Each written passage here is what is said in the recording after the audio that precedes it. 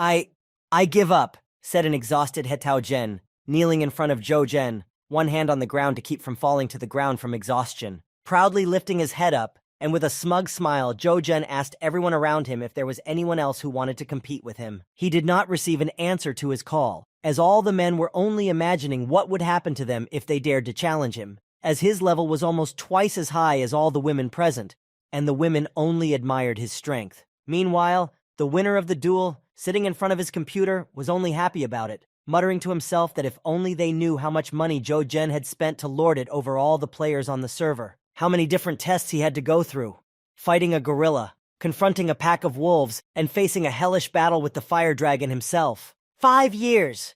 He had to spend 5 long years in this game, and finally he reached his goal.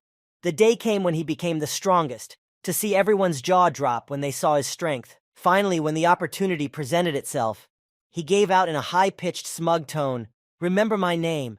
"My name is," the boy said, already imagining the standing ovation and how his name would be heard in all corners of the server. But suddenly something strange happened. The computer started to work in a strange way. Strange lines appeared on the screen, which did not symbolize anything good. Instantly, his expression changed. Instead of a smug smile, horror flashed in his eyes, and the notes of despair could no longer be contained. "It's impossible, it tripled at such an important moment," he shouted. But the worst was yet to come.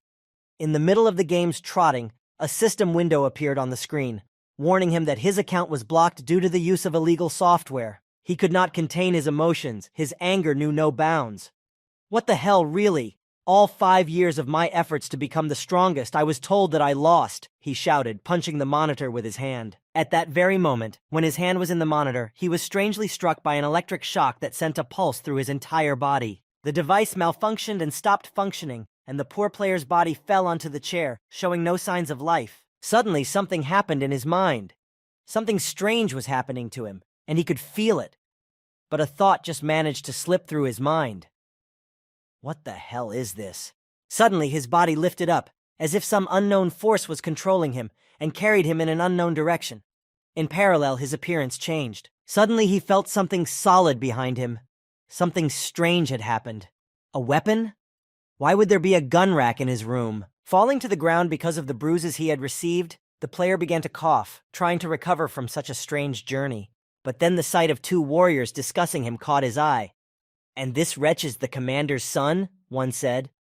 "Lucky you, he can be reborn," the other replied. "Get up!" one of the men who had been discussing him suddenly said in a menacing tone, but Zhou Zhen continued to lie on the ground. "I said, get up, are you deaf?" The man repeated again in a menacing tone, with a look of displeasure on his face.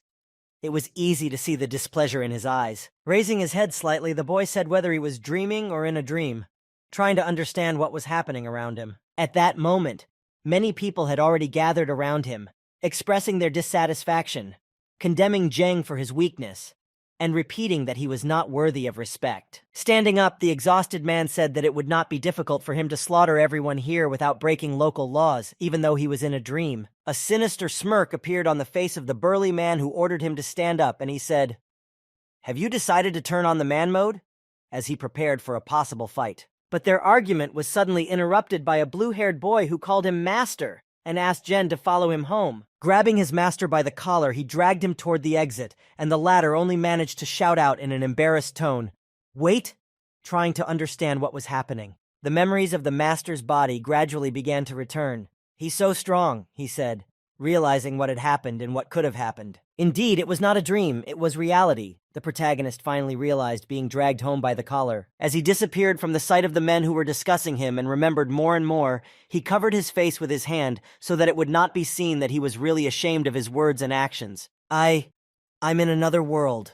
Jen finally fully realized when all the memories came back to him, and he analyzed everything that had happened to him recently. He had been hesitant at first, but now he was absolutely sure that he had indeed entered another world, having received the final memories of this body. This world was very similar to the one he had lived in before he was reborn. But a few decades ago, a large-scale catastrophe called the space storm happened in this world, and it had a great impact on this world, greatly changing the genotype of all living things that were here. And it changed life here. Many people turned into bloodthirsty and cruel zombies as a result of the storm. But thanks to this catastrophe, many people awoke to extraordinary abilities.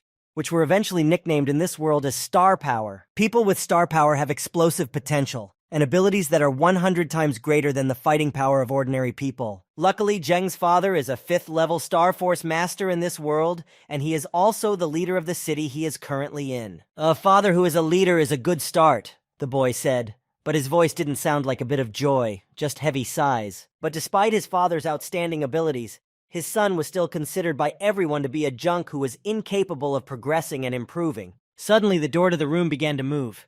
It opened, and the father stood on the threshold and said, "Little Zheng, I'm back." Zheng's eyes showed surprise and incomprehension, wondering if this man was the incredible master, but in his memories he seemed like a very ordinary man. "I heard everything," said the father, patting his son on the head.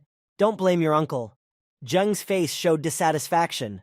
Of course, if it weren't for his uncle, he might not have come to this world. The father suggested that he repeat the technique again, hoping that maybe this time his son would have star power, and he should definitely try, because there is always hope. The father instructed his son to follow the breathing exercises he had taught him to direct his star power in the right direction, as this should help his training.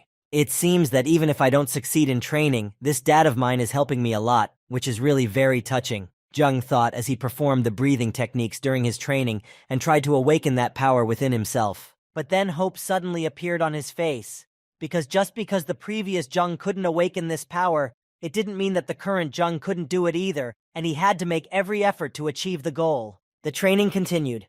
Time passed, but the training continued. And now 2 hours have passed since it started. 2 hours of training had passed, but no changes had occurred. The guy was very confused and no less disappointed, because so much time had passed and he had not felt that star power. At the end of the training process, Zheng was already lying on the floor, disappointed that he hadn't succeeded, and apologizing to his dad. "I'm sorry, I didn't reach star power. I'm a jerk." With his nose down, he could do nothing but stare at the floor, but his dad did not lose hope and tried to encourage him with words of support that it was not so bad, it was nothing to be afraid of, and there was no need to be humiliated. "Even if you don't succeed in your training, there is nothing wrong with that. No one will dare to tell you off with me," his father continued. When he was finished, his father left his room and added that the training was over for the day, and now it was time to get some rest and recuperate. As soon as the door closed, a system window appeared in front of Zheng, asking him to log into the game, which surprised him, because how could this be? "Am I the same level 200 thief from the game?" he wondered, looking at his reflection, trying to understand if this was real. Without hesitation, he decided to log in by selecting the Yes button in the context menu of the system window. After pressing the button and confirming the action, a strange sound was heard, confirming the character's authorization. Seeing such a beautiful girl in front of him, Zheng was very confused and did not know where to look so as not to give away his confusion. Meanwhile, the girl was looking at him, not realizing what was going on. Finally, Zheng stood up abruptly and turned to her. "Guess what I'm going to do," he said, reaching his hand to the girl's cleavage. After training, Zheng stood up, taking his weapon with him, and let it out to guess what he was going to say now. But his friend was only glad that the master was in a good mood. Also, his physical skills table looked like this. Level 1, Class Robber, Strength -29. Physique 10, Resistance 10, Agility 35, Experience 0.5. If these are indeed the characteristics of a robber, then Zheng is only at the first level. After selecting this item, a menu with skills, a weapon shop, horseback riding. Where does horseback riding come from? That button to quit the game. Zheng was very interested in the section labeled skills, so he prioritized looking at that section first. He could only bring up the skill tree with his level and ability. After bringing up this menu, he began to look through it. One of his skills sounded like he could see a target's weaknesses, but this skill only worked on creatures below level 10. He thought about it. It seems that this system only has his skills and the characteristics of his previous game character, but only the first level. Well, am I not a nobody? And this isn't a game at all. How can I raise my characteristics and level? Said Zheng, with an aura of frustration covering his entire body. Suddenly, there was a knock on the door, and a woman's voice said, "Sir, dinner is ready," to which he replied that he was not in the mood and would not be going to the table. The door opened, and a girl entered his room, insisting that this would not do, as he knew that most people outside did not even have the opportunity to feed themselves. Zheng repeated himself in an angry voice. "I already said," raising the back of his head up towards the girl, "I'm not in."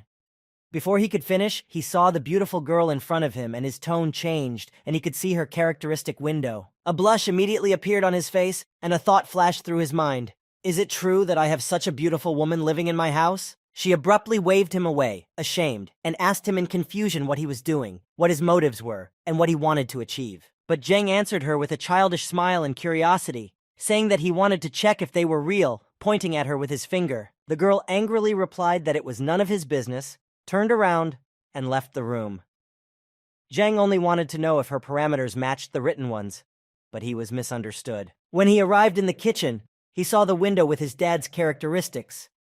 He could see his characteristics, but the level was too high for him to recognize them. If everything was as he thought it meant only one thing.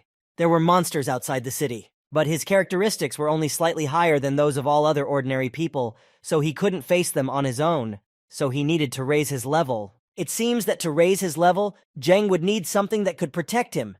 So he went to the city to find armor and analyze the characteristics of other people. While walking, he met Lan Shi, the blue-haired guy who had saved him on the first day. He told him that the master had told the young master not to participate in the training, but he had come here anyway. Zhen, ignoring everything Lan Shi said, only asked him if there were any weapons here. Weapons? He asked in surprise. Arriving at a certain location, Lan said that they were now at a shooting range and, "You, young sir." But he was not allowed to finish. He was immediately interrupted by someone who was already present at the shooting range. It was a somewhat exaggerated tone, mocking. "Wow, what a rare guest." It was Yan Baishun who was training here. He continued, "Does young Mr. Zhou have some free time?" he said mockingly. Behind Yan, his friend began to mock him. "Don't you understand what's going on here at all? Are you refusing to be a soldier so you can practice shooting?" But Yan waved his words away, denying it. "Mr. Zhou, don't pay attention. He's just joking," as if he didn't really feel the same way. But Zhen didn't take his words seriously, and in a joyful tone he said, "He's right, I really came here to shoot," which surprised the bully. He took a prone position and began to practice, while behind him people began to discuss that no matter how good a weapon is, it is no match for a warrior's skill, and that he should have fun while he can. "Mr. Yan, I really enjoyed shooting. I think I'll take this weapon and play with it later." And his friend thought, "The owner liked it, that's good." "Captain, this guy took not only the gun, but also a lot of ammunition," said one of the bullies. "So what? He's just a jerk. Let him have a few days of fun," came the reply. Walking along the broken road, surrounded by an endless field, Lan Shi told his host that the exit from the city was ahead, and he was told that he knew about it. But then his friend stopped Zhen, explaining that it was very dangerous to leave the city with only a rifle, so maybe he shouldn't do it. "Don't worry, I just want to kill a few zombies to see if my level goes up," said the owner. "Level up?" said Lan, surprised. "This wall protects us from various beasts and zombies. The other side is hell," said she. Zhen was so impressed by its size that he only expressed surprise at how tall it was. Suddenly someone jumped from the top of the wall. It was a burly man holding a machine gun. Landing in front of the boys, the man kicked up a spectacular wall of dust around him, through which he was barely visible. It was Shu Li. He asked the boys what they were doing here and who allowed them to come here because it was dangerous. In response, he heard from his nephew that they had come here to help their uncle kill various monsters and zombies. With a big smile on his face, his uncle began to pat him on the head, laughing and saying, "Did you come to kill zombies, little one? Don't make me laugh, get out of here." But suddenly someone interrupted their dialogue and a cry of alarm came from the wall, saying that the zombies had broken through the defense. The uncle was about to run to defend the wall when his nephew stopped him. He was serious, and his eyes showed confidence and a desire to achieve more. "Uncle Shu, I know that you all are looking down on me, but could you please let me demonstrate my shooting skills just once?" Zheng said in a pleading tone, trying to persuade his uncle. His uncle's face showed interest, but also a premonition that something incomprehensible was about to happen, and a thought flashed through his mind. "Is this guy really?" As he watched his nephew's actions. Zhen took a comfortable shooting position, adjusted his sights to make it easier to hit the targets, and held his breath and began to aim at the targets, squinting one eye. Meanwhile, my uncle did not take his eyes off him for a second. Looking through the sights, the boy began to search for the best place to hit the target, the most appropriate place to neutralize it. The sights were in many places on the victim's body, and it seemed as if the place of the shot had already been chosen. "Yes, are these the zombies? I can see their standard of living, but will I get experience points for killing them?" This question bothered the boy the most, because that's why he decided to do this. After aiming for a long time, Zheng finally fired, but his first shot hit the zombie in the arm, and this hit took very few health points off the monster. proving that this location was ineffective for destroying the target. "I believe in you, Master Zombie Killer," the uncle shouted, encouraging his nephew. The arm shot takes too few health points," the nephew said, embarrassed, as he fired his first shot. Jen started to aim for the second time, exhaling and holding his breath. He decided to use the skill of scanning the opponent's vulnerabilities to find a really effective place to hit the target. And instantly, red rings appeared on the monsters, indicating the monster's weaknesses. They were located on the joints of the arms and legs, and accordingly, on the most important part of the body, without which it could not function, the head. After hitting and neutralizing the enemy, the guy was pleasantly surprised to see a notification flashing above him that he had been awarded 100 experience points for destroying the monster. Opening the window of his characteristics, he saw that his data had changed. He was not mistaken. He could indeed gain experience to level up his level by destroying monsters. Knowing that the level is raised for a kill, he immediately decided not to stop there and continue to follow his goal. And so, the next zombie was already destroyed by a direct hit to the head. After entering the effect state, he destroyed enemies non-stop, one by one, and now the next target was brought down by a shot to the torso, tearing the target in half, for which he received another 100 experience points. Eventually, after a series of destructions, a level-up icon appeared above the boy, and a flaming aura appeared around him. "So this is what it feels like to level up," the boy said, once again experiencing what he had been trying to get for so long, and what he had been working hard to achieve for so long. "This is even cooler than a spa," he said, feeling with every cell of his body these incredible impressions, and the feelings that permeated and enveloped his entire body, which he enjoyed with joy and pride, because he really deserved it. Seeing his nephew's skills, his uncle praised him, saying that he saw potential in him, although he still needed to practice, and he received a thank you from his nephew for the compliment. "It seems that when I get to the next level, I start glowing with a blue flame, but others don't notice. My stats have also gone up," Jen said as he looked at his stats window. "As you level up, not only do your skills increase evenly, but you also have free points to upgrade what you need most, so he decided to take advantage of that. I'll add 3 points to my agility and 2 points to my strength." Suddenly, one of Zhu Li's squad called out to his commander to report a find. It was a star crystal that was found in one of the destroyed zombies during the examination of the monsters' bodies. Zheng immediately rushed to the body. When he arrived, he asked if he could get this crystal out of the poisoned zombie body, and was told that he was very lucky, because finding a crystal in monsters is very rare. Star crystals are divided into white, blue, green, purple, orange, and red. If we take white crystals, for example, they are divided into 3 ranks: low, medium, and high. These crystals are the currency among warriors. They are much more valuable than ordinary money. "1 crystal of the lowest rank is enough to feed 1 person for a whole week," said the uncle. The crystals are also classified according to a hierarchy. 10 lowest equal sign 1 medium, 10 medium equal sign 1 highest, 10 highest white equal sign 1 colored lower crystal. "Uncle Shu, exchange this crystal for a few packs of cigarettes for your team," Zheng said, throwing the crystal into his uncle's hands, surprising him greatly. On the way back, Jen decided to postpone the shooting practice for a while, and his uncle's teammates were only surprised because they did not expect that his nephew, whom everyone considered to be worthless, would actually turn out to be such a good person. Half a month has passed since Jen first came to the wall. The story begins again in the same place where it ended last time. After this period of time, the boy has improved his level quite a bit. It has doubled, and his stats are as follows. Level 4, Strength 45, Physique 26, Resistance 81, Agility 55. After spending half a month at the wall, the uncle asked his nephew if he had really given up on his self-improvement and decided to spend his time here, and he received the answer that no matter what the fighting skills, everyone is still full of bullets. "That's all nonsense. We're just lower-level warriors. They say that 6th-level warriors aren't even afraid of bullets," said my uncle, looking thoughtfully at the sky and exhaling cigarette smoke. "Well, that's something to think about," Jen said, and was told not to take it personally. Watching what was happening outside the wall, Jen suddenly stood up when he saw the patrol car his father had taken to scout the area outside the city that morning.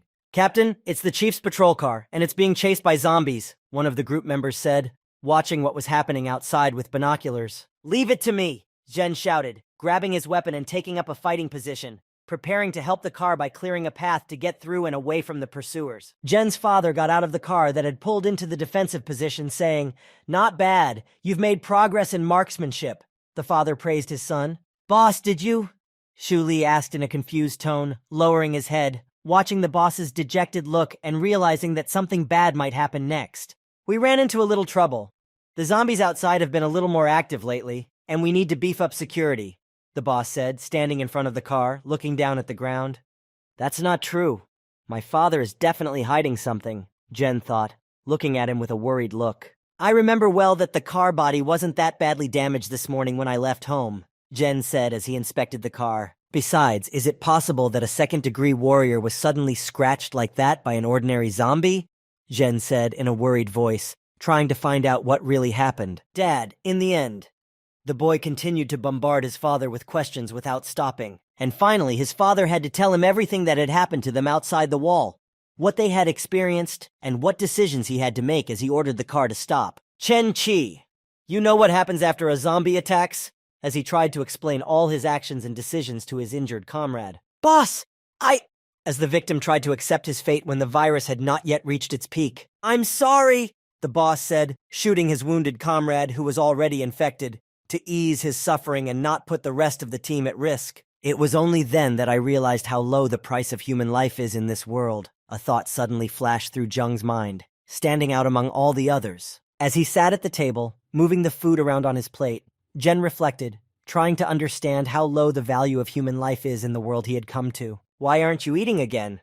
Asked Su Junwen in a sad voice, lowering her head. Huh?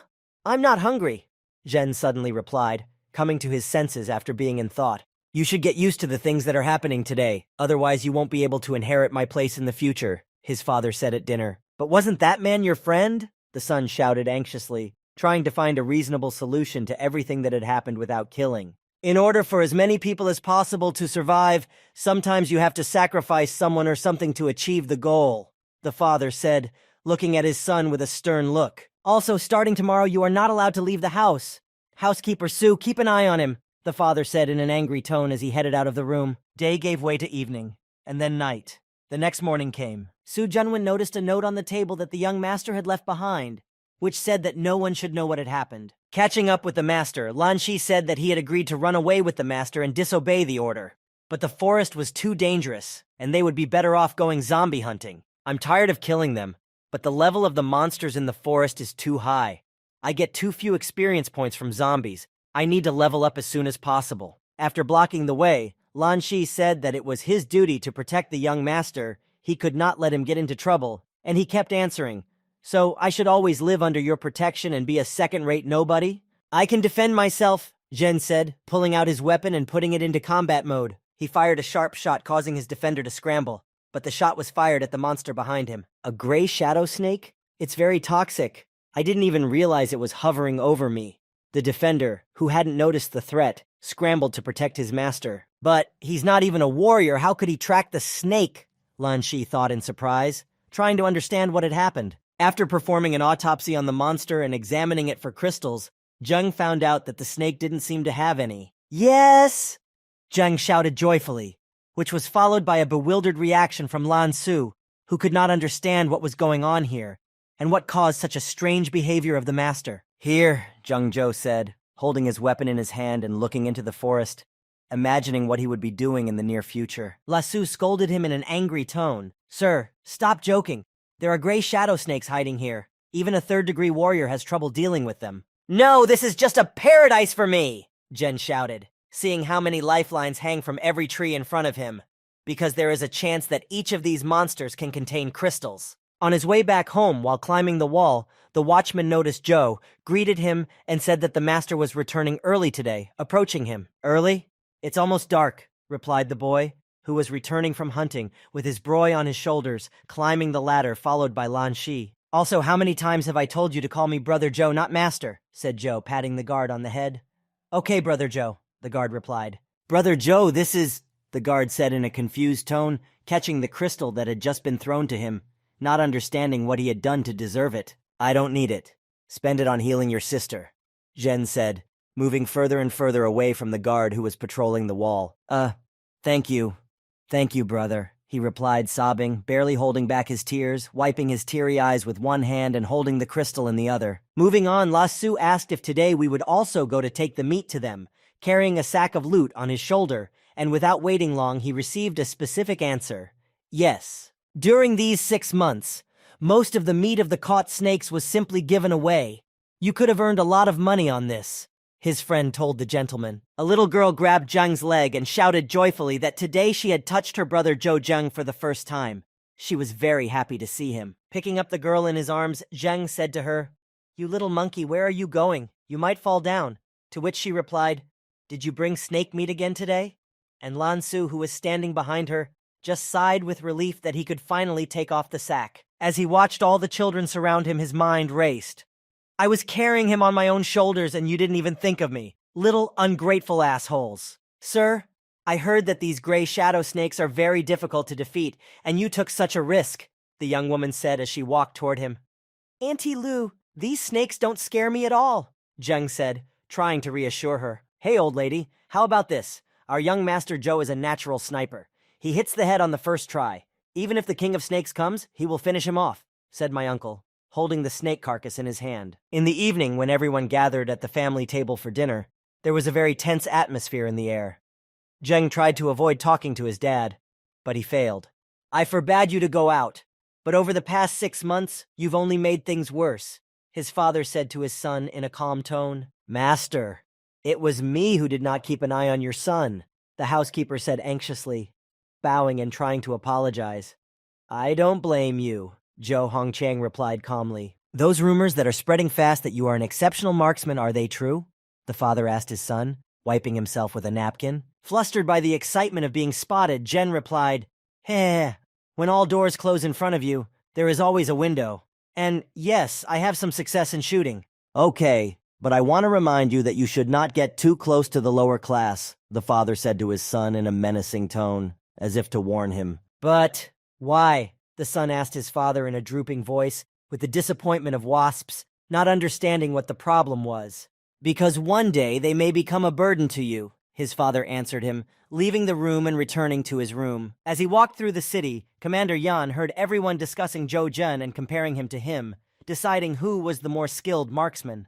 "Mr. Zhou doesn't miss. I choose him," said one of them. "I also choose Mr. Zhou. He's a very good person too," said another man in the group discussing the candidate's skills. "What kind of a jerk is being compared to me? I'll show you who the real sniper is," said Commander Yan, furious in his head. "Mr. Zhou?"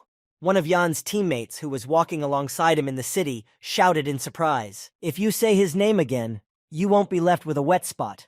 The squad leader aggressively reacted to his comrade. "But Commander, it's really him," he said in his defense. "Good morning, Commander Yan." Zhou greeted the commander with a smile on his face. "Oh, what a coincidence. I was just on my way to see you, Mr. Zhou," Yan replied, barely able to contain his anger and forcing a smile. "It's a great day for hunting," said Zhou, ignoring Yan's words as if they were not there and walking past him. "Zhou, I'm actually talking to you." Commander Yan aggressively drew his attention to him. "Oh, you're talking to me?" said Zhen, yawning. "Mr. Zhou, according to the latest rumors, you are an excellent marksman," Yan said. "Don't exaggerate, it's just because of the leader," Zhen said. "I wonder if I can compete with you in accuracy," said Yan in a provocative tone. "Nothing. You will soon see who is the best marksman in the world." "I don't have time for this," Zhen replied, continuing to walk about his business. "What?" Yan replied angrily. "How about a bet on a piece of green crystal? You are the son of a chief, won't you accept my challenge?" said Commander Yan, trying to provoke. "And what is the competition?" said Zhen with a pronounced seriousness. "Well, how about shooting at moving targets?" suggested Yan. "That might be too boring," Zhen replied, shrugging his shoulders. "Then what do you suggest?" asked Yan. Zhen confidently suggested that they go hunting outside the city, and the one who brings in the most precious prey will be cut. Yan's voice was disturbed, and he said in a worried voice, "What, outside the city?" Fear flashed in his eyes, and a cold sweat broke out on his forehead. "Very well then, we will start in exactly 1 week. Mr. Zhou, prepare well," he said with self-confidence, hiding his fear. Sitting on a tree in the forest, Lan Shi called out to the master, "This Yan Baixun is a hypocrite and a very treacherous person. Don't let his appearance fool you."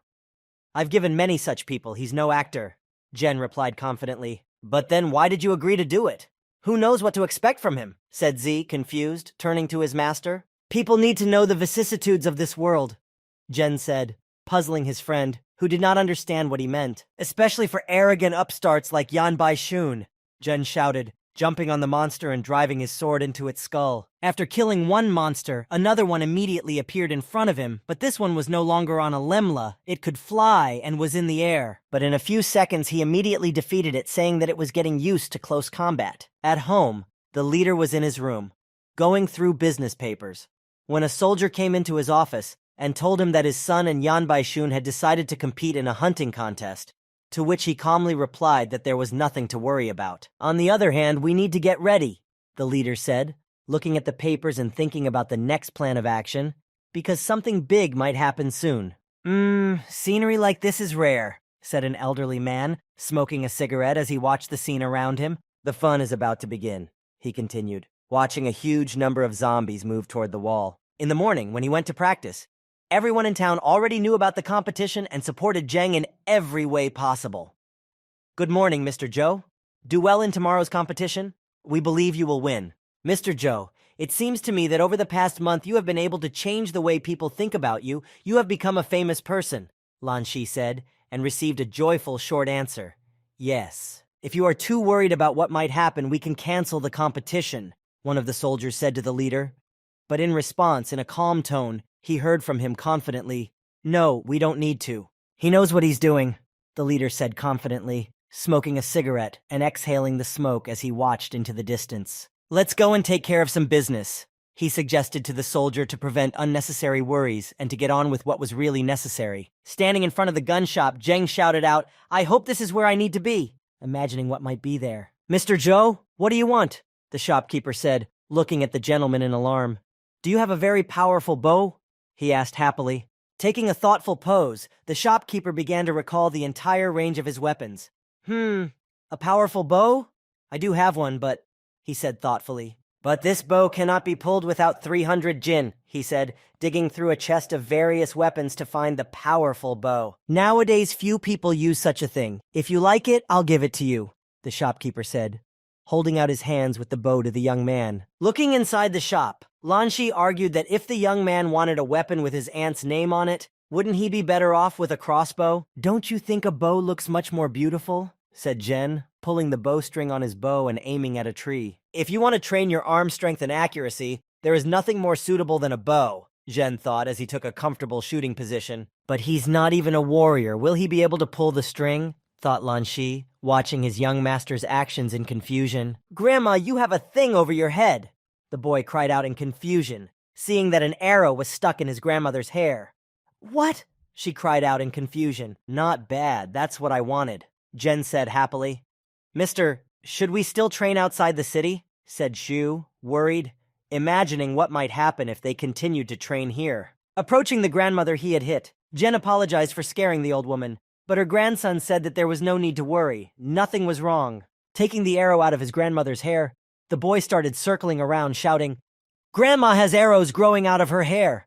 Arrows grow out of my grandmother's head. Suddenly, the owner of the armory grabbed the boy by the skin of his teeth, taking the arrow from his hand, saying, Kid, don't run around with that dangerous thing in your hands. After getting out of town, Zhen continued his training. His next hit really hurt Shi because he hit a fly. Are you kidding me? He exclaimed in surprise. Sir, you did hit it, Lan Shi said, marveling at his master's abilities, and the latter just sighed in relief. Opening the ability window, Zhen said happily, Finally, the 15th level. Now I guess I can unlock 2 new skills. Oh, these abilities were very effective in the game, but I don't know how effective they will be now, Zhen thought, wondering which one he should choose. Lan Shi, are there any monsters that are older than flies? Asked Zhen, tossing the knife in his hand. Sir, what are you trying to do? He said anxiously. I didn't realize there was a bamboo forest here. What a beautiful view, Zhen said, walking straight into the forest. Sir, the 2nd level sword boars here. Even 4th and 5th ranked warriors don't mess with them. You've had your fun, and it's time to go home. Lan Shi was embarrassed to dissuade his master from his plans. Suddenly, Zhen stopped abruptly. Somewhere in the distance, he saw one of the sword-bearing boars running furiously toward them. To prevent the boar's attack, Zhen jumped back sharply from the boar, and it simply slammed into the ground with its tusks. Sir, run away! Lan shouted bravely, defending his master, but in response he heard in an angry tone, Don't stand in my way! Get out of my way! Barely able to keep up with the young master's movements, Lan wondered how fast his friend was moving. having seen his movements. Using his new ability and surrounding the boar on two sides, Jen shouted, "Double attack!" Stab in the back followed immediately after, and the aggressive monster's life level immediately began to rapidly decrease to the minimum level, and then dropped to 0. Having lost all of its health, the monster's carcass fell to the ground with a loud crash. After defeating the enemy, Jen proudly walked toward his trophy. "Well, that's it," said Jen, thinking. "It seems that these two skills are very useful here," he rejoiced, having defeated such a formidable opponent. He's definitely not a warrior," Lan Shi thought with a surprised look after seeing everything that had happened. "And you're the one dragging the carcass," said Jen carelessly, rubbing his knife. After hauling the carcass home, the housekeeper cooked the sword boar for dinner, and the family gathered around the table to enjoy it. "First it was shadow snakes, and now it's sword boar. I don't even know whether to praise you or punish you," said my father in confusion. "Better tell me if you can lend me some star crystals or gold," said the son, chewing happily on the boar's meat. "There's a competition tomorrow. I can bet on myself, right?" he said to his father, smiling and not looking up from his meal. Standing at the gate, the two boys were discussing their captain, Yan. "The captain has been training like crazy lately," one said. "Captain Yang is taking this too seriously. It's just a bet," the other replied. "I'll win and not just the argument," said Captain Yang, sweating from his training and breathing heavily. "A third-ranked warrior." The captain looked at the results of his hard training with his mouth open in surprise. "You'll see. This low-life Zhou Zheng is no genius," Yan said, happy to have reached such a high rank, and his body was enveloped in a fiery aura of leveling up. And so, the day of the competition arrived. A lot of people gathered around with different posters with cheers and words of support for the participants of the competition. "Oh, Commander Yang is so beautiful," the girls from Yang's cheerleading squad shouted. "Commander Yang, we are rooting for you," shouted a teammate from his team. On the other side, there were locals supporting Zheng. "Little Joe, cheers, cheers, cheers, go!" his grandmother shouted. "Little brother, you will definitely win," children in the crowd shouted. "Mr. Zhou, you have good support," Commander Yan said smugly to Zhou Zhen, already imagining how he would win. Approaching his fans, he put his hand on the head of one of the children and asked, "Kid, did you bet on your brother?" "No, I don't have any money," the child replied anxiously. "Here, bet on me," Jen replied, placing a medium-sized white crystal in the boy's hands. "Okay," the boy replied. "Hey, how can you force a child to be tied up in a pabina?" said Commander Yang to Jen in surprise. "Calm down. He's only going to place a bet. How can that get him into anything?" asked Jen.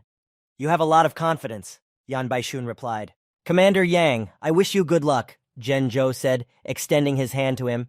"You need it more," he replied insultingly. "Both sides have agreed that the level of weapons does not matter. Only the value of the loot will determine the winner," the judge said into the microphone. "If no one has any objections, let the hunt begin," the judge said, signaling the start of the competition between the participants.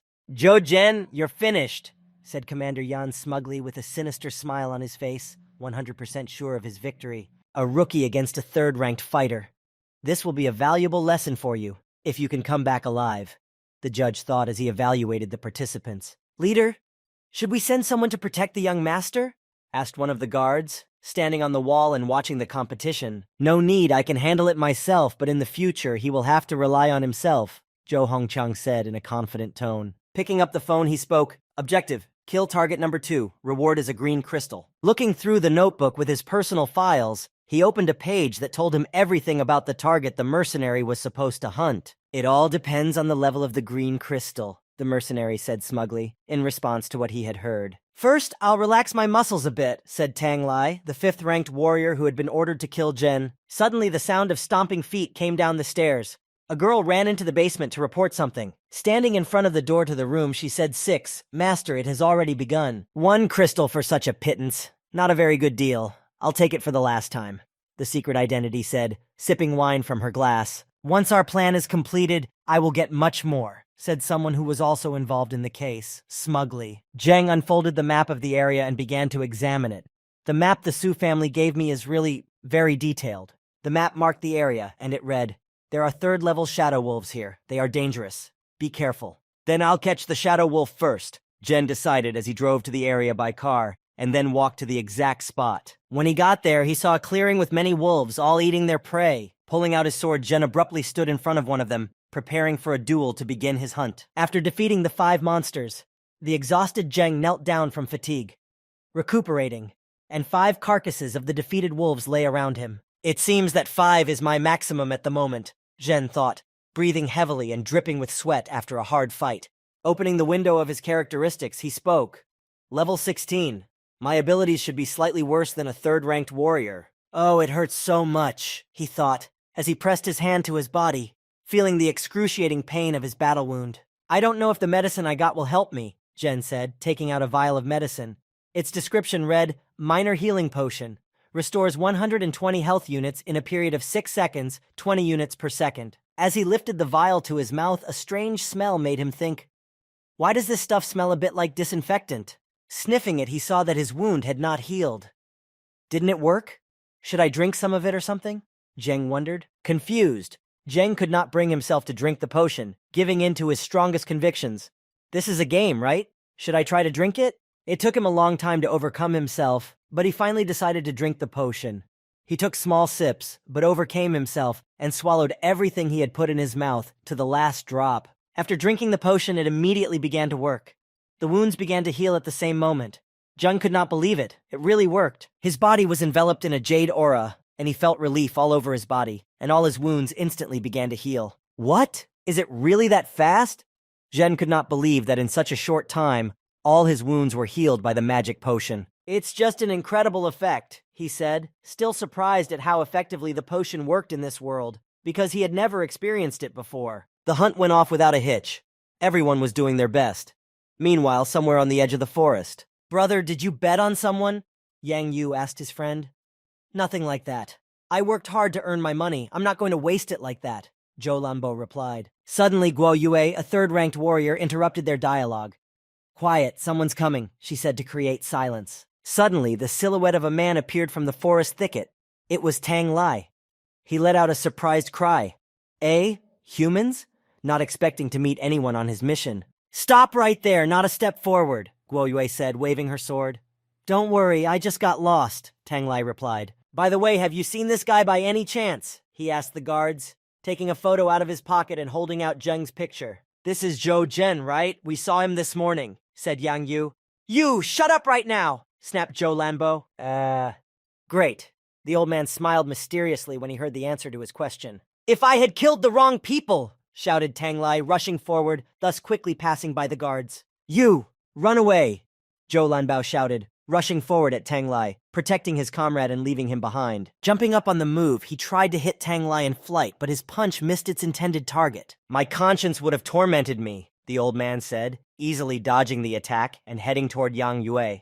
But why? He asked in a frightened tone. Because I don't like to leave any witnesses or traces behind, said Tan Lai, about to slap Yang Yue, who was already trembling with fear. When did I catch a cold? Zheng wondered as he sat on a branch of a tall tree, tracking down his next target. I think it's the boss, he said happily when he saw a large predatory animal come into view. But my equipment is broken. I can't take on the boss, he said in disappointment, looking at the weapon he had recently used to fight the Shadow Wolves. It's already 1 o'clock in the afternoon. If I don't find some valuable prey, I'll really be considered a nobody, he thought, deciding to look at his watch to see how much time he had left. As he looked around, he suddenly saw someone moving in his direction.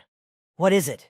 A man? He wondered. His life scale is red. Has he come to kill me? Zheng wondered, watching him from a safe distance. He's not here. Did I imagine it?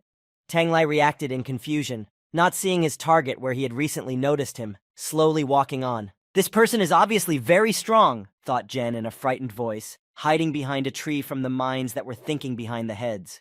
Cold sweat broke out on his body. Obviously, this person came for me. Someone wished for my death, Zhao Zhen began to think in his hiding place, holding a knife in his hand. But the one who attacks first wins, he thought with a burst of courage, coming up with a plan to neutralize the most dangerous opponent. By throwing a coin into the air to a considerable height, he tried to distract Tan Lai's attention. He succeeded. The bounty hunter was confused when he saw something hovering in the air above him. You? The hunter reacted sharply to the unexpected attack, deflecting a sword strike right next to his head. But even though he was able to defend himself from critical damage, Zheng still managed to wound him slightly, leaving a small cut on his left cheek.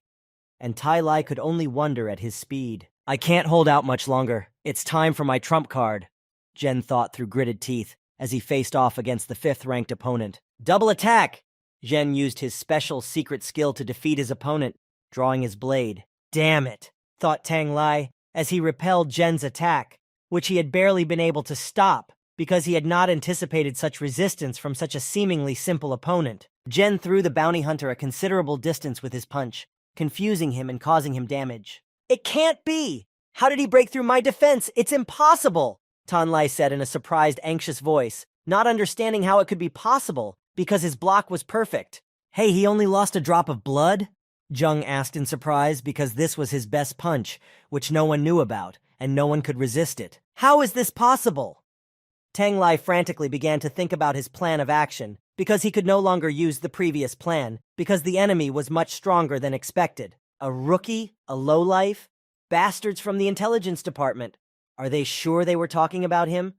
I almost died just now, Tang Lai thought, boiling with anger after the repelled attack. Did Yang Baishun send you to kill me? Asked Zhen, trying to get in touch with his opponent to find out who ordered him. You're much stronger than I expected, but a man who is about to die doesn't need to know that much, Tang Lai said as he applied a martial skill to his sword. With a single swing of his sword, the bounty hunter only cut through a thick tree, which would require considerable strength to repeat, but he was unable to reach Zhen, who managed to dodge the attack. Having dodged the blow, the boy jumped back, thinking that he could not win this fight, so he needed to at least hide from it now. You hide well, but you can't escape, said Tan Lai, tracking his opponent's whereabouts, looking around him. Peeking out from his hiding place, Zheng decided to scan his opponent's weaknesses to see where he could attack most effectively. After scanning, the results showed that the most effective places to target were the knees, hands, heart, and directly to the head. Without hesitation, Zhen decided to try his luck and hit the head from the enemy's blind spot.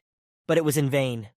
The enemy repelled this attack from the back. With a slight swing of his sword, the bounty hunter easily deflected the attack, thus pinpointing the direction of the gunfire and locating Zheng. Obviously, you have no idea how high the physical fitness level of a 6th-ranked martial artist is. I can dodge this bullet with my eyes closed, said Tang Lai. Seeing how different his opponent was, Zhen didn't want to take any chances, and decided it was time to call in the helper. Jumping out of his hiding place, he started shooting in Tan Lai's direction to distract him and prevent him from getting close to him quickly. When he noticed Zheng, the hunter immediately decided to go for the kill, because he is a swordsman, and fighting at a distance makes no sense for him. So he needs to get as close to his opponent as possible. When Zheng finished shooting, he immediately decided to run away. But Tang rushed after him, shouting, "You can't run from me!" Running away from the Avenger, Zheng reached the edge of the cliff and immediately jumped off it without even thinking for a minute. It seems he had a plan. As he reached the cliff, Tang Lei shouted after him, "Goodbye!" and rushed off the cliff right after him. Again, he used his deadly technique. He took up the sword with both hands to make the force of the blow even stronger. When Zheng landed, he was surrounded by 3rd-level shadow wolves, but he didn't seem to be bothered by this. Everything was going according to his plan. Double attack! Zheng used his strongest technique, slashing the monsters one after the other. Stab in the back! He continued to slash his enemies, sparing no effort to break through the crowd of angry monsters to the exit of this hellish circle. Are you crazy? We're both going to die here! Tang Lai shouted at him, marveling at his crazy actions as he stood in front of the crowd of angry shadow wolves and looked death in the eye. Let's see who dies first, the bounty hunter shouted in a calm tone, swinging his devastating sword in different directions, crushing his enemies. Suddenly, all this noise reached the leader of the pack, who was lying quietly away from everyone else. Their actions disturbed his majestic sleep, and he could not accept it. Rising up, and bristling with anger at being awakened, the majestic pack leader walked toward Zheng and Tan Lai. As he approached the murderers, they immediately cleared the way so that he could get closer to the impudent strangers to teach them a deadly lesson about not waking him. Noticing that the leader of the pack was getting closer and closer to them, Zheng noticed a small gap between the wolves through which he could try to break through. You've cut off your own escape route, but it won't be difficult for me to get out of here, said Tang Lai, realizing what Zheng was trying to do. Is that so? Said Zheng with a crazy smile on his face, holding a grenade in each hand to open the way for him to retreat. Shall I make it harder for you? The boy said, detonating the grenades. They were not live ammunition, but smoke grenades that would allow him to retreat. Zhou Zheng, you, the bounty hunter said, waving his arms and coughing, trying to get rid of the smoke that was blocking his entire view. When the smoke cleared a little, Tan was surprised to see that Zheng was gone. He was gone. He had disappeared somewhere. Suddenly, from behind the smoke, Tan felt a threat, and he jumped back. At the same second, in his place was a huge paw of the wolf leader, which left a small crater. The smoke dissipated a little, and only Tang Lai remained on the battlefield. along with the gray wolves and their leader, whom he had to deal with or escape from. Meanwhile, Jung Jo was sitting in a tree nearby, drinking a healing potion to restore his strength after a hard battle, watching what was happening below. "Here, have fun," Jen whispered as he watched the wolves and Tan fight each other while drinking the potion. "Get out of here," the hunter shouted, swinging his sword in different directions, killing the wolves one by one for a long time. "Finally, silence. It seems he's already dead," Jung said when the sounds of the brutal slaughter between Tan and the pack of gray wolves finally subsided. The scene on the battlefield looked something like this. The corpses of wolves lay everywhere around the bounty hunter, his sword sticking out of the neck of the leader, who had his teeth in Tan's shoulder. As Zheng approached the leader and Lai, he let out a surprised gasp. Really, how could one person slaughter the entire pack? Such skills of a fifth-ranked warrior? "I'm not to be trifled with," the boy said as he approached Tan's dead body to search it. "He's rich!" Jung shouted, opening a pouch attached to his belt and looking at how many crystals Tan had in his wallet. While sorting through the crystals, the boy came across a strange cylindrical object. "What is this?" he said. What? Is he still alive?" Jung thought, hearing the leader's breathing as he looked at everything in Tan's bag. "Now, I'll put an end to your suffering," the boy said, picking up the blade and slowly approaching the pack leader to finish him off. Meanwhile, everyone in the square was waiting for the competition to end. "Why aren't they coming back?" one asked. "Who did you bet on?" another answered. "Of course on Commander Jan.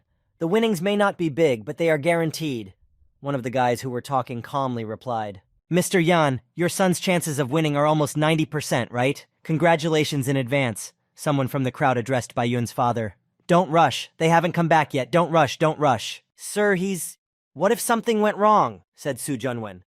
"Don't worry, he'll be fine," Lan Shi reassured her.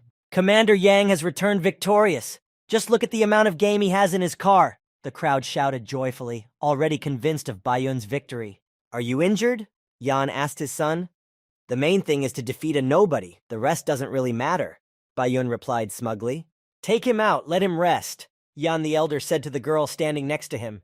"Yes," she replied. "The results will be announced when Zhou Zheng returns," Yang Sr. said, looking at Zhou Hongqiang.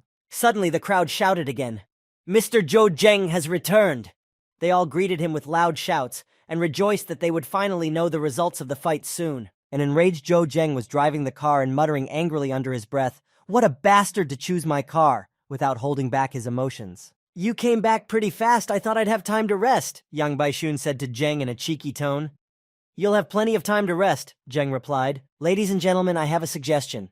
Let's not count the booty of both participants together, but do it separately, don't you think?" suggested Bayun. "Does this kid want to embarrass little Zheng?" sighed Zhou Hongqiang sadly, watching from the crowd. "I don't care, we'll do it if you want," Zheng replied smugly, shrugging his shoulders and smiling at Bayun. "Okay then, let's count my booty and then Mr. Zhou Zheng's booty," suggested Yang. "Let's see how this trash reacts," he thought arrogantly. The host approached Mr. Yang's car with a microphone and said, "And now we will estimate the value of Captain Yan's game." At once Nalup held his breath, and at the same moment he was stunned by what he saw. The people watching opened their mouths in amazement. Walking over to Zhang and putting his hand on his shoulder, Yang said, "Mr. Zhou Zheng, what do you think?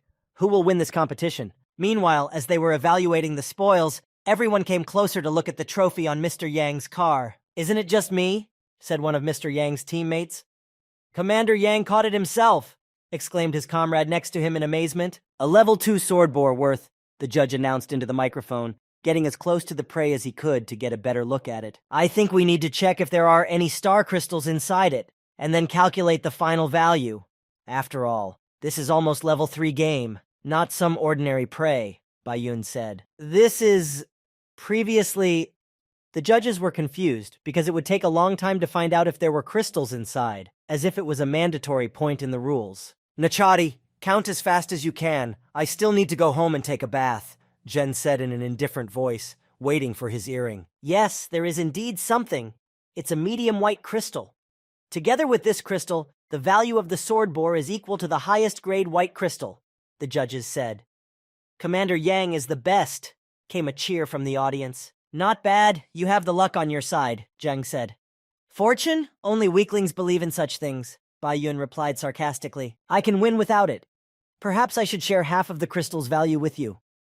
Yang continued to be sarcastic to Zheng. Wow, thank you very much, Commander Yang, Zhen shouted happily with a smile that stretched across his face. You miserable little shit, you only got up because of your gang!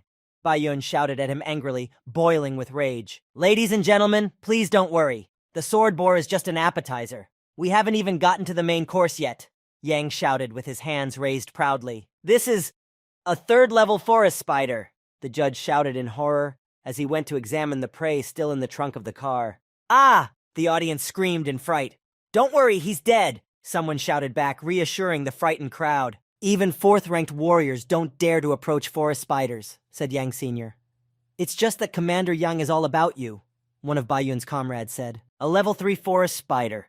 Cost 3 top-grade white crystals, the appraiser said. Wah! Shouted the cheering crowd. Commander Yang, I want to have a baby with you, one of the cheerleaders said from the crowd. Commander Yang! Commander Yang! The cheering crowd was in full swing. He won! He definitely won! The crowd was getting louder and louder. Zhou Zheng, there is a huge gap between us. A nobody can't compare to a genius, Yang Baixiang shouted at Zheng, savoring the triumph of victory. So you consider yourself a nobody? Zheng replied in a calm tone, with a completely indifferent voice, as he was already taking a warm bath at home. Nobodies do nothing but talk, Zheng continued to say, getting to his feet and answering indifferently. Okay, then let's see who's a nobody, Baiyun exclaimed, grabbing the cloak that had covered Zheng's booty. I didn't have much time and didn't catch anything valuable, Zheng said in disappointment. But everyone suddenly fell silent when they saw what Zheng had caught. Taking off the cloak, they saw that the dead leader of the Shadow Wolves was lying on Zheng's car, and Zheng was standing in front of him, the one who had killed him. With his mouth gaping at the top of his lungs, Yang let out a surprised gasp. Only one Shadow Wolf? Realizing that he could not win. A 4th-level Shadow Wolf King? Said Dad in amazement. Young Master was able to kill a 4th-level beast? Replied Su Junwen in awe. It's a level 4 Shadow Wolf King worth 1 lowest grade blue crystal, the judge said, estimating the value of the prey. And how many high-class white crystals can you exchange for such a blue crystal? Came Yang's teammate. You idiot. It's equivalent to 100 top-grade white crystals, he was told. It's crazy, isn't it? Yay, brother Zhou Zheng won! He won! Shouted a boy in the crowd who was sitting on his grandfather's shoulders to get a better view. Mr. Zhou Zhen, the crowd shouted. Defeat! Absolute defeat! Shouted a grandmother in the middle of the crowd, rejoicing in Zheng's victory. It can't be! He was definitely cheating. Even 5th-ranked warriors don't dare to challenge the Shadow Wolf King. How could he kill him? Bai Shun was accusing Zheng. For being able to kill that wolf, I need to thank you. Zheng pointed at young Bai Shun with a smile. Me? Said Commander Yang in surprise. He was very confused, not understanding what the other man meant. To deal with a lowlife like me, you, Commander Yang, called for a 5th-ranked warrior, didn't you? Zheng said, approaching him and flexing his fist to punch him. What are you talking about? It's obvious that you cheated yourself, and now you want to set me up, Baiyun replied in a confused and frightened tone, not understanding what he meant. Son, shut your mouth, Yang Sr. snapped at him. The young master is truly incomparable. When we get back, I will teach this naughty son a lesson, who is unable to admit defeat, Baiyun's father continued. That fat man with the squinty eyes doesn't look like a good person, thought Yang when he saw him. Principal Yang says that with full responsibility. It's just an argument between 2 boys. You shouldn't be so harsh on them, Zhou Hongqiang said as he approached them. Zheng is just lucky. He is no match for your son, said Hongqiang. Ha ha, luck is also important, Principal Yang replied. When he returned home, he angrily pushed the maid against the wall and began to hurl accusations at her. Why is Zhou Zheng still alive? What happened to the Shadow Wolf King? He began to ask her, approaching her in a fit of rage. It seems that those assassins are just a bunch of lowlifes. I don't want to wait any longer. I'll use the other way, said Director Yang, burning with anger at his failure. At dinner, Zheng's dad and his friends sat around the festive table drinking alcohol. Bottoms up, one of them exclaimed. Heh heh, it's bitter. Zheng coughed as he tasted the beer, but his father, smiling, just tapped him on the shoulder. I'd rather have some meat, Zheng said, taking a shin in each hand and holding it over both cheeks. Obviously, it doesn't matter what world I'm in, but alcohol is not my thing, he thought as he chewed on the meat. Congratulations on your victory, his father exclaimed, raising his glass of drink, congratulating his son on the end of the competition and his victory. Dad, Yang Baishun, and that Yang Chuan. Zhen was about to say something when he wiped his mouth with his food, but suddenly stopped. Dad, Yang Baishun, and that Yang Chuan, Zhen was about to say, but suddenly stopped. Wait, I don't know who was behind that killer yet. Any rash word on this topic could cause a lot of problems, he thought, deciding not to continue. Don't take what Yang Baishun said to heart, as if you were being sly. This boy has talent, but he has a terrible temper, and your harsh uncle is raising him, his father said to him. Okay, I'll deal with this on my own for now, Jung decided. This thing, is it a bomb? The boy wondered, looking at the strange thing he had found in Tang Lai's room when he examined his bag of crystals. I think I've been thinking of all sorts of things, Jung said, dropping the thing and hiding when it began to smoke. Maybe it's some kind of communication device. Zheng walked over and picked it up and began to examine it again. Suddenly, the door to his room opened, and Su Junwen walked in, dragging a sack behind her. Huh, you were sent crystals for your bet in the competition, she said. I have to help you. Where do I put it? She asked her master, holding the sack in her hands in a shy tone. No, just put it down. Zheng Zhao answered her in an embarrassed tone as he watched her. Abruptly approaching her, he tried to grab the heavy bag from her hands, but only touched his hands on top of hers, creating an awkward situation. After snatching the bag from her hands, Zheng said, I will carry this heavy sack by myself. But as a domestic worker, I should... She hesitantly objected to Zheng. To me, you're just a girl. You shouldn't limit yourself to your position as a housemaid, Zheng said, smiling at her, trying to ease the tension. But suddenly their pleasantries were interrupted by his father, who appeared out of nowhere in his room. He asked, Xiao Zheng, are you busy? No, not busy, he replied with some disappointment in his voice. Su Kunwen had already left the room as soon as she saw Zheng's father in the room. Today you won the competition and many people stopped doubting you, so it's time to teach you how to run the administrative affairs of our campus, Zhou Hongchang said in a serious tone. I don't want to become a leader, but I would like to ask you for something, Zheng said in a disappointed, lowered voice. What is it? His father asked. Can you help me upgrade my equipment with these crystals?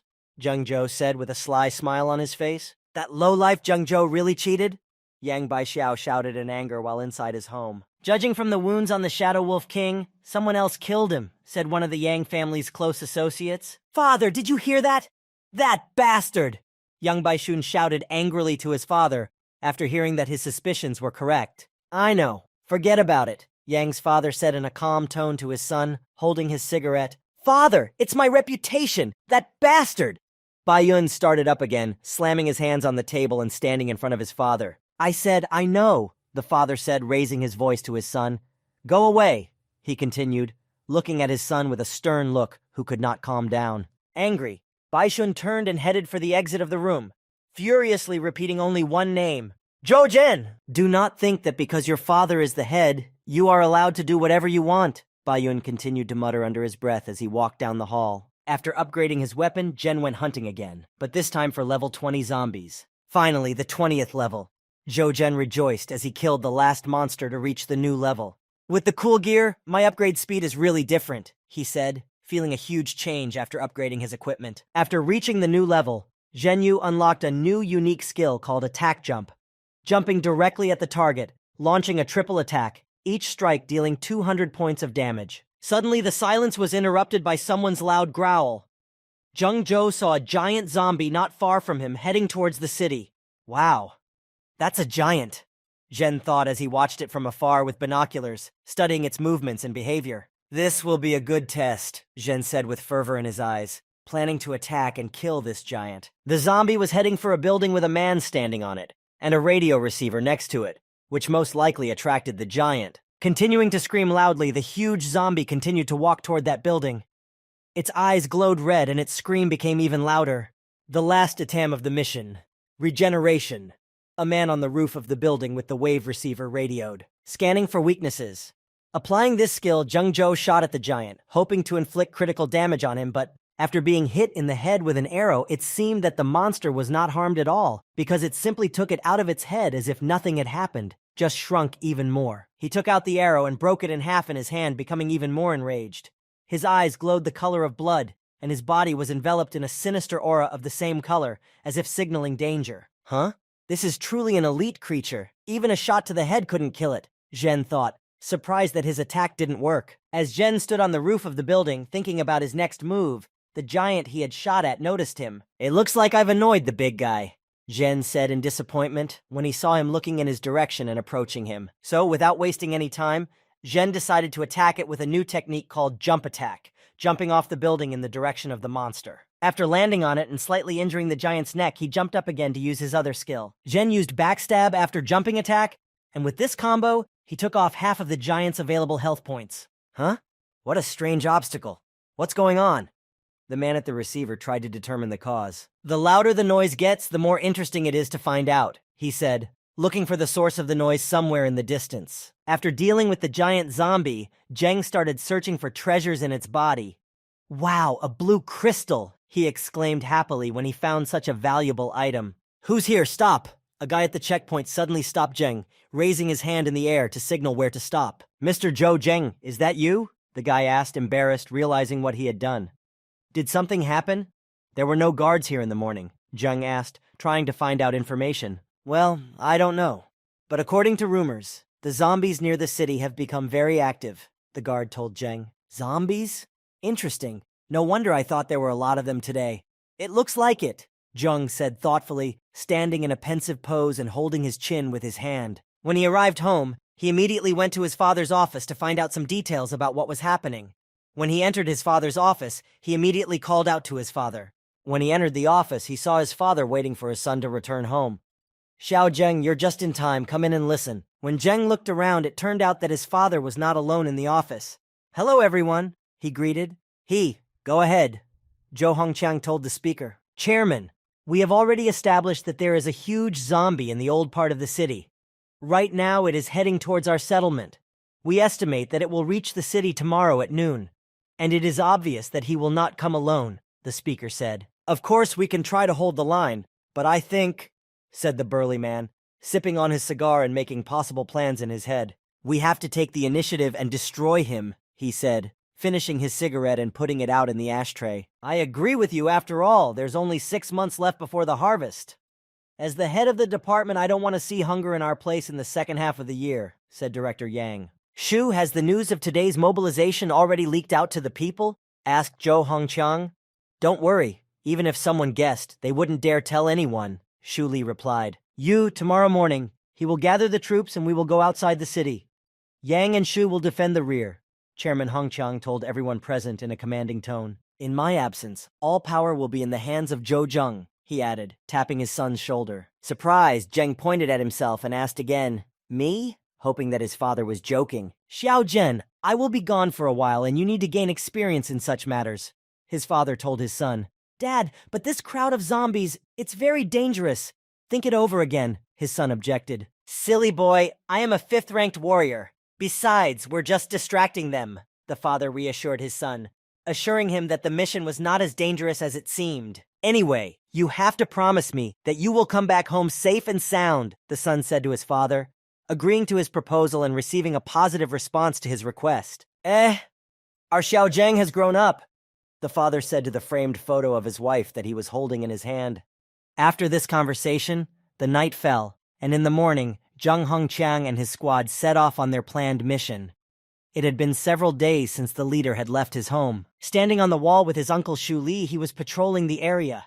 Suddenly, one of the soldiers came running to them, saying that the patrol had returned. Mr. Zhou, leader, we've got trouble, said one of the wounded who had returned. Lan Shi, do you think my father is really in trouble? Asked Jen.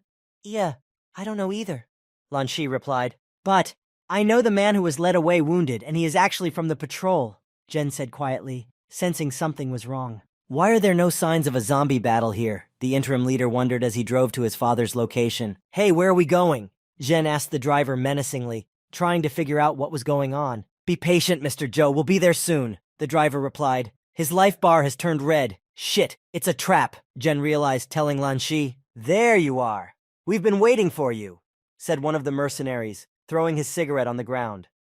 Well, let's get started, said another, holding a sword in his hands. Mr. Zhou, this is your stop, the driver said, turning back with a sarcastic smile. What do you mean? Lan Shi asked the driver menacingly, rising to his feet and piercing the traitor with a stern look. You know what I mean, came the reply from the other side.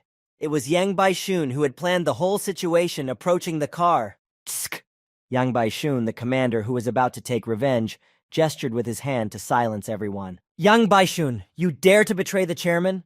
Lan Shi shouted, standing in front of Zheng to protect him. Dog! Yang Baishun kicked Lan Shi's body and threw him back. Who gave you the right to open your mouth? Is the crowd of zombies you're doing? Zheng asked, looking at Yang with a grudging glance. I don't have to answer you. You're going to die soon anyway, Baiyun said, smiling slyly and lighting a cigar. Your father is a very clever man, and we had to work hard to lure him out of the city, he continued, snapping the lighter shut. Lure him out? What are you up to? Asked Jen with a stern look, drilling into the traitors. What do you think? He's been in office for too long. Can't we replace him with someone else? Yang answered, feeling superior, blowing smoke into Jen's face. The weakest of all these people is a second-ranked warrior.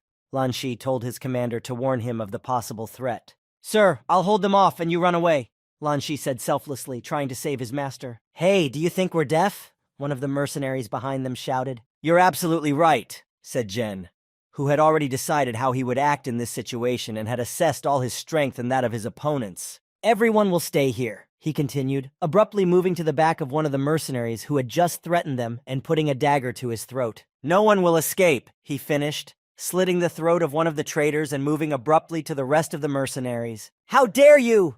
One of the mercenaries shouted as he saw his comrade's dead body fall to the ground. Destroy him! Shouted another from the crowd. Standing aside, the bewildered Yang Baishun could only watch the scene in front of him. He hadn't expected things to turn out this way, and that there would be resistance. You're not an intern, but how? One of the mercenaries shouted, and thoughtlessly attacked Zheng, hoping to finish him off. Who says a trainee can't kill a man? Zheng said without hesitation, slitting the throat of another attacker. Nonsense! He must have injected himself with some kind of drug. Detain him! As soon as the elixir wears off, he will become weak! Yang bellowed, firing at Zheng with the guns he held in both hands. Abruptly closing in on Yang, Zheng threw him to the ground. No way! I'm a third-ranked warrior, Baiyun said in fright. Is rank all that matters? You're in a terrible position, Commander Yang, Zheng said, with a sinister smile on his face. When Zheng put the knife to Yang's throat, he immediately screamed that he could not finish him off now. The whole city is now under his father's control. If he kills him now, Zheng's father will not escape death either. We'll see about that, Zhen answered him aggressively. Where did you take my father? He asked, holding the knife in front of him so that his hand wouldn't accidentally jerk. He's in the eastern part, Yang said, frightened, pointing toward the eastern horizon. In the eastern part, you mean? Zheng said, standing up and looking toward the east. At that moment, Yang was already standing up and took a knife out of his inner pocket to kill Zheng. Noticing that Zheng had dropped his guard, Yang Baishun tried to attack him, but his attempt was in vain. As soon as he tried to attack, Zheng had already used his jump attack ability. The defeated Yang Baishun, lying on the ground, unconscious, could only mutter softly, I'm downstairs. I'll wait for you. When Lan Shi regained consciousness, he asked, Sir, what are we going to do with all of them? As he looked at all the defeated soldiers lying on the ground. Of course, we'll kill these traitors and save my father, Lan Zhen replied sharply as he headed east. There were a lot of zombies, but they all moved in a strange way. Rather, even strangely, their behavior was not like what it usually was. Zhou Hongqiang decided to report it to the others. Lao Yu, the movements of these zombies seem to be... He turned to his friend and wanted to say, but he was not allowed to finish because something unexpected was waiting for him. As he spoke the information he had just learned, the leader felt a strange sense of bloodlust behind him. Sensing the danger behind him, Hongqiang jumped out of the way, thus avoiding the brunt of the impact, but still, Lao Yu's attack managed to wound him. He's tougher than I imagined. You attack with one of these and the victim won't even realize it, the traitor said as he wiped his sword clean of blood. You betrayed me? Hongqiang asked him. Oh, it doesn't sound like it, he said, holding his sword at the ready. But I'm not the only one who betrayed you, he said, smiling ominously and holding up a hand. Enough talk, came a voice from the forest, and the rest of the traitors came out, also about to finish him off. So it's all you two hypocrites? Zhou Hongqiang asked them, not understanding why this happened and why they decided to betray him. What about me? Came a voice behind him. It was Director Yang, who was most likely the root cause of this plot against the leader. Goodbye, Zhou, Director Yang shouted as he threw his shuriken at the leader, trying to finish him off on the spot. Zhou tried to dodge the weapons thrown at him, but in midair he was immediately shot at with rifles. While in the air, he was an easy target for the shooters, but thanks to his skills, he was able to deflect all the bullets in the air by quickly rotating the sword in his hand, as if to make it a shield. As he repelled the attack in front of him, his defense behind him weakened, and at the same moment, Director Yang was already behind him. You can't hide from us, he said, stabbing Zhou Hongchang in the back, thereby attaching the bomb's detonator to him. When it exploded, the blast wave threw the opponents in different directions, causing considerable damage to the leader. Immediately afterwards, before the chairman could recover, Yang fired several shurikens at him, one of which hit Hongchang's left shoulder. "Why? I trusted you more than anyone else," the leader said furiously, ready to kill each of the traitors with his own hands without hesitation. "Trusted? In our world, trust is worthless," Director Yang replied sarcastically, standing in front of him, along with all those who had decided to betray the leader with him. "People who have no power will be losers all their lives," Yang said with a sinister smile and arrogance. "Heh, heh, and you think I'm going to die like this?" the leader replied, smiling hysterically, with no intention of giving up, but only of fighting to the end. "Try to kill me," Zhou Hongchang said with determination and pride, using his devastating technique. "You, hey, come over here quickly," Director Yang called out to his accomplices, knowing what was about to happen, and to protect him. Zheng Hongchang's eyes turned blue, and a devilishly powerful aura appeared around him, which could be heard by everyone in the vicinity, and sent shivers down his spine. "Even though he's my worthless dad, I won't let him die," Zheng Zhou thought as he hurried to help. "Master, the leader's defense headquarters is probably right down the road," Lan Shi told his friend, noticing the fortifications. "Empty health bars, the whole patrol must have died," Zheng thought, drawing conclusions from what he saw with his own eyes. Just before the defense point, he was stopped by one of the patrolmen armed with a rifle. He stretched out his hand in front of him, gesturing for him to stop in front of him. "Ah, Mr. Zhou, the chairman is trying to drive away the zombies right now. Shall I take you to him?" the guard asked, trying not to give himself away. "No need. I'll take you somewhere else first," said the fierce Zheng, who had already realized that he was a traitor along the red line of the patrolman's health indicator. "A traitor can only go so far," said the Zhen, quickly rushing past him behind the guard. "Go to hell," he continued, slitting the throat of another of the traitors who decided to get rid of him. "If I die, I'll definitely take you all with me," Zheng Hongchang said, as he stood on the defensive, waiting for the enemy's next attack to try to counterattack. "You're almost out of breath, and you're still so stubborn," Lao Yu told him, smiling ominously, expecting the fight to end soon. "What are you talking about?" shouted the wounded Director Yang, wanting the fight to end as soon as possible to heal his wounds. "It's time to finish," he shouted, throwing his shuriken in Zhou Hongyan's direction with the intention of finally ending the fight. The leader defended himself with his last strength, defending himself with his sword and jumping back a bit to avoid another attack. But nevertheless, the meerkat's attack reached him, hitting his right hand, namely, hitting his palm, thus making it impossible to hold the sword. When the traitors saw this, they realized that this was their chance. It had finally come, so they could not delay. They had to act here and now. "Die!" the fat man shouted loudly and ran toward them, picking up a dagger that was hidden in his coat for such occasions. Seeing Director Yang running to the attack, Lao Yu also did not sit still and joined him, forming a joint attack. But suddenly, the fat man, screaming in pain, abruptly jumped away from his opponent. Noticing a hole in his stomach, he realized what had happened. "Yu Jianjui, I know what you just thought. If I die, all the grain storages in the city will be burned, and you will get nothing," he shouted aggressively to his accomplice. Then try not to die," Lao Yu said with a sinister smile on his face and a rough voice. "Your time is up, Zhou." Lao Yu tried to deliver the final blow with his sword, swinging it with all his might. When his sword had almost reached the target, the attack was suddenly repelled by someone's shot, which greatly surprised the traitor. Looking in the direction from which the shot was fired, everyone immediately realized what had happened.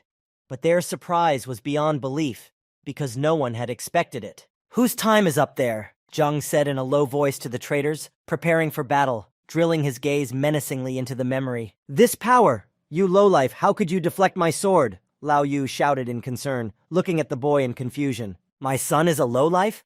I don't see any more lowlifes here except you," the leader said in a joyful voice, seeing reinforcements on the horizon. "Zhang, help me grab Yang Chuan. I'll deal with these two lowlifes and help you," said the father to his son, who was standing next to him. "Don't worry," Zheng said, smiling happily, looking forward to the exciting battle that was about to take place. "Drink this," Zhen said, handing his father a vial of the healing potion he was also using frequently. "I've just played with your son, and now it's your turn," said Zheng angrily, slowly advancing and closing the distance between him and Director Yang. "What did you do to Bai Shun?" he asked in confusion, holding his shuriken in his hand, as if preparing to run away at any second. "What do you think? You two have done so much wrong. And you still have the nerve to ask?" the boy replied, continuing to close the distance. Realizing that his shurikens were only effective at a distance, Director Yang decided to take advantage of his distance advantage while he still had the chance, throwing them at Zheng and yelling, "Die! You hit from a distance? What a weakling you are," Zheng said, deftly dodging all the knives that were fired at him. When he got close enough, Zheng used one of his skills to finish off the traitor. It was the double attack. It was impossible to block, especially in Yang's position, because he had lost his arm in the battle with Hong Qiang. He was able to block the attack from above, but the attack on the body was clear, causing a lot of damage. After Zheng completed the attack, Director Yang was able to close the distance between himself and his opponent a bit, and he had a free second to call for help from one of his accomplices, He Yanqing. He Yanqing immediately joined the fight after the call for help, and immediately drew his sword and stabbed Zheng. But it seemed so only to him. His attack missed its target. His speed was too slow, and Zheng was able to dodge it easily. Immediately after Zheng dodged, he launched a serious counterattack that took half of his opponent's health points. When He Yanqing regained his senses, he swung his sword to try to wound the boy, but only raised a column of dust around him, and he was confused because he had lost sight of his opponent. "Farewell, traitor!" came from behind He Yanqing. Zheng had already swung his blade, holding it with both hands, and was ready to deliver a crushing, decisive blow to the enemy. "Brother, what's really going on? Why are you forcing us to go inside?" asked the old man, who was being evacuated to a safer area. "They say a large crowd of Zomi is coming. It will be safer if you stay in the city for these 2 days." "Don't worry, everything will be fine," the soldier told him. "Gather around. While the chairman is sacrificing his own life outside, we have to protect our homeland," said Shuli's uncle, commanding the whole evacuation process. "I hope old man Zhou is okay," Shuli thought as he continued to do his job. Meanwhile, in the Zheng's house was their domestic worker Su Junwen, who was as worried about her owners as anyone else and was waiting for them to return, looking out of the window. Clutching something tightly in her hand, she kept hoping that Mr. Zheng Zhou and Mr. Zhou Hongqiang would definitely return and that it could happen at any moment. In her mouth was the key to the helicopter that the leader had once given her, in case something dangerous happened. It was an emergency retreat plan. "Junwen, you've been taking care of little Zheng for so many years, like a little brother.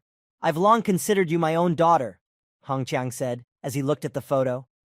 Su reminisced. "If our city doesn't survive this time, I'll pour baby Zheng on you," the leader said, handing her the helicopter key. "But don't worry, this is not my dying wish," he said, reassuring Junwen that he was not going to die on this mission. "In the end," he said quietly, smiling gently, a fatherly smile that was reassuring. "In the end," he repeated again, sighing heavily on the battlefield, remembering his words and the promise he had made to Su. "I'm not ready to die yet," he shouted loudly to give himself the courage to continue fighting and keep his promise to Su. Seeing that his comrades in arms were being defeated, Lai Yu was distracted for a second to check on He Yanqing. But, at the same moment, as soon as he let his guard down, Zhou Hongqiang was already in front of him, and he was determined. "No, no, no, no!" he shouted, realizing what was about to happen because of his little mistake and slight lapse in vigilance. Jumping up, the leader grabbed his sword with both hands and was ready to deliver the decisive blow to his opponent. He drove the sword into his chest and cut his opponent almost in half.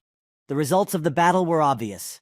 Lao Yu was defeated. His dead body was thrown back several meters by the force of the last attack, and the leader only watched the demise of the traitor whom he had long considered his loyal comrade. "Zhou," he finally said, reaching out to his former comrade, taking his last breaths. "Do you want revenge? Then go to hell and wait for me there."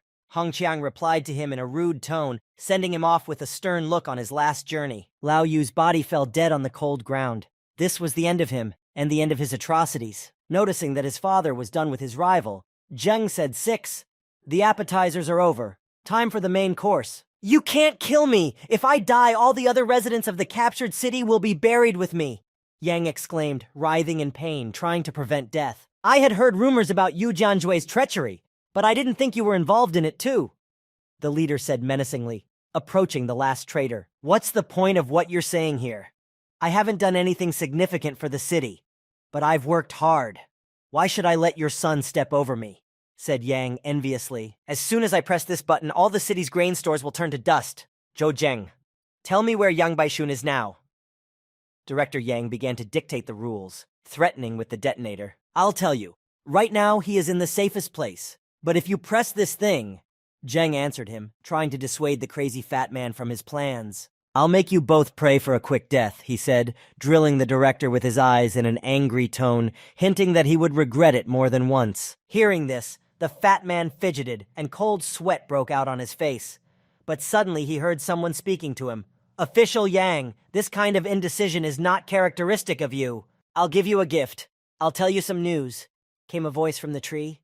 It was the man who was on the roof near the radio receiver. "I swear on my honor that," the man from the tree said, startling Director Yang with his remark. "Your son, Yang Baishun, has already cooled down," he continued. After hearing this, Yang Sr. was preparing to push the button with furious anger, but suddenly the detonator was knocked out of his hands with a precise blow and flew away from the director at a certain distance. At the same moment, Zheng grabbed him by the collar and was ready to kill him, putting a knife to his throat and saying, "Go to Yang Baishun." But he felt a threat that was approaching him very quickly from the left. This prevented him from completing his plan. He was thrown back by a blow, right up against his father. As he defended himself, he found himself back in the same position from which he had recently started the attack. He was able to deflect the attack, and it passed him by without causing him any harm. "Killing my employer in front of me? That's not the rules," said Lu Yongshan, a 6th-ranked warrior. "This is my prey," he continued, protecting Director Yang from certain death, because someone has to pay him for his work. "Today, I will have to inconvenience some people," he said, stepping back with the director. "But I'll get what I deserve," he continued, watching Jan's behavior, and with a glance he cut a leaf from a passing tree. "Kill them for me! The money! I'll triple the amount, no, quadruple it," Yan said to him in a trembling voice, trying to make a deal. "Master, don't you realize the situation yet? Your son is already dead, everything you own is destroyed, and now only I can save you," Lu Yongshan said to him. "All your possessions, everything you have. I think that will be enough," he said, telling the customer his price. "Young master, the chairman, I've dealt with all his assistants here," Lan Shi said, coming out from behind the ruins. "Stay back! There's a 6th-ranked warrior here," Zheng warned him. "What, a 6th rank?" Lan Shi asked him in a surprised tone. "Yes, the 6th rank," Zheng repeated. "Zheng, I'll detain him and you run away," said the father, blocking the path in front of him with his sword, so that his son would not dare to attack such a dangerous enemy. "Don't be silly, Dad. How long can you hold out in your current position?" Zheng shouted at him. Turning toward Lan Shi, the leader saw that he had already realized that he had nothing to do here, and he abruptly rushed back, trying to escape. But at the same moment, Lu Yongshan abruptly rushed past Zheng and Hongqiang after the fugitive, ignoring the two. "Did I allow you to run away?" Lu Yongshan shouted after Lan Shi, swinging his sword to kill him. "Some 6th-ranked warrior? Does he really think he's omnipotent?" mumbled Zheng, deflecting his attack and protecting his comrade from injury and possibly death. After deflecting the attack, he threw the mercenary back to break the distance with him and have more time to react to his next attack. "You think that if those lowlifes couldn't kill you, you can match me," Lu Yongshan said with a smug, sneering tone. But suddenly, he felt pain, and while he was losing his guard, Hong Chong was behind him, and he managed to injure him a little. Looking at his hand, he noticed that his finger was slightly cut and said, Strange. I couldn't have foreseen this?" Behind him, the leader was preparing to strike him again. This blow could have been devastating for Yunshan, but he easily dodged it, quickly adjusting to the situation that had just happened to him. After he dodged the blow, he tried to counterattack, but Zhou was able to deflect it. "Oh, those pesky gnats really managed to hurt me," Lu said. "Young master, get in the car!" Lan Su shouted at them, who was ready to leave and had prepared the car for them. Hearing the signal, Zheng immediately grabbed his father and ran to the car to escape from the enemy, who they could not defeat at the moment. Jumping into the trunk, he signaled for retreat. "Let's go!" And Lan Shi took off running, along with his comrades.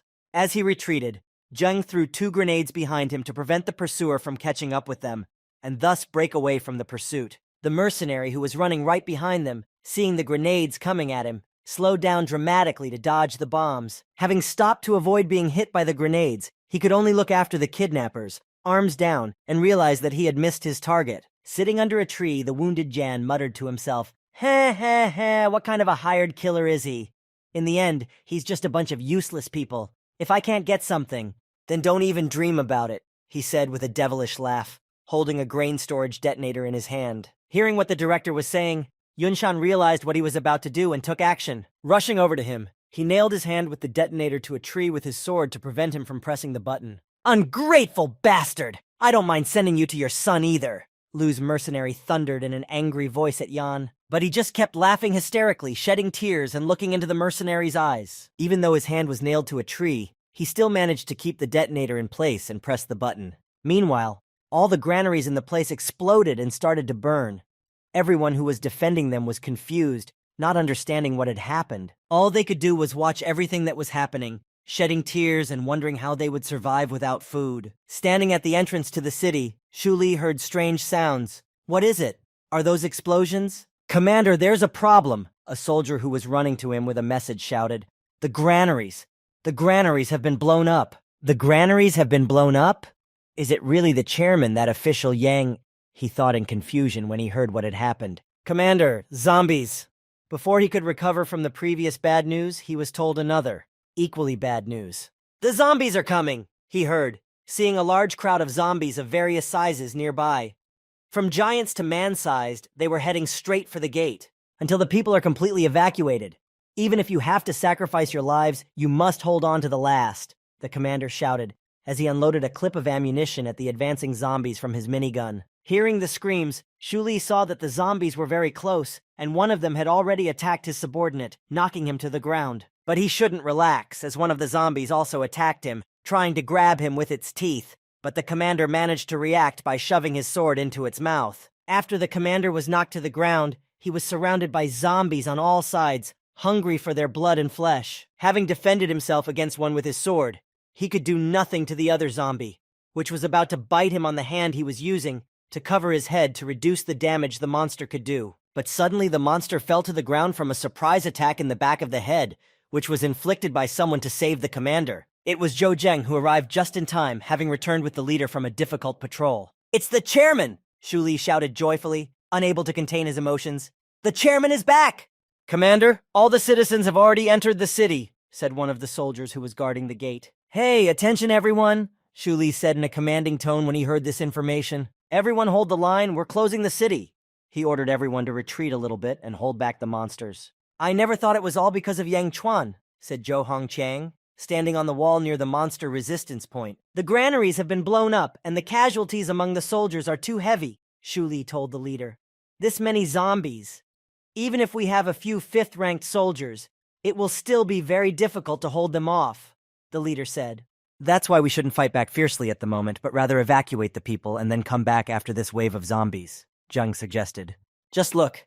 This kid still has a knack for running a city. He's got the right idea, Hongqiang said, addressing the troop commander. Suddenly, Su Junwen approached them, brought a tray with 2 glasses of drinks, and offered them to the leader, saying, Chairman, here, take this, drink it. Zheng took the drink in his hands and immediately began to drink, while the leader spoke to him. Zheng, you said it right, holding the glass in his hand. Okay, then I'll go and help with the evacuation, he said, drinking every last drop from the glass in a joyful voice. But suddenly he got an unbearable headache and started to feel dizzy. Holding his head with one hand, he said, Why do I feel so dizzy? But unfortunately, without granaries, we cannot evacuate so many people, Hongqiang said sadly. Chairman, are you sure? Su Junwen said to him, holding Zheng's body, who had fallen asleep due to the sleeping pills mixed into the drink. This is my first and last drink as a leader, he said, laughing loudly to lighten the sad atmosphere. After dragging the sleeping Zheng to the helicopter, Su Junwen loaded him inside, and they took off. Lan Shi? Su Junwen? Why am I in a helicopter? Zhen asked his comrades when he woke up, not realizing what was happening. Sir, the chairman insisted on staying, Lan Shi answered him, telling him what had happened. Realizing what had happened, Zheng abruptly got up from his seat to go back to the battlefield. But when he opened the door, he realized that he was at too high an altitude to jump. As he watched his father and Master Shu Li move further and further away from him, tears welled up in his eyes that he could not hold back. Shu, try to survive, Zhao Hongqiang said to his friend, watching the zombie invasion coming at them. It's not funny, Shu Li replied, realizing what awaited them and knowing that the probability of survival in this situation was almost zero. From the moment I became the garrison commander, my life no longer belongs to me alone, Shu Li continued with a smile on his face. Pass on my order. Let the soldiers who want to leave protect the people who do not have fighting skills while the evacuation continues, the leader said. And the brothers who want to stay here with me, he continued, beginning to repel the zombie invasion. Let's make some noise in this purgatory, he said, as if he were giving a battle cry that raised the morale of all his comrades to repel the invasion. Zheng, even when all the people doubted you, Dad always believed in you, Hongqiang said under his breath. trying to justify his actions in leaving his son and staying on the front line, knowing that he might not see him again. "And I believe that one day, in this apocalypse, you will be," he continued, as he faced the monster invasion. Rushing into the battle, he immediately chose the monster that was the largest, because he was most likely to be able to deal with it. A fierce battle against the zombie invasion began. Meanwhile, the helicopter with Zheng, Lan Shi, and Su Junwen was moving further and further away from the contact line. While in the plane, holding his head, Zhen regretted that he could not stay with his father to help him in the battle. "Sir, I understand your feelings, but the leader did what he did to protect you." Lan Shi tried to calm him down. "Lan Shi," Zhen said to him, holding his head, regretting everything he had done and everything he hadn't said to his father in the end. "You know, we're just deserters," Zhen said, holding his head and shedding tears. "My dad," he said, remembering everything he had done for him, his support, and the faith he had always had in Zhen. "And all those people, it shouldn't have ended like this for them," he continued, thinking of everyone he knew who would soon die. "If I had known about Yang Chuan's intentions earlier, none of this would have happened," he continued, blaming and punishing himself for what was happening now. "Sir, the chairman once said," Su Junwen interrupted him, "in our troubled times, every day we live is a priceless gift. No one can predict their fate. What happened is not your fault," Su said, trying to calm Zheng down. "A life lived happily is the greatest consolation for those who have died," Junwen continued. "Madame Su is absolutely right," Lan Shi supported her. "We must go on living," he said to Zheng, trying to encourage him. But suddenly the helicopter began to shake. Their vehicle was being attacked in midair. They had to do something about it. At the same second, one of the doors was pierced by huge claws that got inside. The monster that attacked them was big. "Sir, we are under attack by monsters," said Su Junwen, who was flying the helicopter in alarm. 3 monster birds were circling above them, waiting for the right opportunity to attack again, to get a chance to eat fresh meat. "I'll chase them away," Lan Shi said selflessly, attaching a rope to himself so that he could return when he was done with them. But suddenly Zheng intercepted the rope and ordered Lan Shi to stay. The order read, "Stay and protect Su better." "Sir, but Lan tried to argue with him, but no one was listening. "Not an order," Zheng Yu repeated to him again, jumping out of the helicopter and preparing for battle. "Jump attack!" Zheng immediately used his unique skill to inflict critical damage on the enemy. Landing on the enemy's back, he continued to pummel him until he was able to throw him off. "Ha! You guys are really stubborn," Zheng thought as he wounded one of the monsters and noticed that the rest of them were not afraid and did not run away, but continued to try to attack him. Suddenly he heard a very loud sound that struck fear into the eyes and souls of people. Upon hearing it, the monsters who were attacking the helicopter immediately fled. A giant dragon appeared in front of them, looking very threatening, and could have destroyed the helicopter with everyone inside. But they were lucky. The dragon did not care about them. It simply turned around and flew in the other direction, where it needed to go. "Phew, it's good that this giant doesn't care about us," said Su Junwen, breathing a sigh of relief. "This is the first time I've seen such a giant monster," Lan Shi added. "Madam Su, I didn't expect you to be able to fly a helicopter so well." Su Junwen Zheng praised her, smiling at her. "Sir, you're praising me too much before the end of the world. My family, actually," Su Junwen replied, embarrassed. Suddenly, Lan Shi interrupted them, shouting, "Mister, hurry up! Look!" pointing to something in front of him on the horizon. "There! Is that a city?" he shouted excitedly, trying to see if his eyes were deceiving him. "The buildings." "Sir, I bought this map a few years ago from a traveling warrior." He took out the map and showed it to Zheng Lan Shi. "If it's not a lie, and it's really true, then the city we just saw is right here," pointing to a certain mark on the map Lan was holding. "Titan? The name certainly sounds majestic," Zheng said, looking at the map in thought. "Sir," Su Junwen said anxiously, "we damaged the tail section of the helicopter in the battle. We need to land immediately." "Okay," Zheng replied calmly. "Besides, flying a helicopter is too much for me." "Find a place to land," he said, agreeing to stop. "It's not yet 2 o'clock in the afternoon, and if my estimates are correct, the city of Titan is about 20 kilometers from here. I think we'll make it by nightfall," Zheng told his comrades. Gathering all their belongings from the helicopter, they began to make their way through the hacienda to reach the city. Suddenly, Zheng sensed someone's presence nearby, and without hesitation, he quickly prepared for battle. Pulling out his dagger, he swung sharply to strike the enemy first and a crushing blow to avoid a long fight. But when he got closer to the target and examined it, it turned out that it was no ordinary forest dweller. It was a hamster, which was gnawing on something, hiding in a corner. Having been frightened by a trifle, Su felt embarrassed that she had been frightened by a hamster. Zheng reassured her. Don't worry, this animal won't attack a person. This is the first time I've seen Sue in such a panic. So this is the first time you've traveled outside the city, right? Zheng asked her. I'm sorry I made such a fuss over nothing, she apologized, embarrassed. If this little animal has appeared here, we must be close to a crowded place, Zheng said, taking out his compass. The road! If we follow the road, we can quickly get to Titan, La Shi shouted as he stepped onto the roadway. Someone's coming, he shouted aggressively, taking up a fighting stance to protect Zheng and Su. Leaving Su Junwen behind, Zheng stood next to Lan to help him defend himself in case of emergency. After a while, they could see a car coming from over the horizon. At a distance of 1 meter from the travelers, it stopped. Stopping in front of Zheng and Lan, one of the people in the trunk of the car looked out, probably their leader. He began to look at the people in front of whom the car had stopped. There were 2 guys with things in front of them, but he was not interested in them. His eyes fell on the girl behind him. He was immediately interested in her, appreciating her physique, and could not tear his lustful gaze away from her, only after a few words. Not bad. Seeing that his girlfriend was being stared at with a devouring gaze, Zheng shot his bow, firing 3 arrows in the direction of that lustful guy. The arrows flashed millimeters away from the stalker's face, but flew past without hitting him. Zheng was not aiming at the guy, but at the shadowy snakes behind him. All of his arrows hit their targets in a flash. He's really good with his bow, said one of those in the car, noticing Zheng's accurate shots. Friends, be careful.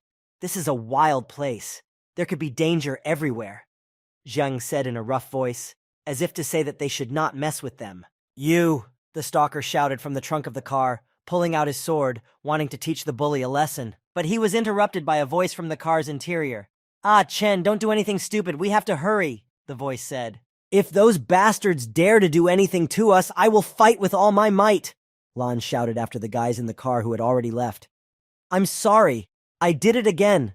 Sue began to apologize to Jen, but he reassured her that it was nothing to worry about, that she was not to blame for anything, and that she should not blame herself for growing up to be so beautiful. You can't beat them now. You need to train hard, Zheng said to Lan Shi. Yes, he replied with a sigh, walking with Zheng in front. How? It should be much easier now, Su Junwen exclaimed happily as she looked at Zheng. Boss, why did you stop me? Didn't you see that girl? Said Ah Chen with a sinister smile to his boss. It's best not to mess with that guy with the bow. We have more important things to do, so we shouldn't waste time. While they are in Titan, we'll meet again, the boss explained to his friend in a reserved manner. Meanwhile, our heroes had already reached the city. Looking at the city's outskirts, it was clear that the city was living peacefully. As soon as they entered the city, they saw a strange creature in front of them. It looked like a horse, but it had deer horns. It was a deer calf. Next to this strange animal was a man who immediately asked Zheng, Young man, do you need a cart? A cart? Zheng asked in surprise. You'll have a hard time finding another horse-drawn cart, and my services are not that expensive, said the old man with a sly smile on his face. We are yours. How much will the trip cost? Zheng asked his grandfather, while Su stared at the horse, fascinated, and Lan stood by her side, watching indifferently. They seemed to be foreigners. What luck, the old man thought, wondering how much money he could get from the family for the trip. Suddenly, many more men rushed to the guy and began offering their services, arguing that it was too expensive, so why not take my car? It would be cheaper and faster. And I'm even cheaper, take my cart. It's the cheapest of all. Shit, I forgot about this pack of wolves. I don't think it's going to work, the old man said in frustration, trying to get out of the crowd of carriers who immediately attacked him. Hey, get off me, boys. I'll take you just for a piece of the lower white crystal. We'll be leaving soon, he shouted, waving away everyone who ran to Zheng. Commander, did you catch this grasshopper? Zheng asked the driver. Heh, I'm not that good. I paid a medium blue crystal for this handsome fellow. I bought him from a trainer, the man replied. Trainers? Jen asked again, not sure what he meant by trainers. Actually, they're all warriors too. They just have the ability to tame animals, Grandpa explained, telling him about them. They use them for battles or sell them, so they are often called trainers, the grandfather explained in more detail. They use them for fighting or sell them, so they are often called trainers, the grandfather explained in more detail. Judging by your appearance, the 3 of you came to Titan from far away, right? Do you have relatives here? The old man asked the passengers. Oh, I'm sorry. Forgive me for my bad mouth. I shouldn't be meddling in your business, the carrier apologized, embarrassed. Sir, don't suffer like this. The leader would definitely not want this, Sun said to Zheng, worried about him, looking at his appearance. Who said I'm suffering? Asked Zheng. I'm just thinking about what I should do in Titan, Zhang said to Su Junwen, smiling gently. Arriving at the place, the heroes were stunned to see the huge wall in front of them and were surprised by the service. Gentlemen, here we are. Titan is right in front of you, said the old man, pointing to the gate. The inscription on the gate, entrance fee is 1 star. A lady was standing at the gate, advertising her product. Detailed maps of Titan, only 1 star, come on up. Approaching the auntie, Su decided to buy 1 map, saying, Auntie, please give me 1 map. It's not for nothing that this is a central city. Even the entrance fee is charged, Zhang said. The 5th district of Titan City. And there's nothing special inside the city. No better than in the countryside, said Zhang, walking ahead. I wonder if there are any hotels here, Zhang asked Su, who was looking at the map. I'll look for some, she replied. Yeah, it's just right for the slums. We've been looking for it for so long, and there's not a single resident here, Zhang said in a tired voice, sitting on a bench and sighing heavily. Sir, the name of this hotel seems appropriate, Su said, looking up and noticing the building not far away. It does look impressive from the outside, Lan Shi said as he stood with his belongings in front of the hotel entrance. Welcome to the Song Hotel, said the girl who greeted them at the entrance. Would you like to stay at our hotel? She continued. If I told you we just came in to use the restroom, would you believe me? Zhang asked, smiling. And you have a great sense of humor. Please come over and I'll check you in, the girl said. Approaching the front desk, the girl standing behind the counter said, Hello, a regular room in our hotel costs 2 low-grade crystals. 2 low-grade white crystals? Su asked in surprise. Huh? For 1 night? Asked Lan, confused. No problem, we'll check in, said Zhang, paying for the room. It's expensive, but it's better than living in that haunted house. Once he was settled in the room and unpacked all his belongings, Zhang had only one thought on his mind. Dad, we're okay now. Suddenly, there was a knock at Jen's room. Opening the door, he saw Su standing there. Su, did you want something? Zhang asked her. Sir, actually, Su muttered under her breath, anxiously. If you have something to say it directly, Zhang replied, embarrassed. Actually, I just realized that our money is only enough for 1 week's stay here, Su said worriedly. Sir, the local warriors seem to have quite high ranks, yes? Lan asked. Well, after all, in such a huge city, rank is equal, Zhang replied. So a person with a rank like mine, even with a great desire, he can't become a soldier? Lan Shi asked Zhang. Don't worry, you can be promoted. The competition here is tough, but there are more than enough resources, Zhang reassured him. I will try my best, sir, Lan assured him. Even though Su said yesterday that we had almost no money left, I actually have more than 1,700 white crystals in my backpack, and a few blue crystals. But if I want to stay here, I should save up, Zhang thought. Well, what a beauty. I see you're very confused. If you have any questions, you can ask me for an extra fee.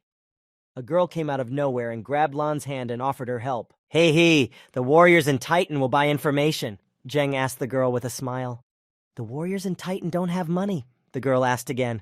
The source is verified. The only problem is that you need to give 5 stars. I also have an exclusive map of the location of monsters outside of Titan. Just 1 white crystal. I guarantee the quality, she whispered to Zhang, moving as close to Zhang as possible. Be careful. The girl who had just sold Zhang the map waved at them as she left. This is some kind of extortion, Lan said as he followed Zhang. We don't know anything here. It's better to spend a little money than just running around, Zhang replied. This is our first stop in Titan, Zhang said, as he and Lan arrived at the Adventurers Guild. Once inside, they saw that there weren't as many people as there could have been. Looking at each other, they took a turn. When it was their turn, they were both handed forms with personal information to fill out through a hole in the window. After filling out the forms, they had to go through another procedure to register. Put your hand on the device to make sure your real strength matches the information you entered, said the girl who was doing the registration. They have this kind of technology? Zhang thought in amazement as he placed his hand on the reader. Putting his hand to the device, after a while it showed the status of the person who touched it. Trainee Warrior was displayed on Zhang's screen. The rank is correct. You can now become a warrior trainee of the Warrior Union. You can take on tasks here. You will also have to pay a membership fee every 3 months. The employee explained Zhang's duties to him in a monotone, frustrated voice. That look is like she despises me, Zhang thought as he saw the unhappy expression on the receptionist's face. Warrior of the 2nd rank, Lan's screen read. Congratulations, you've become a member of the Union. This is your nameplate, the employee said to Lan in a sudden change of mood, in a happy voice. Sir, do we really need to register? Asked Dan Shi. Of course, it's the fastest way to raise your rank and get paid, Zheng replied. This works for me, Zheng said, looking at the map he had bought from a girl on the street as he chose his next mission. Lan Shi, you and I have different ranks, so you don't need to go on missions with me, Zheng said to him. How can I? I have to protect you, sir.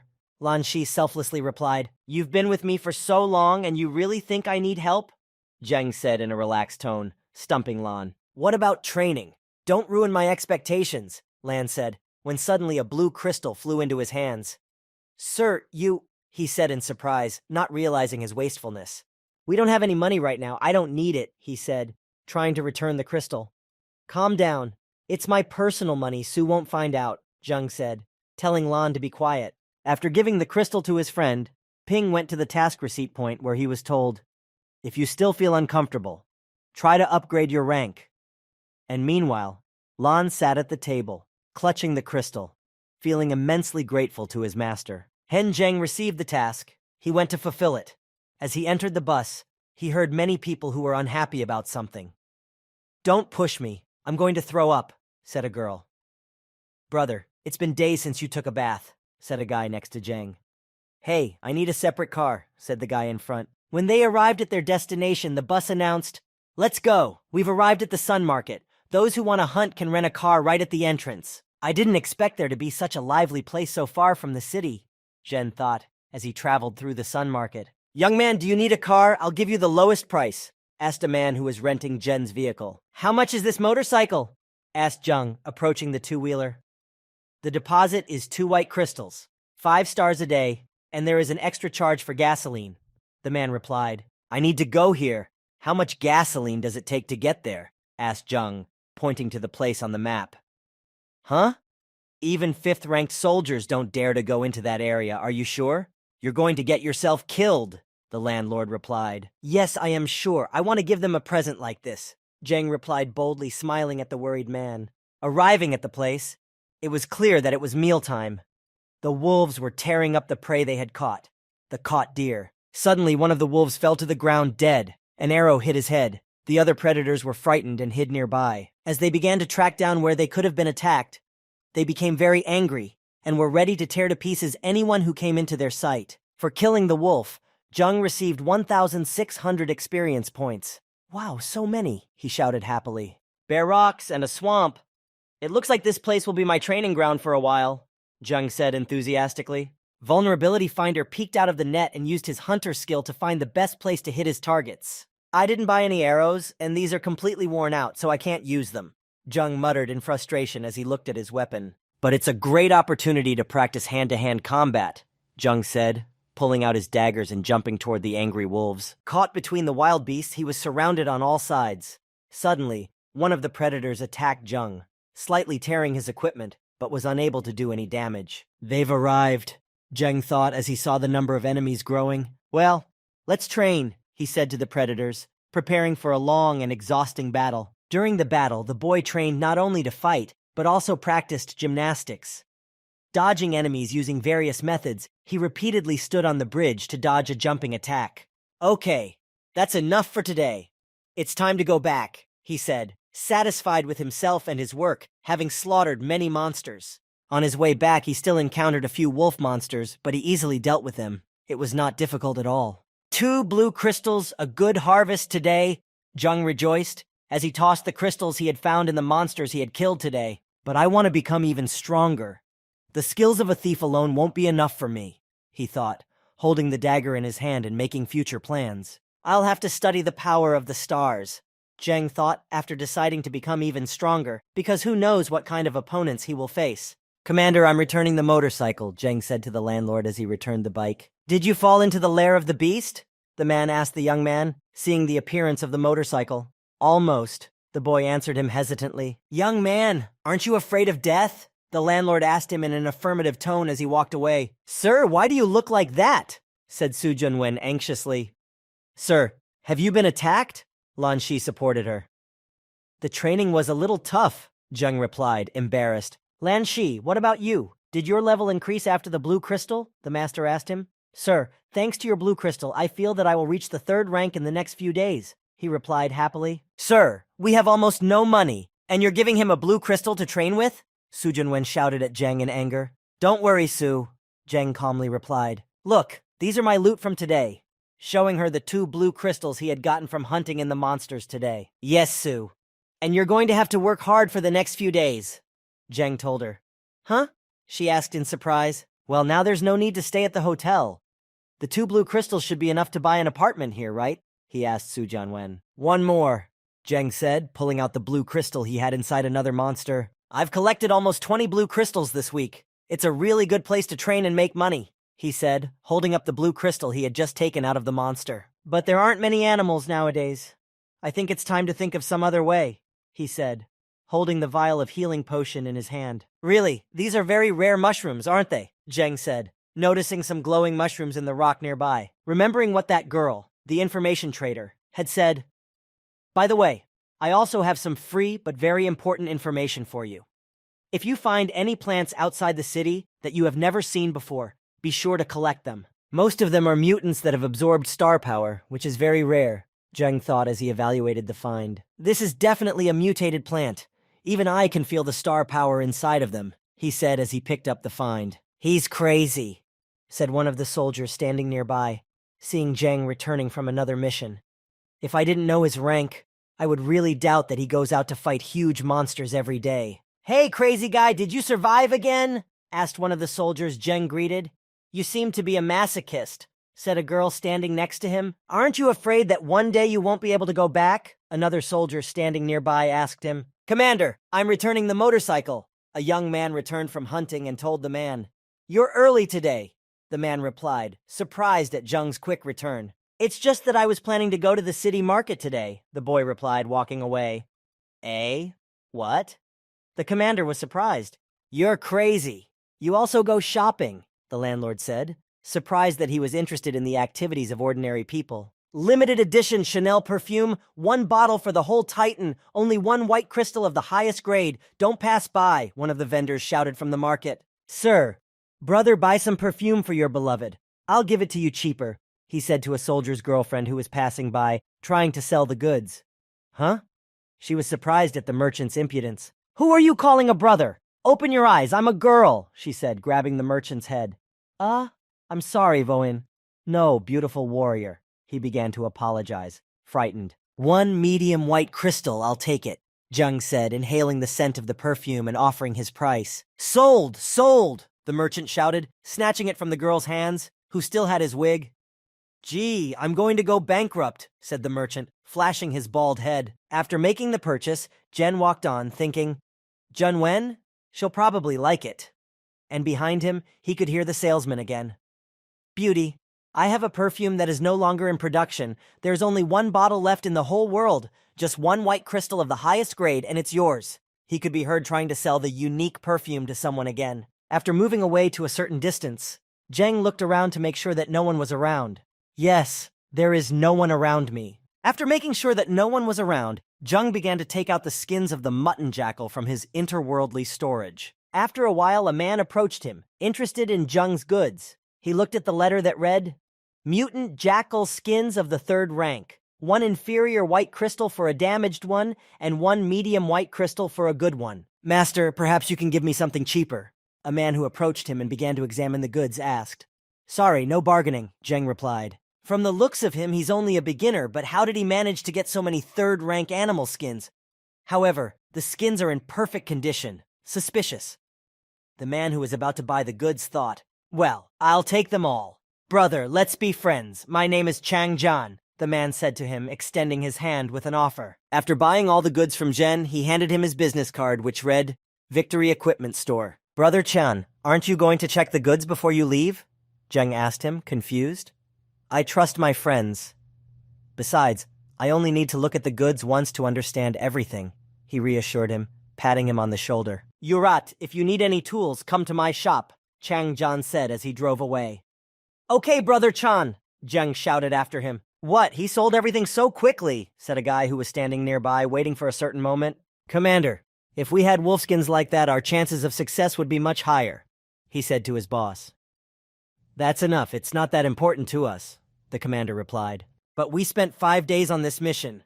Will we have to cancel the contract? The guy exclaimed in confusion, and the commander just sighed heavily. Gentlemen, if it's all about the armor, I know something about it, said Jen, who was sitting nearby and overheard their conversation. Perhaps we can make a deal, said Zheng, proposing a deal to the strangers whose conversation he had overheard. You can detect armor defects? A nearby commander asked Zheng, surprised. That's right, Zheng replied.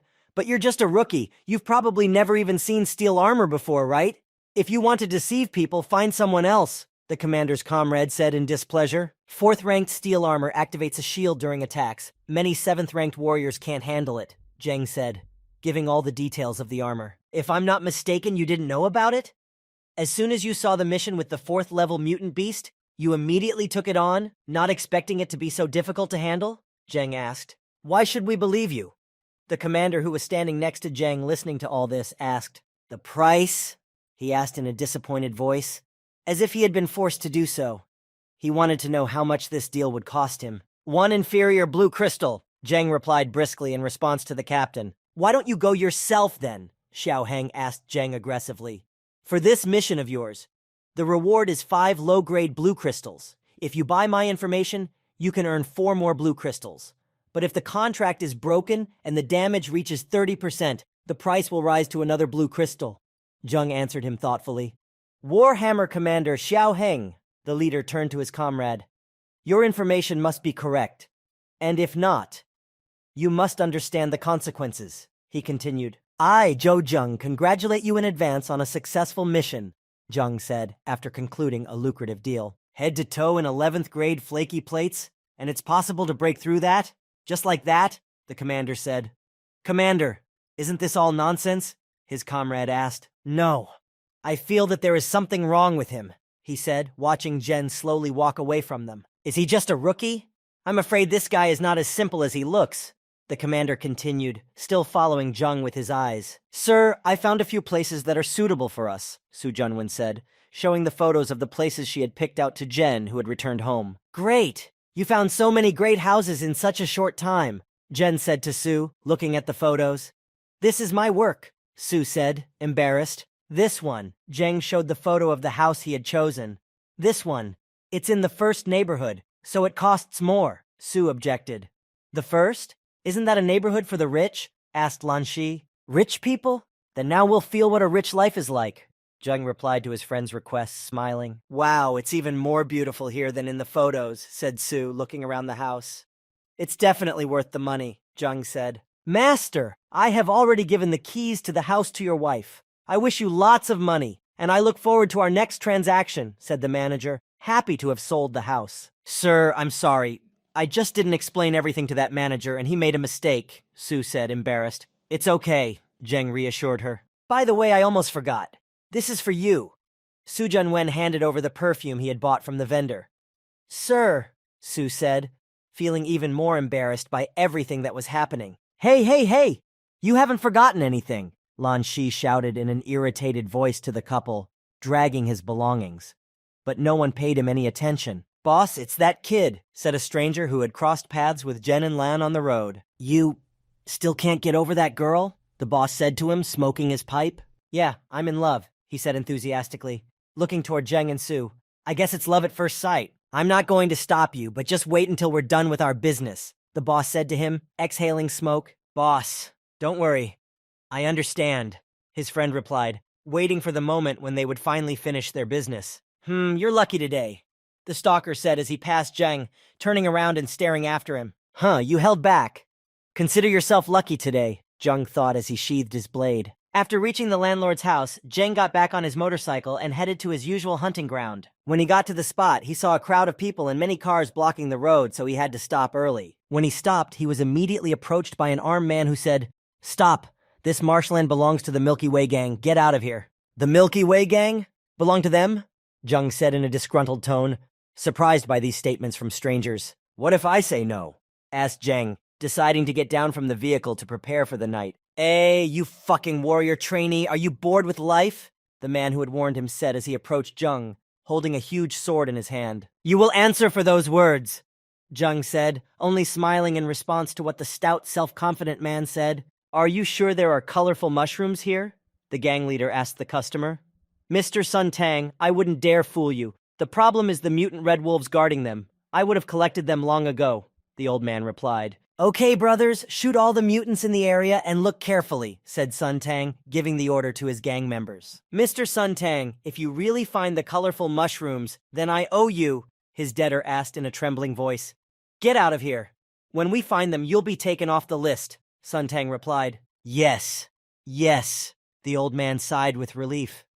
No wonder he's the head of the Milky Way gang. Even I, a fourth-ranked warrior, feel like a punk in front of him. Standing on top of the cliff, Suntang watched as his men killed the monsters one by one, but his gang also took casualties. Suddenly, someone called Suntang's phone. Picking up the phone, he said, Speak. In response, he heard, Mr. Suntan, Mr. Suntang, someone has broken into your house. He killed Jia Lao-san, Jiang Guang, and Liu Qi. What? Asked Suntang, irritated with surprise in his voice. Losers! You're all just wretches! Stop him! The man who killed our gang members shouldn't be allowed to escape, he shouted angrily into the phone. Let half of the men look for mushrooms, and the rest comb the neighborhood. If they find someone who is not one of ours, Suntan said, clutching the phone in rage. Let them kill him on the spot. As soon as this command was given, everyone started to carry out the instruction at the same second, leaving all their business behind. It's a good thing I have these new abilities. Otherwise, it wouldn't have been easy for me to kill those 3 fifth-ranked warriors, Zheng muttered, hiding among the rocks and grass, looking at his skill window. I see tracks here, one of the gang suddenly exclaimed, coming across Zheng's trail. What is it? Quickly, everyone, come here, he shouted, only to see Zheng's silhouette approaching him. When the gang came running to hear the screams, they only saw the dead body of their comrade, who was calling them to help him. Who dared to plot against us? The gang leader Suntan shouted aggressively. Who the hell are you? The leader shouted frantically, trying to shout to the mysterious killer of his comrades. It seems that the person who is worth a cent is the leader of this gang. We need to find a way to finish him off. Zheng was thinking about his plan of action while sitting in the hut. He's a 7th-ranked warrior. I don't think my speed will help me here, Zheng thought in confusion as he stepped back. Looks like I'll have to abandon my plan after all, he thought as he retreated further and further away from his opponents. What's that sound? One of the gang thought, hearing something strange near him, and went to the rocks to check it out. It's the wind, he breathed a sigh of relief, finding no one in the place where Zheng had recently been. My perfect plan has been thwarted by this bunch of nobodies, Zheng said, as he walked through the forest in the middle of an unknown area. Suddenly, Zheng saw something strange behind him and heard a strange sound, and he turned around and exhaled because there was no threat in sight. This is... He picked up a bone that was near him, looking closely at it, trying to figure out whose bones it was. When he looked up, everything became clear to him. There were 6 skeletons hanging in the web above him, and some of the lower ones had already lost half of their bones, so they had been here for a long time. Shit, Zheng said in a worried voice, realizing what a mess he was in. Suddenly, a spiderweb flew at him from one of the trees. Sensing the danger, Jengrisco jumped away, but the web, like a meteorite, pierced the ground, leaving a crater in its wake. After such an unexpected attack, the enemy appeared. It was a high-level forest spider that Zheng had fallen right into its lair. After jumping to a safe distance, Zheng pulled on his tetavu and loaded 3 arrows into his bow to hit the enemy. But unfortunately, the arrows he shot failed to harm the spider. They did not even pierce its skin, they just flew off, hitting him. Immediately after Zheng's attack, the spider began to counterattack, releasing poisonous webs at the boy. Zheng dodged every shot by jumping on the trees, but every shot the spider made that hit a tree broke it in half. Retreating, Zheng hid behind a tree, but the spider deftly moved through the forest at an incredible speed, thus quickly catching up to Zheng. I have no way to punch it, and its speed is too fast. This time it's going to be really hard, Zheng thought, after all his attempts to wound the enemy. As Zheng continued to run away from the spider, he dodged its web over and over again, and yet once, he almost got caught. When Zheng dodged another web shot, the spider managed to kick him in flight, thus catching him. As it approached the boy, not allowing him to escape again, the monster was already closing its mouth to feast on its prey. But Zheng was not going to give up. He was trying to survive with all his might, and at that moment, he took his blade out of its sheath to try to attack it, even in such a disadvantageous position. Waving the blade in front of him, he managed to wound it, cutting off one of its tusks. I did it. Zheng rejoiced when he saw that he had managed to wound his opponent. His thirst for victory increased, and his hope of winning reappeared. After being wounded, the monster staggered backwards and jumped back, dropping its weapon and allowing Zheng to get up. Star power? Zheng was surprised, looking at his blade, which began to glow snow-white. Warrior.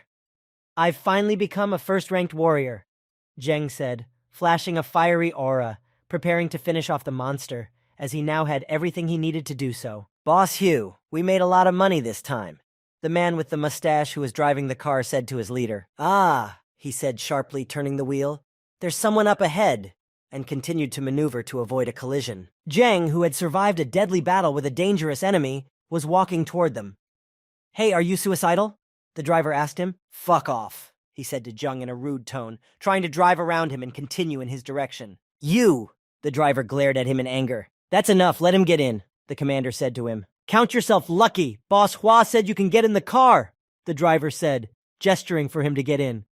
"Thank you, Boss Hua," Zheng said, bowing and thanking him. As he got into the car, he saw another guy next to him who offered him a cigarette. "Thank you, I don't smoke. I just recently arrived in Titan. I don't know what kind of unit you are." "We are the Pattern Squad," the guy replied, taking a cigarette out of his pack to smoke. "There are only pumped-up guys in the squad, and the name is so girly," the boy said, lighting a cigarette. "Brother, do you know if there are any places in Titan where we can practice our star power?" Zheng asked him. Exhaling the smoke from his cigarette, the guy answered him, "In the 3rd District. There's a warrior training center there, but it's not cheap," emphasizing the high prices of this place. When they reached the outer district of Titan, the car stopped.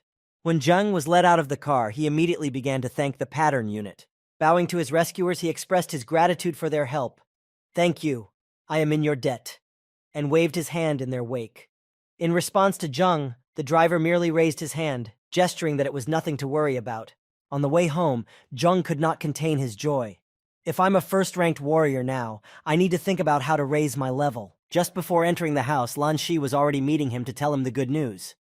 When he saw his master, he said to him, "Master, I have already reached the 3rd rank," surprising Zheng with this news. He ran up to his master and hugged him tightly, unable to contain his joy, and said in a trembling voice, "It's all thanks to the blue crystals you gave me." Confused by what was happening, Zheng said to him, "Actually, I've accomplished something as well." Waiting for his turn to share his news, he nevertheless said that he had also become a warrior, but only of the 1st rank.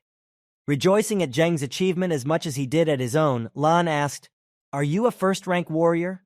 And Su Junwen, unable to hold back her tears of joy, added, "Sir, at last." Sitting at the table, holding a glass of wine to celebrate the occasion, Zheng said, "I told you that your life would improve, and soon it will be even better." Raising the glasses above them, a loud clinking sound was heard, marking the beginning of the celebration of these achievements. As they pulled their glasses toward them, they said, "Bottoms up!" The next day, Zheng and Lan Shi headed to the 3rd District to reach the Warrior Training Center. When they saw the building, Lan Shi asked his master, "Sir, the training here must be very expensive, right?" He was told that the main thing was to raise the level, and the price was not important. When Lan went inside, he was so surprised by what he saw that he inadvertently spoke out. "These people have such high ranks." Zheng was also surprised by what he saw, but he refrained from saying anything, limiting himself to thinking, "Indeed. Very high, fortunately. The web of the spider I killed while hunting was sold at an auction at a sky-high price. Otherwise, I would definitely not be able to pay for my studies." Seeing the confused boys, the manager immediately approached them and offered her help, addressing them and saying, "If you two need training, please come in." When they got to the reception desk, she asked them again for some information to fill out the forms. "Excuse me, what level of training do you need?" Being nearby, Zheng answered her, "Let's open the level 3 room first." After entering all the recruits' information, she began to tell them additional information they needed to know.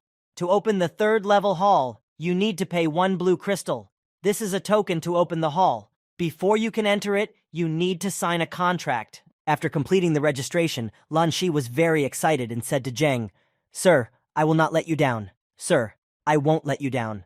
Trying to calm his friend down, Zheng replied, urging him to go to the training as soon as possible. "Okay, let's not get emotional. Just come in." As soon as Lan left the registration room, Zheng immediately approached the manager with a request that stunned her. "Please help me open the 5th level hall." When she recovered from the shock, she just let out a surprised gasp. "What?" Realizing how dangerous this idea was, she asked the young man again if he hadn't made a mistake with his order. "Sir, are you sure? A 5th level training room?" "Yes, open it quickly," Zheng said quickly, hurrying the girl. Realizing what might happen, she warned him in a frightened voice. "I have to warn you, this is not a virtual training room. Real monsters are fought here." Listening to all the warnings, he didn't bother to listen to anything that was said, just pointing to the screen with a fifth-ranked mutant gorilla and mumbling, "I know, let's go with this one." Impressed by Jung's choice, the manager was seriously worried.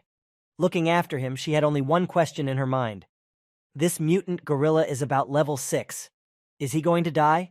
After leading Jung to his training room, the manager finally said, "Your training room is here. Insert your badge to enter. I wish you good luck." Standing in front of the gym, Jung could feel the threatening aura emanating from the monster all over his body and penetrating through the door, thinking, even through the door, I can feel the dangerous aura of the mutant gorilla. The 3 soldiers who were also in the training center, passing Jung, suddenly began to discuss him, pointing at him. "Huh? Quick, look! This is the first time I've seen this method of suicide." Putting his hand to his throat, one of them said, "If I were you, I'd rather cut my own throat." Jung, surprised by the impudence of the passers-by, replied in a rude tone, "None of your business." Hearing such an impudent response, one of the 3 men began to shout at Jung, pointing his finger at him. "Stop right there! Quickly apologize to our master." But Jung did not respond to their aggression, but only activated the entrance to the hall and spoke to them. "Well, do you also want to try it with me?" When they didn't answer, he asked them again, but this time in an aggressive tone and raising his voice, "Well, don't you have the courage?" When the door opened, Jung took the first step inside. Almost completely entering the hall, he spoke one last line to the bullies. "Then go back to where you came from." Left standing in front of the door, the humiliated trio boiled with anger. And behind them, a lot of onlookers had already gathered, who were already vigorously discussing what had happened. Did I hear that wrong? Did someone really get tired of living and decide to challenge this thing?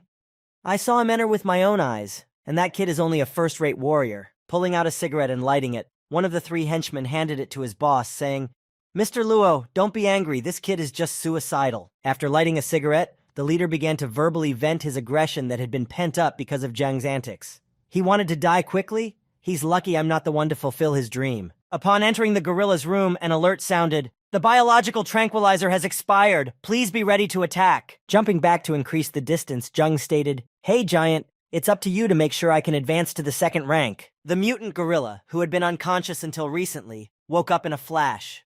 The tranquilizer had worn off. The monster opened its eye and began to drill Jung with its bloodthirsty gaze. As soon as the numbness from the tranquilizer passed, and the mutant gorilla was able to control his body, he immediately stood up and began pounding his chest with his fists and roaring loudly, trying to intimidate his opponent. Meanwhile, outside the door, the number of onlookers only grew to discuss the fate of the guy who had entered the room.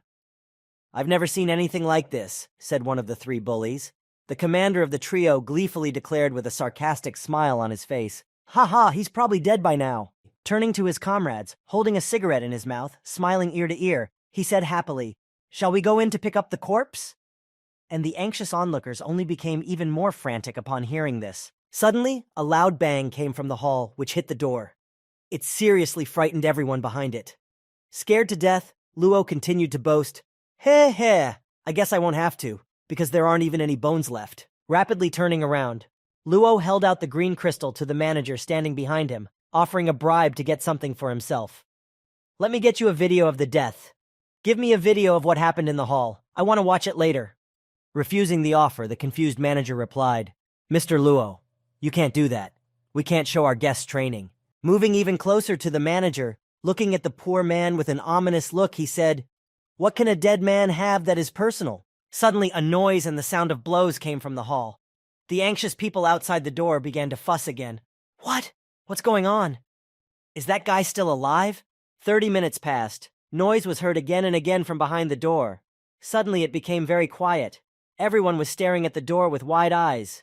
"Is this a dream?" Instantly, Luo turned to one of his henchmen and slapped him with all his might to test his feelings. Irritated by the slap, the henchman who received the slap immediately screamed, "Mr. Luo, why did you hit me?" The latter, looking at his hand, said, "It must have hurt, but it's not a dream." Looking at the crowd behind him, he said in confusion, "A first-ranked warrior defeated a fifth-ranked mutant gorilla? How the hell did that kid survive half an hour?" Exhausted from the battle, Jung knelt down on one knee in front of his rather strong opponent to rest for a while, but keeping his weapon at the ready, so that he could react quickly if necessary. The mutant gorilla was also exhausted from the long fight, having also lost most of his health. But then, gathering the last of its strength into a fist, the gorilla tried to strike Jung. dramatically closing the distance between them. Gathering all the strength in one punch, the gorilla hit only the ground, leaving another crater. Zheng, having dodged the attack, sharply launched a counteroffensive as soon as he had the chance. By jumping up, he was able to reach the monster's belly while it was making its attack, and by slicing it with his dagger, he inflicted more damage on his opponent. After the successful attack, Zheng suddenly felt the same familiar sensation and immediately shouted, "It worked!" Looking at his dagger, which was flickering just like the first time he had achieved the rank of first-rank warrior, he said, "Yes, second-rank warrior." With his newfound strength, Zheng performed a series of attacks with renewed vigor, and then jumped high to perform a falling attack. After dealing critical damage to the monster with his last attack, he jumped back to regroup and see if he could win. Instantly, the monster's body collapsed to the ground, and Zheng boldly walked over its carcass. After defeating it, a notification immediately appeared. 7,200 experience points have been gained. Meanwhile, outside the training room, onlookers were already boiling with anticipation to find out the results of the fight, and one of Luo's henchmen leaned against the door to better hear what was happening inside. "Mr. Luo, nothing seems to be happening. He's definitely dead now." Suddenly, after the noise in the hall stopped, the door opened abruptly, and Zheng, who had defeated the monster in the hall, stood there, flaunting himself in front of everyone. The fat man who had been leaning against the door immediately fell to the ground, screaming in fright, "What the hell? Do I see a ghost?" Although everyone who saw Zheng had a similar reaction. As Zheng left the hall, he calmly spoke to the manager standing nearby. "We need someone to clean this room." Luo's eyes widened in surprise. He just stared at Zheng in fright, and the crowd of onlookers began to discuss him even more lively. "He came in with the first rank, right? This is his first time training, and he's already raised his level to second. Who is he?" Zheng walked slowly through the training center as the crowd moved around him, and everyone parted to form a lively road in front of him, discussing his fight. "That's him. He defeated a 6th-rank monster." As Zheng approached the front desk, he once again approached the girl manager who had taken his first training session with a request. "Please open up another 6th-level training room." She was very embarrassed by this request, but she was equally embarrassed that the guy who had recently taken a task that was too much for her to handle was now standing in front of her. But despite everything that had happened, she continued her work, starting to fill out a new application for training. Jen, who was standing behind her, pointed at the screen and said, "Give me that." Pulling out a green crystal, he held it out to her to pay for the entrance. As she held the payment, she whispered to herself in confusion, "The 6th level." Upon learning of the boy's choice, the onlookers made a fuss again, marveling at his courage. A 6th-level mutant viper? He wants to fight a level 6 mutant viper? While some people were shouting about how crazy he was, others were already placing bets on whether he would survive this time. "Crazy! This guy is definitely crazy. Come on, I'm betting on you. Let's see if you can survive this time," they were saying. But these were not the only shouts at his back. There were also mournful speeches, but Zheng confidently walked into the hall to achieve his goal, not hiding his smile of impatience. "So young, and he decided to die," someone said behind him. Watching this whole spectacle from his office, Jiang Chen, a 7th-ranked warrior and the owner of the center, was only burning with curiosity. "Heh, interesting. Suddenly standing up, he asked his employee standing in his office, "Zhou Zhen, are you sure he's a 2nd-ranked warrior?" The man stood in his office, as if at attention, and replied anxiously, "I'm sure, and he was a 1st-ranked warrior before the battle with the mutant gorilla." Then, the owner of the training center, adjusting his glasses, said slyly, "Turn on the hall's camera and live-stream Zhou Zhen's training. Let the image be broadcast to the main hall's screens." Worried that this instruction might violate privacy rules, the worker spoke up, "But we need the other party's permission." But Jiang Chen didn't seem to care, answering, "I'll arrange it, robot," as ordered. When the employee left the office, the owner, smoking a cigar, exhaled the smoke and said to himself, "It doesn't matter if this kid wins or loses, but we can definitely make a lot of money on this video." Turning on the TV in the central hall, the noise of the 3 men died down, and only the occasional cheer could be heard. "The day has come. Will they show someone live? I heard that a 2nd-ranked warrior challenged a 6th-level mutant viper." Are you kidding? Even a 7th-ranked warrior can't handle a venomous mutant viper. When I turned it on, I could hardly see anything on the screen. A poisonous fog covered everything, and only surprised exclamations could be heard. Poisonous fog? What happened to the broadcast? Is it dead? Trapped in the poisonous fog, Zheng was slowly losing his health, as the fog dealt long-lasting damage as long as the target was inside it. Taking the antidote potion out of his pocket, Zhang opened it to use it. Surely the antidote from the game can be used here without any problems. Tipping the vial, he poured every last drop into himself to prevent the negative effects of the fog. Drinking the potion, it immediately took effect, relieving the effects of the long-lasting poisoning and restoring Zhang's full life. And then he shouted to the monster, "Come on, show me how tough you are." Suddenly a huge image appeared through the fog, in which one could see ruby-colored eyes glowing. This look terrified everyone who saw it, and the TV screen still showed nothing at all because of the pile of fog. "I can't see anything. Is there a problem with the picture? How could that kid have survived so long in that poisonous fog?" His speed, just by seeing the fog shuddering as Zhang moved through it.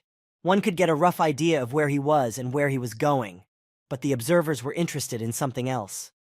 Can people move so visibly? Suddenly, the broadcast was interrupted because the camera inside the hall was broken. What happened? Was it a mutant viper? Being very tired from the long duration of the fight and the strength of the monster, Zhang broke off and decided to take a break. Huh. 6th level. This is harder than I thought. However, his body began to overflow with energy again as he achieved his goal again, saying, "However, I have raised my level again. I am now at the 3rd rank." Noticing the broken camera behind him, Zhang was angry that his training could be seen and said, "I think I need to go talk to someone about this broadcast." Meanwhile, in the central hall, the TV screen showed only interference and a picture of the interrupted broadcast due to camera damage, and there were dissatisfied shouts. So who won in the end? How did it end? After finishing the fight, Zhang left the hall where his manager was waiting for him. "Mr. Zhou, our manager Jiang Chen wants to see you. Please come this way." In a disgruntled voice, Zhang replied, "I want to see him too." Entering the manager's office, he immediately spoke in a stern tone. "I hope you will explain everything to me." Alarmed that Zhang had reacted so aggressively to Jiang Chen's prank, he spoke to the boy. "Mr. Zhou, Zhang, calm down." After gesturing, one of the workers immediately came over to him, holding a tray covered with a cloth. After placing the tray on the manager's desk, she left the room. At that time, Jiang Chen removed the cloth and said, "As an apology, we will reimburse you for your expenses today.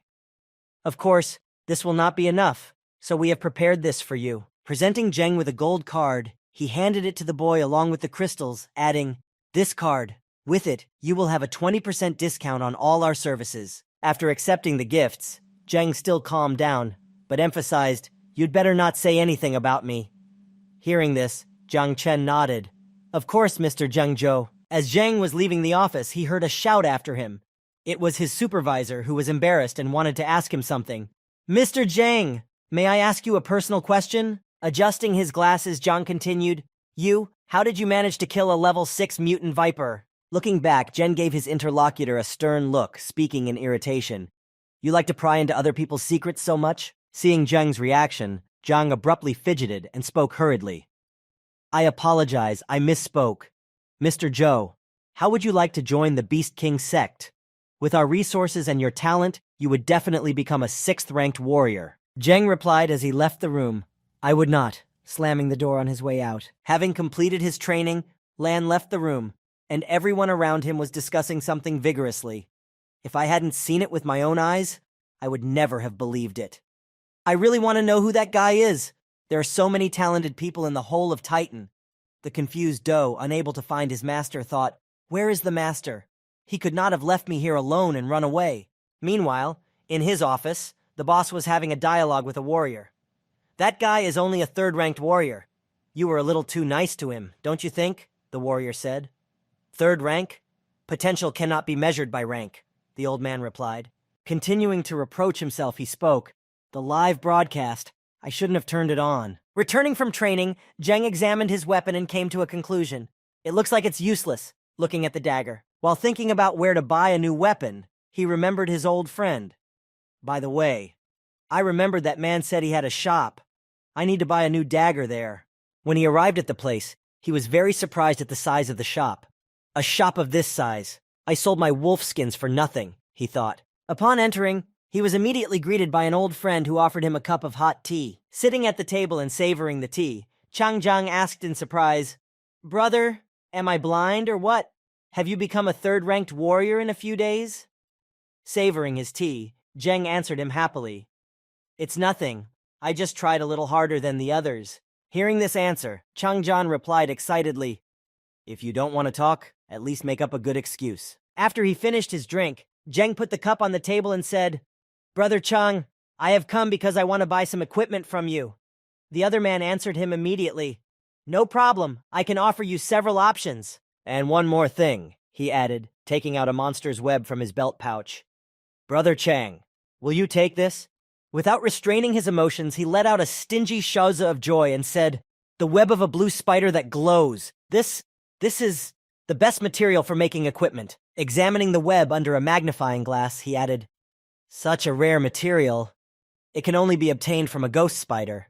Looking at Zheng, who had picked up his tea mug again, he said to him, "It seems that the rank theory doesn't work in your case at all." After examining the goods, Changjan mumbled in disappointment, "It's a pity I only have enough for 1 meter right now. How about 15 green crystals?" After receiving an agreement to his offer, Changjiang jumped up and down with joy. "Ha ha ha! I'm glad I got such a cool material. I'll go to the workshop and make a weapon for you for free." Once at the shop, Zheng was surprised to see how the weapons were made. "I didn't think you used such an old way of forging." But Chan told him something. "Everything created by machines is sold to ordinary people, and after all, the weapons of warriors must have good conductivity," he emphasized. After some thought, Zheng said, "I know a little about conductivity. Star power can be injected into a weapon and thus strengthen its performance." Agreeing with Zheng's words, Chan added, "With the blue web, I will create a weapon for you that has a conductivity of at least 13%. Putting on his safety goggles and the rest of his work gear, he continued, "With this web, I may be able to shatter the myths about the 15% conductivity of Mr. Ning's weapon." With that, he set to work. After heating the metal, he began to add spider webs to it and create a mold for the future workpiece. When the dagger was ready, Chang handed it to Zheng, saying, "Brother, you are very lucky." Reaching out to the weapon, Zheng was surprised at how light the weapon was. "It's light," he said. Picking up the dagger, he directed a stream of star power directly to the weapon to test it. Seeing what Zheng was capable of, Chan thought, "This kind of power. This indicates that he is an 8th or 9th ranked warrior. I knew it." Seeing what the dagger he had just made was capable of, he was shocked. 20%? A blade with a conductivity of 20%? This dagger must be worth at least 1 purple crystal. And I gave it away? Walking away from Chan, Zheng, pleased with his new weapon, waved goodbye to the beast, saying words of gratitude. "Thank you very much, Brother Chang." But Brother Chang only answered him angrily, "Go, hurry up, before I change my mind." Returning to the workshop, Chang said in an angry tone, "I did it once, so I can do it again." On his way back, Zheng noticed a trio of bullies with whom he had had a verbal altercation in the training center. As he passed by, one of the 3 spoke up. "Mr. Luo, this is the kid you had a fight with at the training center." Smiling ominously, Luo had already planned a fight to get back at Zheng. Fighting was forbidden in the training center, but outside we can go beyond words. Worried, one of his gang members spoke up. "That kid was able to defeat the mutant gorilla alone. He became angry with his henchman and slapped him in the face for what he had said. "You don't understand anything. This garbage just read it. He is a 3rd-ranked warrior. How is this possible?" Suddenly confused, he froze in place. "A 3rd-ranked warrior? Didn't he have a 1st rank when he came out?" asked Luo. "That's right. And then he leveled up another 2, said the second of his henchmen. Angered even more, he kicked his second comrade. "Do you want me to say it again? I don't care what rank he has now. Just kill him." As Zheng approached the girl selling flowers, he was choosing which ones to buy when he heard a voice behind him. "Well, kid, we finally meet again." Hearing a familiar voice behind him, Zheng realized who it could be. Meanwhile, the 3 bullies were already standing behind him. "Let's see if you're going to be rude to us this time." Turning to face Luo, Zheng asked him in surprise, "Who are you?" thus greatly confusing the bully. Enraged by this insolence, Luo ordered his henchmen to break both his legs. Trying to fulfill their master's order, the henchmen did not even have time to react as both were defeated. Frightened by the sight of one of his servants lying on the ground and the other flying into a pillar, he simply froze in place. As a result of this fight, the girl who was selling flowers was in danger of ending her life right then and there. The pole that Zheng hit with one of his henchmen broke and flew straight at the girl, and she just stood there, frozen with fright. As Jung retreated to prevent the fight from dragging on, he saw that the girl might get hurt because of his actions, and he could not stand aside. Turning around, he ran to her and pulled her down, saving her from the column that was about to land on the poor girl. He also ran past Luo, leaving him standing on the sidelines. Running with the rescued girl, Jeng kicked him so that he would not go unpunished. As a result of the kick, Luo lost his balance and flew right under the wooden column from under which Jeng rescued the girl. After rescuing the poor girl from danger and carrying her to safety, he asked her, "Are you okay?" and received only a frightened, "Uh-huh." Luo, on whose head the column had landed, stood up and began to threaten Jung. "How dare you touch me? Do you even know who I am?" After listening to all the accusations, Jung said, "Whoever you are, you provoked me first." Smiling sarcastically, Luo continued to threaten his status and wanted to force Jeng to apologize for what he had done. "Kneel down. Apologize. Otherwise, the Luo family will make you realize what the words 'better to die than to live like this' mean." He had barely finished uttering all his threats when Jung suddenly disappeared from his sight, and only the sound of someone's cold breath could be heard in the distance. When Jung got behind the brazen man who wanted to show off, he kicked him in the calf. Luo fell to the ground in pain. Standing on his feet, Jeng looked down at him and said, "Most of all, I hate threats." Luo, writhing in excruciating pain, immediately began to apologize. "I'm sorry. I made a mistake. By then, a crowd of onlookers had gathered at the noise and were already discussing what had happened. "What a brave kid. Not even afraid of the Luo family?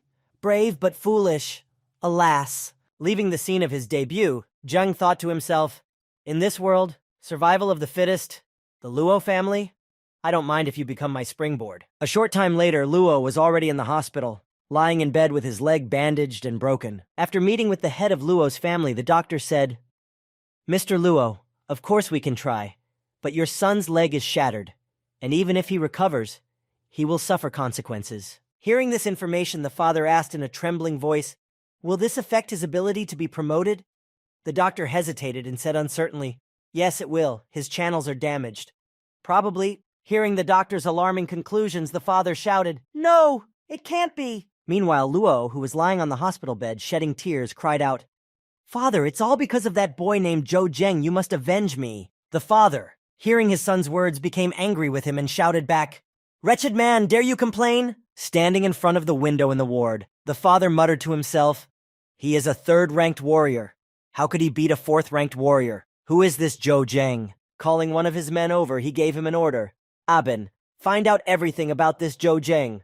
"Of course," the servant replied. Still standing in front of the window, Father Luo said, confused, and said, "Whoever you are, you dared to insult my son, and you will have to pay for it." On his way back from training, Jung wondered where else he could make money.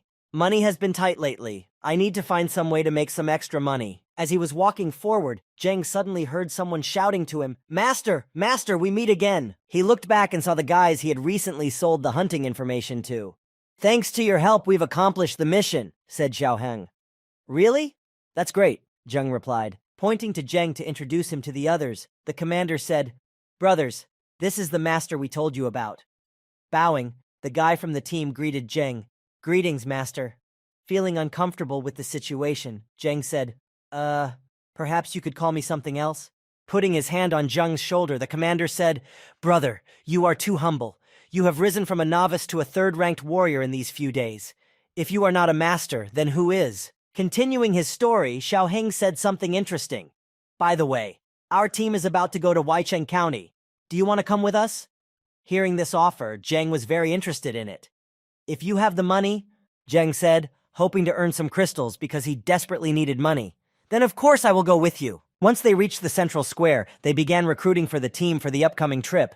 "We need strong warriors, preferably from the 5th rank." Watching the whole recruitment process, Jung thought, "It's very similar, almost like a game." Continuing his call, the commander continued, "The destination is Weicheng County. The reward is 1 medium blue crystal." Suddenly, a voice came from the crowd. "Do you need men?" Paying attention to the location from which it came, it turned out that it was a 6th-ranked warrior. Upon seeing him, there was a commotion. A 6th-ranked warrior? Why did a 6th-ranked soldier come here to look for work? The commander, holding out his hand to the volunteer recruit, said, "Yes, we need people." In response, he heard a dissatisfied voice say, "I can join you temporarily, but the reward must be more than 1 blue crystal." Hearing this, the commander said in confusion, "E? We can distribute the rewards as the mission progresses? How about that?" Angered by this suggestion, the 6th-ranked soldier said, "Are you kidding me? Will you earn anything at all? Do I have to die for a few white crystals?" Meanwhile, Zheng, who was sitting in the pickup truck's trailer, took out his bow, thinking, "While no one is around, I'll take out a weapon so that no one will reveal that I have a game bag." Looking at his improved weapon with a smile, he thought, "Brother Chan said that he used spider webs to increase the conductivity of my bow to 11%, but I don't know if it's good." Climbing into Zheng's trailer, the warrior spoke to him with a mocking tone. "Hey, are you playing with your bow too? But your bow can only kill a wild hare, right?" He pulled out his bow from behind his back and showed it to Zheng to show off. "This is a product of the 100 Knives Company, and it has a conductivity of 5%. This is what you call a bow." As he passed by, one of Qiao Heng's team members spoke to Zheng. "Master, the wind is too strong. Get inside." But Zheng refused the offer, arguing that no matter how strong the wind is, it is good. A warrior who was sitting in the trailer with Zheng looked at him with a mocking finger. "Master, if he's a master, then what am I? A supermaster?" After leaving the central square and heading out of the city of Titan to the Solnechny market, the car stopped. After stopping, the doors opened and Xiao Heng got out saying, "Gentlemen, let's do some shopping here first." While waiting for the captain to return, Zheng was spotted by locals greeting him. "Hey, the madman! Crazy, why did it take you so long to come to us?" In return, Zheng greeted them as well. "Haha, hi Brother Li, hi Brother Zhao." Also noticing Zheng, Uncle Wang approached him and handed him a bottle of medicinal herbs. "Crazy man, look, these herbs are our family heirloom that I found a few days ago. I don't need them, so take them," he said to him. Embarrassed by this offer, Zheng tried to refuse. "Uncle Wang, I can't." Sitting in the trailer with Zheng, Warrior was filled with envy. Are these people blind? Why are they sucking up to a 3rd-ranked warrior like this? Deciding to show off in front of everyone, the warrior stood up and began to stretch, saying, "Wow, the weather is so nice today," thinking, "A bunch of peasants. I'll show you who's the master." But despite all the warrior's antics, no one even paid attention to him, and everyone continued to have a nice conversation with Zheng. The warrior was very shocked that no one paid attention to him because he was so strong and no one even cared about him. When the whole team had bought their gear, they started to leave the market. As they left the market, the locals wished Zheng good luck and to be careful not to get hurt. Sitting in the trailer, Zheng looked at the medicine Uncle Wen had given him, evaluating it. "The medicine smells nice, although its effect is not comparable to the health potion, but I don't have much of it. I'd better save it for emergencies." Suddenly, a warrior called out to Zheng, who was thinking, "Hey!" Looking at Zheng, he spoke to him. "I advise you to switch to a rifle in the future." But Zheng refused his suggestion, saying, "I'm already used to the bow," to which he was answered, "You're just a poser." While they were talking, time passed faster, and they arrived at their destination, the outskirts of Weisheng. As they got out of their cars and approached the location, they heard someone honking their horn behind them. Looking behind them, they saw another gang getting out of their cars, who had also come here to hunt. Recognizing these people, the commander turned to Zheng with a warning. "This bastard is a mad bear. We should be more careful." After the incident, their team set out on the road, making their way through an abandoned area surrounded by monsters. As they passed through this location, they encountered a few zombies, which the commander successfully eliminated with his sword, clearing the way. Continuing on, the zombies began to attack more and more often from different directions, but the rest of the team did not stand aside. When they saw another zombie, they shot it with a bow. Admiring the mercenary's skills, Zheng rejoiced and continued to praise him. "Good shot." Moving forward, the commander saw a small group of zombies and said, "We have to break through the shopping street in these 5 bends, otherwise there will only be more zombies." Zheng found crystals in the dead monsters and said to the mercenary, "Look, 2 blue crystals are not so bad." The warrior replied in a rude tone, "What are you doing here? Did you come to see the sights?" Zheng replied, "Except for you, everyone on the team is in favor of labor division, so if I don't work, I won't earn any money, unlike you. You have to work hard for the reward." The warrior just agreed with him. After Zheng's words, the warrior began to beat up all the zombies he came across in order to earn more money. Watching the warrior work, everyone was shocked. "No wonder he's a 6th-ranked warrior, so strong," said Xiao Heng.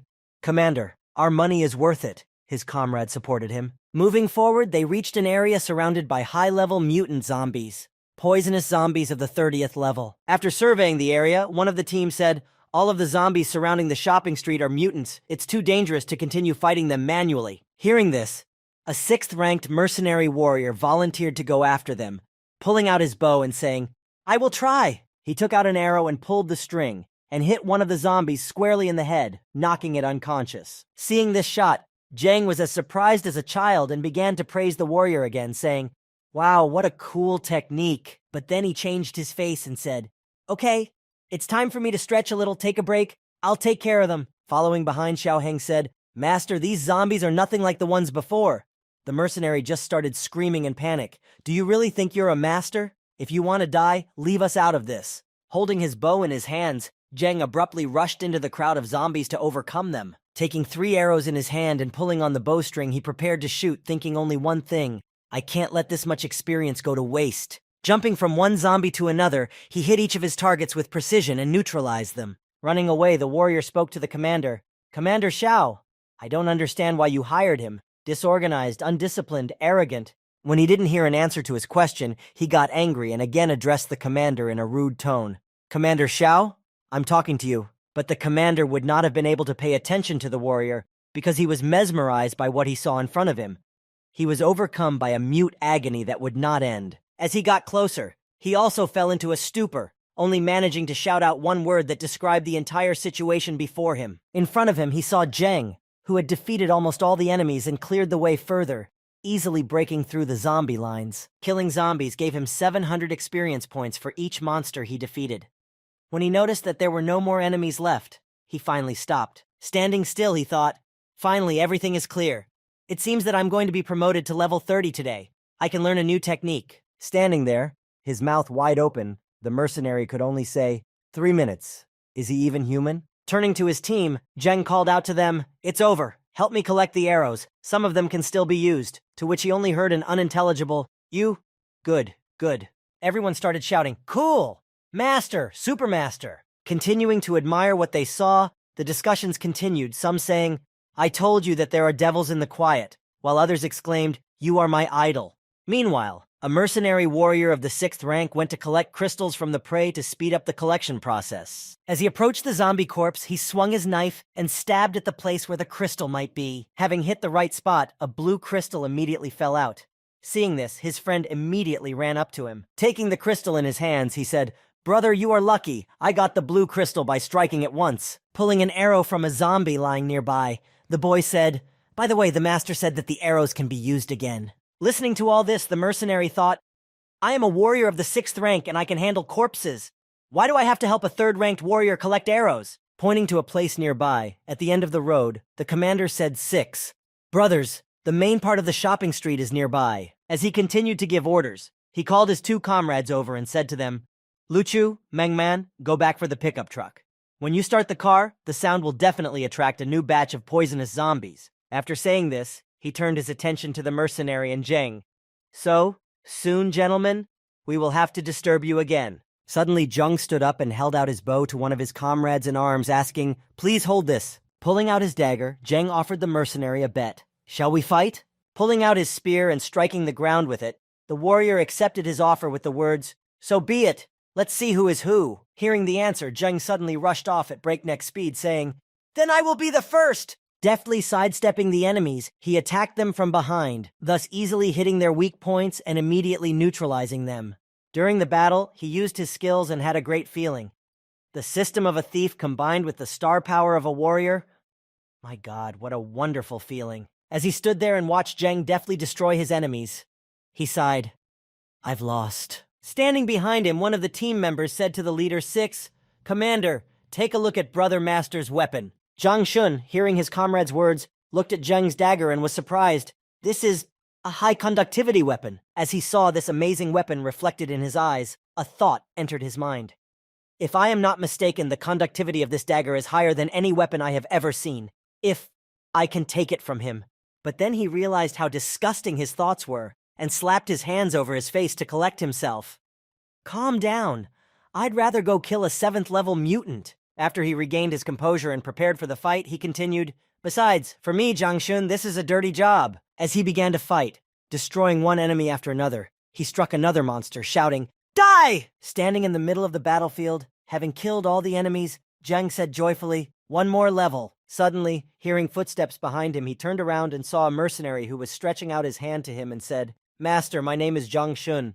It is a pleasure to meet you. Shaking hands, Zheng replied, Zhou Zheng, and I am not a master at all. To which he heard, Don't be so lowly. You absolutely deserve this. I dare say that even our commander, a 7th-ranked warrior, is not as strong as Wang. Hearing the sound of the engine, everyone realized that the pickup truck had reached the gathering place, and the guys ran out shouting with joy. We made it! Brothers, this time we are going to make a lot of money. Standing aside, Zhang Shun could only think about what he had heard. I wish I was dead. What nerve. What a bunch of simpletons. Why do I have to pretend? I want a fixed reward. Suddenly, one of the team members who was running toward them started calling for the captain to warn him of the danger. Commander, there's a huge zombie. Pointing behind him, where the giant was, he continued to approach his comrades. And behind him, at some distance, the giant walked. Seeing the critical threat, the commander gave an order. Everyone to the car, immediately retreat. As he was retreating to the cars, he saw Zheng standing still and called out to him, Brother Zhou, get in the car! Drawing his dagger and preparing to defend himself, he replied, You go. His speed is much faster than the trucks, and someone has to stop him. Otherwise, we will lose everything we have gathered today. As everyone packed into the cars, Zheng watched the crowd of zombies coming closer and closer to him, along with the giant. Watching this spectacle, Zheng just sighed heavily, preparing for another fight. When the giant got to a certain distance from the team, he took an old, broken-down car that was standing next to him and lifted it up. The next moment, he threw it at the people who were nearby. Finally, he hit a pickup truck in front of him, missing none of the team. Preparing for the attack, Zheng took a fighting stance and said to his comrades, Hurry up! If you stay here, you will only be in the way. Watching Zheng stay behind to cover the team's retreat, Zhang Shun thought, It seems I underestimated this guy after all, as he sat in the pickup truck trailer. The next moment, he shouted out to the captain, He's right, I believe him, we have to get out of here. After getting into the trunk of the mercenary's truck, the commander, moving away from Zheng, shouted to him one last time, Brother Zhou, we will be waiting for you on the highway. Hearing this, Zheng gestured to them with an OK sign. When the giant saw the cars driving away, he immediately jumped at Zheng to strike him. But Zheng reacted quickly, and also rushed at the giant to try to counterattack it in the air. Hey giant, I'm here, he shouted. Watching Zheng fight, Zhang Shun could only wonder how a 3rd-ranked warrior could have such a powerful strength. When Zheng exchanged a few blows with the giant and ended up on the ground, he used his weakness scanning ability. After analyzing the weaknesses, he smiled and charged at the giant, exclaiming, You don't have as many weaknesses as I thought. But having discovered the weaknesses, he decided not to waste time and to finish the fight as soon as possible, and used one of his techniques, jumping attack. 10 minutes passed after the start of the fight. The whole team was waiting for Zheng to return to the highway, looking for him through binoculars. Suddenly, one of the team members asked the commander, The master hasn't returned yet, has he?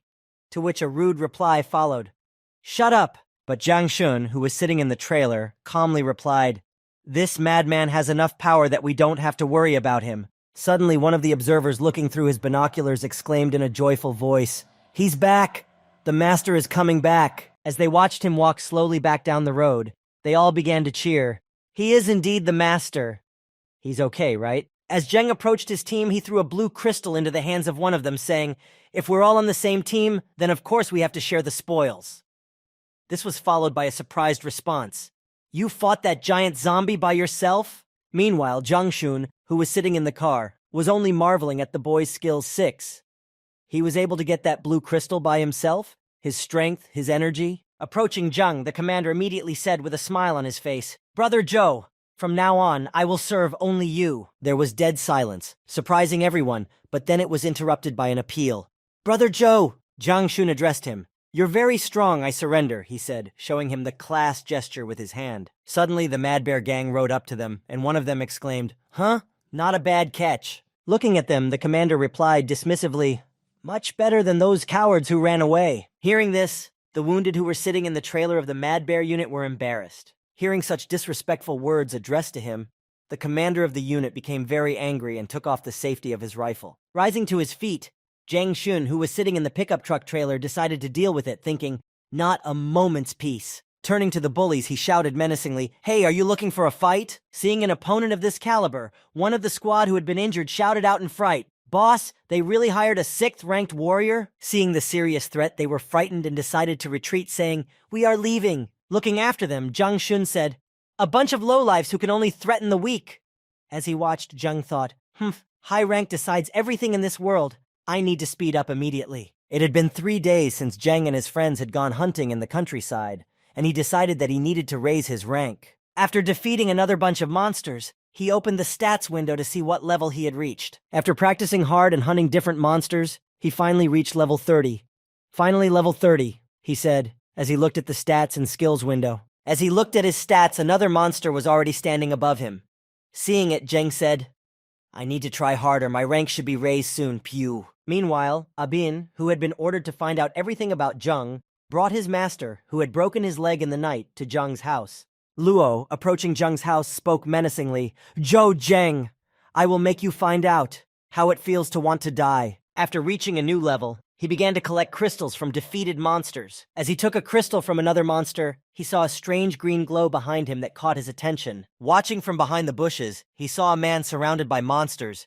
Green star power, a 7th-ranked warrior. Aiming his bow from the perch, Zheng thought, he must be famous in Titan. Meanwhile, the 7th-ranked warrior was barely holding back the onslaught of enemies who outnumbered him. Standing behind him, Zheng shot his bow to draw the monster's attention to himself and give the warrior a chance to retreat. When everyone noticed the presence of another candidate on the battlefield, Zheng was already drawing his next arrow. Seeing a convenient moment to retreat, Zhang Shaoqi rushed toward Zheng, shouting, "Brother, help me! There will be benefits for you here." Hearing these words about the necessary help, Zheng again shot several arrows at the enemies to destroy the pursuers. As the warrior ran by him, Zheng spoke to him, "You take care of that one, and I'll take care of the 2 remaining." After the battle ended in victory, Zhang Xiaoqi asked him, "What is your name?" A 3rd-ranked warrior suddenly killed 2 gorillas so easily? Zheng looked at the crystal he had taken from the defeated enemy and said, "Zhou Zheng, I thought you were talking about some kind of benefit." Suddenly Zheng's face changed dramatically, and he spoke with a serious look, threateningly, "Hey kid, you really dare to ask me that? Aren't you afraid I'll kill you?" To which Zheng calmly replied, "6, you can't kill me." Immediately, Zhang's expression changed from sternness to fear, and thoughts began to appear in his mind.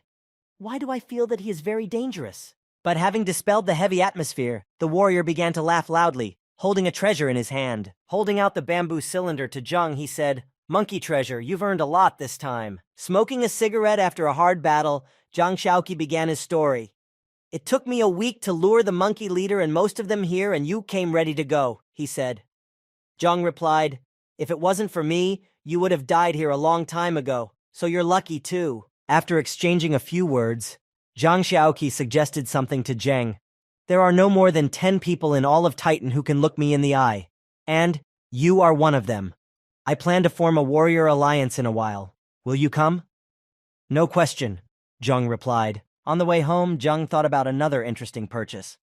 Not a bad haul. Maybe I should think about buying a shop for Su Junwen so that she doesn't get bored at home every day. Standing in front of Zheng's house, Luo ordered his watchdogs to destroy everything. Hearing the order, his subjects began to break down the front gate and destroy everything in their path. Hearing a noise in the courtyard, Su Junwen ran outside to see what was happening. When she saw the 2 robbers, she started screaming, "What are you doing?" When Lao saw the girl, he smiled sarcastically and said, "What did you say? Grab her and interrogate her thoroughly." Grabbing the girl, the servants took her to Lao. She in turn resisted and tried to break free from their hands, shouting, "Let me go!" Suddenly, hearing the screams, Lan Shi came running to the noise and ordered them to stop their actions. When Lan saw what was happening, he shouted at Lao, "You son of a bitch, let her go!" Without turning to Lan, Lao said to himself, Zhou Zheng's dog?" He looked at his henchmen with a fearsome glare and said to them, "Kill him." On the way back home, many people gathered outside Zheng's house, discussing what had happened. What a horror. Who allows the Luo family to do this? As he approached the gate, he saw Lan Shi lying in the gate. "Lan Shi!" Zheng shouted as he ran to him. Running up to Lan Shi, Zheng began to check his condition, saying, "Lan Shi..." All he heard in response was an apology. "I'm sorry. I didn't," he said finally. After he said this, a river of blood gushed from his throat, which he began to cough up, and eventually fainted. Looking at his friend in alarm, Zheng only repeated over and over again, "Lan Shi!" Immediately after seeing what he saw, he called an ambulance and sent Lan to the hospital.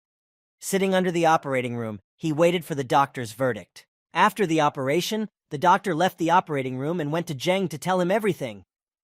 Doctor, Zhang asked. His life is saved.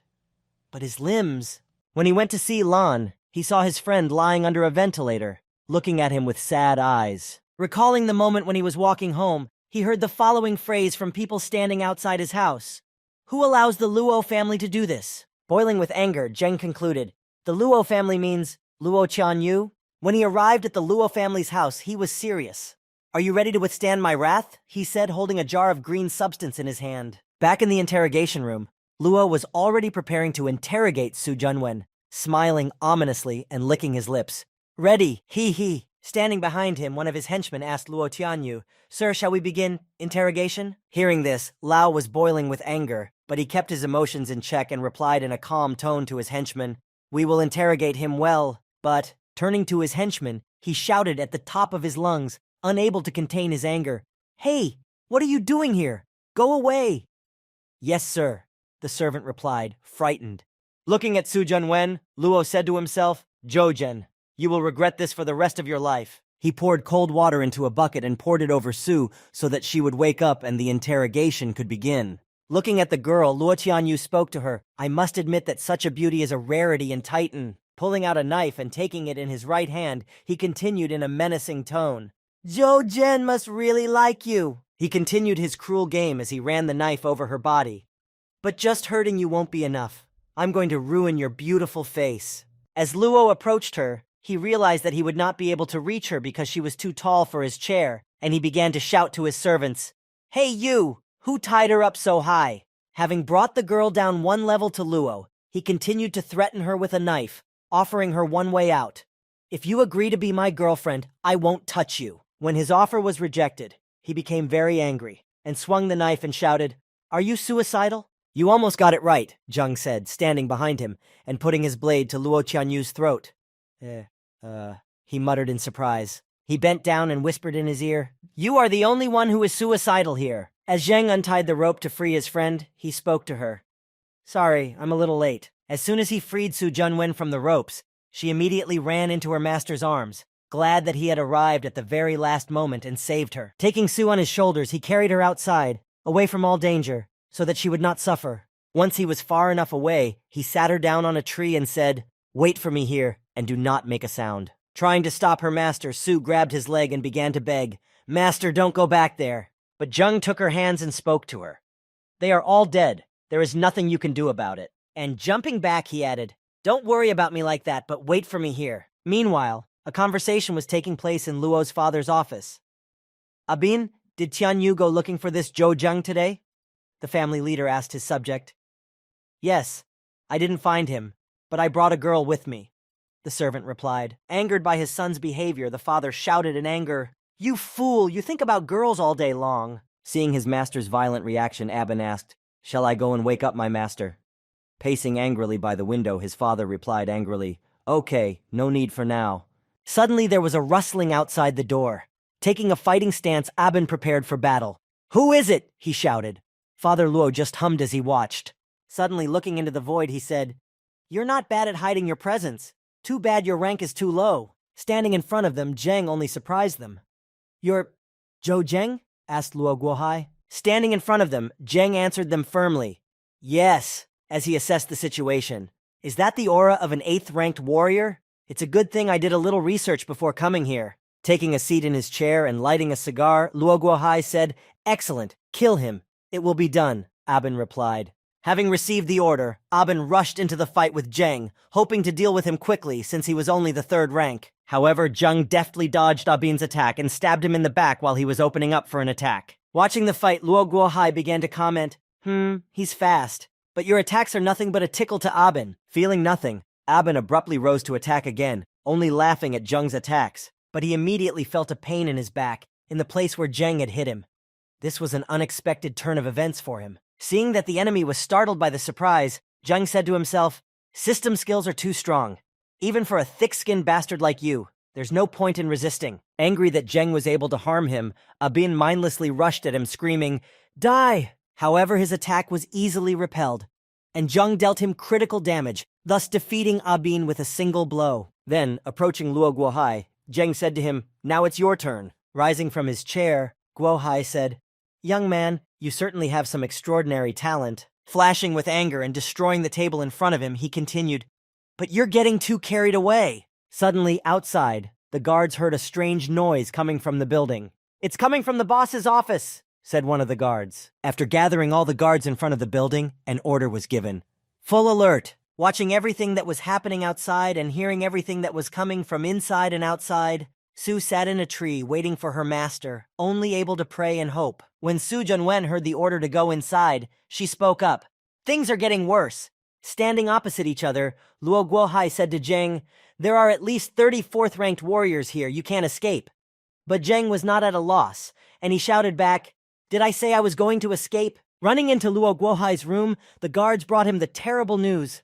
"Boss, there's trouble.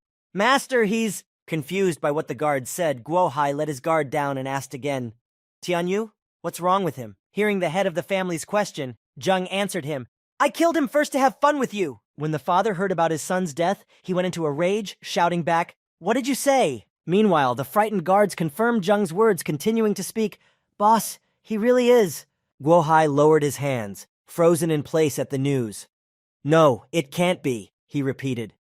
And Zheng, having noticed a weakness in the opponent's defense, could not miss such a convenient opportunity. As Zheng launched his attack, Luo Guohai glared at him with his big eyes and roared, "I will tear you to pieces!" But while he was saying this, Zheng had already used his instant attack skill and stabbed Guohai in the stomach. Realizing that he was unable to pierce his opponent, Zheng immediately froze, thinking, "An 8th-ranked warrior is that strong?" Recovering from the unexpected attack, Guohai waved his hand and shouted at Zheng, "Die!" Punching with all his might, his attack missed Zheng. He in turn was able to dodge the deadly attack. Swinging his sword in all directions, Luo Guohai tried to hit Zheng with his flurry of blows, but he failed. Observing the enemy's movements, Zheng saw a certain pattern of which blow followed which, and began to wait for the right opportunity. After waiting for the right moment to attack, the guy rushed to the enemy, shouting, "Now!" He couldn't let this opportunity pass him by, so he used his instant attack skill again to strike in the midst of the barrage of attacks. Getting as close as he could, Zheng again hit the same spot as last time, but this time, the dagger was unable to harm the enemy because of its high level. Without feeling any pain, Luo said to Zheng, "I am neither cold nor hot from your attack." But seizing the opportunity, while the boy was standing at point-blank range, the family leader struck him a serious blow. Kicking the boy, he flew into the wall, leaving a dent in it. After the blow, the boy said to his opponent, "Haha, did you really think I couldn't dodge your knife?" Wiping his face of blood, he continued to speak. "My father always told me that a person who can be cruel to himself is the real winner." While tossing the regeneration potion in his hand, Zheng also told his opponent, "You lost the moment I hit you." Immediately clutching his heart, Luo began to break out in a cold sweat as he said, "Your dagger, is it poisoned?" As he told Guohai of his victory, he added, "Level 6 ghost spider venom. Even an 8th-ranked warrior would die from that." Sleeping exhausted on his knees, Luo Guohai began to breathe heavily, losing a little strength and eventually dying from the poison. Meanwhile, Su Junwen, who was still waiting for her master, continued to beg the Lord for help. "Lord, please protect my master." As soon as she finished her prayers, a young gentleman appeared in front of her and spoke to her. "Let's get out of here." As Zheng ran through the forest, he thought about how to solve his problem. "Unfortunately, he wounded me, and the health potion was not enough to heal me completely." As soon as he thought about it, his strength left him, and he tried to run with his last strength. Seeing that something was wrong with the gentleman, Su spoke to him. "Sir, are you—" Before she could finish, she saw that Mr. Zheng had collapsed unconscious on the ground, letting go of her hand. In her confusion, Su Junwen began to think about what to do and how to handle the situation. She heard voices behind her saying, "Spread out! He can't have gotten far!" She realized that there was no time to waste. She lifted the gentleman on her shoulders and said, "Sir, you will survive." She carried him to safety. Holding back tears and gathering all her will into a fist, she repeated, "This time, I will protect you." Meanwhile, when the military arrived at the scene of the murder, they examined Gohei's body to determine the cause of death. "The cause of death was poisoning," said one of the soldiers. "But what kind of poison can poison an 8th-ranked soldier?" said another. Standing aside and lighting a cigarette, one of the soldiers said, "It seems that Titan has a very special personality." Meanwhile, Sue, who had reached a safe place, tried to bring her master to his senses and try to heal him somehow, or at least help him in some way. Turning toward the forest, she said, "We need to find some herbs to stop the bleeding." Just as she was about to go in search, the gentleman grabbed her arm, trying to say something. "Junwen," he said, Continuing to speak, he added, "There is medicine in my bag, and a bandage. Use them." Looking into the bag, Su Junwen did indeed find another vial of healing potion. Opening it, she gently began to pour it on her master's wound to help it heal faster. When he saw that the potion was not working as effectively as he had hoped, he said, "The wound is too deep. Even the health potion does not help." But after a while, the effect did appear. "After applying this medicine, the pain has decreased significantly," Jung said. Confused by her master's condition, Su Junwen asked him, "Sir, how are you feeling?" Closing his eyes a little and starting to lean to the side, he said in a slowly fading voice, "I think this time I really need to... I'm going to have to rest." With these last words in a tired voice, he fell asleep, his head resting on Su's lap. After lying there for some time, Jung eventually woke up. Noticing this, Junwen immediately asked him, "Master?" Turning his head toward the direction of the voice, Jung saw Su continue. "Are you awake?" "Uh-huh," he said in a sleepy voice. Getting up, Jung first checked the condition of his wound. "Is it healed?" he said, touching himself where the wound had been. Hearing the good news, Su immediately spoke up. "It's all thanks to that medicine." But Jung looked at Su and said, "It's because you were there for me." Having put the girl in an uncomfortable position with this statement, Jung said to her smilingly, "Come, I will feed you." Back in Titan City at the early dawn market, Zheng ordered food for the two of them. While they were enjoying their food, everyone around them was discussing the murder of the Luo family. "I heard that Luo Guohai and his son were killed," said one man. "But I don't understand who was so strong. He was an 8th-ranked warrior," another replied. As he continued to eat, Zheng listened intently to the conversation between the two boys about the murder of the Luo family. "This event has scared all the guards of Titan," one of them said again. "Yes, nothing so serious has happened in Titan for many years," the other replied. As Zheng continued to eat the food he had ordered, he was very interested to hear that this event had frightened the guards. Titan's guards.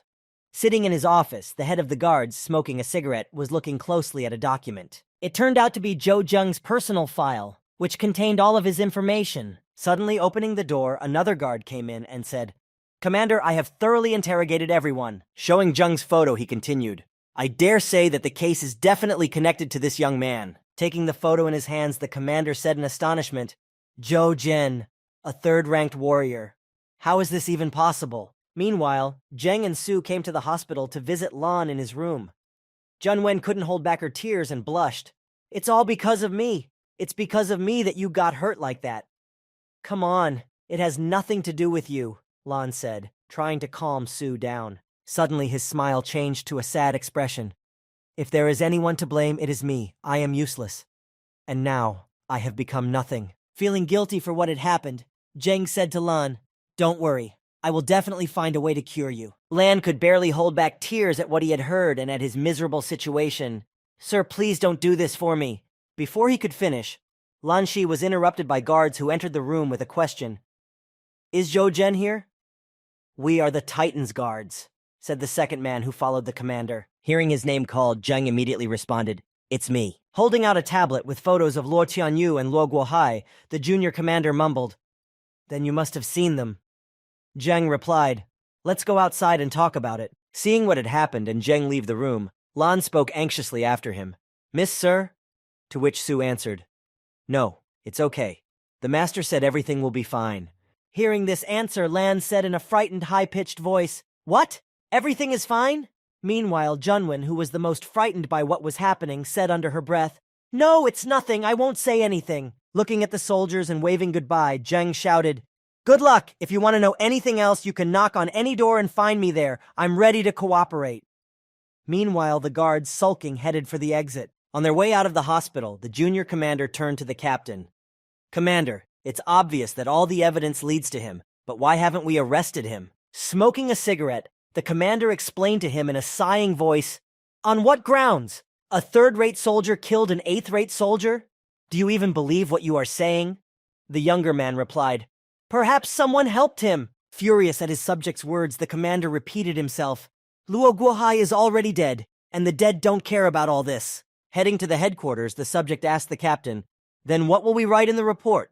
The commander replied, "We will write that Luo Guohai died because he accidentally ate a poisonous plant." A little while later, Zheng met up with his friend Chang Jiang to sell him goods from the monsters he had killed. "So many whole skins from a rank 6 poisonous viper. You..." After carefully examining the goods, Chang let out a cheer. "This batch of snakeskins can solve all my problems." To which Zheng replied, "It would be great if I could help Brother Chang." Calling his assistant over, Chang gave him the material and added, "Take the material downstairs and pay my brother the highest price for it." "It will be done," the assistant replied. Zhang immediately changed the subject and asked Chan, "Brother Chan, do you know any good doctor in Titan?" Hearing this question, Chan was seriously frightened. "Are you hurt?" he asked. Looking down, Zheng said sadly, "My friend, his arms and legs were broken." In a fit of rage, Chang shook the teapot he had just picked up, saying, "What kind of blind bastard dared to harm my brother's friend? I will find people to help you teach him a lesson." Seeing such an aggressive reaction to what he had said, Zheng began to calm the vat, saying, "Thank you very much, Brother Chang, but I have already taken revenge on him. But my friend's wounds..." Thinking about Zheng's request, Chang began to ponder. As for the best doctor in Titan, only one person comes to mind, the King of Healing. After Chan told him about this famous doctor, they immediately went to see him. They arrived at the hospital of the King of Healing. Looking around, Zheng saw countless people gathered around him. "So many people," he said.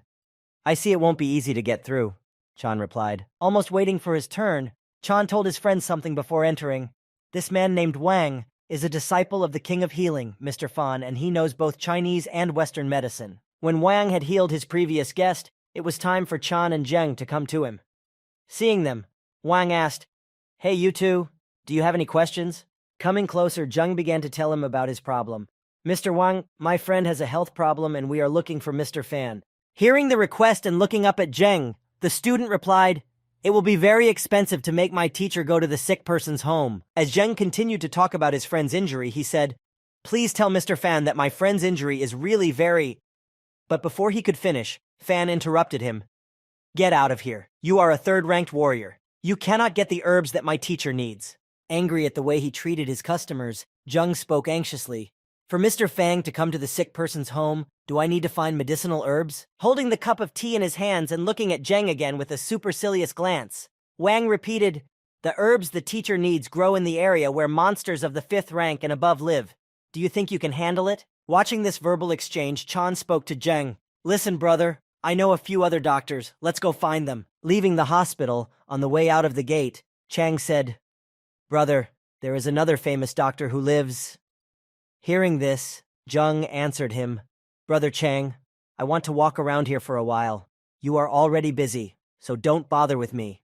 Hearing this from Zheng, Brother Chang shook hands with him and finally said, "Okay, brother, if you need anything, you can always come to me." After walking around the hospital, Zheng reached the backyard of the hospital. This must be the backyard of the hospital. Realizing that he had reached the right place, the boy stepped back a little to pick up speed. Having accelerated enough, Zheng jumped up and jumped over a high wall. Having accomplished such a difficult maneuver, he landed gently on the ground without making too much noise. As soon as he was in the backyard, he looked around and saw an old man standing in front of him. This old man was Fan Yi, an 8th-ranked warrior who was the one Zheng needed. When Zheng saw Fan Yi, he was very surprised.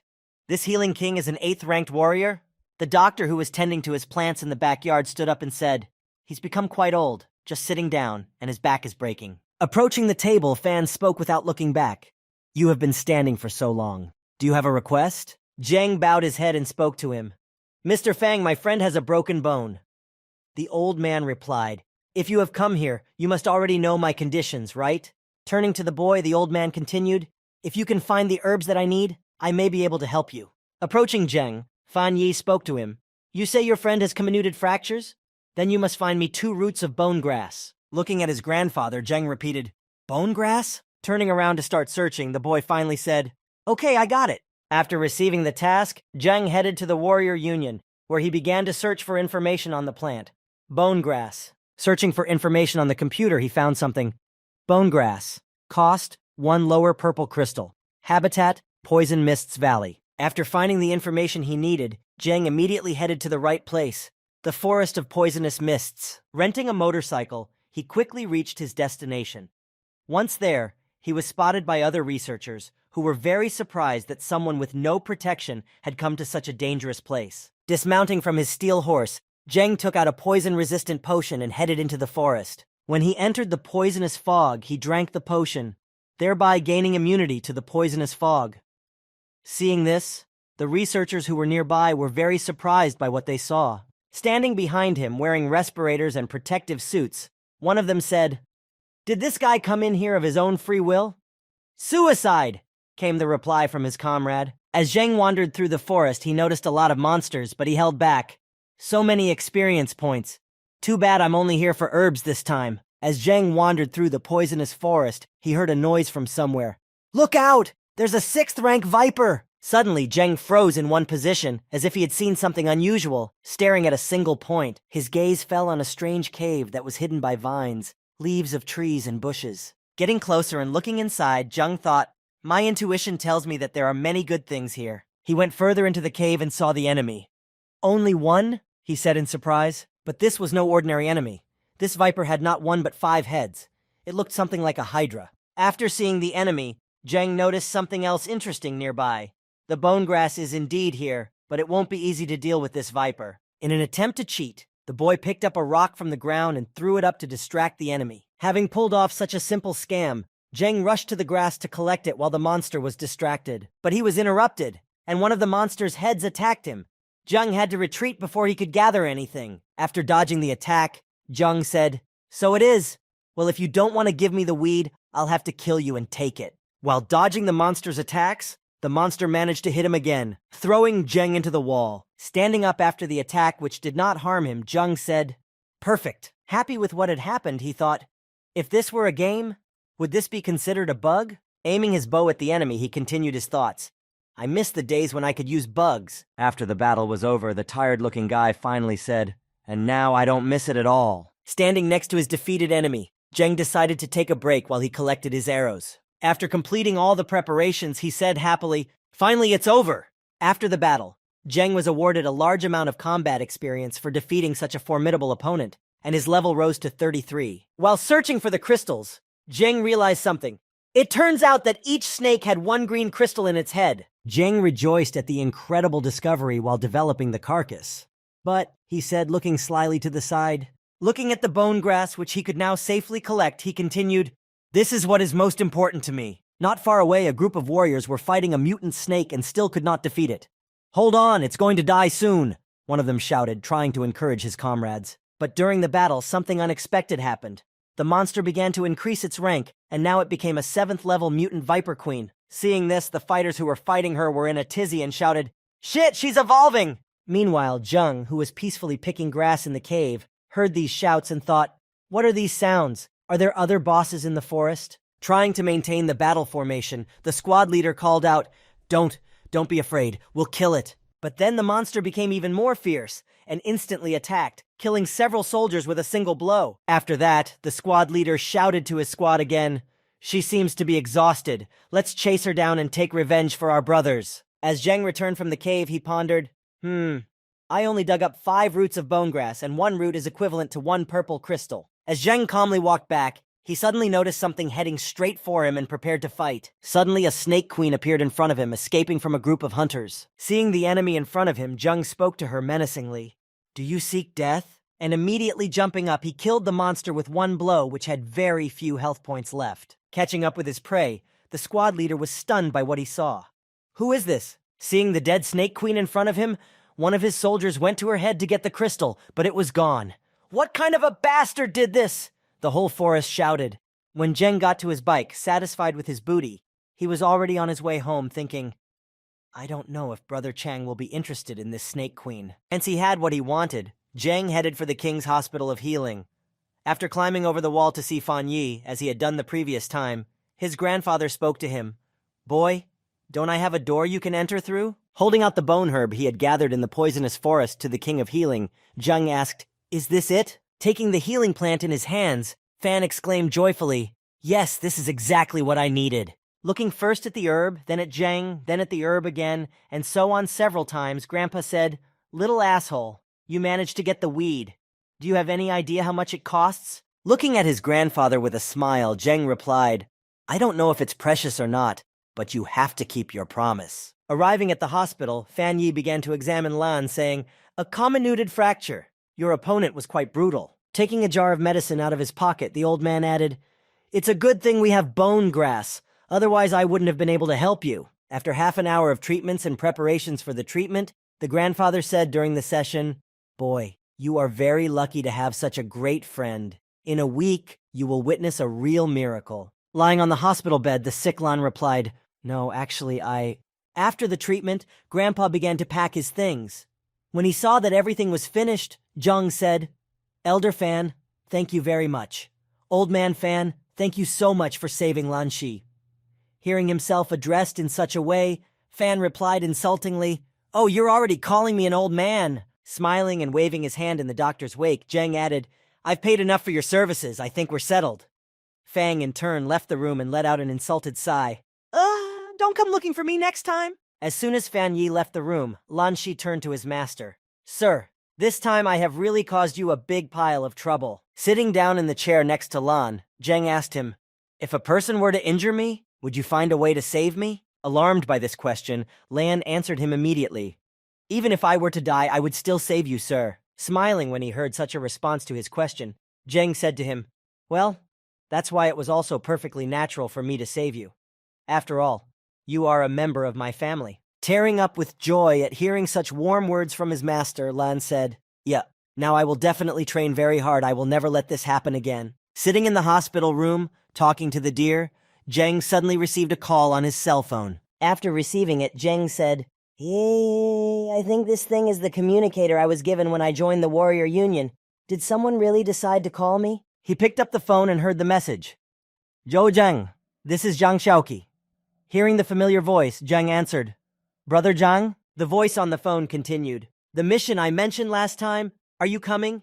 I'll tell you in advance that it will be very dangerous, so think carefully." After receiving the offer, Zheng immediately ran to Chan's gear store. Standing in front of the shop window, he looked at the goods in it. "Shurikens?" Poking his finger into the display case, fascinated by these weapons like a child, Zheng asked, "Brother Chan, how much do they cost?" Looking at Zheng, Chan said with a smile, 100 apiece. Hearing the price, Zheng said, "Bring them all, and please have some ordinary daggers ready." After taking the order, Chang nodded to his friend and said happily, "Okay, I got it." Meanwhile, the scene shifts to the 9th ring, the Emperor's Star Inn. Sitting in the room where the entire team was gathered, John Hu, an 8th-ranked warrior, said, "I heard that a 3rd-ranked boy will be joining us." Another team member, Wei Qianjun, who was also in the room polishing his spear, said, "I would like to believe in Zhang Shaoqi. I hope his man will not be a nobody." During the conversation, they were suddenly joined by Zhang Shaoqi, who immediately apologized for being late. "Sorry for keeping you waiting." "Brother Zhang," came Hu's greeting. With his hands folded in front of him, Lu Chuangcheng, who was also in his squad, spoke.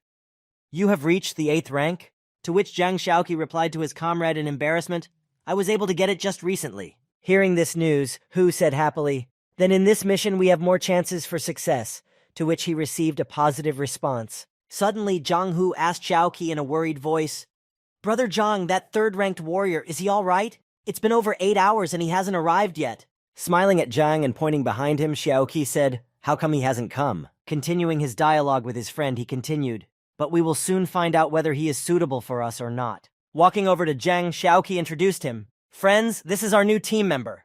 Hearing that Zhang had finished speaking, he greeted everyone.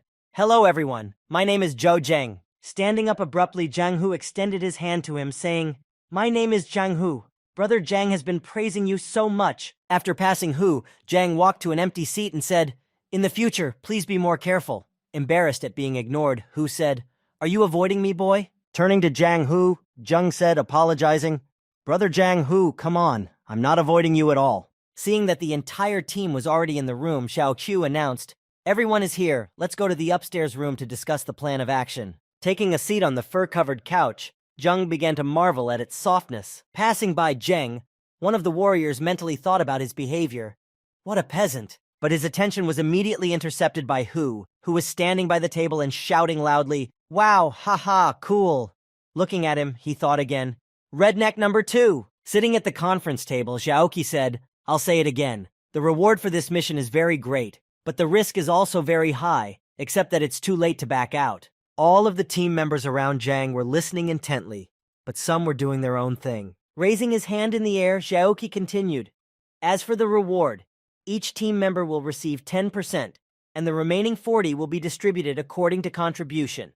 Hearing this, John Hu stood up abruptly and shouted, "I think this is unfair. Why does he also get 10%? He said, pointing his finger at Zheng. After listening to Hu's criticism, Zhang asked him, "Then how do you propose to divide the reward?" Embarrassed, Hu said in confusion, "Me? I hadn't thought of that." Overhearing the discussion about division, one of the team members said, "Not quite. Each person will be assigned 5%, and the remaining 70 will be distributed according to contribution." Hearing this proposal, Zheng supported it, saying, "I don't mind. I like this distribution." Hearing everyone's support for the idea, Hu also spoke up. Then I don't mind either." Xiao Qi looked at Zheng, who was enjoying the softness of the couch, and asked Zheng, "Kid, do you agree with this division?" After a moment of thought, a thought occurred to Zhang. Does he really think he can earn more than us 8th-ranked warriors? After agreeing on the division, Xiao Qi clapped his hands and said, "Since that's the case, I'll give you a small bonus." Looking at his team, he said, "You can take any equipment from the warrior shop, but no more expensive than an average green crystal. I will pay for everything." Zheng abruptly stood up from the couch in surprise and asked, "A warrior shop?" He was answered, "It's an online store set up by the Warrior Union and the Titan Guardians, but it's open to warriors of at least rank 7. Hearing this answer, Zheng asked, "So I'm not qualified for it?"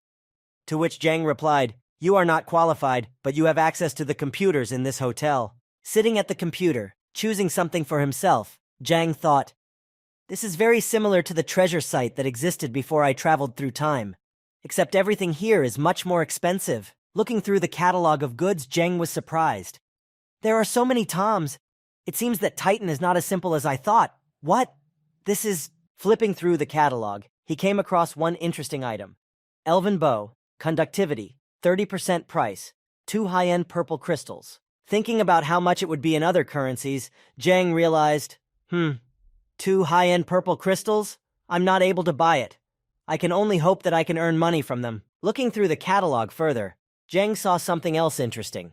The Phantom Cat shoes. That's right up my alley. A short time later, there was a knock at the door, and a courier came in saying, "The goods have been delivered.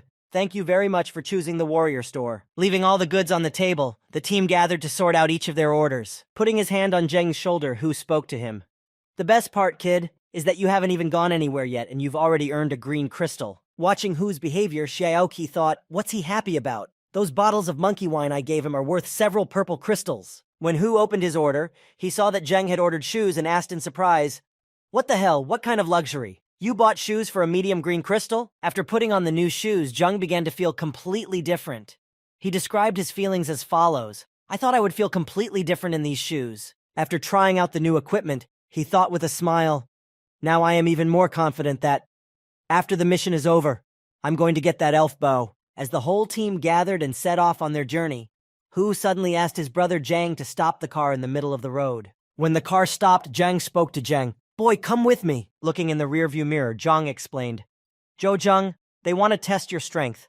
I believe in you, but they need to see for themselves." Hearing this, Zheng replied, "Commander, I understand." Getting out of the car, Hu pointed to the 2 monsters who were feasting on the prey and said, "Zhou Zheng, how about you take care of these 2? "No problem," he replied. As he went out to the others to watch the spectacle, Lu Chuangcheng lit a cigarette and said, "A 3rd-ranked warrior is going to fight 2 4th-level earth wolves? Are we that cruel?" To which he was answered, "And when your inheritance is taken away from you, will you also speak of cruelty? Stop joking!" Wei Changjun, standing next to the captain, played with his dagger and said, "If he can't even handle this, then there is no point in sending him to his death." Going down to the wolves, Zheng confidently began to approach them, and they in turn slowly retreated back to wait for the moment to attack. Hu, who was watching from the bridge, saw another pack of wolves approaching Zheng from behind, and exclaimed, "Damn, there's a whole pack. We need to bring Zhou Zheng back." Seeing that Zheng was about to go to Zheng's aid, his commander called out, "Hu, where are you going?" Looking at him with a smile, he added, "Didn't you want to check it out? A pack of wolves will be more convincing than 2. Zheng, seeing that a whole pack of wolves was approaching behind the wolves, decided not to hesitate and took out his bow. Without showing any emotion, he pulled out 3 arrows from behind his back and began to aim at the monsters. Watching everything that was happening, Zhang Xiaoqi shouted words of encouragement. "Zheng, come on!" After waiting for the right moment, Zheng started the battle. In the first seconds of the battle, he had already defeated 4 wolves from the pack. There was only 1 more to go. After killing the rest, he said, Well, I have not yet learned to shoot the bow. Watching such a fast and incredibly spectacular fight, everyone was incredibly impressed by Zheng's skills and strength. When everyone was getting into the car, Zheng was sitting next to Hu again. He started asking him questions. Boy, what did you eat to grow so strong? As they approached the mission site, Kapitak said, We are already in the red zone, Hu, get ready. Got it, he replied. Pulling out his machine gun, Hu began firing it at the enemies who were chasing them through the air. As he opened fire, a flurry of bullets hit the mutant crow that was chasing them. Taking out his radio, the Monodrite reported, Attention, we are entering the red mutation zone. Copy that, came the reply. Arriving at the clearing, the cars stopped and all the team members got out to discuss the plan of action. Taking out his tablet, the commander began to look at the map. After a while, he reported, The target is more than 50 kilometers away. Heading to the target on a dangerous road, the commander reported, Crossing the red zone, we must be as focused as possible. Walking along the path, Zheng suddenly signaled with his hand and said, Everyone stop! There are mutants here. The captain asked, Where exactly? And Hu exclaimed, We didn't feel anything, don't be silly. Taking out a bow and arrow from behind his back, Zheng repeated, Trust me, be ready to fight. Inserting the arrow into the bow and pulling the string, he shot into the foliage of the tree. Immediately after the shot, a monster appeared in front of them. Seeing it, the commander said, Friends, be careful. It is a level 8 forest leopard. As soon as it appeared in front of the team, the beast immediately began to attack the squad. But Hu interrupted its attack, shouting, Where are you running to? You have to deal with me first. While Hu was holding the beast back, his comrades rushed to his aid to help him in the battle. Wei Qianjun and Lu Chuangcheng demonstrated excellent teamwork and dealt significant damage to the monster. While his comrades attacked from all sides, inflicting damage on the beast, Hu Zhan continued to hold back the onslaught from the front, distracting it. Seeing that Hu himself was having a hard time, and that the leopard wanted to try to strike with its jaw, biting Hu, the commander, in time to play along, repelled this attack by thrusting his sword into the beast's mouth. The commander, having replaced Hu in his duty, gave him the freedom to finally run wild. The latter, in turn, put the beast on the ground with a single blow, saying, I will repay you in the same coin. Take it. Watching the fight from the sidelines, Zheng thought, Cool. No wonder he's an 8th-ranked warrior. If these people attacked me, I would definitely not be able to escape. After defeating the enemy, Hu began to check him for crystals. Hee, what luck, 1 green crystal. When the fight was over and everyone was about to move on, Zheng asked, Brother Hu, don't you want his corpse? He scratched his head and said, I do not take such things with me. It is heavy and dirty, and the smell of blood will only attract other beasts. Seeing that no one wanted the monster's corpse, Zheng emphasized, If no one wants it, I'll take it. The remains of a level 8 animal can be sold for a lot of money. As he packed the leopard into his game backpack, Zheng said to himself, For the sake of my elf bow, I'm ready to become a scavenger. Looking at the map, the commander told the team, 17 more kilometers, everyone stay together. A joyful Zhang Hu, marching in formation, said, As soon as we finish this mission, I will drink for a week. Hearing his words, his comrade replied, You survive first and then speak. This time we have to defeat a level 9 Royal Divine Pterosaur. Hu continued to talk and said to him, What's the big deal? The last time it invaded Titan, wasn't it chased away by the same 9th-ranked warriors? Walking behind him, Zheng suddenly felt a sense of danger. What is it?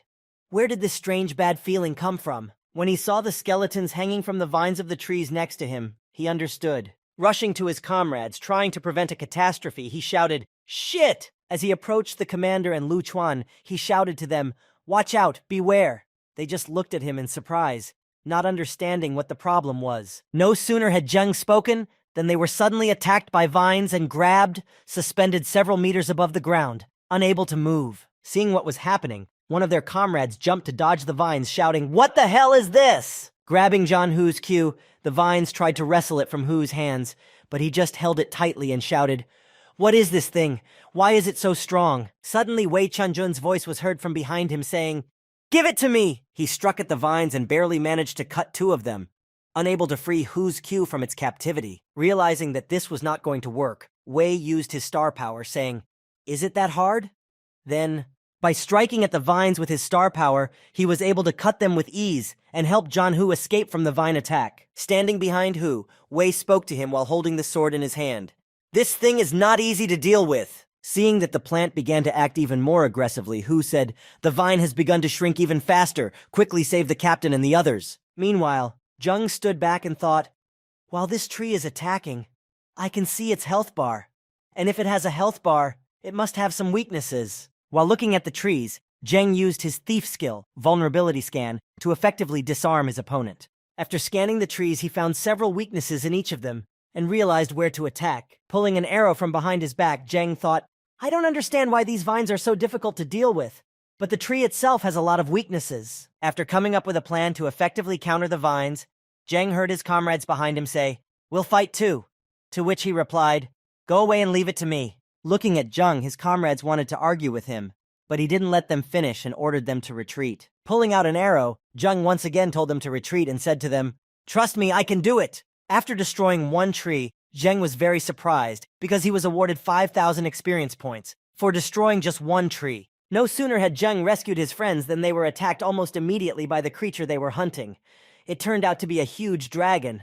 Shielding himself from its fiery breath, Hu also covered his comrade, who at the time was saying to his commander, Commander, we can't get any closer. Watching this scene, Xiaoqi said in confusion, Are we really going to have to surrender? Looking at the dragon, Zheng thought, If I understand correctly, the fire breath is draining a lot of its life force. As Zheng scanned for weaknesses, he noticed a small pothole in the dragon's scales and decided, This spot, I think we should strike there. It's worth the risk. Deciding that all was lost, and they were unable to defeat the dragon, the commander gave the order, There is nothing to be done. We must retreat. While he was saying this, he noticed only the silhouette of a boy in front of him, and he said in confusion, Zhou. While the dragon was attacking Zhang Hu, Zheng used his ability to instantly approach the enemy while the latter was focused on something else. Once he got close enough to the fire, he attacked the enemy's weak point to inflict damage. After striking the monster, the dragon immediately turned its attention to Zheng, who was able to wound it. Standing on the ground, the commander and the others could only watch. Zhou Zheng! The commander exclaimed in confusion. There's no way to dodge this attack! Exclaimed his comrade, who was standing next to him. Meanwhile, Zheng, who had been fighting the monster in the air after a successful attack, was waiting for the right moment. Now, he said. As soon as the dragon approached him at the right distance, Zheng was able to attack the monster again, punching it in the neck. After the successful combo, Zheng, standing on the ground, said, With my superpowers, I will destroy it. I've figured out a way. Standing in front, Zheng asked the squad leader for something. Commander, use the guns to keep him at bay, and I'll do the rest. Stunned by these statements, no one could say a word in amazement. Only Hu, scratching his head, said, He's really a genius. With a sudden change in his face and a weapon in his hand, Xiaoqi shouted to his comrades, What are you guys doing standing there? Shoot! A loud shout resounded throughout the forest.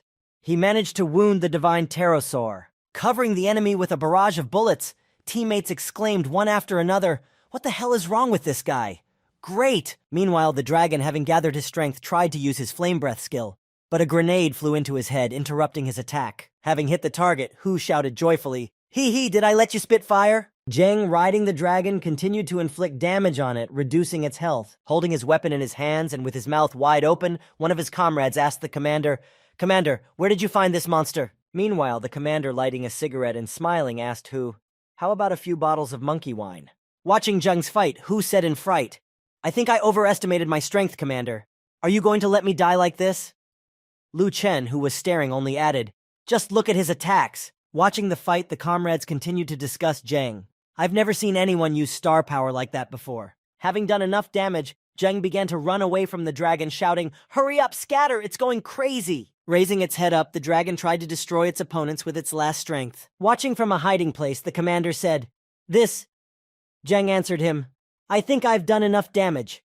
Now I just have to wait for the cart to bleed out and die. As the monster tried to make its last attack, it exhausted all its strength and fell to the ground dead, its health bar almost at 0. After the monster was defeated, Zheng raised his level again. This time he was the 35th level, and as he felt the effect of the leveling up, Zheng thought, I've advanced again! Unable to contain the smile on his face, Zheng opened the window with his skills, thinking, Level 35, now I can learn a new skill. Opening the skills section, he saw, The new thief skill is stealth. Allows you to hide. The effect disappears after being shot at or attacked. Recovery time is 2 minutes. Standing next to the dead dragon, the boss gave everyone a task. Lin Xuan, take care of the corpse. Hu, prepare everything for the slaughter. We need to hurry. Picking up his dagger, Zhang Hu approached the dragon. With a swing, he stabbed at the monster's scales. Immediately, the dagger broke on the scales. Looking at the broken blade, Hu said, This cursed creature can't even pierce me now. Standing next to Hu, Lu Chuangcheng cut the scales with his sword like a hot knife through butter and gave Zhang some advice. Just use star power. After applying star power to the next dagger, he was able to easily cut off the scales as he spoke. It worked. One of these scales can probably be exchanged for a green crystal. Hearing this, Wei Qianjun stood on the monster's head and took out the crystal, saying, "Who cares about the green one? There's a whole purple one here." The commander, sitting on the dragon's wing and watching Zheng cut the scales off the dragon, said, "If I hadn't seen this with my own eyes, I would never have thought that an ordinary third-ranked warrior could kill a dragon." Zheng just laughed and replied, "Just my luck." Hearing the commander and Zheng's conversation, Hu added something of his own. "You're a talent. Why are you ashamed? Even if I had all the luck in the world, I couldn't do it." When they returned to the hotel and took their places in the room, they all sat around the table and discussed the trip. The commander said, "This time we got a lot of trophies, so let's discuss how we will divide them." John Hu was the first to make a suggestion, saying, "Let's exchange everything for star crystals." He was followed by Zheng's suggestion, "Or shall we divide everything among ourselves and then each decide how to dispose of it?" Captain Xiaoqi was the next to speak. He said, "Zheng's contribution was enormous, let him decide." Embarrassed by the praise, Zheng said, "I think everyone can do as they please. If someone wants the star crystals, let's exchange the trophies for them. Otherwise, let's leave it at that." After saying that, Zhou added, "But I think that the flying pterosaur's scales are worth much more than a single green crystal. After all, we don't know all of its characteristics yet." Hearing this, the leader agreed with him. Hu also added, "Then I'll take the scales too. I have faith in Zhou Zheng." Approaching the trophies, Zhang Xiaoqi announced, "According to our agreement, each of us will receive 5% and the remaining 70%. We'll give half to Zhou Zhen. No one minds?" "No, we don't mind." "Of course we do," the team members replied. After distributing the awards, Zheng stepped forward and said, "If you trust me, I'm ready to show you one reliable gear shop. We can sell these dragon scales there and divide what we get among ourselves, right?" "Okay, then you do that," the commander told Zheng. The commander picked up a single scale and said, "We will exchange this thing for points in the Warrior Union." When they arrived at the Warriors Union, the scales were examined. After examining it, the appraiser said, "The product is good." As Zhang Chen continued to turn the scale in his hands, he said, It's really a pterosaur scale." Handing the scale to Shen, Lin Xuan said, "Chairman, this is proof that we killed the divine pterosaur." He took it in his hands and said, Heh, boys, you really did a good job." He took out a chevron and handed it to his subject and said to Lin Xuan, "The leader of the Warriors Union sincerely expresses his gratitude to you, and he has decided to raise the reward by 10%. Continuing to announce the list of rewards, he added, "And also to grant you the title of 10-star warriors." Meanwhile, in the main hall, the end of the hunt for the divine pterosaur was announced. "The divine pterosaur was killed?" said one of the visitors. He was followed by another. "Someone really did it?" As they left the leader's office and walked through the main hall, someone exclaimed, "Look, they say they did it!" Looking at the warriors walking away, someone said, 10-star warriors? I've been fighting all my life, but this level is unattainable for me." As they walked on, many people started asking for autographs, and the girls were just crazy about them, shouting, "Ah, you are so strong!" He mingled with the crowd. Zheng breathed out a sigh of relief, saying, "It's a good thing I didn't wear this stupid chevron to show off." Approaching the reception desk where the female manager was sitting, Zheng walked over and held out his badge and said, "Open a private room for me. I want to check something." "Okay, just a second," the girl said, looking at the monitor before she could see the badge. When she saw the badge, she jumped up and blushed and said, Mr. Zhou Zheng, wait a second. I'll tell you everything right now." As she left the cash register, the girl waved happily at him and said, "Good luck, Mr. Zhou Zheng. Come back again." And Zheng, as he left, thought, "It seems that this badge has more power than I had imagined." Meanwhile, somewhere in the hotel room, a puffball was sitting and saying, Hee, I'm about to hold a weapon with the best conductivity in all of titanium." Still drooling and breathing heavily with frantic anticipation, he continued, I haven't eaten or drunk, risked my life, saved up money for so long, just for this day." Hovering over an icon in a gun shop, he continued to speak, "Baby, come here." When he clicked on the buy button, his request was rejected because the item was not available. Seeing this, his anger was unbearable, and he began to scream furiously, What rascal dared to steal my elven bow?" Meanwhile, the courier was already knocking on the door labeled VIP, saying, "Mr. Zhou Zheng, this is a delivery." Upon receiving his package, Zhang took out the bow and said, "Finally, 20% conductivity for 2 purple crystals." Meanwhile, back at the equipment store, a girl with a drink was approaching the owner's office, and a voice could be heard outside the door. "Brother Chang, how many days have you been awake?" Talking to Zhang, Chan replied, "Hee, it doesn't matter. Honestly, brother, I've created a lot of cool things with the materials you sent me." Raising his drink, he continued, "I'm planning to organize an auction in the near future, so if you have some free time, you should definitely come." Raising his glass, Zhang added something. "An auction? That's great. I just have something that could improve your equipment a bit more." Eyes bulging, Chang asked in surprise, "You have new materials?" With a sly smile, Zhang said, "Divine pterosaur scales." Confused, Chang asked him again, Are you serious?" Meanwhile, outside the city, somewhere in the wild forest, a shout came from the forest.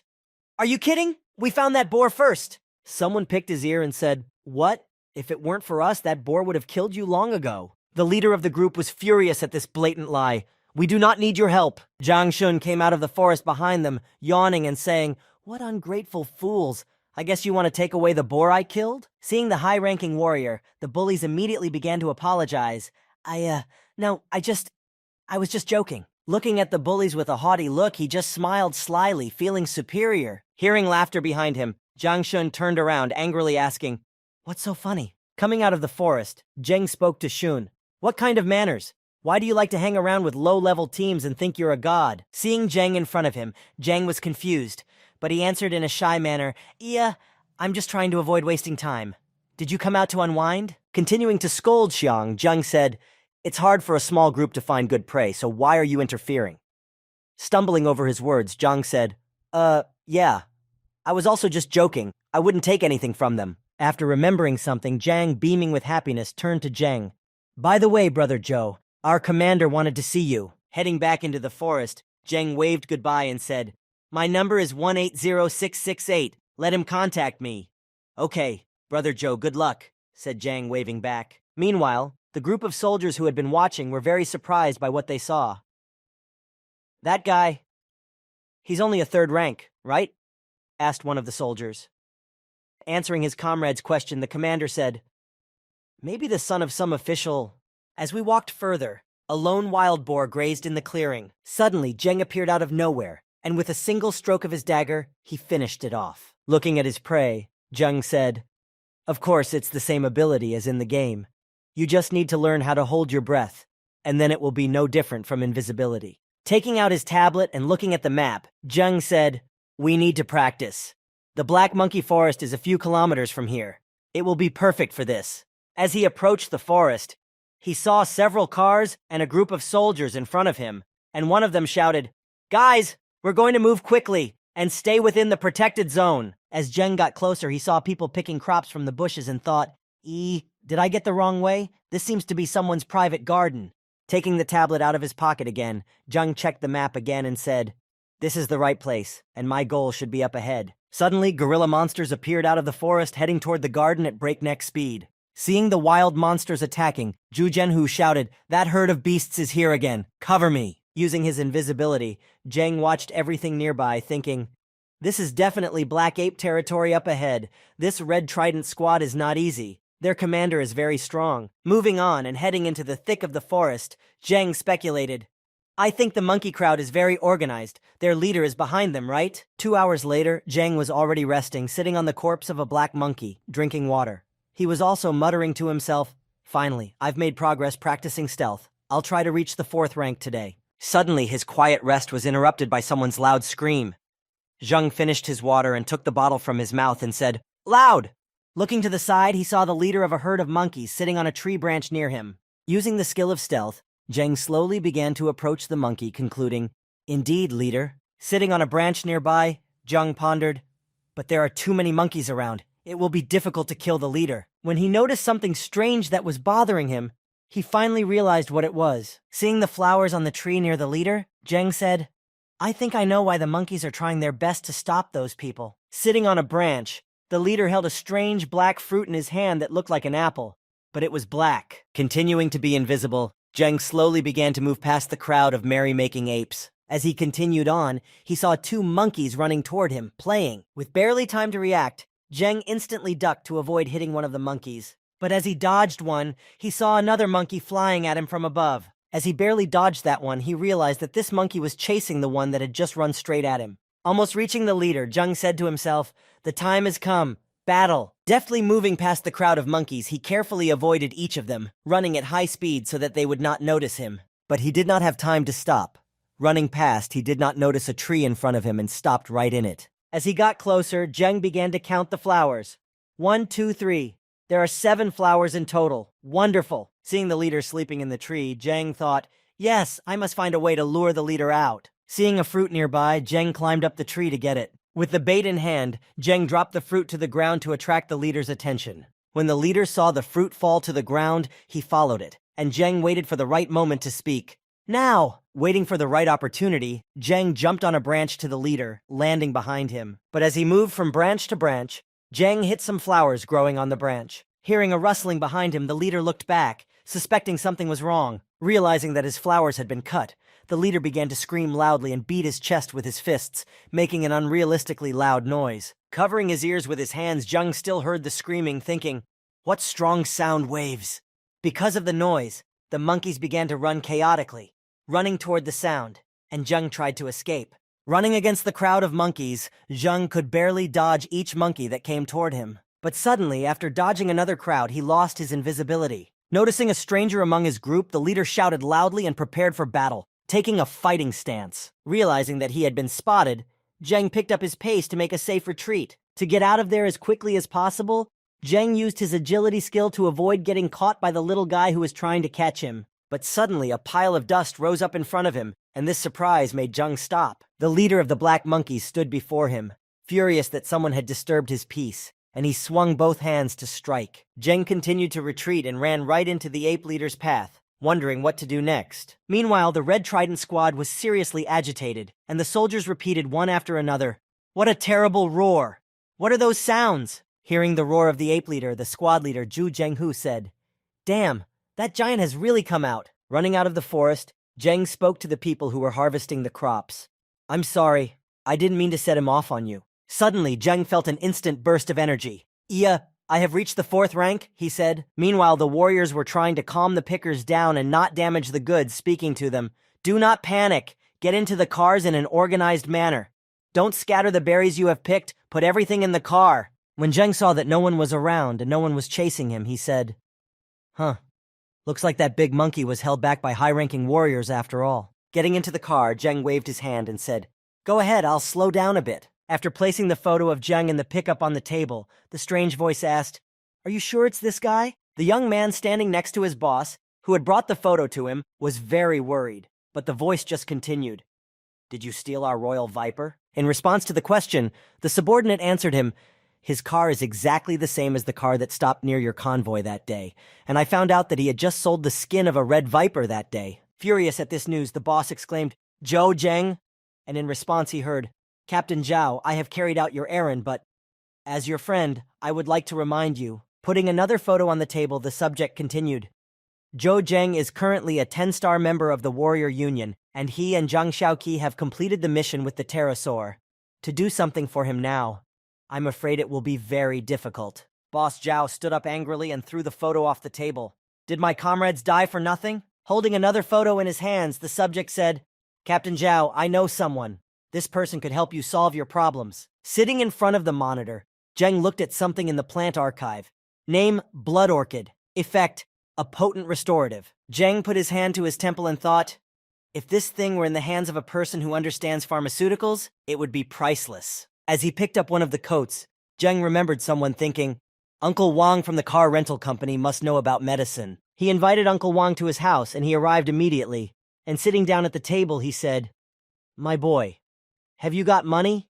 You mysteriously invited me to dine at this place. What the hell happened?" Sitting at the table, Zheng said to his uncle, "I'm ashamed to admit, but I still don't know your real name." To which Uncle Wang replied, "Ha ha ha, well, then I only know that your name is Crazy." Standing up and extending his hand to his uncle, Zheng said, "Let me introduce myself formally. My name is Zhou Zheng. Wang Jikun, but you can call me what you used to call me," said Uncle Wang to him. After getting to know him better, Zheng got right to the point. "Uncle Wang, I was actually looking for you today for something. He took out some flowers from his backpack and said, "Do you know what this is?" Seeing such a rare plant in front of him, Uncle Wang nervously asked, "A blood orchid? A blood orchid?" Taking it in his hands, he could hardly contain his emotions and said, "This is the first time I've ever touched a real blood orchid?" Handing the plant back to Zheng, the uncle said, "Hurry up and hide it. This thing is worth about 1 purple crystal in the warrior union. If anyone sees it, it will be a disaster." Uncle Wang sighed heavily. If I were still working as the chairman of the pharmaceutical corporation, no matter what the price, I would definitely buy such a rare thing. But unfortunately now Continuing his sad story, he said, "For a warrior of my rank, this plant is useless." As Zheng refilled his wine glass, he said to Jiekun, "Uncle Wang, I did not come to you to judge this plant." Taking the glass in his hands, Zheng offered him a deal. "Perhaps you would like to work with me. We'll combine your pharmaceutical knowledge with my orchid." "Work?" my uncle exclaimed in surprise. Raising his wine glass, Uncle Zheng replied, "Look at me. How can I refuse? But will we have the strength to keep our secret? And yet, my medicine, they cost a lot of money." Happy that the deal was almost done, Zheng said, "Don't worry. I'll take care of this problem myself. Everything will be fine." The next day, when Zheng decided to discuss everything with his family, he heard a call from his house. "A.D. store manager?" Sitting on the couch, Zheng said, "Yes, I want to open a shop. Sell medicines, equipment, and so on." As Sue tried to argue with Zheng, she said, But I've never run a store before." Standing next to Su Junwen, Lan Shi said confidently, "Don't worry, as long as I'm here, no one will dare to cause a riot." Having settled these issues, Zheng continued to discuss other important things. "To sell medicine, to open a store, I need to buy a computer, right?" Taking out his receiver, he said, "Well, if we're going to open a store, we need to get our act together." 5 days passed. Zheng's family and Uncle Wang were standing in front of the building when Uncle Wang asked, "Hey, crazy, is this your new store?" Zheng pointed to Su and introduced her to Wang. "This is Director Su Yunwen, and Lan Shi is in charge of security."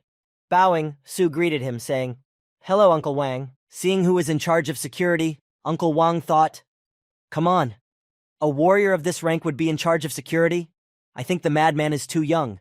We need to talk to him when we get a chance." Just then, a pickup truck stopped outside the store, and Xiaoheng and his companions got out saying, "Ha, Brother Zhou, are we not too late?"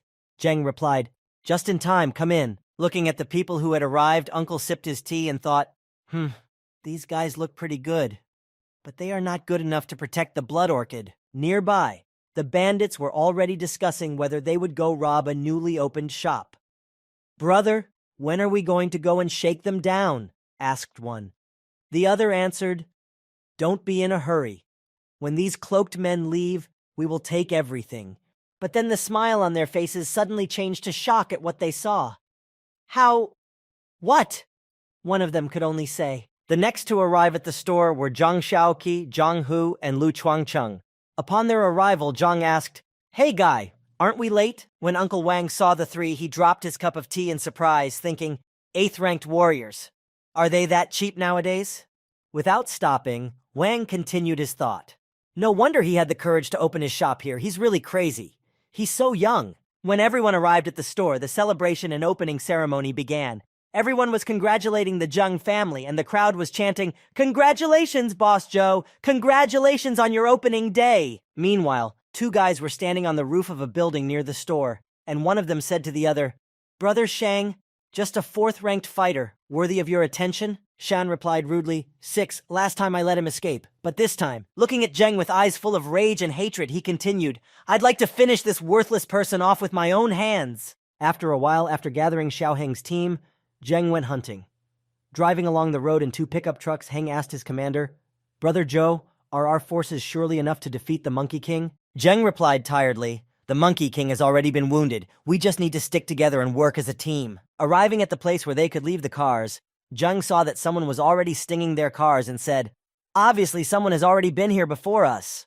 Meanwhile, in the forest, the leader could not rest for a second, and was always raging and fighting with different groups for his life. This time, it was the Warfox troop who decided to challenge the Black Monkey leader as well. Realizing that they would not be able to defeat the leader because his forces outnumbered their squad, the commander gave everyone an order to save as many lives as possible. Scatter! Sensing his dominance on the battlefield, the leader began to attack his enemies more frequently, and jumped up to deal critical damage to one of the enemies standing right in front of him. Seeing that one of his comrades was in danger, the leader ran up to him and blocked the blow, shouting to him, "I'll stop him! You guys find a way to stop him as soon as possible, and then come to my aid!"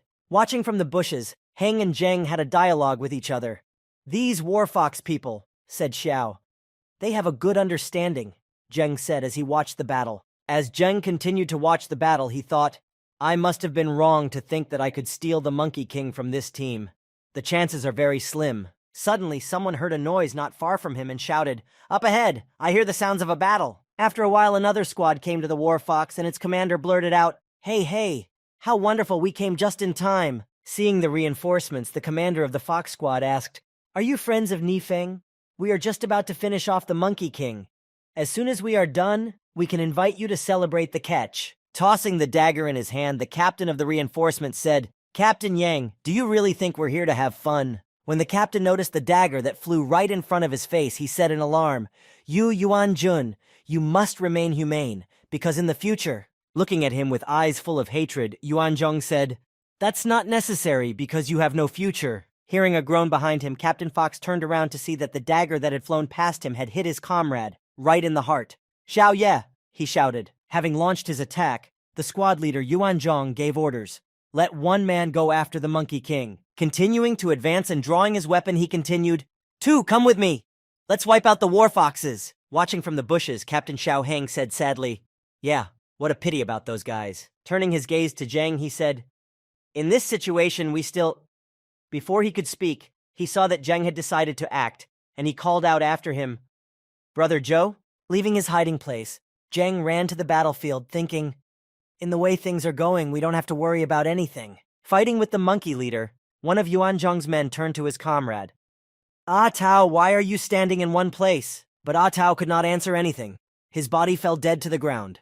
Zheng, who used his stealth skill, finished him off. Seeing their comrade lying on the ground, the other members of the squad just watched in fright. At that time, Zheng had already attacked the ape leader, and with a flurry of blows that continuously poured down on the monster, he finished him off. After a fairly short period of time, the Monkey King's body collapsed to the ground, creating a large wall of dust around him. Approaching the corpse, one of the soldiers shouted loudly, "This person seems to have not only killed the Monkey King, but also taken his teeth, which were needed by Xingjing and the Martial Arts Guild.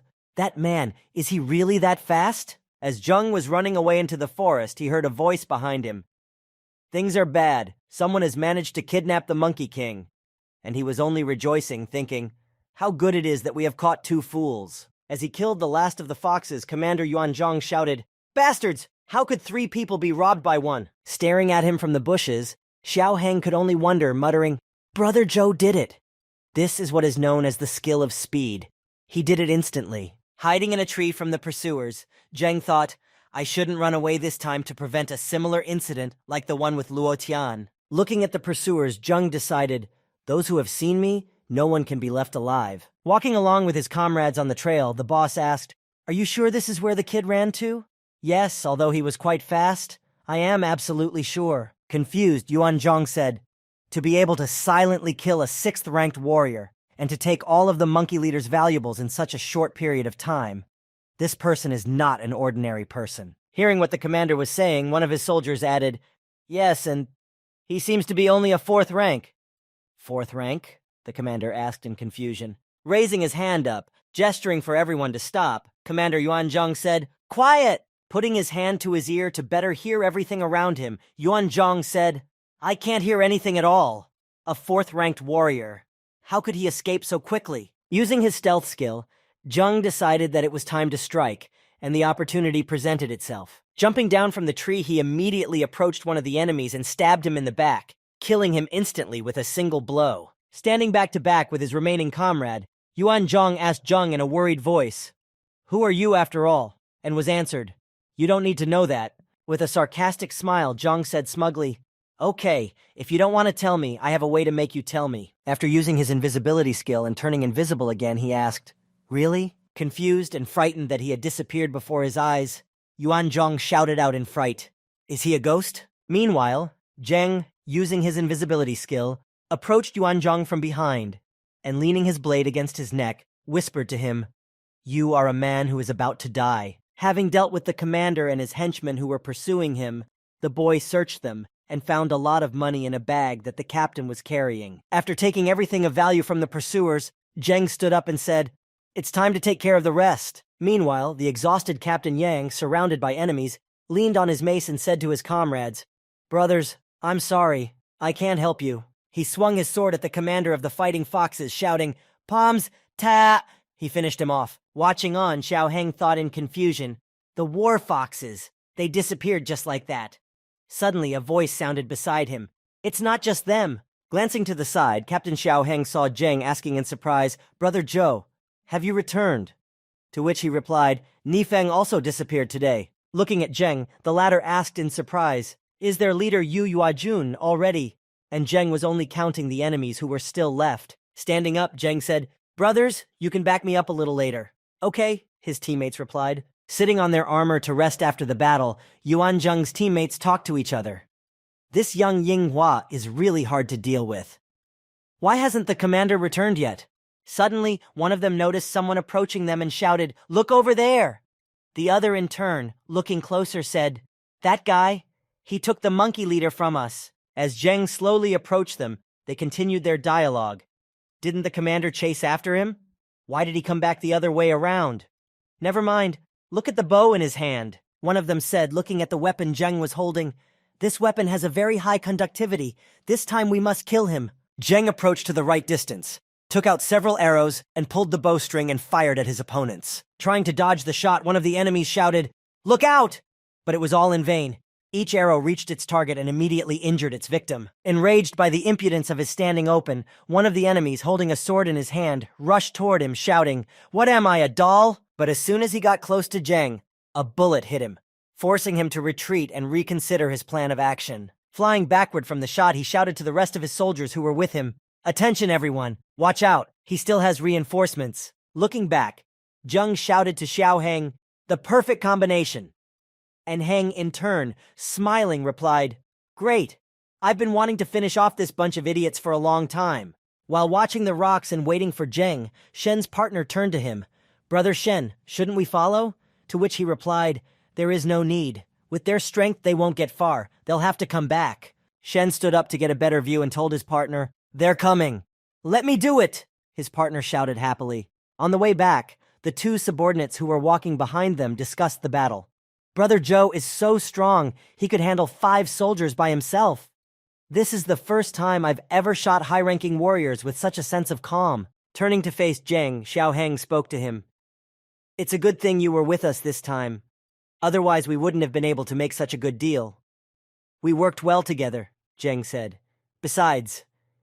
He was interrupted before he could finish. Using his skill of speed, he rushed at Xiao Heng. The latter, surprised by his actions, said, "Brother Zhou?" The moment Zheng pushed Heng away, a bullet flew at him, hitting the tree and making a big hole in it. Hiding behind the trees, Zheng said to his comrades, "Everyone beware. Someone is following us." When he fired a shot and saw that it missed its target, Shen's partner asked, "Gan, how did he dodge?" Seeing what Zheng had done to prevent the attack, he could only say in anger, "This guy." Meanwhile, Zheng left his luggage with his team and told them, "You guys hide. I'll go check it out." Hearing this, Xiao spoke to him. "Brother Zhou, be careful." When Gan noticed Zheng approaching them, he said to his partner, "Here he comes." But the latter merely said in response, "You decided to come to your death by yourself." With a disgruntled expression, Shen's partner spoke arrogantly, "He is only a 4th-ranked warrior, nothing to be afraid of. Today I'll show you who's fit to kill." Sitting under a tree, Shen said to his partner, "If you are so fond of showing off, then I'll give you the initiative of the attack." Slowly sneaking up on the enemies, Zheng climbed up the tree and said in surprise, "Only 2?" Cautiously walking through the forest, Gan's partner looked back and forth, muttering under his breath, "He should be here. Why is there no one here?" Standing right behind his enemy, Zheng, under his invisibility skill, pondered. "Xiao Zhang is a 6th-ranked warrior? No wonder he's so self-confident. But unfortunately, you have met me." Standing behind Xiao Jian, he suddenly noticed his other comrade in the sky, thinking, "Lu Yongshan?" Recalling the past, how he had wanted to kill him and his father, threatening him, "Today you don't even think about running away." Recalling how his father stayed in the city to hold back the crowd of zombies that came there because of their fault, Zheng became very angry. Standing behind the enemy, he thought, "For the siege of the city, you will pay tenfold." Feeling a strange sensation, Xiaojian became agitated and lost his vigilance, not realizing what had happened. Looking back, he thought, why did I get this strange, pervasive feeling? Was I hallucinating? Observing Xiao's behavior, Zheng made up his mind. It will be too easy to kill you like this if you want to play. Seeing Zheng's sweat, Xiaojian said to himself in his mind, come on, even closer. Clutching his sword, he waited for the moment. One more step, one more. I'll kill you in one blow. Suddenly, he noticed Zheng standing in front of him, not moving, and he started to fuss. Why isn't he moving? Xiaojian thought in confusion. Did he notice me? Darting out of the net and using his star power, he charged toward Zheng, shouting, then I will kill you for nothing! When he got within striking distance of Zheng, he swung his sword, but Zheng easily dodged it, and the blow missed. As soon as Xiaojian missed and fell to the ground, Zheng immediately counter-stabbed him in the back with his blade. After Zheng had stabbed Xiao, he gathered his strength and stood up. And as he stood up, he thought, did this unexpected blow knock so much blood out of my lifeline? Unable to hold onto his feet and feeling weak in them, he fell back to the ground. Immediately grabbing his head and rolling on the ground from side to side, Xiao began to scream loudly. Looking at Zheng, who was slowly approaching him, Xiaojian began to plead with him, no, don't kill me! Watching the fight from the net, Gan Sheng was very surprised as he said, with a single strike, you killed a 6th-ranked warrior? Having finished Xiaojian, Zhou Zheng looked at his dead body lying in front of him. Turning around, he spoke, Lu Yongshan, what a small world. There are tens of thousands of people in the city under siege waiting to bury you. Confused by what Zheng had said to him, Shen thought, did he notice me? Standing below, near the corpse of Shen's murdered comrade, Zheng repeated himself, Lu Yongshan, stop hiding. Continuing his monologue, Zheng said, still, even when I was a trainee, I saved my father from your vile hands. Now I'm a 4th rank. Do you really think that a 7th-ranked warrior can finish me off? Gan continued to hide behind the tree, drenched in cold sweat, as he listened to Zheng. There are so many things in this world that you will never be able to understand before you die. Hearing that Zheng had fallen silent, Shen looked out of the net and noticed that Zheng was gone. He left? He couldn't have escaped. No. Looking at the place where Zheng was supposed to be, he thought, why do I feel like a wild beast is staring at me? Pulling out his sword, Shen began to swing it in all directions, shouting, Zhou Zheng, I know you're out there. Come out! Standing in the middle of the forest, cutting down several trees around him, he said, is it really that catcher? Has he escaped? Or is he just bluffing? Leaning on his sword, Shen said with a gasp, bastard! That 4th-level warrior scared me so much that I was afraid to move. Standing nearby, Zheng said, I was waiting for you to relax and let your guard down. Behind his enemy, Zheng jumped up and prepared to strike at his distracted opponent. Regrouping, he swiftly struck with 2 daggers, leaving 2 cuts on the enemy's back. In an attempt to kill Zheng, Gan gathered his last strength and swung his sword around to reach Zheng. After dodging Gan's blow, Zheng counterattacked sharply and managed to cut his opponent, leaving a small cut on his throat. After his attack, Zheng immediately bounced away from his opponent, and the latter said to him, not a bad sneak attack, but unfortunately, it doesn't make any sense. Standing nearby, Zheng asked Shen, have you heard of ghost spiders? Hearing this, Gan only replied in confusion, what are you talking about? Looking at his opponent, who was already being affected by the venom, he said, I just happened to have the venom of the phantom spiders at the right time, and I smeared it on my dagger. The opponent, writhing in pain, said, poison. Coming closer to Gan, who was on his knees clutching his neck, unable to breathe, Zheng said, thinking of all the people you killed and my father, I couldn't let you die so easily. Sitting down on a nearby rock, Zheng continued, and I know that I can't get any useful information from people like you anyway. But it doesn't matter. I'm going to find the person who sent you. Sitting in the restaurant, celebrating the successful completion of the mission, Zheng said, Xiaoheng, this time you did a good job on the equipment and the leather. I will take the crystal as payment.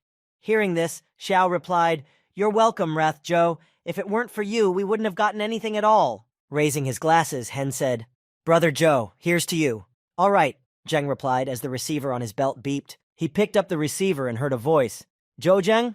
Yes, it's me. Who is this? Zhou replied. The commander of the lightning squad, Wu Chao Yun. Do you know Zhang Chun? The voice on the receiver asked. Realizing what this was about, Zheng exhaled a sigh of relief. Oh, you're Commander Wu. I've heard of you for a long time. Hearing this, Wu replied to Zheng, there's no need to praise me. There aren't many people who admire Zhang Shun, so let's get right down to business. Having said that, the voice on the phone continued. In 4 days, the lightning squad is going to go on one leveling mission. The reward is 1 purple crystal, and the mission profit is 5%. Brother Joe, are you interested? Meanwhile, the squad leader the Jung family had met on the way to Titan was waiting for one of his soldiers to finish training. Everything is stable this time. Brother Chen had already touched the threshold before he left, so there's no problem. After leaving the hall with the others, Chen called out to his captain saying, "Boss, I finally made the breakthrough." Standing in front of his commander, he continued, "Boss, I am now a 5th-ranked warrior." After finishing his pipe and taking it in his hand, he said to Chen, "Great, I'm happy for you." Standing up and throwing his arm around his comrade's shoulder, the commander asked, "Today we are going to celebrate. What do you want? Tell the boss." Hearing this, Chen replied, "Boss, I still can't forget a certain girl." As he began to recall that moment, he continued his story. "From the day I first saw her, I can't help myself anymore." Meanwhile, something interesting was happening in the shop Jung had built. Holding a flower in her hand, Su Junwen asked Jang, "Why did you give me a flower for no reason?" Jang, blushing with shame, said, "I just saw a poor girl selling flowers." As Lan watched from the counter, he thought, if only the master could put a little of his power of perfection into love." Suddenly, the door to the store opened and the courier brought in a huge bouquet. The doe immediately asked, "Sir, why so many roses again?" To which Jung replied in confusion, "It's not me." Entering right behind the courier, Chen laughed out loud and said, "Ha ha ha ha ha ha ha ha ha ha. Of course it wasn't you. I sent the gift, miss." Looking at Chen, Su said in surprise, "You?" Happy that she hadn't forgotten him, Chen said, "Miss, do you still remember me?" Approaching the girl, Chen said in a rough voice, "Miss Su, I don't really like to use force. You do realize that this is just an image, right?" Standing next to him, his friend mockingly said, "Brother Chen, are you pretending to be a gentleman? This is not you." Angered by this insolent behavior, Jang looked at Chen and said, "I give you 3 seconds to get out of here." Pointing his finger at Jang and mocking him, Chen said, "What did he say?" Standing behind him, Chen's comrades laughed. "He said to get the hell out of here." He stopped laughing and turned back to Jung and continued, "Because of you? What are you going to do?" Came from the store to the street where many people had already gathered. Grabbing Chen by the collar and putting his hand to his neck, Jeng repeated, "Are you asking what I'm going to do? You're talking nonsense in my shop. Aren't you afraid I'll cut your tongue out?" At that time, Chen was frightened and thought, is this the speed of a 4th-ranked warrior? Seeing that his friend was captured and about to be killed, the boss ran into the store and yelled, "Let Chen go, or I'll destroy your entire store." Watching the scene, Su said, "Sir, please don't." But the doe spoke to her. "They provoked the master first. We can find the Titan's guards." Hearing what Lan Shi had said, Chang said in alarm, "The Titan Guardians." And then immediately looking at him, he continued, "Well, Zhou Zheng, if you kill me, then you will not be able to prevent the punishment of the guards either." Hearing this, Zheng only said in irritation, "Hey, what did you say?" After hearing this, Zheng decided to throw the impudent man out of his shop. Taking him by the throat, Zhou Zheng headed for the exit to escort the intruder out. As he carried him to the doorstep, Zheng saw a crowd that had already gathered to hear all the noise and shouting that could be heard around him. There were also members of Chan's group watching, demanding that Zheng not harm their comrade. While still holding the brat in his left hand and holding a dagger to his throat with his right, Zheng asked, "Well, scared?" Meanwhile, the squad leader, standing on the street with the crowd, shouted at the boy, "You bastard, let go of Chen." Suddenly, someone's voice came from somewhere behind him and said, "Those who are causing a scandal on the facade, stop immediately." Immediately after the voice, 2 green trails of light descended from nothing and landed behind the crowd, which had gathered to see how it would end. After a spectacular appearance and an equally incredible landing, it turned out that they were the Titan Guardians, Commander Shu and his assistant. At the end of his grandiose appearance, the commander looked up and saw his friend, and only said his name in surprise, "Zhou Zhen?" Hearing something happening behind him, and then hearing a voice addressing Zheng, Chen realized that the guards had arrived, but for some reason they did not immediately rush to rescue him, which made the poor man very worried. Not seeing any action on the part of the guards, Chen shouted out to them, "You have to protect me! He wanted to kill me right on the street!" Hearing the cry for help, the assistant captain drew his sword and shouted to Zheng, "Zhou Zheng, let him go, or do you want us to shoot you right here?" Meanwhile, Chen, who heard the guards threatening Zheng with death for not obeying them, gloated, "You idiot!" Hearing the tone of the assistant's voice and Chen's words, Zheng looked at him with contempt and said angrily, "Yeah, I hate being threatened." After saying all this, Zheng took the knife away from Chen's throat and spoke to the Titan guards and Chen's boss. "You want me to let him go? Is that how it will go? As soon as he finished his sermon, Zheng threw Chen with all his might at his commander, shouting, "Here, take this!" And he flew over the entire crowd. After flying for a considerable distance, it fell into the hands of his commander, who was able to grab it. But immediately afterward, Chen grabbed his neck and groaned, "Oh, ooh." Hearing his comrades moan, the commander shouted out to him in fright, Chen." Suddenly, the moaning stopped abruptly, followed by the body of his subordinate, which immediately sank to the ground. Alarmed by this development, the commander looked at him and realized that he was no longer breathing. While throwing, Zheng broke the insolent's neck, which guaranteed a very visible death. Holding the body of his dead comrade, who had been his pride and had recently achieved a breakthrough, the commander shouted loudly in an angry voice at Zhou Zheng, "Bastard!" Looking at what had happened, Zheng was in no mood to admit his guilt, but instead smiled and calmly replied to the angry commander, "He died in your hands. I had nothing to do with it." Hearing this brazen answer, the commander of Chen's unit, who had been killed in front of him and died in his arms, was furious and immediately drew his sword to punish the boy who had done it. But he was interrupted. Commander Shu shouted, "Everyone stay in your places!" He also grabbed the hands of his subordinate, who was also determined and had already drawn his sword to punish the offender, and said, "There is no need to overextend yourself so much with Zhou Zhen.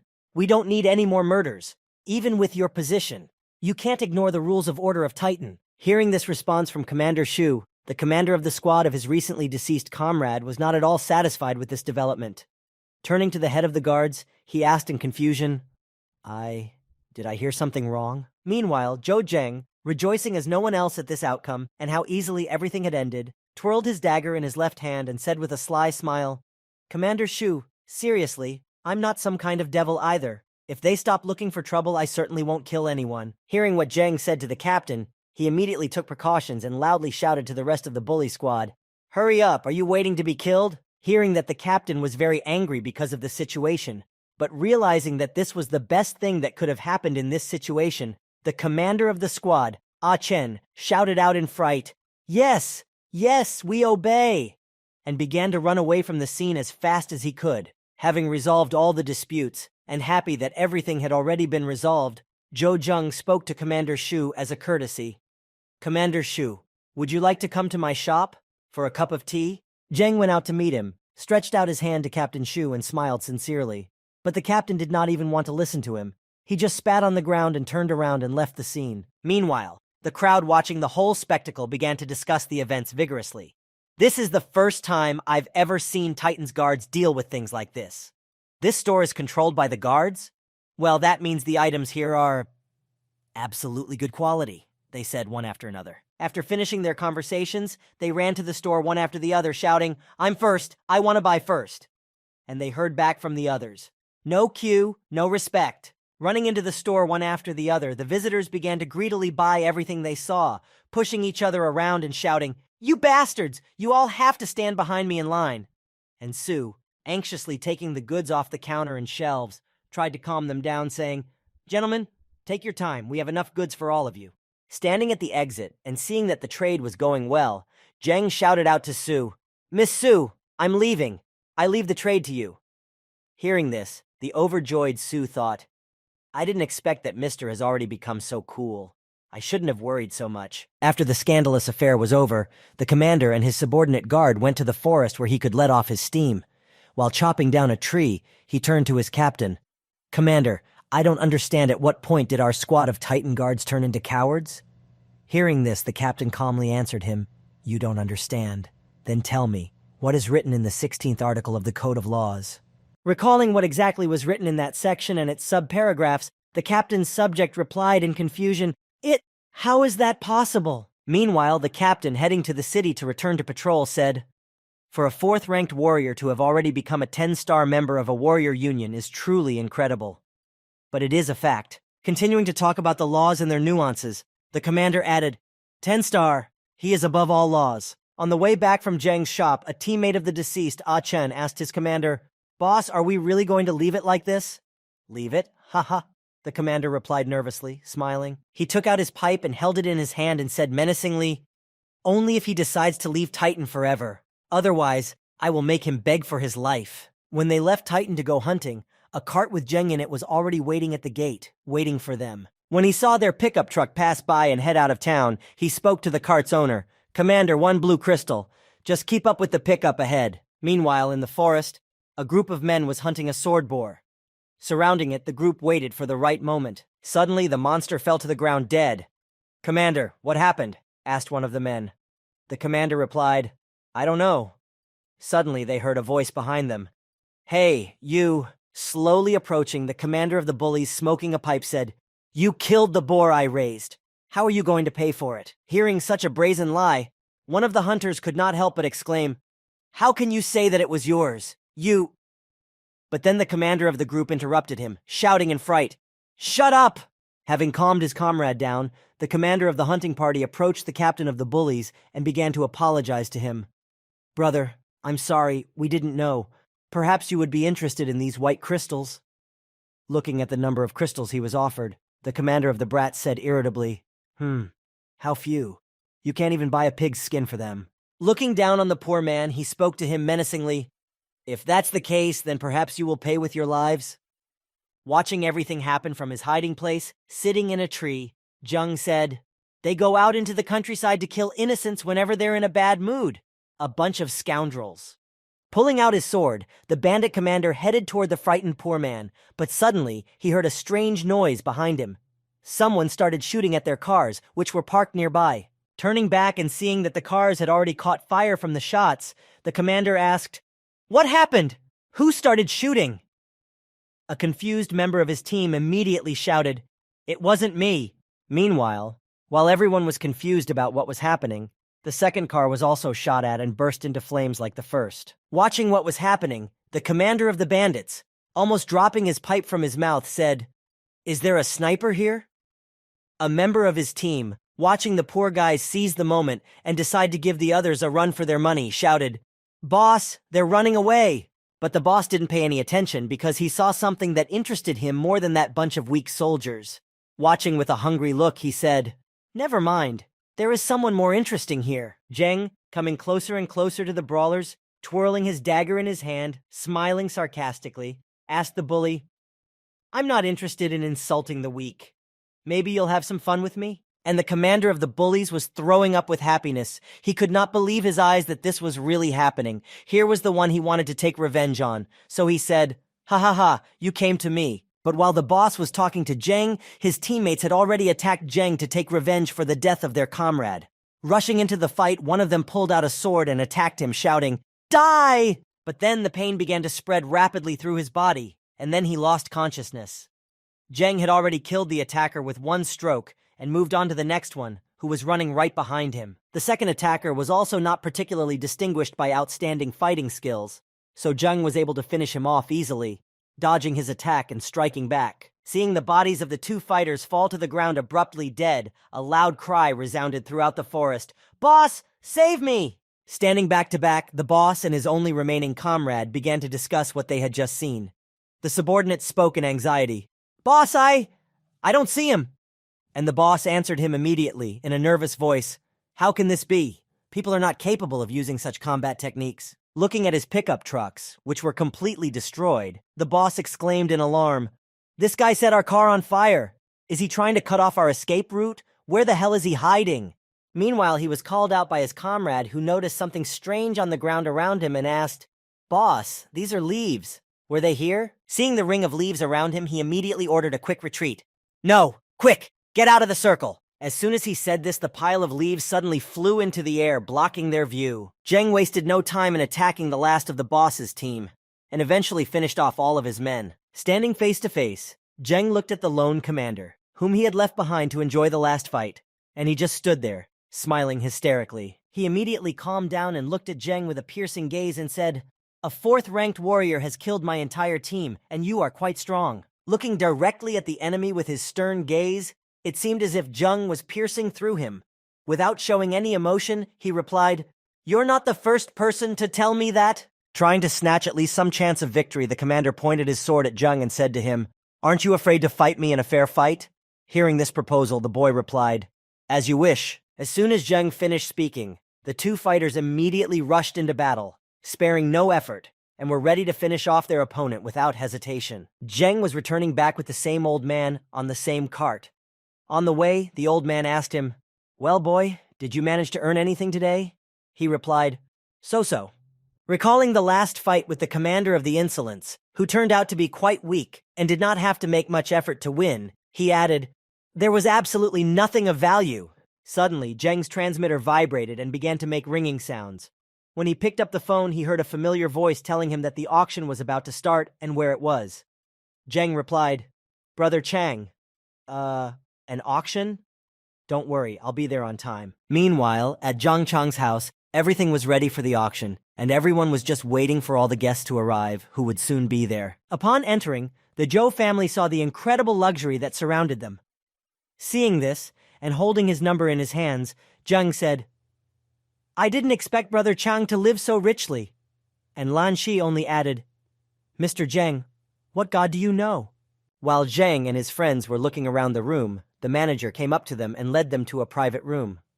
Before entering, she pointed to the door and said, "Dear guests, welcome. This is your room number 9. Once inside, they saw that it wasn't just the main hall that was luxurious, but the rest of the rooms were equally well decorated. Seeing this, Su said in amazement, "What a luxurious room." Lan Shi was also impressed by the decoration, but he limited himself to only one thing. Wow. When everyone had taken their seats, the girl who had been assigned to host the auction said, "Ladies and gentlemen, the auction is about to begin.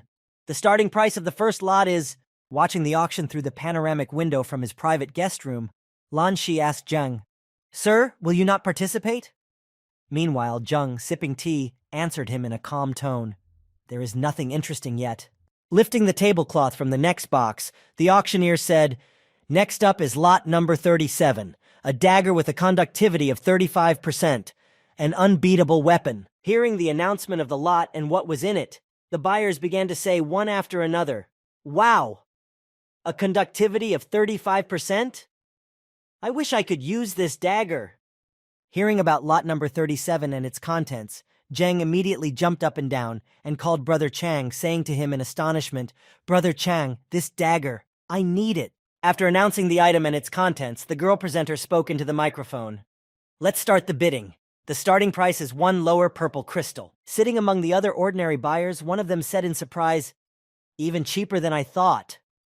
Another man sitting next to him replied, "After all, this is an exclusive weapon, but it's a pity that it's only 35% conductive." Holding up his number plate, one of the buyers started the bidding saying, "1 lower purple crystal," and so the bidding for this exclusive item began. Immediately, taking the initiative, the rest of the bidders joined in, raising their bids one by one. 1 2/10 of the lower purple crystals, said one of the audience members. He was immediately followed by 1.5 inferior purple crystals. Hearing Zheng's request, there was no way Brother Chan could remove this item from the auction, and he had to disappoint him with his response. "Brother Cho, this dagger was put up for sale by the Meteorite Company. I cannot give it to you without an auction." Hearing this, Zheng said confidently, "I understand. Then I will follow the rules of the auction." Before he could hang up, Brother Chang said something that brought a smile to Zheng's face. Zheng said, "But I have a way to help you get it." Continuing the auction bidding for the exclusive item, the girl host said, "At the moment, the bid is 1 top-grade purple crystal. Is there any honored guest who wishes to raise the price?" As soon as she finished, someone shouted back, 1 7/10 of a top-grade purple crystal. Hearing such an incredibly high price, the buyers began to discuss the person who had called out such a high price. 1 7/10 of a top-grade crystal? My God! This is the world of the rich. It's just a dagger, they said. Suddenly, a price came from the private room of number 9, and it outbid the previous bid, 2 top-grade purple crystals. Hearing his master's bid, Lan Shi spoke to him in embarrassment, grabbing Zheng's hand.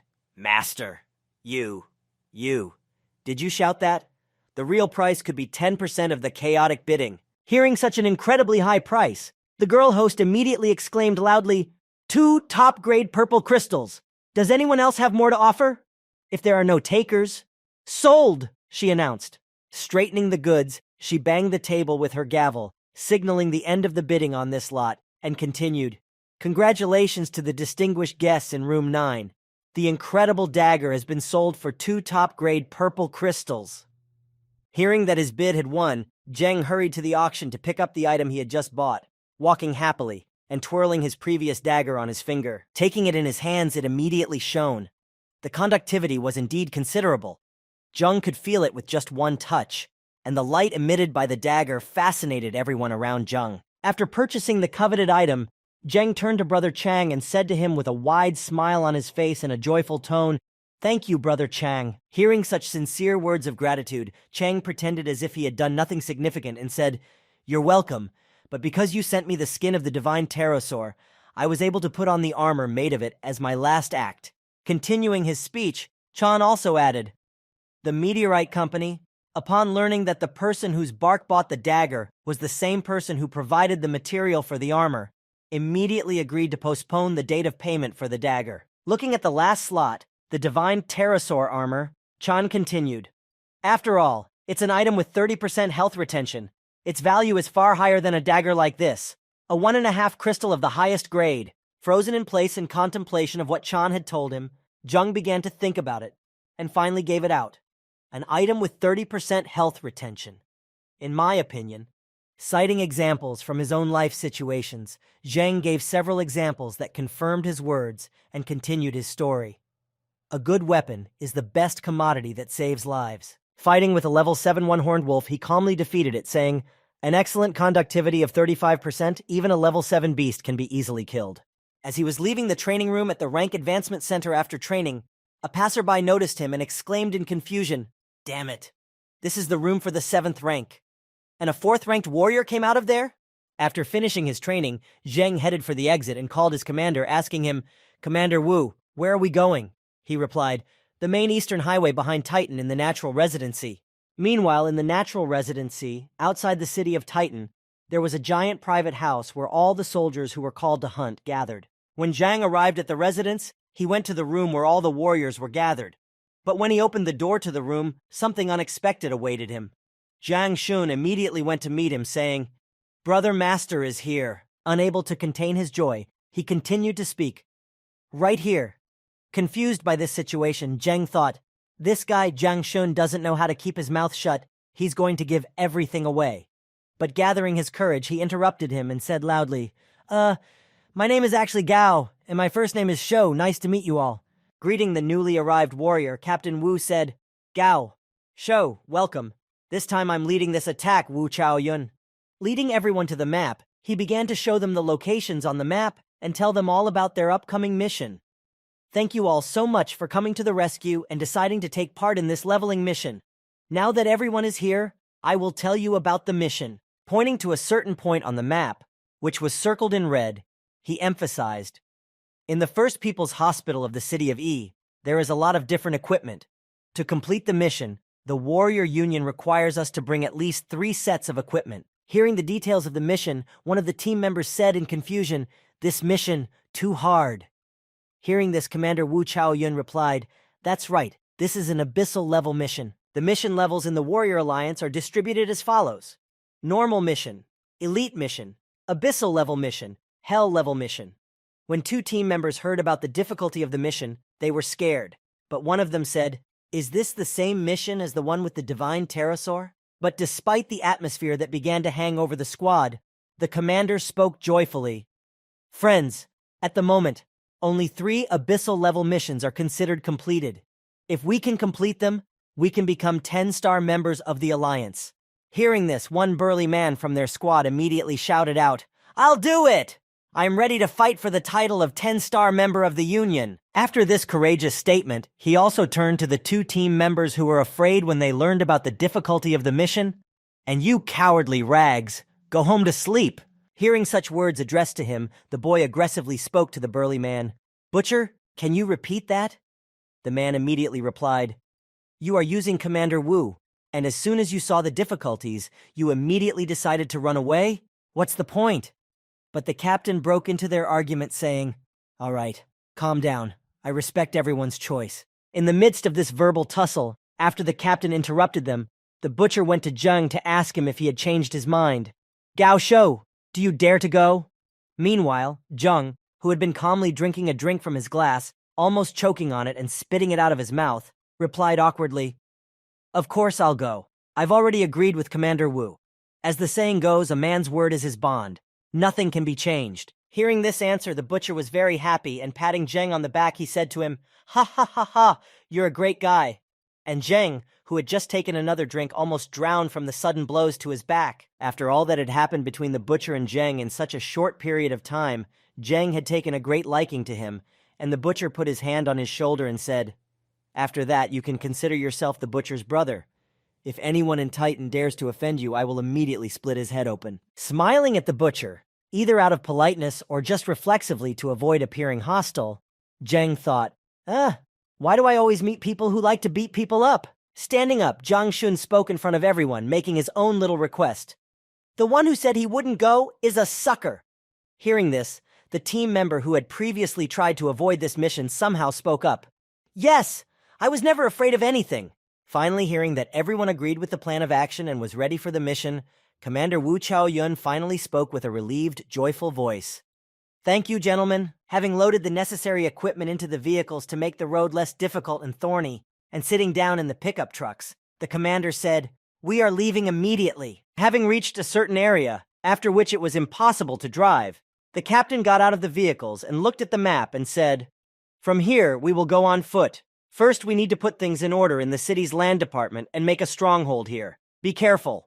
As he walked forward, the butcher called out to Zheng with a warning, 'Brother Nao Shu, there are a lot of zombies here, follow me.'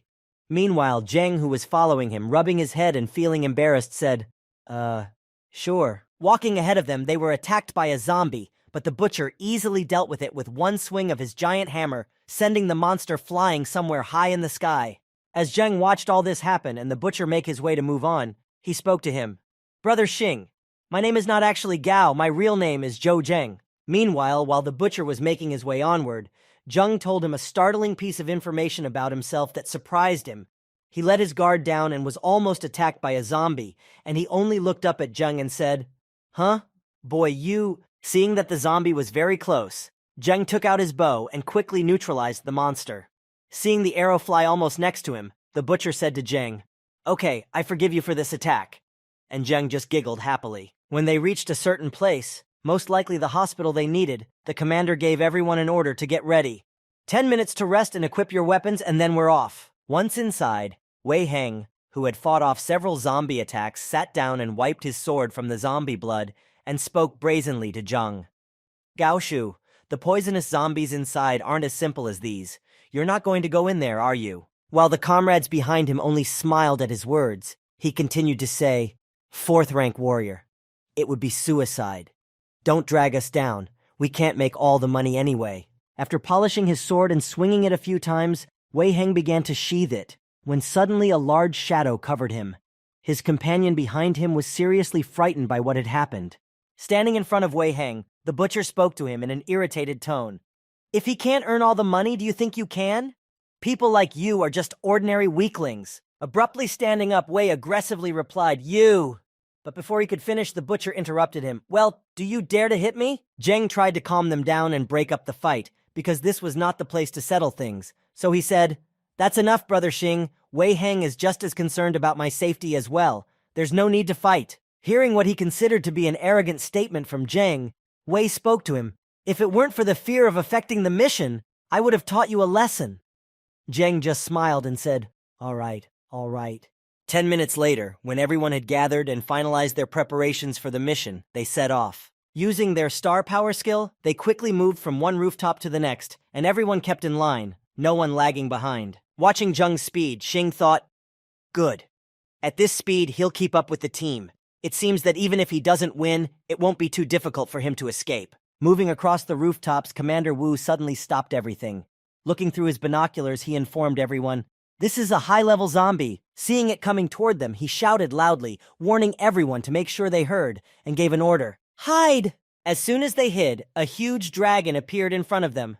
By the way, it was the same one that had dispersed those monster crows during Zheng's helicopter ride to Titan. Standing up to look at its scale, the commander and Wei Heng realized that they could not defeat it. Its size was enormous. But suddenly, the huge dragon turned around and headed in the opposite direction from Captain Wu Chaoyun's group. The commander was seriously frightened by what he saw and shouted, "What the hell is that monster?" Wei replied, "This thing is at least level 10. Seeing that the monster headed in the other direction, the commander quickly ordered his squad to change their location. As long as this giant monster is attracting a large number of zombies, we must hurry. After moving to another location, a new serious opponent appeared on their way. It was a big blue scaly zombie. Seeing him, a member of his team said, "It's going to be a little difficult. There's also a blue scaly zombie down there. Are we going to kill it?" After looking at it, Wei Heng revealed something interesting from his guesses. Even though this zombie is very clumsy, and it's a loyal zombie, the probability that it has a purple crystal is very high, but it won't be easy to defend ourselves. Hearing this information, Zheng turned to the commander. "Commander Wu, does the blue scaly zombie really have such a slow speed?" he asked. The commander replied, "Of course.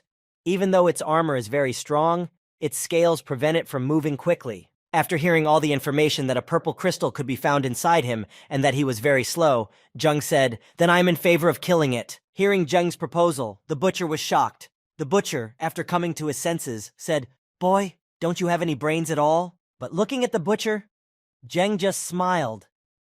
And standing on the edge of the building, preparing to jump, he finally said to him, "Brother Xing, I just have my own limits." Continuing his thought, Zheng said, "Others may not be able to break his armor, but my damage skills are incredible. I can't possibly fail to kill him." Hearing this, Wei shouted out to him in frustration, "Limits? Your limits are to send a few people to their deaths." Hearing what Wei said, he shouted at him, "What are you talking about?" With a sneer on his face and a finger pointing at Chen, Wei tried to humiliate him by saying, "Am I wrong? Does this guy know how to do anything else besides shoot arrows? Is that really the only way he can break the armor?" After listening to all the complaints against him, Zheng replied, "Wei Heng is right. The bow and arrow really can't pierce the armor of a scaly zombie." As he said this, he reached into the scabbards that were attached to his legs to take out something interesting, and he said, "That's why," pulling out 2 daggers with a conductivity of 20 and 35%, he said, "I also have these." Seeing the blade in Zheng's hand, which was being auctioned off, the commander said in astonishment, "An unrivaled blade!" And Wei only added, "It turns out that he took away an incredible blade that day." Seeing the blade, Xing said in astonishment, "Wow, you've been hiding it so carefully." But Wei just continued to mope.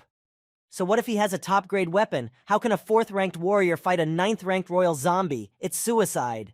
Smiling at his brother Xing, who always supports him, Zheng said, "I'm sure I can handle him, but I need you to help me clear out all the remaining zombies around him. Please trust me."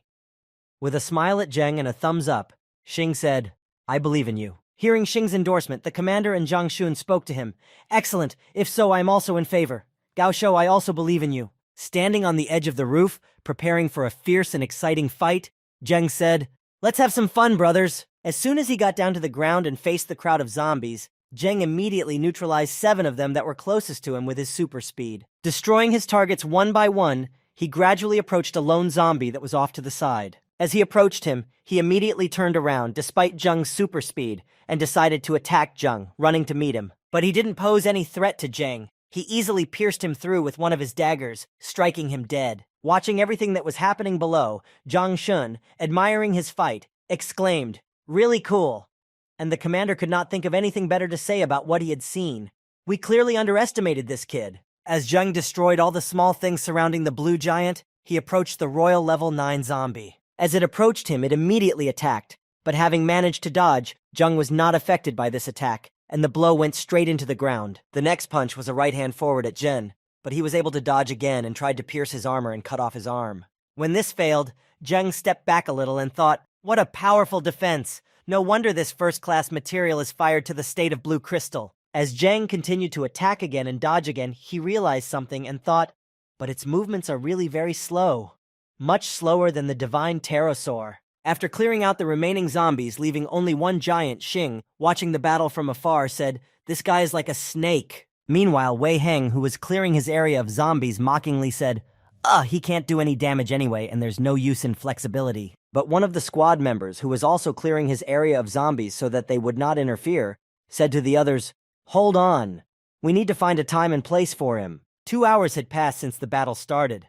The squad was still destroying zombies that were approaching the giant, and Zheng was still fighting the scaly giant. After 2 hours of continuous battle, Wei Heng shouted out in frustration, "Damn it! He just wanted to drag us down." As he continued to express his dissatisfaction, the following words came out of his mouth. "We followed this crazy fool in a crowd, and he did nothing more than jump like a monkey. Hearing this, the squad leader Wu Chaoyun began to doubt Jen because it had indeed been 2 hours and no result. Is Zhou Jen really? But then the zombie giant began to vomit, fell to his knees and could not stop it. And Jen was glad that his plan had finally begun to work. Seeing that something was wrong with the zombie, everyone began to watch Zheng and discuss what had happened. The captain was the first to speak, saying, "I didn't see him do any damage to the zombie." And Wei just let out a surprised gasp. How did he do that? As he stood there, holding his ground, the butcher saw another zombie running toward him. Preparing to strike again, but realizing that the monster had no chance, Xing asked, "What do you want?" After hitting the zombie with his hammer, Brother Xing said to the others, "We must trust our brother and protect him. Success is at hand." And everyone answered him in a chorus, "Good, we understand you." Meanwhile, Zheng, after 2 hours of continuous movement, was a little tired, because his opponent was also formidable, but still, looking at him, he thought, to kill even a break like this, it took at least 2 hours. The pressure on my comrades is too high. But suddenly his stoma disappeared.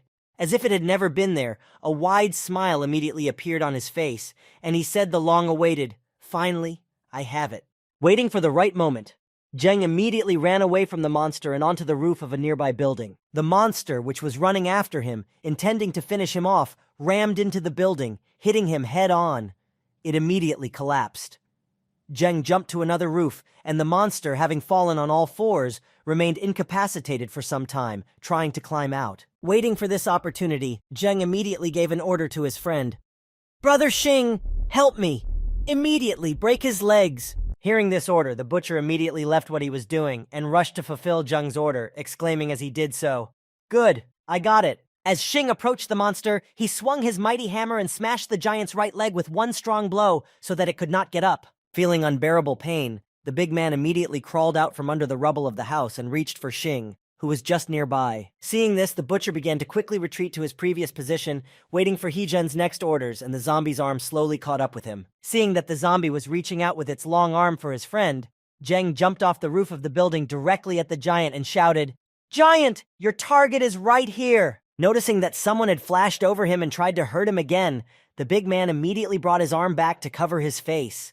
Turning to the side, the monster saw Zheng again. After distracting the monster so that the butcher could escape, Zheng again gave his orders on when and how to act, saying, "Brother Xing, I'll make him angry, and you keep crushing his legs." Standing in the hiding place, Captain Wu, Wei Heng, and Zhang Xun exchanged words. Wei asked, "Yes, is it possible?" Xun replied, "When I was a kid playing war games, I used to use this tactic too." After another 30 minutes of continuous teamwork, the monster had very few health points left. All that was left was to finish him off. The zombie, on its knees, looked at only one point, at the butcher who had done so much damage to it, and the butcher in turn was standing at a sufficient distance to react to anything. Meanwhile, Zheng, without hesitation, finally waited for the right moment and was able to jump high enough to deliver the final blow to the monster, which finished it off. Having killed the monster, Zheng reached the 39th level. The boys standing nearby praised him, saying, "Gao Shou is good, and brother, you're handsome." Coming up to Zheng to congratulate him personally, Commander Wu Chaoyun said, "Thank you, brother." Zheng replied with a smile on his face, "We are one team." Having finished the difficult battle, they decided to take a break and went inside the building, built a fire, and began discussing. Sitting by the fire, Wei said, "Not counting the purple crystal, we've made a lot of money on the scales alone." The commander replied, "Are you happy? If it weren't for Gaoshou, we wouldn't have been able to deal with those zombies." Meanwhile, Zheng, embarrassed, said, "I just did my job."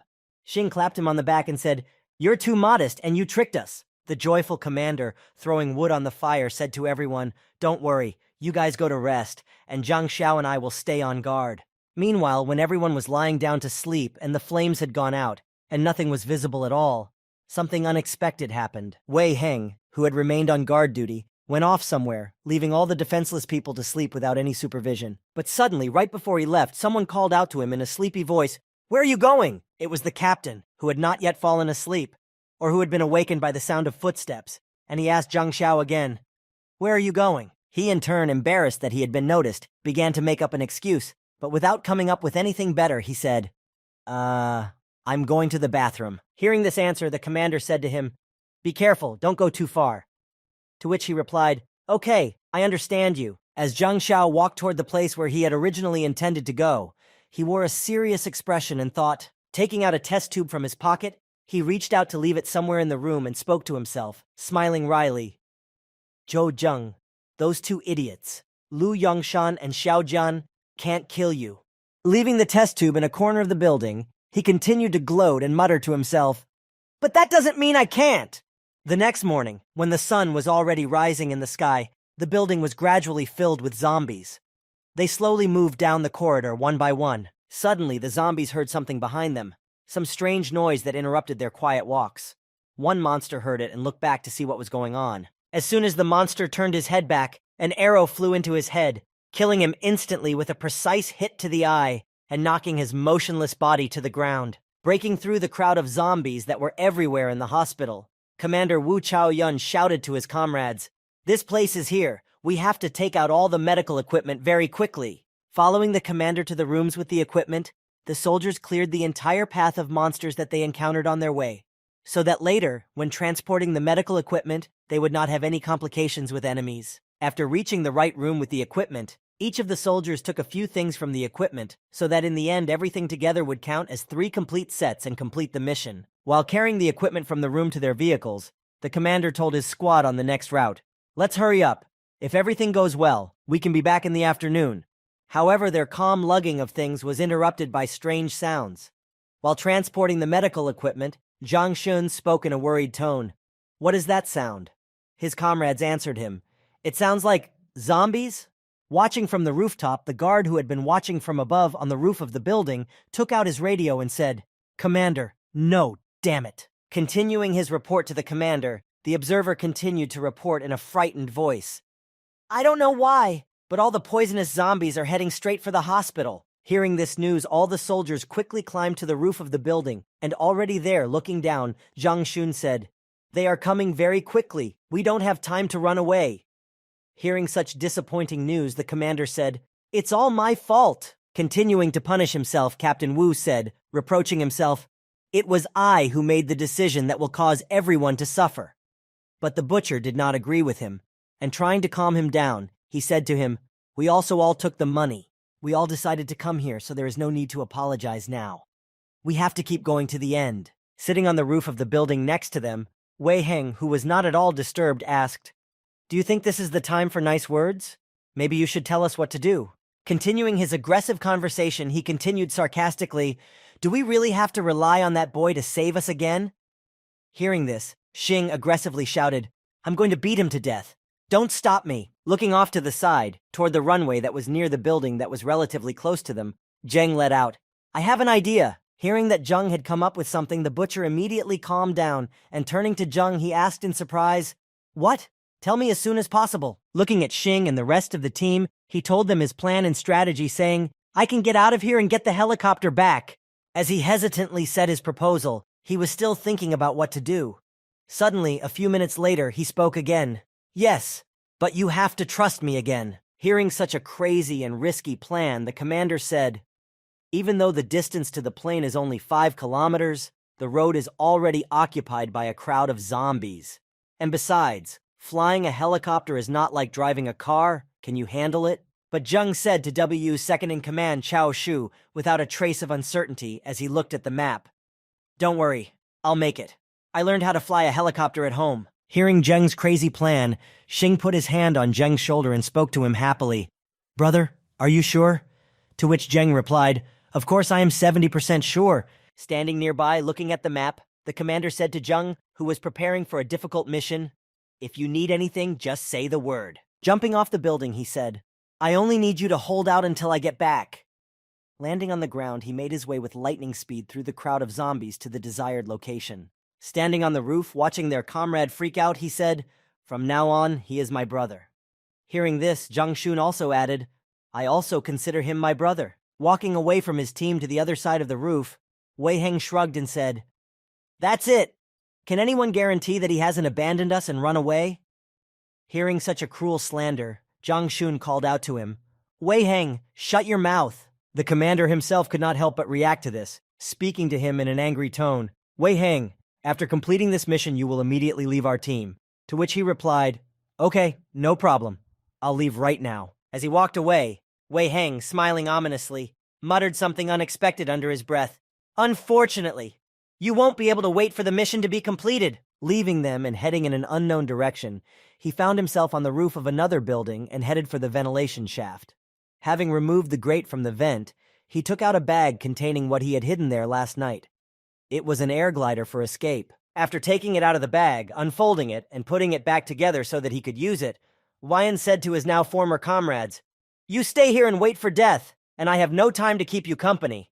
While Zheng was trying to get to the helicopter, a door suddenly opened on the roof where his comrades were, and the living dead rushed out and directly at the soldiers. "The zombies have broken through," one of them said. Trying to boost morale, the commander shouted, "We are not giving up." One of them also asked, "Where did that Wei Heng go?" To which Zhang Xun replied, "There is no time to worry about him. We must hold out until my brother returns." Trying to fight off the zombies that had broken into the building and retreating to the edge of the roof, Zhang exclaimed as he looked back, "There are zombies behind me too." Meanwhile, Zheng tried his best to break through the monsters as quickly as possible. Using his invisibility skill, he quickly passed the enemies one by one. As he continued on his way, the enemies became fewer and fewer. Their ranks thinned out, and no more enemies arrived behind him. When he saw only a few zombies walking in his direction, he said happily, "Great, the number of zombies has begun to decrease."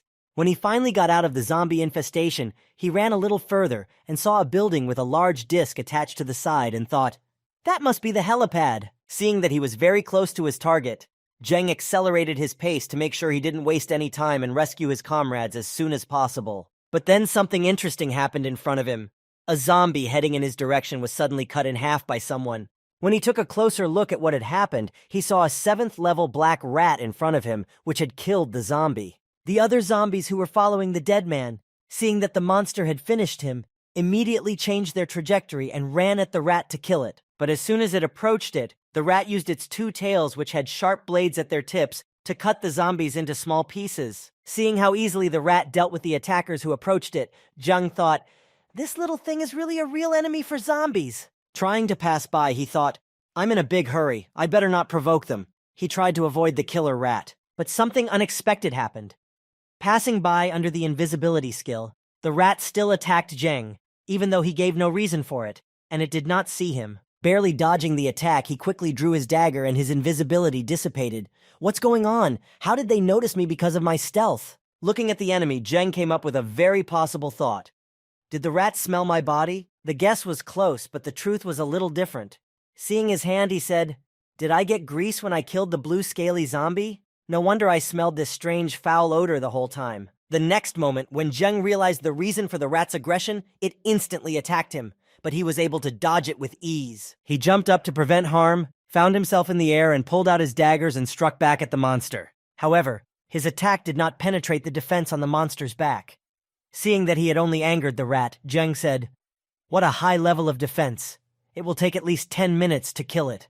Tearing off his sleeve, which still had blood on it from the zombie, he said, "I wish they had something of value, but I don't have time to play with you now." As he said this, he saw that the rat was trying to attack him again, but this time the attack was not a slashing attack, but something like a hammer blow. Throwing a torn piece of zombie-scented cloth at the monster, Zheng backed away from the monster because he had very little time, and the rat shouldn't be chasing him now. The very next moment, he ran desperately toward the building with the airfield, killing any zombies he encountered along the way. When he got close to the building, he said, "I finally made it," and immediately began to look for a way to get to the top. When he got to the runway, he saw a helicopter.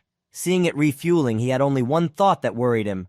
"I hope it can still fly." After pouring all the fuel into the tank, Zheng closed the tank and headed for the cockpit, running his dagger along the body of the plane as he walked around it. As Zheng climbed into the plane, there were already zombies in the building, and eventually they appeared on the runway and saw Zheng there. Without hesitation, the zombies immediately rushed to the plane to get to the living person they had just seen to eat him. Meanwhile, Zheng was already sitting in the cockpit, looking at the entire control panel and remembering how to operate it. He said, "There are so many buttons. This is something Sue didn't teach me." Well, never mind, she didn't. And with that, he pressed the switch. As soon as he pressed the switch, the helicopter started up, and the propellers on the plane began to spin, creating a strong wind stream that blew everything in its vicinity away. Meanwhile, the zombies running toward Zheng ran into the propellers of the newly started airplane and instantly turned into small cubes that were simply swept away with the rest. At the same time, on the roof of the building, Captain WU's team was barely hanging on when one of them spoke up.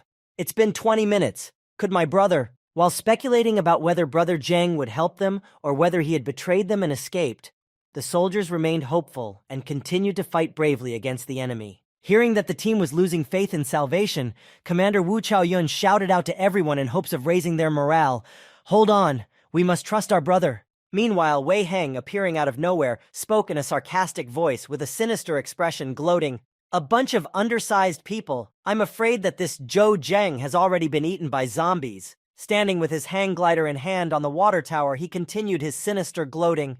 "Do you really think he is God? Ha ha ha." Hearing such mockery from the traitor, the butcher shouted angrily at him, fending off the zombie onslaught, "You fucking bastard!" To which Wei Heng said calmly, revealing another of his secrets. "I can tell you another secret of mine. I didn't come here because of some purple crystals." As he continued his story, he started laughing like a madman inside and then continued, "I wanted to kill Zhou Zheng and at the same time get 2 medium purple crystals. Well, you will just die with him." Having finished his speech, and having told all of his intentions, Wei Heng pressed the button that triggered the mechanism on the hang glider to finally escape from this place. As he flew away in his aircraft, Wei Heng shouted disdainfully at his former comrades, "Farewell, you idiots!" Not long after flying away, he saw something in the air slowly approaching him, and as he looked at the flying object, he said, "Eh, what is that?" As he flew closer, he could make out the silhouette of a helicopter, and as it flew by, he saw that a person he knew all too well was sitting in the cockpit. When he saw the pilot, he exclaimed in alarm, Zhou Zhen!" Meanwhile, Zhou Zhen had already mastered the helicopter's controls and felt at home in the cockpit, and confidently went to rescue his comrades who had been waiting for him for so long and needed him. As he flew up to the building where he had left his comrades to wait for him, he could see a fierce battle on the roof, where soldiers were fighting off the monsters with their last strength. When the team heard the sound of helicopter propellers, they looked up and saw a helicopter above them and shouted, "Helicopter, my brother is back!" exclaimed Shun. So did Xing. "It's my brother, I knew he would make it." Hearing that salvation was at hand, the commander gave his last order before retreating. "Brothers, chase away these zombies. We are going home." After keeping the helicopter in the air, Zheng threw down the ropes to his comrades and said, "Grab the ropes, we need to get the medical equipment." Hearing Zheng's request, everyone said they understood and grabbed the hooks and went down to the pickup trucks with the equipment so they could hook it to the helicopter. As they began to hook the vehicle with the equipment, they secured all the boxes in it for transportation so that nothing would be lost on the way, and the commander spoke to Zheng. "The crates are secure. Everything is fine." Upon hearing this information, Zheng began to lift the helicopter into the air and pointed it toward the Titan, exclaiming joyfully, "Brothers, we're going home." Hearing the news of the return, his teammates were also happy to hear it and shouted back, "We are coming back!" Flying so high over the entire route, the loud laughter of the cheerful and joyful team members who managed to complete the abyssal mission was heard on the trailer of the vehicle. Looking out of the car into the distance and at the scenery around them, which was even better seen from a bird's eye view, Sin said, "Holy shit, it's amazing." Looking forward and looking back, contemplating that it was all behind him, the butcher said, "I thought that today was my last day in this world." Meanwhile, the outraged commander Wu Chaoyun was boiling with anger as he remembered the traitor. These zombies were definitely brought by Wei Heng. "When we return to Titan, I will chop him into small pieces, I promise you." Suddenly, Zhang Shun abruptly jumped up and pointing to the distance, he said, "Quickly everyone, look over there. Isn't that bastard a traitor?" And indeed, flying at the speed of a helicopter, they were able to catch up with Wei Heng on a hang glider, which was moving many times slower. So they were able to catch up with him and could already see him in their field of vision. The whole team immediately changed their mood from joy to anger and hatred and began shouting one after another. The butcher was the first to speak up. "Come here, you're dead." He was immediately followed by Zhang Shun. "Let's kill him." But Zhang, who was in the cockpit and heard all these aggressive statements, spoke to them. "Guys, this is not the best time. Let's drive it to the wall." Almost catching up with the traitor, the whole team stood up to hit him with something and shoot down his aircraft. Almost flying toward Wei Heng, the butcher, holding his hammer with both hands, shouted loudly to Heng, as if his hunter's instinct had awakened, "Run! You'd better run!" When Wei Heng saw that a helicopter was chasing him, and that it was a car carrying medical equipment, he was surprised to see them, and exclaimed, "You..." Catching up with Wei Heng and flying past him, the butcher drilled through the traitor with a gloomy look and finally said, We will be waiting for you up ahead. After saying that, he swung his hammer and managed to hit the traitor's airplane just slightly. Seeing that his mechanism was damaged, Wei began to exclaim, "Shit! Come on, fly! Take off!" Flying over the crowd of zombies, he began to blow on the hang glider to make it gain altitude, but it was useless. It slowly just sank lower and lower to the ground. Almost on the ground, Wei Heng was already at a height where the zombies could reach him, and they began to catch him by the legs, and he desperately fought back, kicking at them. "Get off me! Get off me!" In addition to shouting and trying not to fall into the crowd of zombies, he tried to run over their heads, which, by the way, he did quite well, and thanks to which they could not catch him. Moving away at this pace, suddenly a frightened grimace could be seen on his face as if he had seen death in front of him, and he shouted, Indeed, he saw death in front of him, but in a human form. On the wall that he had to cross were the captain, the butcher, and Zheng, who was already aiming his bow at him. Seeing this picture, he said, "That's it. It's over. They really want to kill me." The arrow shot and passed right by his face, only slightly grazing his cheek and leaving a shallow scratch. After all, killing him so easily was not interesting. As the arrow passed by, it hit the wing of the hang glider. Most likely, Jen had planned it that way so that Wei Heng would not be able to suddenly escape. The arrow hit the wing, hitting the important mechanisms of the device, after which it successfully exploded, throwing the poor man to the ground to a whole horde of zombies. Having made a good shot so as not to kill Wei immediately, Chen spoke to him, holding his bow in his hands and smiling slyly. "Come on, come here. We'll settle up." Although besides Zheng, there were others who wanted to settle their accounts with him. The captain and the rest of the squad also echoed Zheng's words, responding in unison with an angry voice. "Yes!" Meanwhile, Wei, who was surrounded by zombies, fought with all his might to survive and make his way forward. But there were many enemies, so he had a hard time making his way to retreat. After destroying all the monsters, he cleared a path to a passage in the wall so that he could escape and head back to the city, but as soon as he cleared the way, his former comrades who wanted to settle their scores with him were heading straight for him, and the butcher shouted out to make sure he got there. "Wei Heng, how do you want to die?" Looking at them with eyes full of fear, he spoke to his former comrades in a squeaky voice that had changed so much from his condition. "You cannot kill me." Hearing such nonsense from Wei Heng, Zheng asked him curiously, "I wonder why we can't kill you." Taking out the company emblem, Wei Heng said with a look of madness on his face, "I am the Shadow Man. If you kill me, you'll be in a lot of trouble." Hearing this excuse, the butcher fell into a stupor, not understanding what kind of association this shadow was. He just stood there in thought, repeating to himself as if remembering, "A shadow?" And then he suddenly shouted, "I'll take care of your shadow!" And after him, Commander Wu shouted, "Right, the shadow is nothing." And then Zheng added his word, "A shadow? It so happens that I still have a score to settle with you." In the end, finally despairing that he would survive, Wei Heng ran at Zheng and began to shout, "In any case, if you kill me, I will take you with me." When he got to Zheng, he used his best attack, but it missed the target. And then Wei thought, he dodged from my full attack? Meanwhile, Zheng wasted no time in knocking his opponent to the ground with a single punch, dealing him a critical blow so that he could not get up again. After Zheng finished settling his score, the butcher immediately ran up to Wei Heng and swung his hammer with all his might, with a smile on his face, and shouted, "Die, you bastard!" After a certain period of time, the whole group was finally able to return to Titan.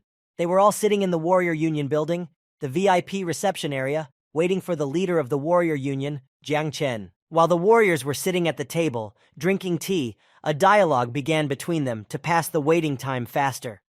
Zhang Xun was the first to start it, saying, "Never in my life did I think I could become a 10-star member of a Warrior Union." To which he was answered, "Heh, this tea really does contain star power." Zheng took the cup in his hand and drank some tea from it and said, "This kind of tea is called Shooting Star, and they say there are only 3 days in a year to harvest it." Impressed by what he heard, Xing asked Zheng, "Have you ever had this before?" Suddenly, Captain Wu Chaoyun broke into their conversation, putting his hand on Zheng's shoulder and saying, "Ha ha ha ha! I think it's time to officially introduce our master. His real name is Zhou Zheng.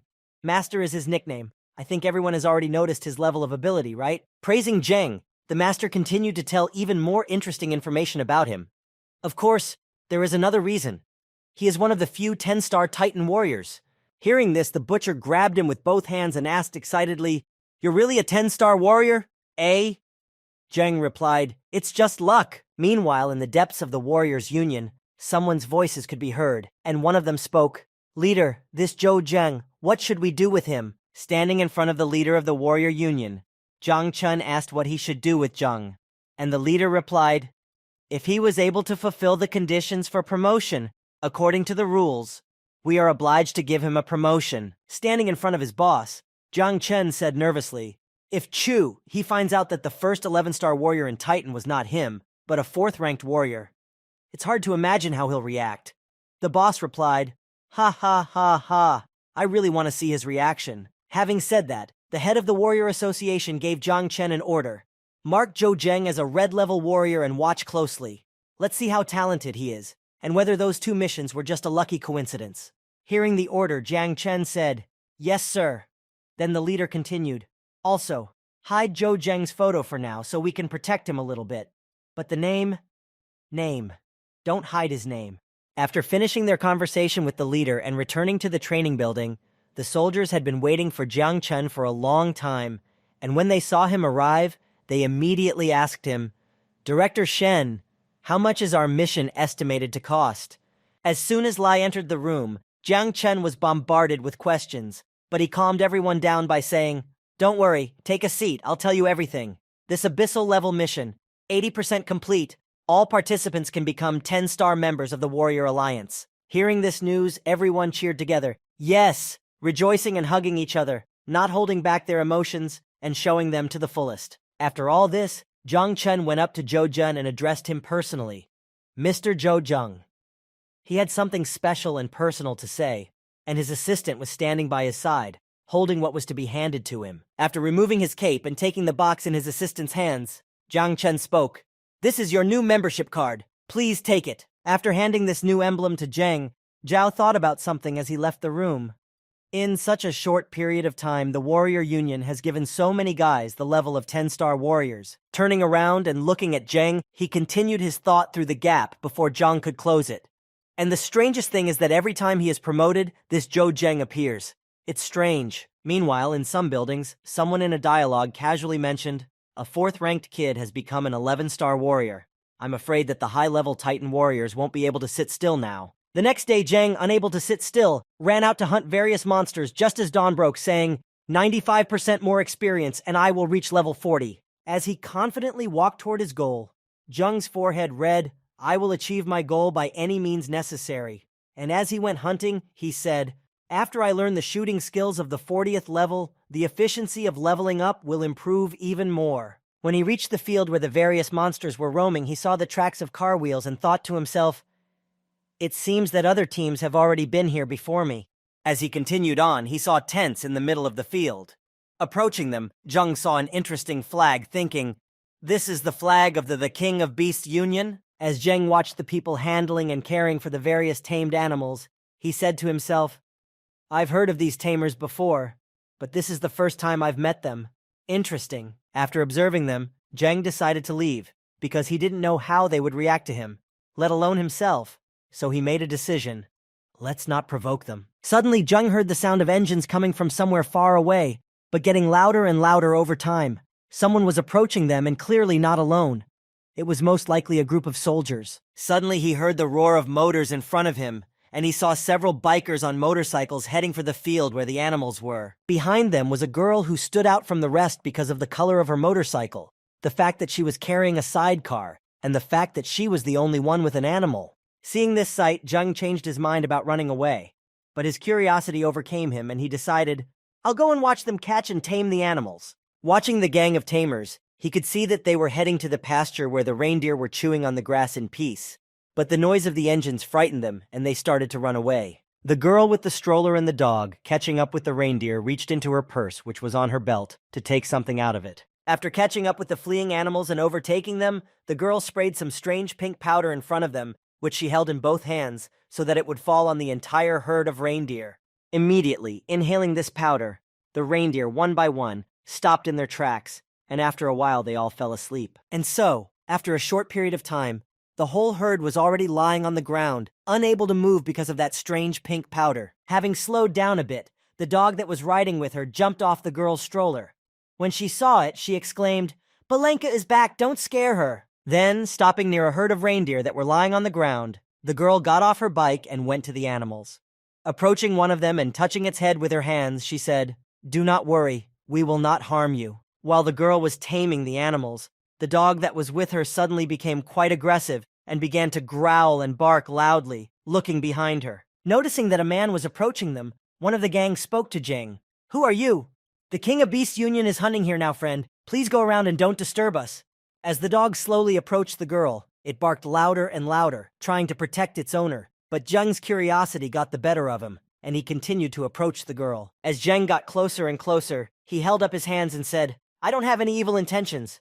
I just wanted to see how you hunt. I wanted to learn from you." Approaching the girl almost within arm's reach, Jung repeated himself, "Guys, I was just curious to see how the Beast King Alliance hunts, so I wanted to learn a little."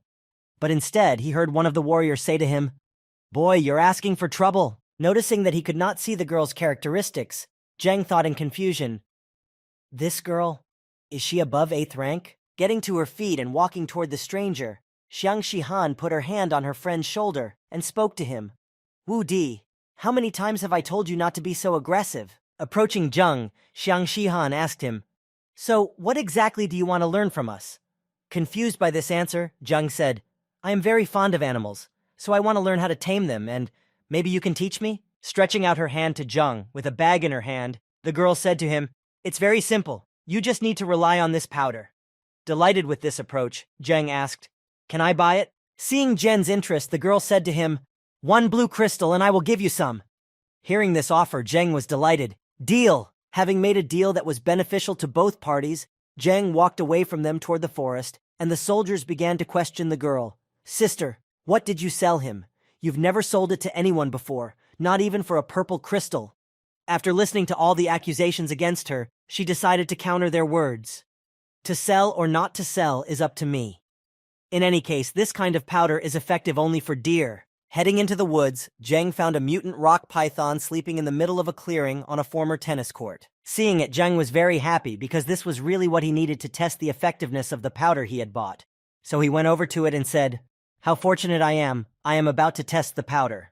When he poured the powder on the snake, it immediately woke up and began to attack Jeng. He, in turn, only said, "Huh? Why didn't it work as I thought it would?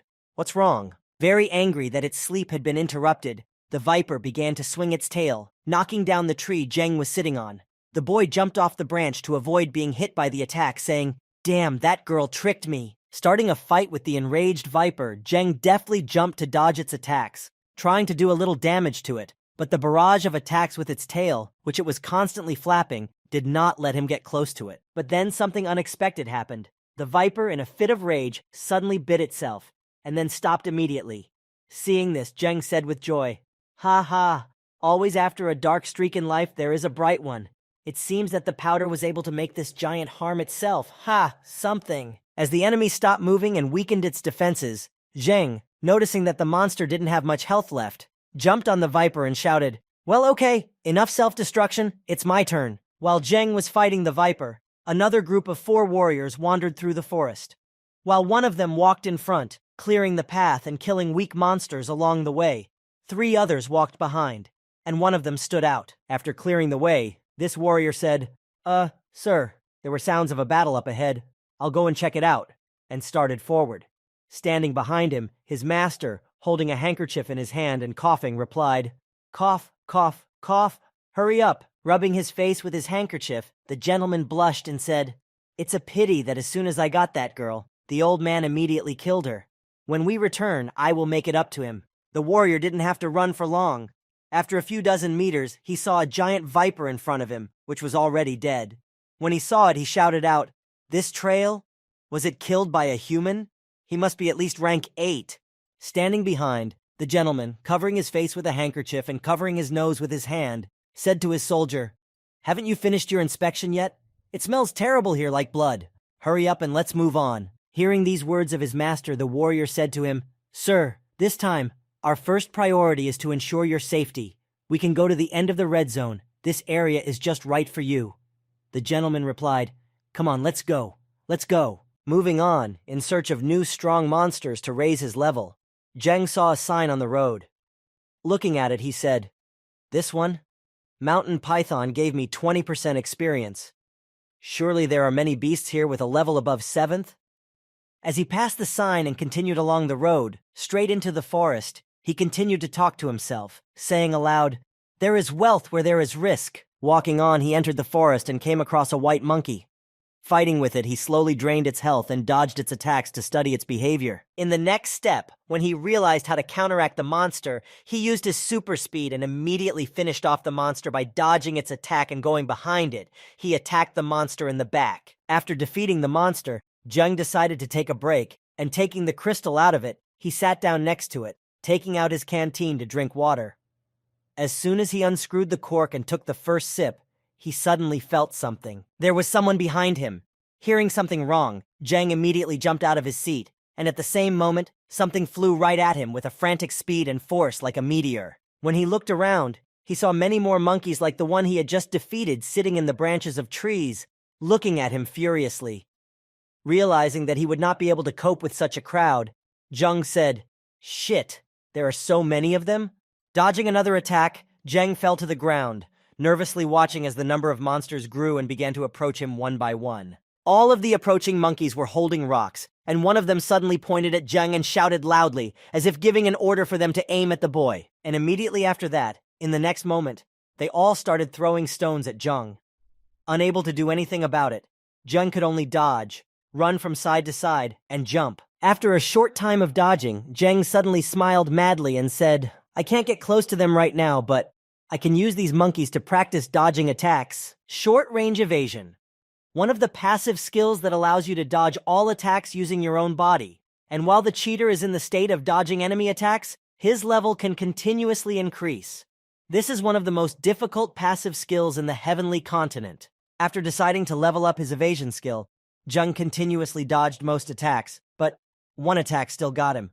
The stone hit him right in the chest.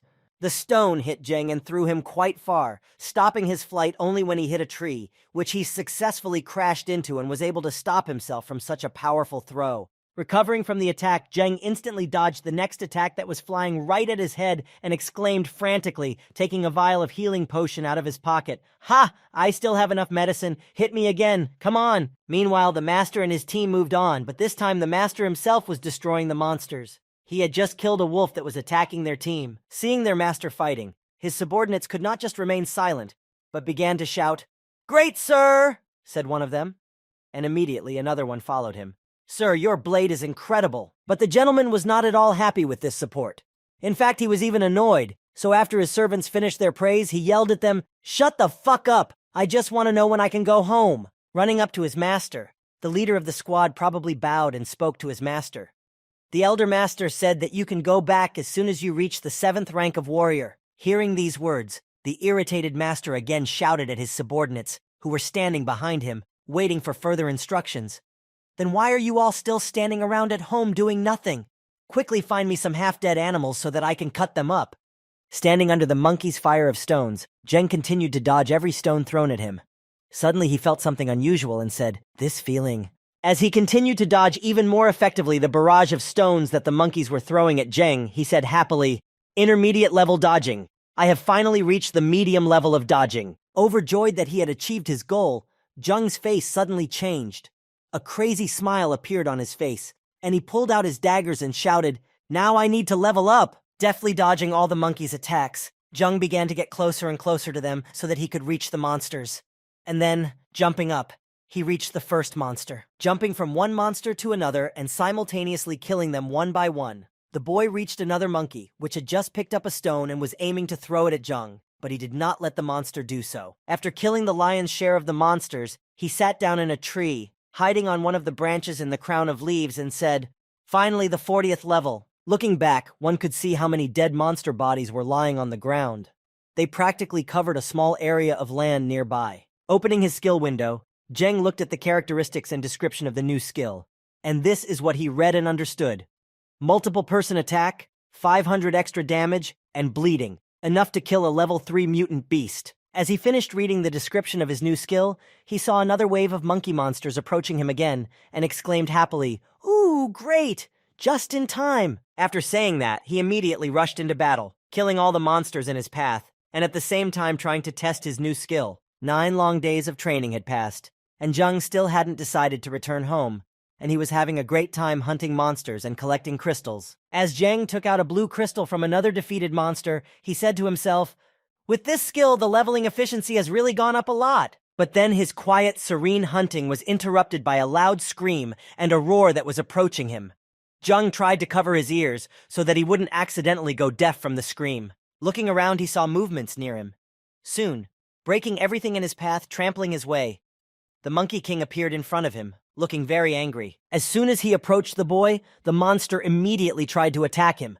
Putting his two hands together, he struck at the place where Zhang was standing with a hammer-like gesture. But his attack missed him and left a large crater at the place of impact. When Zhang saw such a formidable opponent, he was very happy and shouted out in emotion, "Well, you finally come! Go ahead and attack!" Meanwhile, the master's troops were heading toward the sound. But one of his men said to his master, "Sir, I think you're about to raise your level." To which he replied, "Ugh, I wish it were already. I don't want to stay in this place for another second." Suddenly, the squad leader, raising his hand in the air, stopped abruptly and stopped everyone, saying, "Stop! Something is happening up ahead." Hiding behind the trees, the warriors saw Zhang fighting the mutant ape king, and one of them said, "A fifth-ranked warrior dares to come here to kill the mutant monkey king. Am I hallucinating?" The gentleman added, "Are fifth-ranked warriors so strong now?" Then, watching from the hiding place, the master said something terrible, giving an order to the leader of the squad. "Kong Sen, kill this guy. We need the Monkey King. If I kill the mutant, I will immediately level up." "Yes, sir," Khan said, hearing his master's order. After continuing to give out orders to everyone, the master turned to his two other seventh-ranked warriors. "Fang Kang, Tang Jinghe, you also go and deal with that warrior, and the rest of you help me kill the White King." Following the order, the two warriors rushed to Zhang to finish him off.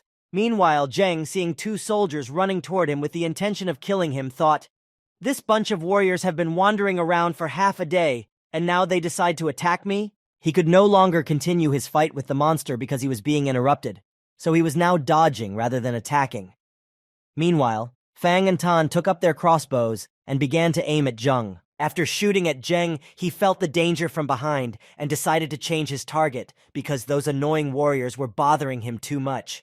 Dodging the arrows in the air, he looked at them sternly. Seeing that the boy could dodge arrows in mid-air, Fan and Tang were very surprised at how this was possible and said, "Eh, what's going on?" Looking at Zhang, they noticed that he immediately rushed toward them at breakneck speed, holding his weapon at the ready in both hands. Trying to calm himself down and pretend that there was nothing to be afraid of, Fan said in a confused voice, "It's just a small, broken dagger." Standing there, just watching what would happen, because they simply could not keep up with Zhang's speed, both warriors felt the pain of a wound in their chests. After such a blow, Zhang's assassins had half their health left.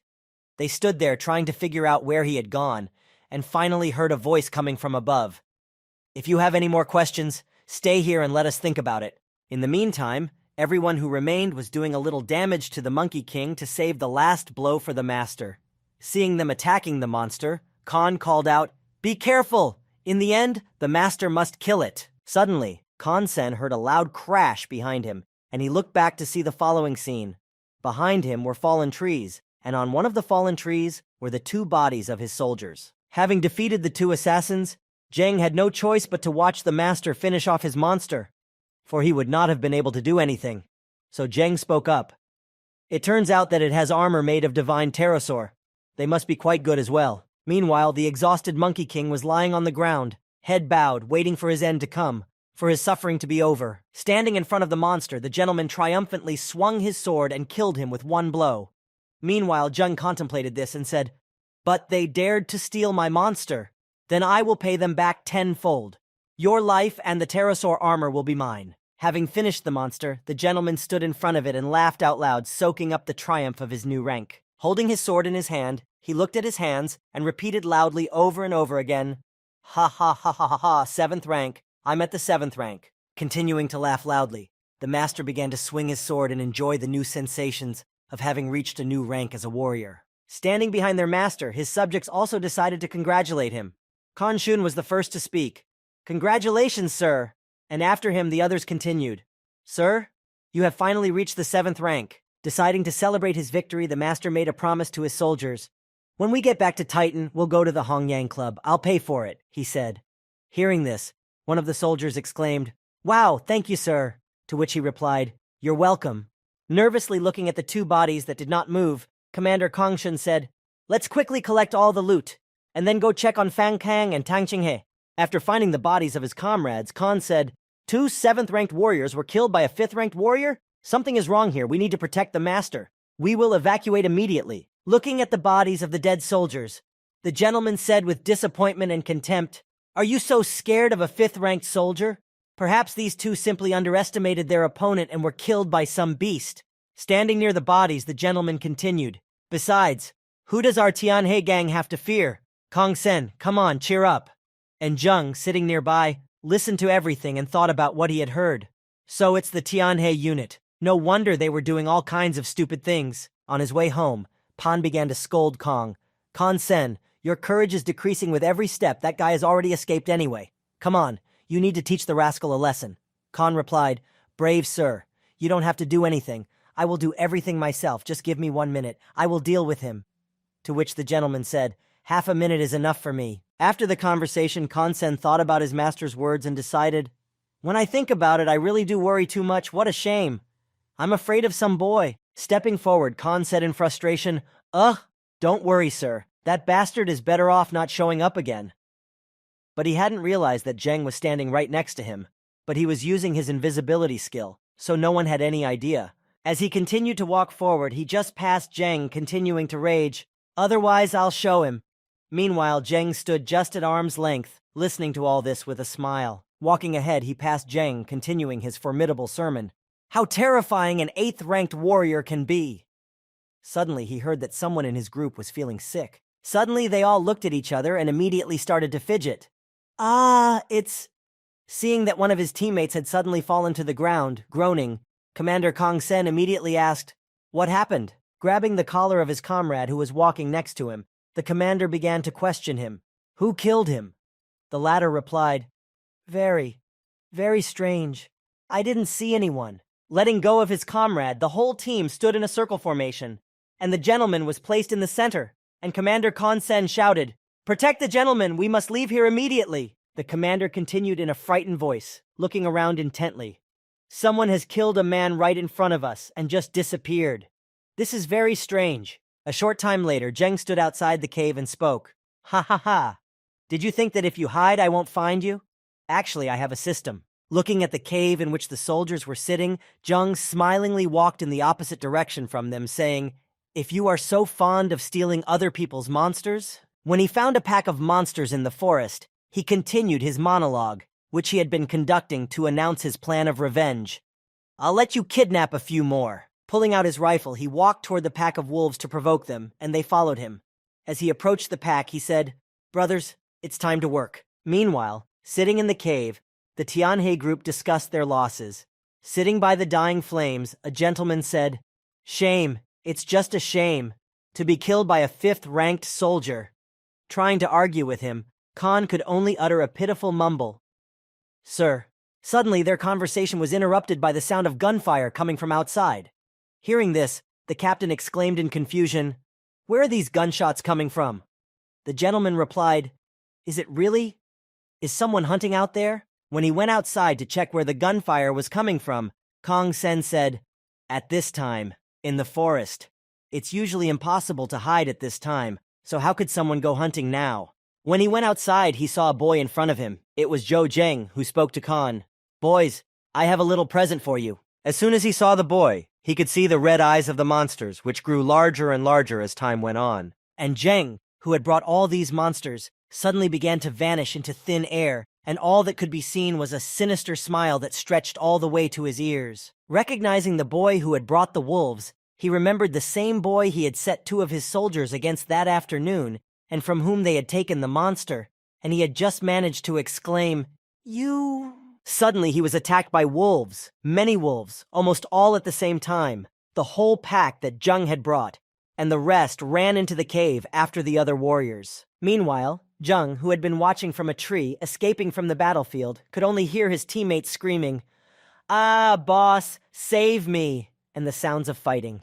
Eventually, the battle ended, and all the monsters were defeated. None of the warriors died. Seeing this, Zheng thought, "Well, as expected of an 8th-ranked warrior, you are actually even stronger than I imagined." Meanwhile, Kong Sen, who was resting on his knee after the battle, saw Zheng walking toward him and exclaimed in confusion, "Who the hell are you?" Zheng, in turn slowly approaching his opponents, replied, "I am just an ordinary man whom you robbed." Flashing with anger, Khan said, "An ordinary man? Who could do this to us?" Zheng calmly replied, Hey, you wanted to kill me in the first place. There is no need to play the victim here." When the frightened gentleman came out of the cave at the sound of the dialogue, he pointed at Zheng and said, "Don't think it will end like this for you. You've messed with the Tianhe gang." Seeing that the man they were supposed to be protecting had left the shelter, Commander Kong Sen spoke in confusion, "Sir," as if to persuade him to return. Angry that he was being treated and spoken to in such a dishonorable manner, Zheng said to the master, "At first, dog, I wanted to let you live, but now I have changed my mind." The gentleman, who was seriously frightened, tried his best to remain calm and arrogant because he was a man of high rank, and said to Zheng, "Do you really want an enemy like our gang?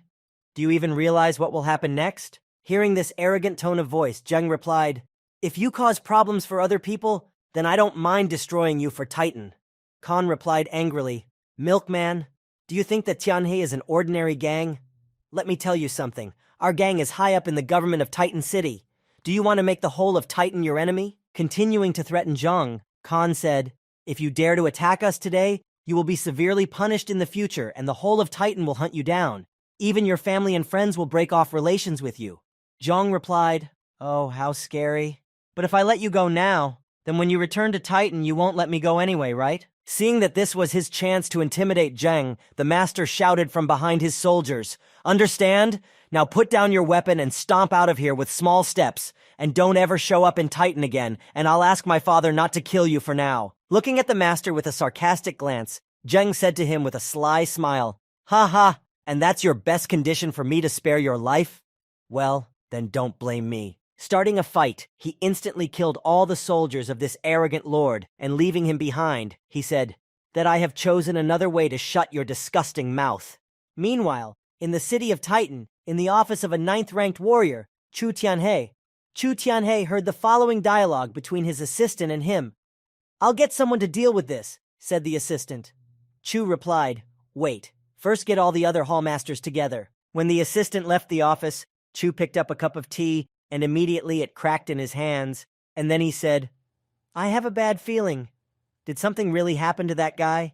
Meanwhile, a long line of pickup trucks lined up at the gates of Titan. The locals were already getting confused and asking each other questions. What happened? Why are the trade union and the Tianhe gang going to take so many people out of town? To which another replied, "I heard that there is a level 11 royal lizard in the red zone of the Curly Forest." Hearing this, the surprised interlocutor said, "Wow, a level 11 royal lizard? One piece of its scales is worth 1 green crystal." Meanwhile, Zheng was sitting at his computer in a separate room for receiving Warrior Alliance missions, choosing what else he wanted to do in the near future. Looking through the task feed to see what missions were available, Zheng said to himself, "Come on, what other missions? That could improve my position in Titan." Suddenly he remembered what the gentleman had said to him before the battle. "If you dare to attack us, you will be severely punished in the future, and all of Titan will hunt you down. Even your family and friends will break off relations with you." Remembering what the man had said to him, Zheng was a little upset, because as he thought, that person was right. Now my strength is only enough to protect myself. Remembering all his comrades, friends, and family, he continued his thought, "And I still have family and friends. Compared to pure military force, power and might are a much better defense in comparison." Suddenly stumbling upon something interesting, Zheng immediately cheered up and said, "Oh, this mission." Meanwhile, outside of the Curly Forest, someone was having a dialogue. One of the voices said, "I thought so. The Union of the Animal Lords is very rich." It was one of the warriors who had come to hunt, on a mission to kill a mutant lizard of the 11th royal level. Standing in front of her, having previously tied her up, one burly warrior addressed the other. "Sun Yang, I can leave this lizard to you. Do you have the courage?" Sun Yang replied, "Ugh, I came here just to get it." Raising his hand in the air, Sun Yang shouted to all the soldiers who were nearby, "Brothers, leave her to me." Meanwhile, sitting in a tree nearby, watching everything that was happening, Xiang Shihan said with a cackle, "Tsk, what a bunch of idiots barging in like this, but it's certain death for them." Appearing literally out of nowhere and standing next to the girl, Zheng spoke to her. "You seem to be good at this, don't you?" Unsuspecting, she answered quite naturally, "Of course." Suddenly realizing what had happened, she asked Zheng in confusion, "Hey, how did you get here?" Zheng naturally said, smiling sincerely, "Well, I just came." Sitting down next to Xiang Shihan, she pondered, "A fifth-ranked warrior and I didn't sense his presence?" And Zheng, pointing to the lizard, said to the girl, "Can you tame this royal lizard if you give it your pink powder?" Xiang Shihan replied with a shrug, "She is at the royal level. You can't tame it that easily. Besides, last time I forgot to tell you that the powder only works on deer." Disappointed by what he heard, Zheng muttered unhappily, "You black soul merchant, give me back my blue crystal." Hearing that Zheng wanted a refund for the goods, Xiang Shihan exclaimed in displeasure, "The goods sold are not refundable." Meanwhile, on the battlefield, a level 11 royal lizard broke free of its bonds and began to make a mess of the soldiers, trampling them over and under. Seeing what was happening on the battlefield, the squad leader gave an order, Get back immediately." He chopped down the vines that began to attack him and his comrades. At that time, sitting nearby, Xiang Shihan, talking to Zheng, said, "What a bunch of fools! If the leader of our alliance hadn't gone to the tomb, he would have figured out how to tame that lizard." "The graveyard?" Zheng asked in surprise. The surprised girl spoke to him. "Haven't you heard? It's a giant city in the north, and it's just as powerful as Titan." Hearing about this city, Zheng fell into thought. What an interesting name. It doesn't sound like the name of an ordinary city at all. At that time, someone called Xiang on the receiver, and when she answered, she said, "What?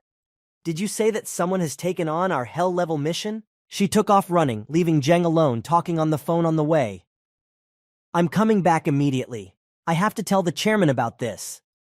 Zheng stood up, trying to call her back, shouting after her, "Hey, you!" But he could not stop her. As he stood up, he said to himself in embarrassment, "How fast she ran away, and I wanted to ask her about the details of the hellish mission." Meanwhile, down on the battlefield, Zheng heard the squad leader say, "Everyone retreat. Tomorrow we will gather more men and try to take it again." Hearing them leave, Zheng said, "Ha ha. Well, if you're retreating, then excuse me. I'll take this lizard." Jumping up from his seat, Zheng immediately found himself right in front of the lizard, preparing to finish it off. The lizard in turn gave Zheng a stern look. Jumping up, he climbed onto its back and began to make cuts in its scales to quickly finish the job. Moving quickly along the lizard's back, he freed it from the vines so that he could take its carcass and sell it at a profit. Suddenly, all the retreating soldiers froze in silent agony, not realizing what had just happened. The next moment, some unknown boy landed in front of the lizard, started cutting vines on it, and then suddenly disappeared with the monster, leaving nothing behind. Meanwhile, Zheng was already in the ruins of the city, looking at the material he had managed to get from the lizard and said, "It is indeed a top-grade material." However, as he looked at his inventory and saw how much of this material he had, he thought, "But there are so many other materials. No one can take them all at once. I can only sell them off slowly." Looking at his talent chart, he also noticed something interesting. "Yesterday's harvest allowed me to reach the 45th level. I finally learned this skill." Pulling out his poison dagger, which he had gained through the 45th level skill, he said, "I'll practice on a zombie first." Going to the location where the zombies lived, Zheng began to test his poison dagger. After swinging it several times, he said, 3-second stun. It's great. With this skill, it will be much easier to defend myself on hellish missions." Watching Zheng train through the scope, someone who had been following him spoke up, "This Zhou Zheng is really good." It turned out that it was some strange group that was probably hunting him as well. One of them was also watching Zheng with binoculars and said, "His speed is very fast, but he's only a 5th-ranked warrior." As he continued to watch Zheng, the boy with the binoculars said, "What a shame. Let's just get this over with." Meanwhile, Zheng didn't even realize that someone was spying on him, and he continued to practice, killing zombies one by one. As he continued to train, he jumped up and decided to kill one zombie with a falling attack while he had the opportunity, and the enemy opened up, so he had to seize the moment. But then something flashed in front of his face. It ruined his entire combination and prevented him from completing his training.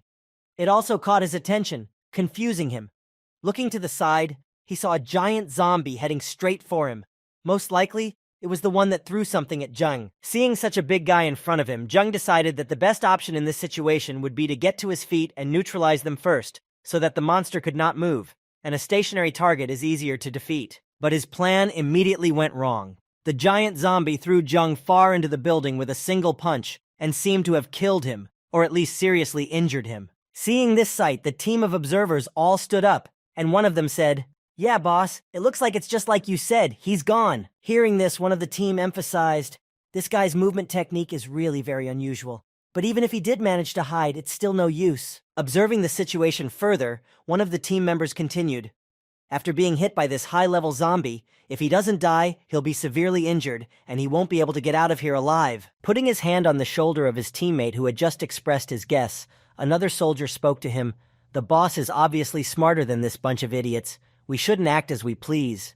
When he finished watching, one of the men said to the others, "Let's get out of here. It's not going to be easy to get out, and we need to find a place where we can get some good training." As soon as they left, there was a roar from the rubble, and Jojen emerged from the pile of stones, concrete, and metal. But he looked quite bad. There were many wounds that were visible, and even more wounds inside. Fractures, bruises, contusions, and other things that could be told from his appearance. Still at a critical point, Jo Jung's health stopped declining, but he supported his head with his hand and pounded his chest with his other hand to cough and said, "Yeah, am I dying?" But, without losing hope, he remembered that he had a healing potion, and without hesitation, he quickly took it out of his bag that was on his belt, trying to ignore the excruciating pain of moving his limbs. Getting the potion was half the battle, but now he had to open it and drink it. Grimacing in pain, he managed to drink it somehow to help himself a little in his condition. Sitting still, waiting for the effect, he said, "Even though I have the health potion, the recovery speed is still too slow. Someone clearly just wanted to kill me with that shot. I need to get out of here as soon as possible." Looking around, he saw that he was surrounded by zombies, not only the small ones, but also the big guy who had thrown him into the wall, and said, "But in this state, I will definitely not be able to hide from the crowd of zombies and that sniper." Suddenly, one of the zombies, approaching Jung, picked up his pace and ran at Jeng with his arm raised, swinging at him. The latter, all wounded and crippled, trying to defend himself, shouted at him, "Go ahead, keep going if you can." But all of a sudden, all the zombies froze in place, as if they saw something incredibly horrible in front of them, which made them stop and not continue their attack. As he began to realize that the pain was disappearing and he was feeling better, Jung looked at himself, his hands and his body, which was burning with blue flames, and said, "And at this moment, I have advanced to the 6th rank?" Overjoyed that he was so lucky and his wounds were healing, Jung shouted, "Lord, thank you! The star power was able to strengthen my muscles and speed up my recovery, but it will still take some time for my bones to grow back. I need to find a cozy place." Thanks to this unexpected turn of events, Jang was able to use his invisibility skill and escape the certain death that would have befallen him if not for this lucky break. Sitting somewhere in a building where there was no one else and where zombies could not reach, Jeng waited for his body to fully recover. Taking out some monkey wine from his inventory, he said, "If I want my wounds to heal faster, I need to absorb more star power. Even though I don't really want to, I still need to drink this." Tipping the flask of drink, he swallowed every last drop, then spoke, "Although the amount of star power in the monkey wine is more suitable for 7th-ranked warriors, it's not really a good time to be doing this." After drinking all the wine, Jeng immediately became drunk. As soon as he took the last sip and the wine took effect, a blush appeared on his cheeks, and he said, This wine, it's so good.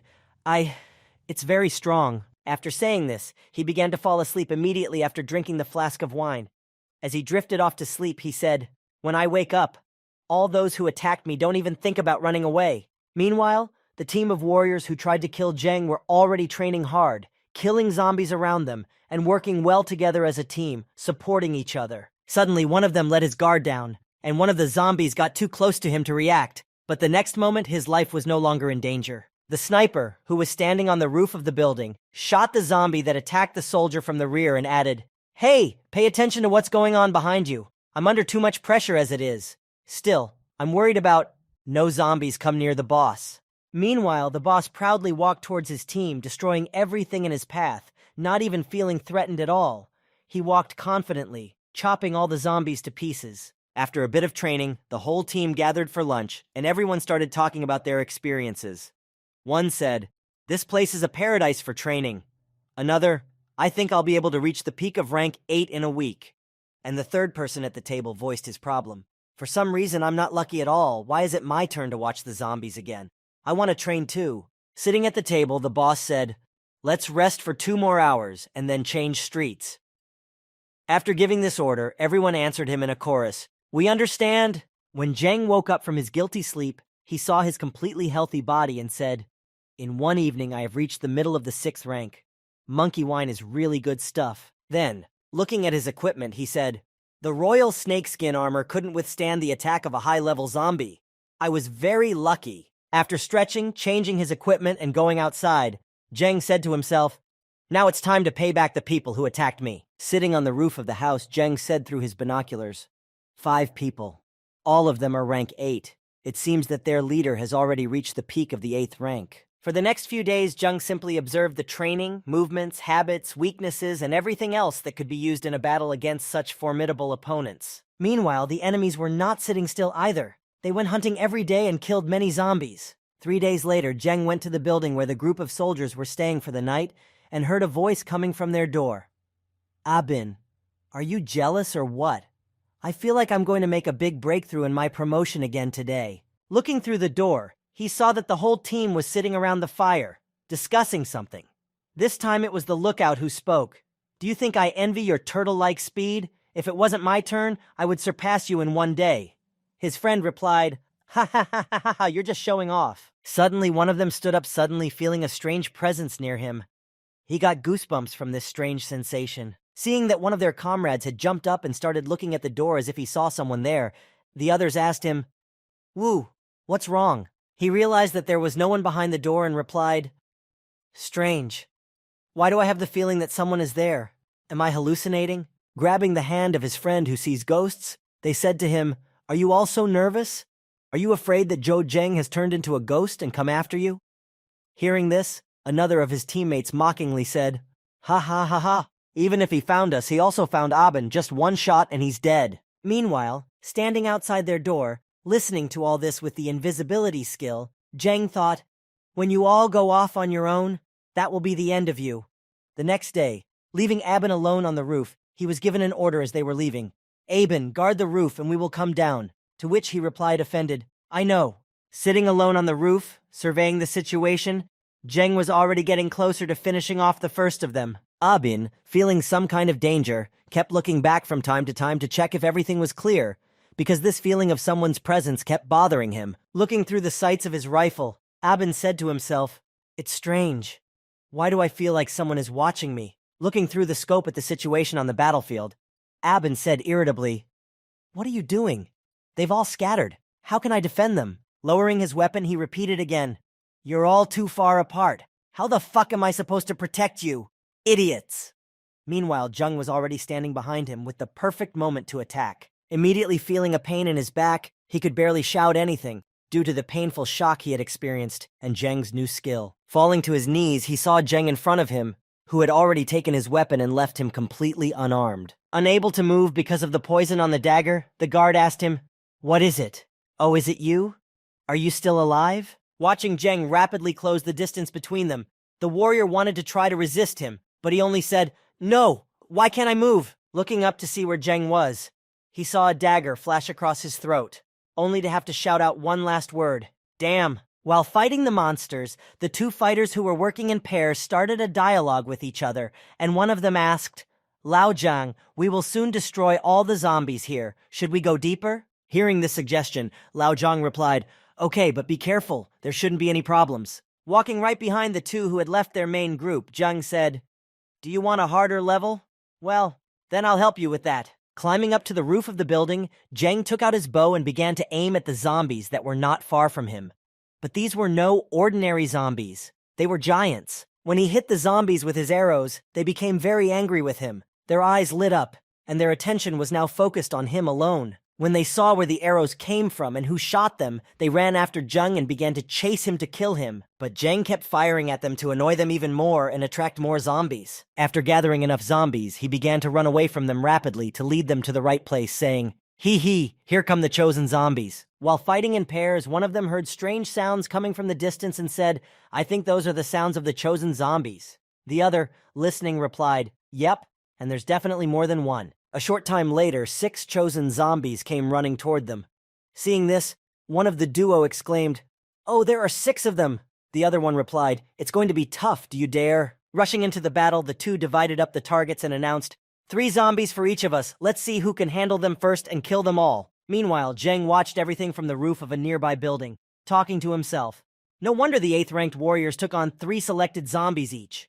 After he had admired them, Zheng jumped down from the roof and walked toward them, saying, "But I gave you these zombies, and you must pay for it." Sneaking up on his opponent from behind, Zheng thought, "Now!" and prepared to strike him to avenge his attempted murder. Standing behind his opponent, he waited for the zombie to launch its attack to stun his opponent. When he saw that the zombie was about to strike, he immediately struck from behind, thus preventing his enemy from defending himself or running away. In the next moment, the zombie sent the 8th-ranked warrior flying with one clear blow, just as it had done to Zheng. With the last of his strength, the soldier shouted a cry for help and an alert to make everyone aware of the danger. "Boss, we're under attack!" Seeing his friend Zhou Zheng behind him, his friend shouted furiously at the guy who had taken the hostage. "You're dead!" Seeing Zheng pull out his bow and take aim, the hostage's partner tried to block his attack when he saw an arrow already flying toward him. In the next moment, the arrow hit the handle of his spear and was successfully deflected.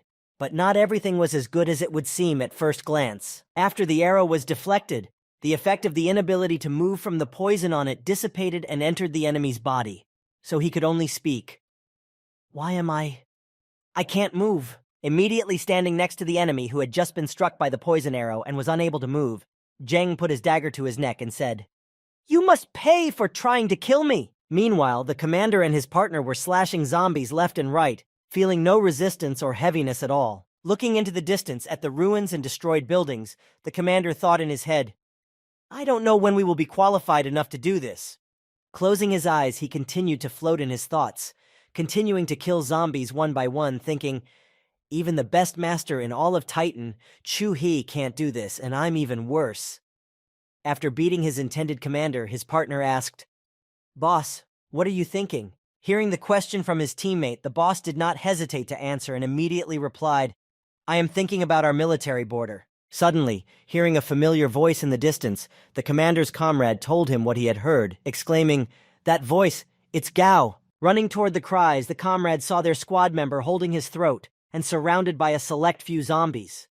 Running close enough, the commander's comrade shouted, "Gao!"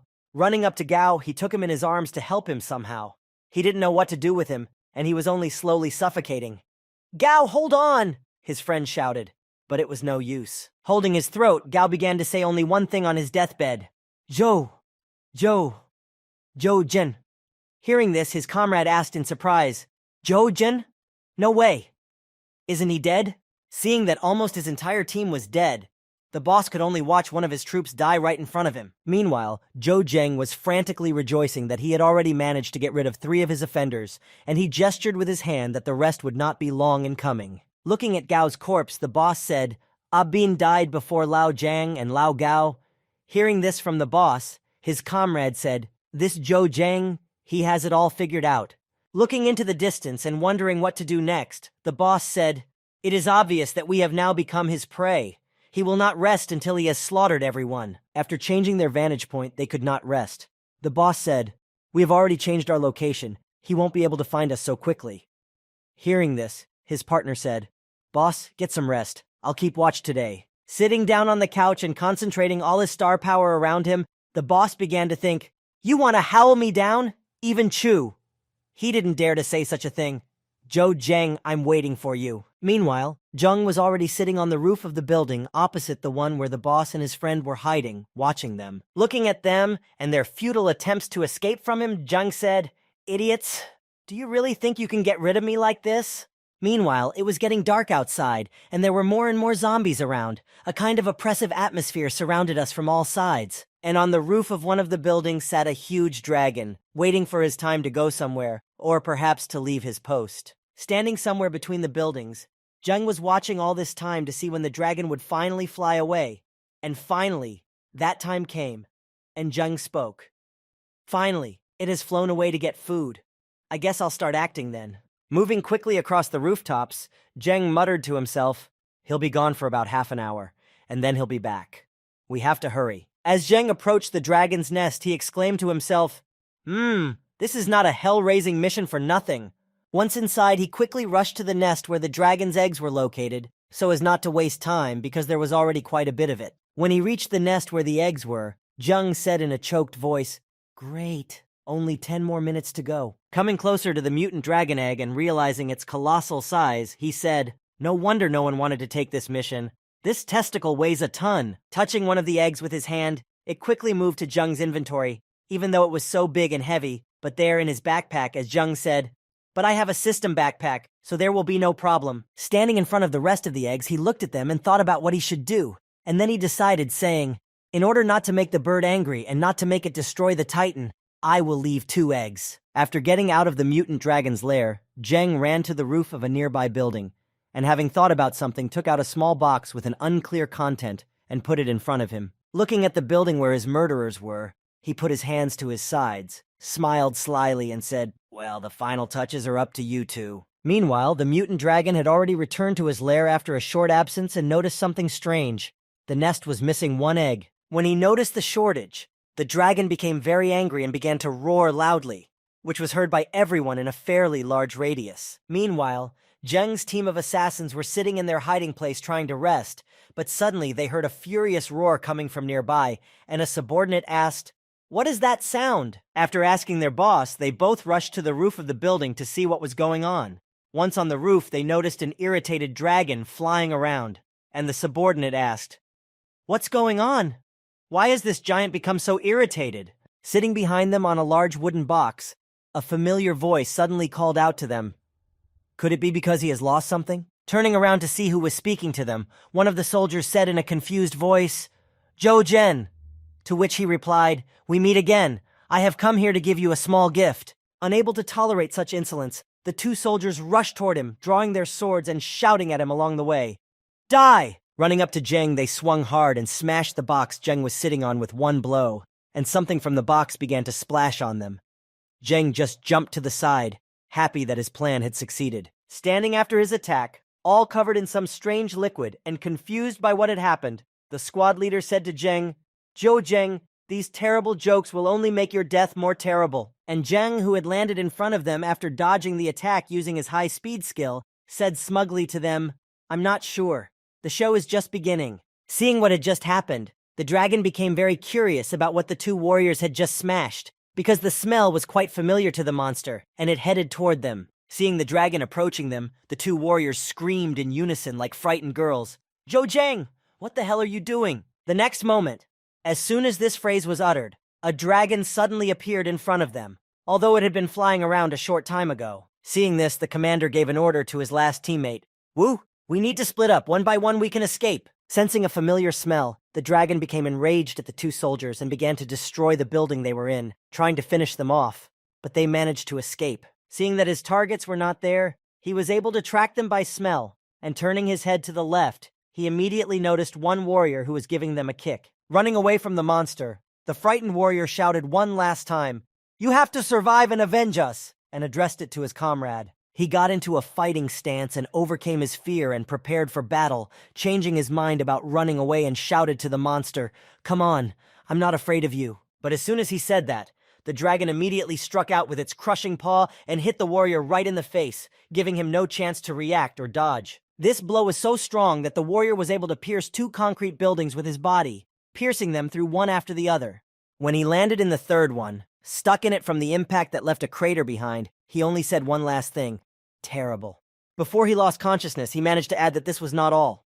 A giant paw was approaching him with lightning speed, and at the same moment, the dragon caught up with its victim, which it had just launched, and after finishing him off, it destroyed another building, because once it gained speed, it could not stop so quickly. Having defeated 1 enemy, the dragon roared in triumph, signaling that he had won. But this was not enough for him. Meanwhile, Wu was running along the road that stretched into the distance, saying to himself as he went, "I must escape." As he ran past a body of water that he could see from the road, Wu exclaimed, "Water! It will wash everything off me." Meanwhile, Zheng, watching everything that was happening before his eyes, just sighed heavily and said, "It is a pity that it ended like this." Having caught up with the second fugitive, the dragon immediately attacked him, raising a large wall of dust and debris, destroying the road. And Wu, who had already tasted a little of the feeling that he would be able to escape, exhausted, living out his last seconds, said with a sigh, "No." Having killed all the enemies he saw, the dragon roared triumphantly again, wondering what to do next. Suddenly climbing the mountain, the dragon noticed an interesting place where he could go. He looked toward the city of Titan, which loomed over the horizon, planning to cool his dust there and kill more people. Meanwhile, Zhang, sitting on the roof, watching the mutant dragon's behavior, said, I knew that the anger of the great monster would not be easy to calm. He continued, holding the activator for the box he had placed on the roof near the dragon's nest. But this firework will definitely not allow it to run around, so now it will calmly protect the remaining eggs. Pressing a button, fireworks started shooting off one after another nearby, attracting the monster's attention, and it quickly headed back to its nest. Seeing that his plan had worked successfully, Zheng said, How beautiful. It must be a long time since anyone has set off fireworks here. When they came out of the cave, the people who had decided to spend the night in it were surprised. Who decided to set off fireworks in the middle of the night? He was answered, I think it's the guy who accepted the infernal mission from the Beast King's Union. Coming out of the cave, the leader of the squad, Chu He, surprised by the sight, said, But launching fireworks during a mission? I've never seen anything like this before. The next morning, Chu He's squad headed straight for the town where the fireworks had been launched to find out who had done it and why. As they approached a certain location, they saw Zheng walking toward them with a yawn. Wake up! One of Chu Hei's men shouted loudly, but Zheng calmly ignored them and went about his business.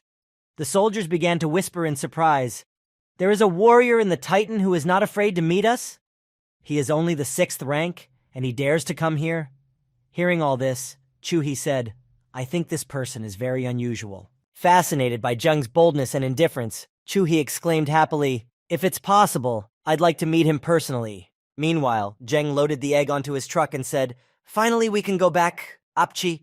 Does anyone remember me? Covering the egg with a cloth to make it less visible, he said, This egg is too big. If I put it in my backpack right away, it won't close, so I need to think of something and do something. When he got to the Warriors Union, he covered the egg and said with relief that he had already completed the mission. Okay, I'm going to turn in the mission. Leaving the egg on the trailer of his car, Zhang confidently headed to the Warrior Union Association to report the mission. But suddenly someone pushed him. A big man walked with his shoulders wide open, looking down on everyone around him. When he pushed Zheng, the thug not only didn't apologize, he was rude to him. Get out of the way! We're going to hand over the abyssal level mission. Once inside the building, the soldiers who saw them immediately started shouting, You can get a lot of experience for the abyss. It seems to be the martial spirit team. They say they are all 8th ranked warriors. Martial spirit? I can see why they have the abyss as their mission. Approaching the registration office, the commander smiled sarcastically and spoke to the manager. After passing this mission, we will definitely be able to become 10-star members of the Union, right? As she handed the team a gold card, the manager said timidly, Okay, please wait 1 second. After entering the crowd of those arrogant warriors, Zheng held out his 11-star warrior card and said, Accept the mission. When the manager saw the token, she exclaimed in confusion, I'll do it right away. Seeing Zheng get in front of them, the morale commander said to him, You bastard! How dare you come here with a fake card? I'm in a good mood today, so get out of my sight. As soon as she finished speaking, the manager called out to Zheng in concern, Mr. Zhou, on your card. There is only one mission of the rank of hell. Hearing this from the manager, the entire morale group immediately swallowed their tongues and watched in silence as to what would happen next. Then the manager continued, Excuse me, would you like to present this mission? Only when he heard that the hell-level mission had been completed did Jiang Chen run to the leader's office and exclaim, Leader, the mission! Opening the door, breaking the natural silence and interrupting the calligraphy of the head, Jiang Chen called out to the leader, That mission! Angry at his impudent visit, the chairman scolded him, Director Shen, the frightened director said, Forgive me for my rudeness. After calming down and tending to the flower pot, the chairman said, Tell me what happened. The director immediately answered, That Zhou Zhen. He was actually able to complete the hell-level mission from the Beast Union. Hearing this, the chairman also succumbed to the same emotions that the director had until recently, and he exclaimed to the director with his mouth wide open, What? Meanwhile, in the office of the Warriors Union, the head of the union, who had just returned from a trip, was hoping to rest when he was suddenly called. When he opened the door, one of his subjects ran into the office and told him the amazing news that surprised the leader of the Animal Union, who immediately stood up and exclaimed, Are you serious? Hearing the question, the fussy subject replied, Yes, the head of the Warrior Union, Shen Lihua, personally informed us by phone, and he ordered us to go and accept the case. To which the head of the Beast King's Union replied, I never thought that I would return and receive such shocking news. He stood up and said to his subject, Come, Let's go together and see the man who was able to fulfill this mission. Meanwhile, all the paths were blocked near the Soldiers' Union, and people passing by whispered, "It's the Sharp Sword Squad from the Warrior Union. What are they doing here?" Blocking the road, the leader of the union said, "The Warrior Union has temporarily taken control of this area, gentlemen. Please do not get too close." Approaching his commander, the subordinate reported to him, "Commander, the target is secured." Standing near Zhou Zheng's truck, the men began to discuss what they had seen. "What is this?" said one of the passers-by, to which another answered, "It's so big." Meanwhile, Zheng was already sitting in the VIP hall of the Warrior Union with Jiang Chen, and the latter spoke to him. "Zhou Zheng, you are really very cool." Picking up a cup of tea, Zheng spoke with gratitude as he savored this amazing tea. "Thank you very much, Principal Shen." Standing up immediately, the director asked, "Well, have you thought about my previous proposal? If you are not satisfied with it, we can discuss it." Zheng replied, "Thank you, Director Shen. I'll think about it." As he sipped his tea, Zheng thought about the offer. Joining the Warrior Alliance. It means being under someone's control. I can only protect the people around me if I climb to the very top. Remembering the mission he had completed and was now waiting to be accepted, Zheng thought, "This mission is the cornerstone on my way to the top." Meanwhile, the number of onlookers at the Warrior Union grew larger and larger. When they saw that the Beast King's alliance had arrived, they began to speculate, and one of them spoke up, "Is this the egg from that hell-level mission?" When the leader of the Beast King Union left the car, everyone suddenly started whispering, "It's the leader of the Beast Union, Han Zhengdong. Did he personally come here? It seems like it's really because of that mission." Suddenly, one of the guards called out to them, "Hey, you three idiots, quickly return to the city." "What are you doing here?" Walking over to the egg to check it, Han Zhendong said, "That's right. This is the egg of a giant beast." Hearing this, the manager said, "Now that you are sure, we can transfer the money to the artist's account." Looking at the manager, Han Zhendong asked, "Can I meet with this team myself?" The manager replied in confusion, "The team?" Smiling at the leader of the Beast Union, the manager said, "I'm sorry, Mr. Han, but this mission was carried out by a single person from the Warrior Union. Mr. Zhou Zheng did it himself, but he has already left." Looking at the manager with square eyes, the leader of the Beast King Union asked, "You did it yourself?" Looking at the manager, the commander said, "This egg weighs at least several tons, and it had to be lowered from a building more than 200 meters high. How could one person do it?" The manager replied, "We are not interested in the process.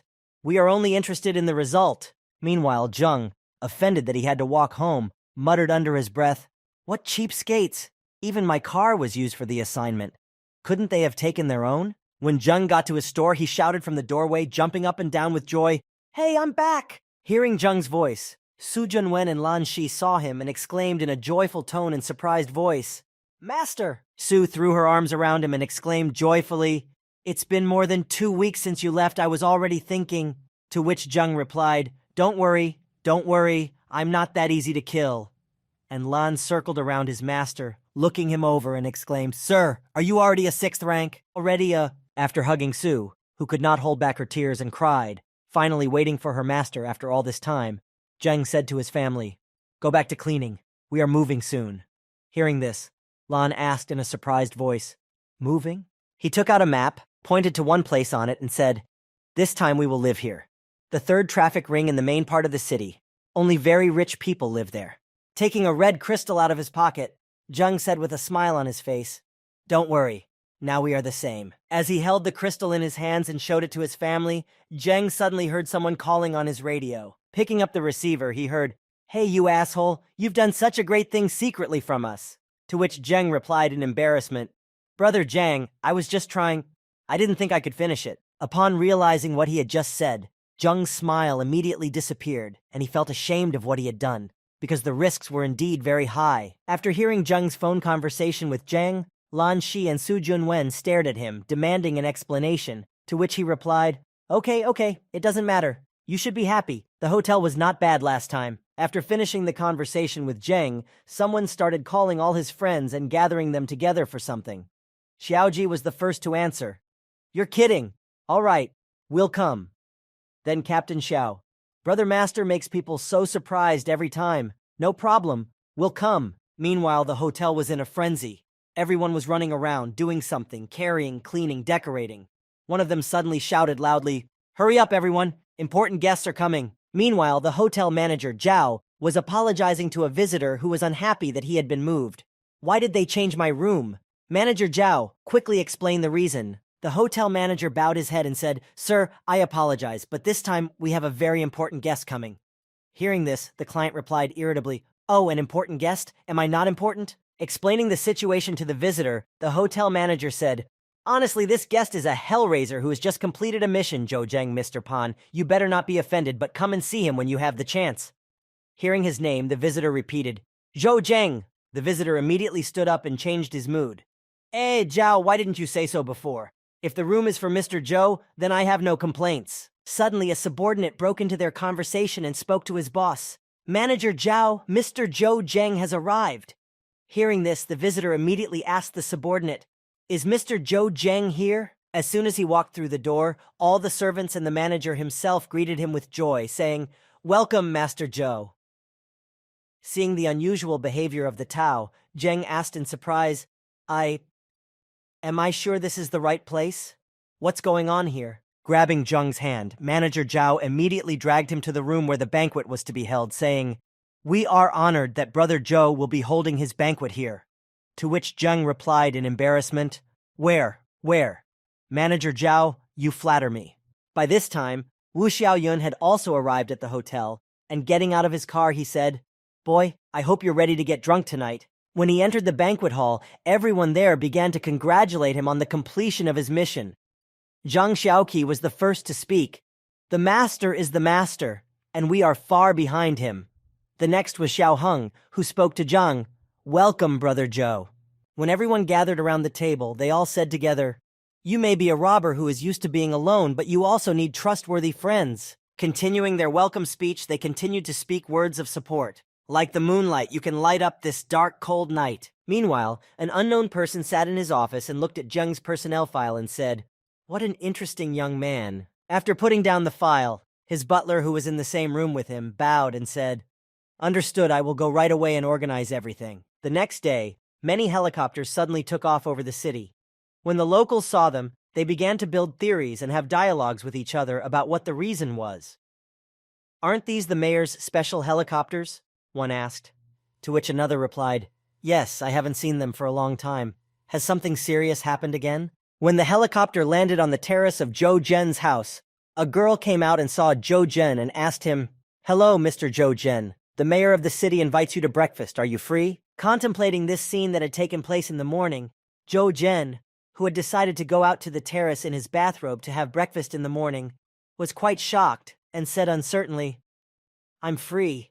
And Su, who was standing next to him, could not even say a word because of the level of surprise. After getting on the helicopter and arriving at the mayor's house, the girl led him to the entrance, where the butler was already waiting for them. When he saw Zheng, he bowed and said, "Mr. Zhou, the mayor is waiting for you. Please follow me." Without hesitation, Zheng saw that the butler was heading off and decided to keep up and follow him to find out the reason for the visit. After leading Zheng to the banquet hall, the butler held out his hand to show him where to go next and said to him, "Mr. Zhou, please come this way." Upon entering, Zheng saw an incredibly luxurious and gorgeous table ready for the meal, with the mayor of the city sitting at the end of it and a maid standing by his side. Seeing that the guest had already arrived, Mo Wu, the mayor, gestured to Zheng to sit in the empty seat in front of him. "Zhou Zheng, please sit down." When Zheng took his seat, the mayor spoke to him. "First, I wanted to invite you last night, but you were celebrating with your friends, so I didn't want to disturb you, but I congratulate you anyway. You have completed such an incredible mission." Zheng replied in embarrassment, "Thank you." Looking out of the panoramic window in the banquet hall, the mayor continued his dialogue with the young man. "I really enjoy eating and admiring the scenery at the same time. Zhou Zheng, relax, don't be shy." Looking at the mayor, Zheng tried his best not to do anything unnecessary to anger him, and replied in a calm tone, "Very well." Wiping himself with a napkin after the meal, the mayor looked at Zheng and asked him, "What is it? Are you full?" Hearing this question, Zheng replied, "Look at all these plates in front of me. You are a real mayor of the city. Even your breakfast is so sumptuous. Only an idiot would refuse this food." Smiling at Zheng's successful joke, the mayor said, "Ha ha ha, you're still very young. You need to eat well." While the maid was pouring the mayor's morning tea into a cup, Mo Wu said to Zheng, "You probably can't understand why I invited you to breakfast, can you?" First of all, I wanted to get to know you. And secondly, I wanted to discuss the issue of money and Titan with you. When the maid came over to Zheng to pour him some tea, the mayor began his story. In a sense, the warrior union represents the class interests of all warriors. When you became a member of the union with a 1-star purple level, you were able to enjoy all the privileges of a Titan from that moment on. Moreover, you are now a 5-star purple level. You're currently ranked 27th in the Titan rankings. And not counting me, you can share the Titan's profits with the 25 highest-ranked warriors. Walking over to the projector and turning it on, the mayor continued, "But now there is another more interesting scheme that you can choose." Walking over to a map that appeared on the wall and pointing to a specific area, the mayor continued, "You can get 10% of the new city's profits, and you can also get the right to manage the streets of Titan, except for the first 5. Hearing about the city, Zheng asked, "A new city? We have another new city?" Pointing to an undeveloped area on the map, the mayor said, "Not now, but there will be one very soon." Pointing to a single highlighted piece of land on the map, Mo Wu said, "Very soon, we are going to restore Yanhei County, 150 kilometers from Titan, and set up a new location there. It will be a resting place for the soldiers who have gone on training." Stepping away from the map and sitting back in his chair, the mayor continued, "If everything is well organized, it will not be difficult to take over Yanhei. And in a few months, we will be able to start construction. This place is bound to become a thriving transit station, and the income will definitely be high." After listening to the mayor's story, Zheng said, "It's really tempting." But he thought about it. "I knew he didn't just invite me to breakfast for no reason. It would obviously take a lot of effort." Looking back at the mayor, Zheng spoke to him with curiosity and a smile. "Mayor, I was thinking, I'll accept 10% of the new city's profits, and the right to Titan's 6th Street. When Zheng boarded the helicopter and was taken back to his home, the butler asked the mayor, "Mr. Mayor, isn't this too much?" To which Mo Wu replied, "No, not too much, because his hidden powers are worth the money. Titan is just a small corner of the apocalypse." Continuing his thought, the mayor, remembering Zheng, continued, "And a warrior this talented, no matter what, should stay here." After Zheng returned home, word quickly spread through the city that construction of a new city was about to begin. Residents running through the streets shouted, "The transit station plan will finally be realized." Meanwhile, passers-by who heard this were surprised and expressed their questions and opinions. "What? Has it started to be implemented?" said one man on the street. A soldier who heard this said, "Ha! Now we don't have to sleep in the open when we go to training." Meanwhile, Commander Shu was walking down the street with his comrade and had a dialogue. Commander Shu was the first to speak to his friend. "Chi-Han, the new city is coming soon.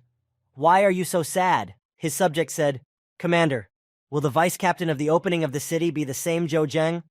Shu answered him joyfully, "That's right, didn't I say so?" Suddenly, the commander's comrade sat down on the ground, grabbed his head with his hands, and rolled into a ball. "That's it! Now I'm definitely screwed." The commander replied, "Don't think about it, Zhou Zheng is not that kind of person." Meanwhile, Zheng was on his way to his squad in his old car. When the guards saw him, they said, "Does Zhou Zheng drive such a humble car?" To which another replied, "I heard that he is only a 6th rank. I don't even know if he can handle everything." When Zheng arrived at his squad, which was training, he got out of the car and greeted everyone. "Hello, everyone. I'm looking forward to working with you." When the soldiers saw Zheng, they started whispering, "He's really a 6th rank. He's still so young and small. A 6th-ranked warrior is going to lead us? Is this a joke?" But Zheng didn't care what they were saying about him, and after hearing all the whispers, he spoke up. "Actually, I compromise very easily. I realize that you all are not very happy about all this." With this startling statement, he gave everyone a chance to try their hand at leadership, but on one condition. Those who disagree can step forward. If even one of you defeats me, I will give up my seat without complaint. Seeing that everyone was stunned, Zheng decided to repeat his offer one more time, in case anyone didn't believe his words. "If anyone can beat me, I will give him my seat." Suddenly a hand appeared from the crowd, followed by a voice. It was Commander Shu's comrade. Seeing this, the commander grabbed his comrade's shoulder and said only one name when he tried to dissuade him, "Luo Guohai." Hearing this name, the commander's comrade thought about it, but suddenly realized, that's right, this Zhou Zheng, when he was a 3rd rank, was easily able to kill Luo Guohai, who was an 8th rank. Looking at Zhou Zheng, Comrade Commander Shuya pondered, "And now he's already at rank 6. How strong is he now? Suddenly, a single 8th-ranked warrior emerged from the crowd. It was Li Fangxing who spoke to Zheng. Deputy Zhou, it is a pleasure to meet you. My name is Li Fangxing, but people usually call me crazy. Looking at the fellow who came out of the crowd, Zheng held back a laugh and thought, "B. Madman," and then spoke to the others. "All right. Is there anyone else who disagrees?" Interrupting Zheng and throwing away his sword, Li Fangxing spoke to him in a dismissive manner. "You deal with me first, and then call the others." Hearing this suggestion, Zheng put his bow in his inventory and said to the volunteer, "Very well then." After placing all his weapons in the box, Zheng went to a nearby tree to break off a branch. After breaking one, he broke off another for Li. After tossing the branch to Li, Zheng spoke to him. "With your bare hands, you will hardly be able to show your true strength. We will use this."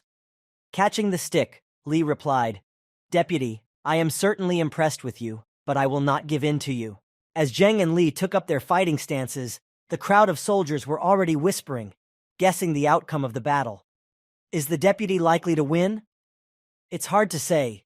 The advantage is on the side of the madman, but the difference in their ranks is great. In order not to drag out the fight for too long, Li rushed toward Zheng, preparing to deal him a crushing blow, and as he ran, he shouted, "Deputy, I'm sorry!" When he got close to Zheng, he immediately jumped up to launch a jumping attack to demonstrate his true destructive power. Seeing the enemy attacking, Zheng stood motionless in place. But as soon as Li's stick began to approach him, he deftly dodged the attack in the last seconds before it struck. Watching the fight, the astonished crowd of guards who thought the fight was already over cheered in surprise. "This is..." How did he dodge? As soon as Zheng dodged Li's attack and he opened up, not expecting him to be able to hit, Zheng immediately walked into his back and pressed the branch against his neck, symbolizing the end of the friendly match, with Zheng winning. Dropping his stick, not taking in what had just happened, Li kept saying the same thing over and over again. One punch, just one punch. After his crushing defeat, Li Fangxing finally realized how strong this Zhou Zheng was and said, "This is his true strength." He was walking with his soldiers and talking to them after a training match. One of the soldiers suggested something to Zheng. "Deputy, your technique is so good. Maybe you will protect us now." Zheng replied, "I'm used to acting alone. I've never led a team, so don't judge me too harshly." Arriving at the point where they were to begin their mission, all the soldiers split into two groups after the commander's words. "Here, Commander Zhu Zhenhua and I will split into two groups and go in different directions." Standing in front of his soldiers, Zhu Zhenhua said, "Second squad, listen to me carefully. If you do not follow orders, do not accuse me of being ruthless." Meanwhile, the commander of the first squad also emphasized to his soldiers, "The first squad is the same. I hope no one will drag the whole team down." "Understood," the team replied. Zheng just looked disappointed and thought, as expected from the Titan Guard, discipline comes first. Watching through his binoculars, Commander Shu reported to his squad, "There's a small group of poisonous zombies up ahead. The speed of advance will be slowed down by them." Taking his bow from behind his shoulders, Zheng stepped forward and said, "Leave them to me." Hearing this, the commander asked Zheng in surprise, "You're going to do it yourself?" Using his skills, Zheng jumped down from the platform on a hill, moving away from the squad, and said, "Don't worry, everything will be resolved soon." Breaking through, Zheng destroyed the zombies one by one, moving further and further, keeping his opponents at a distance and killing them with his bow. As Zheng broke through further and further, he seemed not to stop, but only moved on with incredible enthusiasm and accuracy, destroying the small stuff. Watching Zheng fight, the entire squad froze, mouths agape, and only Chihan spoke. His limit is always renewed. As Zheng continued to destroy the monsters, he heard a call on his receiver, and then the commander addressed him, saying, "Deputy, hurry back. There's a top-level elite zombie heading straight for you." No sooner had the commander finished speaking than a large zombie giant appeared in front of Zheng, making its way through piles of rocks and rubble. When Zheng saw his target, he calmly spoke to the commander into the receiver. "I've come for him.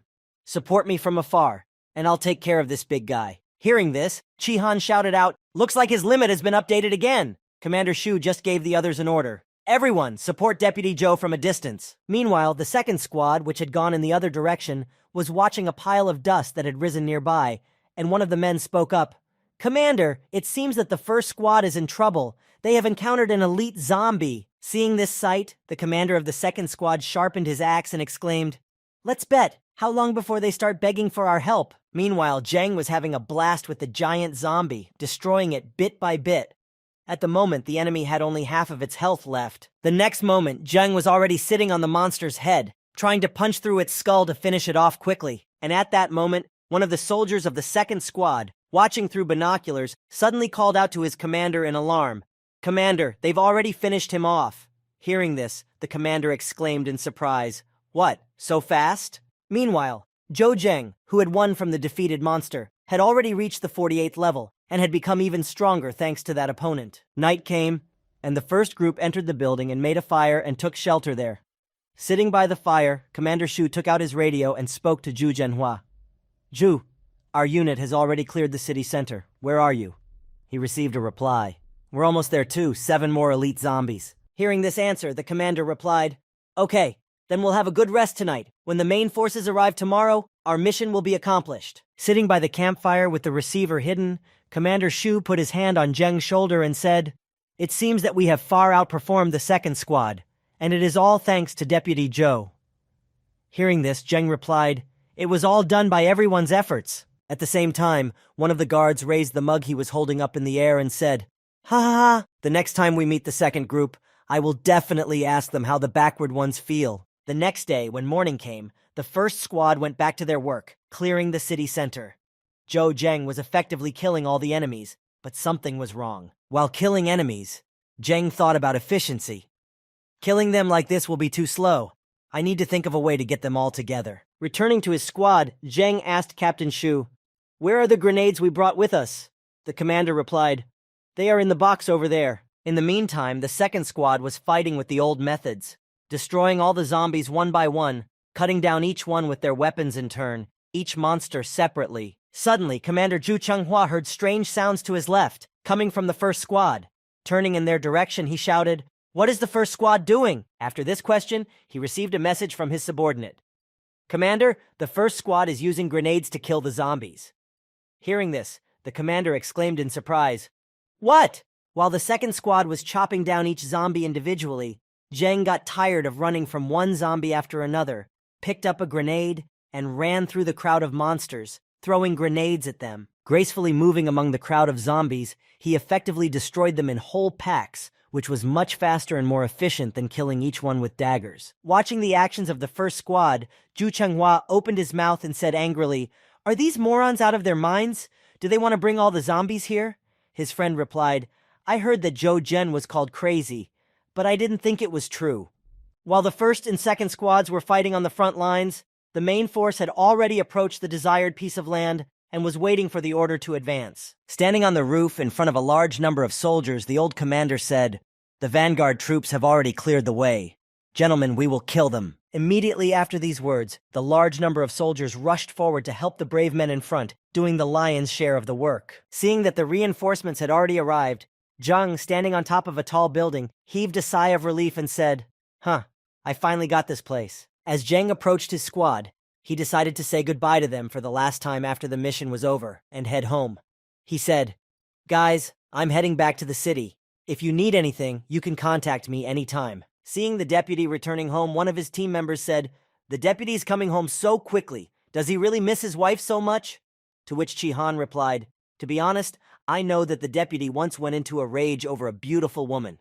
Do you want to hear about it?" As Zhang walked home, he heard them talking about themselves, and they continued, "Ha ha ha ha, right?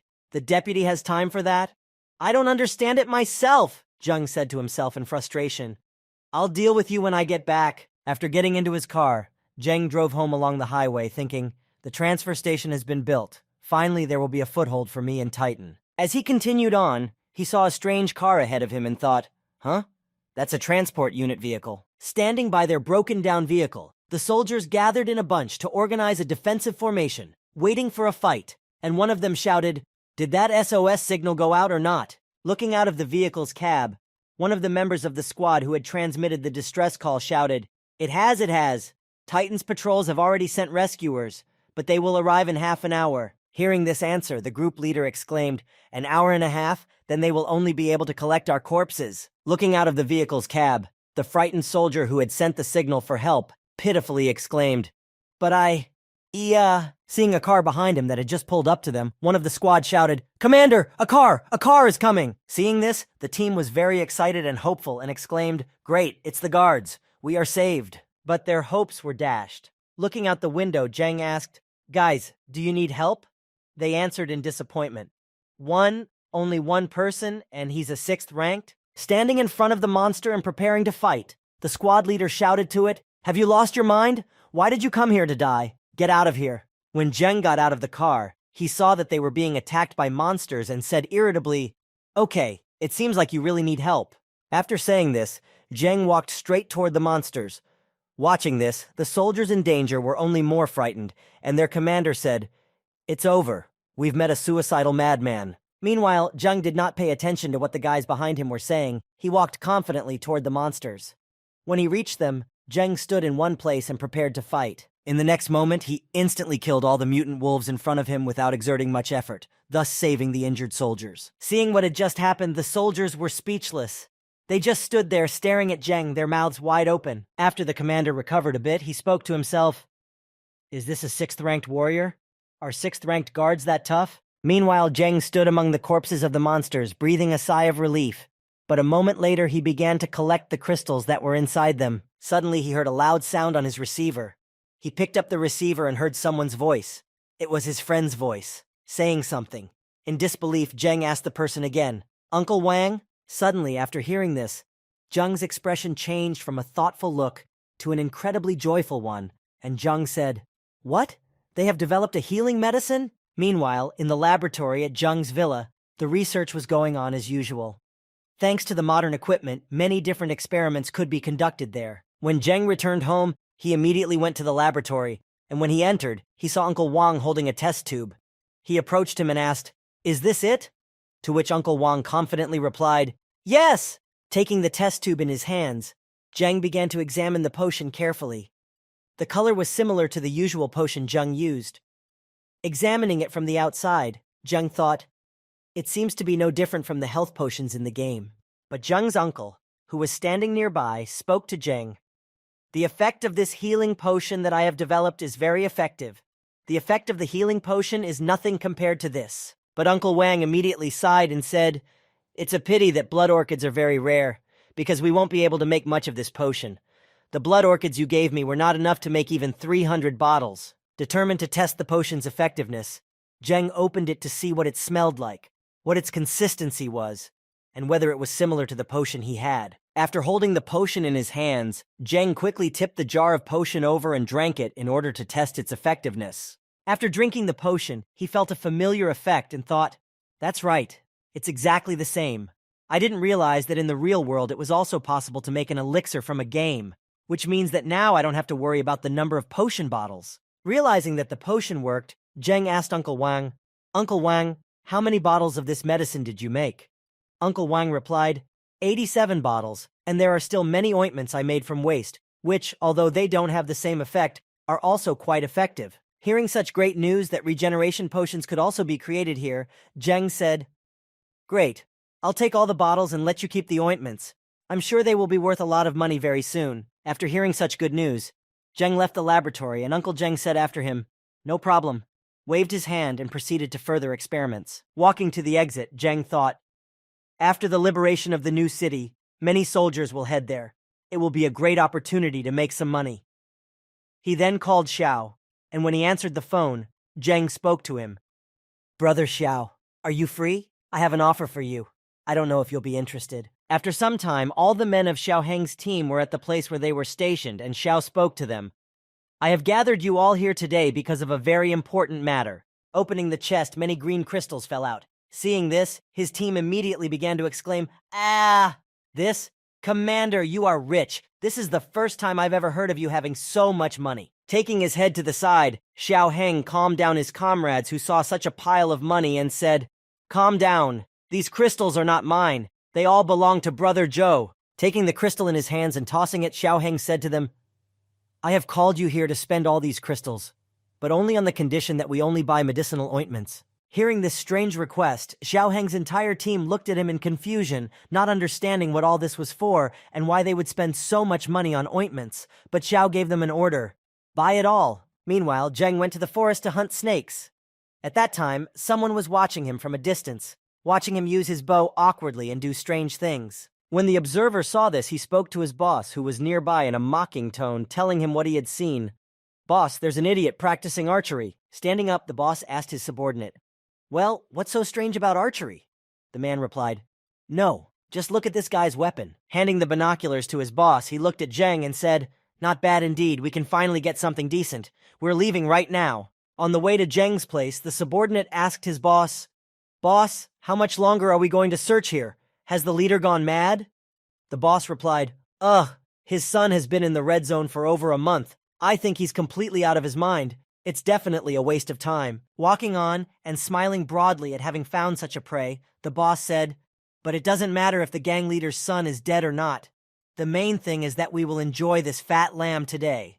Meanwhile, Zheng was slowly shooting at the vine hanging from the tree, taking off its health points little by little. With the last arrow, he finished off the vine and reached level 49, which meant that a new skill would soon be unlocked, so he needed to reach level 50 as soon as possible. Sighing heavily and wiping the sweat from his forehead, Zheng began to think about how he could get another level, and this is what he thought.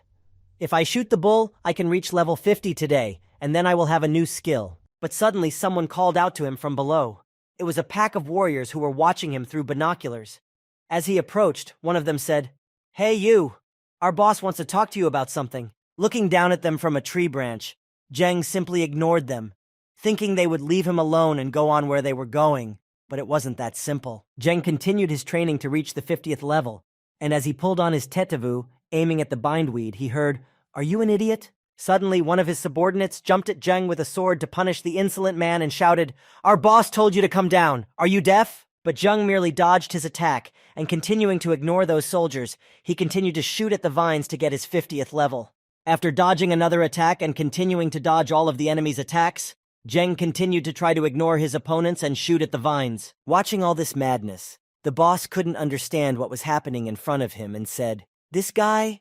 What is he doing?" And finally, continuing to dodge and shoot at the vines, he finally destroyed the last vine and reached his 50th level. Nothing else was holding him back. Dodging another attack, he instantly finished off one of the gang, who had been trying to hit him for some time and wouldn't let him finish his work. Then going down, as this bunch of warriors demanded of him, he finished off another one of them with a backhanded kick, using his super speed. Watching Zheng deal with his warriors one by one and immediately kill them, the boss said in fright, Who is he?" After killing half of his troops, Zheng stood in front of the boss and spoke to him. "What is it? Didn't you call for me? What are you afraid of?" Trying to intimidate Zheng, because he knew that he was no match for Zheng, the boss said, "We are from the gang. Tianhe, do you realize what will happen after you attack us?" Looking at them with frantic excitement, Zheng spoke to them joyfully. "The Tianhe gangs? Great, I was worried that I wouldn't have anyone to practice on." Realizing that intimidation didn't work on Zheng, the boss decided to use other methods, so he shouted, "Go ahead! Whoever kills him, I'll pay a low-grade purple crystal." Happy with this development, Zheng took out his daggers and used the poison skill on them to fight his opponents even more effectively. The next moment, when his enemies surrounded him, Zheng used his invisibility skill and vanished into thin air, confusing his enemies. With Zheng out of sight, all of the enemies lost their guard, as they couldn't see where they were coming from or how to defend themselves. Suddenly appearing out of nowhere in front of his opponent, Zheng dealt him a fatal blow, which seriously confused everyone else, because how can you resist what you can't see? And then Zheng used his acceleration skill, and thanks to his speed, he instantly neutralized two more enemies who were standing close to him. Noticing that Zheng had stopped, and this was probably his only chance to strike, the boss attacked him from behind, shouting before he struck, "I'll kill you!" But when Zheng got close enough, he not only deftly dodged the punch, but with one left hand, he hit the boss in midair while he was flying and lowered his confidence. The next moment, the boss fell to the ground on his knees, clutching his chest, and doubled over in excruciating pain. Approaching the exhausted boss, Zheng stood behind him, put a dagger to his throat, and said, "Your gang still has a lot to learn. There's still room to grow." After he had finished with the Tianhe gang members, Zheng began to look at the items they were carrying and said, "This equipment can be sold for a lot of money, so you can't just leave it behind." While looking at the items, Zheng suddenly heard a strange noise in front of him, and then a level 8 monster appeared in front of him. It was an armored bull that was charging straight at him. After dodging a direct attack, the bull ran past, and then turned sharply to the side toward Zheng to continue the battle. Zhang also took a fighting stance and drew his daggers. The next moment, the bull, standing in front of Zhang, became very angry, and while pounding the ground with his hoof, exhaled loudly through his nose. The bull was also drilling Zhang with his eyes, thinking about how to defeat him. Standing in a boxer's stance, Zhang looked directly into the monster's eyes and shouted bravely to him, "Do you think I will be afraid?" The next moment, the bull ran at Zhang again and began to swing its head, trying to hit Zhang with its horns. But Zhang, having narrowed his eyes, tried to strike the monster back. Gaining great speed, the bull rushed through so quickly that its silhouette was barely visible. It was obvious that his strength was diminishing a little bit, and soon the limit was going to come. When the bull was completely exhausted and fell to the ground after the attack, Zhang immediately attacked it, trying to punch it. To make it more effective in piercing the monster's skin, he jumped up. While the monster was lying on the ground, Zhang stabbed the monster in the neck with a single eyeball, hoping that he had finally won, but it was not that simple. A few seconds later, the bull got up and Zhang mounted him and rode him, saying, "It's crazy, I beat him so much, but his health is not over. Here's a healthy cow." Sitting on the bull further, Zhang came up with a new plan to defeat this strong bull. "I guess I'll have to ride him to death." Saddled up, Zhang continued to ride the bull, holding on to his dagger, and gradually inflicted damage. 6 hours had passed since this fight with the bull began. Neither of them wanted to give up, and they fought to the end. Zhang was still sitting on top of the bull, and the bull was running from one side to the other, trying to throw him off his back. While riding the bull, Zhang noticed that the bull's health was already very low and said, "After 6 hours of torment, it's almost over." As he drove his dagger even deeper, he noticed that the bull's health level began to slowly decrease, and suddenly it fell to the ground, exhausted. Approaching the monster that Zhang had spent 6 hours trying to finish off, Zhang looked at it with his stern gaze and said, "It's time to finish." But then he stopped when he saw the bull's pitiful face lying helplessly on the ground, begging him not to kill it. As he approached the bull, he stood up and gently rubbed against Zhang, and the latter said, "Ooh, what a pitiful look." To which the bull replied, "Moo."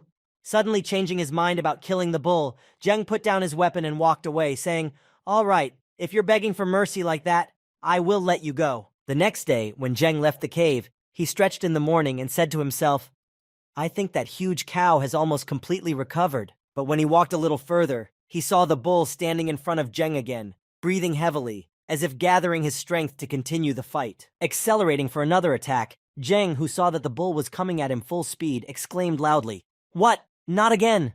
Preparing to continue the fight, Zhang took out his dagger and clutched it tightly in his hand.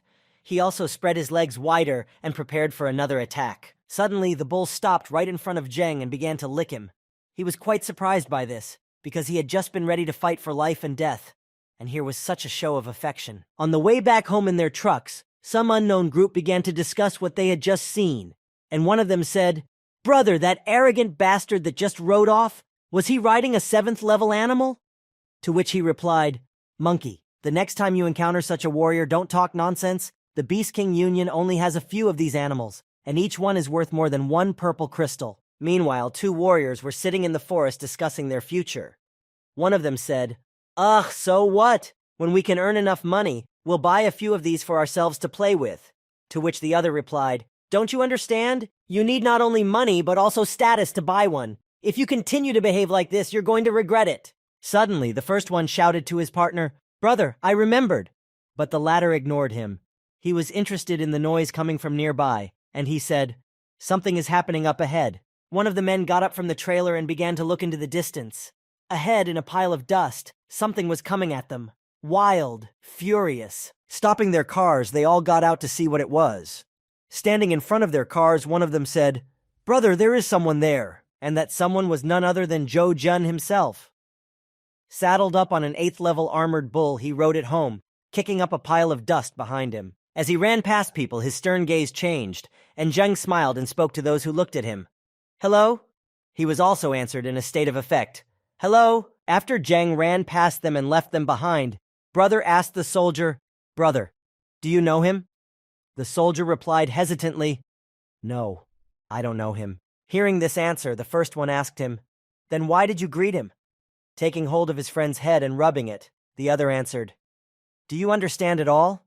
He was riding an armored bull of the 8th level, probably the only one in Titan. When Zhang arrived in the city on the bull, he wanted to go inside with him, but suddenly remembered that wild animals were not allowed in the city. He held his head and thought about what to do with the bull and realized something.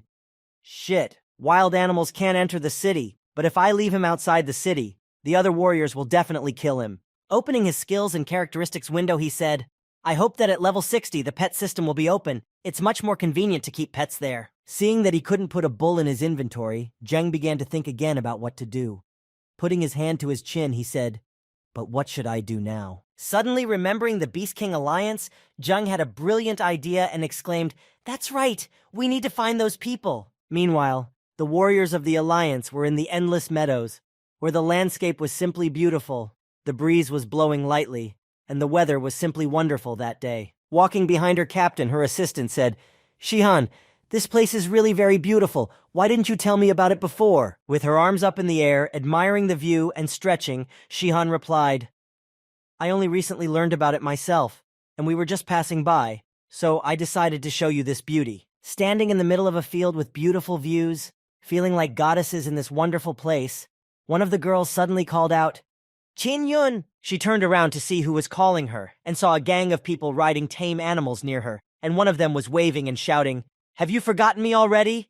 I am Min Wen. Hearing that someone was coming toward them, all the soldiers in the squad looked to see who it was, and when they saw that everyone was riding, they began to discuss it. What a rich team! Do they all have chocobos? Said one of them. Another replied, Of course, one bird is worth a medium blue crystal. And the third added, I guess that warrior on horseback is a Min family heir? Riding closer to the girl, Min took her hand and said, Miss Qin Yun, it's been a long time, you look just as beautiful. The girl replied, Mr. Min, what a joke. Meanwhile, Xiang Shihan, who was standing nearby, spoke to Yun. Qin Yun, I'm going to go and get some rest. To which she replied, Okay. And Min, who was watching, thought, the character of this beautiful woman, it's incredible. Suddenly running up to Xiang Shihan, Min blocked her path and got down from his animal and said, Miss, it's nice to meet you. My name is Min Wen, the CEO of the Min Corporation. Embarrassed by this behavior, Xiang Shihan realized that she had to get out of there, and she sped up her pace and said, All right, you two talk. I won't interrupt you. But suddenly, standing in front of her again, Min Wen spoke to her with a sneer. Ha ha ha! Don't be ridiculous. You're one of the members of the Beast King Union, right? As he began to brag about how expensive his animal was, Wen said, You're probably familiar with these little birds, and you know how much they cost.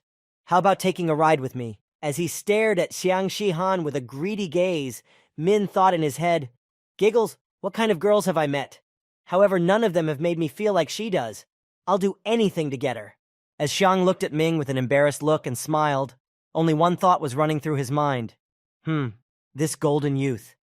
Even if the leader sells out to his father, how can I refuse? Suddenly, out of nowhere, an armored bull, ridden by Zhou Zheng, who was smiling and waving happily at her, began to run toward Xiang Shihan. Hearing the hoofbeats, all the soldiers in Xiang Shihan's unit immediately exploded and began to shout, An armored bull! No, it seems to be a boy riding on it. Appearing just in time, the armored bull stopped exactly 1 meter in front of the girl and the boyfriend, standing proudly in front of them, the bull hoofing the ground, and Zheng sitting on top of it could not get enough. Seeing this picture in front of them, Xiang Shihan and Min Wen simply fell into a stupor, unable to say anything. They stared at the armored bull and the boy who had tamed it. Standing behind them, members of Xiang's squad exclaimed in surprise, Didn't I see that guy ride an 8th level armored bull? And, no way, as far as I know, no one can tame this beast. Sitting astride the armored bull, Zheng asked without a trace of punctuality or appropriateness, Xiang Shihan, do you have any free time? She was very happy that Zheng had come up at the right time, and spoke to Min Wen. Ming Wen, excuse me. A friend just came up to me. Holding out his hand to Xiang Shihan so that she could more easily get on the back of the armored bull, Zheng spoke to her. Get on. Once she and Zheng got on his armored bull, they rode off at breakneck speed somewhere far beyond the horizon, leaving Ming behind. After seeing what had just happened, Ming was in complete shock and could not recover. But most of all, he was outraged that the girl he loved had been taken away from him right under his nose. When Min Wen came to his senses after what he had seen, he quickly ran to his bird, screaming, Damn it! He dared to steal my girl! But as Min was about to run after him, one of his subjects grabbed him and said, Mr. Min, don't be impulsive. We can't do anything to that man. Min replied, Lies.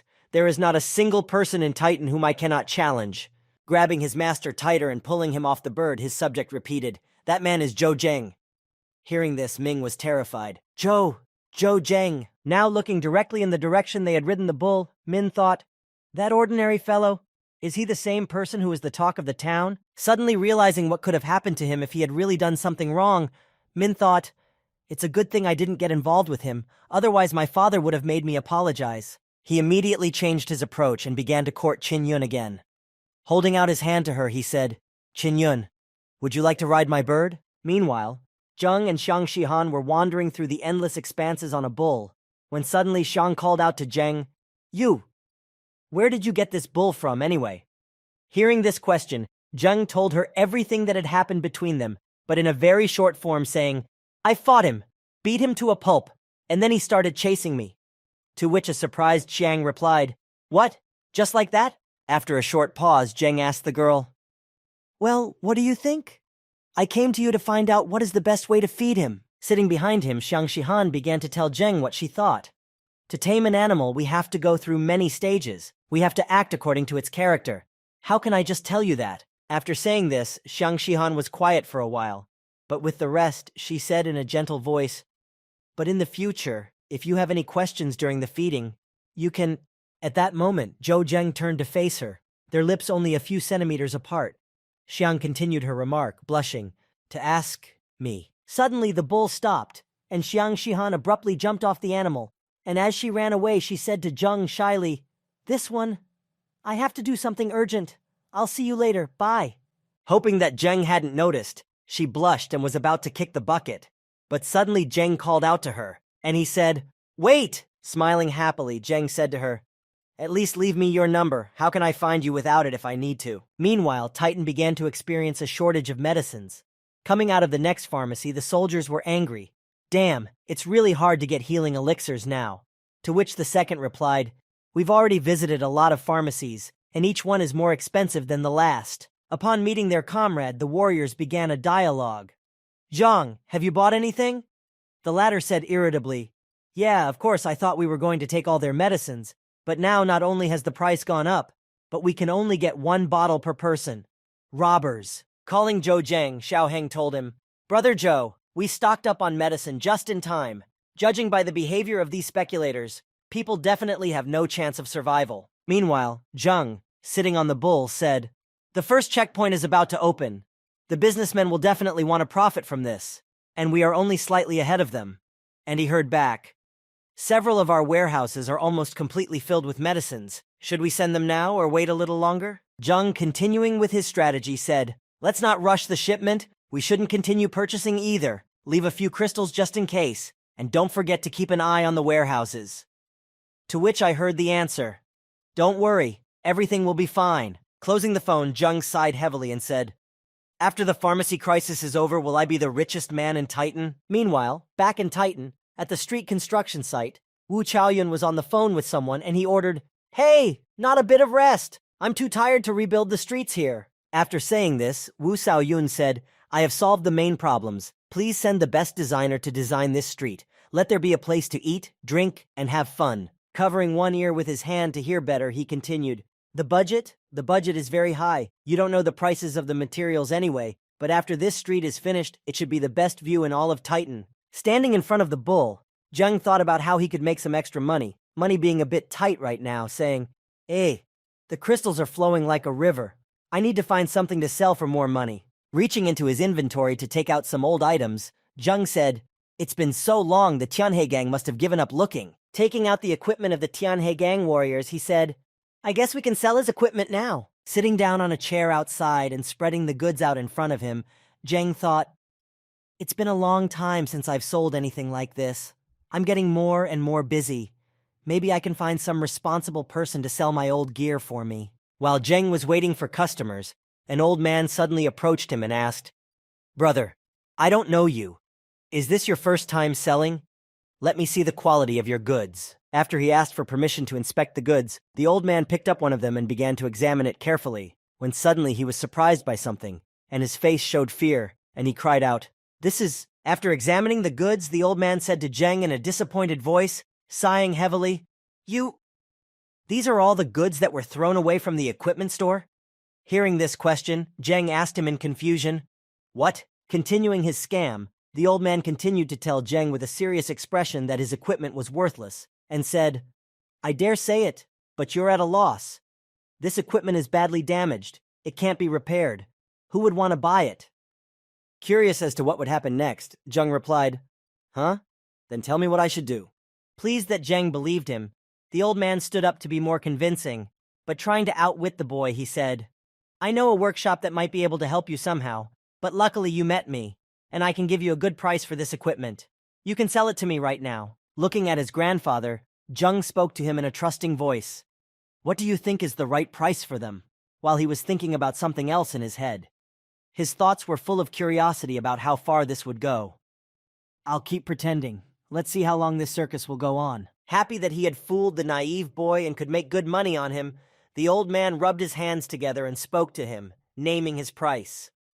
"1 white crystal of the highest grade for each piece of equipment, and I take everything." When Zheng heard what the old man said and the price he gave, he was immediately surprised. He had expected many things, but not such an obvious lie. With his eyes bulging and his mouth wide open in amazement, Zheng thought only one thing: he really has no boundaries. Suddenly, a young man appeared behind his grandfather, who contradicted him and began to tell him off.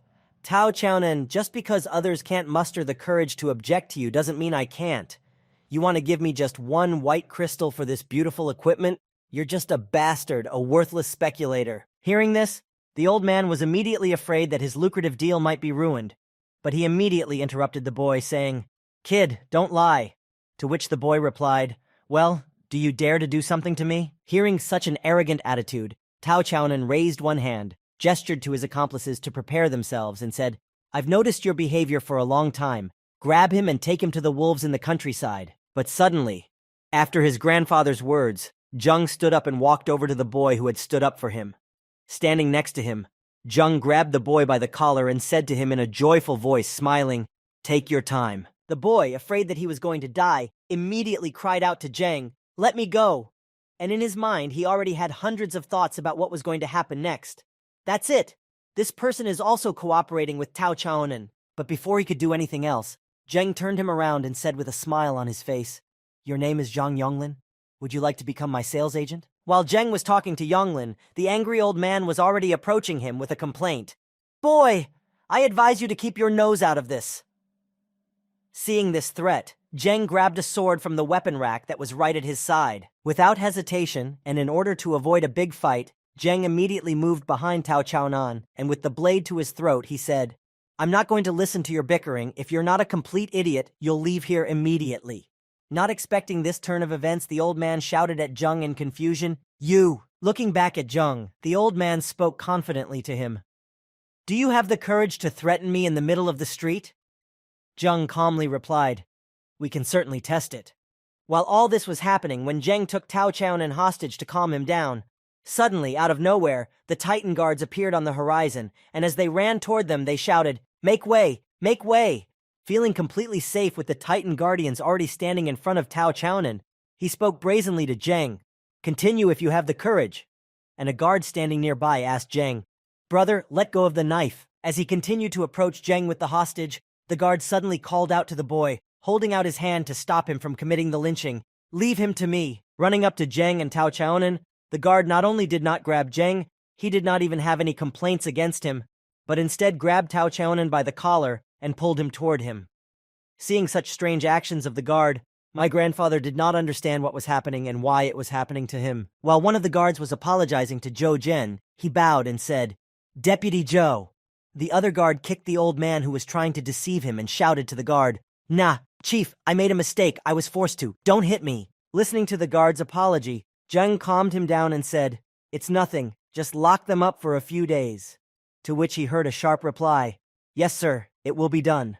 The other guard continued to beat the speculator. Seeing what was being done to Tao Chaonan, Zhang Yonglin stood in a stupor watching, while people behind him were talking, "Wow, he's in trouble," and "That's what he needs. No one dares to be rude to them." While Zhang Yonglin was standing there in a stupor, someone suddenly grabbed him by the shoulder.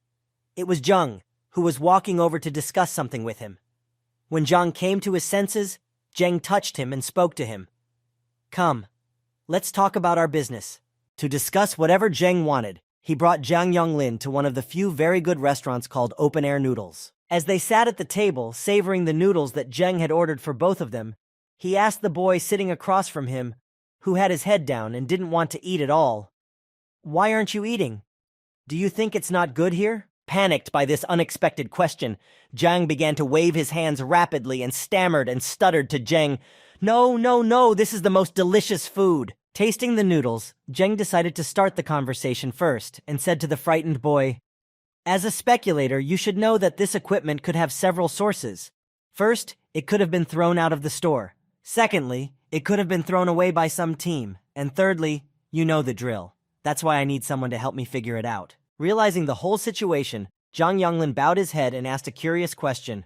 "Deputy Team Leader Zhou, I just want to know why you chose me." Zheng answered him, "It's because of your character." After finishing the dialogue with Zheng went on with his business. The next time, he helped with the taming and delivery of animals. And now he was standing there, talking to the customer.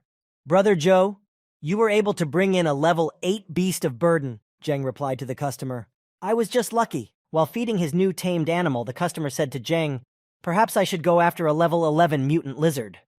Hearing this, Zheng was seriously embarrassed and replied awkwardly, "Then you're just suicidal." After the customer was satisfied with the animal, he handed Zheng a piece of paper and said, "By the way, this is your building book. Even though the station hasn't been built yet, it's already open for soldiers." Coming closer to Zheng, the warrior customer whispered in his ear so that no one would hear, "You just have to be in charge of distributing foreign warriors. How about that? Easy, right?" Zheng replied, "Thank you very much, Brother Zhu." After completing another task, Zheng walked around the city where there were no people at all and talked to someone on the phone. "Brother Xiao, how are things going with the medicine?" Xiao answered him into the phone. "Brother Zhou, the price of the medicine has now quadrupled." Hearing this good news, Zheng smiled and said to Xiao, "Excellent, tomorrow. Meet with Brother Zhang Xiaoqi's transportation team and send 60% of the medicines from the warehouse to the deployment site, and if anyone from the Alliance needs the medicines, give them to them for no less than 4 white crystals." Hearing this, Xiao asked Zheng, "Shall we not wait any longer? Perhaps the price will rise to 5 white crystals." Zheng replied, "Heh, if you think so, others will think so too. And if there are too many competitors, the price will drop." While walking down the street and talking on the phone with Xiao, Zheng suddenly became interested in a man sitting on the edge of the road with a large sack with something written on it. When Zheng noticed the man, he stopped immediately. The bag said that the man was engaged in improving the conductivity of weapons. Approaching the man, Zheng asked him, "Sir, how can I increase the conductivity?" Asking his question to Gu Zhenye, he answered him, "The higher the crystal, the higher the conductivity can be raised. It all depends on what kind of crystal you give me. A white crystal has 1 to 3%, a blue crystal has 3 to 6%, a green crystal has 6 to 9%, a purple crystal has 9 to 12%, and the rest depends on luck." After telling me all the information about the job, Gu Junyi's expression changed, and he spoke sternly. "But first, let me remind you that the higher the percentage, the greater the risk. If we fail, the weapon will be ruined, and the crystal will be impossible to return, but you will still have to pay." Hearing the suggestion, Zheng took his hand to his beard and took a thoughtful pose and said, "Let me think about it." Seeing someone standing next to Gu Zhenye, a passing warrior suddenly shouted at him in an angry voice, "You old fraud! How dare you deceive people!" Running closer to Gu and Zheng, the soldier shouted at the boy in confusion, "Brother, don't believe this old man. Yesterday I gave him my saber with 20% conductivity to upgrade it, and today he told me that my weapon is broken." Sitting beside him, Gu Zhenye said in a tired voice, "I told you this was not an easy matter." The warrior whose weapon was broken, who was very angry at hearing the inlayer's words, could barely control himself and grabbed Gu Zhenye by the collar, pulled him toward him, and looking at him with eyes full of anger shouted, "If it were not forbidden to fight here, you would have been killed long ago. Today I will stand here and guard and we'll see who else you can fool." While all this verbal exchanges were going on, Zheng had already disappeared from sight. He walked on, not wanting to attract too much attention while the two people were arguing. Afterwards, when Gu Zhenye was about to go home, the warrior said to him in closing, "Old man, tomorrow I will also keep an eye on you." The old man replied with a heavy sigh, "As you wish." When Gu Zhenye finally said goodbye to the soldier who had been following him all day, He saw a familiar face on his way home, and he was frightened by what he saw. What are you doing? Walking toward Gu Zhenye from the alleyway of a dark street, Zhang, with his hands in his pockets, said to the old man, "Don't worry, I just wanted to talk to you." Surprised that the boy was still waiting for him, hiding in the shadows of the buildings, Gu asked Zheng in fright, "Did you believe me?" Zheng said to his grandfather in a joyful voice, "Then why am I talking to you here now?" Looking at the old man standing in front of him and wondering what he could possibly gain from this meeting, Zheng smiled slyly and thought in his head, "The system couldn't have been wrong. This person definitely knows the art of inlay." When the old man and the boy finished their dialogue, the old man invited him to his house to continue the dialogue for safety. Once inside, Gu asked, "This weapon is really good. Are you sure you want to inlay it?" Sitting in the house in front of the fire, looking at the weapon in his hands, which Zheng handed over to the inlayer, the latter turned it around with admiration and said, "Judging by your weapon, you are a well-known person in the city." Hearing these words from the inlayer, Zheng spoke to him in a calm tone, trying to avoid unnecessary questions from the master. "It doesn't matter who I am. I'm more interested in how you found out that inlaying can increase the conductivity of weapons." Hearing such an interesting question, the master first thought for a while, trying to remember exactly how it happened. And then, twirling Zheng's dagger in his hands, he replied, It was an accident." After his grandfather told him about how he discovered his talent, Gu Zhenye made one request of Zheng, telling him, "It takes all night to inlay. Would you stay here to guard me?" Zheng confidently replied, "Yes, I will." Taking the crystal that Zheng had given him to inlay into the weapon to increase its conductivity, the old man spoke to him joyfully. "In order to repay you for your faith in me, this time I will only take the money if I succeed." As Zheng watched his grandfather gather his things and head to his room to begin his work, he thought, "It's kind of rash. This kind of skill is not usually told to just anyone." After his grandfather started working, Zheng went out to the balcony and laid down under the starry sky, looking at his second dagger and said, "It's a pity that the conductivity of the spear can only be 25% at most. Even if I can increase it, it will be for nothing. I'll have to risk my incomparable knife." Looking up at the starry sky and wondering what the results of the inlay might be, Zheng said as he admired the beautiful view, "I hope it works, otherwise I'll have to use only those weapons for a long time." After wondering what would happen to his weapon and admiring the starry sky, Zheng decided to gather his thoughts and calm down, because vain worries would do no good, so he took a sitting position and began to meditate. But suddenly the usual silence was interrupted by a strange noise. Immediately turning in the direction of the noise, Zheng saw that the door where he was working had opened, and an inlayer came out of the room. Seeing the man leave the room, Zheng was a little surprised that he had finished so quickly, but then he noticed Gu's expression. It was tired and somehow unhappy. Seeing this, Zheng immediately froze in place, and only one thought flashed through his mind. His expression. This is not good. When Zheng saw the man walk into the other room, he immediately stood up and followed him. Running into the inlayer's room, Zheng immediately asked him, "What's wrong? Did it not work out?" When Gu Zhenye saw that a frightened Zheng had run into his room right after him and asked him a question, he spoke to him in a displeased tone. "What do you want? I just came out to get a drink of water." Zheng was very frightened by the rapid development of the event and the unexpectedness, but the answer calmed him down a lot. After receiving it, he breathed out a sigh of relief and spoke in a calm tone. "Phew, you scared me to death." After a period of time, when the work was about to be completed, the master approached Zheng and held out the broken dagger and said, "Brother, forgive me." Bowing before Zheng, Gu Zhenye continued, "I told you the probability is very low. I am sorry." And Zheng, standing in front of him, holding his knife, shed tears over his loss, repeating over and over again, "My unsurpassed knife." Suddenly, he heard strange voices calling him from somewhere, each time louder and louder. Suddenly, Zheng woke up, and it was already morning. Being under the influence of emotions from his dream, Zheng was still terrified that his dagger was ruined. However, immediately after he woke up, Zheng saw the face of the old man who had woken him up and said, "A nightmare? Did you dream that the knife broke?" Immediately taken aback by the surprise of Gu's sudden appearance right in front of him, Zheng stood on the balcony and shouted out to the master, "Wah! Are you trying to scare me to death, old man?" After all these events, Zheng had a headache because of all the experiences and risks, and he grabbed his head with one hand and thought, "My thoughts are all jumbled up. It's been a long time since I lost control like this." While Zheng was thinking and coming to his senses, The inlayer stood over him and waited for him to pass out of his emotions, and then spoke to the boy. "Come, take a look." The old man led Zheng to a table with a dagger under his cloak and said to him, "You, my boy, are a real lucky man." Meanwhile, Zheng, who had already picked up the cloak, could not believe his ears, and imagining what awaited him there, he asked Gu Zhenye, "Did it really work?" Finally taking off his cloak, Zheng was ready for what he was about to see. A brand new weapon with the first conductivity in all of Titan. In front of him, in a box with a handkerchief laid on the bottom, as if on display, was a new dagger with a crystal already inlaid in it, radiating power directly. When Zheng took his knife and paid the old man and was about to go home, the old man said after him, "If I'm not mistaken, its conductivity has increased by 12%. After receiving the new improved weapon, Zheng immediately began testing it. He checked how much the weight had changed, how much the center of gravity had shifted, and so on, by tossing it and rotating it in his hand. After that, Zheng immediately turned around and spoke joyfully to Master Gu Zhenye.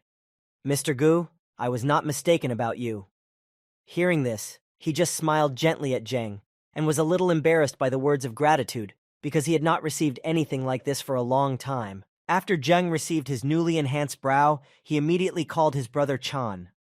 The latter was in the workshop, and picked up the phone after listening to Zheng and said, "What? Brother Joe, a chance to control Titan's equipment? I don't quite understand." But then he stepped away from his workstation to talk to Zheng and discuss the whole situation. After finishing the dialogue, Chan finally said, "Anyway, I believe you. Tomorrow I will go to the first station with the convoy, and you will tell me everything with all the details." After hanging up the phone, Changjan stood there for a long time, looking at his phone, wondering what amazing things had happened, and then said thoughtfully, "This guy." Walking over to the window and looking at his trucks, which were already being loaded with cargo, Changjan added, "Every time I am surprised by something." As time passed, day gave way to night. It didn't last very long, although everyone was looking forward to the morning. And so, the next morning, station number 1, in a new town that was being rebuilt, there was a huge crowd of people in the shop that had opened, rushing to buy goods. The store managers tried to calm them down and asked them not to crowd, but they ignored them. Climbing in front of each other, the soldiers shouted, "Give me 100 elixirs! I need 500 vials of elixir and a hemostatic potion." As Captain Xiaoheng watched this scene unfold, he was in awe of everything that was happening before his eyes and thought, who would have thought that no one would be able to buy a single white crystal anymore? Now they need 4 crystals. Brother Zhou was very far-sighted. Meanwhile, the leader of the Tianhe gang stood on the balcony of his mansion, looking out over the landscape, and restraining his anger, he only said, wondering where his son was, "A brave man." But then his patience broke down, and he swung hard, destroyed the stone fence on his balcony with his bare hands, and shouted furiously, "No!" As he continued to stand on the balcony, venting his emotions to calm himself down, he was suddenly called out by a servant who was walking up behind him, saying, "Leader." Approaching his master, the servant pointed to the sack from which the moaning was coming and said, "We have caught a man. Perhaps he has something to do with the young master's disappearance." Hearing this, the leader ordered the sack to be untied. After the sack was untied, it turned out that Zhang Yonglin was inside, bound and gagged to prevent him from making any noise. Approaching the hostage, grabbing his head, the leader of the Tianhe gang removed the gag from his mouth to get information, and Zhang Yonglin, in turn, when the gag was removed, coughed heavily when his airway was cleared again. After doing this, his subordinate added one more important detail. Pulling out some equipment from the other bags and pointing to him, he said, "Head, we found him selling this equipment." Hearing such indisputable evidence of involvement, the commander of the Tianhe group, taking poor Zhang Yonglin by the collar, spoke to him in a rough tone, "Speak," but Zhang Yonglin could only scream in fear and pain. While the leader was interrogating the poor man, one of his subjects, immediately noticing very familiar things in the equipment that was spilled on the ground, told his boss in a frightened voice, "I remember this equipment very well. It's Fan Kang's or Kun Lin's." Hearing this, the leader of the group glared at the frightened Zhang Yonglin and began to growl at him, repeating the same thing over and over again. "Where is my son? Where is my son?" To which he received only one response. Heh, I do not understand what you are talking about." Angry at the answer that did not satisfy him, the gang leader threw Janam into a stone railing, saying, "Ha ha ha ha ha ha ha, let's do it again. Surely you didn't know that each of the Tianhe gang's equipment has a special marking. You had the courage to sell it, but you tell me you don't know anything? While the leader was trying to get information out of the hostage, the rest of his men were inspecting the equipment, and one of them came across something unusual and reported it. Chairman, judging by the damage, I'm afraid that Kunlin and the others have already... Holding out his chest gear to the boss to demonstrate the damage, he added, These marks, they must have been left by a level 6 blue wolf.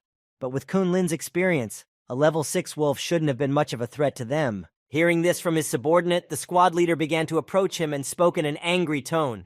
You mean to say someone killed them? The subordinate replied, If Kunlin's strength could not prevent their deaths, then young master... When the gang leader heard what his subordinate had said and that something had happened to his son, he became very angry and snatched the equipment from his subordinate's hands, squeezing it in his hands, which immediately cracked and was already broken.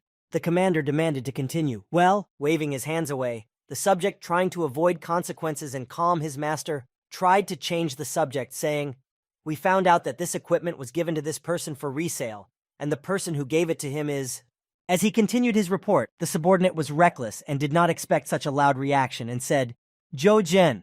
Hearing this, the captain could not contain his emotions and shouted, Zhou Zhen. Unable to contain his anger, his shout echoed for a very long distance, and the vibrations from his power sent waves around him, and he shouted, I will tear you into small pieces. Meanwhile, Zhou Zheng was walking through the newly constructed place and was heading to the meeting point with his brother Chang Zhang, which they had set at the location of station number 1. As he walked forward, he suddenly heard someone behind him call out to him. Looking back, he saw Chang waving his arms and calling out to him, Brother Zhou! When Zhang saw his friend, he quickly walked toward Chan. When they were standing opposite each other, Chang said, I didn't expect you guys to make this place so amazing in such a short time.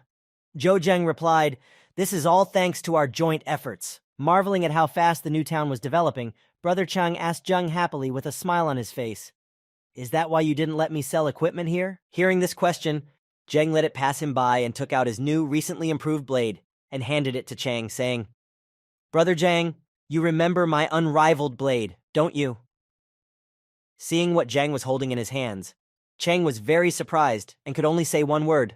This, taking the blade in his hands, Brother Chang could not believe his eyes. How could a weapon raise its conductivity? He said, How can this be? Its conductivity is already over 40%. Zheng replied smugly, I have found someone here who can increase conductivity through his inlay technique. Hearing this information, Chang immediately became impatient and eager to find out who was doing this.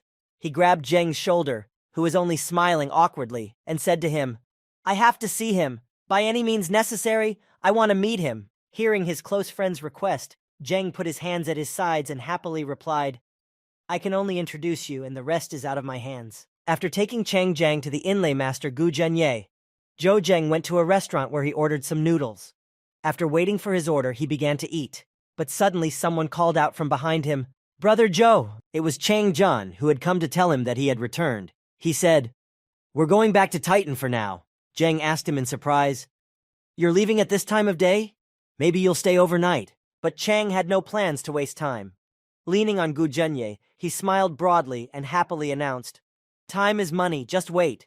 Soon we will shock the whole of Titan. After saying goodbye to Chan, Zheng simply watched them go, watching him walk quickly and happily back to Titan, and only said to himself at the end, sighing, How impatient. As Zhen looked at Chang Zhang, he suddenly heard a signal coming from his pocket. Taking out his phone, he saw that he was receiving a call, but he did not know who it was. The number was unknown, and Zheng spoke as soon as he saw it. What number is this? Picking up the phone, a gruff voice immediately said, Zhou Zhen? Hearing this, Zheng wondered who it could be, especially someone who knew him, but he answered, Yes, it's me. After Zheng confirmed his identity, the unknown voice on the phone spoke to him. I'm going to tell you something very bad. An hour ago, the Tianhe gang captured a member of your family.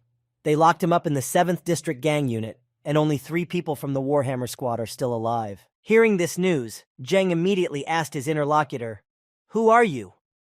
The man just laughed and replied, Ha ha ha ha, it doesn't matter who I am. You should have thought about the consequences of the feud with Tianhe long ago. I've given you everything you need, believe it or not, but if you don't hurry up, you'll soon have to collect the corpses. Hearing such disappointing news, Zheng decided to verify the truth of the information he was given, but none of his family picked up the phone when Zheng called them. Meanwhile, his shop was in ruins, and all the people who guarded it were either dead or badly injured and lying under the rubble. Determined to make sure that things were really bad, Zheng tried to call one of his bodyguards from the Battlehammer squad, but no one picked up the phone, so it must be really bad. When the ring stopped and after trying to call the guards, Zheng looked at his phone, which said that the caller was not answering, and said with a sigh, "No one is picking up. I think something really happened." Extremely angry at this audacity, Zheng headed for his armored bull to get home as soon as possible. Saddled up, he headed toward Titan, shouting, "The Tianhe gang," and the bull only picked up speed. Meanwhile, in the 7th District in the Tianhe gang department, Captain Xiao Heng and his comrade were locked in a cell with nothing but walls and a door, nothing else. But then the door to the room opened, and 2 more people were thrown into the room. Now, in addition to Captain Xiao Heng and his comrade, all the hostages who had been captured by the gang were there. Throwing Lan Shi and Su Junwen into the cell, the gang members said to them, "Go ahead and be good." Immediately afterward, the door closed behind them. Seeing his 2 other comrades, Commander Xiao Heng stood up and asked them excitedly, "Miss Su Lan Shi, how are you?" And in their eyes you could see fear and despair. After throwing the 2 more hostages into the cell, the soldier who did it, walking away from them, ordered the guards, "Keep an eye on them. If anything happens, report immediately." To which he received a reply from one of the guards, "Don't worry." Meanwhile, Zheng had already arrived at the desired building in the 7th District, and sitting on a tree, he said, "This is it." Using his invisibility skill, Zheng went inside, where 2 guards were discussing what Zheng needed to know. One of them said, "I don't even know what serious crime these bastards committed, but they were locked up on the most secure floor, the 11th floor. The other replied, "They say they ran into the leader himself, and all their guards were above the 8th rank." Hearing what he needed to know without even making any effort at all, Zheng was certainly happy about this development, and when he got to the elevator, he went inside and said in confusion, "11th floor?" Meanwhile, one of the guards guarding the hostages suddenly became agitated and clutched his stomach. After dancing on the spot for a while, he couldn't stand it any longer and said to his comrade, "I'm going to the bathroom. Be careful." To which he replied to him, "Okay." Walking under the invisibility skill to the place he needed, Zheng was surprised that there were no guards on the floor at all. But suddenly he saw a soldier running toward him, holding his stomach. Having run past Zheng, he in turn headed in the direction from which the soldier came. When he got to the cell, he saw only one guard standing outside the cell, yawning and seemingly completely unsuspecting. Taking advantage of this safety, Zheng pulled out his dagger and immediately cut him down. He didn't die instantly, and he was conscious for some time, but when he grabbed his throat, the guard saw Zheng, whose invisibility had dissipated after the attack. He wanted to scream, but his vocal cords were severed, so he just groaned one last time and fell dead. When the soldier died, Zheng immediately began to examine him for anything he might need.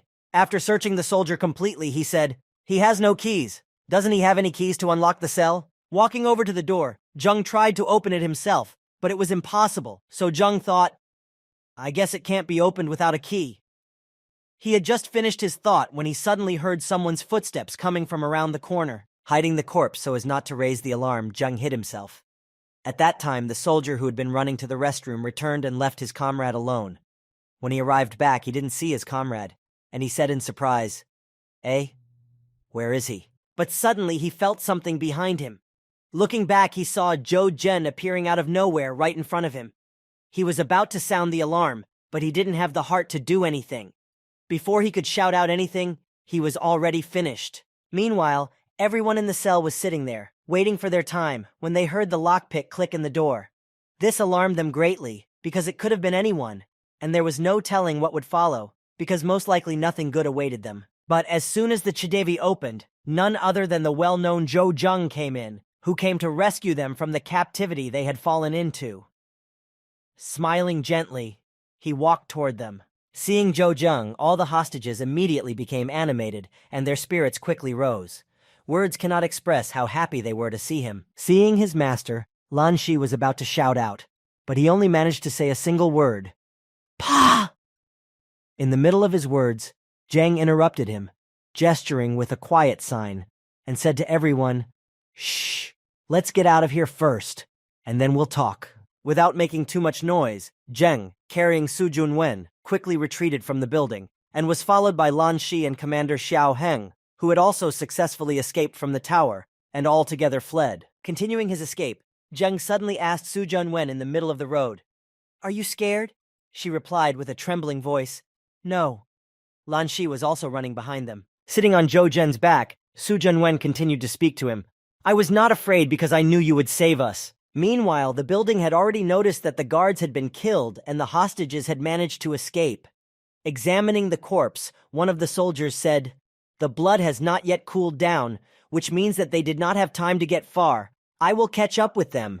When Zheng reached the new, recently built city, he saw that the gates were closed, and one of the guards shouted to them from the top of the walls, "Are there people there? The city was forbidden to leave before dawn." As Zheng got closer so that he could see them, he spoke to the guard who was in charge of this sentry post. "It's me. I had to leave urgently. Open up quickly." When the guard saw Zhou Zheng, he became very excited to see such a high-ranking person at such a time, and said, "Deputy Zhou? Yes, of course. We will open the gate for you immediately." When everyone was inside, Commander Xiao Heng, when he learned what had happened and why it had happened, immediately spoke in anger. "The Tianhe gang. This kind of revenge is not human." While Xiao Heng was thinking about what to do, since his strength was not so great as to resist the gang, Zhou Zheng spoke to him in a calm tone, with a smile on his face.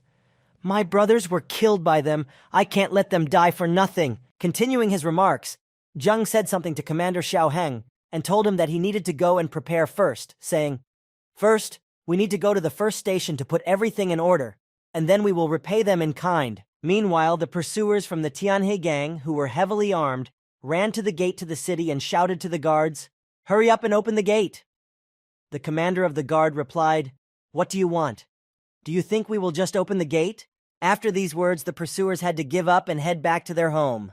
Meanwhile, the night had already ended, and a sunny morning had come at station number 1. Zhou Zheng, in his office with Captain Xiao Heng, was looking at the map that was laid out on the table in front of him when Xiao suddenly turned to him and asked, "Brother Zhou, tell me what to do. I'm listening." Circling the original location on the map, Zheng spoke to Commander Heng.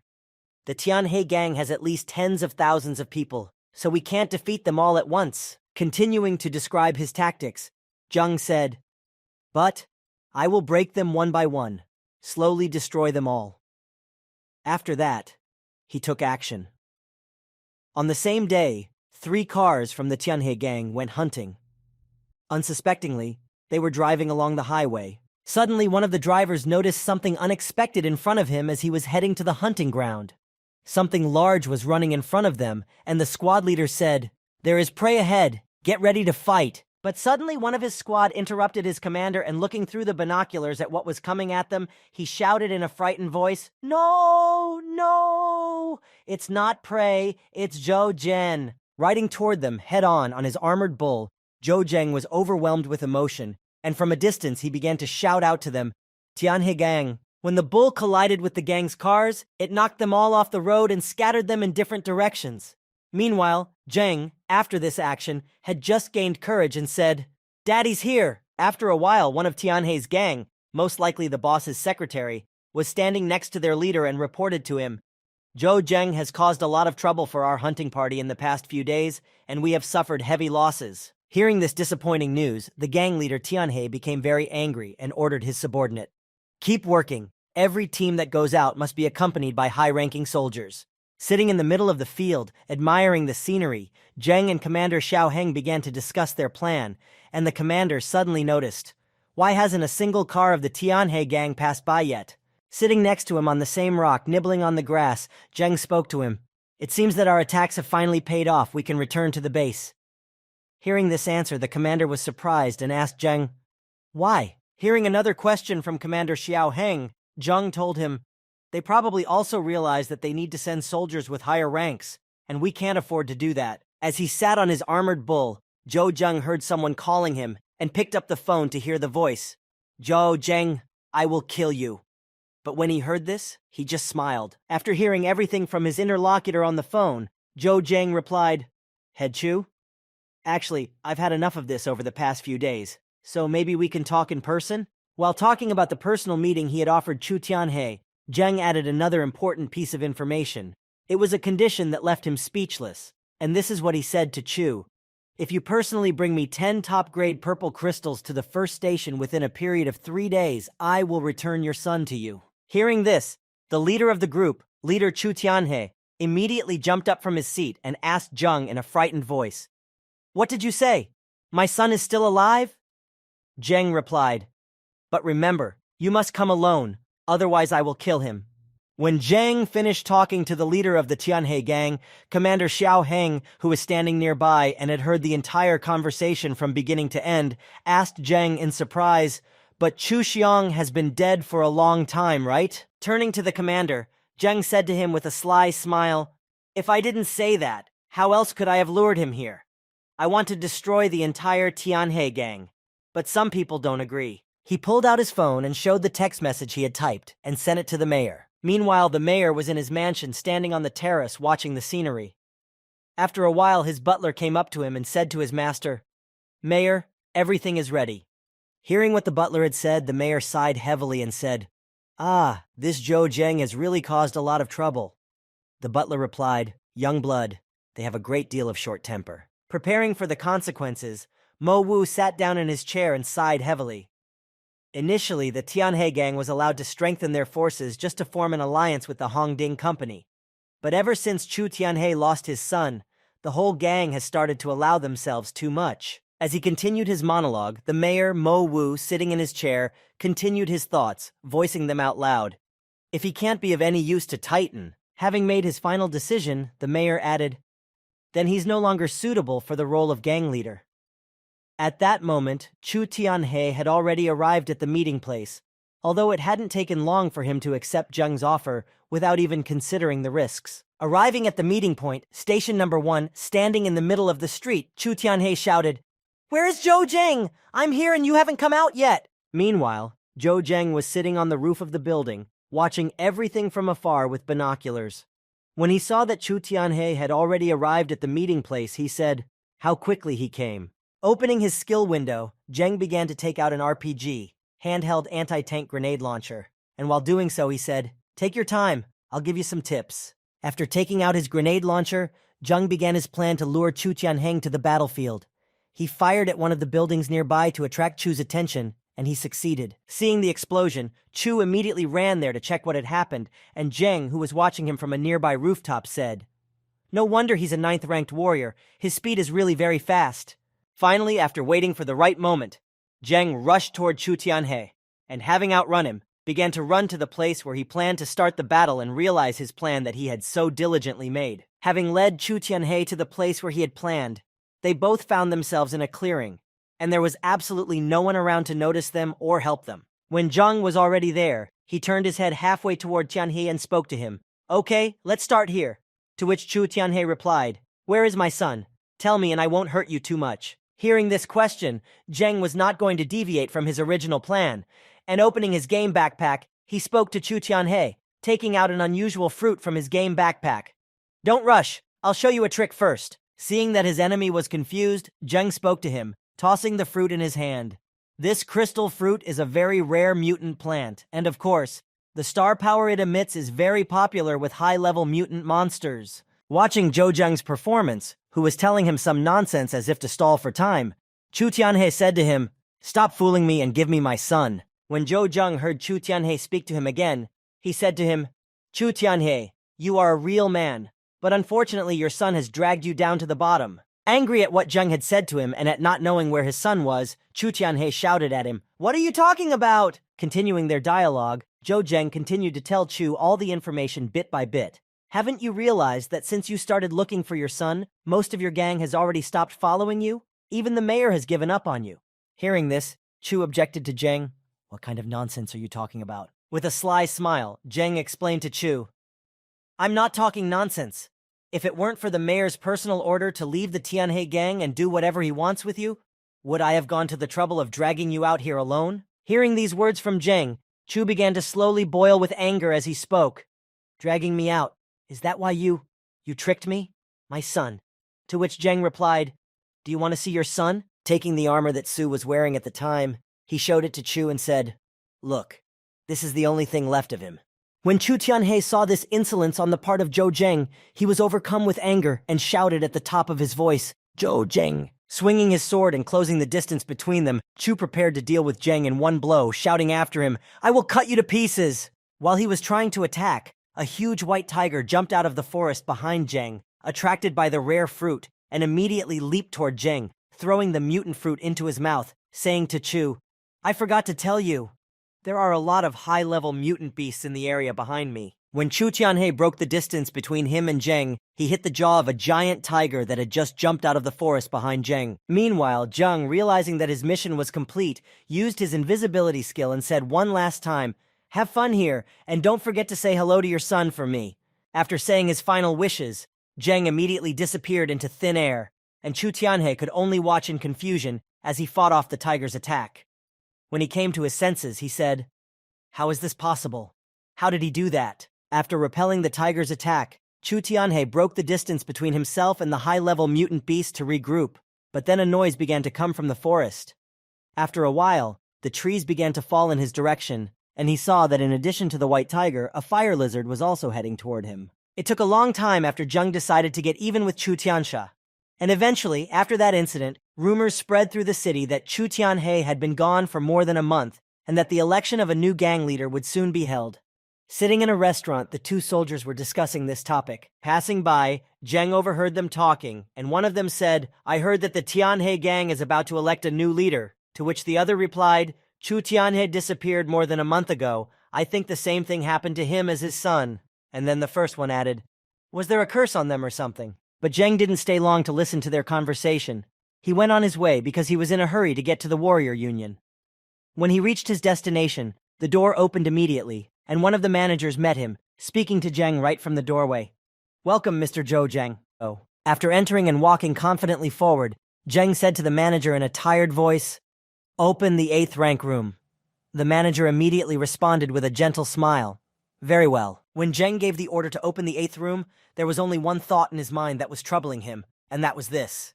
"This time I have to reach rank 7. My thief level just might be raised to 60. When the manager completed his order, he immediately ran to Zhou Zheng to open the door for him.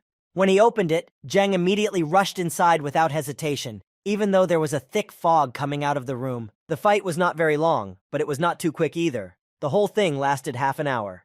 After finishing the fight, the door to the room opened, and Zheng came out, warming up. Seeing him in front of him, the manager was quite surprised. After the training session, Zheng headed home. When he arrived at his house, Su Junwen and Lan Shi were already waiting for him.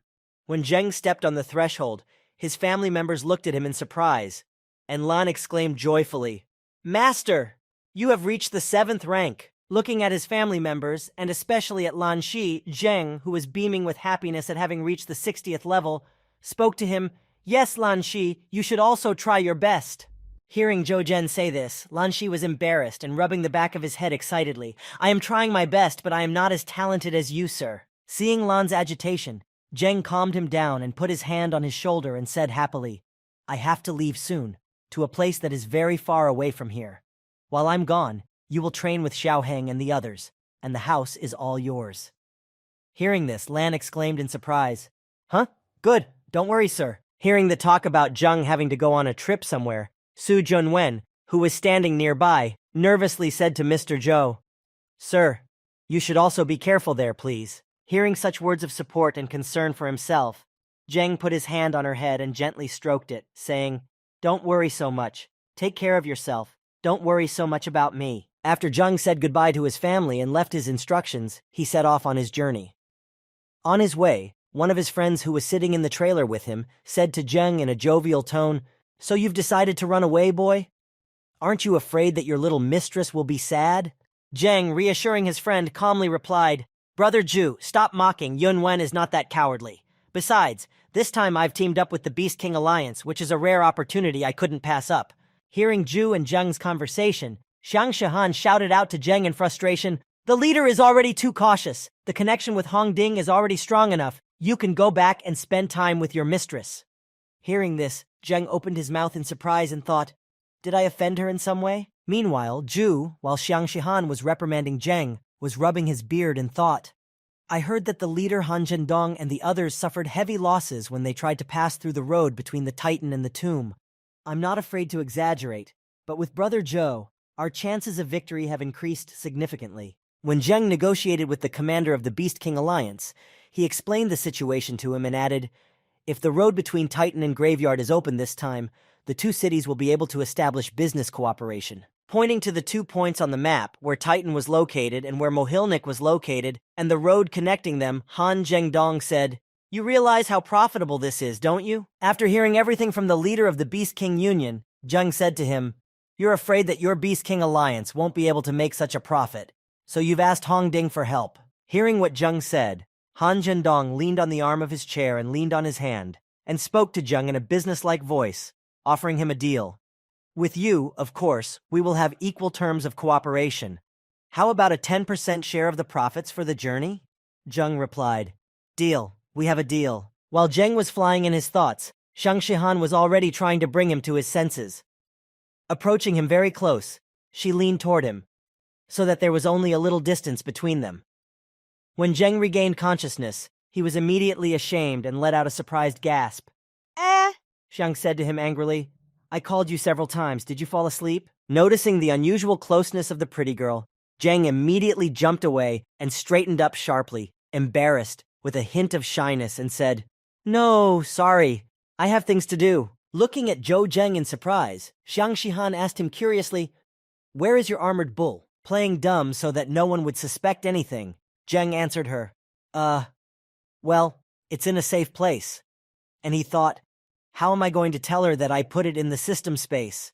It's going to be very difficult to explain system stuff to an ordinary person." Hearing Zheng's answer, Xiang Shihan asked in surprise, "A safe place?" Meanwhile, Zheng was looking at the system window in the pupils section and thinking, after reaching the 60th level, the pet storage opened up. Keeping animals there is much more convenient, but getting them out in public is a bit of a problem. When she didn't hear an answer to her question, Xiang Shihan immediately changed her mind and spoke to Zheng. "Your armored bull would not really be convenient to take with you. After all, this is a very important mission. If something happens to your animal during this mission, it will be very bad." Hearing these words, Zheng immediately agreed with her, saying, "Right!" While Zheng was talking to the girl from the King of the Beasts squad, one of the team members said, "There's a red zone up ahead. We'll need to go through it on foot." Leaving the car and preparing to hike, Commander Zhu shouted out to everyone, "There are many dangers ahead. Please keep your spirits up and keep up with the others." After informing everyone about the dangers and rules of behavior, the entire team lined up in a convenient location and set off for their destination. Walking through the ruins of the buildings, the commander suddenly stopped in his tracks because he felt something strange near him and decided to get ready so that there would be no surprises. As he approached the place where the strange noise was coming from, the commander immediately froze in his tracks and said in surprise, "Something is happening there." As they moved a little further, they saw 2 mutant monsters fighting with a zombie giant. Seeing the danger, the captain decided to change his plan of action and informed the team, "Trouble is, black rats live in herds, and this zombie is likely to attract them." After a short pause, Commander Zhu continued, "Even more." As soon as he said this, a large zombie immediately punched the ground to kill one of the rats and destroyed the landscape below it. And immediately after the blow, it turned out that there was a nest of black rats under the destroyed slab. Having destroyed it and disturbed their peace, all the monsters came to the surface. Seeing what had just happened, the commander spoke to his team, "Black rats." And they, in turn, after their nest was destroyed, began to run away in all directions, because staying put was not an option. Seeing all the monsters running in different directions, the leader of the alliance, Han Zhendong, addressed everyone with an order. "Everyone, follow me immediately, we must climb higher." Starting to climb higher while some went ahead, others delayed the monsters that were running after them, and thus freed themselves from their pursuers. As she ran forward, Xiang Shihan ran into one of the black rats, which jumped right at her. Frightened, she couldn't do anything, but Zhou Zheng, who was nearby, noticed. In the next moment, he saved the girl from the monster by grabbing her and carrying her to the side so that the monsters could not harm her and getting out of their way. Looking in the direction the monsters were running from to see if the danger was over, Zheng said to Xiang Shihan, "Next time, be more careful. I can't take care of you all the time." In response, the girl only thanked Zheng for saving her. Having fought off the monsters, the team got to the roof of the building so that the monsters could not reach them and began to plan what to do next. Seeing a good opportunity, the team leader Han Zhendong pointed to the roof of a neighboring building and said to his team, "Let's go to the other side." Using their star power, All the team members immediately began to jump to the roof of the other building without any effort, following their leader's order. When almost everyone had jumped over, Han Zhendong followed them to continue to follow, and to look for the best and safest way to move forward. But Xiang Shihan, who had seen the distance between the buildings, looked at the distance and the maneuver she would need to make, and said in a frightened voice, "It's so far. Seeing the uncertainty of one of his teammates, Zheng immediately thought of what to do, and folding his hands in front of him and crouching down a bit to help her with the maneuver, Zheng spoke to her.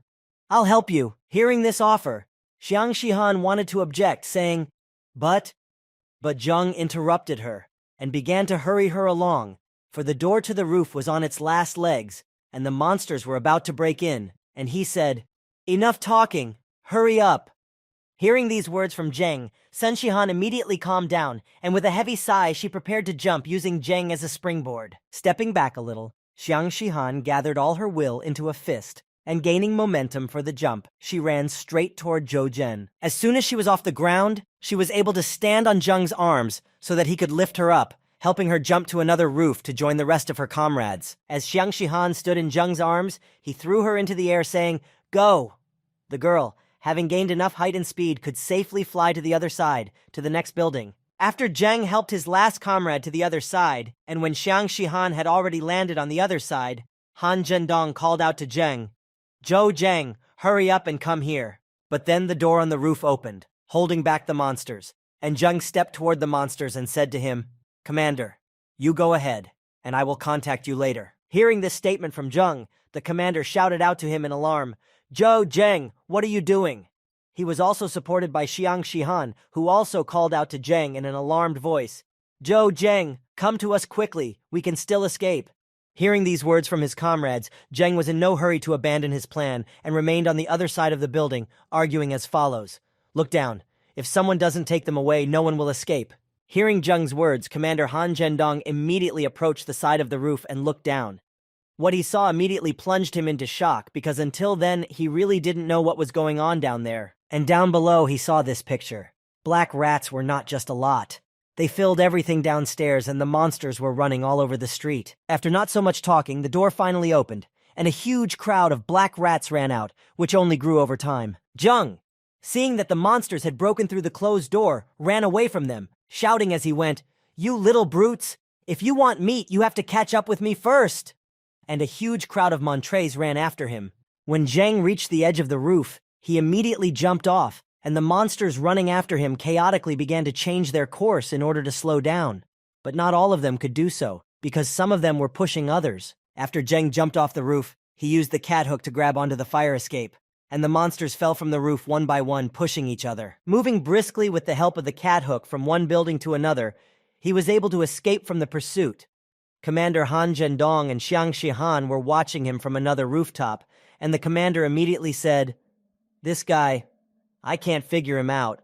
As the commander was walking away to continue on his way, he suddenly heard a noise behind him.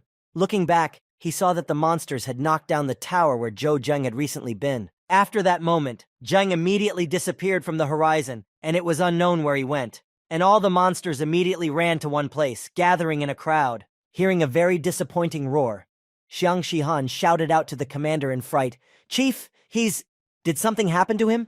Han Zhendong, who was also worried at first, but then, in order not to create panic, replied to Xiang Shihan in a calm tone, "With his skills, he should be able to defend himself." After the commander said this, he was surprised by something. He said to Shihan, "Our flower is worried about some guy?" Hearing this question, Xiang Shihan answered the commander in embarrassment. "No, I only said that because he stayed there because of me, so I—" As she continued to justify herself, Xiang Shihan continued, "Besides, I was just worried." Hearing this answer, the commander, a little disappointed, told the girl, "Come on, it's not a bad thing to worry about other people. Let's hurry up and take advantage of the opportunity Zhou Zhen has given us." He blasted his way through the monsters with the grenades that Zheng had brought with him just in case, and continued to walk to a certain place where he could deal with all these monsters. When he reached a corner, the exit from which was blocked, Zheng found himself in a dead end, but everything went according to his plan.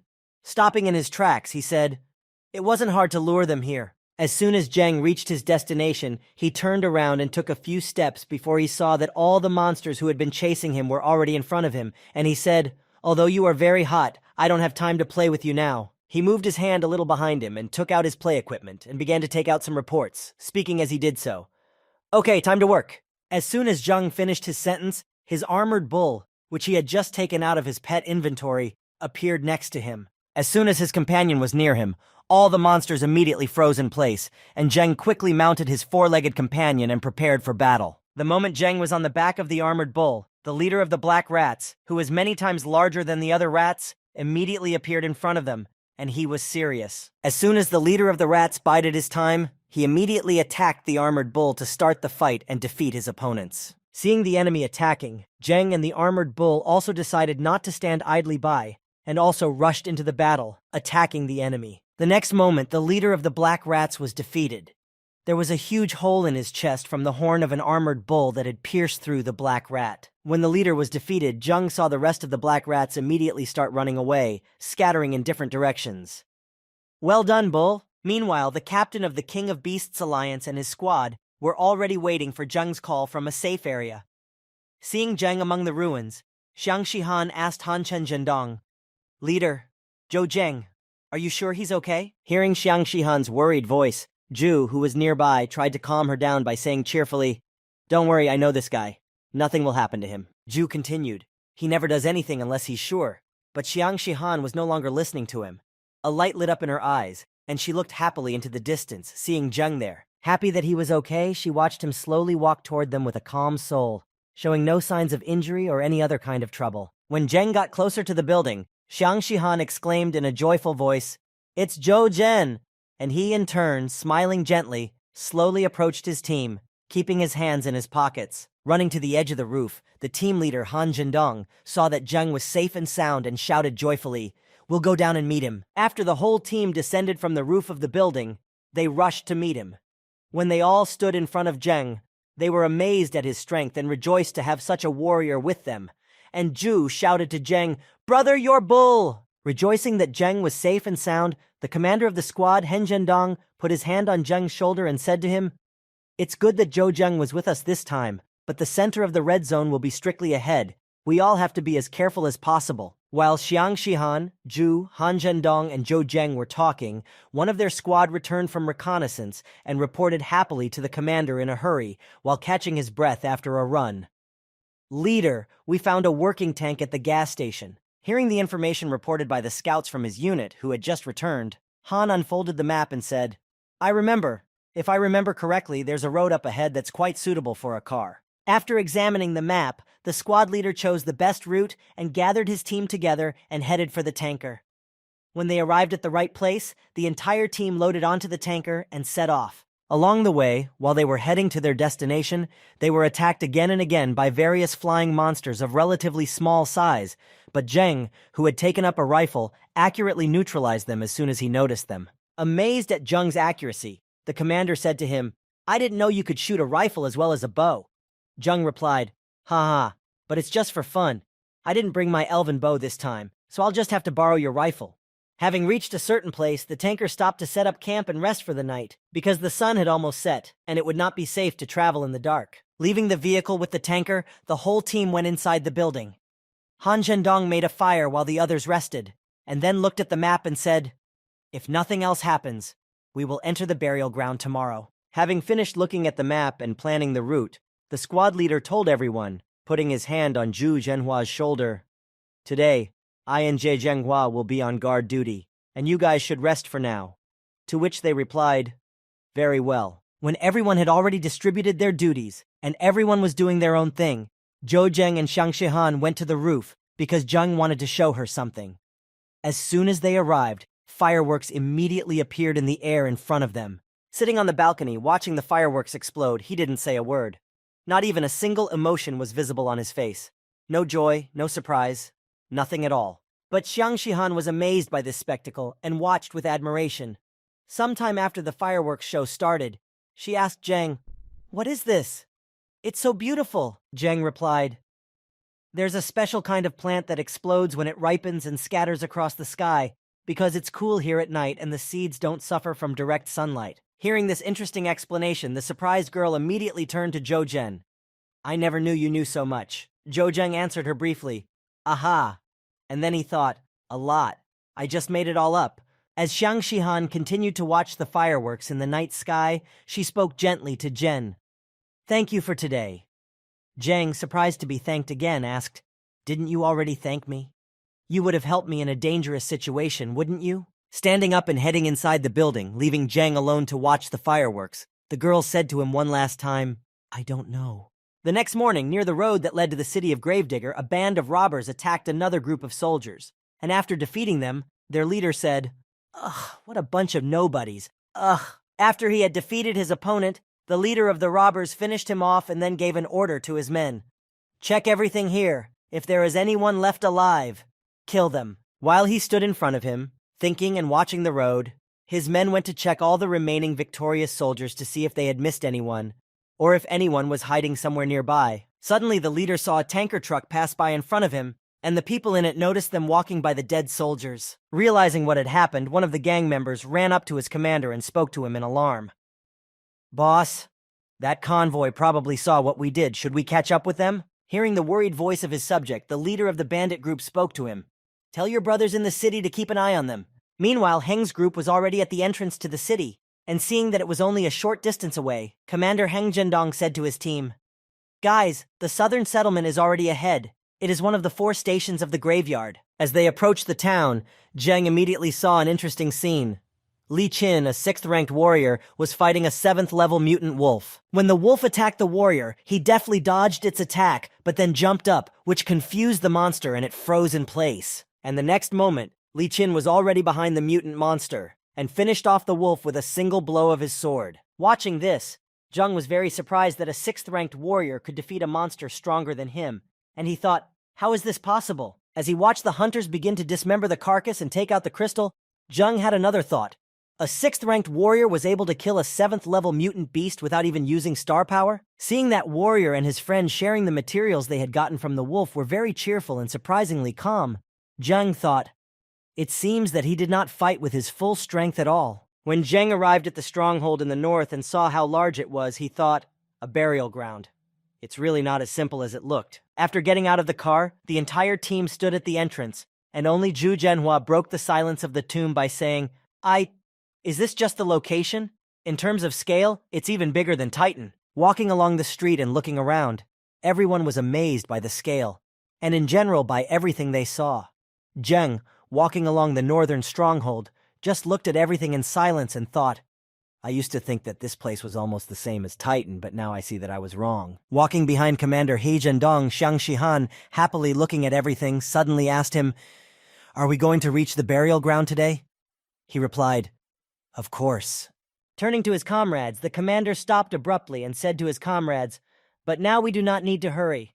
I will show you something very interesting. Immediately drawing the attention of his comrades to the side, he showed them something grandiose.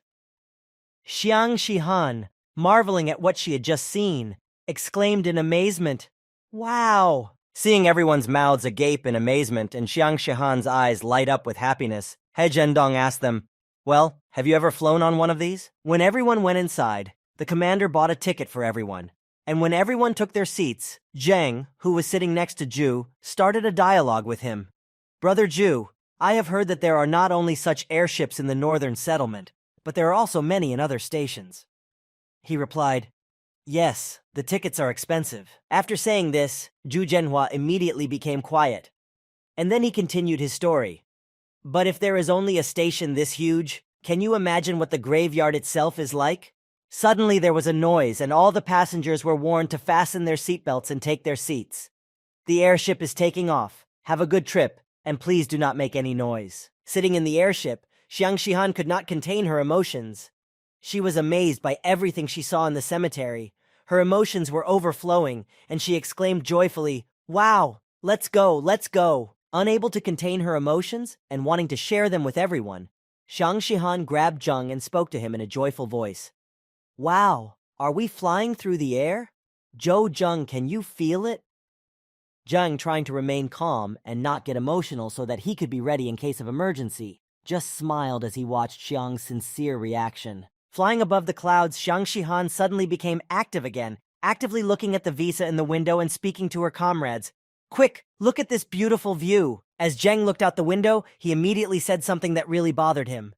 It's beautiful, but I don't know what if this thing collides with a mutant. No sooner had Zheng said this than a strange sound suddenly echoed through the airship's cabin. Hearing that something was wrong, Zheng immediately prepared himself for the most unexpected development of events. It was as if he had put a jinx on it. It turned out that the blimp had switched to emergency maneuvering mode, and the pilot reported, "The herd of mutants at 3 o'clock, according to the first impression, is a level 5 flamingo." Hearing this, 2 of the guard soldiers climbed onto the balloon that carried the airship in the air and spoke to the navigator. Copy that. Zheng, hearing this information, immediately took hold of his head, imagining what might be happening now and what the consequences might be, and said in disappointment, "Damn, is it really that bad?" The next moment, the guards who were on the surface of the balloon and defending it from the attackers saw that the monsters were almost there and were about to attack, just a few seconds away. But they didn't panic at all, as if it posed no threat at all. They slowly loaded their weapons and prepared themselves for the monsters' attack. When the enemies were already above them and tried to attack the soldiers who were on the balloon, one of the soldiers charged his weapon and aimed it at the flock of mutant monsters. The next moment, he fired, and a net flew out of the weapon, which immediately caught several birds, and they could do nothing but try helplessly to get out of there. Having caught a few monsters in this way, the rest of the flock immediately fled from the airship and headed away. Seeing this, the warrior told the pilot, "The danger has been eliminated." The pilot replied, "Roger that, great job." Seeing how quickly everything was resolved, with no casualties and no noise, Zheng looked out the window in amazement as the remnants of the herd flew away from the airship and said, "It's over?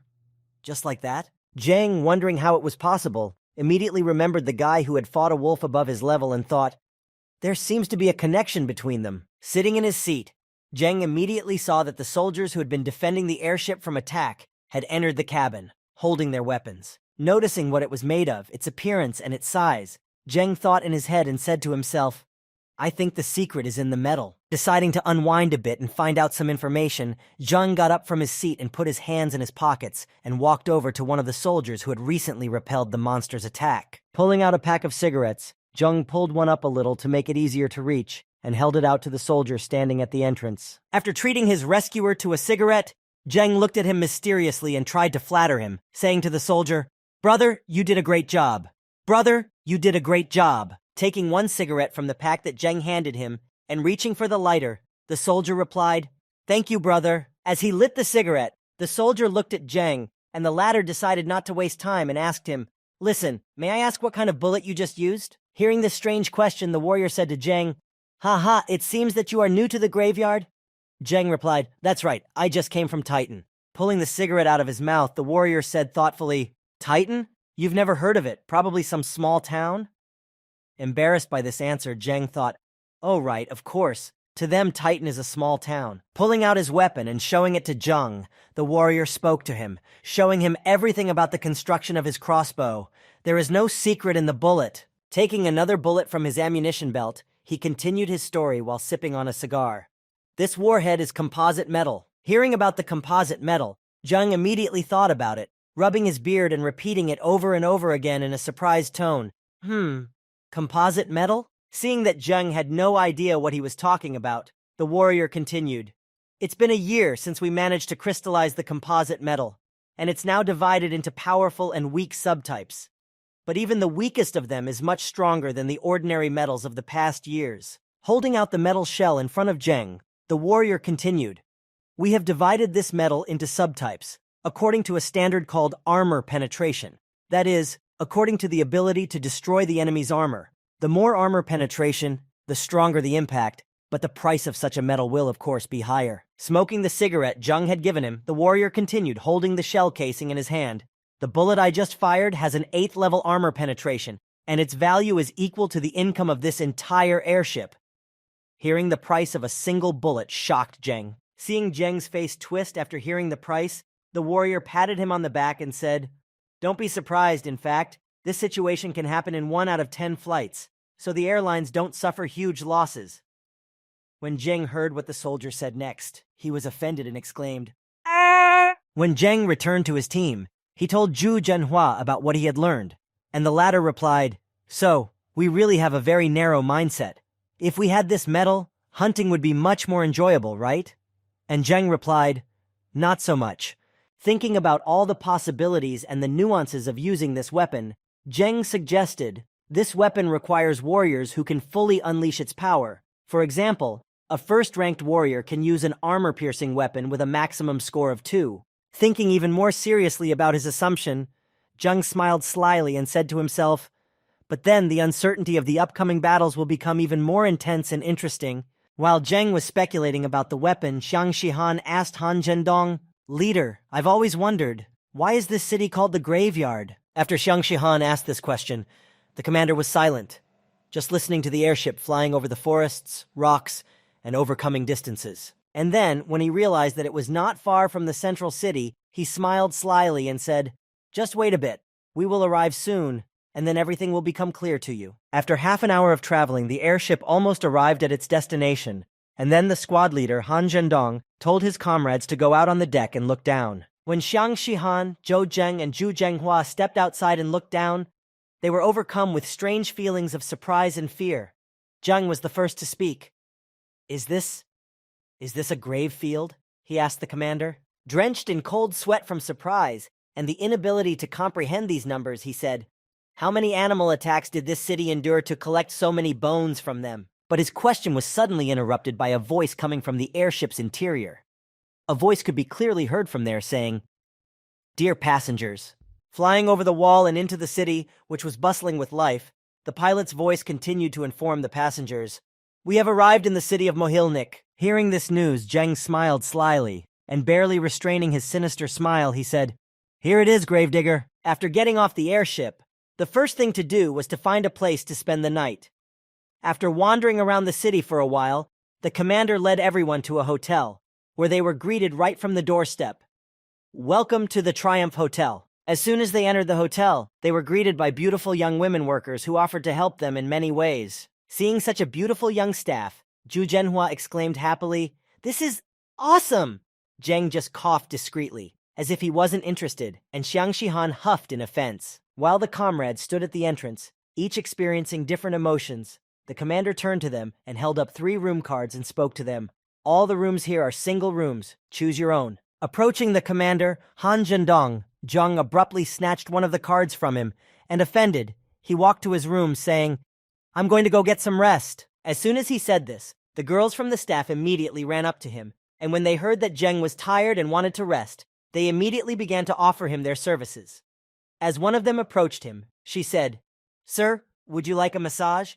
The other one supported her and said, Sir, we give great massages. As Zheng tried to refuse the services offered by the pretty girls, who were very interested in him, Zheng spoke to them, No, really, no need.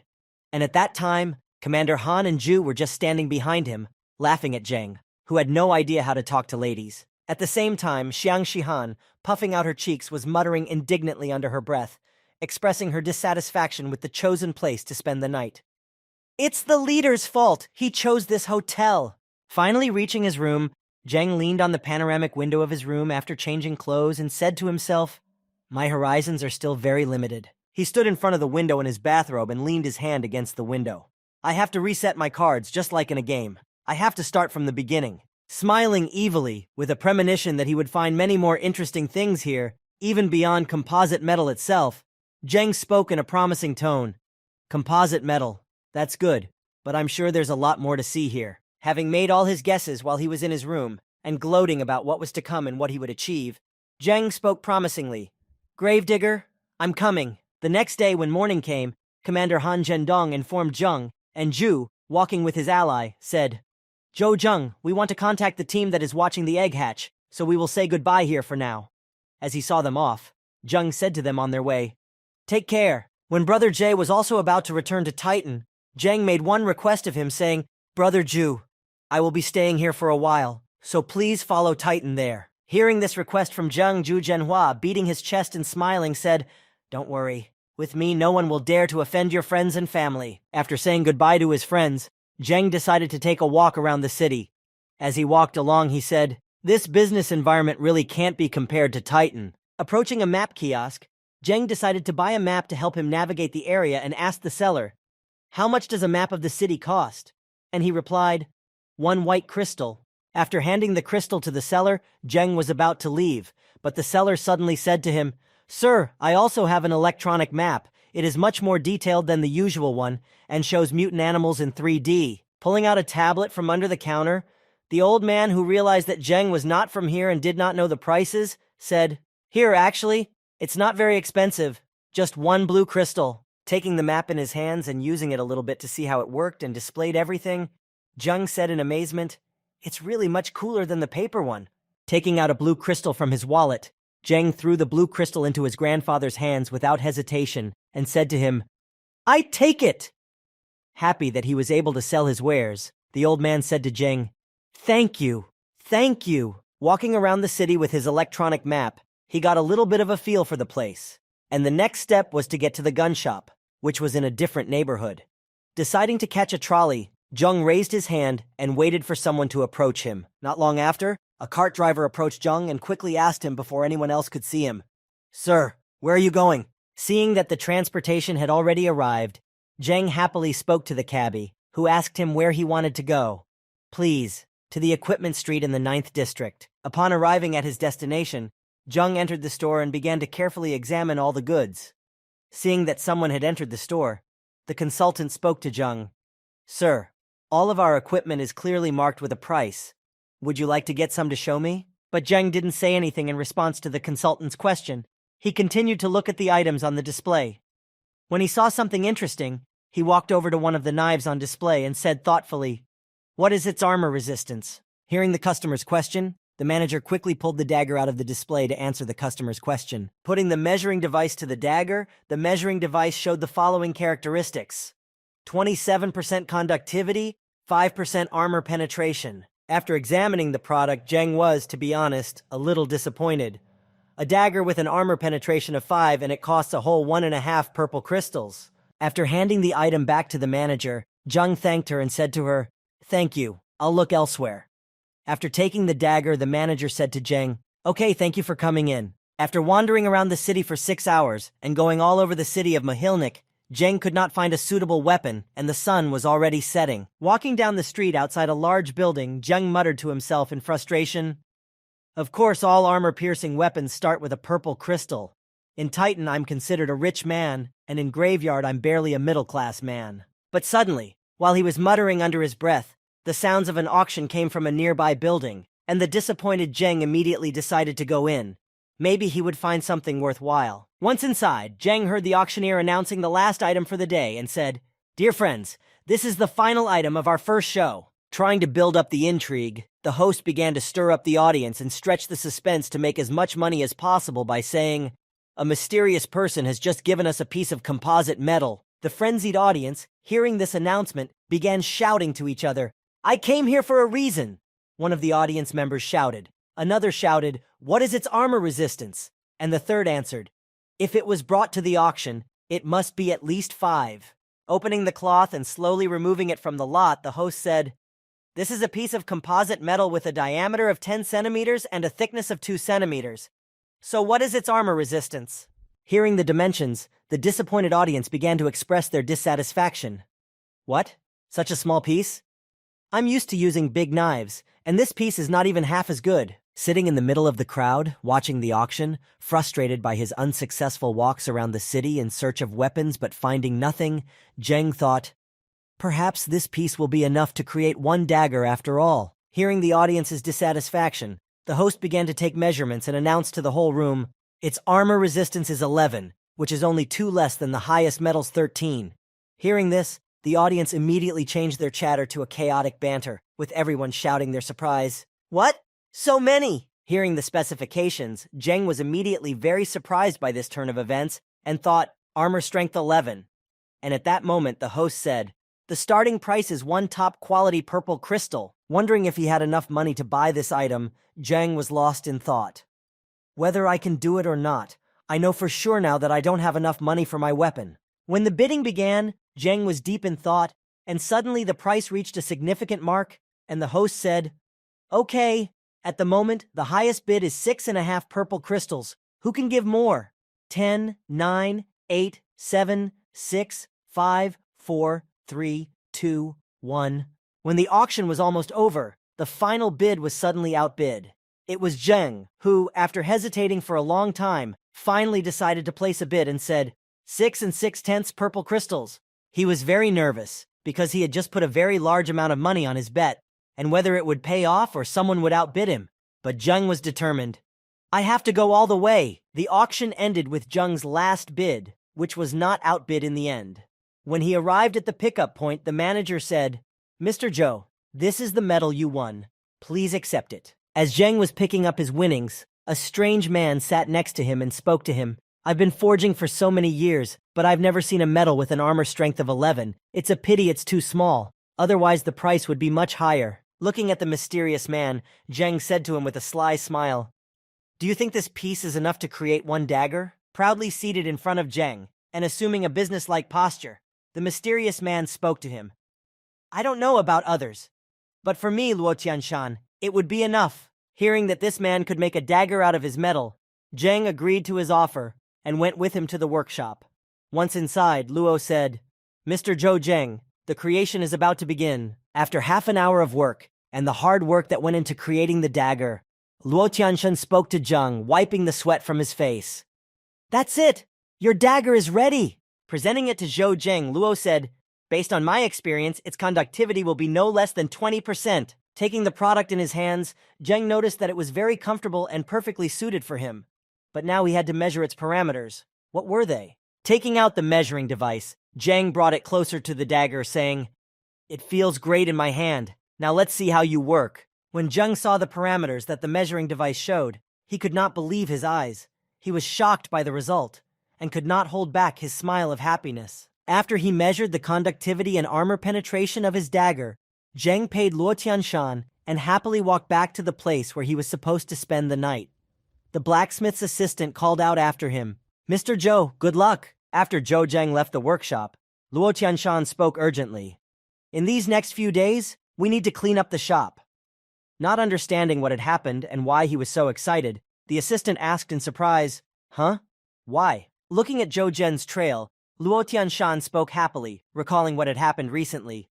Today is indeed a happy day for both of us. And then, even more overjoyed, Luo exclaimed, This time I've definitely got a firm grip on the title of Star Creator. Seeing how happy the master was, the assistant was also happy. On the airship heading west, Zheng couldn't get enough of his new dagger, and he kept holding it in his hands, frightening the people around him, and laughing with the knife in his hand. He clearly looked like a maniac. When Zheng got to the station on the airship, he got off in the western part of the city, and taking out his map, went hunting, saying, This thing was worth the money. It not only marks the hunting points, but also various small shops. Looking at the map at will, Zheng ran forward and suddenly saw an inscription on the map, The Wing Outfitter's Shop. After reading the strange name, Zheng said it out loud again. Wings. Recalling not the most pleasant memories, Zheng said, I remember that Wei Heng seems to have used one of these things. Maybe I should buy one after all. Seeing that the door was open, Zheng walked into the shop and immediately asked, Is anyone here? The shopkeeper replied, Hey, welcome, come in. Noticing the customer, the shopkeeper immediately went on the offensive. Rubbing his hands together with a desire to make money, he immediately began to load Zheng. You want to buy wings? You were right to choose my store. We have different kinds of wings, hovering ones with dynamic thrust and even portable ones. Looking at the store's assortment, Zheng stopped at the jet wings. Seeing what Zheng had chosen, the salesman immediately said, These are the very best, and the price is only one low-grade green crystal. Having made his purchase in the store, Zheng now carried even more things on his back. As he left the store, the shopkeeper saw him off, and bowing to the customer on the way out said, Come back again. Pulling out his electronic map, Zheng began to prowl around the area to find the right location, as he said, Now I need to find a place where I can test my new friend. Meanwhile, somewhere outside the western part of the city, various warriors were looking for mercenaries with whom to go hunting, shouting out their announcements. Warriors of the 5th rank or higher are needed to enter the Wild Wolf Valley. And, to enter the Rhino Plain, 3 men of the 7th rank and armor-piercing weapons are required. When Zheng heard the announcement of the recruitment for the team to enter the Rhino Plain, he immediately responded to their announcement and asked, Do you want to go to the Rhino Plain? Will you take me? Looking at the boy who approached him, the man who had made the announcement said, Yes, I see you are rank 7, but do you have any armor-piercing weapons? Zheng replied, No. Angry with Jung for wasting his time, the man began to yell at him, saying, "What do you want here? Didn't you hear what I said?" Pulling out his high-conductivity dagger, Jung said, "A weapon with high conductivity won't do? 47%, is it that much worse than armor-piercing?" Walking away from Jeng, the angry man said to him, "Sorry, we are hunting armored rhinos. Only weapons with armor penetration can break their scales." Jeng followed the man who had just dismissed him, approached him, and asked, "How do you know that if you haven't tried it?" Seeing Jeng's boldness, the man shouted, "Hey, you—" But he was immediately interrupted. It was probably the leader of the group who spoke to his friend.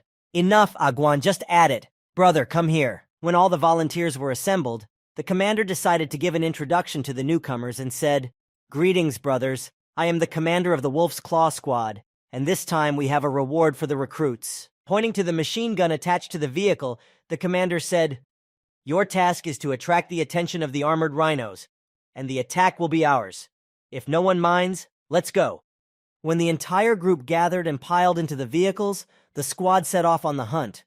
Driving in the middle of the forest, having already covered half the distance, the squad leader said, "You are very lucky to have joined our team.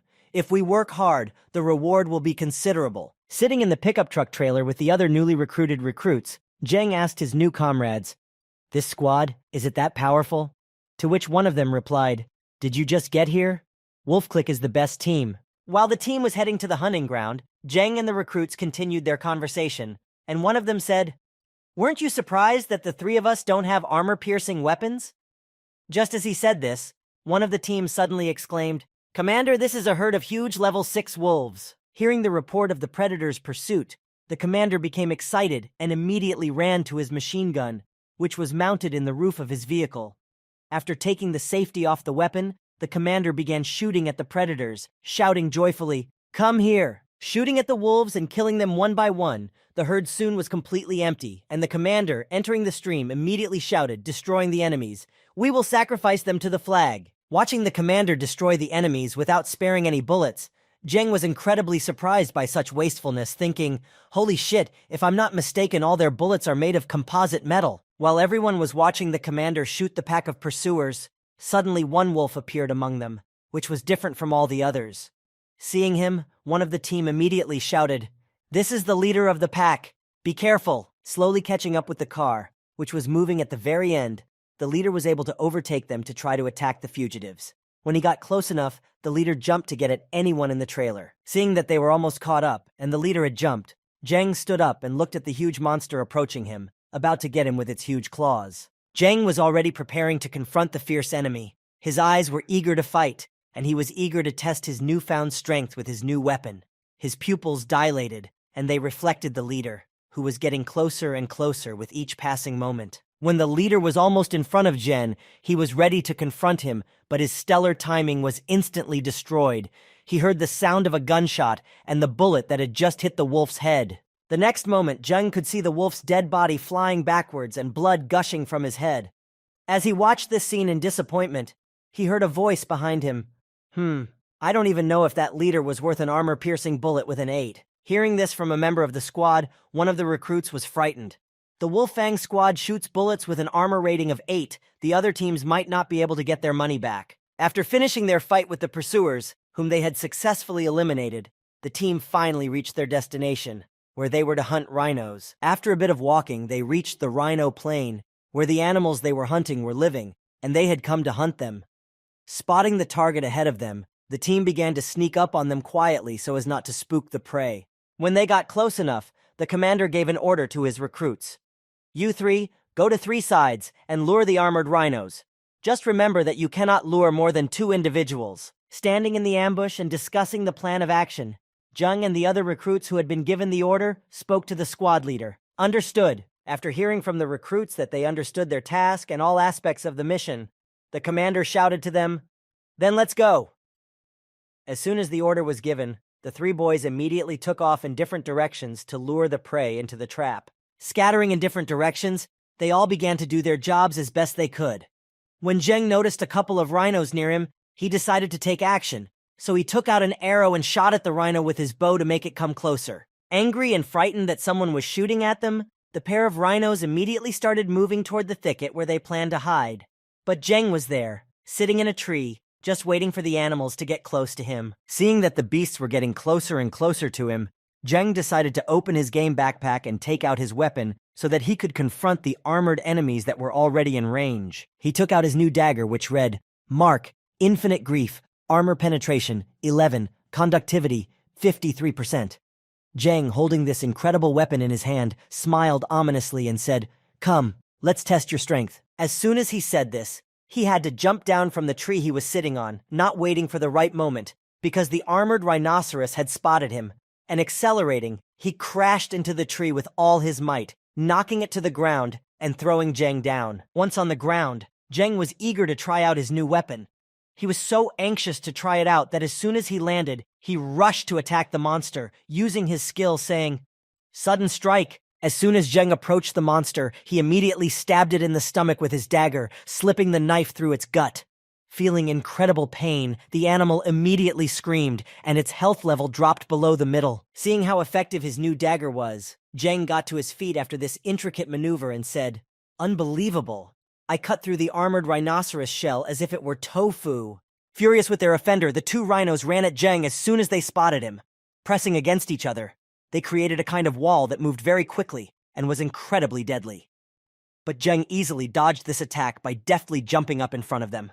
During his evasive maneuver, while in the air, he opened his game backpack, hid his dagger so that no one would notice it, and said to himself, The test is over. It's time to get down to business. When Zheng landed on the ground, he found himself behind the angry animals.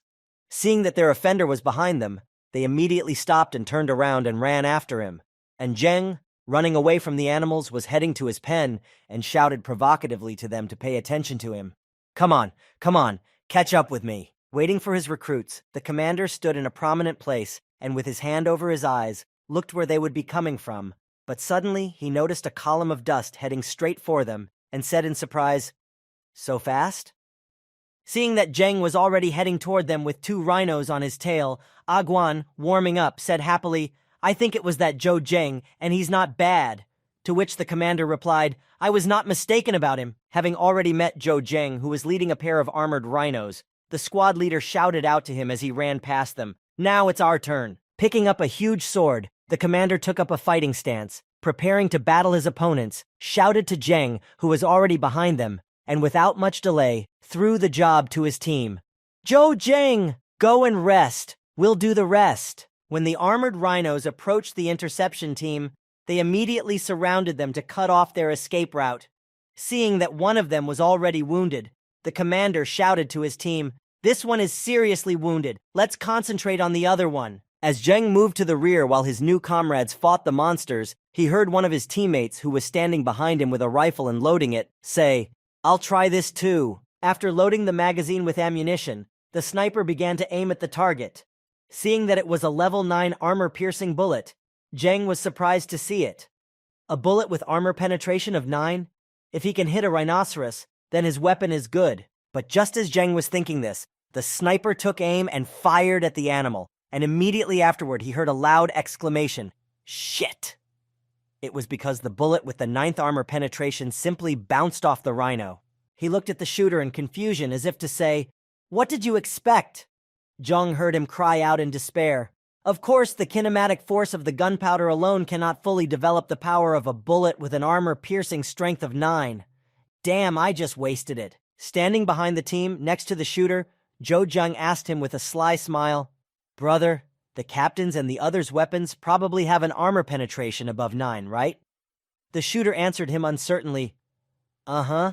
After he answered, the guy who had just wasted a precious bullet immediately calmed down and said, Actually, this is also our first time on the Rhino Plains, and we have just switched to a new weapon. The armor-piercing value is exactly 9. Watching his comrades fight, he continued, a little nervously, letting his voice sound uncertain.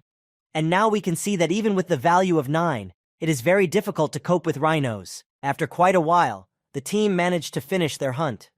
At sunset, when everyone was able to take a break, the commander said, Well, it's definitely true that you can't catch a fish without making a fishing rod.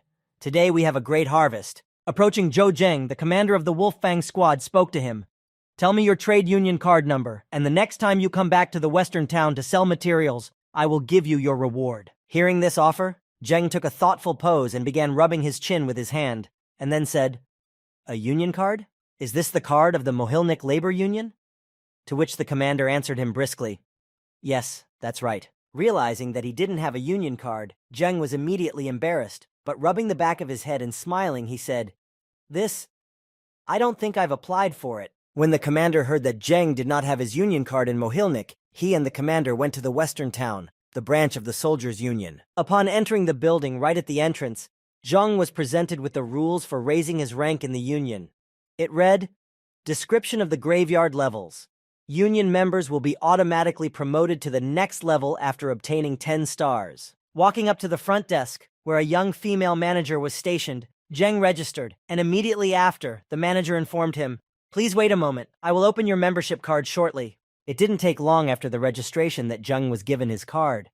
When he took it in his hands, he noticed something interesting and thought about it. "Thanks to the mission of the Wolf Fang squad, I was able to rise to 7 stars. Seeing his rank and having some plans he had recently made, Zheng suddenly decided, "I think I'm going to stay in the graveyard." Returning to the same place where they had gathered before the mission, the squad's pickup truck was heading through the forest toward the city. Suddenly, Zheng asked for a stop, saying, "I'll get off here, thank you." After dropping Zheng off, the commander said to him, "Good luck, rookie." When Zheng got out of the car and started walking down the road, a car suddenly rushed in front of him, and when someone inside saw Zheng, he did not immediately shout, "Don't kill!" Seeing that there was no one nearby and that the car had stopped very far away, Zheng decided that he was definitely not going to walk.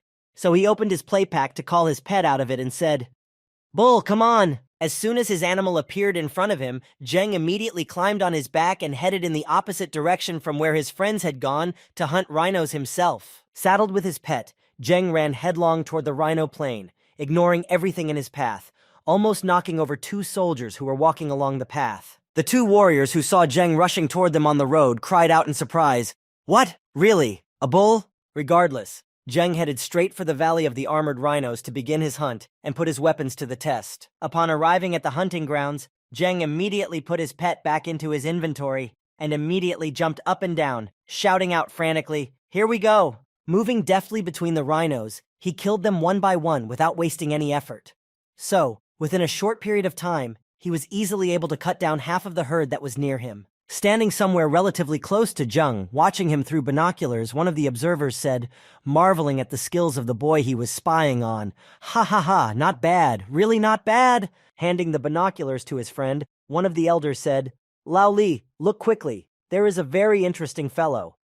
Not knowing what he was talking about, Lao Li reached for the binoculars and exclaimed in surprise, "Huh?" Taking the binoculars and watching Zheng's skillful hunting through them, Lao Li said, "What? He's so young and he can already practice dodging at micro ranges. He's only rank 7? Putting the binoculars aside, Lao Li spoke to his comrade. "He should at least have rank 10 strength," his friend countered.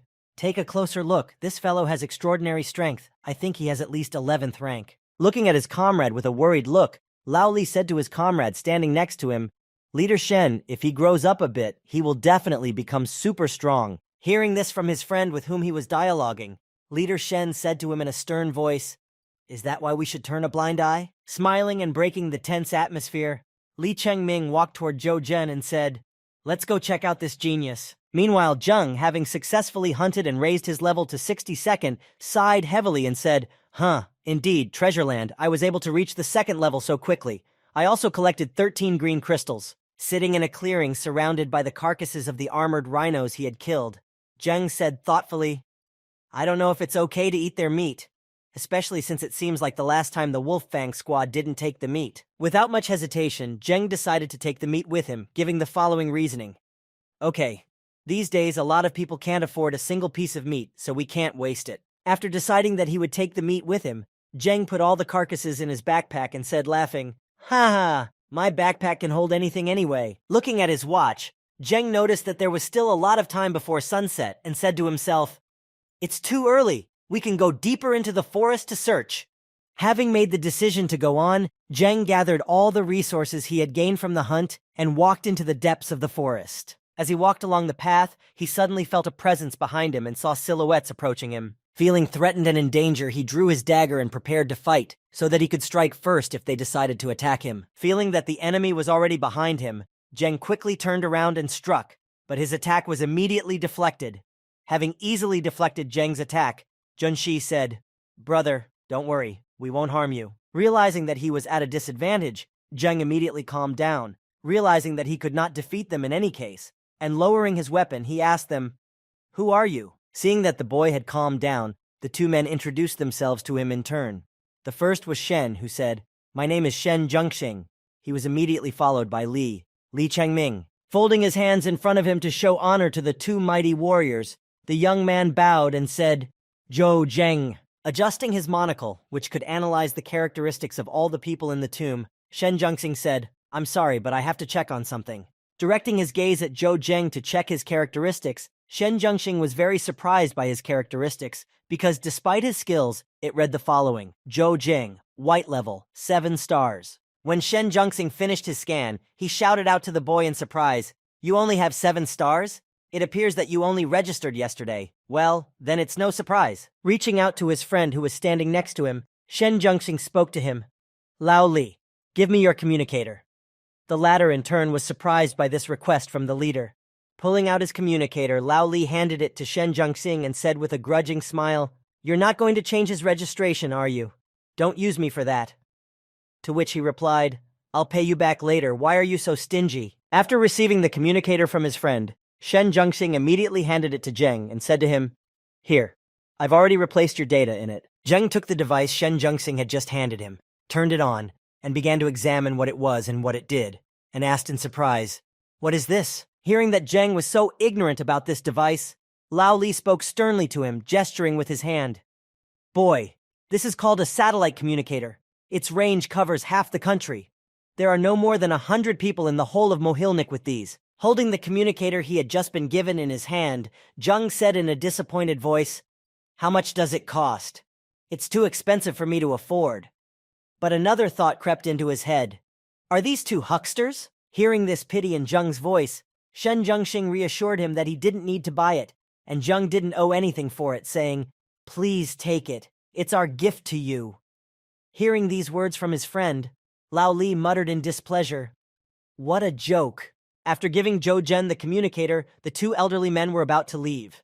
Finally, after saying goodbye to Zheng, Shen Zhengxing said to him happily, "We're going. It already has my number on it." And Li Chengming only added sternly, "You'll figure out how to use it yourself." Zheng looked at the two elderly men and wondered as he examined the gift. Is it an original or a fake? Are the traders now traveling to the hunting areas to give samples? Leaving Zhou Zheng alone in the middle of the forest, he felt strange after meeting the two elders and said in confusion, "What the hell does this mean? Why am I a little scared?" Sitting down on the ground, Zheng decided to look into the communicator, what it was, and how it worked. As he began to understand it, he said, "This is really a very cool thing. We need to study it in more detail." As he was switching programs and looking at all the interesting things about this new device he had recently been given, Zheng suddenly saw that someone was calling him on his device. Answering the call and putting the phone to his ear, Zheng said, "This is Zhou Zhen. Speak." When Zheng spoke into the receiver, he immediately heard back, "I forgot to remind you, warriors of your level shouldn't focus on killing mutant beasts. Instead, make them your sparring partners." Sitting in the car driven by Li Chengming and heading to the city, Shen Zhengxing could calmly talk on the communicator and continue the dialogue with Zhen, saying, "Aren't you tired of dealing with 9-ranked mutants with your strength?" After he reported the monsters, Shen Zhengxing decided to provoke Zheng into action by saying, "A warrior must train all his life, challenge himself, and surpass his own strength." Meanwhile, the car was moving further and further. As Shen Zhengxing and Li Chengming, who was driving the car, traveled more and more kilometers, they were getting closer to the city. When Shen Zhengxing finished his conversation with Zheng and hung up the phone, Li Chengming spoke to him. "President, I'm still thinking that this is too big a gift for him." Hearing these words from his comrade, Shen Zhengxing raised his hand with his index finger pointing upward and remarked, "That is why I am the president, and you are just the chief instructor. You need to look deeper, Lao Li." After the remark, Shen Zhengxing explained his behavior and actions, saying, "A lone warrior who has just joined our alliance will obviously not like being restrained. If I just send him an invitation, he will definitely refuse." Smiling at his leader, Lao Li said, "Is that why you want to lure him with gifts?" Looking at his communicator, Shen Zhengxing spoke to Li Chengming, who was driving the car. "It's much easier for such a person to accept a good attitude. In the future, he will definitely not be able to refuse us." As he continued to drive down the road, Li Chengming spoke happily to Shen Zhengxing. "President, you are so sneaky." To which the latter replied in a joyful tone, with a smile on his face. What are you talking about? I call it strategy." Meanwhile, Zheng, following the maps in the communicator he had recently received, came to a location with many interesting monsters and said, "I think this is the same place. The Snake Valley?" He took out a healing potion from his backpack that also gave him immunity to poisons and quickly drank it.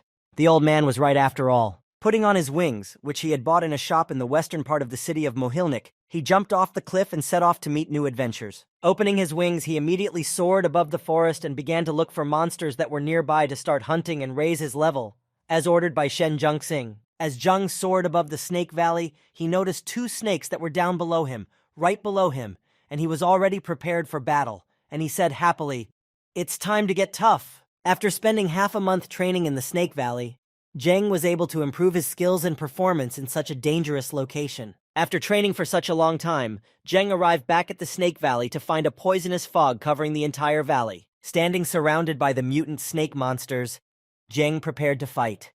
Without hesitation, he immediately used his super speed to instantly kill all the monsters that surrounded him. Having finished off all the opponents and achieved considerable success, Zheng opened his game backpack and hid his dagger and said with relief, "Finally." Meanwhile, the 2 warriors were on their way to the Valley of the Snakes, perched on top of the rocks where the poisonous fog reached them, and surveyed the area. As they walked forward, one of the warriors suddenly heard a strange noise coming from nearby. Paying attention to it, he said to his commander, "Where are the sounds of a fight coming from? Is there a warrior ahead?" Catching up with his comrade, who was standing and listening to the sounds, the commander said, "It must be someone fighting a python." When they reached the cliff in front of the poisonous Valley of Snakes, they began to examine the area, and the captain spoke confidently to his comrade. "No warrior, even of the highest rank, will be able to withstand such a thick, poisonous fog." Looking down at the Valley of the Snakes and noticing the thick, poisonous smoke, the warrior immediately replied to his captain, "Indeed, you are right." Suddenly, a boy who had just come up from the Valley of Poisonous Snakes climbed up on the rock on the edge of which they were standing and smiled slyly. He looked a little tired, but still, he was full of danger. It was Zhou Zheng. Surprised by the sudden appearance of a person from the cloud of thick smoke that enveloped the entire Valley of Poisonous Snakes, the commander and his comrade immediately stepped back, screaming in surprise. Staring at Zheng, who had climbed up the cliff directly from the Valley of the Poisonous Snakes, the boy who had recently been told that no warrior could survive there asked his captain, "Commander, didn't you say that? No warrior can withstand the poison?" While the soldiers stood there in confusion, looking at Zheng, wondering how he could have survived there, he, in turn, had already climbed the mountain, and as he passed them, he spoke to them in a calm tone. "Good morning, boys." Surprised by his calmness, the commander automatically answered him, "Good morning." Passing by them, in order not to delay the surprised soldiers and to prevent unnecessary questions, Zheng hurriedly walked away from them, saying finally, "I have a lot to do, so I won't bother you." The captain's friend only said in embarrassment, "Bye." Standing next to his teammate, the commander was in a state of awe and could not say a word. But suddenly the effect of surprise wore off, and the commander shouted loudly at Zheng, "No!" Immediately hitting his teammate on the head to bring him to his senses, the commander spoke to the mysterious boy who had emerged from the poisonous clouds. "Stop!" Turning his head to the commander, who a moment ago had been unable to speak a word in amazement, Zheng asked him, "Did you want something from me?" Looking at Zheng, the commander broke out in a cold sweat as he thought, "He's only rank 7, but is he that strong?" Looking at the captain, Zheng smiled sweetly at him and said, "I have nothing to give you." The captain summoned the courage to speak and immediately spoke to Zheng. This one, we have received a mission, and we would like to invite you to join us. I don't know if you'd be interested in it." Hearing these words from the commander, his comrade said in embarrassment, "Commander, are you crazy?" Continuing to dissuade the commander from his idea, the members of his team began to express their opinions one by one. "We don't know him at all, and he's only a 7th-rate officer. Commander, think seriously. After all, we're the 37th team in Mohilnik. How can you invite someone so easily?" After listening to each of his comrades, he put his hand on his comrade's head and spoke to him. "Don't say another word, I have decided." Hearing the proposal and the displeasure of the other team members, Jang laughed nervously and said, "Ha ha ha. To be honest, about joining other teams, I have my own opinion." When the commander had already lost all hope in such an ally, he bowed his head down. But Jung, immediately taking the commander's hand and shaking it, continued, "Sometimes we can play, I accept your invitation." When they went on the mission, they came to an abandoned city. Once there, the commander spoke to Zhou Zhen. "Zhou Zheng, bring me your communicator so that I can send you the mission." Taking out his satellite communicator that Shen Zhengxing had given him, Zheng held it out to the commander, saying, "Here." Seeing the device, a member of the commander's team immediately shouted out in a surprised voice, "This?" He moved even closer to the satellite communicator and began to examine it in detail, as he had never seen it so close before. Looking at it in surprise, he repeated again, "This is that it?" Immediately moving away from Zhang, he asked, "A satellite communicator?" Hearing this, the rest of the team also started asking Zhang for information in surprise. "I heard that there were just over 60 of them made in the entire tombstone." A third added, "Brother, where did you get it?" Seeing the surprised reaction of the young man who had recently spoken out against Zhang joining the squad, he smugly asked him, "What is it? Do you have any complaints?" To which the boy hesitantly began to answer him, No. Watching Zhou Zhen and seeing his communicator, the commander finally made a decision in his head. "I was right. This guy is really not easy." Folding his arms in front of him, the commander began to tell the details of the mission they were to accomplish. Area C-118 is located on the border in the area of the 12th level mutants. If we are not lucky, we can meet the 13th level there, but the reward for this mission is worth the risk. To which the commander's comrade then added, "This bastard actually made us do such a hopeless mission?" Taking all the blame, the commander apologized to his soldiers and said to them in a disappointed voice, "It's my fault. I lost the bet. Brothers, you are at risk because of me." Hearing these words from the commander, the members of his team immediately rushed to calm and comfort their commander, saying encouraging words to him. "Commander, it's not your fault. And, besides, if we finish it, we will earn good money." Looking at his satellite communicator and considering all the nuances of the mission, Zheng said happily, "Pioneers, I like this mission." After everyone had settled their questions and decided to move on, the team reached a river that stretched in front of the path the squad was on. When they stopped, they saw 2 white leopards fighting with each other and blocking their way to the right place. Watching them through his binoculars, the commander spoke to his troops, trying to think of an alternative way to reach their destination. "They are so strong." Standing behind the commander, his comrade spoke to him in a sad tone. "Commander, there's no way to get around them. If we want to enter the C-118 area, we'll have to go through the lair of these mutants." While the commander was trying to figure out what to do in this case, Zhou Zheng, who was standing behind them, spoke confidently. "There's no need to go around them." Zhou Zheng stepped forward, warming up, and had already headed toward the leopards, saying, "I'll distract these white leopards and you guys go through quickly." Hearing this, his teammates exclaimed in surprise, "What? You?" As Zheng approached the river to cross to the other side, the commander turned to him.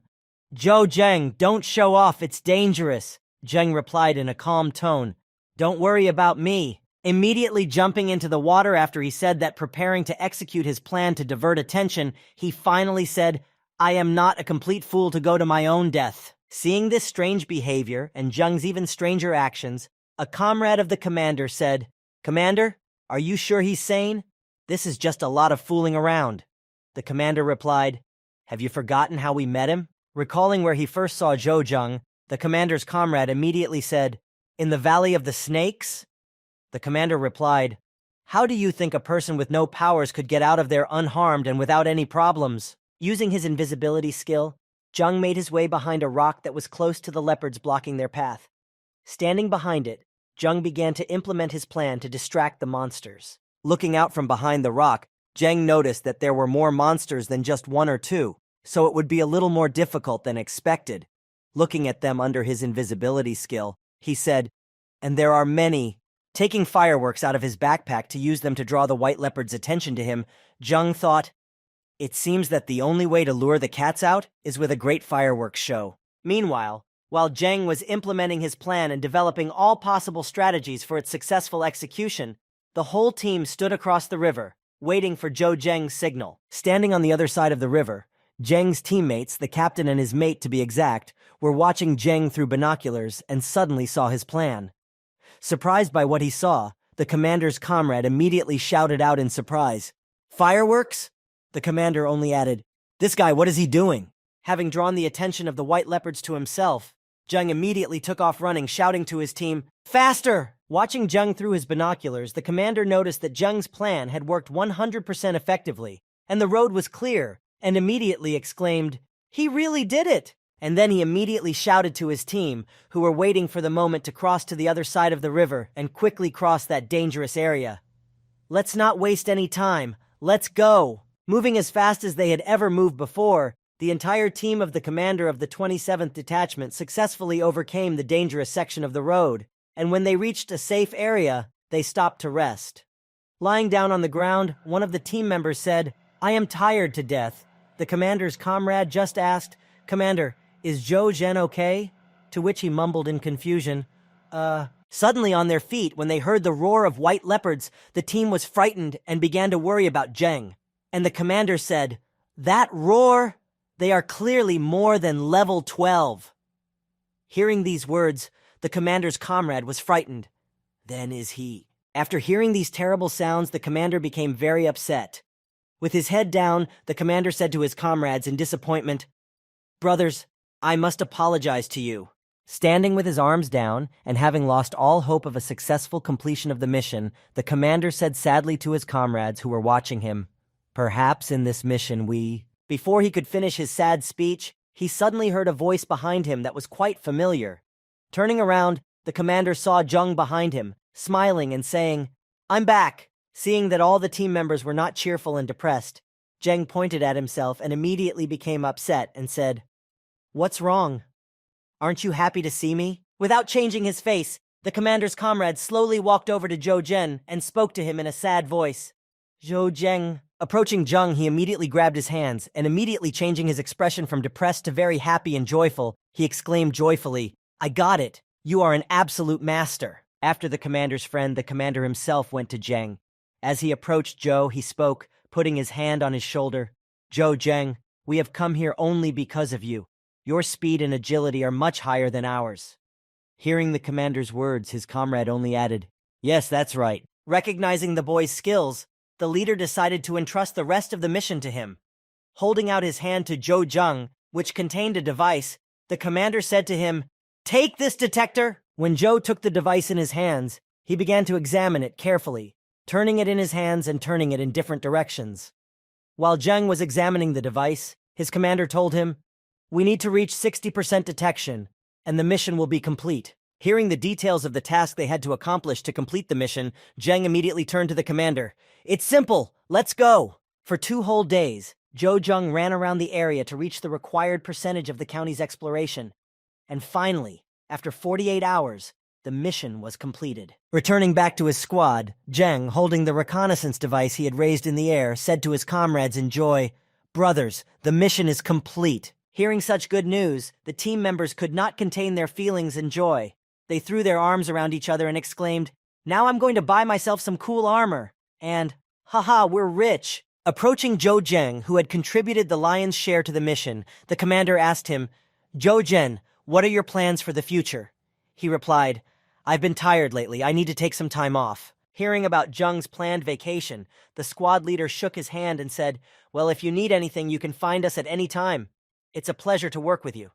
Zheng replied, "Okay, we can get in touch any time." When the commander said goodbye to Zheng, his friend came up to him and asked, "Commander, why didn't you just invite him to join our team?" He replied, "Our squad is too insignificant for such a strong warrior. Instead of annoying him, it's better to part ways on a friendly note." After telling his comrade this, the commander was not disappointed, because he remembered something else interesting and said, "Don't forget, we still have a harvest to come." Returning back to Mohilnik, the captain arrived at the office of the man who had given him the task. Seeing him return, the client, smoking a cigar, said, "I didn't think you'd really come back alive, and you've completed the mission?" Standing in front of the customer with the suitcase, the commander looked menacingly at his customer, who was treating the captain of the 27th Squad with superiority, and finally added, "Lei Hu." After examining the suitcase, Lei Hu noticed that its contents were not what they had agreed upon at the beginning and said, "I told you that you owe us." After receiving his fee, the commander headed for the exit. Leaving the office, the commander of the 27th Detachment added, "And I will be able to make you give it all back."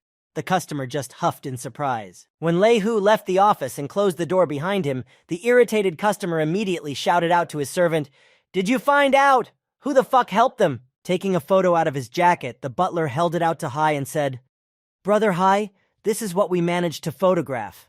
There was another person on the mission with them that day." Holding Jojen's photo in his hands and looking at it carefully, Hai said to his butler with a wicked smile, "Ha ha ha, great, Millet is great." Meanwhile, Zheng, who was unsuspecting, was driving his car somewhere, saying to himself, "I have to admit that the only good thing about the apocalypse is cheap transportation." While Zheng was going about his business, he was being followed.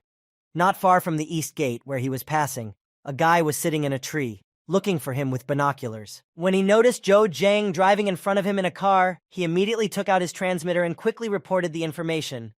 This Zhou Zhang appeared at the east gate, and he must be heading toward the graveyard. Passing this information down the line to her accomplices, she reached the killer, who was nearby, waiting for his victim to approach, sitting in a tree with his katana, saying, "Brother Hai overestimates this Zhang." Sitting in the tree, waiting for the moment, the killer, very confident in his abilities, said confidently, "A lowly 7th-ranked warrior, anyone can solve this problem." Waiting for reinforcements, the killer got into one of his gang's cars, and they took off after Zhou Zhen. Catching up with Zhang, the killer shouted, "Don't let him get away." Meanwhile, Zhang was driving calmly in his car. But when he saw several cars following him, which did not look good, he prepared himself for a sudden development. Catching up with Zhou Zhang and catching up with him on the hoods of the cars, the killer, convinced that he was definitely his target, smiled ominously and gave a ruthless order to his men. "Fire!" Immediately after this command, all the machine guns that were equipped on all the cars chasing Zhou Zhang opened fire on the car in which Zhou was traveling. After such heavy fire, the car began to look like a sieve. It was battered and full of holes. There was no chance of survival in such conditions if someone was inside. When the fire stopped, the killer looked at the car and said with a sneer, mocking Zhang, "Heh, what a pity, such a nice car." After the mission was completed, the killer turned to the cameraman who had been filming the whole thing to provide the customer with video evidence of the work done and said, "Did you take pictures of everything?" The cameraman replied, "Yes, everything." Already savoring his victory and the easy fulfillment of the mission, the killer raised his hand and said to everyone, "General Assembly." But he did not realize that this was not the end of his mission, because it had just begun. As soon as he had announced the General Assembly, one of the cars of his henchmen exploded behind him after being hit by a rocket. Noticing that it was only the first one, and that 4 more were coming at them, one of the gang of killers suddenly shouted at the top of his voice to alert all his men to the danger. "Rockets!" Sitting in a tree, Zhang happily watched the missiles hit the ground and said in a cheerful tone, "You wanted to play with me? Now I'll play with you." Immediately, the group of killers turned tail and began to run away from the burning cars that had been hit by the missiles. Some of them got caught in the fire, but they were screaming as they ran away, "It's hot! It's hot!" and "Ah, I'm going to burn." And their leader, fleeing first, immediately shouted, "Who dared to attack us?" As Zhou Zhang waved his hand in the heat of the flames at the leader's shouts about who had attacked them, he said in a menacing voice, "Surprised?" Seeing the silhouette of someone who should have been dead by now, the commander immediately spoke. "You?" As Zhang approached the leader of the assassination squad to find out who wanted to kill him, who sent him, and what the reason was, he spoke to him. "I could not just die without knowing who you are." Immediately drawing his sword and telling Zhang all the information, the killer said, "Then I will explain everything to you before I die. We are the people of the Haitian Company." Furious that they had lost their territories through Zhang's fault, he continued his story. "You helped Lei, and because of you, we lost control of Haiyan Tower. Do you think you deserve to die?" Thinking of Lei Hu, whom he had helped with the mission, Zhang finally realized what had happened and spoke in surprise to the leader of the gang that had attacked him. "Hey, what? They?" After telling Zhou Zhang everything, the leader of the murderous gang confidently spoke to him, not realizing that today would not be the day he planned. "Now you can die, you brute." When he noticed the murderer's comrades sneaking up behind Zhou Zhang out of the flames of the fire, he immediately gave them an order. "Kill him! The members of the criminal gang, who heard the order from their leader, immediately attacked Zhou Zheng and launched a joint attack to kill Zheng with a high probability, but they failed. Zheng dodged their attack. When the assassin saw how cleverly Zheng dodged the joint attack of his accomplices, he immediately recognized this skill and shouted in confusion, "Only a very strong warrior can use micro-distance evasion." When the assassin finally realized Zhou Zhen's strength and realized that he was no match for him, he was very frightened, and Zhou Zhen just said to him, "You're right. I'm sorry." Taking out his daggers from his inner game backpack, Zheng was already preparing to deal a crushing blow to his enemies, who did not know what they had signed up for. Realizing that things were bad, the squad leader, realizing that he had to flee quickly, immediately shouted to his accomplices, "Watch out! This guy is too strong." But he realized this too late. There was no point in running away, and it was impossible. It was impossible to escape from Zhou Zheng. With his super speed, he said, "It's too late." As soon as he said this, all of the enemy's accomplices were killed, and their bodies fell uncontrollably to the ground, showing no signs of life. Looking at the last of his enemies, who was the leader, frightened by everything he had seen and overestimating his skills, Zheng immediately said, "Ninth rank?" Standing in the middle of the clearing, with a wall of flames and many dead attackers behind him, Zheng confidently called out to the terrified attacker, "It's nothing." Pulling out his sword to try to defend himself against Zheng, the assassin spoke in fright. How is this possible? What just happened before my eyes?" Looking at the scared-to-death murderer who had so confidently told him at the beginning that he would finish him off, Zheng slowly approached his attacker and proudly said, "Disappointed? You prepared so well, but you couldn't kill me?" Trying to provoke his opponent and have some fun with him, because it's boring to kill a scared puppy cornered in a corner, Zheng said to him, "Come on, show your strength. Fight like a real warrior." The commander of the killers, unable to stand this mockery of himself, suddenly became angry, under the influence of adrenaline and emotions that came over him, and exclaimed in irritation, "Fuck." And then he stood up and immediately rushed at Zheng mindlessly with an overwhelming desire to finish him off, shouting, "Go to hell!" But Zheng didn't care at all, because he had already reached his 70th level, and he had unlocked a new skill that read, Level 70 skill, 2 virtual daggers, deal secondary damage. The first time the attack power is increased by 300%, the second time by 200%, and the value of additional damage is 1,000 units. The recovery time is 1 minute. Riding back to the tombstone on his armored bull, Zheng called Lei Hu and spoke to him. "Hey, Commander Lei, you have not been very sincere with me." Not knowing what Zheng was talking about or why he had called him, Commander Lei Hu asked him, "Brother Zhou, what happened?" When Zheng told him about the situation, Commander Lei Hu immediately boiled over and said in an angry voice, "Did those high dogs find you? Where are you? I'll send people to help you right away." Zheng, not expecting such a reaction, replied in embarrassment, "Hush, it's okay, I can handle it myself." Hearing that Zheng was fine and did not need help, Commander Lei Hu calmed down and continued the dialogue with Zheng in a calm voice, saying, "This gang are shameless bastards, and you especially need to be careful with a man named Lin Haotian." Hearing this name, Zheng replied, "Lin Haotian? I think I've heard of him." As an apology for Zheng being attacked, Commander Lei Hu decided to invite Zheng to visit, saying, "By the way, Brother Zhou, when you have time, come to Haiyang Tower and see me." Zheng replied, "All right, I'm hanging up now." As soon as the commander hung up, his assistant ran into his office shouting, "Boss, something's wrong. Trouble." The commander replied menacingly, "What the hell? Aren't you the only one left in your family? Has someone died again?" His aide anxiously informed him of the information he had recently learned and decided to report it to Lei Hu. "Lin Haotian and the others have been killed, and all of them together." Hearing this information, Lei Hu immediately felt shivers all over his body, and his voice was so strangely silent that he could neither move nor say anything. Seeing this, the assistant asked him, "Boss, what's wrong with you?" When the trembling in his voice had subsided and the fear had subsided a little, and Lei Hu was able to speak normally, he spoke mentioning Zhou Zhen. "I need a comrade like him." And at that time, Zhou Zheng was somewhere in the middle of an endless field, lying on his grazing bull, and Zheng was resting, speaking.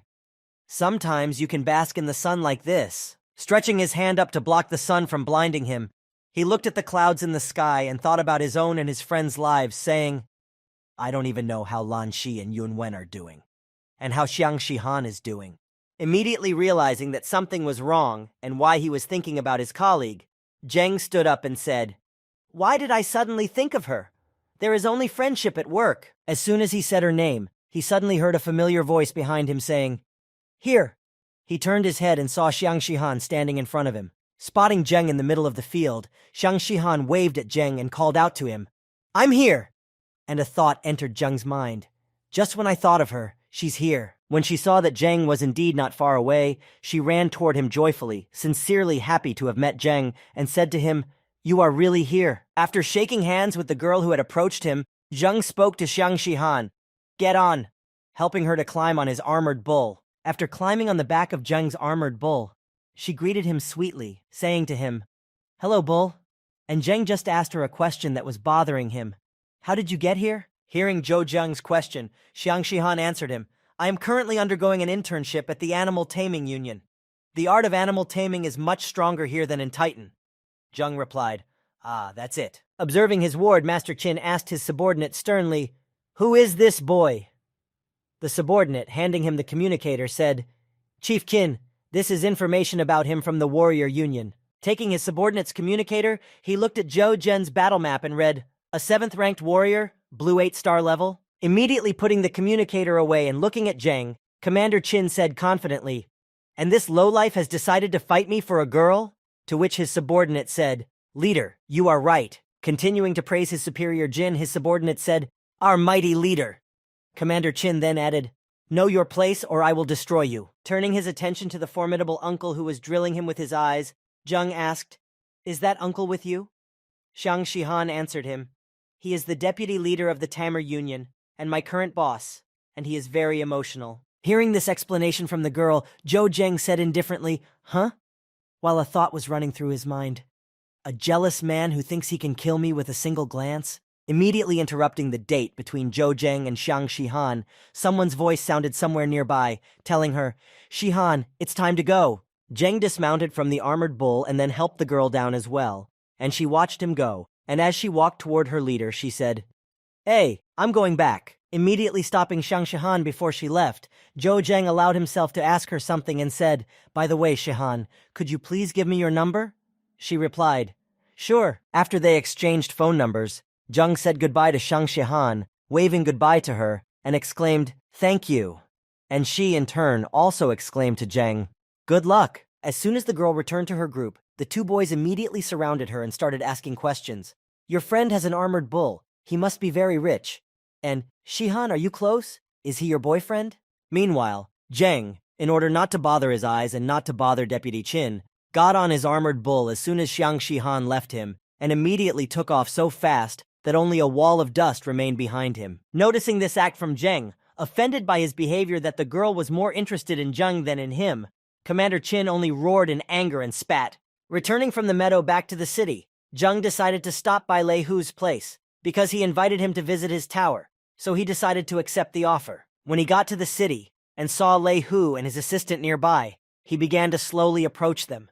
When he was level with them, face to face, Zhou Zheng said, "Boss Lei, I'm here." When he stopped in front of Commander Lei Hu and his aide, the aide said with his eyes bulging and his mouth wide open in surprise, "Commander, it's an armored bull." "He has an armored bull?" The commander proudly declared, "Yep." Zhou Zheng got down from his bull and spoke to Commander Lei Hu. "I have accepted your invitation. You said you had a gift for me?" When the commander heard Zheng's address, he handed him a letter and said, "Of course, please accept this." When Zheng handed the letter to him, he saw that it was an important document that carried something in it, and said, "What is this? Is it the title to the Haiyang Tower?" Lei Hu said to him, "That's right." Smiling broadly, Lei Hu said to Zhou Zheng, who was surprised by the gift, "It is really from today." Standing in front of the entrance to the huge tower, which looked very expensive, Lei Hu announced to Zheng with his arms outstretched, "Zhou Zheng is now the new owner of Haiyang Tower." Surprised by this gift, because it was really unexpected, and even more so for Zheng, it was a great breakthrough in the social status of the gravedigger, he said, "Ha ha. Well then, I will accept this gift without hesitation." After Lei Hu announced to the whole neighborhood that Zhou Zheng was the new owner of the tower, he spoke to Zhou Zheng, inviting him to go inside the tower.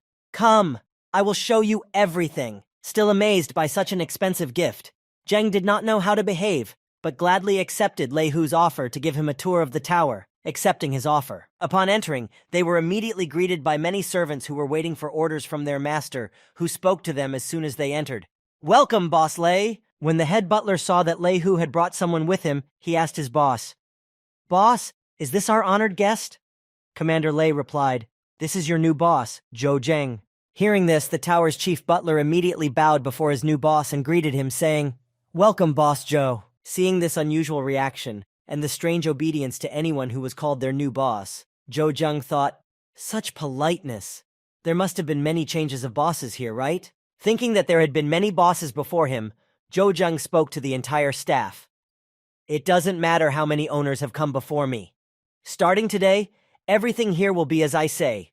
From now on, all positions remain the same, and salaries are doubled." Hearing this from his new boss, the general manager bowed down and expressed his gratitude to his new boss, saying, "Thank you very much, boss." After all that happened, Zheng turned to the general manager and said, "Manager Shu, you will remain in charge. If anything happens, please contact me. My number is 86 asterisk asterisk asterisk asterisk asterisk asterisk asterisk asterisk." Hearing the number dictated by his new boss, Manager Shu was very surprised and immediately thought, a 10-digit number. This is a symbol of power in the graveyard. As he watched his new boss walk away with Lei Hu, who was giving him a tour, a thought entered his mind. Who the hell is our new boss? After the tour was over and he was getting up to speed, Zheng learned that there was a great place to relax at the top of Haiyang Tower, and decided to take advantage of his free time and enjoy it to the fullest. On the top of his tower, which has a swimming pool and sun loungers, Zheng took another cocktail and said as he sunbathed in the sun, "This is the real pleasure."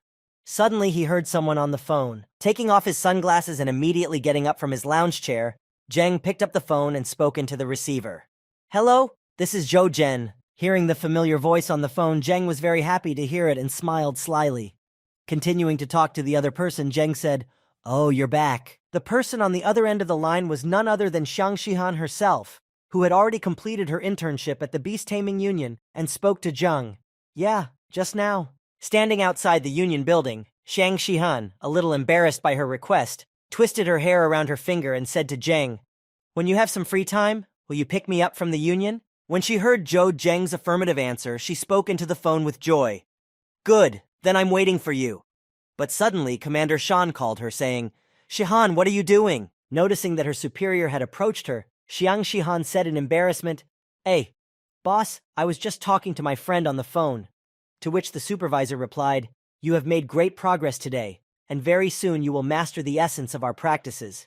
Hearing such words of praise from her teacher, Xiang Shihan said to him, "Thank you, Master Qin." And he continued to court the girl, keeping up with her. "Let's celebrate your results. I invite you to dinner." Hearing the invitation from her boss, Xiang Shihan declined it, arguing that she had something else to do. "I'm sorry, supervisor. It's just that I'm meeting a friend of mine today."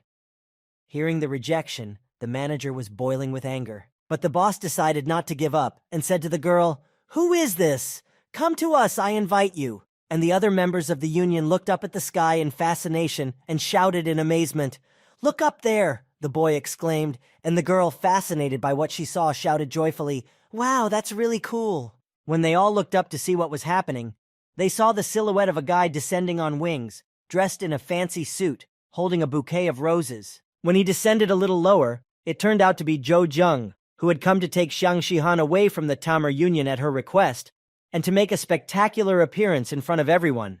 Descending from heaven to earth like an angel, Zheng held out a bouquet of beautiful red roses to the girl and said to Xiang Shihan, "This is for you, because I think these flowers are perfect for you." As Xiang Shihan gladly accepted the bouquet, she began to beam with happiness, and in a sweet voice she replied to Zhou Zhen, smiling sweetly, He, how nice, thank you for the flowers." After handing the bouquet to the girl, Zhou Zheng noticed an inconspicuous vice leader behind her and raised his hand to greet him, saying, "Is that the vice chairman over there, Qin?" As they locked eyes, a spark of rivalry flashed between them, but Zhou Zheng clearly had the priority.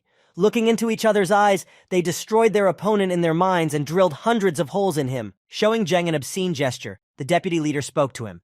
"Boy, if you don't have enough money to pay the bill, tell Shihan to call me." The girl replied, "Hey, why the conflict? Have I done anything wrong to you?" When they arrived at Haiyang Tower, Zheng and Xiang Shihan dressed in evening clothes and dresses and walked through the main entrance, where they were greeted by many servants and maids, who greeted Zhou Zheng saying, "Welcome, boss, welcome back." As they climbed to the topmost floor, where there was a swimming pool and a beautiful view of the night sky, Xiang Shihan asked Zheng in awe, You booked a room here?" To which he replied, "Not exactly." Approaching his table where they would be having their romantic dinner, Zheng informed the girl, "To be more precise, the entire Haiyan Tower belongs to me now." Sitting down at the table and filling their glasses with wine, Zhou Zheng and Xiang Shihan began to taste the drink, saying together, "Bottoms up!" Sitting at the table, Zheng said, "Actually, there are definitely many good wines here, but unfortunately I don't know much about them." In his mind, he couldn't stop being nervous and thinking, "Why am I suddenly so nervous?" Raising her glass, Xiang Shihan also told Zheng something, "I don't drink much either." But there was only one thought running through her mind. "Holy shit, he's so damn cute." Finally calming down, Zheng spoke to the beautiful girl sitting across from him. "A convenient occasion rarely comes along. Let's drink." After drinking one glass of wine, Zhou Zheng was very quickly disassembled by the alcohol. He quickly became drunk and finally said, "Shihan," and there was only one thought in his mind. "That's it. I think I'm drunk." Also slightly intoxicated, a pretty girl with a slight blush on her face heard Zhou Zheng's address to her, which sounded very promising, and she said, "Yes?" Immediately rising from the table and barely able to stand, the intoxicated Zhou Zheng took the girl by the shoulders and spoke to Xiang Shihan in a low voice. "Shihan, I want to..." Standing in front of the guy who immediately collapsed, the girl said excitedly, "Zhou Zheng." And the guy, who had fallen down from the alcohol and was already falling asleep, muttered under his breath, "I need you." Lying on the ground, making a funny face, already inventing something in his dreams, Zhou Zheng was able to continue his drunken stories in a drunken voice. "Can you stay and be the hostess here?" Embarrassed by the cuteness and ridiculous behavior of the drunken Zheng, who was normally so impenetrable and unsentimental, Xiang Shihan, watching his behavior, covered herself with her hand and said in a sweet voice, "Hee, silly." Observing how sweet and frank he was when he was drunk, Xiang Shihan also saw the sweet and innocent side of Zhou Zheng, and she said to him, "If I didn't like you, would I have come to my place at night to drink wine?" The next day, after the grand evening was over, the Beast Tamers Union was as crowded as ever, when suddenly a gentle girlish voice rang out among the crowd. "Good morning, everyone!" As Xiang Shihan walked toward the Beast Tamer Union to continue her training, she was beaming with joy. Seeing her and hearing her greeting, everyone immediately greeted her back. "Good morning, good morning." And one of the crowd asked, "Shihan, why are you so happy? Has something good happened to you?" And the girl, walking on joyfully, immediately heard the question to herself, turned to the boy who asked her, and shining with happiness, with incredible envy, and a beautiful smile on her face, said, "Aha." Meanwhile, Zhou Zheng had already woken up in his room and immediately grabbed his head from the hangover that was bothering him, saying in a tired voice, I think I really drank too much last night." Rubbing his eyes and yawning, Zheng began to recall what exactly happened yesterday, when he noticed a note left by his bedside and said in surprise, "I thought I said something to Shihan, eh?"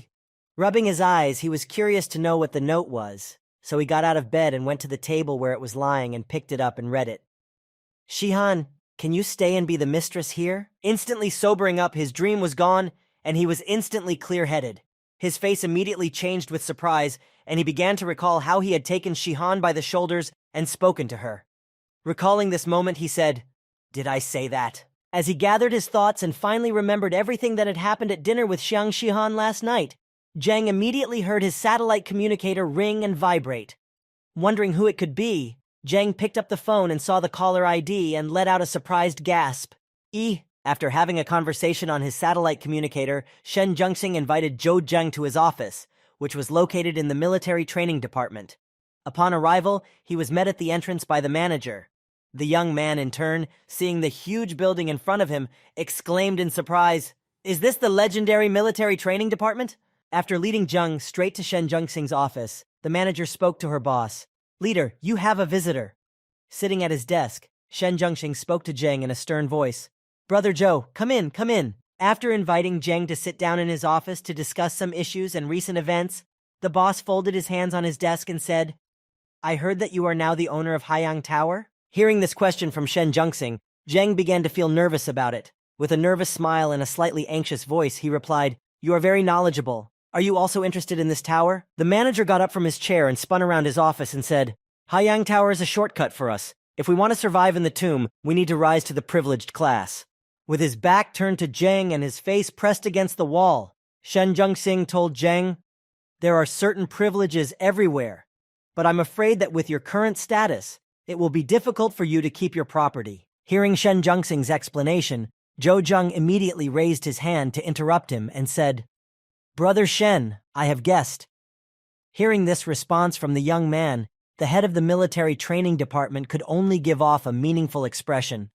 Turning to Zhou Zheng, Shen Zhengxing held up the Class A Warriors document and said, "For Tombstone Warriors, A-class rights are indeed very useful, right?" Surprised by this behavior of the head of the Tombstone's military training department, Zhou Zheng looked at him in surprise and asked in a disappointed voice, "Class A rights?" Looking at Zhou Zheng, Shen Zhengxing immediately spoke to him, explaining the situation. "Young man, don't be offended. This is the most I can give you. You can imagine, there are only 3 S-class warriors in the entire graveyard, including me." After handing over the A-class documents to Zhou Zheng, Shen Zhengxing informed him, "As of today, all information about you will no longer be available on the Warrior Union terminal. It is being moved to a server that only S-class warriors can read." Opening his satellite communicator, Zheng saw the new information about himself that he had just received and read from it. A-class license serial number, AO77. Putting his hand on Zheng's shoulder and congratulating him on his new rank, Shen Zhengxing spoke to the young man, "This is your number. All A-class soldiers will also receive a notification about you." Shen Zhengxing walked over to Zheng and took his hand, shook hands with him and said, "Congratulations, Zhou Zheng. Not only are you the youngest warrior to receive a class, but you are also the lowest level warrior." After thanking Shen Zhengxing for this honor, he spoke while looking at his satellite communicator. "Brother Shen, thank you very much." The latter just laughed, happy that his idea had worked. But then, taking a step away from Zheng, Shen Zhengxing raised his arm, bent at the elbow and said slyly, "Don't rush to thank me. Do you remember your mission? Our 7th squad accidentally lost one of its members." Hearing this, Zhou Zhen immediately had a strange feeling and he thought, "Why do I have the feeling that I have sold out to him?" Turning to face Zhou Zhen, Shen Zhengxing smiled slyly and said to him in an impartial voice, "Are you okay? Do you want to take his place?" Zheng, having no choice, smiled slyly in response and said, "Duty calls." When Zhou Zheng left the office of the head of the Tombstone Military Training Department, Shen Zhengxing called someone, and this unknown someone asked him, "Is it even worth it?" To which he replied, "Brother, I trust my feelings." As he watched Zhou Zhen leave the military training department of the graveyard, Shen Zhengxing heard a voice in his office from his interlocutor. "You must be more persistent, otherwise I will become a laughingstock." Walking through the city of Graveyard, Zhou Zheng took out his satellite communicator, began to search for the geolocation of the 7th Detachment's base, and said, "The base of the 7th Squad, Hotel Batkiv's China, in the 11th District." As he continued to walk toward his destination, Zhou Zheng, smiling to himself at this development, said, "I just got the courage to confess my feelings, and now it seems I won't be able to come back for a while." Meanwhile, at the Batkiv's China Hotel, which was the headquarters of the 7th Detachment, everyone was waiting for the new member of their team.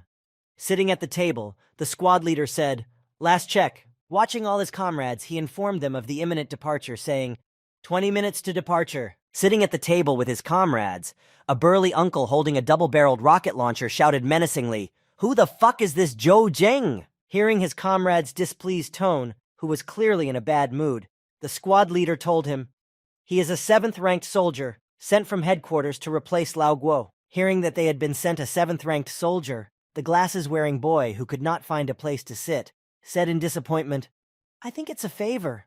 They want us to babysit him." Standing up, the 3rd member of the 7th Squad, who was very bulky and had a shield in his hands, shouted, "If his strength does not meet our requirements, I will immediately throw him out." Taking his communicator out of his pocket, someone from the 7th Squad opened Zhou Zheng's personnel file and reported, "The B-class soldier doesn't have access to his information, so maybe he really has some connections?" While everyone was discussing the new recruit sent to them from the military training department of the graveyard, the door to their rooms suddenly opened and a young man walked in and said, "Hello, I'm Zhou Zheng. I've come to report." Seeing the weapons and armor that the newcomer was wearing, the stout uncle stood up and spoke to Jung.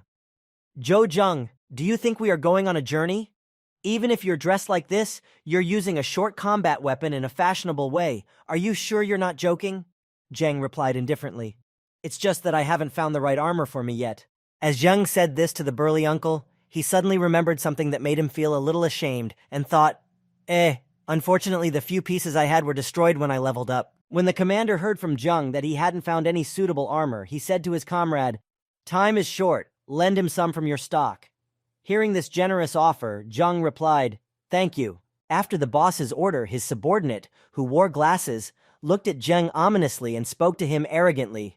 "We don't need your thanks, just don't drag us down when the time comes." On their way to the mission, the elite 7th squad was heading through the city, where they were suddenly spotted by several guys, and one of them shouted, pointing ahead of them, "Look over there!" When the boys saw the 7th squad in front of them, they all gathered in a group and began to discuss. The first of them said, "That's the elite 7th squad." The second one added, "No wonder they're elite. They all have 12th rank strength." And the third, noticing Jung, shouted out in surprise, "That's right, even the one with the 7th rank." All of them suddenly began to exclaim in surprise, and the first one let out a gasp. 7th rank? Am I right?" The second one added, "It's not a hallucination. I can see it too." And the third one said after them, "This is definitely an assistant who was sent to them as an apprentice." Passing by the guys who were discussing Jung, who had been promoted to the elite squad with his 7th rank, the commander spoke to him. "Jung, don't pay attention to these people. Since you were invited to our squad, you must have such strength." To which Jang calmly replied, "I don't take it personally, Captain." Entering the transport boat, the commander told his squad, "We can get to our destination on this boat." Standing in front of his squad and telling them about the mission to boost the morale of his comrades, the squad captain added, "Perhaps all of the above affects our mood, and this is a C-class mission." Therefore, after calming himself down and calming his comrades, the team leader told all his comrades, "Just like that, Jang will be able to adapt to our squad." Hearing these words from the squad captain, the chubby man with the shield spoke to Jang.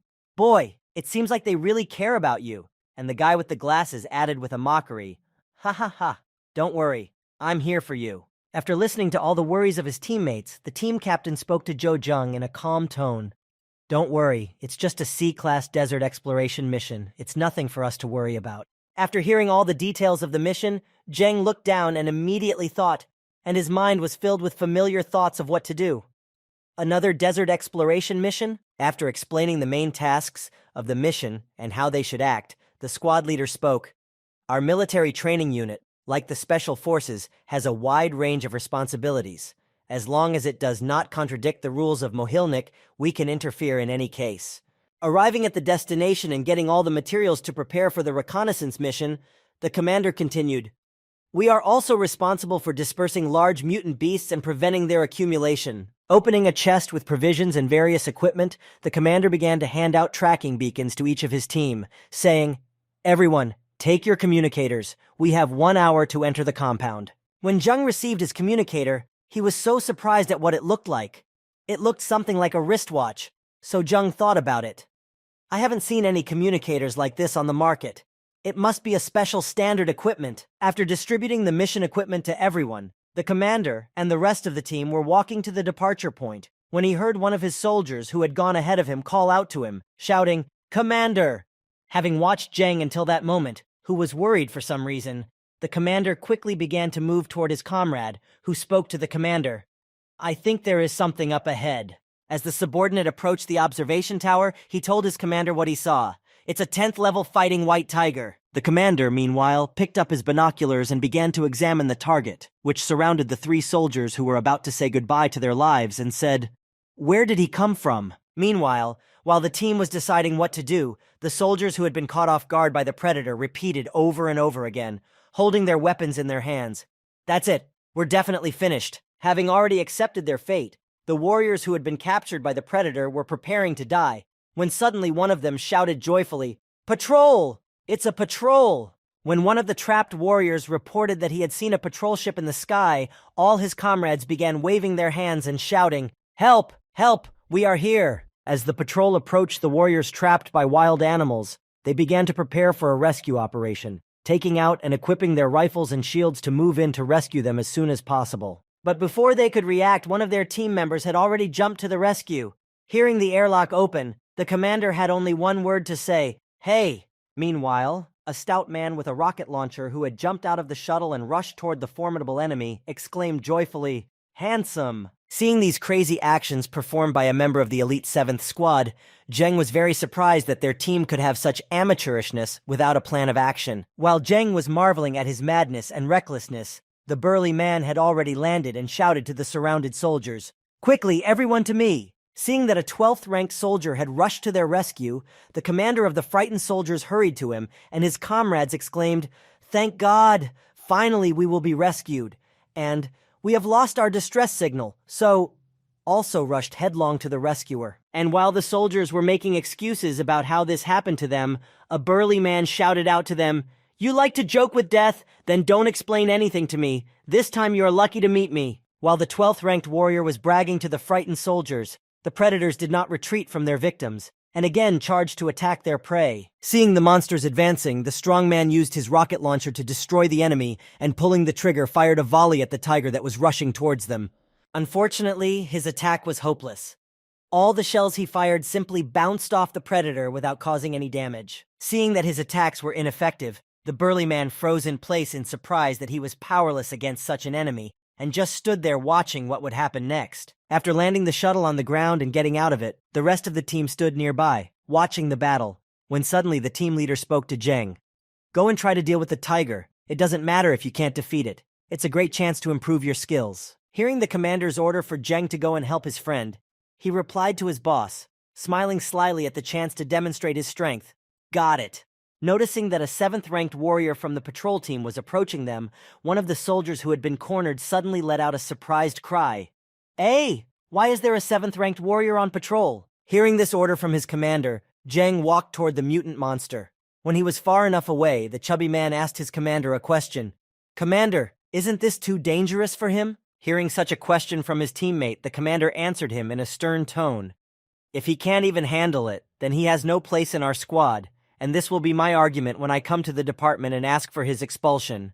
Looking at his opponent, Zheng analyzed his weaknesses and said, "The only way to break his 10th-level defense is to drink his blood." Sighing heavily, thinking about the consequences of the battle and what he might lose in the course of it, Zheng said to himself, "I am afraid that my unsurpassed blade may be broken in this campaign." Worried about the possible loss of his weapon during the fight, Zheng took it out, clutched it tightly in his hands, and said proudly, "But in the end, I am also an A-class warrior. I will not let anyone look down on me. I will show you the power of my attack." Still, Zheng gathered his strength and ran to meet the level 10 mutant white tiger to finally deal with it, no matter what the consequences.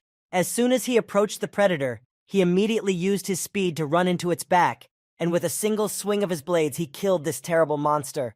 After completing his task and making sure that the beast was defeated, Zheng happily informed his commander, who was standing nearby and talking with his teammates. "Commander, the problem is solved." When they turned their attention to Zheng, they saw that the monster was already lying on the ground, dead in such a short period of time. They opened their mouths in surprise, and the commander, breaking out in a cold sweat, said, "This Zhou Zhen, it's unbelievable. No way, he's some kind of mutant."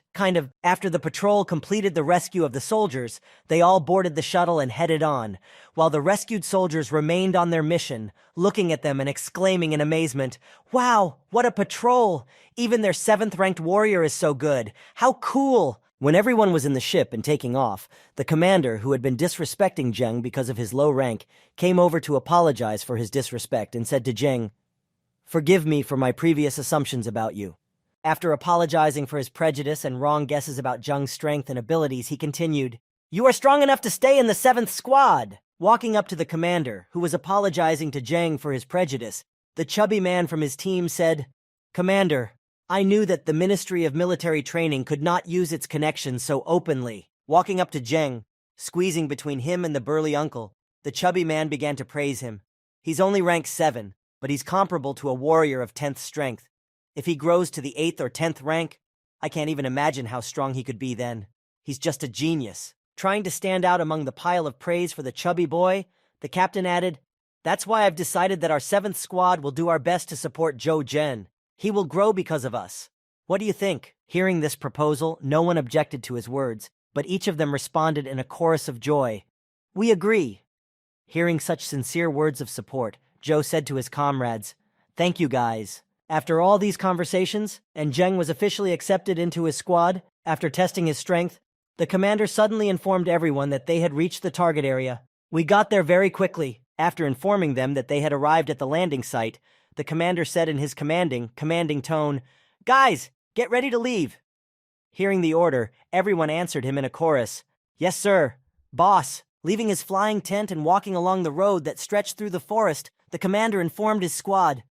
We are now in the Gongguan Forest, Zone A200, with Zone 201 directly ahead. Hearing the information that the boss told his squad, the burly man sighed heavily and said in a sad voice, I remember that this forest was explored by the 3rd Squad. What a terrible name they gave it. Hearing the conversation between the stout uncle and Zheng, a boy with glasses suddenly broke into the dialogue and added, It is precisely because the commander of the 3rd Detachment, Fatty Jin, was from the town of Gongguan that all the places they explored became Gongguan. Hearing this, my uncle just said, Ugh! Hearing this explanation of the name of the forest they were about to explore, Zheng said to his friend with the glasses, Obviously, this fat man Jin is very nostalgic. To which he replied, Nostalgic? He's just an uncultured person. As he walked further and further into the A200 area, the captain suddenly stopped, as if sensing something bad, and said in alarm, Very strange. Frozen in place, he began to wonder what was so strange that they had not encountered a single monster for such a long period of time. Although they should have, the commander said, No. Seeing that the commander was very worried, Zheng decided to ask him more about it to find out the details that he was so nervous about, and he said, What is it? Continuing on his way, the commander began to tell him what was so disturbing and said, In truth, the Gongguan Forest is the territory of forest monkeys. But for some reason, we have not yet met any of them. Hearing his captain's explanation, the guy with glasses, who was a sniper in the team, immediately said to his commander, Why, isn't that great? Turning to continue on his way, the guy with the glasses continued, Wasting armor-piercing bullets on them is a waste. He had just finished his remark when he was suddenly pushed out of his seat by a chubby man. And using his shield, he deflected an attack that was made on his comrade from above. Having repelled the projectile attack, the chubby man, holding his shield in front of him so that the next attacks that might follow immediately after this one would not cause harm, spoke loudly to everyone. Beware! Hearing his comrades shout, everyone quickly took up a combat formation in a circle to see which side the next attack would come from. And then the commander spoke to his comrades. It's a sudden one. Looking up, the team saw that there were many monkeys sitting in the treetops.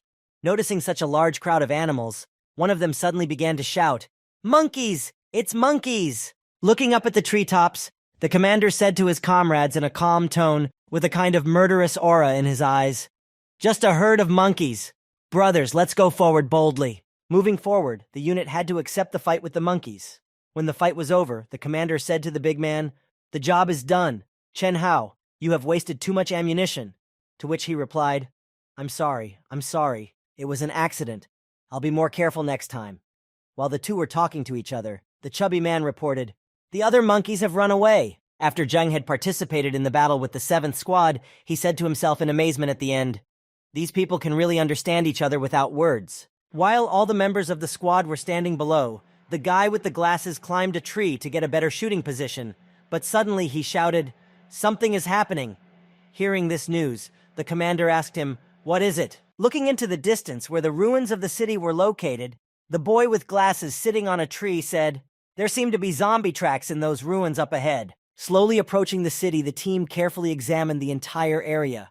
When they reached the ruins, they saw a giant zombie standing in the middle of the ruins. Hiding in different corners, all the soldiers of the 7th Squad quietly watched him so as not to suddenly attract his attention, because a monster of this magnitude was really dangerous. Sitting next to the commander who was watching the zombie giant, Zheng asked him, Do you want something? The commander replied, He's even more dangerous than the level 13 mutant beasts. Okay, let's go around them. After going around the ruins so as not to attract the attention of the slicing monster, the team stopped near the cave where they decided to make their stop. The commander, who was keeping a research log, said, Let's record. There is a 6-meter high-level zombie in Area A201. Pulling out his communicator, the squad leader dialed the help desk to report the new information. When the phone was answered on the other end, he spoke. Set up a red zone signal. As Zheng sat next to the commander who was reporting the research to the top, the managers who were recording the entire progress of the operation suddenly heard the voice of a chubby man behind them, saying, "Brothers." As he approached them, he held a huge blue fruit in his right hand and a sack of provisions in his left, which he carried on his shoulder, and said, "I think I found something." Holding out the amazing fruit to his comrades, he continued, "A fresh purple fruit." Seeing this amazing berry, the commander said, "This thing can increase strength very well." And Zheng let out a surprised gasp. "Really, this much?" Holding out the fruit to Zhou Zhen, the chubby man said, "Eat a lot of it. It will help you increase your level. You need it more than we do."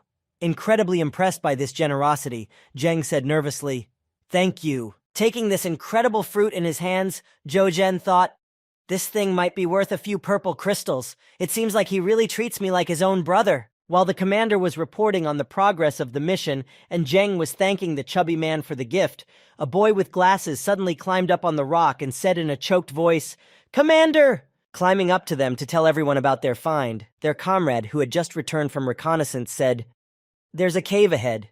Maybe it's a nest of mutant snakes." Hearing this disappointing news, the commander said, "Mutant snakes? I did not expect that we would encounter such trouble while exploring the wasteland." But Zheng didn't seem to be scared at all. He seemed to be happy about it. So he said with a sinister smile, "Perhaps." After hearing the information about the mutant snake lair, Zheng was eager to go there and check it out for himself. So he volunteered, saying, "Can I go first?" When everyone had gathered and set out, the leader of their group led them to a cave that was likely to be the lair of the snakes he had found while scouting the area. Standing at the entrance to the cave, the commander tried to dissuade Zheng from his idea, saying, "Mutant snakes are the most difficult thing a warrior can face here. It's too dangerous for you to go in." Hearing these words from the commander, who was trying his best to dissuade him from the idea, Zheng said to him, "Don't worry, Commander. I once lived for a month in the Valley of Snakes, and I have experience in dealing with them." Hearing Zheng say that he had lived in the Valley of Snakes for a month, the whole team exclaimed in surprise, "In the Valley of the Snakes? For a whole month?" Hearing this argument from Zhou Zheng, the commander finally gave up and did not dissuade Zheng any longer, but said to him, "All right, but if you face danger, don't show your superiority in any way." After listening to all the instructions from the squad leader about proper behavior and how to act in different cases, Zhou Zheng took the communicator from the commander and said to him, "Understood." Taking his communicator in hand, Zheng entered the cave. Moving in the fog of thick poison, he moved further and further into the depths of the cave, covering more and more distance from the entrance. Suddenly, as he moved on, a large dragon snake of an unknown level appeared in front of Zhou Zhen, which lived in this god-forsaken cave. When he saw that the snake began to move toward him, he immediately became anxious and thought, "Has this snake sensed me in my state of secrecy? Does it really have such an excellent sense of smell?" Realizing that the dragon snake had indeed spotted him, Zhou Zhen immediately began to retreat, for it began to attack him, striking him with its tail and destroying the cave, which in turn caused some of the rocks above to fall. While running away, Zheng noticed that he had a chance to attack the enemy, and deciding to try to defeat the dragon snake, he immediately turned around and used his instant attack skill. After performing this quick maneuver, Zheng jumped up and flew at the monster that was chasing him to try to defeat it, flying straight into its mouth. Meanwhile, his team was waiting for Zheng at the entrance to the cave, monitoring the progress of the exploration. Noticing that the task was completed, the commander reported, "Really good. He brought the detection rate to 60% so quickly. When he comes back, we can go back immediately." As soon as the commander said this, he saw a silhouette returning from the cave. It was Zhou Zheng, who was desperately running as far away from there as possible, at breakneck speed. When Chen Hao saw Zheng running out of the cave and the sound of the soundtrack with him, he said in frustration, "Damn it, he provoked the mutants. What's with the loud sound?" Watching Zheng rush out of the cave, Puffy also noticed something strange in his behavior and said, "I'll tell you the truth." As he continued to watch Zheng and then immediately began to run along with everyone else from the cave, Puffy added as he ran away, "Fifth speed is too abnormal." After Zheng left the cave, and everyone began to run away from it together with Zheng, straight to the city. They were followed after a period of time by a big bang from the cave entrance. Hiding on the edge of the ruins in one of the buildings, the commander began to ask Zheng what exactly happened in the cave, saying, "Fifth, what kind of monster did you provoke?" Pulling out his communicator to add information, Zheng answered the captain's question by saying, "A dragon snake with an unknown level." Sitting next to Zheng and the rest of his team, Chen Hao smoked a cigarette and said, "No wonder. The Ministry of Military Training has rated the dragon snake as a level 15 beast. We can say that we have now passed through the gates of hell." Meanwhile, the glasses-wearing boy sitting next to Chen Hao added, "Luckily, nothing happened. So in any case, our mission is complete." After the comrade finished his speech, the commander turned to Zhou Zheng and said, "After the exploration of this area is completed, you will have the right to name it. What would you like to call this place?" Hearing this question from his commander, that Zheng would be able to choose the name of this area, Zheng replied, "Perhaps. Dragon Snake Cave. Let's warn the other soldiers." Hearing Zheng's answer, the commander said, "That's a great name. Ha ha ha ha ha. Even though our mission is complete, can we stay here nearby to practice?" "I think we can." Meanwhile, in the city of Mohilnik, at the airship station, where goods were being loaded for transportation to another place, on the roof of a house there was an airship that was just being packed with boxes of goods. Carrying the goods inside, the commander of the loaders began to hurry them up. "Guys, hurry up, don't delay the goods." One of the loaders, who was standing near the airship, was talking to someone on the phone, possibly preparing a terrorist attack. Given their conversation, he said, "Take off tomorrow at 7:30 in the morning. 6th cargo blimp." The mysterious man, who was dialoguing with the loader, from whom he learned the time of departure and the number of the airship, replied, "Very well, good luck." After lighting a cigar, the same mysterious man called someone else and said, "Number 3, tomorrow at 7:30 in the eastern town, the 6th cargo airship." The next day, the airship's pilots entered the cockpit and had a conversation with each other. "The weather is nice today," said one of them. The other replied, "The weather is great. We will succeed today anyway." When the airship took off from the station, the robbers, who had been waiting for this moment from the ground and watching it through binoculars, were ready, and one of them said to the other, "Oh, the target is here!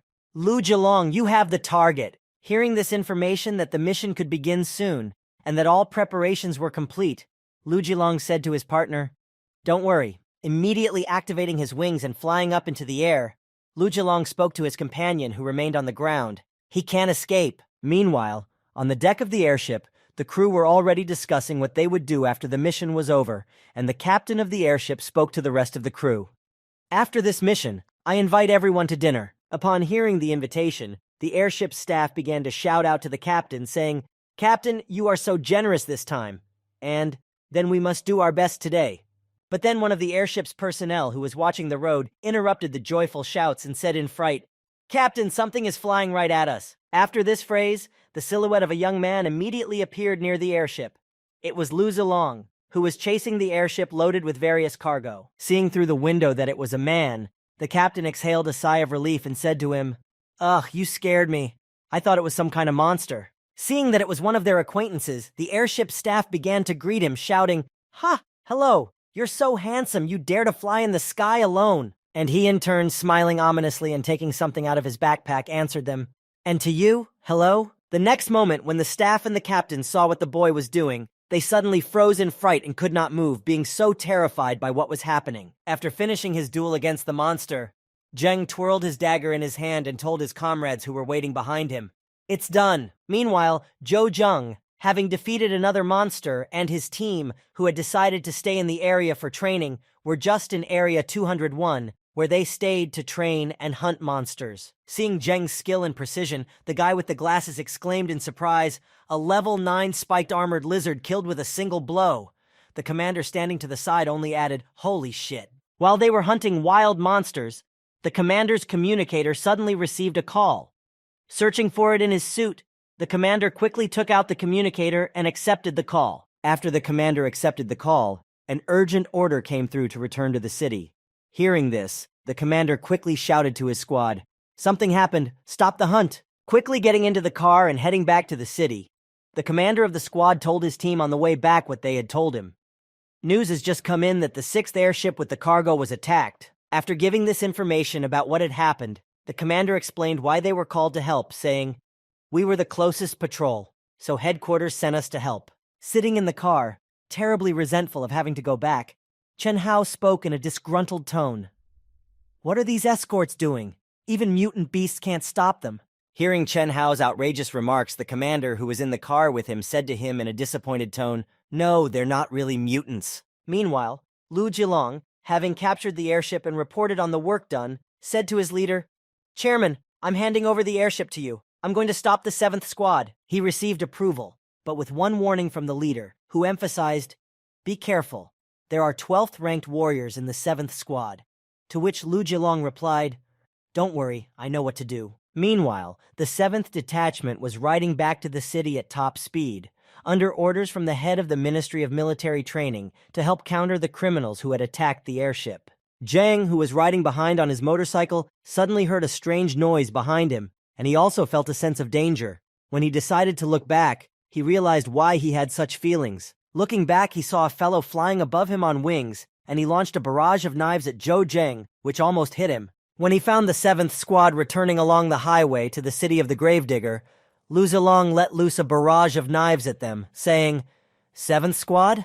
I don't know if you will like this meeting. Noticing the sudden attack, Zheng jumped off his bike in an attempt to dodge the rain of knives and shouted to his comrades as he tried to evade, look out, everyone! While trying to dodge, Zheng could not prevent each attack from hitting him, saying, damn, with this intensity and range of attack, there's no way I can dodge. Realizing that he could not avoid the attack, nor could he get out of this barrage, Zheng did his best.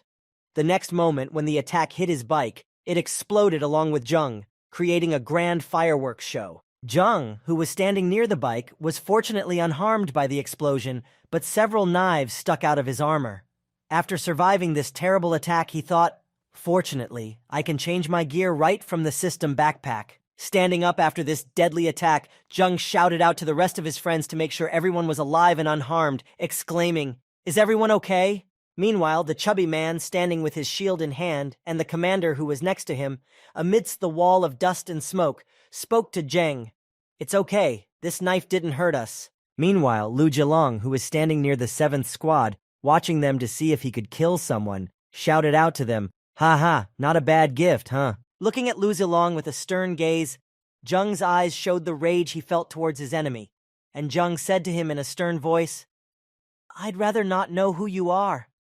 Otherwise, having dealt with the enemy, the 9th Squad then rushed to the airship they were supposed to save, but they saw only the remains and the flames that engulfed what was left of it, and then the commander spoke. We are too late. After examining the wreckage, the commander told his comrades, it seems that this man just tried to delay us so that his accomplices could kill people and take the goods. Taking out his communicator, the commander of the 7th Squad called headquarters to report the information. After making the call, he reported, Headquarters, the 6th cargo airship was robbed, probably more than half an hour ago. Standing next to the remains of the airship they were unable to save, Poljash, trying not to upset Zheng, spoke about it. This is not uncommon for the Gravedigger. We can't solve all problems perfectly every time either. Don't take it personally. Approaching his comrades when he finished his report, the captain spoke to them. That's right. We did our best. Our mission is complete. Let's pack up and go back. When Zheng got home and was in his room, he was thinking, after so many times when I was close to death, I always got off easy and won. But I don't dare to bet that I can be resurrected after death like in the game. Thinking about this, Zheng decided that he needed to take a walk around the city and get some fresh air. Meanwhile, in the 9th district where Zheng was staying, walking along the streets of Mahilnik, Zheng looked at his satellite communicator, thought, and said, I really need to buy some proper armor. As he walked down the street, Zheng heard a girl standing by a billboard shouting something loudly. She was shouting an announcement that read, the Guohai auction is about to begin, and the final lot will be the company's creation. Meteorite, everyone is welcome. Hearing this announcement from the girl, Zheng was very interested in this auction, and he said with excitement, it seems like something good will definitely be sold at this auction. Sitting among the crowd of people who had also come to the auction, Zheng listened to the crazy prices coming from the auctioneer. Armor penetration, 10, saber conductivity, 31%, price, 9 top-quality purple crystals. Hearing such prices, Zheng muttered to himself in displeasure. As expected from the Gravedigger, for 9 top-quality purple crystals in Titan, you can take all the seats. The auctioneer announced the next item. And now, a mutant vine, its purpose is currently unknown, but it was dug out of the lair of a 12-level fire cloud beast. Trying to interest buyers and sell the goods at the highest possible price, the host continued. But the more unknown the item, the more opportunities to increase the price. The starting price is 1 medium-sized purple crystal. Hearing such a ridiculous statement, Zheng looked at the auctioneer in disappointment after the item was announced, and only gave a long, incomprehensible sigh. Looking at the vine, Zheng began to recall something as if it were familiar. A fertile vine? I've seen it somewhere before. What does it look like? The inscription on the lot reads, Fertility Vine, Purpose Unknown. Recalling how he had completed the hell-level task, Zheng remembered that he had seen a similar vine in the dragon's nest and thought in his head, That's right. Aren't those the vines that were wrapped around the dragon egg when I stole it? Zheng put his hand on his forehead and took a thoughtful pose. The nurturing vine. I remember that the Beast King Alliance came here for this very thing to hatch dragon eggs. Opening his inventory and looking through it, Zheng thought, I still have one of these in my backpack. If I can get it out. He immediately dreamed of what he would be able to accomplish if he acquired this vine. I'll have a flying beast. That would be awesome. Raising his hand, Zheng offered his price, speaking to the auctioneer. 2 medium purple crystals. Rising from his seat, Zheng immediately attracted everyone's attention by offering this price for this incomprehensible item, and repeated it again. I will give you 2 medium purple crystals. Hearing this price, the auctioneer picked up his gavel and took his place at the table and said, Very well. 2 medium-sized purple crystals. Perhaps someone will give more. After the host had spoken, he did not hear anyone offer a higher price, so he spoke to the crowd. Then let's start the countdown. 1, 2. Sitting in the crowd, one of the buyers, who was very surprised that someone would pay such a huge amount of money for such a junk, said, Really?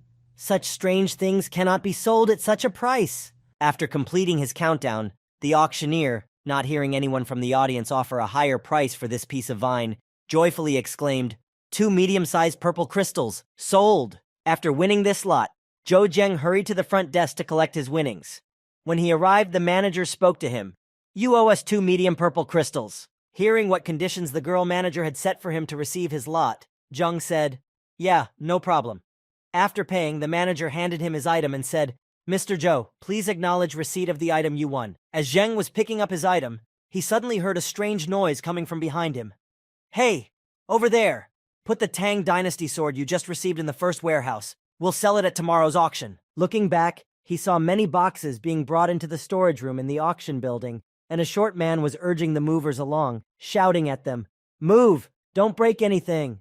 Running around his goods, this short man said to one of the staff in a supercilious voice, Hey, I need to go to the bathroom. Watch this. The staff member replied, Yes, sir. Overhearing the uncle's conversation, Zheng followed him. Unsuspecting, the uncle was happily walking toward the restroom, saying, Okay, now I have to go check if those idiots loaded everything properly. Suddenly, someone called out behind him, saying, Take your time.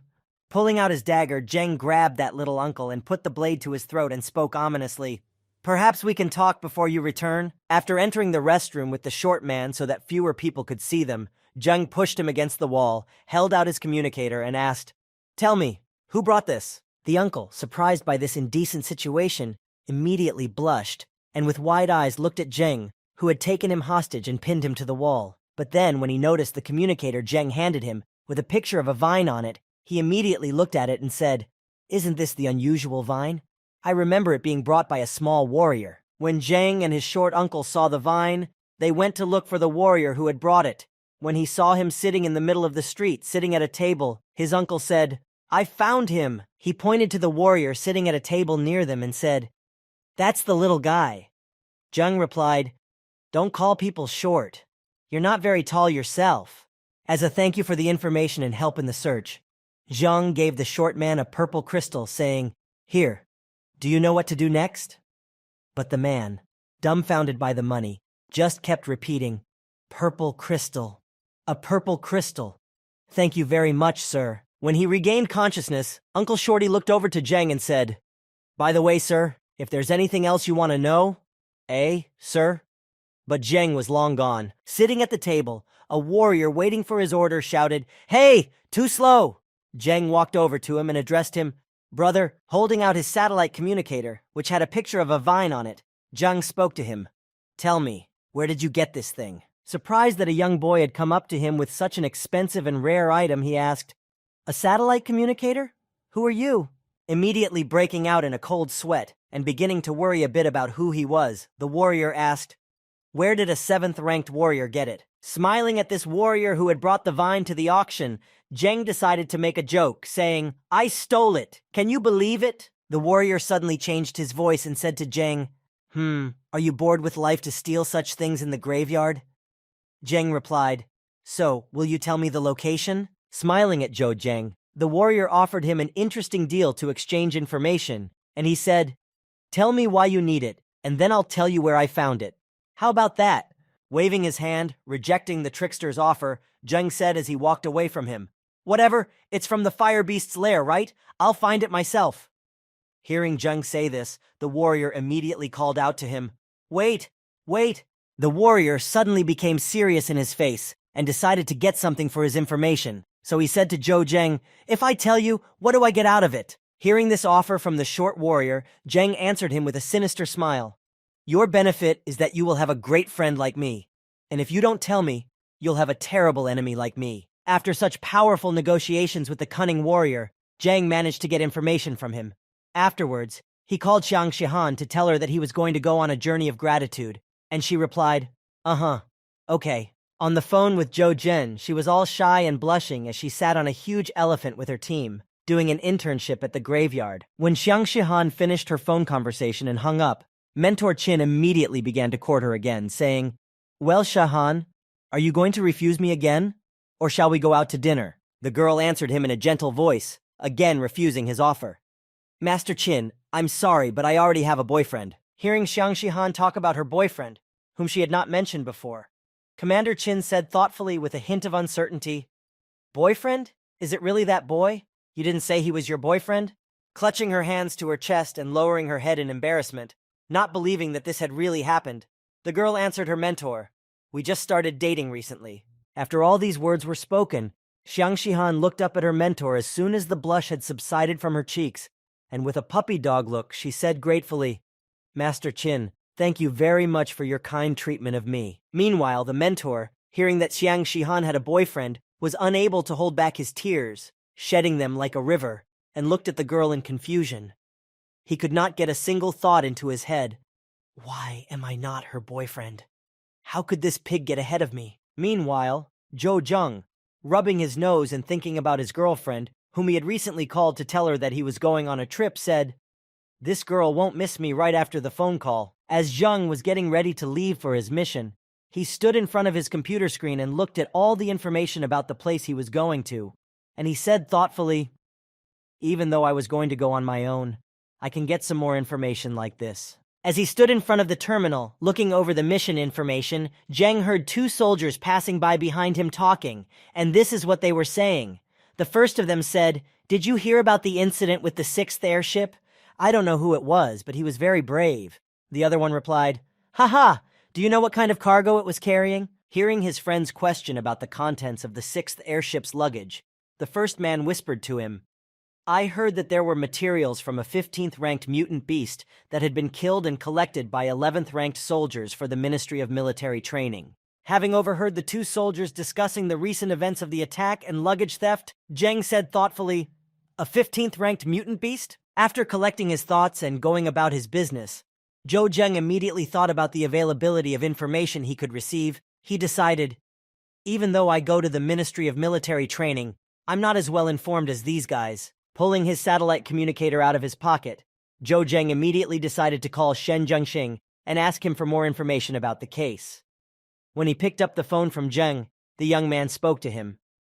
Brother Shen, the case of the 6th airship. Hearing that Zhou Zheng had called him, Shen Zhengxing immediately picked up the phone, and hearing Zheng's inquiry, he replied, Brother Zhou, I will handle this incident myself. You don't have to worry about anything. Zheng replied, No, I wanted to talk about the materials that were there. As he continued his dialogue with Shen Zhengxing, Zhou Zheng finally said to him, The next time there is news of such good materials, remind me.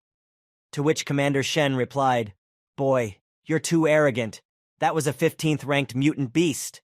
Walking further down the path and talking to Shen Zhengxing, Zheng had already reached the place where he was going, and hanging up the phone, he slowly approached the entrance. Seeing a stranger in front of him, the guard tried to stop him and shouted to Zheng, This road is only for warriors of the B class or higher. After warning Zheng that he was not allowed to enter with his low rank, Zheng continued on, ignoring the guard's warning. Once inside, he smiled slyly, and the guard, who couldn't understand what had just happened, said in astonishment, Oh, did you pass? Wondering how a soldier of such a low rank could be so arrogant as to ignore his orders and enter the building, he immediately opened his mouth wide, saw Jung's very rare possession, and shouted in surprise, "He has a satellite communicator?" After completing the ride on the airship, Zhou Zheng left the transport, and after him, a system announcement from the ship's staff sounded from inside. "Hello, dear passengers. We have arrived at the western town. Please take your belongings and board the ship one by one." Upon arrival, Zheng took out his satellite communicator and began to explore the area. Marking his location on the map, he said, District C, 152. As he looked at the map to plot the best route to his destination, Zheng said thoughtfully, "This Huyan is very talented, having the courage to go to this place alone, once outside the city limits, in a deserted place so that no one would notice him." Zhou Zheng opened his inner game backpack to take out his pet. Calling out to his faithful companion, Zheng spoke to him. "Bull, let's go." Climbing on top of him, Zheng continued on to the planned location, watching the route on his satellite communicator to make sure he didn't lose his way. As he approached the desired area, Zheng spoke to his pet. "There's a broken gorge up ahead, in area C-152. As they continued on their way, someone suddenly jumped out of the sand in front of them. It was a giant monster, and in order to prevent a collision with it, Zhou Zheng quickly stopped his pet, so that it would not be hurt in the event of a fight. After dismounting from his animal and leaving it behind, Zheng walked further and further toward the monster and said, "Bull, stop here, and this area is inhabited by 11th-ranked red poisonous scorpions. You can't handle them." Putting his pet in his inventory, Zheng took out his 11th-ranked armor-piercing dagger at the same time, and as he approached the monster, he said boldly, "I'll give it a try." Zheng approached the enemy to the right distance and used his skills to defeat the mutant monster very effectively, without taking a single bit of damage. After Zheng had dealt with the monster, he went to it to get the crystal from it. After examining the monster, Zheng was able to get a purple crystal from it. Seeing such a generous reward for the enemy, the boy said happily, "This is so lucky." After taking out his test tube, Zheng also collected all the materials from the defeated monster that could be used in the future. After collecting some of the scorpion's venom, Zheng said thoughtfully, "I wonder what the effect will be if I use this scorpion's venom on other mutants." While Zheng was collecting materials from the monster he had just defeated, a whole flock of red poisonous scorpions suddenly crawled out from the ground. When Zheng noticed them, he said happily, "Oh, a whole flock has come. This place can be used to level up in the future." But despite this great training opportunity, Zheng used his stealth skill to continue on his way to find the nurturing vine, saying as he left the scorpion location, "But I have to hurry now. I don't have time to play with you." As Zheng walked farther away from the flock of red scorpions, they became confused and froze in place as the victim, who was right in front of them, vanished into thin air. And while Zheng was walking toward his goal, somewhere along the way, the warrior he wanted to find out information from was already waiting for him behind a huge stone. He was watching the road, looking out of his hiding place from time to time, and speaking nervously. "It's strange the boy should have come by now. I've always been a good judge of character." Once again, when the short warrior looked out from behind his hiding place and saw no one there, he decided to take a break and have a little snack. Having taken a comfortable position, he looked at his bag of supplies, but it was not there. Noticing this, he exclaimed in surprise, My jerky. My..." Appearing not far from the soldier, having removed his stealth skill, Zhou Zheng, tossing the bag of the spy's newly stolen supplies in his hands, cheerfully called out to him, "Isn't this what you're looking for?" Realizing that he had been exposed, the warrior resigned himself to his failure. As an apology for his actions, he decided to go on with Zheng and show him the way. When they reached the right place, the warriors decided to make a stop and sit down in the ruins. After taking a break, the short warrior stood up and spoke to Zhou Zheng. "How about another deal?" Hearing this proposal, Zheng replied with interest, "Speak." Noticing that he was interested, the warrior continued, "If you tell me how the hell to use this vine." He spoke in a sly tone to Zhou Zheng, observing the behavior of the monsters guarding it, and added, "I will help you distract the Crimson Cloud Beasts." Hearing this interesting offer from his partner, Zhou Zheng picked up one of the pieces of dead vine lying around them and said, "Do you also know that this thing is called a generating vine?" Hearing this explanation, the warrior asked Zheng, "Well?" Seeing the dissatisfaction on the warrior's face and the surprise in his tone of voice, Zheng continued, "So, everything is clear from its official name. Why complicate things?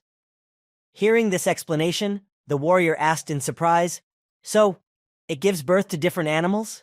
Realizing exactly what this vine does, the warrior understood why there were so many of these strange-looking crimson sky animals that were different from similar representatives of their species. Disappointed that this generating vine was not at all valuable as he had expected, the short warrior exclaimed in frustration, "Damn, I thought it was something good for fuck's sake." To which Jung replied, "You must fulfill your promise. Let's go." Taking his weapon out of his pocket, the disappointed warrior spoke to Jeng in a bold voice, about to fulfill his promise that he had made to him recently when he offered him a deal. A real man has only one way.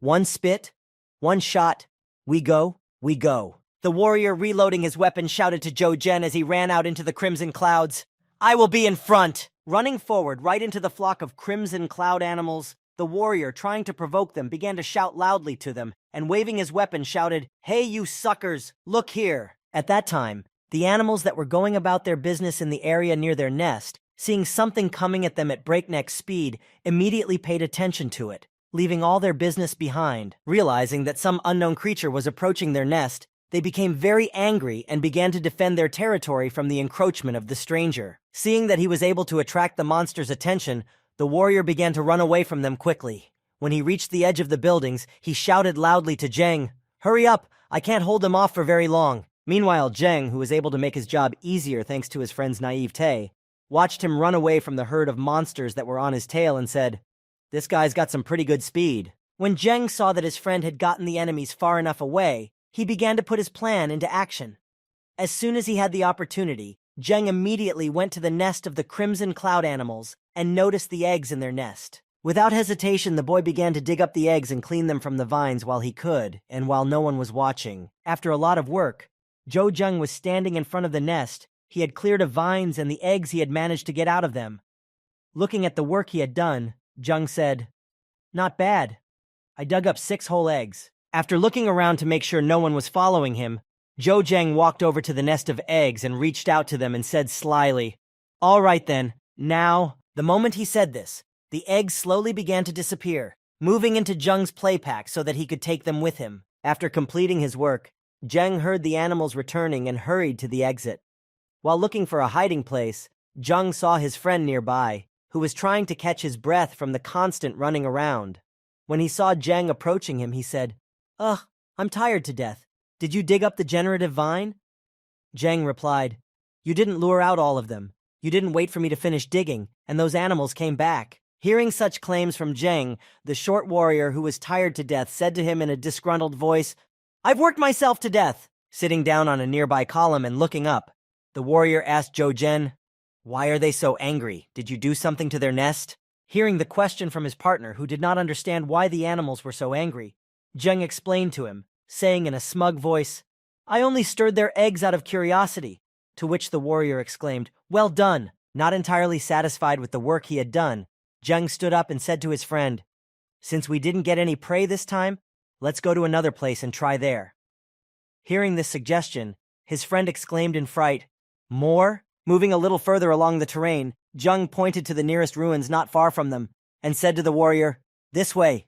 Seeing the huge ruins Zheng pointed to, his companion became worried and said in a frightened voice, "Are you trying to kill me?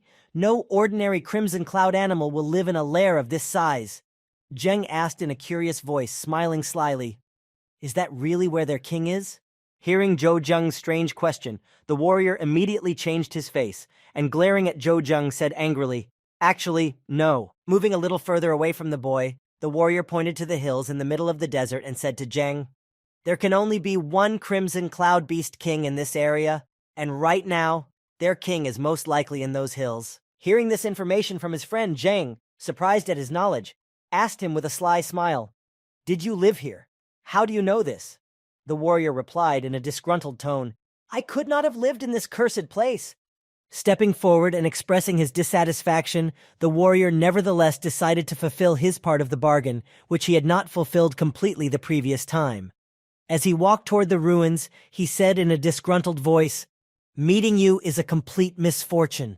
This is the last time. If it doesn't work out, I won't do anything else." As he continued to walk forward and come up with a plan of action, one could easily read a great reluctance to do this work in his face. As he approached the target, the warrior muttered to himself, "I can't use my weapon this time. If I make another mistake, we're finished." As he slowly approached the crimson cloud animals, the warrior tried to move forward as quietly as possible and tried not to provoke them to anger. When he got close enough, he attracted their attention by shouting, "Hey!" Folding his arms in front of him and gesturing to them, the warrior continued to call out to the monsters that lived in the ruins, "Come here!" Noticing a strange man next to them, the crimson cloud animals looked at him in surprise and began to slowly close the distance with the uninvited guest. When the animals approached a certain distance, they again attacked the warrior who had come too close to their nest. He, in turn, saw that the monsters began to aggressively run at him, screaming loudly, and immediately began to run away, shouting beforehand, "Now it's time to run!"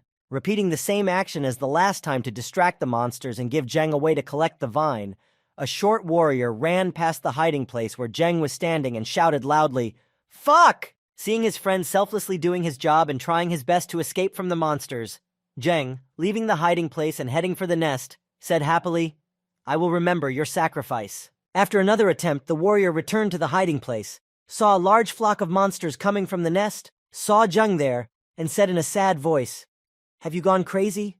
Are you going to do this again?" But Zheng took the generative vine from his pocket and showed it to his friend, and said to him joyfully, "This time I got the generating vine much more easily." When the warrior heard that the mission was complete, he asked Zheng in surprise, trying to determine the reason for the monster's frantic behavior. "Then why are these beasts so irritated?" Zheng answered him, "It's just getting started." Opening his inventory and counting how many materials he was able to get during these 2 outings, Zheng said to his friend with joy in his voice, "I want to explore the eggs again." After leaving the location with the irritated monsters near their lair, the warriors moved away so that they would not be found. Finding a secluded corner, the warrior sat down from fatigue and asked Zheng, "So anyway, you took what you needed. Can we get out of here?" Looking at his comrade with a sly look, Zheng twirled the vine he had just taken out in his hands and said to him, let's go, but it will be too boring to go back like this. Don't you want to practice here for a while?" Hearing this suggestion, Zheng's already tired partner shook his head and waved his hands and said to Zheng, "I don't need this. There are all level 12 beasts here. With our levels, we have little chance. How do you think I should train?" Again stealing a bag of dried meat from his friend, Zheng said to him as he savored it, "Let's make a bet. If I can kill at least 1 flying beast, you will continue to bait them with me. Otherwise, I will be all yours, okay?" When he heard Zheng's offer, he let it pass, wondering if Zheng had been able to steal his supply pouch again, and called out to him in surprise, "Hey, when did you manage to take my bag again?" Looking toward the new ruins and chewing on his friend's supplies, Zheng said to him, "Forget the jerky. Tell me, are you going to argue?" Without hesitation, Zheng's friend eagerly agreed to his offer, expecting a guaranteed victory, and peeking out from behind a rock to watch the fight, muttered to himself, "I just don't believe it. Does this boy have some kind of magic? If you die, don't blame me for it." As soon as he said this, Zheng immediately jumped out of the hiding place and ran toward the enemy, who was flying nearby. Seeing that he could get him, Zheng immediately jumped into the air to strike the enemy. Meanwhile, the crimson sky animal that was flying by noticed strange movements not far behind a rock, and then someone began to approach it rapidly. Seeing Zheng, who was familiar to it, the monster became very angry and prepared to attack. But as soon as it was about to attack, Zheng disappeared from its sight. Using his skill, he was able to jump to the enemy, and landing on him, using him as a springboard, continue his way up. Having confused the crimson cloud creature with his actions, Zheng, falling back to the monster, struck it first and stunned it, thus being able to knock it down in flight and throw it to the ground. Watching the battle, a surprised comrade who was sitting in his hiding place shouted out in surprise at the sight of these maneuvers, "What's going on?" He was able to stun the beast of the crimson clouds. As soon as the crimson cloud beast's body fell to the ground and landed in front of his companion's hiding place, Zheng immediately rushed after it. Landing gracefully beside the monster, Zheng slowly began to approach it. As he walked toward the monster, he simultaneously took out the poison from his pocket that he had previously been able to get in the battle with the red scorpion. Taking the test tube in his hands, Zheng opened it and began to bring it to the monster. Turning the stunned monster's face toward him, he poured all the poison from the test tube into the monster's mouth. The monster, feeling strange sensations, immediately came to his senses and swallowed what was poured into his mouth. The next moment, the monster, not realizing what had happened, stood up and tried to chase Jung, who was running away from him, growling in his wake. But suddenly his strength left him, and his body was filled with strange sensations. The poison began to act very quickly and had already spread throughout the body, thus killing the monster very quickly. Falling to the ground, the monster no longer showed signs of life. Its journey ended here, and Jung, hearing that his enemy had fallen to the ground, immediately stopped to make sure that the poison had worked, because something strange had happened. Looking back at the monster, which was dead on the ground, Jung said in surprise as he gazed at it, "I haven't had this experience before. It seems that killing enemies like this is an unconventional method of the system." When he was sure that the enemy was completely dead, he turned his attention to the observer who was watching the battle and quickly walked over to him. The warrior noticed Jung's eyes on him and immediately broke out in a cold sweat. Approaching his comrade with whom he had made a bet, Jung spoke to him. "Well?" He in turn rubbed his head and said nervously to him, "Next time we'll bet again, or I'm not me." Approaching the beast that Jung had defeated and examining it, the friend did not notice any wounds on the monster and asked Jung in surprise, "Did you give it something to drink?" Standing in front of the monster, looking at its dead body, and with his hands in his pockets, Jung answered his friend's question. "Red scorpion venom." Standing in a pensive posture, scratching his beard, the warrior said in a thoughtful tone, "Clever, and how did I not realize it? First, we should stun Spurga, and then..." After saying this, the warrior first became quiet for a second, and then looked at Jang in a dazed manner, his eyes full of bewilderment and wonder, trying to figure out what the hell had happened. The very next moment, he asked Jang, "How did you stun him?" Hearing such an interesting question, Jang said to his friend with a sly smile, "I can only say that only I know how to do this.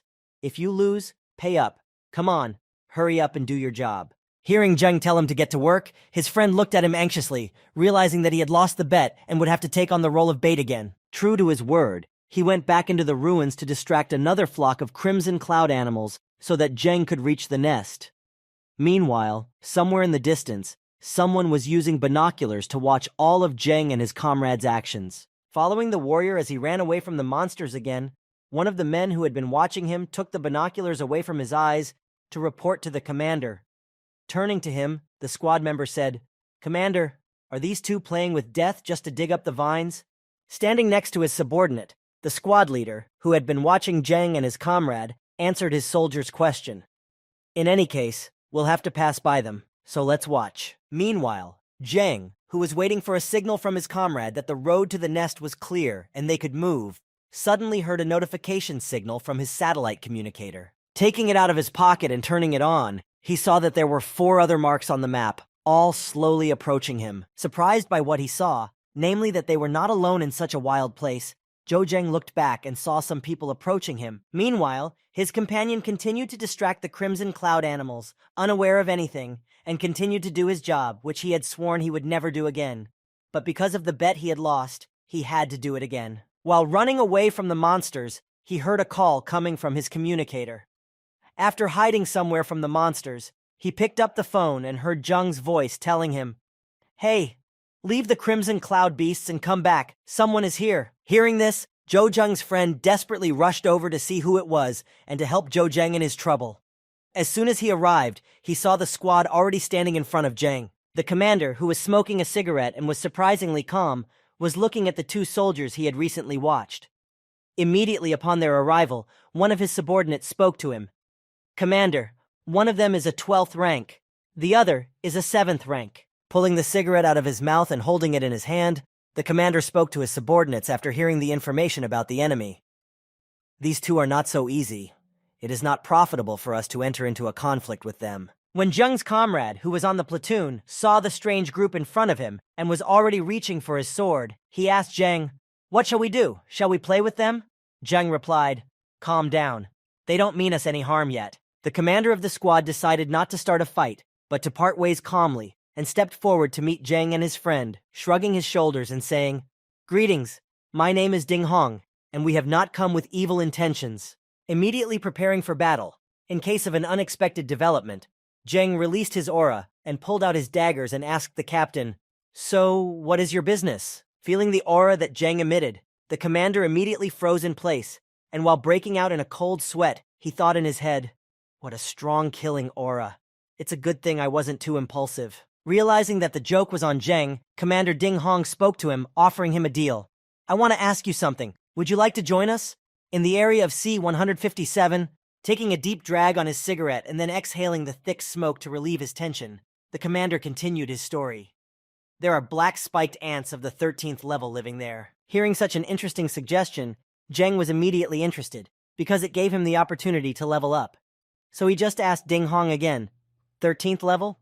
Zhou Zheng's comrade, hearing this suggestion, became alarmed and said in a worried voice, "Black spiked ants!" Agreeing to Commander Ding Hong's suggestion, Zheng and his comrade and the new squad headed to Area C-157 to begin their hunt for the monster.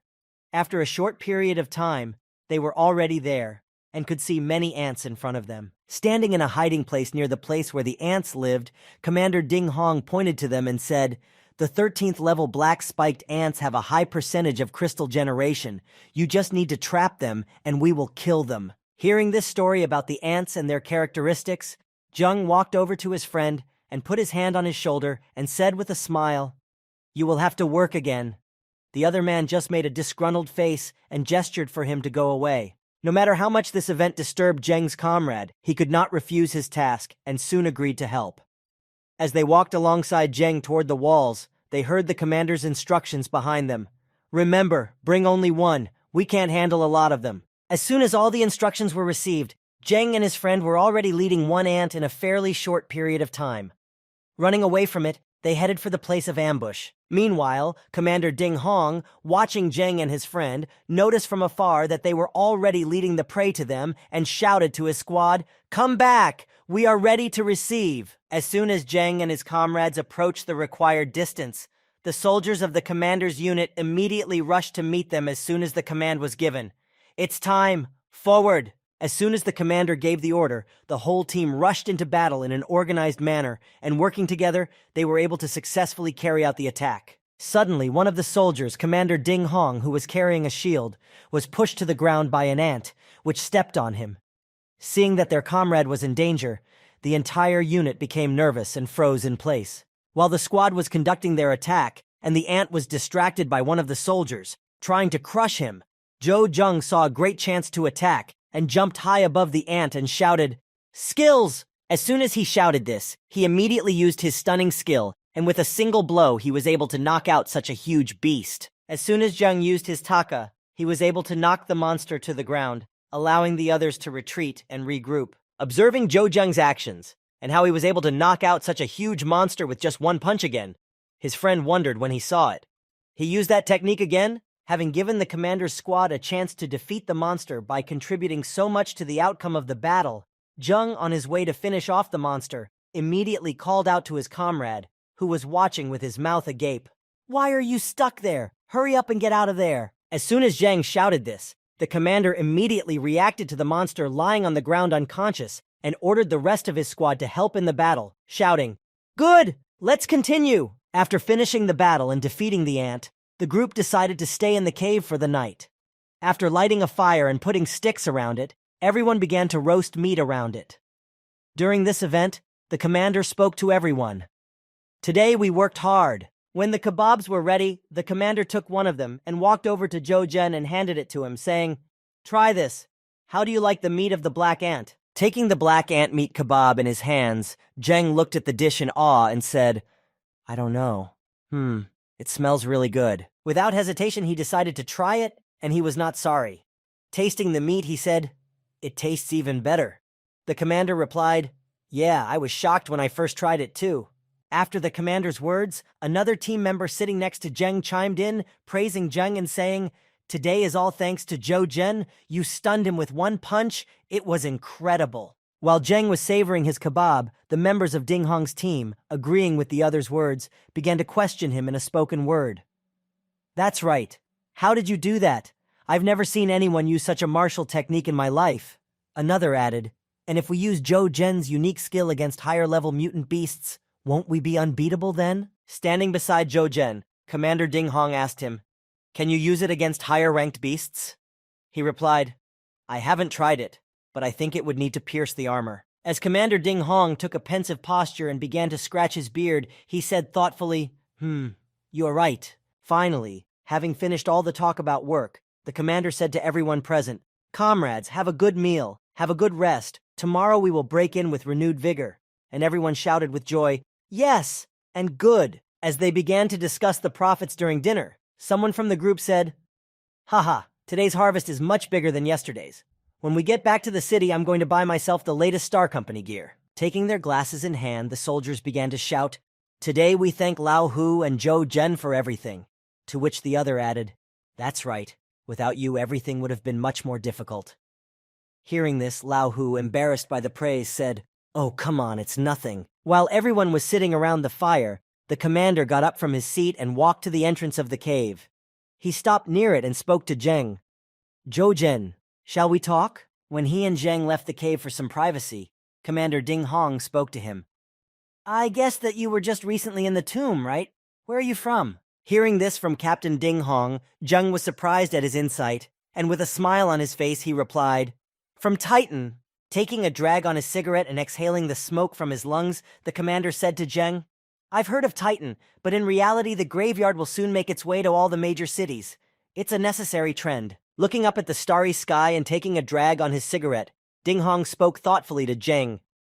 Think about it. After we get roads to the big cities, not counting our China, the warriors of America, Europe, and other places will one day be able to meet. After saying this, Commander Ding Hong suddenly fell silent for a short period of time. After taking a few puffs of his cigarette and gathering his courage, the commander asked Zheng in an interested tone, Can I ask you something? That stunner of yours? Is it effective against soldiers? Hearing this interesting question, Zheng turned to him and said with a sly smile on his face, Do you want to test it? As soon as Zheng had finished speaking, he immediately used his trick on the commander. Before he could even realize what had happened, he suddenly became dizzy and fell to the ground. Sometime later, Commander Ding Hong, having regained consciousness after testing Zheng's skills, began to open his eyes. When he opened one, he saw Zheng standing next to him, speaking to him. Are you awake? Seeing Zheng in front of him, the commander looked at him in fright and immediately crawled away from the boy who had approached him, giving him a hand to help him stand up, exclaiming, You! Realizing what had happened to him, Commander Ding Hong looked at him with fearful eyes and thought, This is too cruel. Did he just knock me out? If he wanted to use this moment to kill me, I wouldn't even be able to resist him. Standing next to the captain, who was still lying on the ground, Zheng asked Ding Hong, smiling, How do you like the result? Tell me, what should I do next? After 3 days of celebrating the successful hunt, Ding Hong's troop arrived at the graveyard, the site of the airship. When Ding Hong's entire troop had left the airship and were about to go their separate ways, the commander spoke to Zheng and Hu. Thank you very much for your cooperation these past few days. We will part ways here, Zhou Zheng, and good luck to you. Hearing such sincere words of gratitude and farewell, Zhou Zheng waved his hand and said happily, Okay. And behind him stood Lao Hu, who did not understand what was happening. As soon as the commander said goodbye to his comrades and went on his way, Lao Hu said to Zhou Zheng, Why do I have the feeling that the two of you are hiding something? Turning to Lao Hu, Zheng explained the reason to him with a smile on his face, saying, Actually, I just promised him to do something. Hearing this, he exclaimed in surprise, Do something? After his sudden surprise, Lao Hu calmed down, immediately assumed a thoughtful posture, and with a sly smile said, Hey, this Ding Hong is not so simple. Did the commander of the Light and Shadow Squad ask you to do something? Hearing this, Zheng put his hand on his shoulder and immediately interrupted his moment of glory by saying, Do you think I didn't know anything before answering him? The Light and Shadow unit is the 13th unit in the top of the Gravedigger. As Zheng went about his business and waved to his friend, he spoke to him one last time before saying goodbye. It is because of their status that I agreed to cooperate. After saying this, and waving goodbye, Zheng put his hands in his pockets, and walking carefree into the city, he said to Lao Hu in closing, Thank you for your efforts, and now it's time to go. If you have any business, call me. Returning home after such a long absence, Zheng was finally able to do what he had been dreaming of for so long, to allow himself to take a hot shower. After the water procedures and relaxing under the hot water jet, he put on a bathrobe, and finally lay down on his soft bed, saying with satisfaction, I finally got to take a shower. As soon as he relaxed, the memory of Xiang Shihan, whom he hadn't seen for so long, immediately appeared in his mind, and he stood up and said, I wonder what Shihan is doing now. Immediately getting out of bed, Zheng began to plan his actions for the near future, namely building a nest and meeting his girlfriend, and said, "I can't put things off." Opening his characteristic window and looking at his inventory, which contained materials for the nest and an egg, Zheng said with concern, "I'll take care of one thing first." After reviewing his inventory, he decided to go to a quiet place to take care of one thing. When he reached an old building, he stood in front of it and said, "Usually there is no one in the abandoned warehouse of Haiyan Tower." Without thinking twice, he immediately jumped up to the roof of the building to find a good hiding place to leave his egg there, because no one would find it. After climbing onto the roof, Zheng saw a suitable place to create suitable conditions for the nest and said, "This is where I will leave the egg to hatch." After completing all the preparations and choosing the best place to place it, Zheng laid out the vine and placed the egg in the center. Tapping his hands together, he said happily, "There should definitely be no problem." Looking at the work he had done and at the giant egg in the middle of the building, Zheng said, "Even from above, it will be hard to see it." Pleased that his plan had gone off without a hitch, Zheng approached the egg and placed his hand on it and said, "The rest is up to you. Try to hatch quickly." After he had completed all of his tasks related to the nest and the egg, Zheng looked at his level and said, "Although my level has grown considerably since then, my warrior rank has long been stuck at 7th. Seeing this, Zheng decided to raise his level in training at the training center.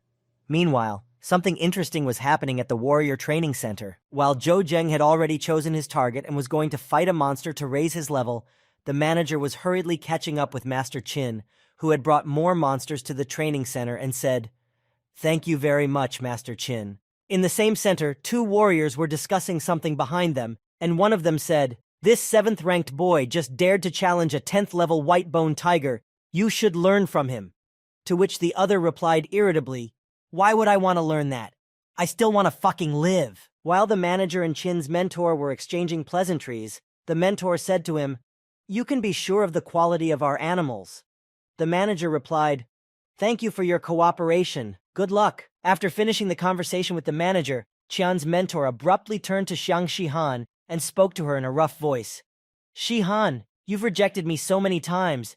Maybe today you'll give me a chance?" When she heard Master Qian's courtship again, she turned her head away from him and said nervously, "Master Qian, I told you." As soon as the girl began to say her refusal, the mentor immediately interrupted her, shouting menacingly, "So what if you have a boyfriend?" Finally disappointed in his approach, the mentor began to yell at the girl in frustration. "Xiang Shihan, I gave you a chance to get away with it. I just wanted to have fun with you, and you disappointed me again." Hearing such loud words in a threatening tone from her mentor, Xiang Shihan looked at him in alarm and said, "You're not a man. Master, are you—" Before she could finish speaking, she felt her arms being grabbed from behind, preventing her from escaping. It was one of Qian's men who spoke.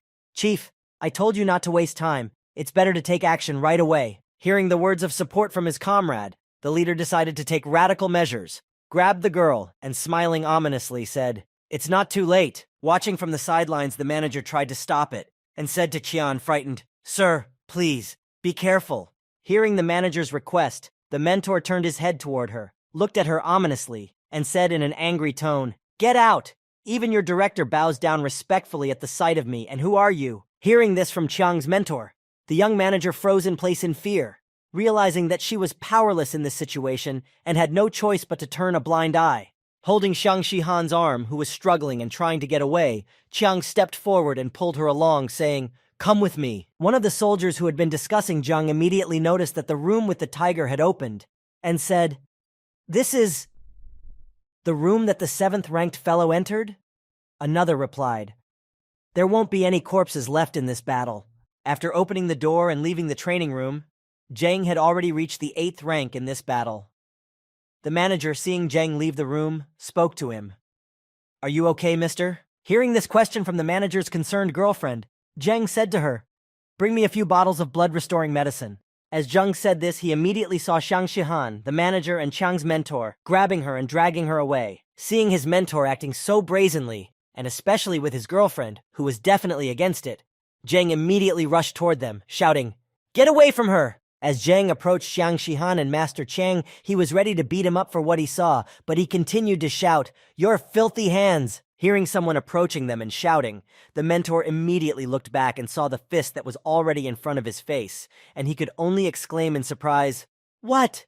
The next moment, his mentor was already lying on the floor, and Zhou Zheng was sitting on top of him, pounding his face for behaving so brazenly with his girlfriend. After rescuing Xiang Shihan from the attacker, Zheng approached her and took her hands and said gently, "Don't be afraid. I'm here." And Master Qian was lying on the floor next to him.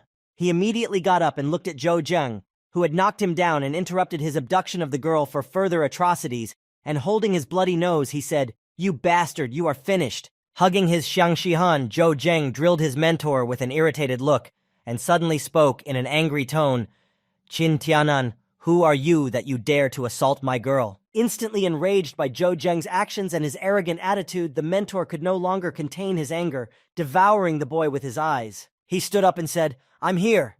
Just as he was about to do something, his comrade stopped him, grabbing his hands and shouting in alarm, "Luo Qiang!" Pointing at Zhou Zheng, the furious mentor Xiang shouted menacingly to his subordinates, "Give him a good beating, then take him out of town and torture him slowly." Frightened by the order given by Qin to his subordinates, Xiang Shihan, trying to cover him, said in a frightened voice, "Zhou Zheng, you had better run away quickly." But Zheng stood firm and just smiled. Seeing that his enemies were approaching him very quickly, he smiled broadly and thoughtfully. Pulling out his 2 daggers and heading toward the criminals, Zheng said confidently, "Ready to fight. Skill, lightning fast." As soon as one of the enemies approached him, Zheng immediately rushed at him, and with a swing of his dagger, he made a lightning-fast attack. The very next moment, the enemy, who was confident in his strength, froze in place, slowly raising his hands, looking somewhere in front of him with a surprised look, and said, "What?" Immediately after he exchanged attacks with Zheng, or rather received an attack, the enemy immediately fell to his knees and clutched his neck, coughing loudly. Seeing what had happened to their comrade, the squad leader stepped back in fright, and the crowd of onlookers began to shout in surprise, He killed! And, "The system will never let go of a man who dared to kill someone right on the street." Instantly changing his face from one of fear to one of hatred, Master Qian pointed his finger at Zheng and said to him, "Ha ha ha ha, Zhou Zheng, now you are definitely finished, you will definitely die." Running up to Zhou Zheng, nervous at what she saw, Xiang Shihan grabbed his hand and said to him, "Zhou Zheng, let's escape from the graveyard and return to Titan, and we will be fine there too." Hearing his girlfriend's frightened voice, Zhou Zheng put his hand on her head and spoke to her in a soothing voice.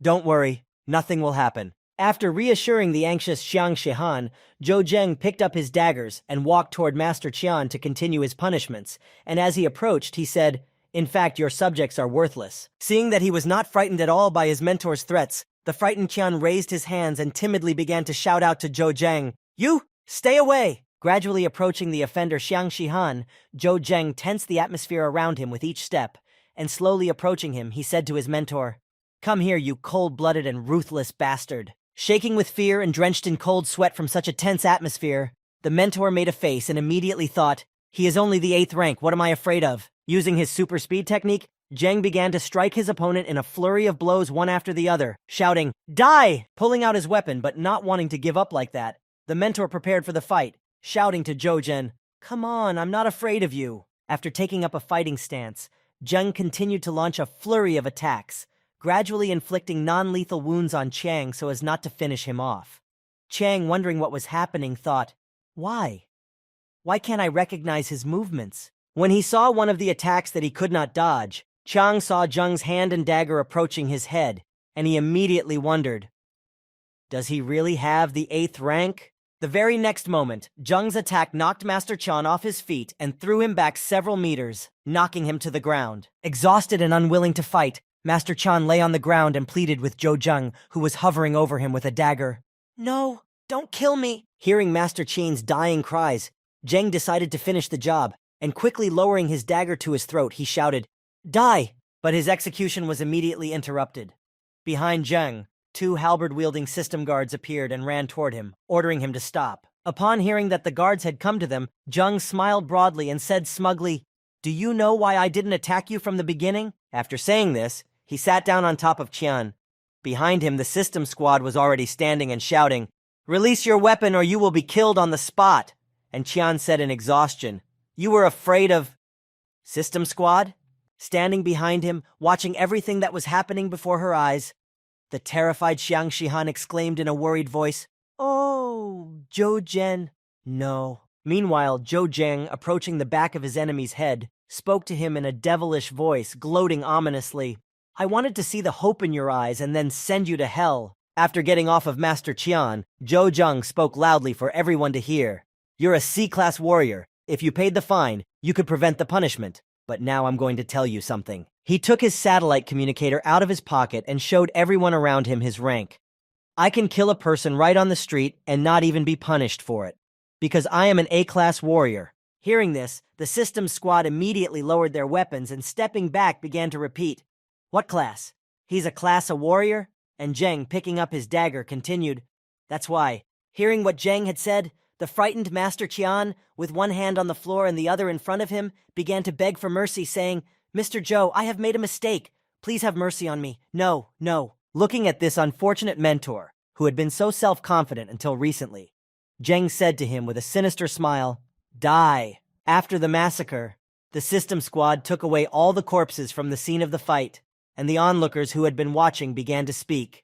This is the first time I've seen a system unit fail. He is an A-class warrior. He is very majestic. You need to be more careful in the graveyard. Yes, there are masters everywhere. There was also a strange person in the crowd who was watching everything. And after the fight was over, he said, Zhou Zheng, you finally made it to the graveyard. Great. Just great. After everything that had happened, Zhou Zheng and Xiang Shihan returned home. And after putting Zheng to bed, she made him undress to examine him and treat him. When she began to examine him, she saw a huge cut on Zheng's chest and exclaimed in alarm, Your wound! Afraid that he had been injured in the fight against Master Qian, Xiang Shihan said in concern, I'm sorry, it's all my fault. Waving his head from side to side and smiling gently, Zheng answered her, I've had it for a long time. I got it when I was trying to make a breakthrough.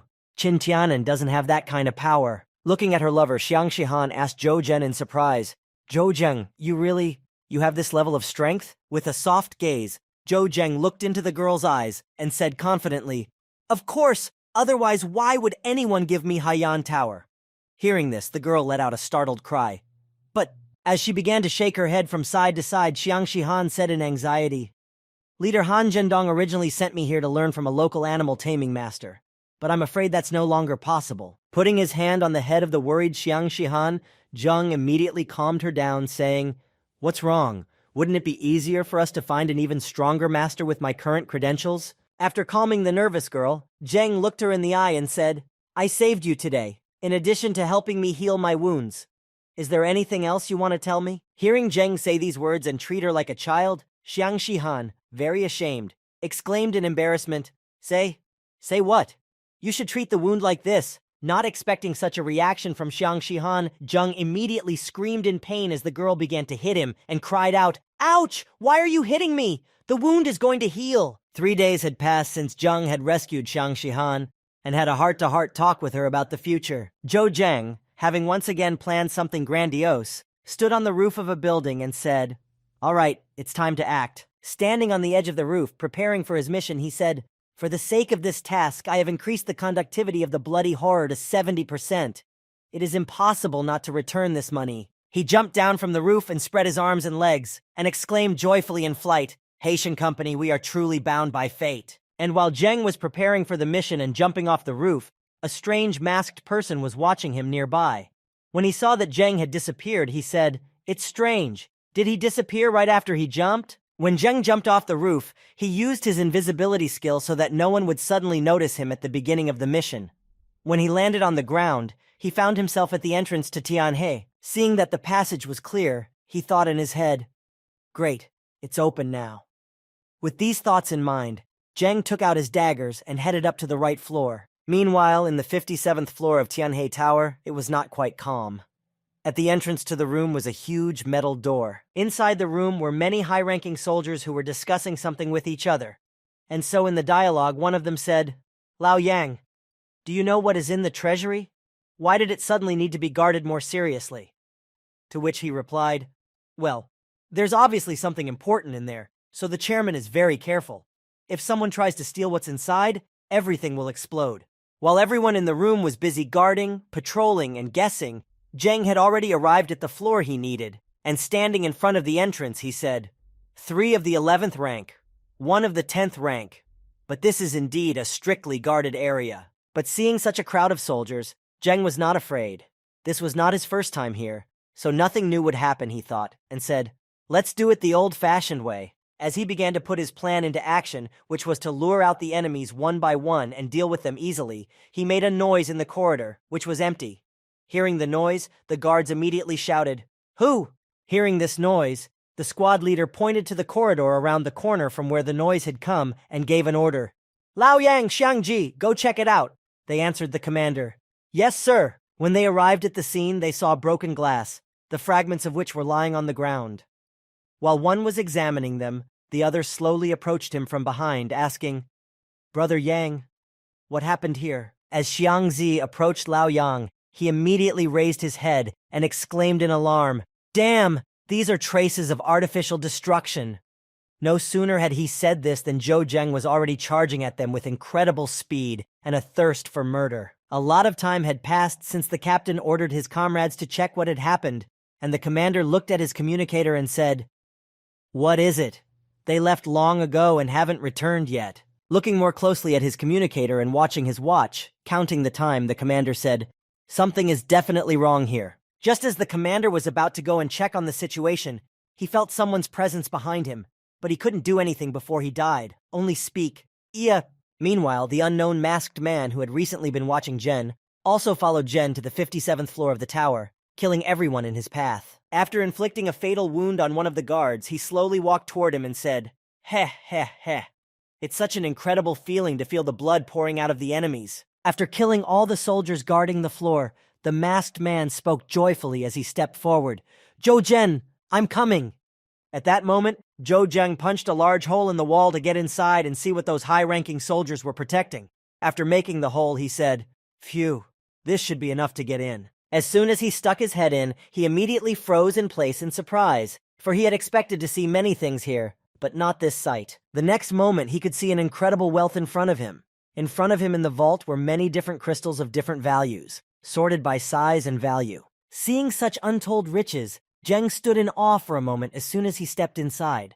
Looking at the crystals, he said in awe, "Holy moly." Looking at the huge number of red crystals lying on the shelves right in front of him, Zheng said, "The Haitian company has considerable wealth at its disposal." Immediately reaching out for the crystals, Zheng began to quickly gather them into his backpack, saying, "Then I will not hold back." Meanwhile, as Zhou Zhen was quietly collecting the crystals from the treasury, a strange masked man had also reached the door of the hiding place and, standing in front of it, said, "You are really here, Zhou Zheng." Immediately lighting up from his warrior aura, which enveloped his body in flames, this strange warrior said with a smile on his face, "Looks like we need to add some fire."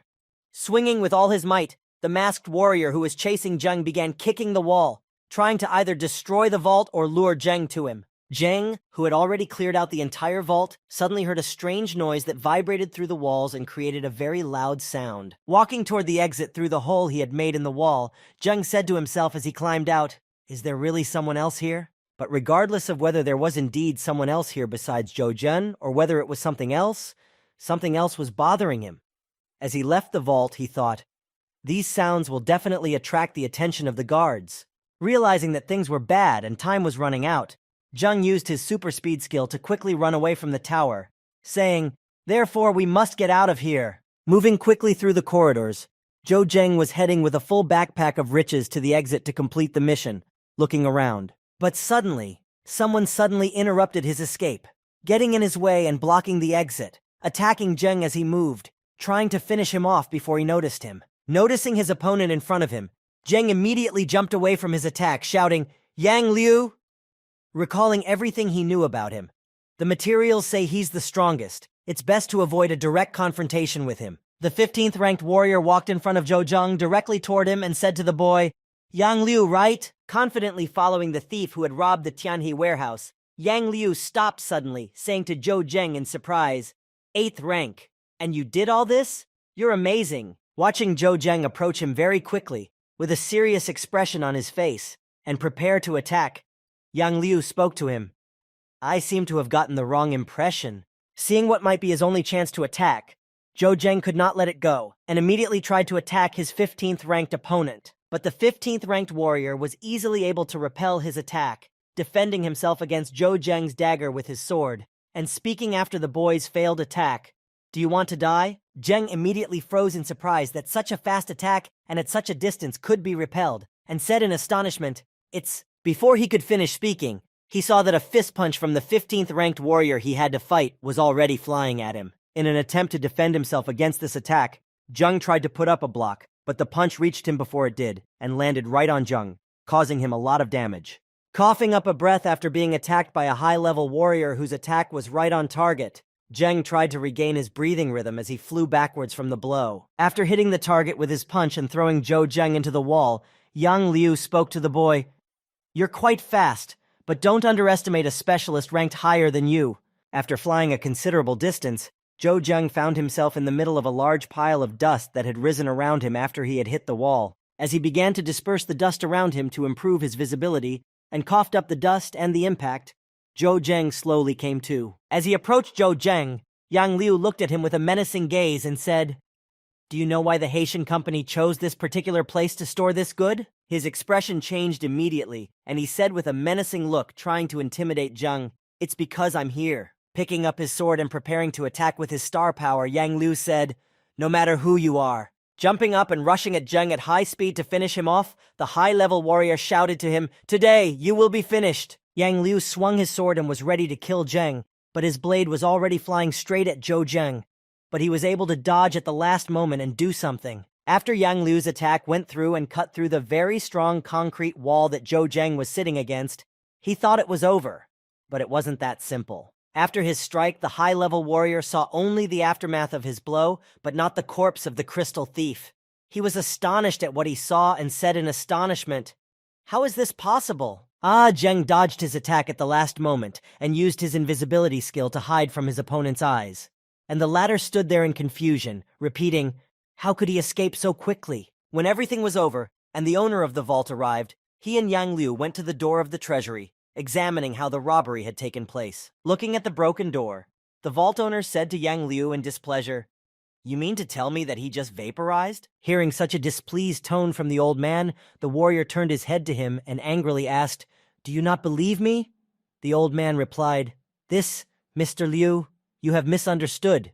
Breaking out in a cold sweat because the warrior had looked at him so displeased at his own rudeness, the old man said, "I mean, this is very strange. Who would be able to escape right out of Mr. Liu's hands after all?" Hearing this question, Mr. Liu lowered his head and said thoughtfully, "He may be an 8th-ranked man, but he is definitely not an ordinary person." Immediately thinking of everyone he had ever met, Yang Liu hesitated to speak about his memory. "I feel like I've met him before." Suddenly remembering something, the 15th-ranked high-level warrior said thoughtfully, "Wait, but..." Pulling out his communicator, Pang Liu began to scroll through all the soldiers, looking for the one, and then he exclaimed loudly, "I'm not even surprised." Showing Zhou Zheng's photo, he said, "He was ranked 7th last week. The speed of his improvement is incredible." Seeing Zheng's photo on Liu's communicator, the old man immediately burst into flames of anger and angrily shouted, "You bastard, I couldn't find you last time, and now you've shown up." Meanwhile, the soldiers who had survived the attack began to search for and rescue the survivors, running down the corridor and shouting, "Look over there! There are 2 more of ours!" While the guards were running and looking for their comrades, Zheng, being under the effect of invisibility, sat in the same place, and feeling unwell, thought, "The situation is unstable. We can't delay any longer." With the last of his strength, Zhou Zheng stood up and held his chest, and slowly walked toward the exit, the same hole in the wall that had brought him here in the first place. After passing by the guards who were running around looking for their comrades, Zhou Zheng successfully passed them, and seeing that the exit was close, he thought, "Yes, it's good." Realizing that he had almost reached his goal, Zhou Zheng looked happily at the end of the corridor and thought, "Around that corner is the room I entered from." Continuing to walk slowly down the corridor, Zhou Zheng felt very sick when he reached the corner, and he groaned heavily in pain. Ah! Unable to hold back from the sudden influx, Zhou Zheng was unable to hold back the blood that gushed out of his mouth, and some of it fell to the floor, giving him away. Hearing a strange cough from around the corner, the guards immediately reacted to it and exclaimed loudly, "What was that sound?" After walking a little further, one of the guards running through the corridors noticed something on the floor and immediately rushed to report it to Yang Liu and the owner. Arriving at the spot mentioned by one of the guards who had discovered the bloody trail, Yang Liu looked at it carefully. Afterwards, the high-level warrior, who had been staring at the blood trail for a long time, suddenly had a flash of insight and realized what had happened. Happy that Zhou Zheng hadn't run away too far from them, Yang Liu suddenly became more cheerful and said, "Ha, I've cornered myself." Immediately heading toward the room with the hole in the wall, the old man saw Zhou Zheng and angrily called out to him, "Zhou Zheng, return what you took, and I will spare your life." Standing in front of the hole in the wall, Zheng looked back to see his pursuers, who had already caught up with him. Seeing Zheng in front of him, Yang Liu spoke to him, "You have no way out." As he approached the edge of the wall and stepped out into the hole, Zhou Zheng spoke to them. "Do you really think you can catch me like this?" Standing behind him, the angry old man shouted at Zhou Zheng, who was standing at the 57th floor hole in the wall. "Jump if you're so brave." Hearing the suggestion from his grandfather, Zheng smiled without hesitation and leaned back, arms spread in different directions. Seeing what Zhou Zheng was about to do, Yang Shu realized that this could not be allowed and shouted sharply at Zhou Zheng, hoping that he would change his mind. "No." Seeing that Zhou Zheng had indeed flown out of the huge hole in the wall, leaning backwards, Yang Shu quickly rushed after him, trying to grab Zhou Zheng, but he was not in time. Realizing that Zhou Zheng had jumped out of the window after all, the old man turned around and left the room, finally saying, "TC, if it crashes, bring the corpse here." Walking to the edge of the building to watch what would happen to Zhou Zheng, Yang Shu peered out of a hole in the wall. Looking down, he saw only Zhou Zheng, who was swinging his arms and legs rapidly downward and was very likely to have fallen to his death. But at the last moment, jet wings appeared on his back, and he was able to avoid falling and immediately fly away from the scene. Having escaped from the danger and taken refuge in a safe place, Zhou Zheng dialed his friend on a satellite communicator. The latter, lying in bed, saw the number and said in surprise, "This number, the strongest?" Picking up the phone, he said in amazement, "Hello?" And he received the following request from Zhou Zheng. "I'm having some problems." Hearing some details about what had happened to him, Agwan immediately thought, "What? Where did he get this device from?" And then calmed down and asked Zheng in a nervous voice, "What happened?" Sitting in a tree in the middle of the forest, talking to Agwan, Zhou Zheng spoke to him. "Commander, it's not easy to explain. I'm injured, but I can't go back now." Continuing his conversation with the commander, Zheng continued, "That's why I wanted to ask you to send our men to stop Haitian." The commander replied, "I understand. Take care of yourself, and I'll take care of the rest." After explaining everything he could to his commander, Zhou Zheng added in conclusion, "Also, I need to call Brother Shen." Meanwhile, Haiyan was already standing outside the tower, shouting to the soldiers guarding the building, "Do you think you can stop us? Get out!" To which Agwan replied, "The Ministry of Military Forces has imposed martial law on this area. Anyone who disobeys will be shot on the spot." Approaching behind the old man, Yang Shu spoke to Agwan in a menacing voice. "You're taking on too much." Yang Shu and the others, the highest-ranking warriors, the so-called mercenaries for special assignments, with exclusive rights and privileges. Seeing the 15th-ranked warrior in front of him, Agwan was a little nervous as he approached them and spoke in anxiety. "Special Envoy Yang?" Standing directly in front of Agwan, Yang Shu spoke to him in a commanding tone. "I'm giving you one last opportunity to get out of here." Nervous from this confrontation of influences, Agwan opened his arms to Yang Shu and said to him, "I apologize. You may have exclusive rights, but your word cannot carry much weight against the order of the Ministry of the Armed Forces." Hearing this strangeness from Agwan, Yang Shu quickly took out his satellite communicator and called the Ministry of the Armed Forces, and when he heard their response, he loudly exclaimed, "What?" He began to inquire about how this had happened and questioned the authorized officials, and after receiving another answer, Yang Shu let out a surprised gasp. "Did you say that Leader Shen had authorized the 7th Squad to defend Haiyan Tower?" Immediately hanging up the phone after learning that this order was indeed in effect, Yang Shu spoke irritably to his customer. "We're getting out of here." Hearing that it was Yang himself, the old man let out a surprised gasp. "Ay!" As he passed Agwan, Yang Shu looked at him carefully and spoke rudely. "I'd like to see how your Ministry of Military Training would protect you in the wild." While the 7th Squad was defending Haiyang Tower from intruders, and doing a pretty good job at that, Zheng was hiding somewhere in the abandoned storage room of the tower. Taking out some bandages, Zhou Zheng began to wrap them around himself to cover the wounds he had received in the battle with the high-level warrior in Tianhe Tower. Groaning in pain, Zheng tightened the bandages on his torso to secure it to the injured part of his body and moaned heavily. Rewinding the wounds and assessing the severity of the damage, Zheng said, "As expected from a high-ranked warrior, if I hadn't upgraded my stats, I think I would have been dead long ago." Opening his skill window and looking at his level and the requirements for the next level, Zheng said, If I raise my skill level to 75 and then to 80, then it's quite possible to defeat Yang Liu. Immediately getting down from the table where he was bandaging himself and reviewing the parameters, Zheng said decisively, if it comes to that, shock resistance, level 11, impact resistance, level 12, impact resistance, level 13, impact resistance, level 14. After raising some of his resilience parameters, and after healing a bit, Zhou Zheng said, even if I don't want to kill them, they won't leave me alone. After treating his wounds, Zhou Zhen made an appointment with an acquaintance of his to give him some of the crystals he had managed to get out of the vault. Standing in a dark alley, the friend spoke. That's right, this is the part. Holding the red crystal in his hands, Ding Hong spoke to Zhou Zheng. Brother Zhou, you should only trust trusted people. I have no doubt of your strength. Having received his share of the crystals for the work he had done, Zhu Zheng put them in his pocket and said, the exchange is complete. We will meet again. As he turned to walk back, Zhu Zheng heard Ding Hong calling out behind him again, shouting, Brother Zhou! When he stopped in his tracks and turned his head back, he saw Ding Hong approaching him and said, won't this cause you too much trouble? If something happens, the Light and Shadow team will not be left out. After listening to Ding Hong's warning, Zheng walked forward again, waving goodbye and saying, don't worry, I can handle the seals. Walking back to his hideout after saying goodbye to Ding Hong, Zhou Zheng saw an interesting piece of armor on display in a gear shop as he passed a store. When he went inside and took a closer look at it, Zheng was struck by it and immediately thought, this is the hallmark of this store. I think this suit can repel the attack of the strongest. When Zheng heard a female employee approaching him from behind, he spoke to her. Good afternoon. I have a batch of precious materials to sell. May I see the manager?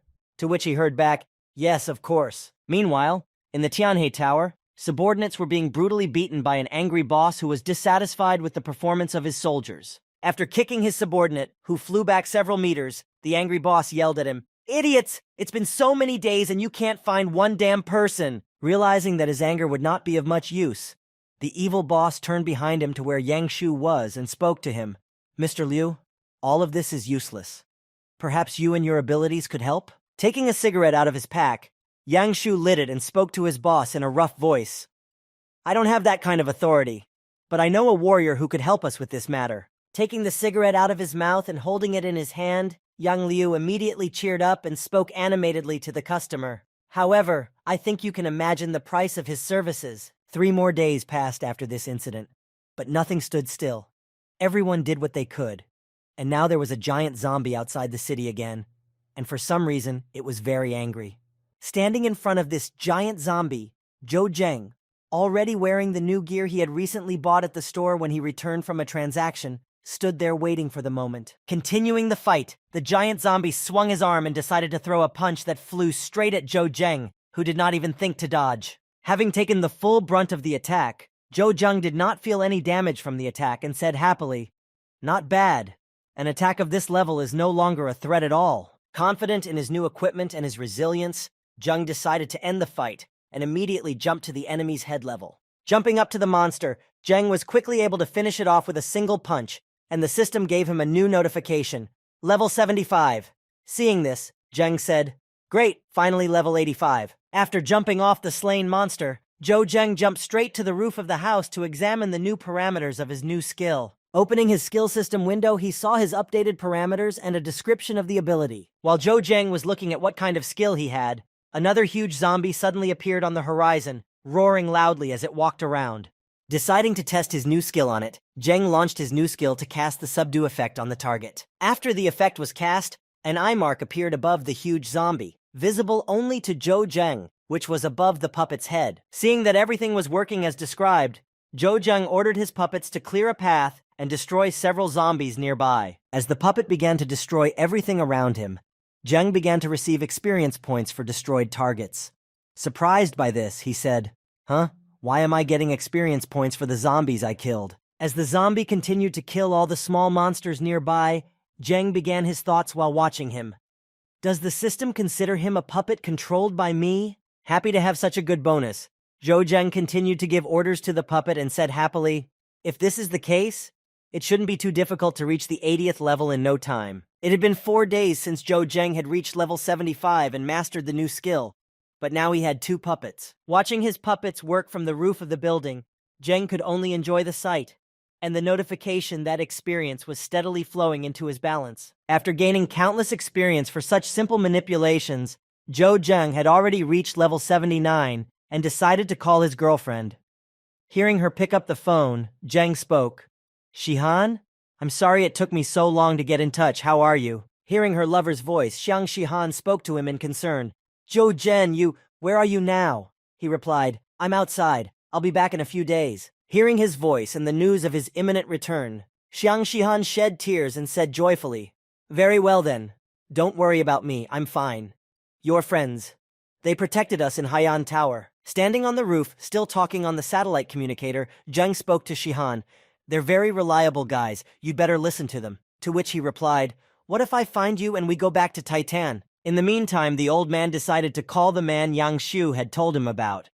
When he arrived at the office of Tianheng's director, Luotang said, "He's using a satellite communicator." While smoking a cigarette, Luotang, number 009, the strongest warrior, said, "As I said, as long as he uses the communicator, I can track him. The rest is on you." The boss was very happy to have such accurate information, especially in such a short time, and said happily, "Extraordinary Envoy Luo, this is your reward, a B medal with a 15-point impact resistance." Approaching the suitcase with the reward, Luo Tang examined the medal, hurriedly closed the suitcase, and said happily, "It was a pleasure working with you. I have provided you with the information with his exact location. The rest is no longer my concern." As he stood up to thank him for the information and was about to leave, the boss of the company, Tianheng, said nervously, Of course, of course." As Luo Tang was leaving his office, the director bowed to him and said one last time, "Take care." As soon as the majestic warrior left his office, the old man suddenly burst into anger and shouted, "Call for the Flaming Stone, Heavenly Sword, Split Beast, and Heavenly Hammer squads. I want not even a speck of dust left of him." In the meantime, Zheng continued to slowly train and reached his long-awaited level 80 by shooting arrows at targets. Holding up his elven bow, which he had just hit the target with, Zhou Zheng said, "Old man, you're still full of energy." Reaching for another arrow, Zhou Zheng said, "This elven bow and arrows with 5 points of penetration will make you use all your strength." And somewhere near Zhou Zheng, while he was practicing with the bow, some warriors were recording his training on a video camera saying, "Excellent archery." Hiding behind a column of a nearby building, the soldiers were recording everything in minute detail that Zheng was doing with the video camera in his hands. Approaching the cameraman, the squad leader said, "If we post this video, the price of such weapons from Mahilnik will increase significantly." The cameraman replied, "There are so many zombies around him. How does he plan to get out of there?" Standing behind the commander and the cameraman, a third member of their video crew spoke up. "There are really an incredible amount of them. No matter how strong he is, he can't kill them all alone, right?" With each passing second, the zombie monsters below were getting bigger and bigger, and giant zombies were appearing there as well. Noticing this, the cameraman began to document everything on his camera so as not to miss a single moment and to shoot the best video for publication. But suddenly, observing such a pace of events and the rapid growth of the zombie crowd, the entire squad exclaimed in unison, "They're growing like crazy!" Looking at the zombies, which were growing in number and with the arrows almost gone, Zhou Zhen had no choice but to accept reality. Holding his elven bow in his hands, he said, I guess I won't be able to reach the 80th level so easily, huh?" Looking around him, Zheng immediately saw some rays of light reflecting off the glass of the cameraman's camera lens. Hiding his bow behind his back, Zhou Zheng said in an irritated voice, "They are annoying me. They are following me, and I can't open the system equipment." Not long after, Zheng came up with a plan that would help him. Stretching his limbs, he said, "First, let's get rid of the tail, and then we'll move to the other side." Watching Zhou Zhen, the director spoke to his commander. "Brother Beiyang, what do you think he's going to do? He's not going to jump over there, is he?" Hearing this from his anxious comrade, Beiyang said to him in an indifferent voice, "Even if he is, record it. It will make a great scene." While they were discussing all the things Zheng was going to do, he was already gathering his thoughts and slowly getting ready to execute his plan. Standing on the other side of the roof, Zheng accelerated, and taking very large steps, he headed for the edge of the roof to get rid of his pursuers. When the cameraman noticed that Zhou Zheng was no longer on the roof but only a silhouette that barely kept up with his movements, he exclaimed in surprise, "This speed? How fast?" And Bayan added, "Unbelievable." Meanwhile, Zhou Zheng had already jumped from one roof to another, hoping to reach the next. While in the air, he headed for the opposite roof where the zombies were. Rapidly losing altitude in mid-flight, Zhang was only a few centimeters short of reaching the other roof, and he fell short. Seeing Zhou Zheng's unsuccessful attempt to jump from one roof to another and then falling down, Bei Yang nervously exclaimed, "Oh my!" A cameraman standing nearby, also watching Zheng's failed attempt, shouted out in fright, "It's over! He's going to fall!" Seeing Zhou Zheng's failed attempt to jump from one building to another and then fall down, the third member of the squad simply turned his head down and put his hand over his eyes to avoid seeing him, and only said heavily, Before he could reach the roof of the other building, Zhou Zheng immediately jumped down, watching the zombies approaching the edge of the roof. Ignoring Zheng, the zombies wandered calmly along the roof, but then Zheng appeared in front of them, and somehow managed to jump in the air and gain the necessary height to land successfully. After seeing this incredible maneuver, the cameraman and his entire crew, shocked by what they saw, just stood there with their eyes wide open, marveling at this skill. Standing without the camera, as he had handed it over to his commander, the cameraman asked Bayan, "Brother, did you shoot this?" He replied in the same surprised voice, "D did."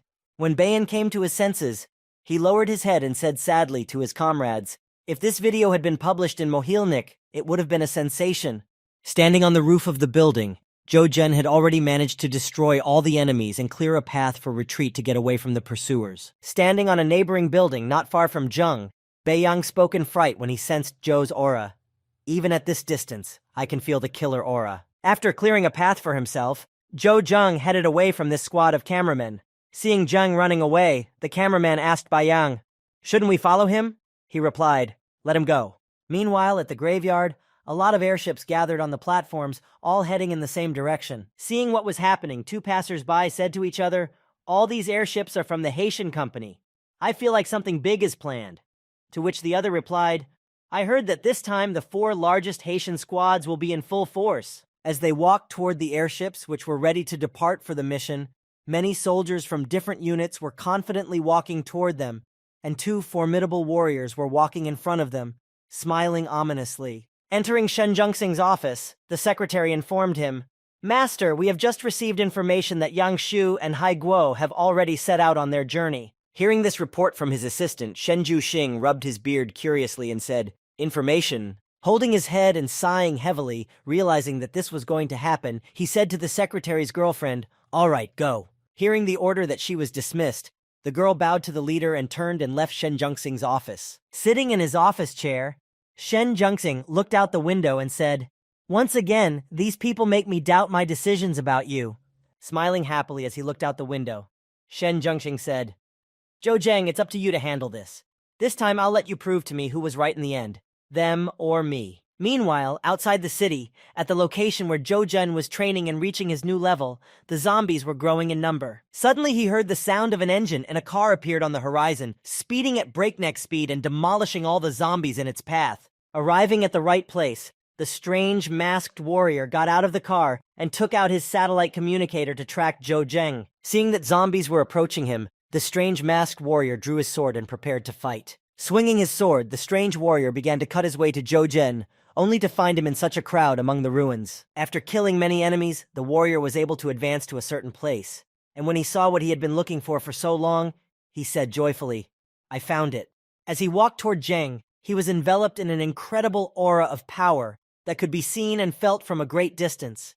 Perhaps it was thanks to this power that Zheng was found. After destroying another zombie, Zheng finally reached the long-awaited level, saying happily, "Finally level 80. After reaching the desired level and reviewing his stats, Zhou Zheng said happily, "With 80th level skills, I'll be able to compete with Yang Liu." After reaching his level, Zhou Zheng did not worry about his absence for such a long time and said, "The captain will take care of everything at home. It shouldn't be a problem." Suddenly, he heard a phone call. Pulling out his satellite communicator, Zhou Zheng looked to see who the call was from. The screen showed a C-rank soldier calling him. When he saw who was calling him, Zhou Zheng said in surprise, "Lei Hu? He's been calling me too often lately." Picking up the phone, Zheng heard, "Thank goodness, brother Zhou, you finally picked up the phone." Hearing his comrade's worried voice, Zheng asked him, "Captain Luo, what's wrong?" He replied, "The Navy SEALs and Yang Liu seem to know where you are. They have gathered the people and have already taken them out of the city. This time, the four largest Haitian units have been called up. You better find a safe place to wait it out." Hearing such bad news, Zheng immediately thought of something. How could they know exactly where I am? As soon as he thought about it, he saw a crew of airships not far from him, heading straight for him. Noticing the danger, Jo Jung said in concern, "It looks like I don't have time to find a safe place." The captain replied in confusion, "What do you mean?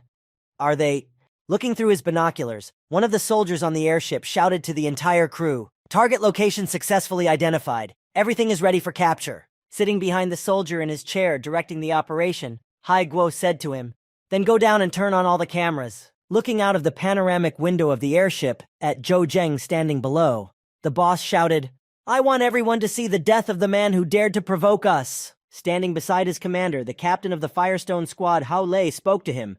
"President, let us go first." Having received permission to be the first to launch the operation to destroy Zheng, Captain Lei, taking his men and one missile in each hand, spoke to his men as he headed for the door of the airship. "What do you think? A warrior of the 8th rank."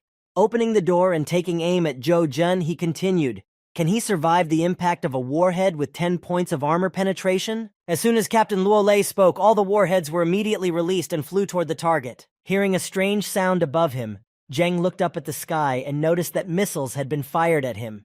Confused, Zheng was already thinking of a plan of action. As he stood there, only a split second passed, and the missiles were almost upon Zheng, who was standing defenselessly in the middle of the ruins, waiting for them to arrive. Seeing that 4 missiles with 10 points of armor penetration had been fired at Zheng, Hai Guo looked promisingly at the pile of dust that had been kicked up at the point of impact. His hopes were dashed, however, because even these warheads did not do him any harm, as he had a protective aura of star power around him that was able to protect him.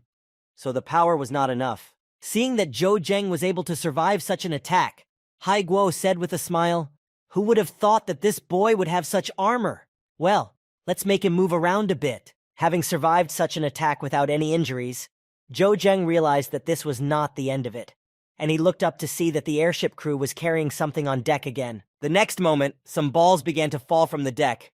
There were a lot of them, and they were about a third dense in the air. When Zheng looked closely at what it was, he realized that several boxes of fragmentation grenades had been thrown at him and were already flying directly at him. The next moment, as this rain of ammunition hit the ground, the entire nearby area within a large radius began to explode, destroying buildings and everything in its path.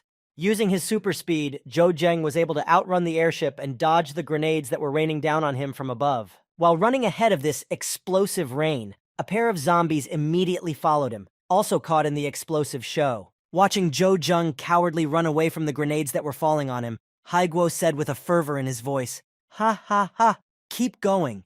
Let the cameras film it all." Catching up with Zhou Zheng on the airship, Hai Guo cheerfully shouted at him, dropping an incredible number of grenades on his head. "Zhou Zheng, what, are you scared? Why are you running away?" Taking out another grenade, which was not a fragmentation grenade but a more serious one, Hai Guo shouted at Zheng, "Let's see how you can dodge this time." Throwing this grenade at Zheng, it sent a huge mushroom of explosion overhead, which hit the airship and gave it a serious dent. After the grenade exploded on Zheng, the entire crew, after the blast wave threw the airship back and knocked everyone down, began to get up to see what was wrong with Zheng. After getting to his feet, Hai Guo was the first to run to the window to see what was left of Zhou Zheng after such an explosion. But what he saw plunged him into chaos. He saw Zheng downstairs holding an impressive-sized gun. Realizing that he smelled something fried, Hai Guo shouted in fright, "Where did he get that gun?" Striking back, Zhou Zheng fired several warheads at the airship, and a terrified voice came from the airship. "Why are you standing there? Hurry up and take off. Faster!" The next moment, the missiles hit their target, and the airship was shot down. As it fell down, it was engulfed in flames, and everyone in it began to jump out. After getting out of the downed airship, Commander Hai Guo noticed that it would not be the end of the story, and they would have to try a little harder, because zombies were coming at them from all sides. Heading towards the airship crew, the zombies gathered in small groups, and one of the dead pointed at the soldiers, as if giving the others the order to attack, and growled loudly. Seeing that the enemies were advancing, Commander Hai Guo gave orders to all those who were with him, saying, "Prepare all equipment for battle." Meanwhile, Zhou Zheng, who was enjoying the beautiful sight of the airship slowly descending, burning to ashes, was preparing for the next stage of his plan. Looking at the work he had done, Zhou Zheng said happily, "Don't be in a hurry to relax. The most interesting things are yet to come." At the very moment when Zheng shot down the airship, a group of cameramen were following Zheng, and one of them shouted, "I got it! I got it!" Holding the video camera in his hands, Bai Yang exclaimed joyfully, marveling at the incredible content. "This is just an incredible scene. Standing behind his captain, the videographer anxiously spoke to him. "Brother Beiyang, it will soon be dusk. Are we going back to Beba or staying here?" Hearing his friend's question, Beiyang with a serious attitude said to them, "It's been a long time since we've been able to record something so amazing." Holding the camera with one hand and gesturing with the other, Beiyang spoke joyfully to his comrades. "Brothers, we are staying here tonight." Fighting off the zombie invasion and protecting Haiguo, Yang Shu said, "We need to get out of here. These sounds will attract more zombies." Hearing the advice from his mercenary soldier, who warned him of the dangers of staying put, the commander replied, "Yes." Hearing the order and following it, all the soldiers who were with the commander began to fight their way back to find a place to spend the night. After fighting their way through the crowd of zombies, Haiguo's team finally found the nearest building that was free of zombies and where they could spend the night. As soon as they set up camp, the boss angrily punched the wall. After the commander hit the wall with his fist, it was covered with cracks, and his comrades immediately turned their attention to him, afraid to say a word. But immediately after, the boss said, "Damn, how did this happen?" Seeing that Captain Haiguo was furious at the failure, Yang Shu spoke to him. "It can be said that we underestimated the enemy, but the more excitement there is about what's happening, the more people will be attracted to it, right?" As Commander Haiguo's squad prepared to spend the night, Zheng waited for the appointed time to launch his operation. Looking at his watch, it showed 7:30 p.m. Seeing that the clock was showing the perfect time, he said, "It's time to go hunting." Happy that the time had come, Zheng immediately went to visit his enemies. As he walked through the building, Zheng overheard two soldiers standing in front of the door to a room talking, and one of them said, "Where did he get that launcher? Did he know we were coming and prepare in advance?" He came closer to them and listened to their conversation. Complimenting the first, the second spoke. "And did you see his armor? If I'm not mistaken, that's the symbol of the Julie gear store, the Twilight armor." To which the first one replied, "No wonder he's not getting any." As Zheng approached one of the soldiers guarding the entrance from behind, he froze, and rubbing his hands on the armor to warm himself, he said, "Don't you feel as if it's suddenly cold?" Hearing this question, the first one agreed with him and answered him, feeling cold as well. "Yes, I do, especially in the neck area." When the warriors finished talking, Zheng whispered in one of their ears, "Bye-bye." After that, he immediately killed them both without any noise or witnesses. As Yang Shu and Haiguo passed by the posts, they noticed two corpses of soldiers. As they approached them and checked their pulses, Yang said, "Two soldiers, one of rank 11 and the other of rank 10, were killed completely silently." Hearing this, Haiguo asked him, "Is this really the work of Zheng?" Immediately thinking about what had happened, Yang Shu said, "It is already dark outside.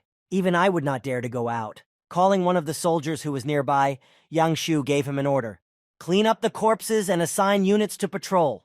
As they patrolled the area, the four soldiers walking along the corridor began to talk, and one of them expressed his opinion by saying, "You mean it wasn't a ghost that killed them?" Hearing this nonsense, one of the soldiers from the patrolling squad mockingly said to him, "Hua Ji, you are like an 11th ranked warrior, but you have the brain of a small child."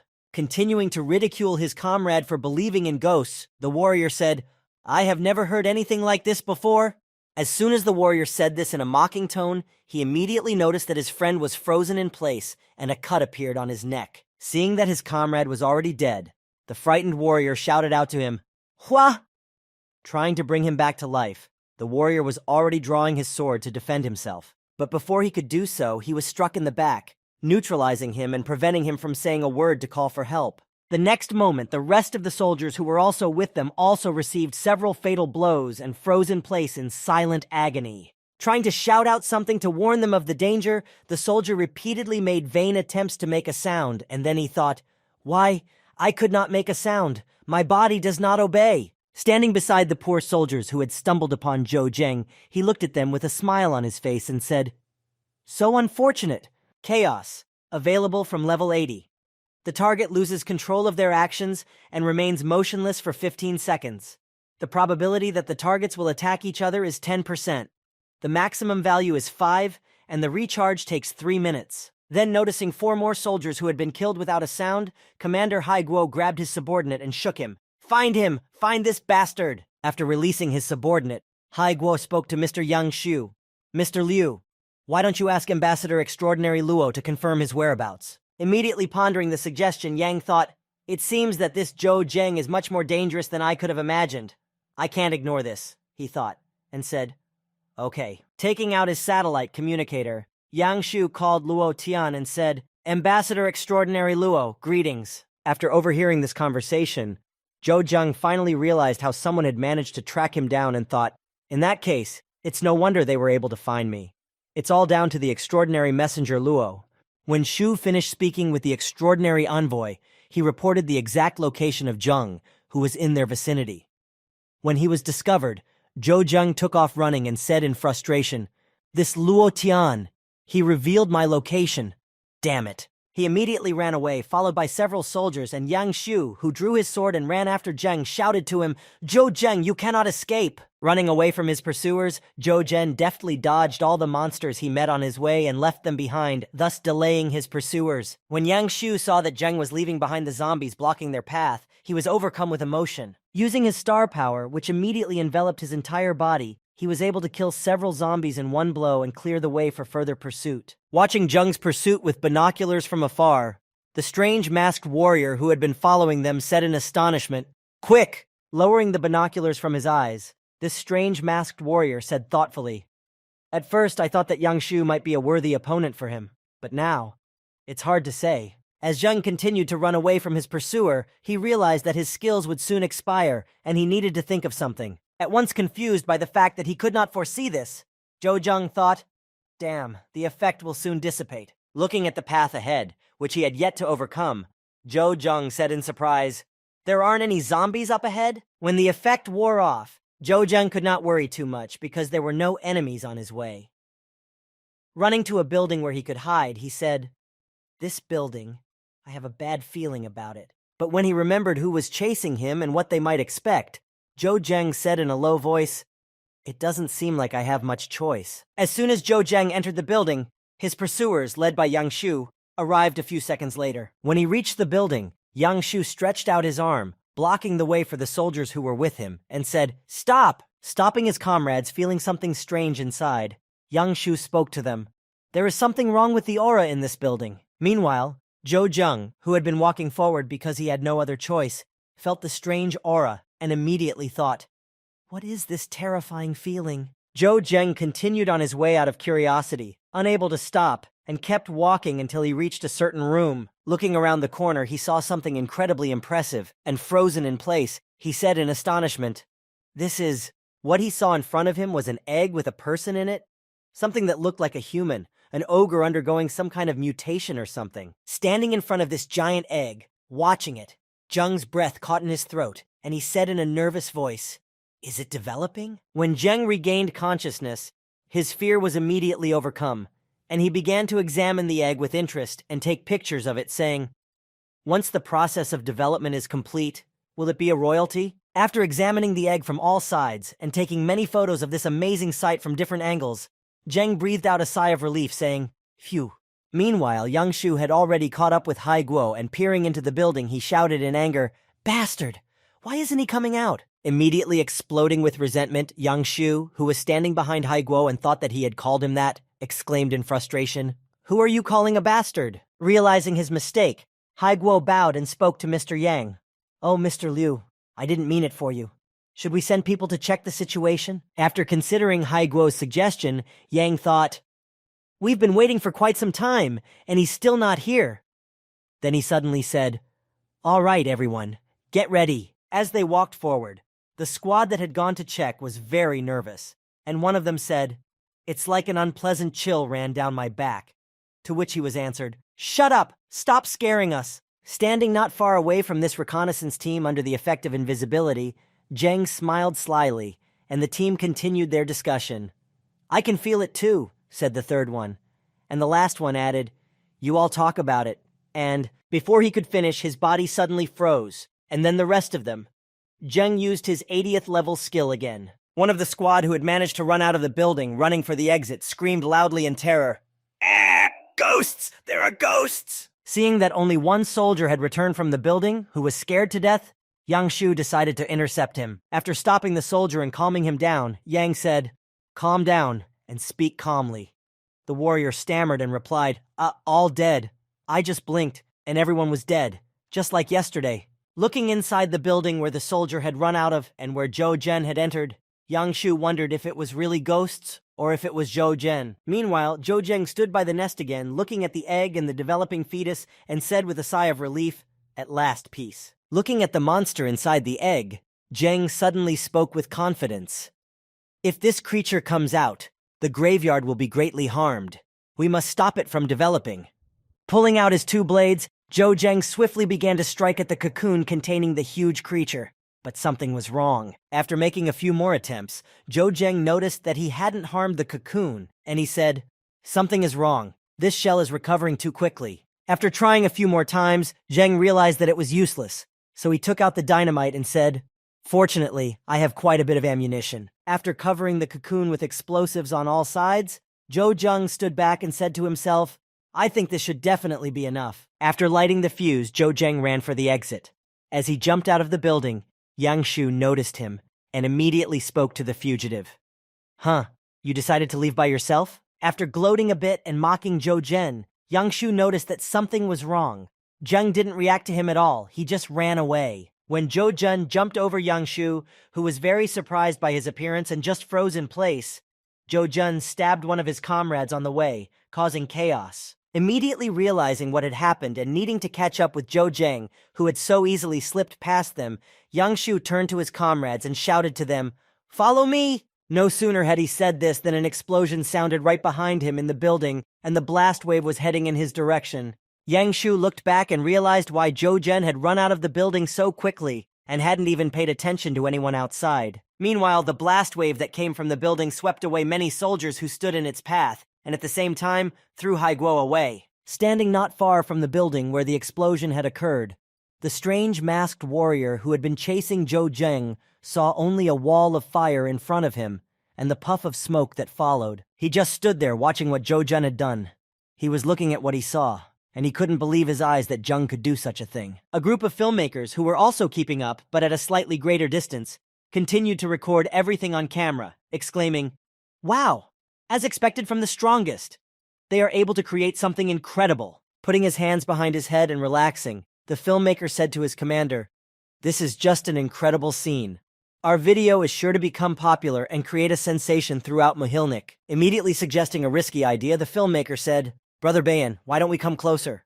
Hearing the suggestion, he hummed thoughtfully. Without hesitation, Brother Bayang, also eager for a sensation and quality content, said, "Okay, let's go." Gathering all his courage into a fist, Baiyang spoke an inspiring phrase, "Wealth and recognition are gained by taking risks, let's go." Meanwhile, Commander Haiguo's squad, having recovered from the explosion, immediately informed him, "Boss, such a big explosion. I'm afraid there will be a whole crowd of zombies here very soon." Hearing this warning, Commander Haigu shouted out to his subordinates in alarm, "What, zombies? Then we must—" While Commander Haigu was thinking of ways to get out of here, Yangshu just stood there, unable to accept the fact that they had been so easily deceived. Clutching the sword tightly in his hand and boiling with anger, Yangshu repeated the same thing over and over again. "Zhou Zheng, not bad, very good." Suddenly appearing out of the pile of dust and smoke and standing before Yang in all his glory, Zhou Zheng smiled slyly and said to him, "Thank you for your praise." Immediately lighting up with star power that enveloped his entire body and weapon, Yangshu slowly approached Zheng and spoke to him menacingly. "You didn't run away?" Standing in front of Yangshu in his new armor, Zhou Zheng smiled at him and asked him confidently, "Why would I run away?" Hearing Zheng's voice, Captain Haiguo asked him sarcastically, "Even if you wanted to escape, would you have the ability to do so?" Waving his hand and feeling superior to Zhou Zhen because they were outnumbered, the commander shouted, "Come here!" As soon as he said this, a giant red monster appeared right behind him. Upon seeing it, Commander Haiguo exclaimed in fright, "That's... what kind of creature is that?" Waking up from a long sleep, the giant opened its eyes, which glowed red, and immediately made the air heavier around it, causing everyone present to be afraid. Seeing such a giant, all the soldiers who were nearby were immediately frightened and began to run for their lives. The next moment, everyone who was still standing saw the huge monster jump into the air and shouted, "Holy shit!" Without hesitation, all the remaining ordinary soldiers also screamed in fright as they watched the giant approach them and shouted, "Let's run!" Trying to run away from the giant, one of the soldiers was the least fortunate. As soon as he started to run, the giant's fist followed him, and he was about to catch up with him. The next moment, there was a thud behind Zhou Zheng, and a large pile of dust was raised as a result of the giant's blow. While the latter was hunting Haiguo's soldiers, Zheng stood face to face with Yang Shu. Rising into the air and creating a smokescreen, the smoke coming from the building that had been blown up blocked Yang Shu's entire view. Having lost sight of Zheng, he immediately became alert and, nervously looking around, began to slowly retreat backward. As Yang Shu emerged from the smokescreen, he immediately heard a voice coming from behind him. It was Zhou Zheng, who spoke to him menacingly. "Yang Liu, only one of us will make it out of this mess alive today." Not doubting himself or his strength for a second, Yang Shu pointed to himself with a smug smile and said, "It will be me." While Yang Shu was boasting of his strength and already tasting victory, a giant silhouette appeared from the smoke behind the two rivals and slowly approached them. Seeing the enraged monster behind him, Yang Shu was surprised to see it coming, and he said in a disgruntled voice, "Damn, there's this one too. There's no time to waste." Just as he was about to move to another place to formulate a plan of action and regroup, Zheng appeared in front of him and shouted, "You want to escape? Not so fast!" After striking the enemy, Zheng was able to immobilize his opponent with the paralyzing poison skill. After the job was done, he stormed out of there, and hiding behind a nearby wall, he said, 3 seconds. That's enough for you." By paralyzing the enemy, he was able to buy himself some time and escape while the monster was focused on Yang Shu. When the giant spotted the enemy, he immediately rushed to harm him, and Yang could only watch the inevitable, unable to do anything about it.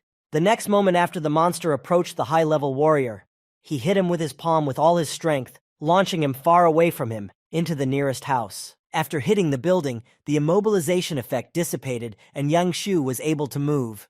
Leaning on his right knee, the warrior began to cough, expelling the remnants of dust and dirt and grimacing in pain. Seeing that the enemy was still alive, the monster immediately followed him to finish off the insect.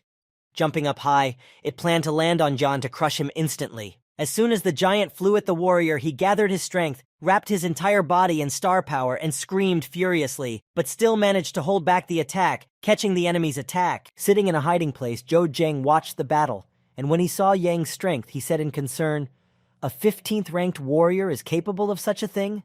Fortunately, I didn't dare to fight him one-on-one." While Zhou Zheng watched quietly from his hiding place, Yang Liu fought for his life with his last strength.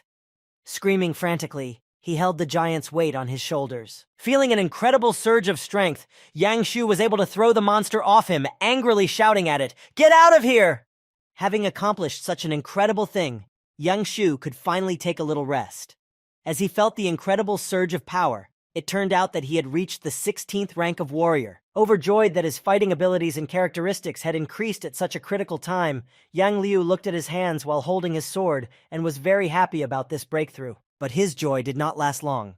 After a brief burst of happiness, Yang Shu remembered his rival who had set him up like that, and noticing him nearby, he shouted furiously, "Zhou Zheng!" Ignoring everything that was happening around him, Yang Shu immediately rushed toward Zhou Zheng to finish him off and at the same time shouted, "You're finished!" But it was very reckless of him to ignore his surroundings, because the monster he had thrown away was not defeated, and had managed to regain consciousness and get to his feet. As he flew past the giant, Yang Shu noticed that the giant's arm was flying at him again, and he was unable to dodge this attack while flying. The very next moment, the monster hit the target with its powerful attack and launched Yang Shu back into a nearby building. After coming to a hard stop, Yang Shu stood again, leaning on his knee, and coughed up another serious blow as he watched the monster stare back at him. Having been seriously injured, despite the fact that his rank had increased, Yang Shu stood up and spoke heavily.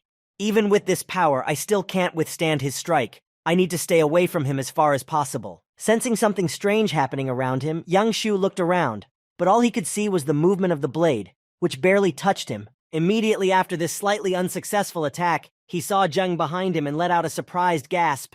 "When did he manage to get behind me?" Immediately thinking about what he had said about Zhou Zheng appearing out of nowhere, he thought anxiously, "Can he turn invisible? Are people even capable of something like that?" In order to avoid Zheng's attack, Yang Shu reflexively swung his sword and knocked Zhou Zheng away from him, shouting, "Ha!" Having dodged Yang's attack, Zheng approached him again at point-blank range and whispered to him, "I'm sorry, but you won't be leaving here alive." Immediately frozen in place, unable to control his body, Yang Shu just stood there, boiling with rage, his mind racing. "Damn it, this trick again!" Before he retreated again and hid somewhere nearby, Zheng stood behind Yang and said to him, smiling, "Enjoy, Mr. Liu." After saying this, Zhou Zheng disappeared again, and Yang Liu noticed that the monster was running toward him again, waving his arms. Standing still, he thought, "Yes, I should have seen this coming.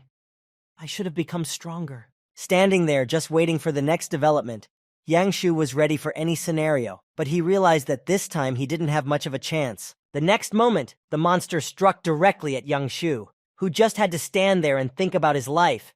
And at that moment, he thought, "This is never easy." After hitting Yang Shu with a precise strike, the giant grabbed him and began to slowly lift him up to his head. Growling fiercely, the giant, showing its superiority, squeezed the warrior with all its might, and he died. At that very moment, a notification was sent to everyone's satellite communicators. Hearing its sound, Shen Zhengxing picked up his device and said, "Gentlemen, emergency messenger 043, Yang Shu has died." Hearing this, the two dignitaries in his office exclaimed in confusion, "What? A 15th ranked expert and..." All of the other warriors in the tomb also received this notification, the update to the warrior table. Looking at his communicators, Lei Hu said happily, "Ha ha ha! I knew this Zhou Zheng was not so simple."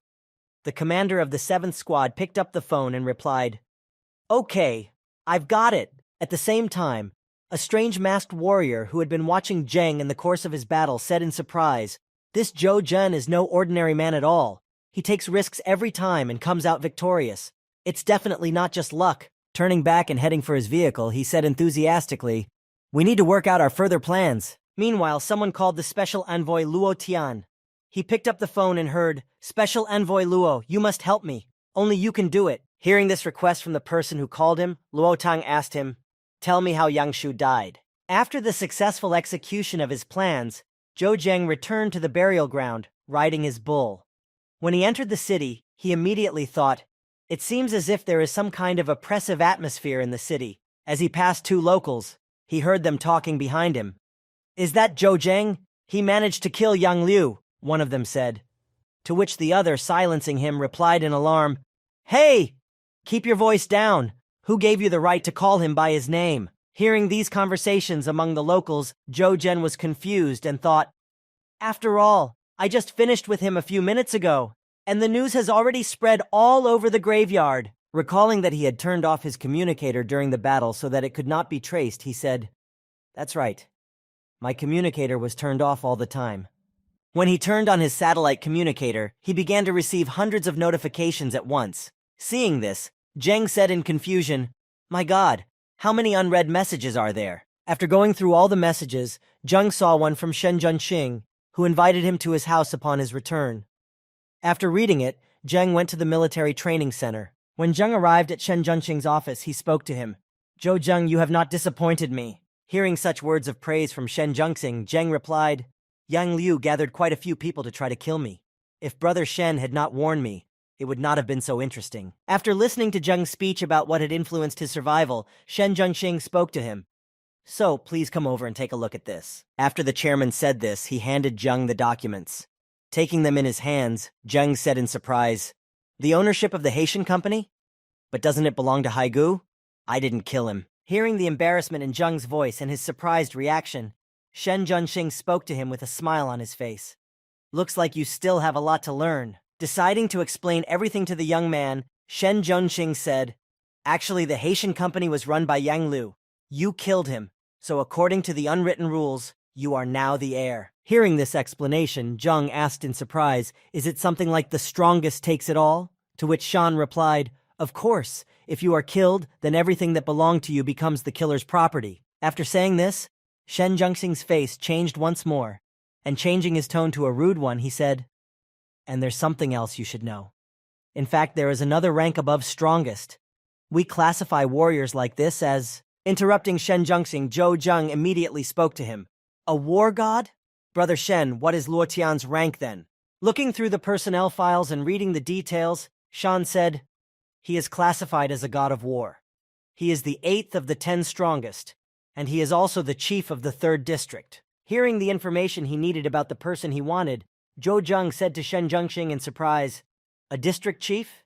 This is the first time I've heard of such a position." After Zhou Zheng's response, Shen Zhengxing spoke to him, handing him a map. "This is what I wanted to talk to you about next." When Zhou Zheng opened the map and began to examine it, Shan continued, The burial ground is divided into 50 districts, and each district chief can take 50% of the tax revenue to benefit the most powerful. Continuing his speech, Shen Jingsing made a suggestion. The 47th district does not have a person in charge for some reason. After discussing all the details and terms of cooperation, Zhou Zheng headed home to Haiyang Tower. Upon entering, he was greeted by the staff, who said, "Boss." As he walked down the hall, each of his hotel employees greeted him and said, "Ambassador Extraordinary Zhou," said one of them. Then another added, "Ambassador Extraordinary Zhou. Now the Haiyang Tower will definitely become one of the best hotels in Mogilev." Accepting such sincere congratulations from his employees and basking in the glory, Zheng replied awkwardly, thank you all for your concern." After passing by all the staff and hearing sincere words of congratulations from everyone, Zheng finally reached the elevator and breathed a sigh of relief as he got on and went up. As soon as he reached the desired floor and the doors began to open, Zhou Zheng suddenly froze in place in surprise and embarrassment. The next moment, as soon as the elevator doors opened, Xiang Shihan threw herself at him and began to hug him tightly. Clutching Zhou Zheng tightly, Xiang Shihan could no longer hold back her tears, and as she shed them from the long separation, she said happily, Seeing that she was shedding tears for him, Zheng embraced her and began to stroke her head, saying, "I'm sorry." After Zheng's actions, Xiang Shihan began to pound on him with her fists, shedding tears and saying over and over again, "Fool, you fool, you fool." Having been hit by the fragile girl, Zheng twisted in pain and stepped back to get away from Xiang Shihan's barrage of blows. Noticing that she had hurt Zheng, the girl stopped beating him and looked at him in alarm. "Hey, what's wrong? Are you hurt or something?" Leaning on the elevator door, Zhou Zheng grabbed his torso with his hand and spoke heavily. "You're actually a warrior too, in case you forgot. Next time you want to beat me up, you better remember to control your strength." Realizing what she had done, the girl said in alarm, I'm sorry." She hugged Zheng's hand and pressed herself against him, apologizing for what she had done. Zheng, looking away, said slyly, "No way. Without 10 kisses, my wounds will definitely not heal." Taking Zhou Zheng by the hand, Xiang Shihan angrily dragged him into the room, speaking menacingly, "Who allowed you to stay out of touch with me for so long?" After spending time with Xiang Shihan after such a long period of absence, the next day, he went with her to the Haitian office. After gathering all the executives, Zhou Zheng sat down in the director's chair and spoke to them. "I think everyone has already guessed why I have gathered you all here. As of today, Haitian is under my management, and today I am determined to put things in order." Hearing this statement from Zhou Zheng, one of the attendees said in surprise, "So fast!" And another department head exclaimed, "In just one day?" All of the managers began to shout out in outrage at Zheng's statement, but at one point they all fell silent as they looked at their new boss. Silence fell over the office. Raising his hand in the air, Zhou Zheng gave his first order. First, the Haitian company will henceforth be known as the Haiyang Corporation. Rising from his seat, he continued. Second, the job structures remain unchanged. Third, the security department is to be disbanded and completely reorganized. Hearing these statements from the new boss, one of the managers was confused. But the security department is the core of the company, with thousands of soldiers guaranteeing its security. To disband it now means he wants to change everything. Looking at the new boss, who was sitting in his chair and watching the employees' reactions, the manager continued his thoughts. "I have to say that he has no lack of determination. He just came in and hit the ground running." Thinking about the security structure, the manager decided, after all, in recent years the company's reputation has really left much to be desired. Perhaps radical changes will give the company a second wind. Seeing that everyone in the office was fussing, Zheng spoke to them. "But don't worry too much. All those who pass our test will be able to keep their previous positions, and even with a 20% salary increase." And in the end, Zhou Zheng added in conclusion, "And one more thing. Starting today, Miss Shihan will be acting president, and I look forward to our fruitful cooperation." Hearing this last statement before he left the office, Director Shu was confused. "But his girlfriend, will she be able to run the company?" Seeing Shu's confusion, Xiang Shihan spoke to him. "Director Shu, I don't doubt your abilities, so I hope you will continue to work for our company." Continuing to encourage her employee, Xiang Shihan continued, "I have discussed this with Ambassador Extraordinary Zhou, and we have decided to promote you to Vice President, General Manager." Upon hearing this information from Xiang Shihan, Director Shu immediately froze in place, and after a second exclaimed in surprise, "Vice President?" Looking at him with confidence, Xiang Shihan said, "That's why the future of our company depends on your hard work." Holding out a plan for a new project to CEO Shu, she said, "This is a new project. If you have any suggestions, please bring them to me for approval." After completing the negotiations with Xiang Shihan, CEO Shu left her office and began to look at the plan behind closed doors and said in awe, "Wow, is this really not a dream?" After examining the project, he smiled slyly and said, "However, this dream created by extraordinary envoy Zhou can really be motivating." Xiang Shihan, sitting in the president's office, was furious, saying, "Just shameless! He threw such a responsibility on my shoulders and ran away." Exploding with emotion, the furious girl began to shout, pounding on the table, "You fool, you fool, you fool! Well, wait! You'll get it from me!" Meanwhile, Zhou Zheng was heading to his 47th district, which Shen Zhengxing had assigned to him. When he saw it, Zheng said in astonishment, "This is the 47th district?" Seeing the terrible conditions here, Zhou Zheng was incredulous. Brother Shen knew exactly where he was sending me? As he walked around the neighborhood and surveyed the area, Zheng spoke anxiously. Even though most of the residents are engaged in agriculture, the conditions here... Walking through the 47th district, Zhou Zheng saw a mother and child reaching for meat in a shop and saying, "Mom, I want some meat."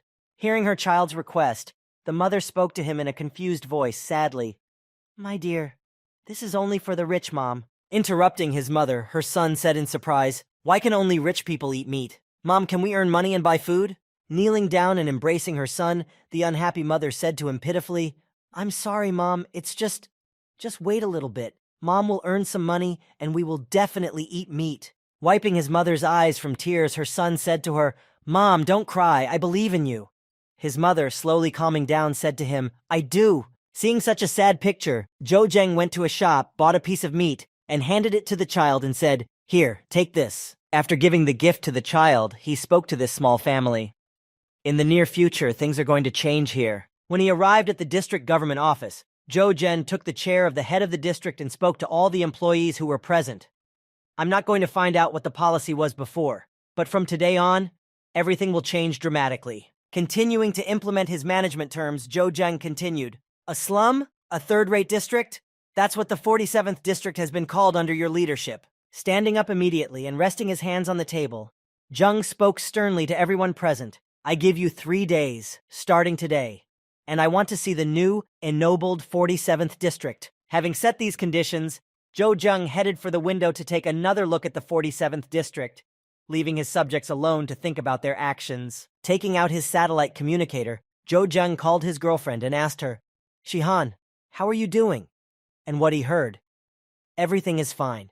A new security department has been formed, about 5,000 people, if you count the previous employees who have been certified." After telling him about all the cases and reporting on the work done, Xiang Shihan reported to Zheng in concern, "Zhou Zheng, I heard that the 47th district..." Interrupting her, Zheng said, "I knew you would be interested, actually. Maybe my heart hasn't turned to ice like those soldiers. They're the same people who survived the end of the world. So why should I stand aside, or even rejoice in their grief?" To which I heard in response, "Even so, how much can you change?" Hearing this question from his concerned girlfriend, Zhou Zheng happily answered her, "Even if it's just a little bit, it's still progress." Continuing his story, Zheng continued, "Just because everyone around you has become indifferent to other people's grief doesn't mean that you have to become like them." Having said that, Zhou Zheng added one last thing before hanging up the phone. "It is the ordinary people who bring a drop of warmth to this world where the strongest survive." The next day, an airship was flying somewhere in the air. Standing on its wing, Zhou Zheng was flying somewhere, and he immediately told the pilot, "Commander An, over here." After telling Commander An to slow down a bit, Zhou Zheng took out his jet wings and prepared to fly. After activating them, Zheng took off, waving to the pilot and saying goodbye, "I'll get off here and have a safe trip." Hearing such sincere words from such a high-ranking person, the captain of the airship felt touched by his humanity and simply smiled as he said goodbye to Zheng. After leaving the airship, Zhou Zheng flew somewhere in the forest on his jet wings. Meanwhile, someone was watching him with binoculars from afar. Standing in a tree nearby and accidentally noticing Zhou Zhen, a strange masked warrior said happily, smiling slyly, "Hey, it seems like it was fate that decided this." After hiding his surveillance device, the masked warrior jumped after Zheng until he lost track of him, moving quickly through the tree branches. Meanwhile, Zhou Zheng took out his satellite communicator and looked at the map of the area and said, "District 118, White Forest, I'm back." As he began to stretch all of his limbs and then the rest of his body, Zheng said in a disgruntled voice. Even though I may have gained more experience after reaching the 80th level, it's much more difficult to develop as a warrior. Thinking back to when Yang Shu reached the 16th rank, Zheng said, risking your life and being on the verge of death is the shortest way to advance your rank as a warrior. The stakes are too high here. Most warriors would never dare to do something like this. Opening his game inventory and taking out his weapons, Zhou Zheng said happily, but I'm not like them. I have quite a bit of motivation. Using his invisibility skill, Zhou Zheng sneaked up on the two white tigers and said in disappointment, they're still sticking together. We need to keep following them. Deciding that he needed to separate them, Zhou Zheng got closer to them and saw that the animal was a level 13 white fierce tiger. After slipping by the tigers unnoticed, Zhou Zheng decided to move on to find out why the animals were not moving, onward, no matter what. The tigers who had spotted Zhou Zheng began to chase him, but suddenly, after walking a little further, he heard that his pursuers had stopped running after him. Seeing a huge rock in front of him, covered with vines, Zheng thought, it looks like they can't dare to go up there. Immediately frozen in place, Zhou Zheng remembered something similar he had felt before and thought, why does this look quite familiar to me? As he thought this, he heard a strange noise coming from above. Looking up, he saw vines approaching him at high speed. Realizing what it was that was bothering him and leaving him with this feeling of déjà vu, Zheng immediately jumped up and ran for shelter. Running away from the vines, Zhou Zheng ran at breakneck speed, but when he looked back, he noticed that the vines were not far behind him either. Running forward, Zheng saw a cave not far away and decided that it would be a good idea to hide in it from such pursuers. Changing his course to the cave, Zhou Zheng rushed with all his might to its entrance, and with his last strength jumped into it when the vine was already kissing his heels. As he reached the hiding place, 3 vines crashed into him at breakneck speed, blocking each other's path and preventing him from reaching the boy. While in the cave, Zhou Zheng was initially very alarmed to see the vines still following him, and was about to continue his escape, but the vines stopped immediately after passing a few meters from the entrance. Seeing that they were no longer more than 4 meters away from the cave entrance, Zhou Zheng breathed out a sigh of relief and said, phew. Fortunately, they can't get in here. Opening his weapon inventory, Zhou Zheng took out a new weapon and said happily, since you've already missed your chance, it's my turn. Picking up his elven bow, Zhou Zheng pulled the string and took aim and loudly exclaimed, I brought quite a few arrows this time. After shooting several times at the vines, Zhou Zheng stopped and said in surprise, I definitely remember that the damage was a little less last time. Is it because of the bimetal arrows with 5 points of armor penetration? After Zhou Zheng said this, he shot at those vines for another 3 long hours, until he was very tired. Deciding to take a short break, Zhou Zheng, who was exhausted from his work, spoke heavily. By attacking these 3 vines, I have gained 60% of the experience needed to level up. Pulling the bowstring of his elven bow again, the tired boy said confidently, a little effort and no problem. Meanwhile, somewhere near the 13th level white fierce tigers, a strange masked warrior who looked like Zhou Zheng was sitting, saying, strange. Where is this fellow? While the masked warrior was searching for the fugitive, another tiger appeared behind him, roaring loudly and attacking him from behind. Having easily finished off the wild beast, the masked warrior, holding his sword in his hand, said with satisfaction, a bit of a hassle, but I'm starting to like it. Having dealt with the vines that blocked his exit from the cave, Zhou Zheng came out and said joyfully, finally, level 85, the week of dancing with the vines was worth it. Opening his skill window, he saw the description of the new skill. Deadly Harvest, level 85, 2 attacks with 120% damage on all targets within 15 meters, plus 250 damage. The freezing effect lasts for 1 minute. After using his invisibility skill, Zhou Zheng went looking for monsters again, thinking, now that the vines aren't giving me much experience, I need to change locations. As he approached the white ferocious tigers, Zheng said thinking, those white tigers are great opponents for honing my warrior skills. I need to find a way to lure one of them out. Deciding to go inside the group of tigers resting in the middle of the clearing, Zheng cautiously walked past all the monsters, looking back at every rustle. When he took up his position behind a rock, he saw a lone tiger, a little farther away from the others. Seeing such a great opportunity, Zhou Zheng did not dare to miss it, and preparing to implement his plan, he said, this is my chance. Taking out his bow and arrow from his play bag, Zhou Zheng quickly prepared to lure one tiger away from the rest of the herd so that he could fight it out one-on-one. Drawing the bowstring of his elven bow, Zhou Zheng left his hiding place and with good aim, shot the white tiger. Feeling an unpleasant pain, The predatory animal immediately began to look for who had harmed it and where. Noticing Zhou Zheng, the tiger immediately rushed at him, and Zheng immediately went to a lonely place, saying as he went, "There are too many of you here. I need to take you away." When Zheng saw a beautiful clearing not far from him, he set a course for it to begin his battle with the predatory beast. Arriving at the clearing in the middle of the forest, Zheng said with satisfaction, "It's quite calm here. We can try it." Looking back at the white, fierce tiger that had almost caught up with him, Zheng said confidently, ready for battle, "Let's start training."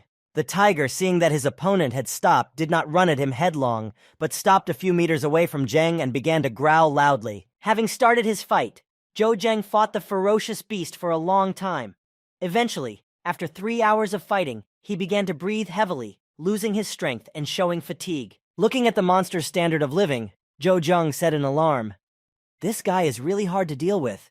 If it weren't for the healing health potions, I would have been in trouble." Deciding to pause the fight, Zhou Zheng fell to the ground wearily, taking a sitting position and said, "All right, I need to get some rest." Taking out his bag of supplies, Zhou Zheng decided to restore his strength and have a little snack to restore his energy for the battle. When the beast saw the pieces of meat in Zhou Zheng's hands, it immediately calmed down, and looking at Zhou Zheng's pouch with puppy eyes, it could not take its eyes off the food. It was when Zhou Zheng took one bite out of his pouch that he was surprised by the high-level beast's reaction, and he looked at it in confusion. Slowly approaching Zhou Zheng, the white tiger kept its eyes on the meat. Seeing the animal's curiosity, Zhou Zheng said in surprise, He wants this." When he dropped a piece of dried meat from his hands and threw it into the tiger's mouth, Zhou Zheng saw the tiger playfully chase after it and catch it. At this sight, Zhou Zheng froze in place in amazement, not understanding how this could possibly happen. Pulling out his cell phone, Zheng quickly dialed Shihan and asked her hastily, "Shihan, do your trainers have any other methods besides the secret potion, such as food?" Meanwhile, the strange masked warrior, looking at the radar in his satellite communicator, spoke happily when he saw Zheng's signal. "Great, you finally showed up." Stepping forward among the trees and the fog that enveloped them, the strange warrior spoke.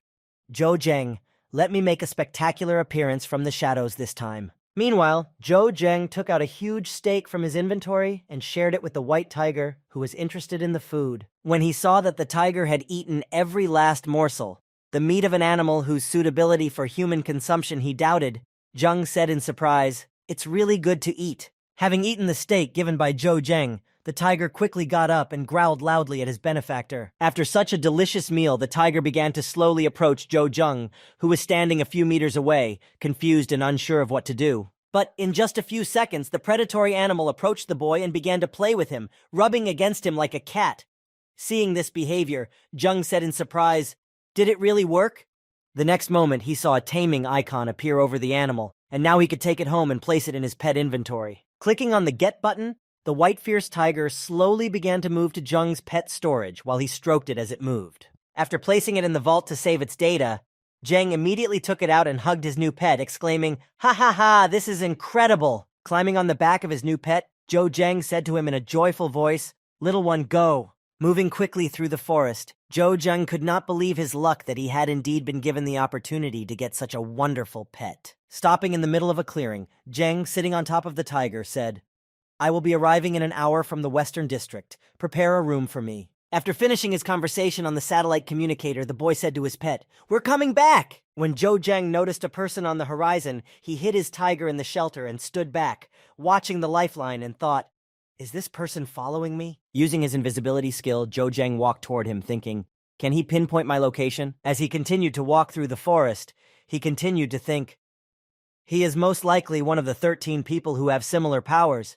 Isn't he Luo Tang? No, it can't be him. A person of his status wouldn't be chasing me around to try to kill me." As Zheng continued to walk through the forest, he noticed someone sitting on a tree branch and froze in his tracks. "I found him. However, I don't know him." Watching from the tree at the spot indicated by the radar, the strange masked warrior thought, "Strange. The satellite communicator shows that it is here." As Zheng got closer to the strange man sitting in the tree, he realized, "I'm not surprised that he was able to track my location." Seeing that his level and characteristics were not displayed, Zheng continued his thought, "Another god of war." As Zhang Ning began to look closely at him, Zhou Zheng suddenly saw something that plunged him into shock, and froze in place and began to take a closer look. As he took a closer look, he noticed that there was an all-too-familiar emblem on the scabbard of this Jiang Ning's sword. Noticing it, Jiang said softly, "The Shadow Emblem?" Recalling all the Shadow Emblem warriors who had tried to kill him in the past, Jiang was overcome with emotion, but he continued, This is just wonderful!" With a mixture of anger, hatred, and rage, Jiang glared at the warrior and said angrily, "We have not yet had time to settle the score." While Zhou Zheng, hiding behind a tree with the effect of invisibility and stealth, was thinking about how to deal with this Jiang Ning, he, in turn, felt someone's presence nearby. Looking back, he saw no one, but only stared at a single point with eyes full of confusion. And then, endowing his weapon with star power, he swung his sword and sent a cutting wave from his blow in the direction he had been looking. Zheng, who had immediately stepped back, saw that the man had cut through the stone with his blow and was dumbfounded. I mean, he can detect it anyway. The thicket is the most suitable hiding place. He shouldn't be able to discover my ability to become invisible. Standing in the tree, Jiang Ning said, "Very well. You're the first person so far who is within 20 meters of me and still hasn't been detected. A rank 8 peak, rapid progress. What a pity that it will all come to an end today." Running out of his net, Zhou Zheng spoke to Jiang Ning. "For someone who can't even detect my exact location, don't you think you're being a little hasty with your statements?" Jumping down from the tree and swinging his sword, Ning used a slashing attack and shouted at Jiang, "Die!" As soon as Jiang Ning approached Zhou Zheng, he deftly dodged his attack and suddenly plunged his dagger into his chest, thinking, "Now!" Having lost control of his body due to Zhou Zheng's skill, Jiang Ning immediately froze in place, unable to move and unable to see anything at all. Having lost his sight and the ability to move, Jiang Ning shouted out to Zhou Zheng in alarm, "My eyes! What did you do?" Jiang Ning tried to strike Zhou Zheng at random, but he could not do anything either. So he was extremely frightened and said, "What's going on? My body, it's not obeying." While Jiang Ning was still under the effect, Zhou Zheng tried to finish him off. Stepping back a little, he used a cross-handed punch. When the attack hit the enemy, it failed to harm him, but only destroyed his mask that was on his face. When the mask came off, his face was completely visible and several scars could be seen, which was probably why he wore the mask. After that, Zheng struck again with his dagger. This time, the stroke was a slashing one, and it hit the enemy right on the head. Seeing that the attack only damaged his cloak, Zheng said, "Things are bad. I can't even pierce his defense." Realizing that his time was running out, Zheng decided to change his plan on reflection.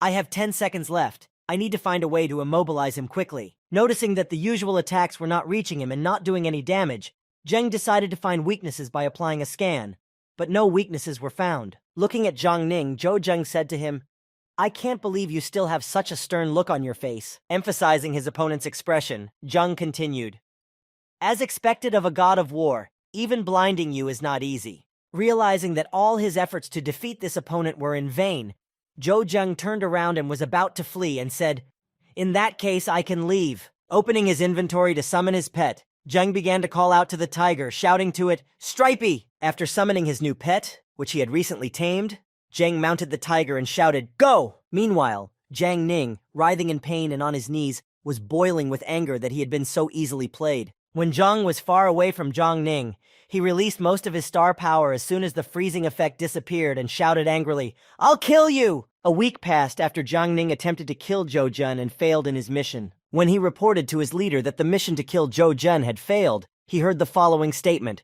"So that's all you have to say?" Panicked by the fact that he had failed in the important mission he had been entrusted with, Jiang Ning said in a worried tone, "Chairman, please give me another chance." As he continued to beg his leader for another try, he did not give up hope.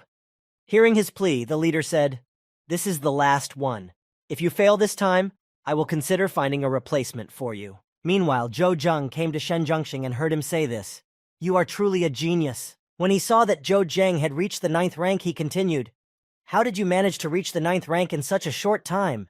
Calling one of his comrades, Shen Zhengxing made one request, and he heard back, "Should I allow Zhou Zhen to join the hunt tomorrow?" Reluctantly agreeing to this proposal, only because of Shen's request, the squad leader said, "Understood. Have him come to the #1 building of the airbase tomorrow." After hanging up the phone, the commander began to express his dissatisfaction, saying, "With such a rank, when did a brigade of hunters turn into a kindergarten?"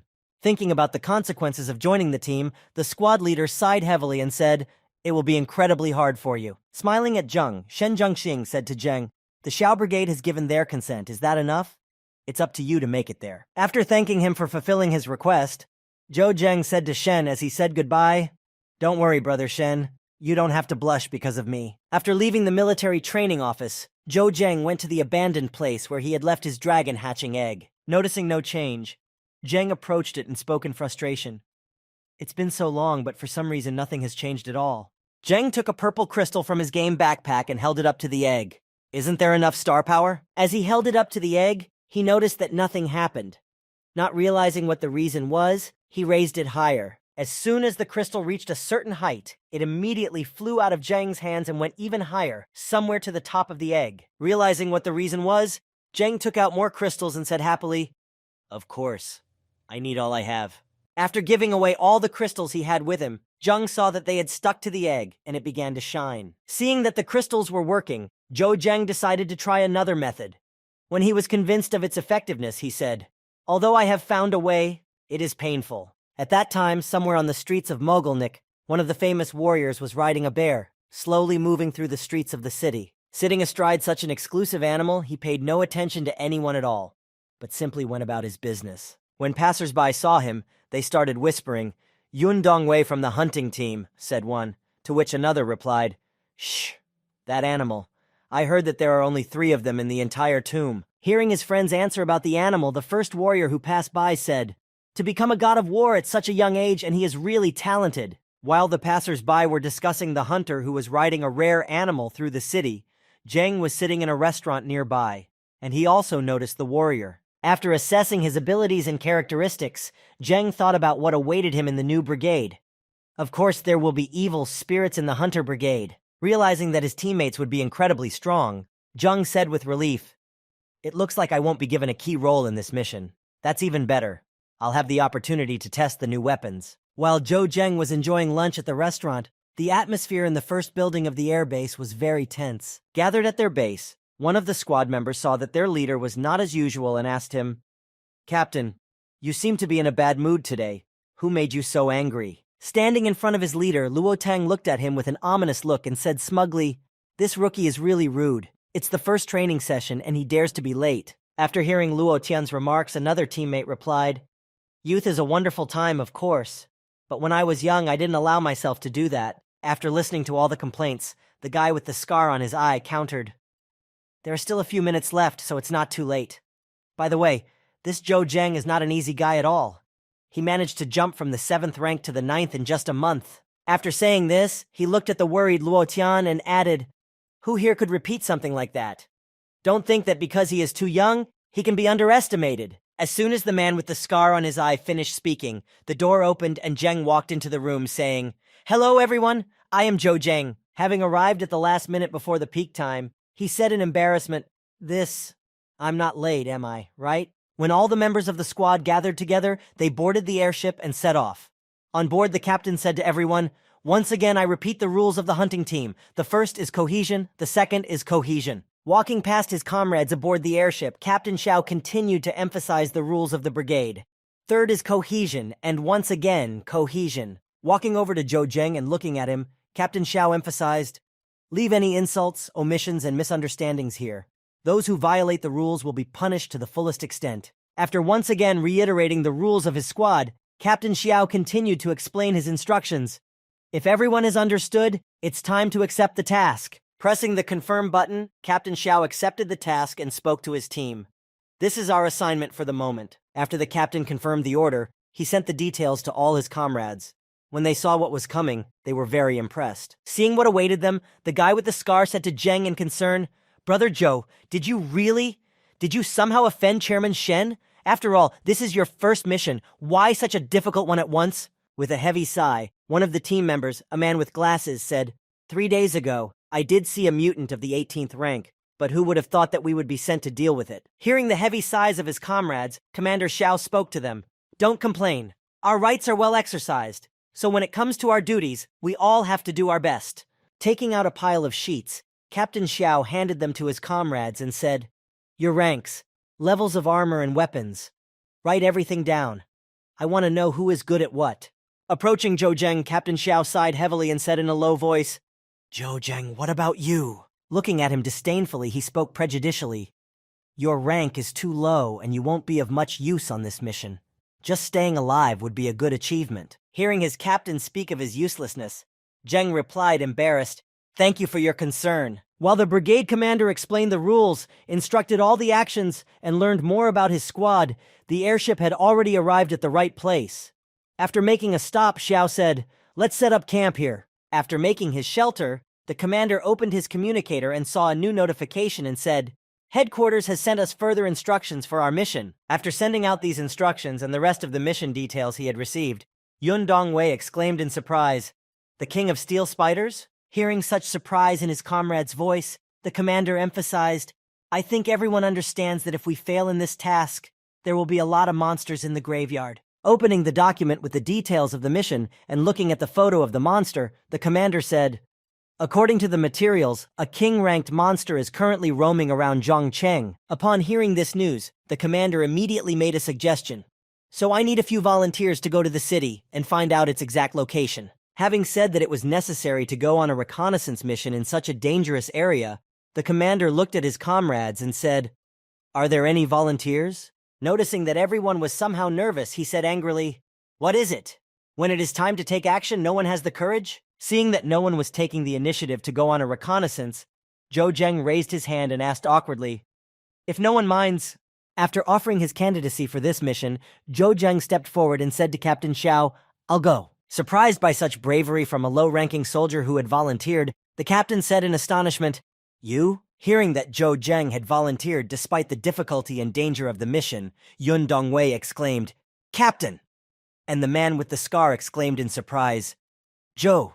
Realizing that due to the cowardice of all the members of the squad, this young man might die because of his bravery, Yun Dongwei added, "I'll go," setting off a chain reaction after Zhang Yun volunteered, and after Yun, everyone else began to shout, "Me too!" And yes, I'll go too. Exhaling a heavy breath, Commander Xiao thought about Zheng's proposal. I really wanted to make sure that this boy came back alive and unharmed. But now it's obvious that it's not going to happen. Hearing this activity from his team, Commander Xiao told them, "Okay, you have a few minutes to get ready. Get back to me in time." After announcing that everyone was going on a reconnaissance mission, the commander walked over to Zhou Zheng and said to him, "I wish you good luck." After issuing instructions and allocating time for reconnaissance, the commander ordered everyone to go in different directions. Zhou Zheng set off in his own direction and saw a large monster eagle circling above him near the ruins. Distracted by the view around him, the bird didn't notice that there was a spider web between two buildings in front of him, and as he flew forward, he fell into it. When Zheng saw how quickly the spider came to the birds twitching in the net, he said, "No wonder we're on the way to the city. No wonder I didn't meet any monsters on the way. They are all here." Looking at how many smaller spiders were around, Zheng continued, "Besides the king, there are many more common steel spiders around. We need to tell the team as soon as possible and call them over here." Trying to escape from the web of the steel spider, which was headed for the trapped bird, the bird eventually managed to get out of it. As soon as he got out, he immediately flew to the ground and landed next to Zhou Zhen, who was watching. When he saw that a good product had landed in front of him, he thought, "This beast will be in great demand on the market." Opening his game backpack, Zheng took out his dagger and finished off the bird, then placed it in his backpack, along with his weapon. As soon as the transfer of the prey was complete, Zheng felt something incredibly large and scary behind him, giving him goosebumps. Turning back, he stood up in fright and was about to run away, because behind him was a level 18 royal steel spider. But the monster moved its leg and stopped it a few centimeters away, not far from Zhou Zhen, and he froze in place. Seeing that it was better not to panic now, but to think things over while he had the chance, since the monster had not yet attacked him, although it was standing next to him and acting strangely, Zheng thought, "Can it really hear me?" Standing in front of the monster, Zhou Zhen realized that it was not looking at him, but was looking for the bird that had just fallen near him. Realizing that he hadn't been noticed yet, Zhou Zheng exhaled a sigh of relief, clutching his chest and saying, "Phew, great." When Zhou Zheng returned to the assembly point at the appointed time, he saw the wounded captain and exclaimed in fright, "Captain, your wounds!" To which he calmly replied, "I ran into a little trouble on the way back. Is the Spider King there?" When the man with the scar came back, he saw that Zheng was okay and spoke to him happily. "There are always dangers on the road. Good for you for being able to handle everything yourself." Zheng replied happily, "I guess I was just lucky." When the entire brigade was assembled, Commander Xiao said, "It will be dark at 5. We must deal with them before then. Me and Yundui Wei will take care of the king, and you guys take care of the common spiders." After handing out instructions for further action, Commander C added, "Zhou, you will observe. There is no need for you to participate in the battle." Hearing this order from the captain, the man with the scar said, "That's better, and you will be able to guide us at a critical moment." And the man with glasses added, "Yes, if you come down with us, there is a great risk that with your rank, you will die immediately." Hearing these words, Zheng could only say in embarrassment, "This is—" Hearing this order and the words of his comrades, Luo Tang objected, "Captain, this is a hunt, so we must treat everyone equally. The fact that he joined the hunting team means that he is quite capable. What's the point of taking up space and not being useful?" Looking at Luo Tian with a stern gaze, Captain Xiao spoke to him in a menacing tone. "Do you want to challenge my decision?" Hearing this from the captain, Luo let out an excited cry. "Yeah." Not hearing a reasoned response from Luo Tian, the commander added, "That's it, let's go." After giving the order, the whole team went hunting for spiders. Each man chose his own target and skillfully performed his work without interfering, but at the same time, sometimes if possible, helping his comrades. Observing this well-coordinated work, Zhang, who was on the roof of the building, said in amazement, "Impressive! Is this how high-ranking soldiers fight?" While the rest of the brigade cleared away the trash, the two warriors moved on to reach the royal. When he spotted the royal steel spider in front of him, Commander Xiao called out to his comrade, "It's here, Yun Dongwei. Follow me." To which he replied, "Yes, sir." Attacking together, the commander and Yun, having repelled the monster's attack, tried to strike back. As he struck, Xiao shouted, "Die!" But in the next moment, the monster blocked Commander Xiao's attack and then counterattacked, striking them directly, sending the duo flying. After landing in the wall, Commander Xiao summoned all his strength and walked toward the monster, saying angrily, "Damned monsters!" Changing his pace, he immediately rushed at the monster. Again. But this time he was alone, trying to harm it. The royal steel spider, noticing that Commander Xiao was approaching him from above, fired a volley of webs to neutralize his attack. Commander Xiao, noticing that the released web was flying at him, moved from an attacking position to a defensive one in order not to be trapped by the web. Having blocked the attack with the web, Commander Xiao landed, and noticed that his sword was covered in the web, and the spider had the ends of it, and the spider began to pull on them to take the weapon. As soon as the commander's attack failed, Yun Dongwei immediately attacked the spider, shouting at him, "Bastard, die!" Seeing this battle, Zheng said in astonishment, "This is their teamwork? No interaction. If this was an in-game story, they would have died long ago." Holding back the spider invasion, the man with the scar on his eye, along with his club, was surrounded by spiders and fought with all his might. While he was holding back the enemies in front of him, he did not notice the ones that had crept up behind him and were already charging at him at breakneck speed. Hearing the stomping of feet behind him, the man with the scar on his eye turned back and managed to repel the attack from behind at the last moment. But unable to keep his feet, he lost his balance and was thrown back. As he was flying away, the spider he had turned his back to manage to injure him by biting his arm, leaving a shallow cut on it.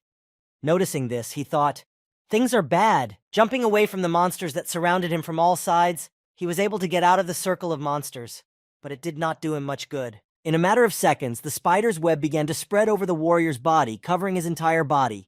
Noticing this, he thought, "Like a spider of steel." As soon as he was distracted by his wound to think of a way to stop the spread, another one immediately appeared in front of him, ready to attack. After striking the poisoned warrior, which he could not repel in any way because the poison had paralyzed him, the steel spider threw him down. After flying a considerable distance, the warrior landed on the road, writhing in pain, unable to move, and feeling the poison spreading throughout his body. When he finally managed to open his eyes, he saw that a steel spider was immediately following him to finish him off.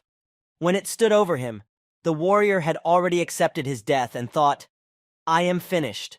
But at the last moment, he was rescued from the monster's sharp claws by Zhou Zhang, who decided not to sit around and see that everyone was completely disorganized. Taking his comrade in arms on his shoulder, Zheng carried him to the nearest building and jumped through the window to hide from the enemy to provide medical care. After placing the scarred man in a reclining position with his head elevated, Zhou Zheng found a comfortable position for him. The next step was to immediately search for the steel spider venom medicine in his inventory, and once he found it, he prepared to apply it. Holding the jar of antidote in his hands, he removed the cork and began to give it to his poisoned friend. When the man with the scar came to in a few seconds after taking the antidote, he stood up and exclaimed in surprise, "This steel spider poison, so fast."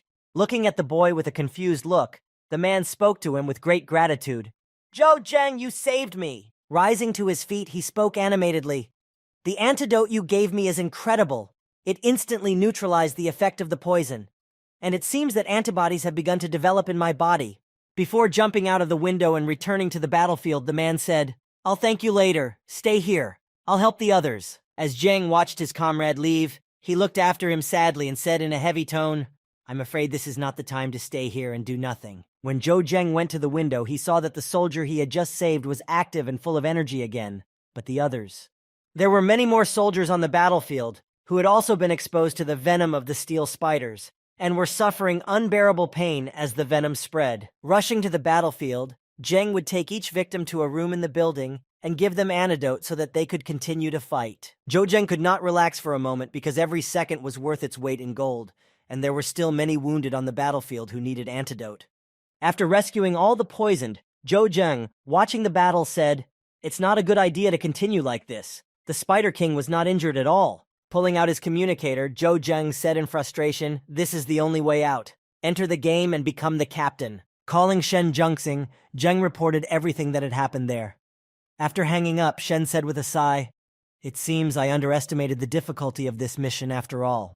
Pressing the button for the receiver in his office, he heard a voice say, Hello, this is the Space Facilities Management Department. Shen then spoke, I, Shen Zhengxing, order you to activate the satellite communicators of all members of the hunting team and set them up as loudspeakers. Bringing the receiver closer to his mouth, he smiled slyly and said in a calm tone, And one more thing, Zhou Zheng is to be appointed as the brigade commander. During the fierce battle, as Captain Xiao continued to fight the monster, his satellite communicator beeped, Captain Xiao! Along with Xiao's communicator, the other satellite communicators of all the members of the hunting team turned on, and reports also came out. And the other members of the brigade. Standing beside them and speaking into his radio, Zhou Zheng informed everyone, From now on, I am in charge of this battle. Continuing his announcement, Zheng said, You all have to understand. If everything that is happening now continues like this, you will all die. After explaining the situation, Zheng concluded, Now I ask everyone to trust me and follow my orders. Zhang Han, you are the fastest of all present, so you will replace Xiao Jianglin and Yun Dongwei. You will be responsible for restraining the Spider King. Hearing this order from the new commander, Zhang Han replied, This is indeed a dangerous task. Leaving his previous battlefield and heading toward the Spider King, he continued, But since you have the antidote, I can trust you this time. As he continued to give out instructions, Zheng said, Xiao Jianlin and Yun Dongwei, you two go back and clear the way for the common spiders. With your strength, 5 minutes should be enough time for each of you. When Zhang Han arrived at Captain Xiao and Yun Dongwei's place under Zhou Zheng's orders, he spoke to them, I will work here. Looking back at his comrade who had just arrived from his previous position to fulfill the new captain's order, he looked at him with a thoughtful look. Closing his eyes and contemplating his next steps, Commander Xiao froze in place. Leaving his position on Zhang Han and heading to destroy the remaining spiders, Xiao Zhanglin shouted, We are following the instructions received. As he continued to regroup the troops, Zheng said, Qin Han, you and Lao Li will take the spiders to surround them. The rest of you will take out the loners in groups. Having received the instructions and regrouped according to Zhou Zheng's orders, the brigade began to destroy the enemies much faster and easier. As Qin Han dealt with another spider, he exclaimed, Ha ha ha, take that! When each warrior took his position according to Zheng's instructions, the work became more coordinated, and the efficiency of killing enemies increased significantly. When Xiao Zhanglin saw another spider, he immediately attacked it, because it was much easier for him to deal with, and he could destroy them without tremendous effort. With just one swing of his sword, which was filled with star power, the former Captain Xiao easily killed another monster. Obeying Zhou Zheng's order, Yun Dongwei also effortlessly destroyed one enemy after another, cutting them down with a few swings of his sword. When he finished with the next monster, Yun Dongwei looked up at the roof of the building, where Zhou Zheng's image was visible. From the high ground, Zhou Zheng was watching the battle, able to cover the entire area where his comrades were. Looking at the boy commander, Yun Dongwei gritted his teeth and thought about something he didn't want to think about. I have to admit, after he took over, the team began to work more smoothly. Noticing that the mission was going well, Zheng told everyone, Most of the spiders are finished. Now everyone must work together to destroy the remaining ones. Kun Nanfei, take over for Zhang Han. He needs to rest. Looking down at all the monsters that had already been defeated and still had many left, one of the soldiers exclaimed, Damn, there are so many of them. Meanwhile, Zhou Zheng took out his new weapon and said, Julie has created the Red Moon using the latest inlay technique at my request. I must try it out for sure. Deciding that it was time for him to show his strength and try out the new weapon that was made especially for him, Zheng jumped onto the battlefield. When he landed on the ground, Zheng was already drawing his aunt's bow and aiming at the enemies in the vicinity. When he shot at the enemies, Zheng saw that he did very little damage, and he thought, "It's no use, of course, but even so, I'm gaining experience." While Zhou Zheng was aiming at the enemies nearby, he did not notice the monster approaching him. Looking back at the last moment, Zheng was able to see the attack. When he saw that the monster was about to finish him off, Qin Han shouted loudly to warn him of the danger. "Zhou Zheng, be careful!" Dodging the attack at the last second by jumping high above the enemy, Zheng was able to easily avoid the enemy's attack. The next moment, he landed on the spider and delivered a fatal blow directly to its head, killing it with ease. Watching from the side, his comrades were surprised by this sight, and Qin Khan said, "Oh, I was worried about him." And Latang just thought, "Incredibly fast." Seeing Zhou Zheng's frantic maneuver, even Yun Dongwei thought for a moment, saying, "If I were in your position, would I be able to slip out like that?" Having boosted the morale of his comrades and demonstrated his fighting skills, Zhou Zheng shouted to his brigade, "All of you, let's go!" As they finished off the remaining enemies, the brigade slowly approached the end of the mission, and one of them shouted, "Victory is near!" When all the small steel spiders were destroyed, Zhou Zheng said, "Finally, we can safely deal with their leader." After saying that, when Zheng turned around from Xiao Jianglin, he saw the Spider King standing right in front of him. Noticing that the King of Steel Spiders wanted to attack Zhou Zheng, Xiao Jianglin rushed to his rescue, blocking the attack with his sword. After protecting their commander, he and Zheng stepped back a bit, and the rest of the warriors attacked him in a group to divert his attention until a plan of action was developed. When one of the brigade decided to attack the King of Steel Spiders in the head, he had to jump up to strike, but a web of spider webs was released on him. Disappointed that his attack was exposed, the warrior put his hands in a block in front of him and closed himself off from this web released by the spider. But immediately after the web, the warrior was followed by a powerful laser volley, which the spider also turned out to be able to use. Noticing that his comrade was in trouble, Zhou Zheng managed to move him out of the shot's path thanks to his speed, saying, "As expected of an 18th ranked king, just powerful attacks are not enough. We need to find his weakness." Turning to Xiao Jiangling, Zhou Zheng asked him, "Captain Xiao, if I delay him, will you be able to attack him?" Hearing this question from his commander Zheng, Xiao Jianglin replied, "If you can immobilize him, then hitting him in the head will not be a problem." Looking at the royal steel spider, Zhou Zheng contradicted Xiao and said, "No, its weak point is not its head." Hearing these words from Captain Zhou Zheng, Xiao Jianglin froze in his tracks, unable to understand what his weak point was, if not his head. Analyzing the enemy with his skill, Zheng investigated all his weaknesses and where to strike most effectively and said, "Just trust me, his weak point is his neck." Pointing at the monster with his hand, Xiao Jianglin asked in surprise, "The neck? Are you sure? We might only have one shot at it, if not." Without letting Xiao Jianglin finish, Zhou Zheng confidently spoke to him in a commanding tone. "Yes, I'm sure." Rushing into the battle, Zhou Zheng headed for his position, and as he left, he said, "I'll immobilize him for 15 seconds. Let's begin." When he heard Zhou Zheng say that he could immobilize the enemy for 15 seconds, he exclaimed in surprise, "15? Are you kidding?" While Xiao Jianglin was making a fuss behind him, unable to understand how it was possible to immobilize this monster for such a long time, Zheng was already approaching the spider. As soon as he got close to the King of Steel Spiders, he was about to try to shoot a web at Zhou Zheng, but it was too late. Zheng had already made his move and struck with his chaos skill. As soon as he reached the monster with his attack, it immediately froze in place, and Zhou Zheng shouted to Xiao Jianglin, "Quickly go!" When the monster was already immobilized, immediately after Commander Zhou Zheng's command to proceed, Xiao Jianglin's sword had already struck the neck of the Steel Spider King. By striking once at the spot indicated by Commander Zhou Zheng, the monster's lifeline was significantly reduced. Overjoyed by this development, Xiao Jianglin contemplated how perfectly everything had been planned. The next moment, Yun Dongwei also joined Xiao Jianglin to finish off the monster and help his friend. Watching from the sidelines, Luo Tong couldn't believe his eyes that this had really happened, and he stared wide-eyed and thought, "What?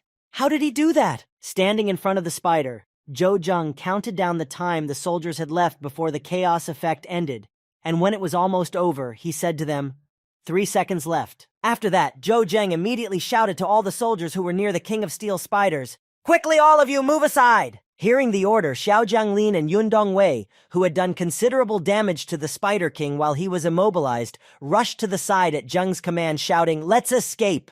When all the allies had left the immediate area near the enemy, Zhou Zheng set out to finish off the enemy himself, and standing in front of him, he used his star power to concentrate it in front of him. The next moment, when Zheng struck the last blow, a mark of chaos appeared over the royal steel spider, and its immobilizing effect continued again. When all the soldiers gathered in one place, Commander Xiao Jiangling shouted loudly for everyone to hear, "Let's start the roll call." As he walked by each soldier on his team, checking to see if they were on the list and who else he had missed, the commander spoke.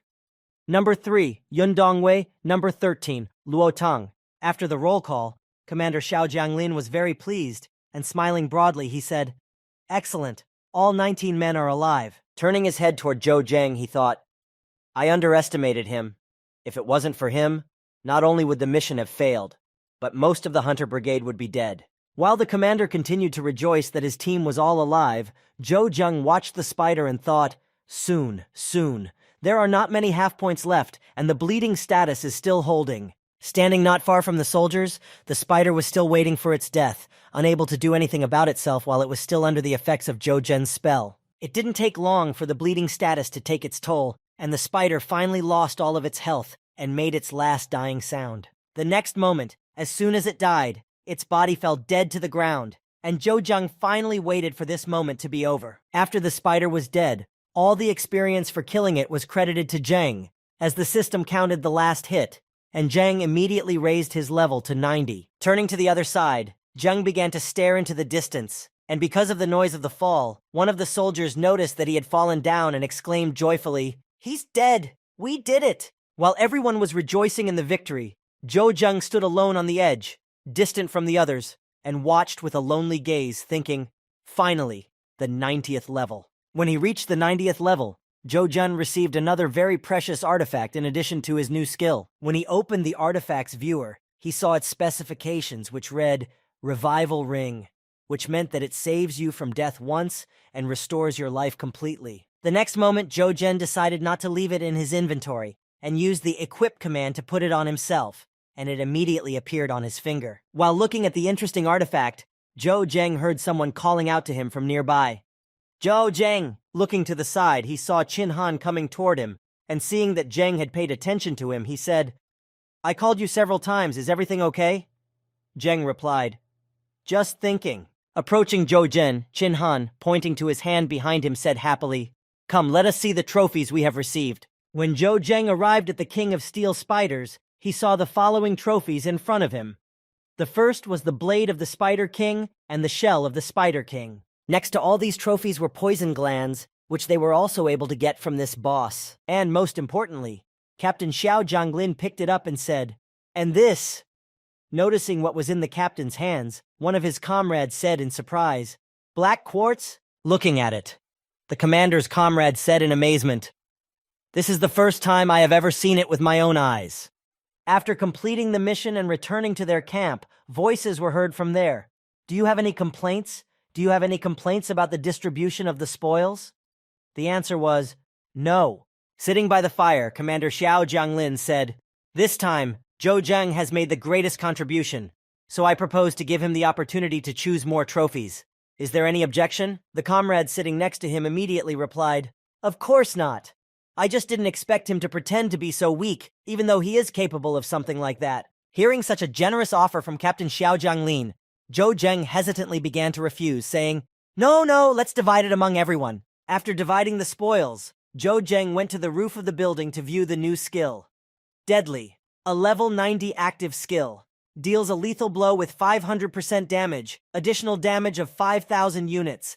Probability of use is 10%. While Zhou Zheng was looking at the description of the new skill, Luo Tang came up behind him. Noticing him, Zheng asked in surprise, "Luo Tang?" After walking a little further, Luo Tang, as if trying to squeeze the words out of his mouth, spoke to the boy.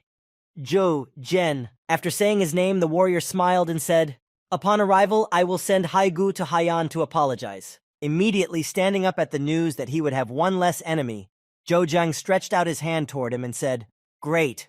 After completing the mission, the team of hunters on the airship returned to the graveyard. At that time, many residents of this town were already waiting for them, holding flowers and posters to congratulate the fearless hunters on the completion of their mission. After landing, the doors of the airship opened and powerful warriors appeared before the public.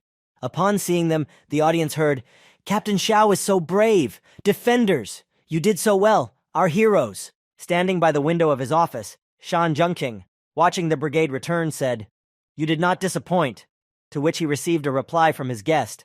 "This guy, Zhou Zheng, his abilities are really incredible." Sitting on the couch in Shan Zhengqing's office, the guest continued, "The report says that he is responsible for saving more than half of the brigade.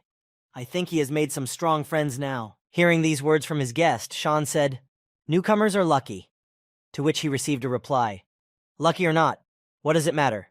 This Zhou Zhen is really strong. I would like to be able to train with him side by side." Hearing this statement from his brother, Shan spoke sternly to him.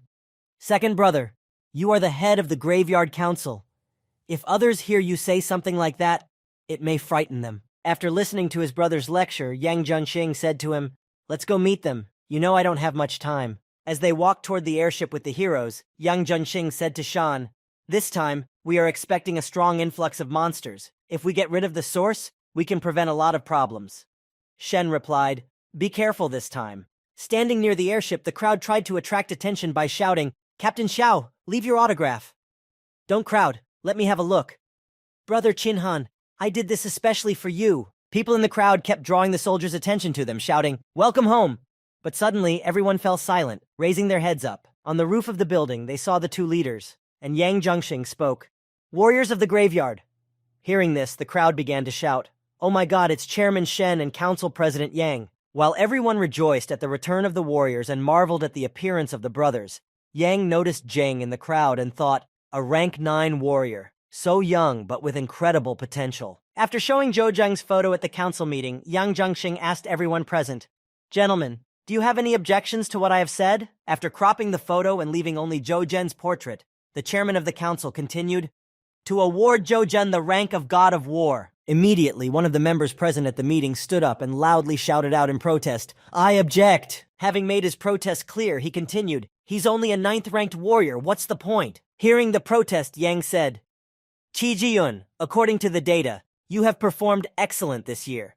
Corruption, unrestrained drinking and debauchery, and on top of that, an indifferent attitude toward others based on your status as a god of war." Hearing such remarks from the chairman of the council, Yang Junxing, Qi Jiyun said in confusion, "Iya." Raising his hand, Xiao Jianglin said, "Unlike someone who ate his own ass off with the money we earned, Zhou Zheng is far more qualified to receive this status." To which another council member added, "That's right." Angry with Xiao and Qin, Qi Jiyun spoke angrily, "Only you two think so."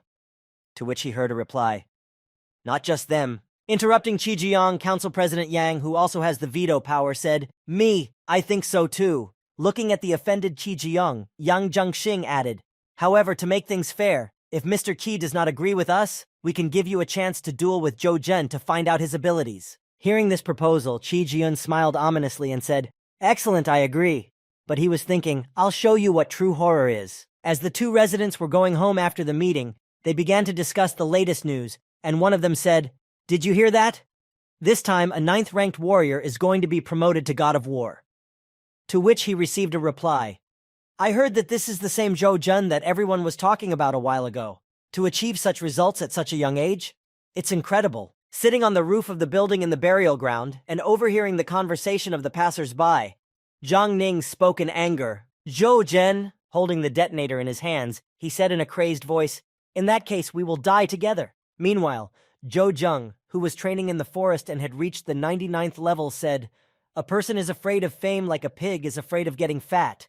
You need to reach the 100th level as soon as possible to ensure even greater protection." When Zhou Zheng had finished with the vines, he achieved his goal and sat down to rest and said tiredly, "10th rank, 100th level, finally. Level 95 skill, creation of highly toxic poisons. Toxicity can vary due to material resistance, cooldown, 24 hours. Level 100 skill, apply poison to a weapon to make a poison attack, cooldown is 30 minutes. Taking out the poison gland from his inventory, which he received as a trophy from the steel spider, Zhou Zheng decided to create poison from it. After creating the poison, Zhou Zheng immediately applied it to his weapon to test the skill and said, "Use!" The poison blade of the Spider King can be used 15 times. The time limit is 30 minutes. After applying the poison to his blade, Zhou Zhen rushed back into battle against a nearby vine to test his new technique. After striking it, he saw it quickly begin to lose health and said, "Really impressive." After completing his training on the vine and mastering the skill, Zheng said, "Now that I have learned this skill, I should be able to do it." After finishing the training, Zhou Zheng headed back to the tomb. At that time, Yang Zhengxing was outside the city, but he could already hear the loud thunder of the monster's feet. When Chairman Yang had first decided to go on a reconnaissance to find out how much time they had left, he did not expect such a development, because the monsters were already heading for the city. When he saw a huge pack of mutant swamp wolves, he shouted in alarm, "There are so many of them. I'm afraid we won't be able to defeat them." He looked back at the walls of the cemetery that protected the city from the monsters, and with a heavy sigh, said with confidence in his voice, "This time we will have a fierce battle." At that time, in the western district of Mohilnik, people were enjoying life, not even suspecting the danger that was coming. Everyone was going about their business, having fun, working, or doing some other type of personal activity. After returning to the city from training, Zhou Zheng sat outside a restaurant. Sitting by the sign of this restaurant, he watched the people passing by enjoying life and not worrying about anything. But suddenly, someone interrupted his peaceful pastime in the city, which he had set aside for himself despite the many tasks he had to perform. Not far from him, he heard someone's uncertain female voice calling out, "Zhou Zhen!" Looking around to see who was calling him, he soon saw a pretty girl in a white robe standing right in front of him. Seeing her so close, Zheng looked at the girl with a surprised look. Approaching the famous warrior, the girl spoke anxiously, "My name is Mo, and I am a member of the Blue Butterfly team. I would really like to buy from you the venom of the royal steel spider that you dealt with during your mission." Hearing such an unusual request from an unfamiliar girl, Zhou Zheng spoke to her in a surprised voice. "You want to buy poison from me? Tell me what you need it for, and then I will think about it." Hearing this response from Zhou Zheng, the girl spoke to him briskly to diffuse the tense situation. "Actually, I'm formulating a potion. Poison is the only ingredient I'm missing." Leaning closer to Zhou Zhen and covering her hand with her arm so that no one would overhear them, she spoke softly, "Please sell it to me at a good price." Hearing this request and the offer of a good price, Zhou Zhen immediately got to his feet, putting all the information he had heard together, and immediately thought, "Is it really an alchemist?" Thinking about cooperation, he spoke to the girl, "If you're really interested in developing a potion, I can provide you with all the necessary materials for free. But you will have to share the results of your work with me after the experiment." Having offered the girl such terms of cooperation, she immediately shone with happiness that she would finally be able to complete her experiments, and having received everything she needed for her work, she happily walked back. Zhou Zheng followed her with his eyes and said thoughtfully, "I hope she can be trusted." When he had finished his dialogue with the alchemist girl and was about to return to his work, he heard a call coming from his pocket on his satellite communicator. When he took it out of his pocket and picked up the receiver to find out who was calling him and what they were talking about, he immediately heard a voice saying, "The information about Qi Jiyun has been collected. I'm sending it to you." Upon hearing this message, Zheng received the file with all the information about his opponent, reviewed everything, and, after informing the informant that he had successfully completed his work, said to him, "Great, thanks for your work." As soon as he hung up the phone, two passers-by appeared in front of him, discussing the upcoming duel, and one of them said, "Who do you think will win, the god of war, Ziyun, or the special envoy Zhou?" To which the other replied, "I think that Qi Jiyun is still stronger.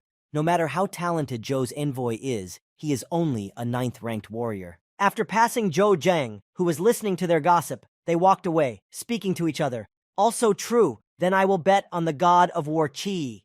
And his companion said, "That will be more reliable." Hearing this gossip from the two passers-by discussing the upcoming duel, Zhou Zheng, realizing that the odds of Zhou Zheng's victory were very low, immediately called his girlfriend, and when she answered the phone, he said to her, "Shihan, I need your help."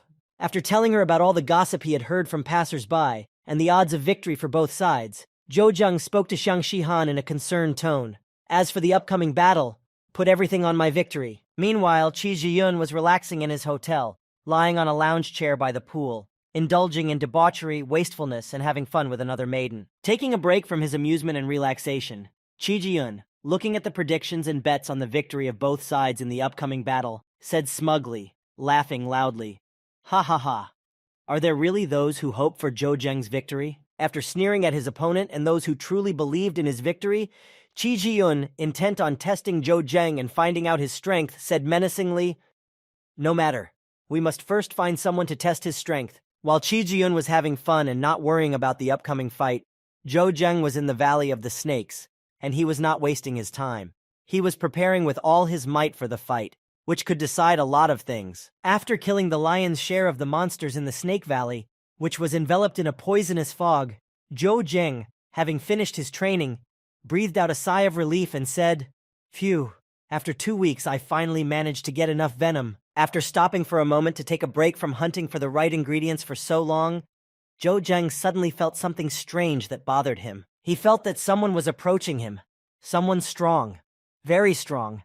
And definitely not with good intentions, because his killing aura could be felt very far away and spread in an incredibly large radius. As Zhou Zheng looked around and prepared for the fight, he saw an unfamiliar masked warrior calmly approaching him and sitting on a stone in front of him. Looking at him, Zhou Zheng saw that it was Du Lun, a warrior with a very high rank because he couldn't see his characteristics. This opponent was very strong, and he had to be careful with him. Du Lun, standing in front of Zhou Zheng, noticed that the information he had been given was slightly off, although it would not be a big deal, and thought, according to the information provided, he's a 9th-ranked warrior. How did he manage to get promoted to the 10th rank in just 2 weeks? But not doubting his abilities for a moment, and not caring at all that Zheng was already a 10th rank, he continued his train of thought. Okay, in any case he's going to die now. As he drew his sword to finish the guy off, Du Lun asked Zheng, "Zhou Zheng?" Seeing that the mercenary was drawing his weapon and preparing to fight, Zhou Zheng asked him before the fight began, "Did Chi Ji-yun send you for me?" Standing in front of the young man, the mercenary clutching his weapon tightly in his hands and preparing for battle, Duo Lun answered Zheng in an indifferent voice, "I'd rather remain anonymous." Immediately crouching down and preparing to attack, Zhou Zheng asked his opponent to distract the mercenary who had been sent to kill him. "Du Lun, why do you want to kill me?" Hearing his name, which he had not mentioned, the assassin was immediately embarrassed that his identity had been revealed, and losing his guard shouted out to Zhou Zheng in alarm, "How do you know my name?" Taking advantage of his opponent's embarrassment, he rushed at him with lightning speed and struck him at the same moment.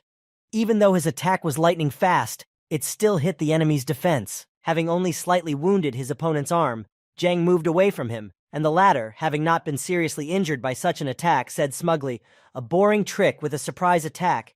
Even if I were to stand still, you—" Before he could finish his sentence, the assassin dropped his sword, and while losing consciousness, he spoke in a weak voice to Zhou Zheng, "Damn, you! What did you do?" Falling to the ground, writhing in pain, the enemy was dying in hellish torment, and coughing heavily, trying to catch air in small gulps, he took one last hard breath and said, "You—" Before he could say anything else, he fell to the ground dead, and without showing any sign of life, he immediately ceased to exist. Zheng, noticing that he was already dead, said, "Death by the venom of an 18th-rank Steel Spider King cannot be called in vain." Looking at the corpse of the enemy, Zhou Zheng counted the time it would take for him to die, and when he finished his count, he said, "It takes 26 seconds for a warrior of the rank of God of War to die of poison." Inspecting the body of the dead mercenary, Zheng found his bag of jewelry, grabbed it, and pulling it toward him said, "Let's see what interesting things we've managed to get this time." Having retrieved the pouch of jewelry from the dead opponent, Zheng wasted no time in opening it, but when he examined the contents, he was disappointed. Opening the pouch, he saw a detonator and said in surprise, "This is—" As soon as he had completed his examination of the body, he heard a phone call on his satellite communicator. When he picked up the phone, he heard the caller say, "Zhou Zheng, it's Mohei. Come to the lab quickly. Everything is ready." After receiving the call and being informed that the potion was ready, Zhou Zheng arrived at the lab in no time at all. Standing next to Mohei, she handed him a test tube and heard Zheng say, "Is this the potion you managed to make from the Spider King's venom?" And he answered, "Yes, it is. I have named it the Potion of Fury." Zhou Zheng looked at the potion that Mohei had given him and saw the characteristics of it. Fury Potion. Within 15 minutes, it improves your existing stats by 3 times. Deciding to test the newly created potion, Zhou Zheng and Mohei went to the outskirts of the Western District. When they came to an open field, Zheng said, "There is no one here." Taking out the potion that Moa had prepared from his pocket, Zhou Zheng prepared to try it. Seeing that he was serious, the girl asked happily, "You really dare to try it?" Looking back at Mohei with a confident gaze, Zhou Zheng spoke to her. Since I chose you, I have to trust you. As Zhou Zheng brought the vial of potion to his mouth, he spoke to the girl standing next to him. Don't get too close. We don't know what effect it might have. Hearing this warning from Zheng, Mohei cheerfully exclaimed, Yes! After a short time of adjusting, Zhou Zheng decided not to waste time and to finish testing the new potion as soon as possible so that he could get on with the rest of his work. Tipping the test tube, he quickly swallowed the entire liquid. As soon as he swallowed the potion, the effect was not long in coming. Immediately afterward, a strong aura appeared around Zhou Zheng, and he loudly exclaimed, This power! Feeling an incredible influx of power, Zhou Zheng knelt down to recover and collect his thoughts. Preparing to test the effects of the rage potion, Zheng decided to test how much his speed would increase first. Immediately, Zheng stood up and moved with such lightning speed that it was impossible to keep up with him. Seeing the incredible speed at which Zhou Zheng was moving, the alchemist girl froze in place in surprise and said in a voice that trembled with surprise, You're so fast! Is this the effect of my rage potion? Running past the frozen girl who was unable to move in surprise, Zhou Zheng stopped beside her and said, I will continue to provide you with resources. So I'm counting on you. Hearing Zhou Zheng's voice, who was running around like a madman due to the effect of the potion she had made, the girl, surprised by the effect, replied to what Zheng said, yes. After completing the test, Zhou Zheng went on with his business. But by the time he arrived at the union headquarters to attend a reception with an important person, the butler was standing in front of the door to enter, and he said to the boy, Special Envoy Zhou, please come in. Apologizing for the inconvenience of meeting Zheng, the butler said, The president was supposed to meet you, but she is not feeling well, so... Zheng replied, That's okay. It's my pleasure to be your guest. Red Moon is the result of your company's hard work. After leading Zheng inside and giving him a tour of the production facility, the servant began to talk. Extraordinary Envoy Zhou, this is where the initial development of our products takes place, and it is the abode that embodies the creative potential of our company. After showing him the first floor and everything on it, the employee who was giving Zhou Zheng the tour, leading him further down the corridor, said to him, Please take a look at this. Pointing to the new armor on display, the employee said, The materials used in the manufacturing process are those of a 17th ranked monster. Don't take this as hype. But in terms of protection, the northern armor is 3 times inferior to this. After leading Zhou Zheng further, the manager also showed Extraordinary Envoy Zheng the new weapons that were also recently made and spoke. And these 2 daggers. They are also based on materials from 17th rank monsters, and their armor-piercing ability is 16 points. After showing Zhou Zheng the new weapon, the manager happily held out the dagger to him and said, Ambassador Extraordinary Zhou, this gift is from Director Liu. Congratulations on being promoted to the rank of War God. Hearing this offer, and such a generous gift for receiving a new rank, Zhou Zheng was embarrassed, and waving his hands began to refuse immediately, saying, Oh, this is too expensive for me. While Zhou Zheng was refusing such a precious gift as a reward for achieving a new rank, a voice came from behind him. Special Envoy Zhou, don't be modest. Hearing the voice, Zhou Zheng turned around to see who was speaking. Meanwhile, the company's employees heard it and looked in the direction of the voice and said in surprise, President Liu. When the president of the company came closer to Zhou Zheng, he began to scrutinize her very carefully. But when she saw the warrior's strange reaction, the president said, Is it just me, or is the extraordinary envoy a little surprised to see me? Hearing this phrase of surprise from the president of the company, the warrior said to her joyfully, How could I not be surprised? Who would have thought that the director of Julie would be so young and so beautiful? Hearing such blatant flattery, the CEO of the company smiled slyly and said to Zhou Zheng, Heh heh heh, you really know how to compliment. Looking at the beautiful girl standing in front of him, the extraordinary messenger Zhou Zheng said to her in a surprised voice, Did the director call me here today just to give me a gift? Smiling sweetly in response to Zheng's reaction and question, the company director said, Of course, this suit is a humble gift from our company to the extraordinary Ambassador Zhou. Stepping away from Zhou Zheng and looking out the window at the wall of the tomb, the director said, You probably know that there is a protective dome over the tomb, and our company cannot ignore the rules. The director continued to stare at the window, but now at the sky, at the dome that was over Mohilnik, until you officially receive the rank of War God. Having said that, she turned to Zhou Zheng and said to him with a sweet smile, Our company will be responsible for you. Meanwhile, Zhang Ning noticed a notification on his phone that his friend had recently died, and exclaimed in surprise, "Dong dong, this can't be true." Seeing how he had died and at whose hands, Jiang Ning was in a fit of rage, and throwing his detonator as hard as he could to the side to vent his anger, he said, "How can he be so incredible?" 3 days had passed since that moment, and the day had arrived, the day Zhou Zheng was to fight Qi Jiyun. Voices came from the building where the battle was to take place. "Bets! Bets! Make it! Last 2 hours!" As we approached the building where the battle was to take place, we could hear the voices coming from there louder and louder. "HSBC, everyone is welcome." And the crowd heading for the building shouted, "I bet on the God of War." "Me too. I'm betting on the extraordinary envoy Zhou." In his preparation room, Zhou Zheng was talking to his girlfriend and said, "How's the betting going?" Hearing this question from Zhou Zheng, who was about to leave for battle against a fierce enemy, Zhang Shihan spoke to him.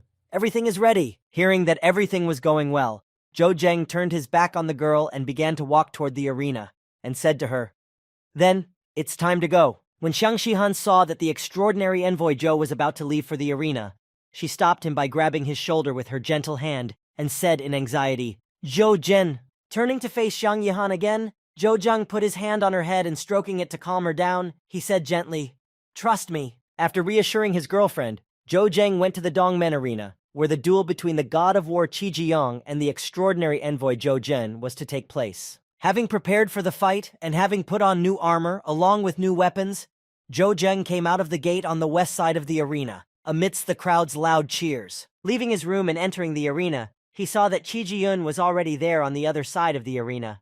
When he noticed that Zheng had entered the ring, he shouted out to him, "Zhou Zheng!" Approaching his opponent, the God of War Qi Jiyun looked down on Zhou Zheng and spoke to him in a cocky voice. "Well, are you ready to die?" Waiting for the moment when the two opponents were already in the arena, the entire audience was on edge waiting for the fight to begin and shouted, "Yes! Yes!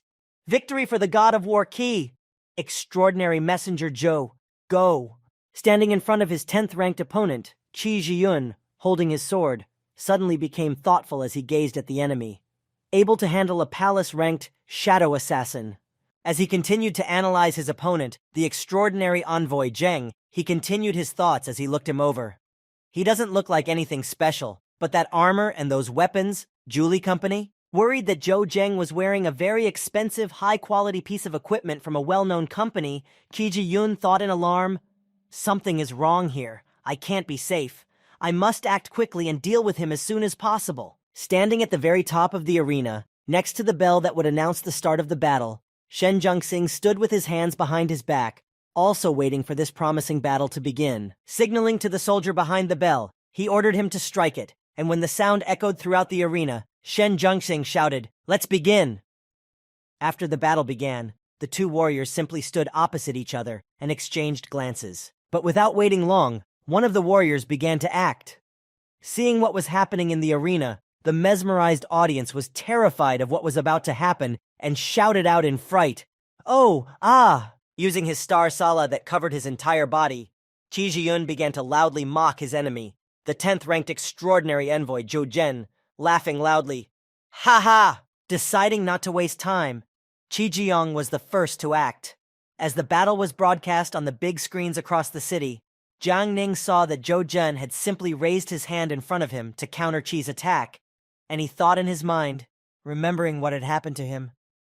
This movement, with one eye covered by his hand, Jiang Ning, holding back his anger and watching the progress of the fight between the two warriors, continued his thought. That trick again! Qi Jiyun, having decided to attack first, rushed at Zhou Zheng with incredible speed, planning to kill him with a single blow, already feeling his margin of victory, seeing that Zheng did not even bother to block his attack. But suddenly, as he approached the extraordinary envoy Zhou Zheng and only touched his arm with his sword, he immediately froze in place, unable to move. The astonished audience suddenly started to cheer at this development, and one of the crowd said in astonishment, "The God of War Qi, why did he suddenly stop?" To which another added, "Impossible. How could he stop him when the God of War was moving at such an incredible speed?" After stopping his enemy, Zhou Zheng drew his daggers and struck back with his newest weapon. As he tried to strike back, Zhou Zheng, having carried out his attack and found himself behind the enemy, thought, "Good armor. Not even my dagger could pierce it." Realizing that these attacks were not effective, Zhou Zheng decided to radically change his approach to combat and try a different tactic. As he prepared to attack, he thought, "In this case, there is only one way out. Using a combo of his skills, Zhou Zheng moved with incredible speed and launched several attacks at once using a combo. Double attack, stab in the back, deadly attack. After Zhou Zheng had performed his split attack, he stopped in front of the enemy to see how it affected him and to consider his next move. Zheng pondered. This attack can leave the target with 1/5 of its total blood volume, with at least 300,000 circulating in its body. As Zheng watched his life rate slowly decrease, he also noticed that the freezing effect would also soon disappear, as there were only 3 seconds left before the enemy could move again. When the freeze effect expired, the God of War continued his unfinished attack that he had used at the beginning when he attacked Zheng, but he missed the void and was confused as to what had just happened. Once he was able to move again, the God of War, Qi Jiyun, heard the audience's dissatisfied shouts coming to him. Disappointed voices could be heard from the stands saying, "He's losing on purpose. Everything is bought. And this is the God of War, just standing there, giving some boy a clear advantage?" Wiping the blood on his face, Qi Jiyun, who heard these dissatisfied shouts and felt the attack of Special Envoy Zhou Zheng, spoke menacingly. "Is this your trump card? Unfortunately, it will not penetrate my defense." Gathering all of his star power and concentrating it back into his body, and channeling most of it into his sword, Qi Jiyun tried to attack Zhou Zheng again, launching a lightning attack and shouting out to him, "You're dead!" Seeing this incredibly fast attack, the incredible messenger Zhou Zheng, a little surprised by the speed and surprise, noticed that it was flying straight at him. The excited audience once again felt something incredible from such a sudden change in the course of the battle, which could have ended right then and there. Xiang Shihan, seeing such a dangerous moment, was anxiously watching and exclaimed in fright, "Oh!" Although the entire audience was tense and on the alert for such a life-changing attack, Zhou Zheng was not worried at all, and was able to easily dodge the attack by using his dodging skill. Qi Jiyun, surprised that he had missed, even though he was sure, and he could see with his own eyes that his attack was definitely aimed at the incredible envoy Zhou Zheng, exclaimed in surprise, "Ah!" After one unsuccessful attempt, Qi began to strike a flurry of blows, and Zhou Zheng, dodging them, pondered, "There's no way I can break his armor. I also don't know if the poison will work like it does in the game. You need to hit the target to be sure." After skillfully dodging all of his opponent's attacks, Zhou Zheng thought about his next possible options, grabbing and tightly clutching his daggers in his hands. All right, it's time to try. Deciding that it was time to act, Zheng decided not to continue dodging, but to wait for the enemy's next attack and try to deflect it so that he could open the way for a counterattack. With his blades crossed and folded into a scissors shape, the incredible messenger Zhou Zheng prepared for his enemy's next attack. As soon as he saw the right moment, just when Qi Jiyun jumped up and wanted to launch a powerful attack in the air, Zheng interrupted her by blocking the Vorg sword, thus giving himself a chance to attack. Seeing that Zhou Zheng had approached him and blocked his attack, Qi Jiyun, impressed by his opponent's courage, spoke to him in a rough voice. "To test your mettle in close combat, you are looking for death." As the crowd watched the fight from the stands, they became very quiet as a great wall of dust rose in the arena. Seeing this, Xiang Shihan spoke in concern. "What is it?" To which she was answered, "It's all smoke. You can't see anything."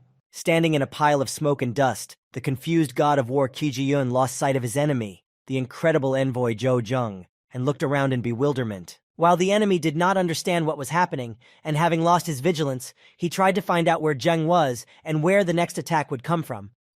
But Zheng was above him and was already preparing to strike. While the enemy was fussing and looking around, Zhou Zheng was able to carry out his wonderful attack, hitting his opponent in unprotected places and managing to damage him. As soon as the smoke cleared, the crowd saw Zhou Zheng's last attack, and he immediately broke the distance. The crowd loudly exclaimed, "10th rank warriors are so strong? It's unbelievable. Damn, if I had known before, I would have bet on Zhou Zheng." After Zhou Zheng was able to launch an attack and damage his enemy a bit, Zhou Zheng realized one truth that he would have to accept and pondered. I won't be able to poison him without breaking his armor." Even after this attack, which failed to do much damage to his opponent, Zhou Zheng was not going to give up, and as he rushed at the enemy, he decided to himself, "It's okay, let's try again." Standing at a distance from the incredible messenger Zhou Zheng, the God of War took a breath and moved away from the previous attack, keeping the guy in sight. But suddenly, he was confused when he saw Zheng in front of him and thought, "Really? He teleported?" But despite the fact that Zhou Zheng moved so quickly and shortened the distance, this did not prevent Qi Jiyun from deflecting his attack, and he was able to block Zhou's punch. After blocking his opponent's next attack, the God of War spoke to the incredible messenger Zhou Zheng. No matter how fiercely you attack, it makes no sense at all. After the block, Qi tried to counterattack Zheng, striking him with a slashing blow in return. Zhou Zheng was able to dodge this unexpected attack by listening to Qi's words. You cannot break the armor. You are only wasting your time. Realizing that his plan was ineffective and that his actions would not bring about the desired result, Zhou Zheng thought as he dodged the enemy's attack. This can't go on. We need to change our strategy.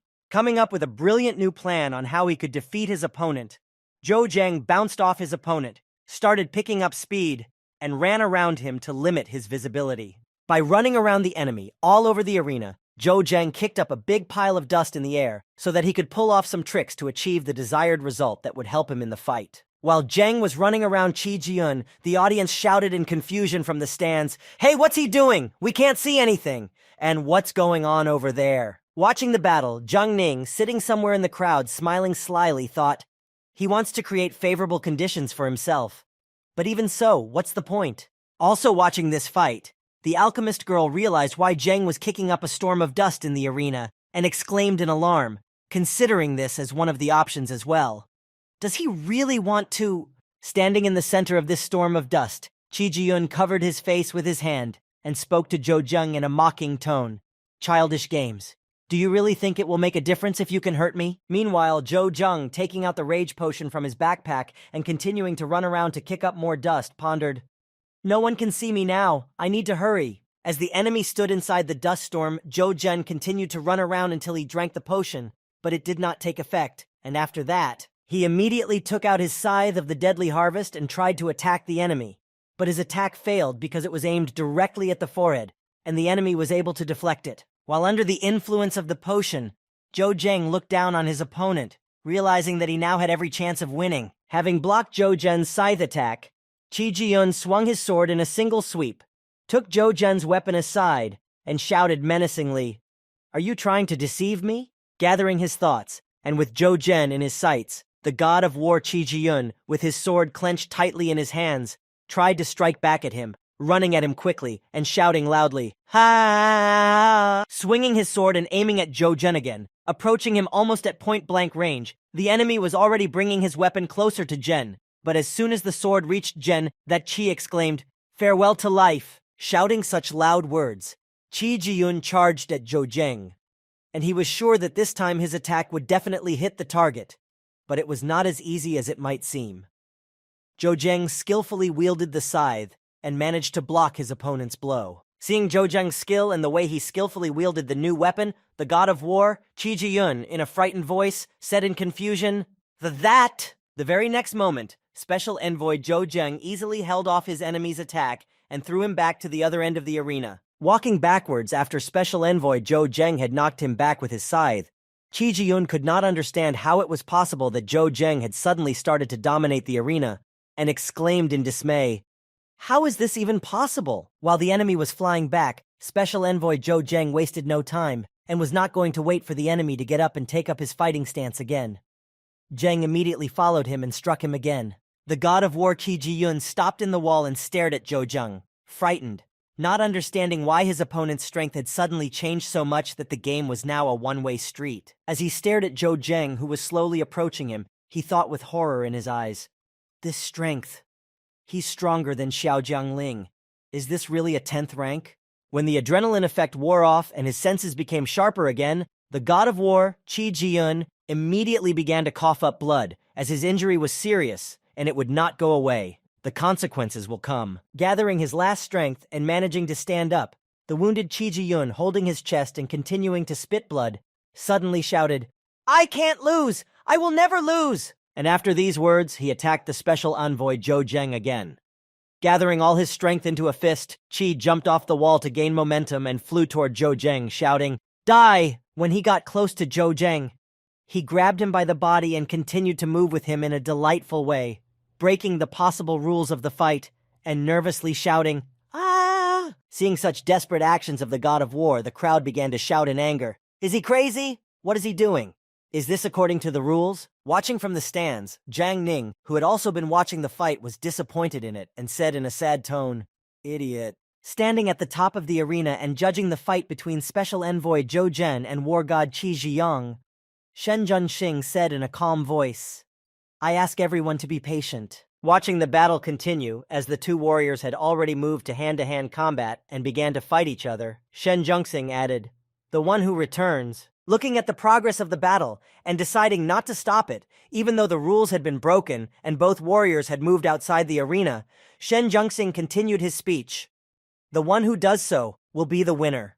When Zhou Zheng noticed that they were no longer in the arena, but outside of it, he said to Qi Zhiyang with his deadly gaze, his pupils reddened by the potion, "Since we are far away from everyone, it is time to finish." While Zhou Zheng was speaking, Qi Zhiyang wasted no time in striking out, taking Zhou Zheng by surprise.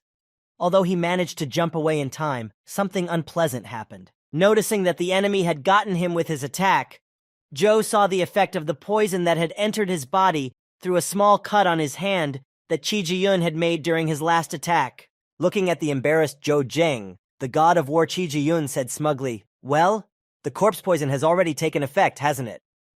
Corpse poison, unlike ordinary poisons, it is defined as a virus. The use of this type of toxin is against the rules of the human community and is strictly forbidden. Grabbing his injured arm, through which the poison had been injected, Zhou Zheng spoke to him in alarm. "How dare you break the rules?" Hearing these words from the special envoy Zhou Zheng, he just laughed back and said, "Ha ha ha, rules? Do you think I have reached such a high rank that I should be restricted by rules?" Gloating over special envoy Zhou Zhen, Qi Zhiyang spoke arrogantly to him. "It doesn't matter what methods I use. No one will let me go to find out why you died." Hearing such ominous words from his disgusting rival, who had no qualms about using anything to win, Zheng said to him, "All right, if you think so, I'll show you what a stalemate is." As he said this, Zhou Zheng took out a health elixir from his in-game backpack, and after removing the cork, drank every last drop, removing all the negative effects and restoring his health to the maximum. Seeing Zhou Zheng's medicine, Qi Jiyun was nervous. Where did he get this test tube? And he said out loud to Zhou Zhen in an ominous, smug voice, "Tisk, who are you trying to fool? Do you think that such nonsense can neutralize the poison in your body?" Smiling back at his enemy, Zhou Zheng spoke to him with a little mockery, "Trying to cheat or not? We'll find out in a moment." But after saying that, Zhou Zhen used his stealth skill. When Zhou Zheng disappeared into thin air before his eyes, Qi Jiyun exclaimed in confusion, "Disappeared? How is that possible? A person can't just vanish like that." While the enemy was still confused by what he had just seen, Zhou Zheng had already gained enough time to attack, and the next moment, he struck the enemy's body with his dagger, saying, "You are not the first to die because of your ignorance." Having dealt a fatal blow to his enemy with just one swing of his dagger, Special Envoy Zhou Zheng then added a final thought. And of course, not the last. Looking out from the arena stands in the direction where the two soldiers had disappeared, the crowd in the stands began to cheer as they saw a silhouette in the distance returning. "He's coming back!" Who is it? Judging by the silhouette, is it? Dragging the corpse of his enemy behind him as a sign of victory, the stands immediately erupted in applause and shouts, "It's Zhou Zheng! Zhou Zhen has won!" What? How did he do it? When Judge Shan Junxing saw that the special envoy Zhou Zheng had returned with victory and the corpse of his enemy, he rejoiced in his victory and thought, this boy really did not disappoint. After the special envoy, Zhou Zheng returned to the arena and dragged the proof of his victory with him. A voice rang out over the arena and said, "I declare Zhou Zheng the winner. In addition, he is officially promoted to the rank of God of War." And the stands shouted in unison only one thing over and over again, "Zhou Zhen! Zhou Zhen!" Seeing her lover return to the arena with victory, the anxious Yang Shihan, barely able to hold back her tears, said joyfully, "Zhou Zhen." The director of Julie, who had provided Zhou Zhen with brand new equipment for this battle, was also there. Sitting at her desk in her office, she was as excited as anyone else and said happily, "It looks like my investment has paid off." Running into the arena, the commander of the 9th Squad, who was Zhou Zheng's boss, exclaimed, "Old man, I knew you would do well." After the boss said this, another team member echoed him and added, "Ha ha ha, our kid is now a war god." Grabbing Zhou Zheng and picking him up to toss him around in honor of his victory, they began to carry him a little further out of the arena. Realizing what was about to happen, Zhou Zheng said awkwardly, Hey, boss, there are too many people watching us. This is too childish." Ignoring Jojen's words, the Gravediggers' ninth squad continued their greeting ceremony and immediately threw Jojen high into the air. A few meters above the ground, Jojen looked down at his comrades and shouted loudly at the greeting. But this childish fun ended very quickly when no one caught Zheng after the first time he was thrown into the air, and when Zheng fell to the ground, the boss said, "We just need to avoid catching you, and this game will no longer be child's play." After making a hard landing, thanks to his team, now with the new title of God of War, Zhou Zheng just sat on the ground, looking up at the sky, sighing heavily. As he looked up at the sky, he was not thinking about his new privileges, or anything like that. He was worried about a completely different thought that was running through his mind. God of War. I have finally become a God of War. Continuing his thoughts, sighing heavily, and looking at the vast blue sky, he continued, "That is why. The greater the power, the greater the responsibility." Back at home, resting in his room with Xiang Shihan, Zhou Zheng suddenly woke up in the middle of the night. Noticing that something was wrong with him, the girl asked him, "What's wrong? Ever since you returned from the battle, is it just me, or is something bothering you?" Hearing his beloved's words of concern, Zhou Zheng looked into the dark corner and looked at the emptiness there, and said in a sad voice, "Xiang Shihan, are you homesick?" Hearing what was bothering her lover, Xiang Shihan hugged his broad back and spoke to him tenderly. "Yes, of course." As soon as Zhou Zheng heard that Shihan was also not averse to returning to Titan for a while, he spoke to her. "After a while, when I'm done here in the tomb, let's go to Titan to see how things are going." After such a warm night with his beloved and heartfelt conversations, Zhou Zheng felt much lighter at heart, and the next day, he went to the abandoned Tianhe warehouse to visit his dragon egg. When he arrived, Zhou Zheng was disappointed, because everything was the same as the last time. There were no new things at all. Standing in front of the egg, he said, "Almost no change." Putting his hand to the egg, Zhou Zheng looked at the egg and said sadly under his breath, "This little guy has absorbed so many of my amethysts, yet there is still no progress to be seen.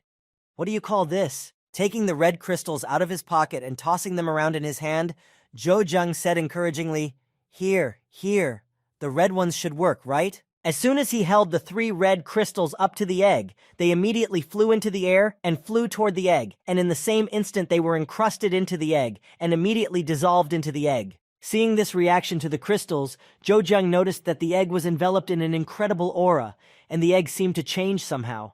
Feeling small jolts, Zheng exclaimed joyfully, "It moved! Are the red ones more effective?" Looking at his unborn child, Zhou Zheng had a promising look on his face and said happily, "If you can hatch in the near future, you will be able to make up for lost time." After Zheng visited his egg, he went to the military training union, to Shan's office. Upon arrival, Shan Junxing spoke to him. "Zhou Zheng, congratulations on your new rank as a war god, but I'm afraid we don't have much time to celebrate." Hearing this, Zheng asked in surprise, "Is something wrong?" Standing not far from Shan and Zheng, Yang Junxing, who was also in the office, spoke to Zhou Zheng.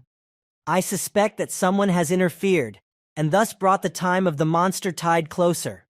I'm afraid that this year it will begin in the next few days." Meanwhile, the workers who were outside the graveyard, watching the number of monsters approaching the city, had a hard time speaking. "I don't even know how long the tide will continue this time." Hearing these words from his friend, another worker said to him, "Don't worry, there are a lot of soldiers from the Eastern District. They will definitely be able to deal with it. We just need to finish harvesting the rice." Looking at his field, and the amount of work they still had to do, one of the farmers sighed heavily and said, I just hope that this time there will not be too many of them." Meanwhile, at the front line, chaos was in full swing. Many different soldiers were engaged to resist the monster invasion, and while repelling the first wave, the commander of one of the units gave an order, "Molotov cocktails!" Hearing this order, the soldiers quickly began to throw these flaming cocktails at the approaching mutant wolves to neutralize several targets at once. But it seems that these animals were not affected by the Molotov cocktails. Their high level allowed them to ignore such attacks, so they could easily break through the defense further. Meanwhile, while the ground forces were holding back the enemies on the ground with all possible methods, the aviation was preparing for a massive bombing, listening to the commander's order, "Target the front line, get ready." When the Air Force commander gave the order to his subordinates, a massive rocket attack began on the monsters approaching Mohilnik. Explosions were heard from almost all sides. Having conducted an excellent air operation and successfully accomplished the mission, the commander of the Air Force, picking up the radio in the plane, told his soldiers, "We did a great job," but his joy did not last long. Despite the fact that they destroyed the ground monsters effectively, as the mutants advanced, the commander heard a strange hum in front of his plane. Looking around to determine where this strange voice was coming from, the commander looked ahead and saw a dragon that had just appeared in front of him, flying towards the plane. Seeing that the monster would not leave him alone, the air commander made a dangerous maneuver to avoid the enemy. But its appearance on the battlefield meant that he would not be the only one, and then the pilot spoke. "Things are bad." Hearing this terrifying roar near them, the other soldiers also looked up to see what kind of monster they would be facing, and saw a fire-breathing dragon in the air. Standing in the forest near the burial ground, Jiang Ning, who had provoked this onslaught of monsters, gloated and pleased with the work he had done. "Zhou Zheng, did you see that? This commotion is because of you." He had a sinister smile on his face, and he could not get over his atrocity that he had brought upon the city for the sake of killing one person.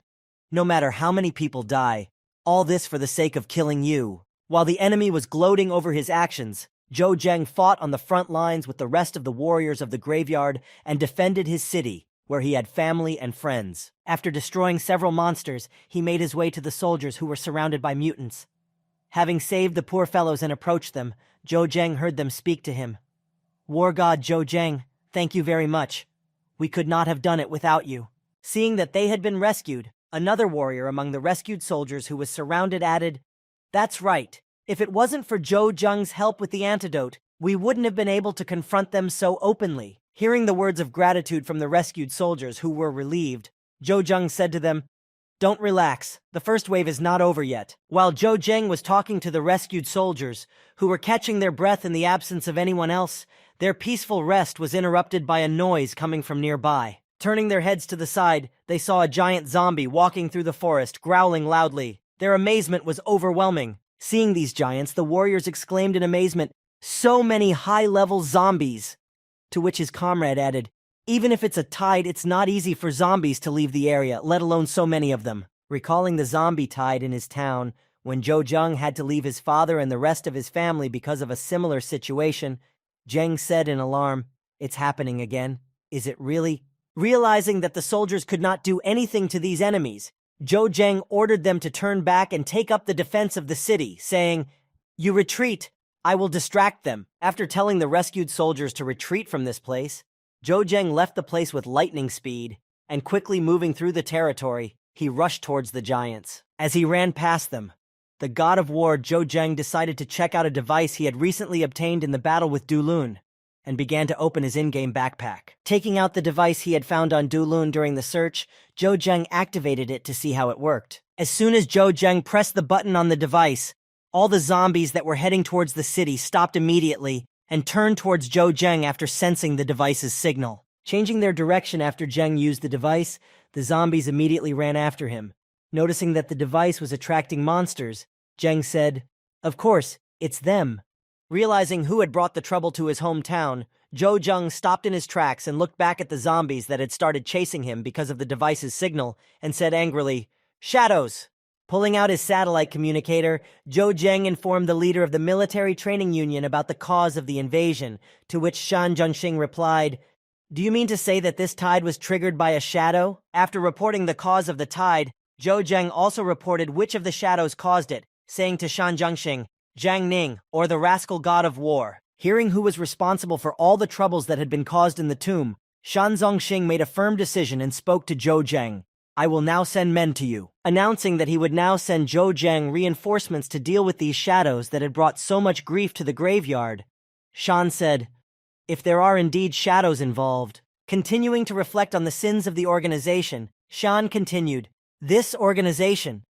Meanwhile, Jiang Ning, who was in the forest, noticed the tomb warrior running toward him and rushed to meet him. Grabbing him by the throat and lifting him up to finish him off with a stranglehold, he killed him and said furiously, "Zhou Zheng, where are you?" Having fulfilled his plan to the fullest, Jiang Ning realized that the tomb would not survive the monster invasion, and looking for Zhou Zheng at the front line, he said, "There is no need to stay in the tomb any longer." Meanwhile, Zhou Zheng, after figuring out how the shadow device worked and reporting it to Commander Shan Zhengxing, joined the battle, and finished off those two giant zombies. After he stood on their dead bodies, after the battle was over, Zhou Zheng, giving his comrades enough time to retreat, said thoughtfully, "This zombie is finished. What about the guards of the Eastern District?" Looking to the side of the city, where the soldiers had gone, Zheng saw a red lifeline not far from him, and thought anxiously, "Did some zombie manage to slip through? No, this murderous aura. It's not a zombie." While Zhou Zhen was looking behind the red line that was approaching him, Jiang Ning came out of the forest and spoke to Zhou Zhen. "Zhou Zhen, I have finally found you." As soon as he finished his speech, he immediately attacked the boy with his sword to finish him off, and loudly shouted, "Die!" Quickly closing the distance and swinging his taka at Zhou Zheng, Jiang Ning did not even notice that he himself had been struck when the boy dodged this lightning-fast attack. Seeing that his opponent was exposed, Zhou Zheng could not miss this chance to strike back, and clutching his daggers tightly in his hands, he tried to strike back at his unprotected opponent. But as soon as Zhou Zheng began to launch his attack at the confused opponent, the latter immediately changed his face, and with a sly smile said to Zheng, "Gotcha." Hearing this from his opponent, Zhou Zheng realized what had happened and gritted his teeth and spoke in anger. "Damn it!" Realizing that the opponent had deliberately set himself up for the attack, so that when Zhou Zheng counterattacked, he could strike back without sparing himself, both warriors prepared to be severely injured. After exchanging blows, the two opponents froze in their places after the lunges were completed. While Jiang Ning stood unconscious from Zhou Zheng's attack, the boy had already taken out his healing potion to heal his wound. After drinking the healing potion and holding his injured side, Zhou Zheng grimaced in pain and spoke heavily. "I was inattentive, but I was unable to dodge this attack." Turning to Zhou Zheng, Jiang Ning, smiling slyly and proud of the work he had done, called out to Zhou Zheng, "In less than half an hour, you will die of blood loss with this wound." Clenching his teeth and biting his lip to block out the pain in his side, Zhou Zheng crossed his blades in front of him, smiling broadly, and said to Jiang Ning, "We'll see who dies first between us." After saying that, Zhou Zheng used his stealth skill and vanished into thin air. Seeing that the boy had simply disappeared before his eyes, Jiang Ning stared in confusion at the place where Zheng had been just a few seconds ago. Starting to look around to see which direction he might be attacked from, Jiang Ning exclaimed, "Impossible! How can a person disappear without a trace?" Moving to the enemy's left flank, Zhou Zheng watched the enemy's commotion and thought, "He knows my main secret. I need to get rid of him once and for all." Moving frantically across the battlefield and keeping his weapon at the ready, Jiang Ning nervously retreated back and shouted out in fright, "Zhou Zheng, stop hiding, come out, and let's settle this like men." Hearing such loud shouts from his enemy, who was looking around in fright and frantically running from one place to another, Zhou Zheng, who appeared behind him, said boldly, "All right, I'm here." Looking behind him and back at the silhouette that slowly began to appear out of nowhere, Jiao Ning looked at Zhou Zheng, who had reported his location, and thought, "Can he really turn invisible?" Surprised by his impressive skills, Jiang Ning looked at him with an angry look and gritted his teeth in anger and thought, "Even so, I'm an 18th ranked warrior. Even if he can control me for 10 seconds, he won't be able to pierce my armor." Looking at the frightened enemy who was confused by the sudden appearance of the boy from thin air, Zheng reached out and slyly said, "I know what you're thinking right now." Grabbing Jiang Ning by his cloak, Zhou Zheng spoke happily to his opponent. "If you use your armor, then I can't do anything, right?" After saying these words, Zhou Zheng immediately tore off his opponent's cloak, leaving him without any protective equipment. Pulling out his dagger and raising it in front of him, showing off his weapon, which was already coated with poison, Zhou Zheng prepared to attack. The next moment, he performed a combo of several strikes at the enemy and shouted loudly to him, "Even if I can't break through your defense, this poison will be enough to kill you." As Zhou Zheng approached the enemy to strike him a few more times and give him some effects, he thought before he attacked, "It's time to use chaos." After hitting his enemy with all of his attacks and applying the poisoning effect to him, Jiang Ning stood still for a while, unable to move. But the next moment, as soon as the effect wore off, Jiang Ning took out the antidote that Zhou Zheng had invented from his briefcase, and uncorking the bottle, drank every last drop. Wiping his lips with the remnants of the antidote, Jiang Ning said sarcastically, "Not expected, huh? They say that this antidote is all you're doing. The effect is truly incredible." Noticing that the enemy had obtained the antidote somewhere, he thought in disappointment, "Damn."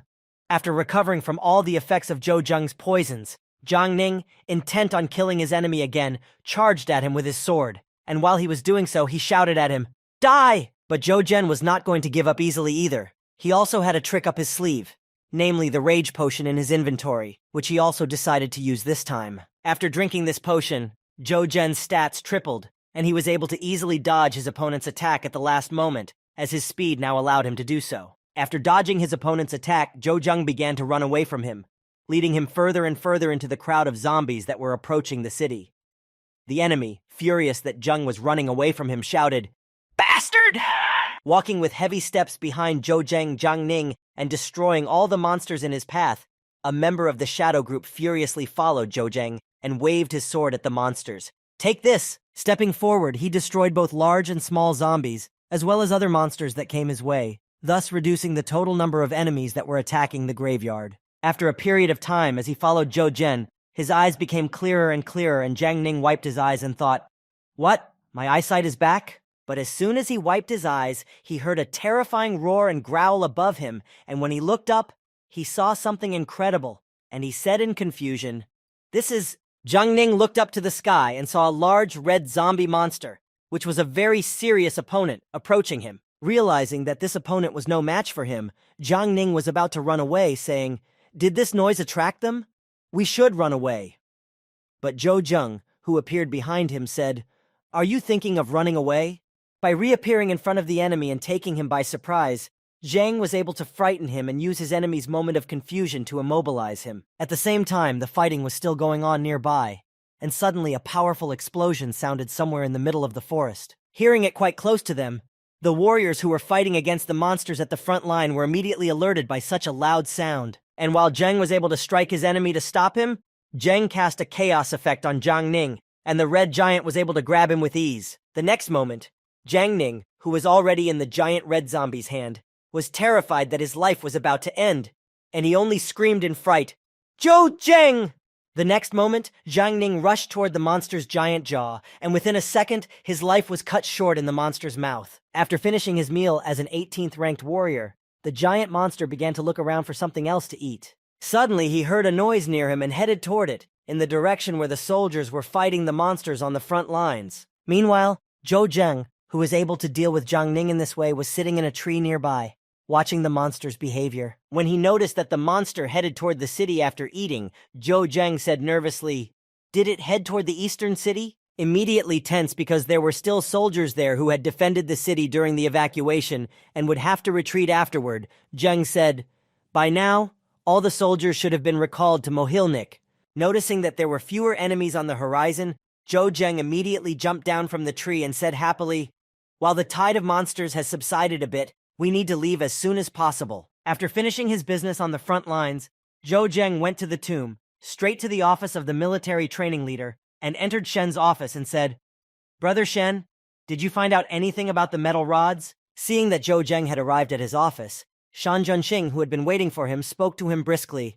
"Well, we've done a good job." Taking a metal rod in his hand that had recently returned from the research, Shan Junxing spoke to Zhou Zheng. "The way these things work is to send out signals that attract zombies." Holding the gizmo in his hands, Shan Junxing announced his conjecture. "According to our data, this strange thing attracted approximately 3 to 4 million zombies." Hearing these words, Zhou Zheng lifted his head down, sighed heavily, and said, 3 to 4 million. I think the graveyard can handle it. We need to send people to destroy these metal rods." Hearing these words from Zhou Zheng, Shan Junxing immediately objected to him, saying, "If we're talking about ordinary zombies, they really don't pose a threat." Thinking back to the entire invasion and all the enemies that the Tombstone soldiers had to fight, Shan Junxing said, "But there are also many monsters, and they are gathering in herds, and this can be a problem." After revealing more details about the problem they would have to solve, Shan put his hand on Zheng's shoulder and said, "Fortunately, thanks to your medicine, we don't have many casualties. The intensity of the monster tide will probably only increase over the course of the week, so you need to get some rest." After sending Zhou Zheng to rest to regain his strength and prepare for future challenges if necessary, Shan Junxing said to him one last time, "By the way, the Shadow Organization has been destroyed." Hearing this from his leader, Zhou Zheng left his comrade's office and said to him with great gratitude in his voice before leaving, "Thank you, Brother Shen." Arriving at the abandoned warehouse where Zhou Zheng had left the dragon egg to hatch, Zheng sat down next to it. With his head down, he said with great sadness in his voice, "Father, the shadow is gone. Raising his head and continuing to recall all the happy moments with his father, Zhou continued to speak. You can rest in peace. Thinking back to all that had happened to him, and remembering Lan Shi, Su Junwen, and many of his friends who had been affected by the organization, Zheng felt nothing but relief. Holding the emblem of this organization in his hand, Zhou said with great sadness and disappointment in his voice, I thought that with this system, I would be able to put aside all feelings and live by relying only on myself. Immediately clutching the emblem in his hand and breaking it into small pieces, Zhou said in frustration, but I was wrong. After grinding this emblem of the Shadow Organization into powder and throwing the small pieces of it on the floor, Zheng added, what can one person do in this world? While saying these words alone to himself, Zhou heard something happening behind him, some strange rustling and movement. Turning back, he saw that the egg had begun to move and was glowing red. Noticing this, Zhou immediately stood up and asked, do you want to get out? Taking out 3 red crystals from his stash to give the egg even more power and star energy, Zhou took them to the shell and said, I will help. As he held the red crystals up to the egg, they immediately escaped from his hand and went into the shell to give Zheng's pet, who was about to be born, the strength to do so. Seeing that the thing he had been waiting for was about to happen, Zhou spoke joyfully. This rich red aura of the king, there can be no mistake this time. As soon as he said this, the egg immediately cracked, and cracks began to appear on the shell one after another, converging in one place, and then a small face began to appear. After cracking the eggshell, Zhou saw the little dragon that had just been born and for whom he had been waiting for so long. His surprise was overwhelming. Seeing that the dragon was quite large, Zhou was a little disappointed that he would not be able to nurse it, and he made a disappointed face and thought, it's only just hatched, but it's already so big? And what about this period of constant crying and feeding? Crawling out of its testicle, the little dragon settled down next to Zhou and took a cute sitting position, folding its legs in front of it, closing its eyes. The next moment, when the little dragon gathered his thoughts, he saw Zhou whom he thought was his mother, and quickly moved toward him. When he saw Zheng moving so quickly toward him, he panicked a little. Afraid that the dragon might accidentally eat him, Zhou put his hands around the dragon and jumped back. Closing his eyes in fright, Zheng heard gentle touches on his hands and a cute croaking sound from the dragon. When he opened his eyes, he saw that it was not going to attack him or harm him. The next moment, the dragon rested its head on Zhou body and began to play with him and cooed like a cat. Noticing that the little dragon was not dangerous at all, Zhou decided that he needed to train it and make it a good pet. After taming this little dragon, Zhou decided to go for a walk with him, but the walk took place at night. After leaving the graveyard, he took it out of the system space for pets. When he set him free outside the city, he started running in different directions and enjoying his freedom. After a while, Zhou gave a command to the dragon saying, Little one, come here. As soon as the dragon heard this, he immediately ran to his master, and having gained great speed, he barely managed to stop right in front of Zhou, who was sitting on a stone nearby. Seeing that the little dragon was very obedient, Zhou decided to reward him for his obedience and good manners by taking out a piece of meat and throwing it into the air. When the dragon saw the treat, he immediately ran after it, and then started running around the lawn again. Watching him, Zhou said, Fortunately, no one dares to go outside the city now, otherwise it would be difficult to go unnoticed. Calling the baby over to him and stroking its head, Zhou said in a gentle voice, However, after you hatched, this is no longer necessary. While playing with his pet, Zhou heard the phone ringing. Picking up the phone, he spoke. Brother Shen? Shen answered from the phone. We have just received information that a new wave is about to hit us. The next day, as residents went about their daily routine, a siren sounded in the cemetery. Hearing it, one of the residents exclaimed, A level 1 beastly tide alert? To which another added, I have a bad feeling. At that time, in the conference room of the tomb, Shan Zhongxing gathered all the strong warriors, and while showing the footage of the battle, he said, I think you all know that a new wave of the beast tide is coming. The Western District has already fallen. Continuing to tell his soldiers about the threat that was approaching them at a rapid pace, the leader of the military training union, Shen Zhongxing, said, Since the graveyard was founded, we have repelled many attacks. Contemplating what is happening now in all districts of the graveyard, how the dragons are destroying areas of this majestic city, Shen continued, However, this time we will have to face the most difficult test in all these years, broadcasting the enemies approaching the burial ground this time, including dinosaurs. Shen continued, This time the number of beasts approaching us Standing at the front of the defense line, many soldiers who had been at the headquarters a short time earlier and listened to Shen's instructions heard what he said. This time, there are 5 times as many monsters as usual. Standing on the wall, watching the monsters approaching them, Zhang Han shouted to all the soldiers present, 50 kilometers to the flying beasts and 40 to the ground beasts. As soon as the commander of the warriors' squad announced the distance to the enemies, several fighter jets flew right behind them, from the direction of the city, and the sound of fighter planes came from them. For Mohilnik! After some time, the monsters approached the city walls, and they had to fight them for the integrity of the city. The soldiers were able to hold them back, but somewhere in the sound of the battle they could hear, "Kill them!" This difficult battle lasted for 3 long days. For 3 days, the soldiers fought for the integrity of their hometown to prevent the monsters from destroying it.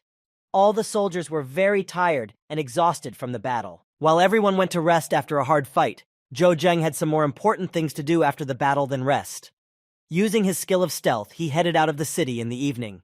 Arriving at the same place where he used to walk his child, Zhou Zheng sat down on his rock, took a small dragon from the system space for pets, and set it free. When he called out to the baby, it saw its owner and happily called out to him, "Goo!" Seeing him run off into the distance, running and scurrying, Zheng called after him, "I'm sorry, but now is the time. I can only let you out at night." Looking at his pet, Zhou Zheng saw that he had immediately taken to the sky, and to his surprise, he said in amazement, "You learned to fly so quickly?" After flying through the sky, the baby dragon made a small circle and returned to Zheng and immediately landed near him. Seeing that his pet had returned to him and was calling out happily, Zheng smiled and proudly said to him, "Good dog.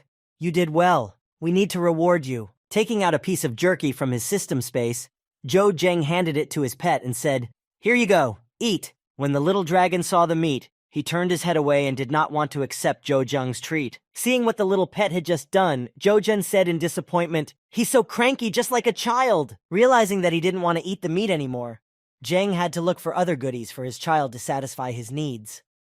After some thought, he took out a red crystal. When he saw it, the little dragon was instantly happy, and his eyes lit up with temptation. Holding the crystal out to his child, Zheng fed it to his pet. Having pleased the baby with such a delicacy, Zhou Zheng stroked the baby's head and said to the dragon with concern, I realize that this is not enough for you." When Zhou Zheng saw that the little dragon stood up, he was surprised to see that he was asking for more. "Aren't you full?" Taking out several blue crystals, Zhou Zheng held them out to his pet and said sadly, "This is all I have." When he saw that the dragon was getting naughty again, Zheng opened his inventory and said, "Still don't want to eat low-ranked crystals? I wonder if any of the mutated plants I collected earlier contain power." As Zhou Zheng flipped through his inventory, he came across something interesting. His eyes lit up, and he said thoughtfully, let's see if this will work or not." Reaching into his inventory, he reached for that plant, saying, "I remember that I borrowed it from one of the beasts when I was leveling up." Holding a strange circular-shaped plant in his hand, Zheng said, "I was never able to figure out what it could be used for, but it definitely has incredible power." Holding out 2 balls of the strange plant to his little pet, he said to him, "Will you have these?" The next moment, as soon as Zhou Zheng held out the mutated plants to his little boy, he swallowed them all in one go. Seeing this, Zheng said in amazement, "He ate it all in one go?" After feeding these plants to his little pet, Zhou Zheng saw that it suddenly began to grow and growl loudly. Fearful that something strange was happening to his little dragon, Zhou Zheng shouted out in fright, "Hey, what's wrong?" As soon as the baby grew bigger, the next moment everything around him exploded, and Zheng was terrified. Seeing what happened to his little dragon, Zheng quickly ran to him to check on his health. Running up to his little pet, Zhou Zheng immediately called out to him in a frightened voice, "Baby!" Noticing that he was lying motionless in one of the craters and cringing in pain, the boy immediately ran to his aid. Jumping down to him, Zhou Zheng called out to him in concern, "Hey kid, come back!" As he approached him, Zhou Zheng had already activated the system's pet space to move him there. After placing his pet in the system space, he spoke in a concerned voice. "The pet system space has a containment function, so as long as I don't let him out, he should be fine." As he slapped his hand over his face, Zhou Zheng spoke in a worried voice, reproaching himself. "It's my fault. Why was I in such a hurry to give him that thing?" While he was sitting in the crater, reproaching himself, he heard a strange noise not far from him, and looking up, he saw an invasion of monsters, and said in surprise, "Is it the beast tide again?" Having received another invasion of monsters, The warriors of Mohilnik held them back for 3 days and 3 nights to prevent them from reaching the central city. Standing on the battlefield, the commander of the warrior unit that opposed them, looking at the crowd that kept coming, said excitedly, "There are no fewer of these monsters. We cannot continue at the same pace." As soon as the commander said this, Zhou Zheng arrived to reinforce them, and one by one, he killed the incoming monsters. Seeing such powerful reinforcements, the fighting soldiers immediately gained morale and began shouting one after another. "Zhou Zhen," said one. Another added, "How fortunate we have the god of war Zhou Zheng."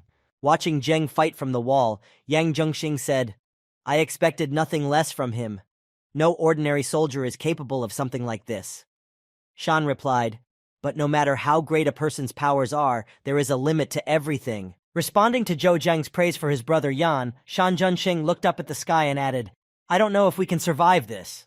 Standing on the front line, fighting with the monsters, one of the soldiers, seeing the incredible threat, cried out in fear, "These monsters, the Dragon Emperor, 2 at the same time." Seeing such a fierce threat in front of him, Shan Zhengxing immediately gave an order to all the soldiers from the front line. "All soldiers, retreat to the city and defend the border, no matter what it takes. We must repel the wave." Upon hearing this order, Zhou Zheng immediately began to retreat back from the front line, moving closer and closer to the city walls until he took up a position on top of them. As he sat on the wall and watched the Imperial-ranked dragon fly at a rapid pace, Zhou Zheng thought, "Are we going to repeat our old mistakes?" As it got closer and closer and gained more and more speed, the Emperor-ranked dragon used its head as a battering ram to pierce the wall. Seeing what the monsters were doing, all the soldiers received an order, after which they all rushed to defend the wall.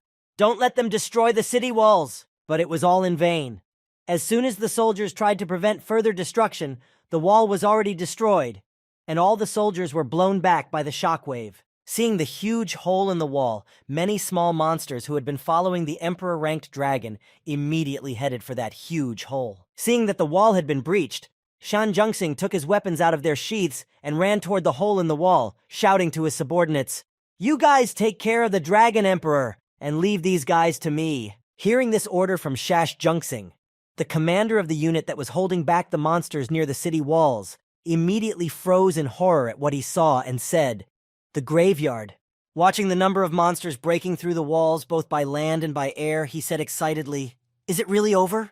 And at that time, somewhere in the city of Mohilnik, one of the civilians who was waiting for this monster invasion at home was reassuring his child and his wife, saying, "It's okay, everything will be fine." Hugging them tightly, he repeated to them, "Our soldiers will be able to repel this beastly invasion, just like all the other waves of monsters that came before." Hearing his father's words, the little daughter who was in the family spoke boldly, looking at her father.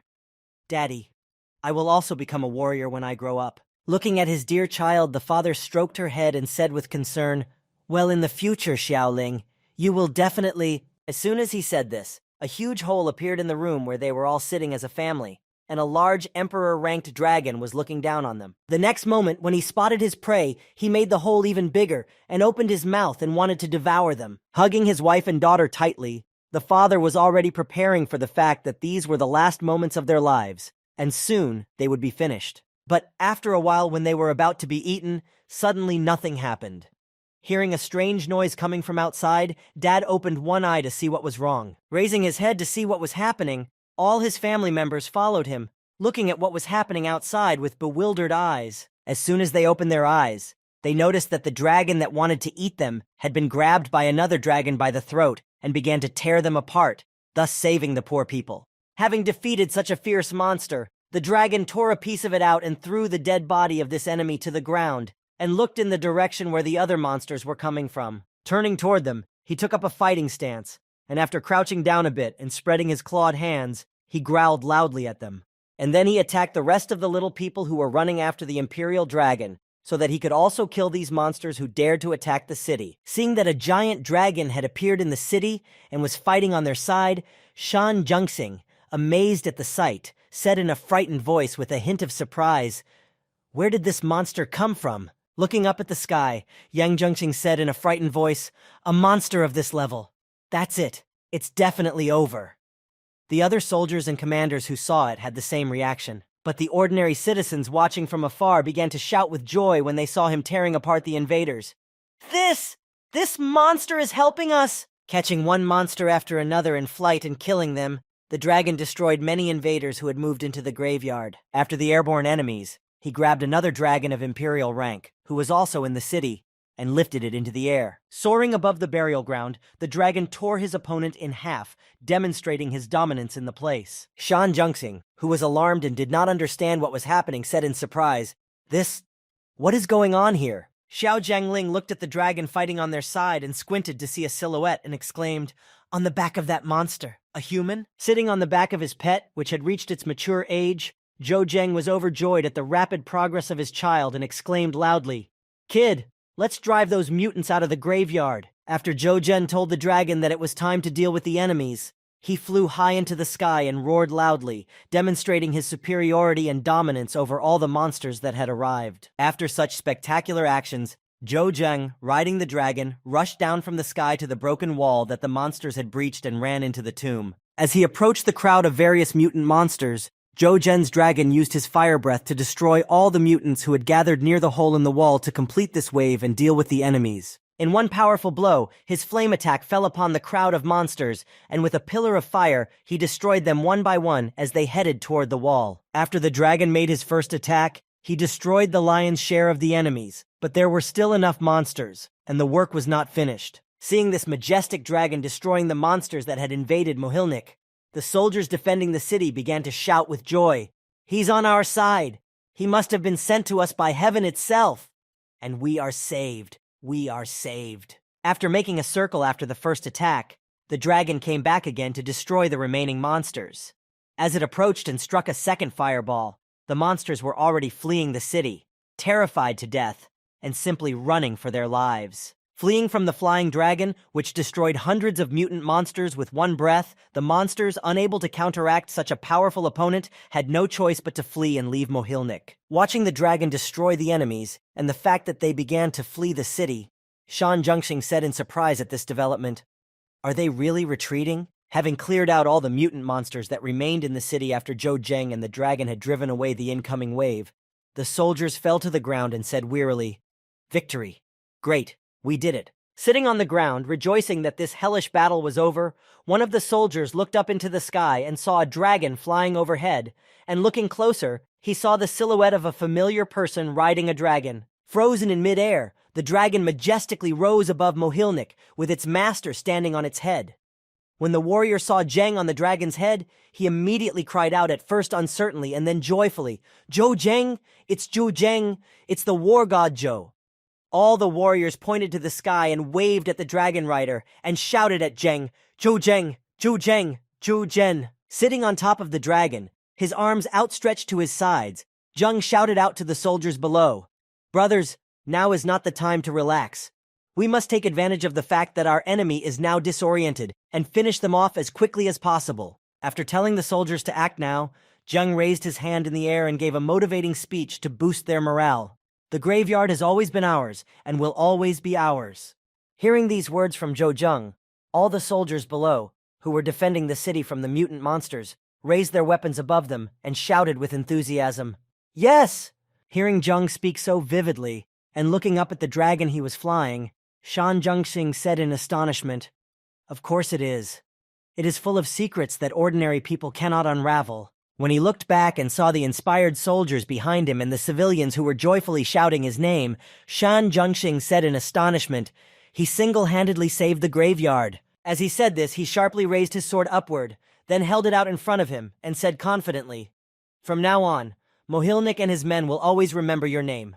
Brothers, we must fight." After the monsters were driven away and the remnants of the mutant attack were destroyed, only 1 week passed, and Mohilnik began to recover before our eyes.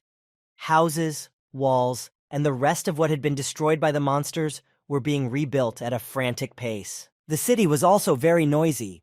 All the townspeople were working to restore it so that they could return to their normal lives in the new, rebuilt town of Mohilnik. And while all the townspeople, led by the soldiers, were rebuilding the destroyed city, Zhou Zhen, sitting on his dragon, was on top of a building, preparing for his journey. He hugged his Xiang Shihan tightly so that she wouldn't accidentally fall off the dragon while flying to another city, and asked her, "Are you ready?"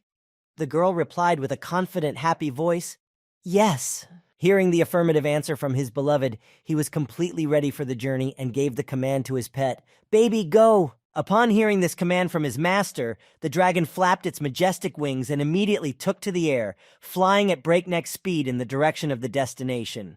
Sitting astride the dragon, holding his frightened girlfriend Jo Jung, holding his frightened lover with one hand and raising his other hand up, exclaimed joyfully like a child, "Ta'ak!" As he flew over the cemetery to reach his destination, all the passers-by who heard the dragon raised their heads to the sky to look at this majestic animal and exclaimed joyfully as they pointed to it, "This is the war god Jo Jeng."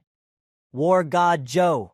Flying out of the city of the gravedigger, Jo Jeng, sitting on the dragon, spreading his arms wide, gazing out over the horizon, joyfully exclaimed, "Titan, we are returning!" Meanwhile, in the city of Titan, Su Junwen was sitting outside Zhou Zi's grocery store, talking to a boy standing next to her, as if she were waiting for someone. When she heard the roar of a car engine, she turned her head to the side in excitement, and her face changed, and she looked happily toward the road. Unable to hold back her tears, Su Junwen shed tears of joy, and noticed that Lan Shi, who was already a 10th-ranked soldier, had run out of the car and was running toward her. Having returned from a promotion mission, he was also incredibly happy to see Su Junwen after such a long time apart. Meanwhile, an important meeting was taking place in the graveyard, in the main building of the city, where a proposal to promote Zhou Zhen was on the agenda. Displaying his photo on the projector, Shan Zhengxing said, "Taking into account Zhou Zheng's abilities, I propose that he be given a place in the selection of the central capital." Hearing this suggestion, Yang Zhengxing also could not help but make some suggestions of his own, and said, "With his strength, we could achieve impressive results." Meanwhile, Zhou Zheng had already returned from Titan to Mogilnik, taking his family with him to show them the new city. Walking around the city, Lan Shi said in alarm, "I'm not surprised at all. Graveyard is so different from Titan. It's on a whole other level." As Zhou Zheng and Lan Shi walked ahead, Xiang Shihan and Su Junwen walked behind, discussing business plans, and Shihan said, "You know a lot more about business than I do, so I'm really glad you agreed to help me." Su replied, "It's all thanks to young master." Noticing Su Junwen's shyness when talking about Zhou Zhen, Shihan spoke to her. "Yunwen, in this unpredictable world, where no one can guarantee whether there will be a tomorrow for them," inspiring her friend, Xiang Shihan tried to get her to have the courage to confess her feelings, which she had been holding back for so long, saying, "You need to have the courage to confess your feelings to someone who is important to you." After saying these words to Su Junwen, Xiang Shihan continued to push her friend to take action and said to her, "I understand that you don't always want to share something like this with others, but I've heard a lot about you from him." Immediately grabbing the confused girl and pulling her close, Xiang Shihan began to look at her closely and said lustfully, "If it's you, I don't even mind." Hearing Shihan's words, Su was confused and embarrassed by the surprise. While Xiang Shihan was trying to push Su Junwen to take decisive action, Zhou Zheng, who was walking in front of her, felt goosebumps running through his body, became immediately worried, and said, "Why do I have such a bad feeling?"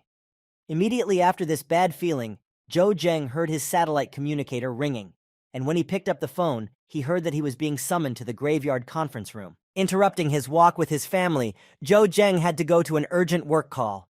Arriving at the conference room and taking his seat, Shan Zhengxing spoke to him. "I apologize for interrupting your vacation plans." After displaying the structure of the states that make up the graveyard, Shan Zhengxing said, "This time, the negotiations to include Titan as an adjacent territory to the burial ground were more than successful, thanks to Zhou Zheng's significant contribution." Taking out the other documents on the agenda, Shan Zhengxing reported the main news of the meeting. This time, the selection for the Super God team will be held in the central capital, and each region must send 9 outstanding warriors to participate. Shan Zhengxing's face changed immediately, and he became very serious. "So this time we must participate." After hearing this news, and Zhou Zheng's appointment to this mission, the young man left the conference room, and after finding his family, he said to Lan Shi, who was standing nearby, "This time I will have to go away for a year, maybe more, so take care of yourselves." Hearing these words from his master, Lan Shi beat his chest and confidently replied, "Young master, do not worry. I will definitely protect everyone, even if it costs my life." After giving out instructions to everyone for the time he would be gone, Zhou Zheng walked away from them, waving goodbye and calling out, "I will be back soon." After saying goodbye to his family again, Zhou Zheng turned to Shan Zhengxing. Standing beside him, he said, "In this qualifier, You will meet talented players from other regions. Standing aboard an airship headed for the central capital city of Mogilnik, Zhou Zheng, looking out at the horizon from a bird's-eye view, said, "A gathering of geniuses?" When Zhou Zhen asked Shan Zhengxing again about this gathering, he looked off into the distance and immediately became thoughtful. "Unfortunately, I am not a genius. But even during competitions, one must not forget to improve one's level and skills." After flying a considerable distance, a huge city began to appear on the horizon. As they approached it, Shan Zhengxing immediately called out to Zhou Zheng, "We have arrived!" Seeing the arrival of the soldiers from the tomb, the general of the central capital went to the airship to greet the newly arrived soldiers and said happily, "Welcome, warriors of the tomb. I am Tang Shu, responsible for escorting you to the training base." Bowing his head to the soldiers who were getting out of the airship, Commander Tang Shu pointed to the place where they were going and said in a friendly manner, "Gentlemen, please come this way." As he welcomed the newly arrived soldiers to the central capital, the general's expression changed from one of joy to one of confusion, and he let out a surprised gasp. "What?" Looking at Zhou Zheng, who was stepping out of the airship and following Shan Zhengxing, Commander Tang Shu was very confused and thought, "What, a 10th-ranked warrior?" Raising his head and looking at Zhou Zheng, the commander spoke to the guests. "Gentlemen, the training base is 30 kilometers north of the central capital. All the soldiers living there will train and gain experience." After telling the soldiers exactly where the training base was located, Commander Tang Shu continued to provide information to the newly arrived soldiers.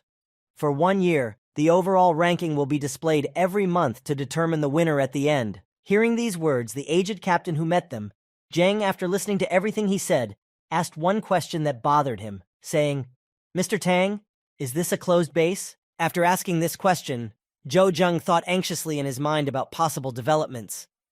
"If I'm stuck here for a whole year, I can forget about leveling up to a thief." Hearing this question from the new recruit, the captain spoke to him happily. "No, everything at the base is voluntary. You just need to report once a week." After hearing all the information from Captain Tang Shuya, who told him all the details of the training base, Zhou Zheng went to the base by car.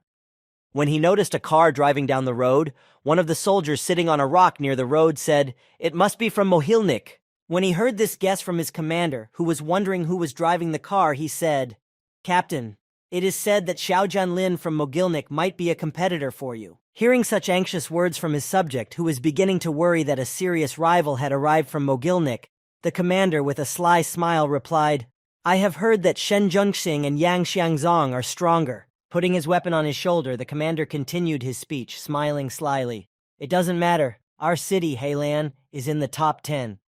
Upon arrival, the commander hurriedly got out of the car. Pointing to the location they had arrived at, Commander Tang Shu spoke to them. "Gentlemen, this is the training base." Pointing to a large screen near the central building, Captain Tang Shu said, "This is the leaderboard. It's compiled according to the successes and strengths of the soldiers, and it's also updated daily." Looking at this table that Captain Tang Shu was pointing to, Zheng smiled slyly and thought, "If I'm already here, I should be on this table." Just as Zheng was thinking about this, a loudspeaker on a nearby pole announced, "Warriors from all regions have arrived. Please come to the registration desk to register as participants." Hearing this announcement, all the soldiers who were on the territory of the training base went to the registration desk as ordered to register at the training base. As he approached the registration desk, Shan Zhengxing decided to be the first to register in the system. With his hand, the scanner began to check his rank and abilities. Standing nearby, the soldiers waiting for their turn spoke up in concern. 19th rank, no less from Shen Zhengxing. One of them said, to which another added, "Graveyard is a middle-class settlement. Who would have thought that there would be such masters there?" After passing the verification and completing the registration, Shan Zhengxing left the reception desk, followed by another soldier.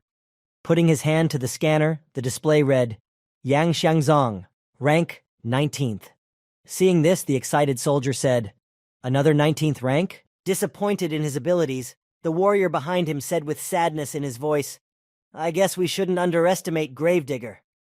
At the same time, Zhou Zheng walked up to the registration desk. As he put his hand to the scanner that was supposed to test his skills, the board read as he registered in the database, "Zhou Zheng, rank 10th. Hearing that the other warrior from Grave City was a 10th-ranked warrior, the two warriors fell into a stupor. When they came to, one of them said in surprise, "Is this a joke?" After registering, each of the soldiers was given a device explaining, These are your IDs. They have a lot of different functions. As soon as each soldier received his device, the manager said, all of your personal data will be automatically redirected to a common database. Hearing this, someone in the crowd exclaimed, look, the data has been updated again. Looking at the leaderboard, the warrior who had first noticed that it had been updated while looking at it said, the first and second are keeping pace, but this Jufei is incredibly strong, right? Looking at the leaderboard, Zhou Zheng was surprised to see the results it had produced. Brother Yang is only in 17th place, and Brother Shen is only in 30th place. Looking at the table that produced the new ranking, Yun Dongwei exclaimed in frustration, I don't understand how the rankings are done at all. How could I be ranked 56th? When he saw his name at the bottom of the list, Zhou Zheng, awkwardly pointing at himself in the ranking list, said in a disappointed voice, if you want to laugh, just look at this. Seeing Zhou Zheng's ranking, one of the warriors in front of him said, 31 points. This is the worst score ever. Hearing this, his comrade added, even the penultimate warrior has 2,091 points in the table. Why did he come here at all? Hearing such rude words addressed to him, Zhou Zheng became seriously angry and made a terrible face and thought, this is just the beginning. It doesn't matter what this table looks like now. Sitting on the fence, watching the other soldiers, the warrior of the city said to his boss, what are you looking at? The boss replied, some of them are even more capable than I imagined. At least they can compete with each other. Looking at his subordinate, the commander said firmly, even this 10th-ranked warrior, Zhou Zheng, will participate in the competition. Hearing these words from his commander, the warrior of the city asked his wise commander in surprise, do you despise him? Hearing this question from his subject warrior with whom he had come to the training camp, the commander turned to face him and smiled sweetly and calmly said to him, of course not. Putting his hand to his forehead, the captain took a thoughtful pose and then immediately said something interesting. I simply think he is of very special interest. Hearing these words from his wise commander, his subordinate said in a monotone, none of them are here by chance. They will all prove themselves if you push them to a dead end. Zhou Zheng is no different. After finishing their conversation, the two supervisors who were supposed to conduct the training became quiet. After a short pause, one of them walked through the air and said, let's go. Continuing to walk on the air as if it were solid ground, he moved away from his friend and said, the first competition will be held tomorrow, then everything will be clear. After registering all the members of the training base and distributing the devices, all the soldiers were free to do whatever they wanted until the next day. When the next morning came at a certain hour, everyone was standing at attention in front of the main building. The uniforms were changed so that everyone was dressed the same, and a suit was selected for each person according to his or her parameters.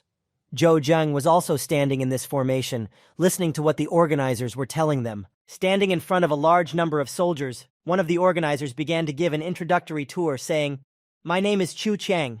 I am your instructor, and I will be responsible for your training this year. His face immediately changed from friendly to arrogant, and Chu Chang spoke menacingly.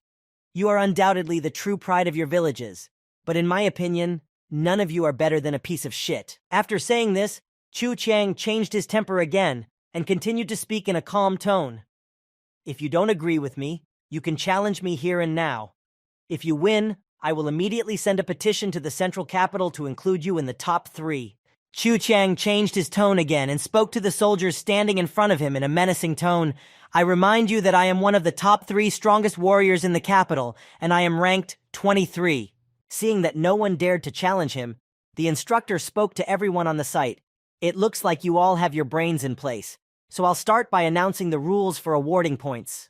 After displaying the rules on the screen nearby, it read, first, raising the level. 2, accepting assignments. 3, number and level of monsters destroyed. 4, challenge a warrior of a higher rank. If you win, you get 1/10 of the opponent's points. If you lose 1/ of your own points. After covering these rules, the instructor added, during the battle, the opponents must stay in a specially designated area, and no fatal wounds are allowed. Otherwise, even if you win, you will not be awarded points. The instructor also added, points are calculated once a day, and your official position in the ranking will be announced in a year. Any other information can be viewed using your times. After conducting an introductory briefing and explaining the rules for obtaining points, the instructor left the site with the warrior in the end.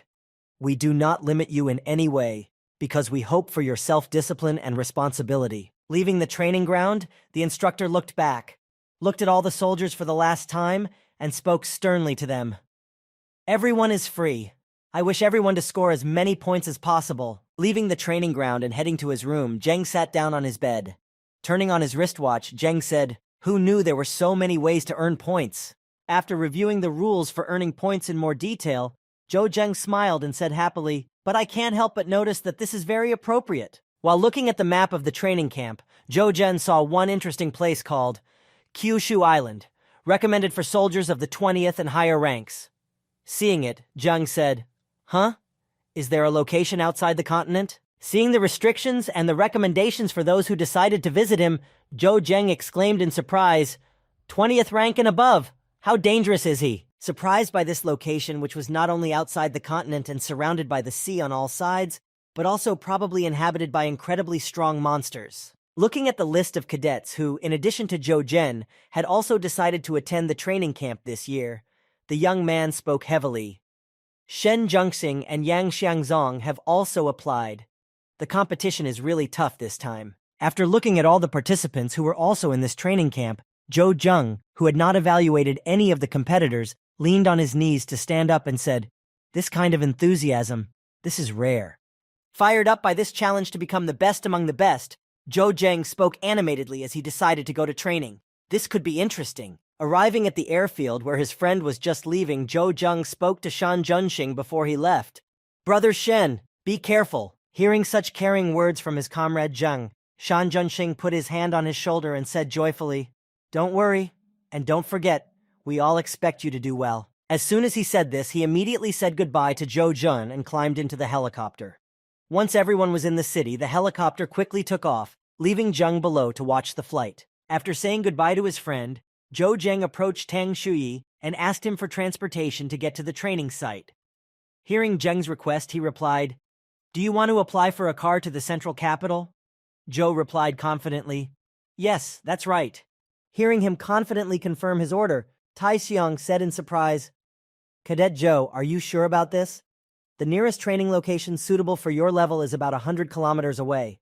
Hearing such concern from his commander Tai Shun, Zheng replied in a calm tone, "Not from my point of view. The central capital is of much greater interest." To which the commander replied, "Very well, then I will send your request." After receiving the order and confirming the application, a car arrived at the camp and took Zheng to the central capital. As Captain Shu saw Zheng off, he said, "It would be better if he just surrendered now. With his rank, it's just a waste of time. Of course, it's much more interesting to go on an entertaining trip to the capital." As he drove to the capital in the car that had been assigned to him for the trip, Zheng thought about his next steps. Judging by the points that can be earned from these monsters, if there is no one bigger, in any case, concentrating on leveling up now would be a safer option. After traveling a considerable distance, Zheng finally arrived in the capital. Upon entering the city, he saw a sign that read, "Warriors Union." Curious, Zheng stopped by it. Parking near the building, Zheng headed inside and went to the computer room to find everything he needed in the capital's database. Sitting in front of the monitor, Zheng said in awe, "There are all possible materials and potions here. I wouldn't expect anything less from the capital." Flipping through the catalog of different products, he saw one familiar item. It read, "Fury Potion, 58 jars. Price, 1 red crystal of poor quality." Seeing this offer, Zheng exclaimed in amazement, "His Fury Potion is here, but it's so expensive." With great reluctance to buy anything at such prices, Zheng, forcing himself to buy something so that he wouldn't go on the mission empty-handed, reached for the button and clicked buy. After rummaging through the warrior catalog, leaving a request for a training mission, and purchasing everything he needed for the mission, Zheng was able to leave the building 10 minutes later. As he left, he said with relief, "Ah, freedom." After finishing all the preparations and heading to his first mission, Zheng stopped in the middle of the street and shouted joyfully, "Now I can finally start training!" Seeing that a 10th ranked warrior had applied for a mission not of his own difficulty level, one of the organizers spoke to his supervisor. "Director, Zheng has just applied for access to the Haegu Plain." Hearing this news from his subordinate, the director thoughtfully said, But there are 16th ranked monsters living there, right? Speaking of the monsters that inhabited this location, where the 10th ranked boy was supposed to go, the director added, and this Zhou Zheng is not so simple. He throws out something new every time. After his application was approved, Zhou Zheng decided to waste no time and headed to the countryside so that he could release his dragon without anyone noticing. Saddled up with his dragon, the two of them set off for the island. After marking the island Zhou Zheng wanted to go to on the map, a notification came from his wristwatch that he was almost there. Seeing the island on the horizon, Zhou spoke to his dragon. "Baby, come down!" As Zhou Zheng approached the island when the dragon was almost on the ground, he flapped his wings just before landing so that it wouldn't be hard, and Zhou Zheng instantly jumped off his back. When he landed on the ground, Zhou Zheng found himself in the Hegu Plain, and in front of him was a huge herd of high-level mutant monsters that lived in this area. The neon mutant wolves that lived in this area, noticing that someone had arrived in their territory, became very nervous and alert, salivating at the fact that food had arrived. Seeing how many enemies were in front of him, Zhou Zheng prepared for battle, drew his blades, drank a fury potion before the battle began, and headed to meet the pack and shouted to them, "I will kill you!" He attacked the monsters and began to fight them. The next day, when Commander Tang Shu entered the principal's office, he said in surprise, "Principal, this is the point distribution chart for today." Looking at the leaderboard, the director spoke to his subject in awe, admiring the outstanding results of the soldiers. "This Zhu Fei has earned another 3,000 points?" Emphasizing the outstanding warrior who had earned a considerable amount of points in one day, the director looked up a little higher and said in astonishment, "But there is someone who has surpassed him in this regard, Zhou Zhen." Surprised by the results of a 10th ranked warrior, he said in astonishment, "That's right, because he was heading to the Hegu Plain of the 16th rank, a 10th ranked warrior, and he's going after 16th ranked monsters." Hearing these words from his director, Tang Shu spoke in a calm voice, not surprised at all by the results. Of course, the Tomb Master wouldn't just send some weakling. Meanwhile, Zhou Zheng had already dealt with the entire pack of 16th ranked neon wolves and was sitting on a mountain of their corpses, gazing into the distance. Opening Zhou Zheng's personnel file, the director saw Zhou Zheng, rank 12th, place in the standings, 138th, points, 19,780. Meanwhile, the training camp was abuzz with excitement. Many of the soldiers were impressed by Zhou Zheng's rapid growth and development, and one of them said in alarm, "Is it him?" To which another replied, "He's managed to raise his level so much in the last few days, and he's now 138th in the standings." In the dining room, we could also hear people talking about Zhou Zhen. At the table where the instructors were sitting with the boy, one of them said, "Zhou Zheng, you really know how to surprise people." Chu Qiang replied, "Don't talk nonsense. I haven't even fought any of them yet." Noticing Zhou Zheng sitting nearby next to the instructors, eating food from both cheeks, one of the warriors stood up and shouted to the entire dining room, "Zhou Zheng, I want to fight you. Will you accept this challenge?" Hearing this challenge, Zhou Zheng slowed down a bit, but he did not pay much attention to the warrior. The instructor sitting next to him spoke to Zhang Wei of Storm City, an 18th ranked peak warrior, 197th. Hearing this challenge from Zhang Wei to Zhou Zhen, some of the warriors were surprised. A warrior of the 18th rank is challenging a warrior of the 12th rank? His comrade replied, "Indeed. You decided to choose an easy target?" One of the warriors who heard this challenge to Zhou Zhen by the 18th ranked warrior stood up and spoke to Zhang Wei. "Zhang Wei, if you want to fight someone, go ahead. I don't mind playing with you." Hearing these words from a strong warrior who offered him a fair fight, Zhang Wei was at first confused, but then, pointing at Zhou Zheng with his hand, he said angrily, "I'm asking Zhou Zheng, stay out of our conversation." Hearing this argument in the dining room, Zhou Zheng finished his lunch and slammed his plate on the table, quieting the noise in the room and drawing everyone's attention to himself. With a sly glance at his opponent, who had offered him a duel, Zhou Zheng boldly spoke to him. Who wouldn't want to get some quick extra points? Rising from the table, Zhou Zheng opened the notification window on his wristwatch, and a prompt window immediately appeared in front of him, reading, "Zhang Wei from Stormy City wants to fight you. Accept or decline." Seeing that Zhou Zhen was about to accept the invitation to fight, one of his comrades in arms came up to him and put his hand on Zhen's shoulder and said, "Zhou Zhen, you don't have to accept the challenge. It's just pointless." Hearing this from his friend, Zhou Zhen reached out his hand to the window and pressed the accept button and replied in a calm tone, "It's okay." Having accepted the challenge of his arrogant enemy, Zhou Zheng said to his friend with a sly smile, The rules of behavior must still be observed. Hearing these words from Zhou Zheng, the instructor who had tried to dissuade Zhou Zheng from the fight turned to Jiang Wei and said, "Kid, I've done my best. I can only wish you good luck." Hearing Xiao Jianglin say this to an 18th ranked warrior at his peak, who was about to fight a 12th ranked warrior, Jiang Wei was stunned, not understanding what had just happened. After concluding the contract for the duel and finishing lunch, all the warriors went about their business, waiting for the day of the fight. After a long night, the next day finally began, and quite a few warriors gathered near the arena to watch the fight. As they waited for the battle to begin, one of the warriors standing at the table where the instructors were supposed to be observing shouted out, "Everyone, this is the first battle, Zhou Zheng of the Graveyard versus Jiang Weiyazi of Storm City. As the saying goes, those who take no risks drink no champagne." Hearing this speech, everyone rushed to place bets. The first to come to the betting table was a warrior who spoke confidently as he placed his crystals on the table. "I bet on Jiang Wei." After him, Yun Dongwei immediately came to the betting table and placed 3 red crystals on the table and said, "I bet on Zhou Zheng." Seeing this crazy bet on Zhou Zheng, the 2 soldiers behind him said, "Is he crazy? Mad, but he's also stubborn." Seeing that Yun Dongwei had already placed his bet, Captain Xiao hurried over to the table and shoved Wei aside and said, "If you're done, don't hold up the line. I'm not standing here for nothing either." Seeing Xiao Jianglin's impudent behavior, Yun Dongwei asked him in surprise, letting him pass to the betting table. "How much do you want to bet, old man Xiao?" Holding out his hand to Yun Dongwei, Captain Xiao gestured to the number 3 on his hand. One, but so much pride.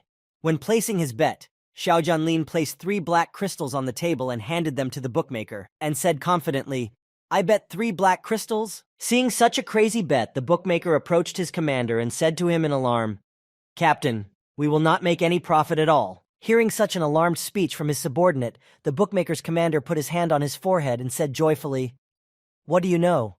We will make more money if we bet on Jiang Wei." Hearing these words from his commander, the worried bookie asked him, "Do you mean that Zhou Zheng will win?" The commander replied, "Hey, I didn't say anything like that." Before the fight began, all the judges had already gathered at the jury.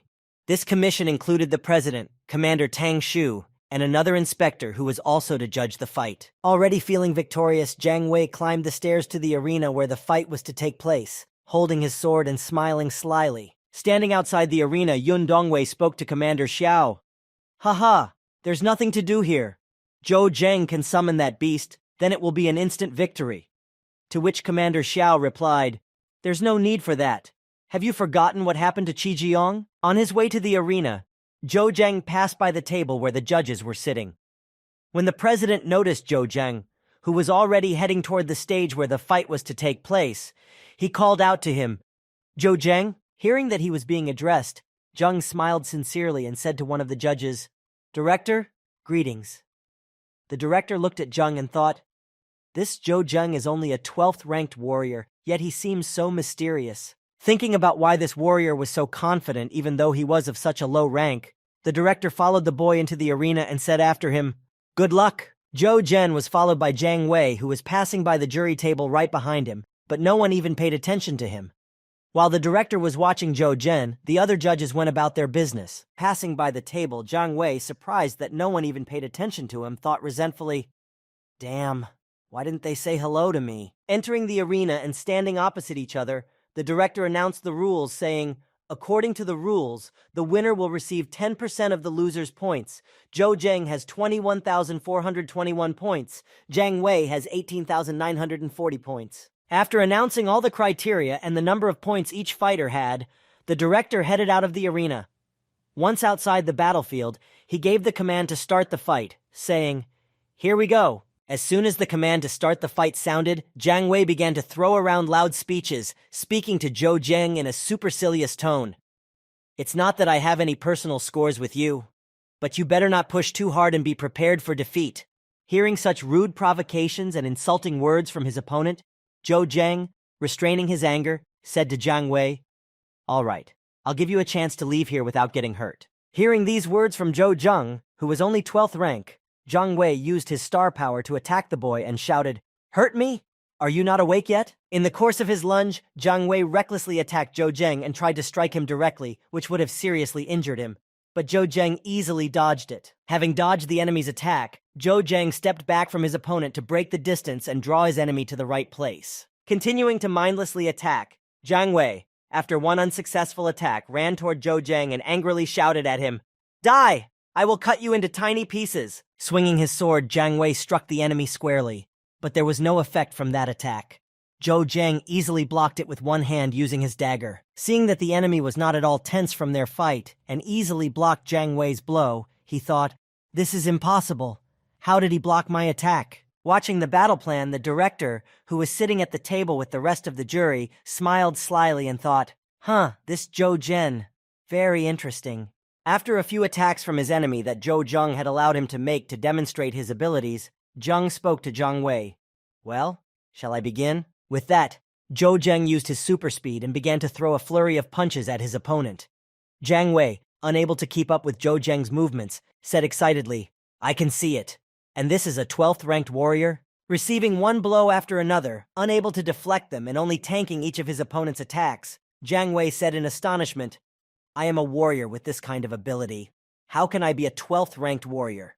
While Jiang Wei was confusedly trying to deflect at least some of Zhou Zhen's attacks, the latter was preparing to end the fight and use his last attack. With a sharp lunge, Zhou Zheng broke through his barrage of phantom attacks, which were left over from his speed, and quickly moved toward his opponent, instantly closing the distance between them. After cutting his opponent's clothes into small pieces and entering his back, Zhou Zheng put his dagger to Jiang Wei's throat and asked him, "Any more?" Watching this fight, one of the spectators who was near the arena saw Zhou Zheng's impressive speed and agility and said, "He is strong." Seeing that Zhou Zheng had his enemy in a deadly hold, Tang Xu jumped up from his seat and shouted loudly to the entire arena, "The duel is over! Zhou Zheng has won!" Having finished the duel, Zhou Zheng let his opponent go after the results were announced, and smiling slyly, headed for his room, passing by the soldiers who were surprised by his talents. After completing this difficult battle, Zhou Zhen immediately went to rest.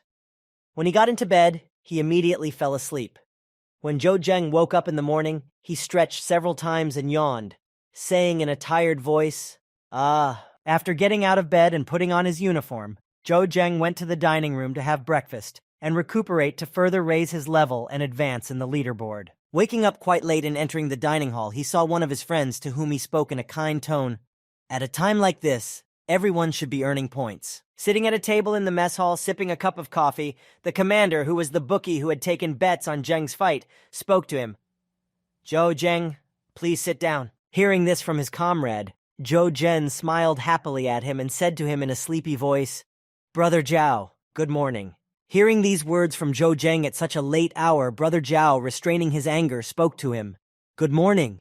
But in his mind he was furiously thinking, "What a good boy, I have been waiting for you for an hour." When Zhou Zheng took the seat opposite Brother Zhao, he said to him joyfully, "Thanks to you, I made a lot of money yesterday." Zhou Zheng replied, "You have a great sense of foreboding." Hearing these words from Zhou Zhen, Brother Zhao said to Zhou Zhen what he had been waiting for him to say for so long.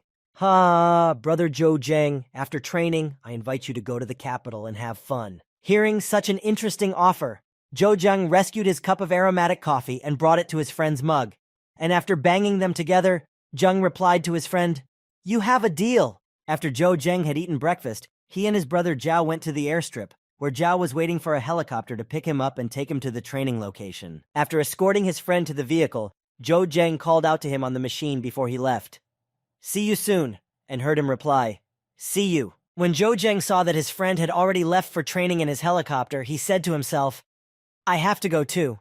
I also need to go now." Zhou Zheng looked around to see if there were any soldiers nearby and said, "This should be far enough away." Opening the system space, Zhou Zheng summoned his dragon from there to ride it to train, so that he could earn enough points today to keep up with the rankings. Climbing on his winged friend, Zhou Zheng took off, flying to the place where he was supposed to train, arguing with one excuse, "It will be much faster." While traveling on his dragon, Zhou Zheng pointed to a certain location and said to his pet, "Little one, today we are going to the desert lands." Hearing this from his master, the dragon roared with joy and headed in the direction Zhou Zheng pointed. Checking his wristwatch, one of the soldiers who had been following Zhou Zheng's movements reported to his captain, "Captain, Zhou Zheng did not apply for transportation to the capital today." The captain replied, "Are you sure about that?" After his question, the captain heard another report from his subordinate soldier. The information I'm giving you from our staff is absolutely accurate. Hearing this, the captain said, "Contact those who are still there and get back to me as soon as you have any news." After saying this to his informant, the captain hung up the phone and spoke to Jiang Wei. "I don't believe he could have gone anywhere. In any case, it's like going to certain death." Hearing these words from his captain, Jiang Wei asked him in concern, "Captain, why should we get rid of this Zhou Zhen?" Turning to his comrade, the commander, who had gone forward, looked at him with a stern look and immediately asked his subordinate, "Do you think he is strong?" Hearing these words from his captain, Jiang Wei lowered his head and broke out in a cold sweat, recalling their fight, and said excitedly, "He is very strong. His techniques are incredible, and his attacks are so powerful." I was consumed by such a feeling of hopelessness. After listening to his comrade speak in a frightened voice about his feelings during the fight with Zhou Zhen, the commander said, "Before a tree can become fully mature, it must complete its growth." Continuing his speech while Zhou Zhen was fighting new strong monsters in the desert lands and pumping his level up to new capabilities, the captain said, "And all we have to do before it grows is cut it down." After completing the clearing of the first location, Zhou Zheng, having collected all the trophies from the defeated enemies, opened the map on his wristwatch and said, "The territory of the 19th ranked dragon snakes is ahead, and their venom is an excellent ingredient." As Zhou Zheng walked toward the new location where the 19th ranked dragon snakes were supposed to live, he heard the sound of a fight coming from the foot of a cliff. As he got closer, he saw a helicopter from the Central Capital Trade Union and several soldiers fighting against a single dragon snake, and he said in surprise, "People from the trade union?" One of the warriors, defending himself from the poisonous breath of the monster they were fighting, jumped to save his fellow soldier from this deadly breath and shoved it aside, out of the attacking path, shouting, "Get out of the way!" As the commander retreated from the monster after this attack, he looked at his comrade and saw that he had been poisoned by the monster's breath and looked very bad. Behind them, another comrade was running and shouting, "Captain Sanji!" Running up to his comrades and seeing that they looked very bad, the third member of their team said, "Things are bad, Captain, and Sanji is infected." To which Zhou Zheng added, "What can we do? We won't have time to return." Grabbing the shoulder of his poisoned comrade, the captain panicked and shouted excitedly, "Sanji, quickly use your star power to neutralize the poison, otherwise you will die."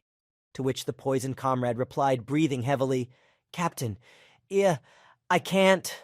Seeing that the situation was quite bad, and the two soldiers were on the verge of death, Zheng immediately thought about his own benefit if he saved them, and spoke softly.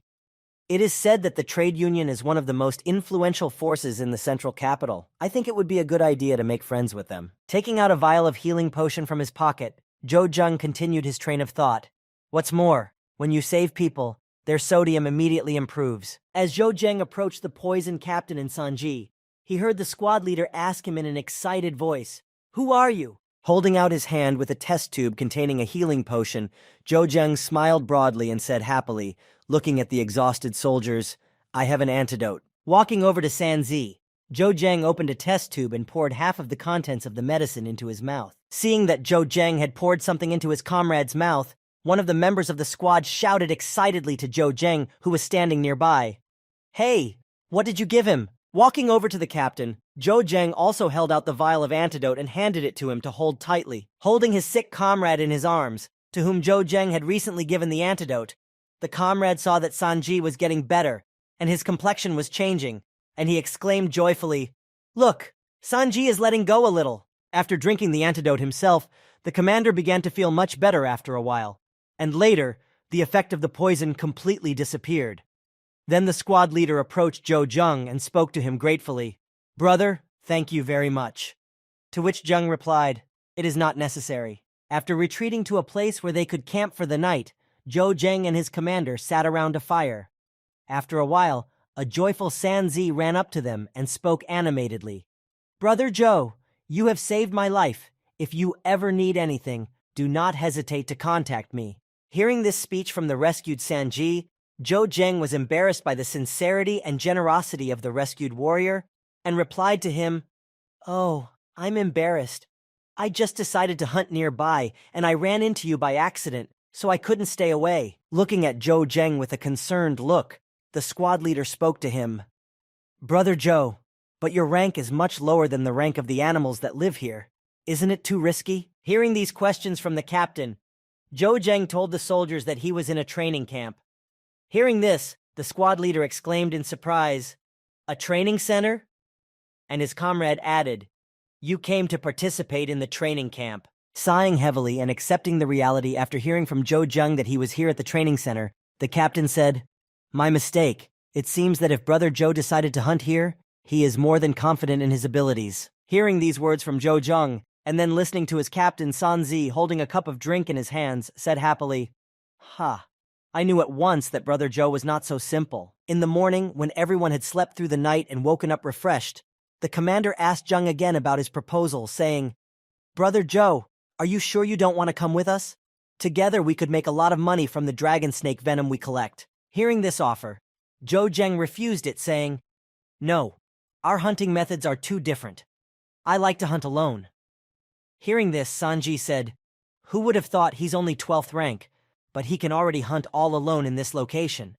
As Zhou Zheng left, the commander of the squad that he had saved said to Sanji, "Some geniuses are not limited by the rank system." Walking away from the trade union team, Zhou Zheng headed toward the area where the dragon snakes lived. When he saw one on his way, Zhou Zheng stopped. Summoning his dragon from the pupil system space, Zhou Zheng commanded it to destroy this giant monster, saying, "Kid, go!" After a long week of hunting dragon snakes, Zhou Zheng and his dragon sat in the middle of the desert, taking a break from the work they had done. Overjoyed at how many different resources and materials he had managed to collect, Zhou Zheng looked at the vial of venom and said happily, "I've collected more than a dozen vials of poison. It's time to go back." Immediately standing up, Zhou Zheng informed his sleeping dragon, who was resting beside him after killing so many high-ranking monsters, "We are leaving!" After collecting a lot of dragon snake venom, Zhou Zheng headed to the central capital, the Warrior Union's trading square, to sell the materials he had collected. Upon arriving at the Warrior Union marketplace, Zhou Zheng noticed a man standing with a sign that read in large letters that he was buying dragon snake goods. Approaching him, Zhou Zheng smiled happily and spoke to the man in a low voice so that no one would hear them. "Shall we find a quieter place?" The merchant went into an empty alleyway, which was completely deserted, and said to Zhou Zheng, "Suppose you know a place where there are no people. Suppose you know about the market situation. I'm just as interested in it. Now the price for 1 gram is 2 semi-high-level red crystals. I will give you 2 high-level crystals." After offering his price, the buyer of the materials said, "This is a fair price, and there is less hassle than if I sold it directly, but there is so much paperwork and formalities to follow." Hearing this price for the goods, Zhou Zheng took a thoughtful pose and rubbed his forehead and said, "I am satisfied with the price, but I don't know if you can handle all this." The buyer was offended. "Tisk, I'll buy everything you have." Hearing these words, Zhou Zheng took out a single tube of dragon snake venom from his pouch, which was attached to his belt. Seeing the amount of venom Zhou Zheng was offering, the buyer exclaimed in dismay, "So much!" Having made a good deal, Zhou Zheng took his crystals and gave the goods to the buyer. Bidding him goodbye, Zhou Zheng went on with his business, and the buyer waved after him and exclaimed, "Good talk, come back next time." As he approached the next buyer of dragon snake venom, Zhou Zheng confidently spoke to him, "I have the goods. Offer me a price." Hearing this, the buyer immediately asked, "How much will you sell?" Hearing this question about the quantity of goods Zheng had in stock, he took out a single tube of dragon snake venom and showed it to the buyer, and said slyly, "Offer." Seeing that the market was collapsing and the price of the scarce commodity was slowly decreasing, one person sitting in his office slammed his fist on the table and said, "I'd like to know what's going on in the end." After slamming his fist on the table once, the burly man, clenching his other hand tightly into a fist, said menacingly, "The market is full of dragon snake venom." Determined to find out who was responsible for the whole business plan going wrong, this man shouted menacingly, "Ah, Tian! I need information about who is supplying the goods." To which the subordinate replied, frightened, "Yes, sir." And finally, the leader of the trade union added in a menacing voice, "And also, buy poison, and then raise the price even higher." Meanwhile, all the customers who were buying dragon snake venom saw the very bad news on the screen and were frightened. This is the end. Seeing how quickly the price of dragon snake venom was falling, one of the merchants asked in concern, "Where are those people with the red crystals?" Seeing how much the price of the venom had fallen, one of the merchants said, "No one will make such a deal." Meanwhile, Zhou Zheng, who was sitting in a building nearby, looking through a catalog of goods, noticed that the price of his product had plummeted and decided to bring his goods back at a bargain price. Moving his mouse quickly in front of his monitor, Zhou Zheng began to quickly buy back all the poison that was available in the stores. After buying up all the poison that was available on the internet in the central capital, Zhou Zheng breathed a sigh of relief and said, "Phew, I'm sorry. It's not that I want to blackmail you. You should blame yourself for your stinginess, which has already dragged you into this quagmire." After saying this, Zhou Zheng immediately smiled when he saw the speed of the trade guild and said with a sly smile on his face, "But this trade union isn't bad either. It's fast." After getting outside after such a successful resale transaction, Zhou Zheng said happily, "We stirred everyone up, waited for the right time to come, and finished." After finishing his work, Zhou Zheng stretched out sweetly and said tiredly, "Anyway, I'm in a very good position." After such a successful bargain, Zhou Zheng went to a wealthy neighborhood in the central capital and asked the manager.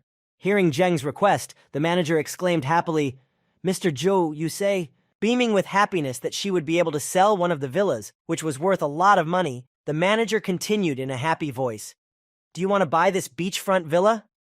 Hearing this, Zhou Zheng said confidently, "Yes, that's right." After buying the villa by the sea, Zhou Zheng sent a message to his friends and family to come to the central capital.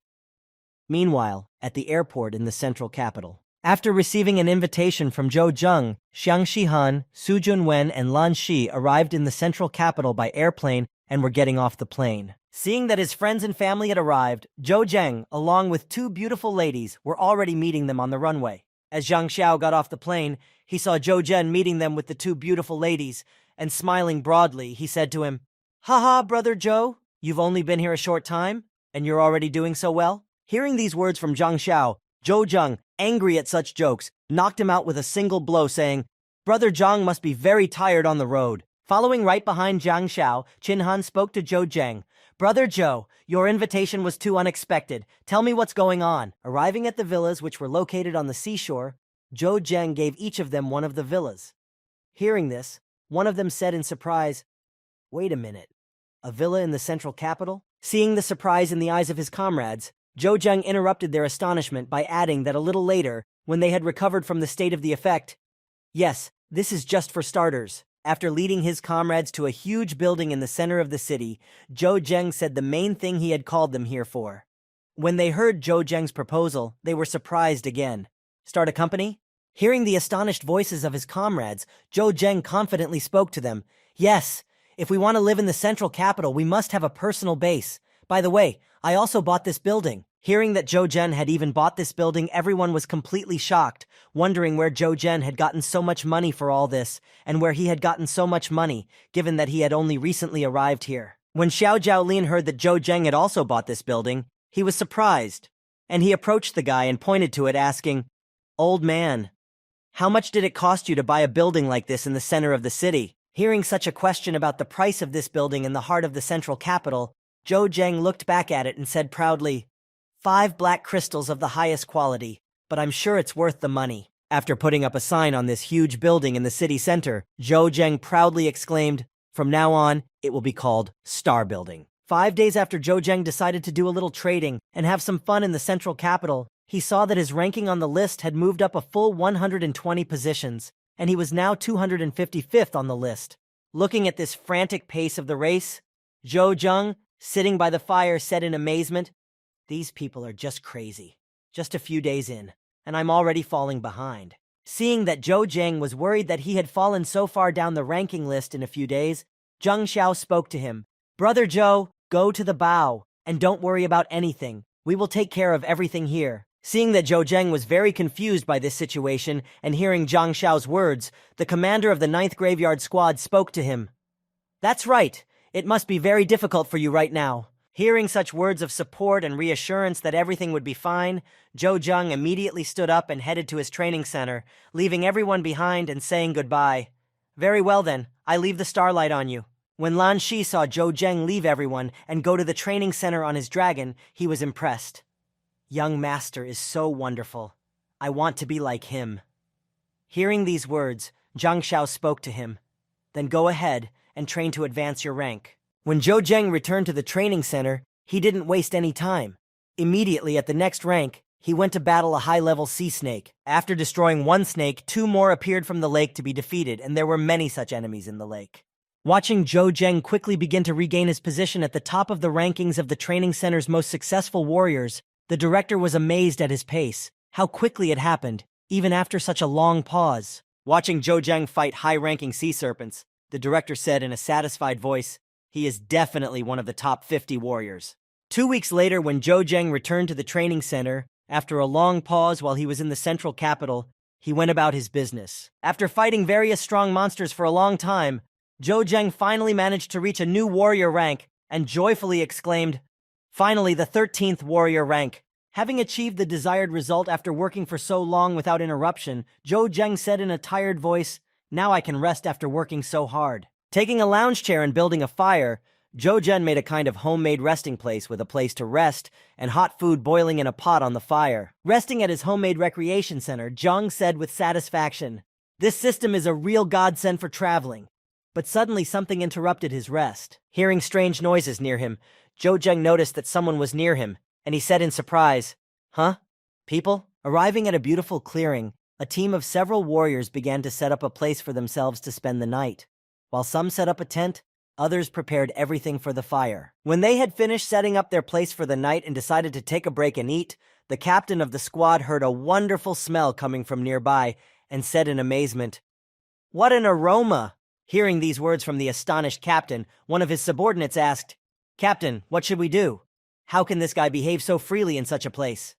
The captain replied, "Let's follow this mouse." After conducting reconnaissance, one of the soldiers who was in the commander's unit reported the situation, saying, "Captain, there is only one person of the 13th rank nearby."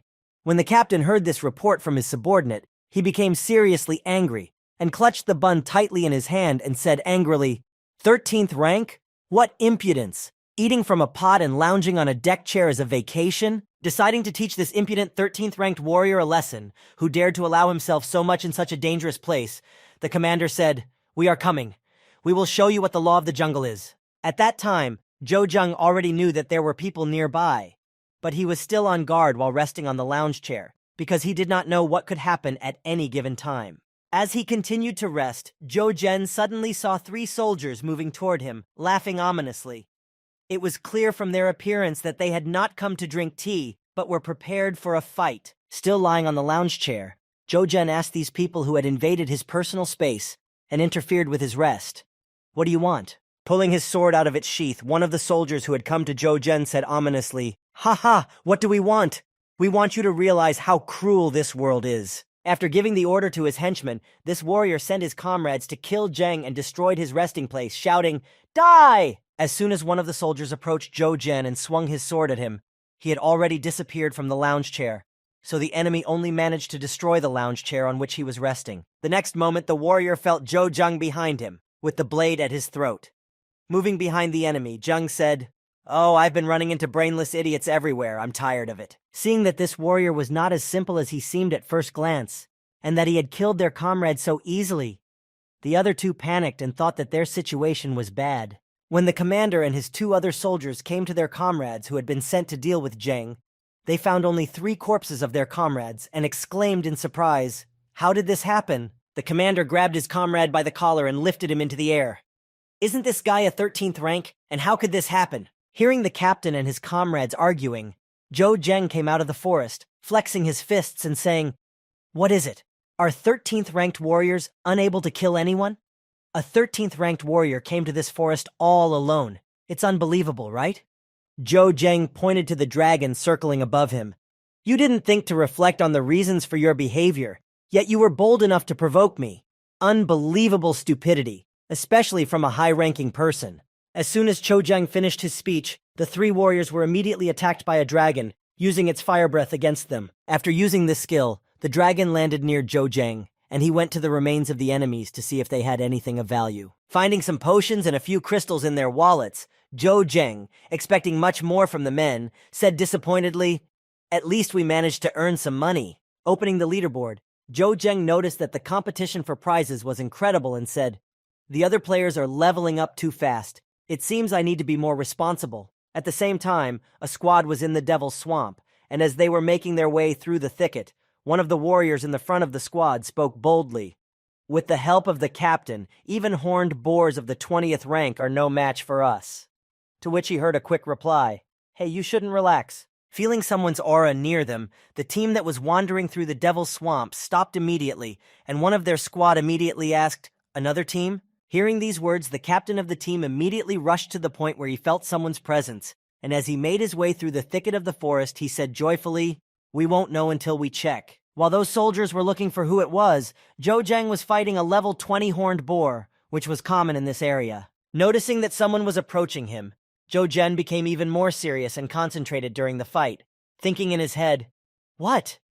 Are there people here?" As Zhou Zheng approached, Jiang Wei suddenly stopped in his tracks and spoke to his commander in concern. "Is it him?" Zhou Zheng. Taking out his weapon, Jiang Wei was already about to go to deal with Zhou Zheng to take revenge on him for the last time, saying, "Who would have thought that after all this time we would meet him here? Should we?" Seeing how determined his comrade was, the commander decided to take his time, stopping his comrade from doing something stupid and saying, "Take your time, let's watch." When Zhou Zheng felt that the observers did not want to approach him and interfere with his hunting and the fight with the boar, he thought, "These people don't seem to be going to come over, do they?" Happy that his schedule was working out so well, Zhou Zheng decided what he needed to do first and said in his head, "Okay, great, let's get rid of this pork first." By skillfully dodging each of the enemy's attacks, Zhou Zheng was able to continue fighting without being injured and continue to deal damage to the monster. After again dodging the boar monster's attack, Zhou Zheng decided to go on the attack while it lowered its snout into the ground. When the commander saw how skillfully Zhou Zheng anticipated and avoided the enemy's attack, he was excited and thought, "He's so skillful at dodging. How did he manage to achieve such mastery?" First impressed by Zheng's skills, and then enraged by his arrogance, the commander gritted his teeth in anger and thought, "He's definitely incredible, but with his rank, to hope to defeat a 20th rank." As the commander watched Zhou Zheng fight the boar and speculated, Zhou Zheng was able to launch a successful attack and inflict damage on the enemy. When he saw that he was able to harm the enemy, he opened his mouth and wondered, "He pierced the armor? How is this possible? Impossible. Absolutely impossible." After Zhou Zheng had pierced the monster's armor, he decided not to drag out the fight for a long time, but to finish the monster as soon as possible. While launching his counterattack, Zheng jumped up, and then, as if with a corkscrew, he rushed straight at the monster, piercing its skull, killing it with that blow. And then, the monster's body fell to the ground motionless. Seeing this, the commander was terrified after seeing what Zhou Zheng had done. "No! Its potential is incredible. We must deal with it before it turns into a real monster." Deciding that he had to act here and now, the squad leader suddenly stood up and pointed at Zheng with fear. "Kill! We have to kill him. Only then, I will be able to gain a foothold in the top 5. Gathering all his rage into a fist and preparing for battle, the commander of the squad he had led decided that he needed to act immediately, while he had the chance, and finish off Zhou Zheng here and now. Feeling bloodlust, Zhou Zheng saw that the observer's lifeline had turned red, and then he decided to run away, thinking, "Things are bad. We need to do something about it." After finishing off the boar, Zhou Zheng took off running and ran away to throw the enemy pursuer off his tail, who was a life-threatening threat to him. Seeing Zhou Zheng fleeing the battlefield, the captain of the arriving soldiers quickly rushed to catch up with him and shouted loudly after him, "You want to run away from me? Will you succeed?" Hearing these shouts from his enemy, Zhou Zheng looked back to assess his chances of escape and saw that his enemy's fist was about to catch up with him. Noticing the danger, Zheng thought 6. "Quick, I won't have time to dodge." Realizing that he could not avoid this attack, Zheng began to think about how he could block it. Remembering his new skill, he opened his system window and thought, "That's right, there's this skill." When the enemy had caught up with Zhou Zheng, he struck him with a crushing blow that would normally have killed anyone it hit, but, catching up with Zhou Zheng and striking him, the commander of the pursuing team shouted, "Die!" But Zheng put up a block at the last moment and was able to prevent serious injury. When the commander noticed that his attack, although it hit the target, did not cause any damage at all, he was surprised. Not a trace of blood? This blow must have done more than just shake him. Having blocked his enemy's punch, Zhou Zheng crossed his arms in front of him, setting up a block, and flying backwards after the shockwave, he spoke to his opponent. "Looks like you're not as strong as you think you are." At the same time, the boy who had said this to his enemy to reduce his self-confidence looked at his wristband and thought anxiously, 6. If that blow had really hit me? Zhou Zheng used a single skill to prevent the devastating damage from the blow. Damage transfer. 125th level skill. Transfer incoming damage for 3 seconds. Cooldown 2 hours. When the captain noticed that Jun Yi didn't have a single scratch, he said in concern, "How can that be? I'm sure I'm not." Jen replied, "Thank you for helping me move." No sooner had Zhou Zheng said this than he abruptly took off running into the forest, shouting to his enemy, who was only looking on in confusion, "Bye-bye!" When the state of the impression effect wore off, the commander of the pursuing team shouted in Zhou Zheng's wake, getting up and running after him. "Bastard!" Unable to catch up with the fleeing boy, and having turned his trail, the pursuer, breathing heavily, leaned on a tree and exclaimed, "How can you move without leaving any traces behind, and so quickly?" Wandering through the forest, the commander tried to find the boy who had run away from him, shouting, "Zhou Zhen!" The latter in turn was sitting behind a tree nearby, under the effect of stealth, and watching the enemy until he disappeared. After some time of shouting in vain and searching for Zhou Zhen, the commander shouted in exasperation before turning to his comrades, "I'll let you escape this time, but you won't get off so easily next time." Hearing these words from his pursuer, Zhou Zheng looked out from behind his hiding place again, and noticed the enemy with a sniffle, heading back, saying in a disappointed voice, "Let's go!" Seeing that the enemy had finally left and given up his hopes of finding Zheng, he breathed out a sigh of relief and said, "Phew, finally, he's making my ears wither." Breathing out a sigh of relief after being rid of his pursuers, Zhou Zheng took off his broken bracelet and spoke menacingly, "Zhang Ruchen." After taking off the destroyed device, which had suffered all the damage from Zhang Ruchen's blow, and examining it, Zheng continued, "You started this, so don't blame me later."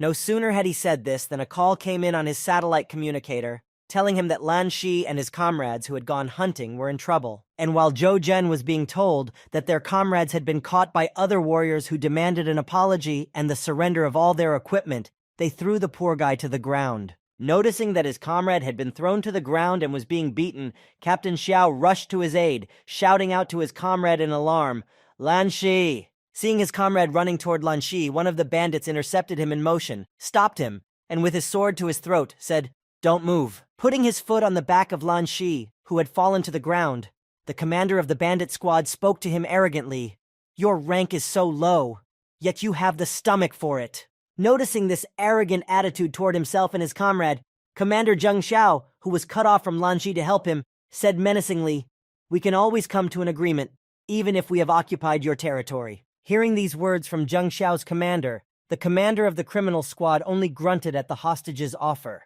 Taking Lan Shi by the head and lifting him off his knees to look into the soldier's frightened face, the commander said to him, No, it's not that I have anything against you. It is just that your armor is very good." Putting his sword to the throat of the frightened Lan Shi, the criminal commander said, "Have you ever heard of the third largest company in the central capital, the Shining Wing? If you have a brain, just hand over your weapons and armor, and I'll let you live." Hearing such a brazen offer of a deal in exchange for their lives, Commander Zhang Xiao spoke up, "We are all adults here. Stop talking nonsense like that. Even if someone from the gaping wing is behind you, you will regret it." Instantly enraged by such a radical response from the hostage, the commander of the criminals, clutching his sword tightly in his hands, said irritably, "I explained everything to you so nicely, and you decided to show me your character?" As soon as the criminal commander said this and was about to attack the hostages, smoke rose around him, blocking his view. Seeing that Zhou Zheng had come to their aid, confusing the enemies with his appearance, Zhang Xiao joyfully exclaimed, "Commander!" To which Lan Shi happily added, "Commander, you are finally here." When the dust from Zhou Zheng's appearance had settled and dissipated, the criminal commander who had examined the newly arrived soldier said in surprise, "See, Commander?" Seeing that a 13th ranked warrior, whom they called a commander, had arrived to help these weaklings, the leader of the criminal squad only laughed out loud at this strange help, and the bark arrived. As he approached Zhou Zheng and began to examine him more closely, the criminal commander spoke arrogantly to him, "A 13th ranked commander? Ha ha ha ha ha ha ha ha! Are you here to pay?" One of the thieves holding a sword charged at Zhou Zhen, shouting, "I hate arrogant types like you most of all." Noticing that he was still being attacked by the enemies sitting in the ambush, Zhou Zheng used his super speed to easily dodge and get behind his enemy, leaving his silhouette in 2 places. Seeing this miracle, the commander of the thieves exclaimed in dismay, not believing his eyes, "What? My eyesight?" Meanwhile, 2 enemies were already charging at Zheng, one of whom shouted, "Die!" and the other, "Out with the enemy and kill him!" Seeing such an obvious ambush, Zhou Zheng could only smile smugly at the recklessness of his enemies and said happily, Idiots! After a while, when Zhou Zheng had dealt with all the enemies and taken them hostage, he sent a message with a photo of them to the president of the Shining Wing Company with a ransom offer. Seeing such a disappointing picture, the president of the Shining Wing Company, Chen Yunan, said in an irritated voice, "Who can tell me? What is going on here anyway?" Hearing these words from his president, who was clearly not in a good mood, his secretary spoke in fright. "President, this is all Pan Shenghua's fault, but I don't know how it happened, but those people have taken them hostage and are demanding 47 inferior black crystals as ransom." Also hearing his company president's formidable question, Zhao Chongguang, who was also present in the president's office, spoke up. "Are a group of a few people worthy of making such a fuss?" Continuing to express his dissatisfaction and offering his solution, Zhao Chongguan, the head of the Shining Wing Company, spoke menacingly. "My men will simply destroy them." Hearing this statement from the head of the company's department, the secretary interrupted him in alarm and emphasized, "Chief Zhao, they have Commander Pan in their hands, and they said they will kill the hostage on the spot if we take any action." Hearing this statement from the secretary, who had informed him of the ransom terms and warnings if they were violated, Chief Zhao Chongguang said in irritation, "Tsk! So brave in words, but not in deeds." After listening to all the suggestions and warnings from all those present in his office, the president calmly said, "Have you already found information about those behind all this?" Hearing this question from the president of the company, the secretary reassured him by telling him that he had already ordered the search for information and said, "We have sent people. Everything will be out soon." After saying this to his president, the secretary heard his receiver ringing and anxiously grabbed his phone to answer the call. Picking up the phone, he said, "Hello?" After hearing the report from his informants about who had taken Zhang Rukin and his team hostage, the alarmed employee shouted into the phone in surprise, "What?" After listening to what the informants had told him, the man who took the call looked at the president in alarm and spoke to him. "President, I'm afraid that this time, it won't be so easy." Hearing Zhou Zheng's demands for the ransom of the hostages, Zhang Xiao said in surprise, "Captain, do you think they will agree? After all, they are the elite of the central capital. Can they swallow their pride and blindly follow our instructions?" Hearing his friend sound so worried, Zhou Zheng confidently answered him, "Don't worry, they will agree.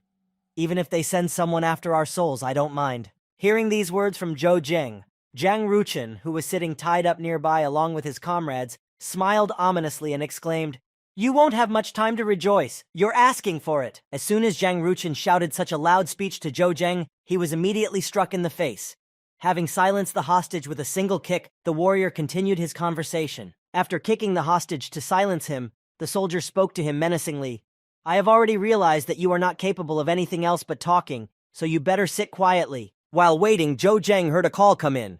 Picking up the phone, he heard from his informant, "Brother Zhou, Zhao Chongguang has gone to see you alone." Hearing this information from his comrade, Zhou Zheng spoke to him. "Sanji, thank you for the information. Give my regards to Brother Zhang."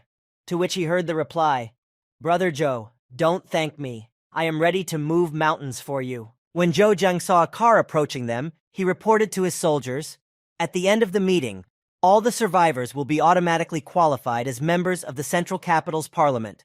The Shining Wing is a huge company, but they are not so qualified to stand up to the members of parliament. If they are educated, there shouldn't be any problems."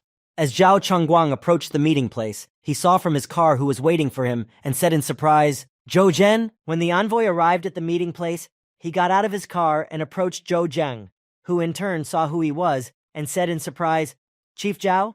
While Zhou Zheng's friend was banging on Zhang Ruchen's back, who could not shut up, Zhou Zheng, smiling politely, said to the envoy, "Who would have thought that Chief Zhao would personally come to see us?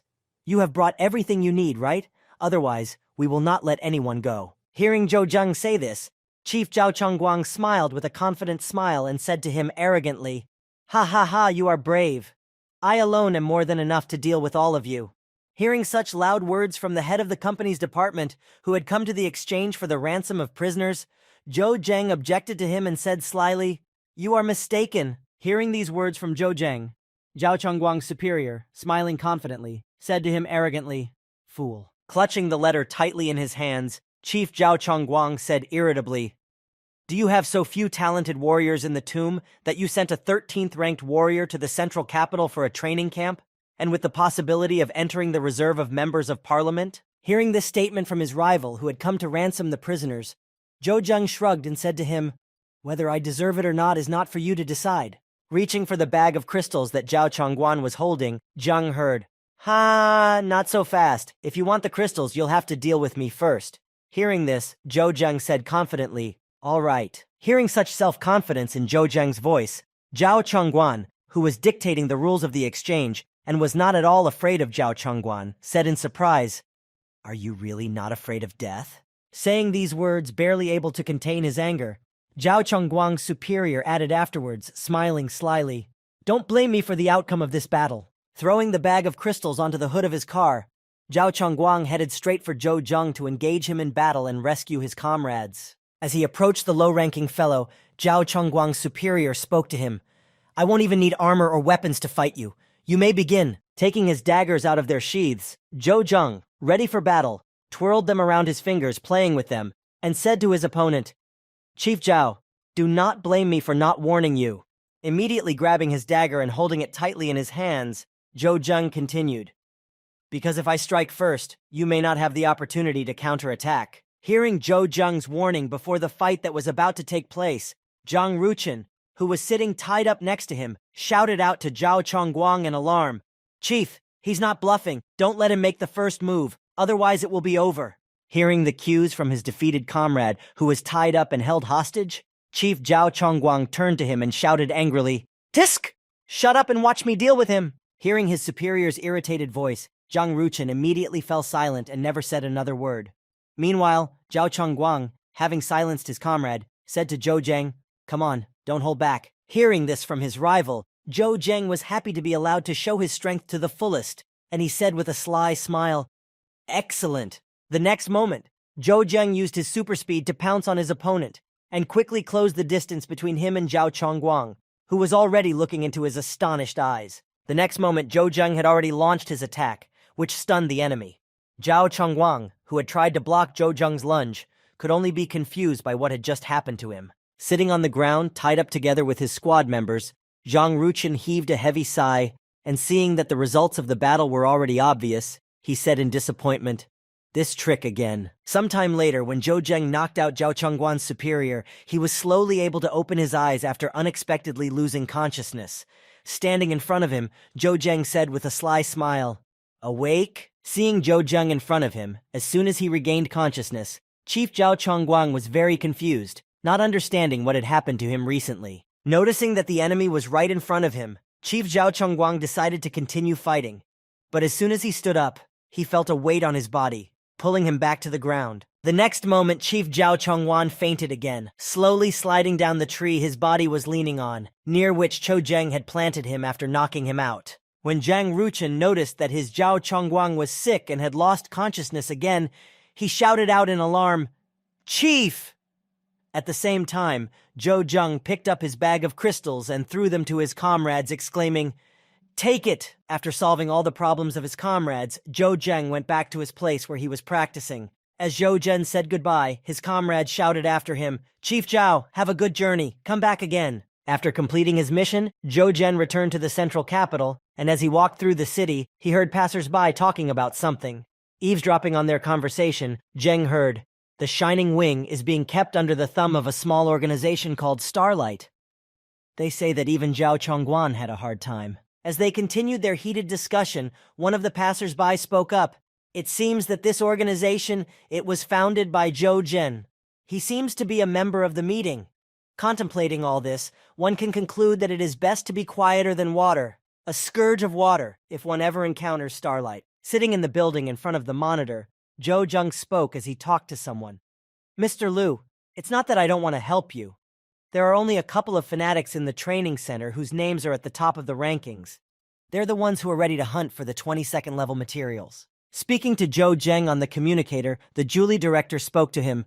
"I understand, but I'm sure that war god Zhou Zheng is also capable of handling this." With that, the Julie director added, "If you really help us obtain the 22nd level materials, you won't need to buy high-end equipment in the future." After saying this, the Julie director added another interesting thing to make Zheng agree to the deal. At this time, in the capital, the prices of the 22nd level materials up for auction start at one colored crystal.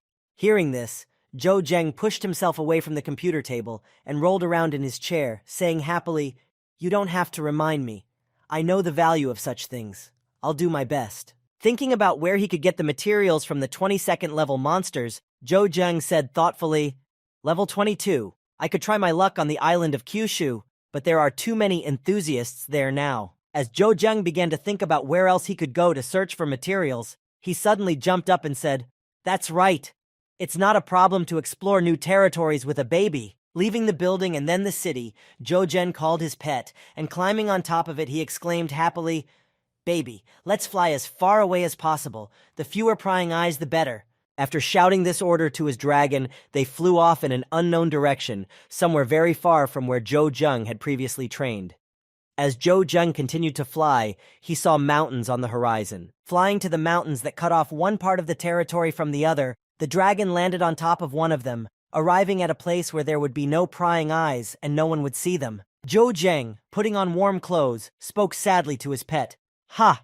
I said as far away as possible. And where are we now?" Looking around to see where they had arrived with the dragon, Zhou Zheng said in surprise, "There's only snow and ice all around. No sign of life." Seeing that the dragon was heading toward a glacier, Zheng followed it and saw that a monster was frozen in the ice block and said in amazement, "In that case, it's no wonder you brought me here. It turns out that you come here to hunt when you are alone." Having led his master to the hunting ground where he often goes, the dragon began to bite into the block of ice to get the monster out. And then Zheng spoke to him. "I don't know what level these monsters are, but they must have crystals, right?" When the dragon took the monster out of the ice prison, Zhou Zheng took out a crystal and said in surprise, "A colored crystal? Not bad. Looks like you picked the right place." When he saw that his dragon had begun to eat the monster he had taken out of the ice trap, Zhou Zheng ran over to it and said, "Don't eat it yet. Don't eat it yet. Quickly, take me to the place where you usually hunt." The dragon pointed its snout in the direction of the place to go and stood beside Zhou Zheng, and he, standing in the snowstorm, said to his dragon in surprise, "Are you sure this is the place?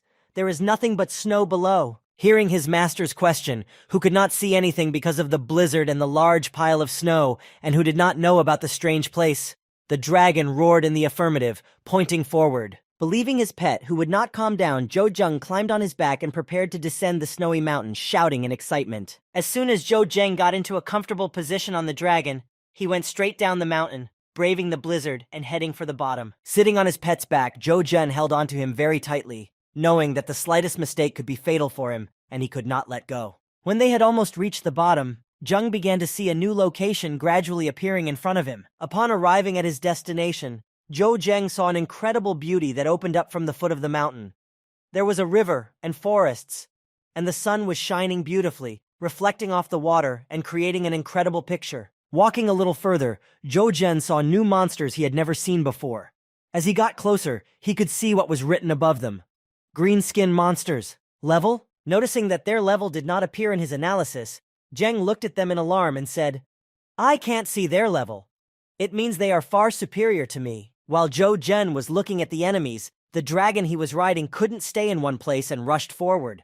When he saw them move, Zheng exclaimed in concern, "What are you doing?" Seeing that he had run to the monster and grabbed it by the neck to finish it off, Zhou Zheng nervously called out to his pet, "I asked you to bring me here, but not to rush into battle." After that, the dragon released the enemy from its mouth and tried to harm him with its fiery breath, but seeing that the dragon wanted to exhale flames, the green-scaled monster was not so weak either, and in response began to gather a charge of plasma in front of it to repel the enemy's attack. Responding to the fiery breath of its enemy with a breath of plasma, their shots converged at the same point.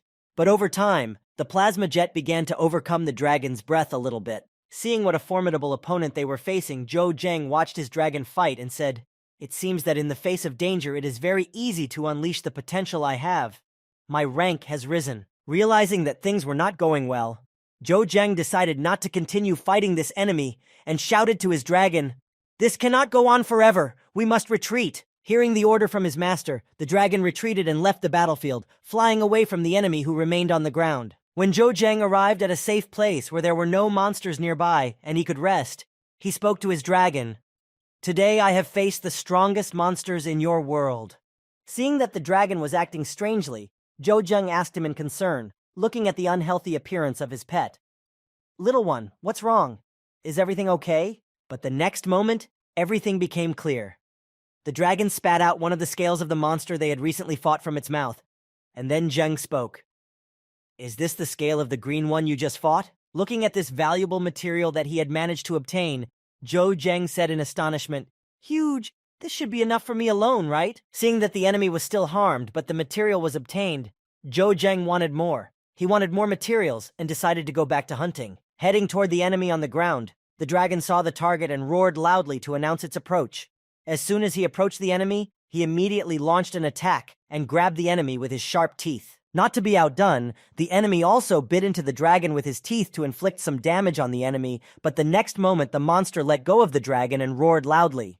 Zhou Zheng launched his attack at the enemy, knocking him out, and gave his pet an advantage so that he could deal with the enemy faster, exclaiming after the blow, "Kid, I'll leave the rest to you." A week after hunting monsters, Zhou Zheng and his dragon were on their way back, cutting through the deserts and fields around them and enjoying the scenery. Looking at his bag, which was filled to the brim with various materials from high-level monsters, Zhou Zheng said happily, "We've managed to gather quite a few useful things.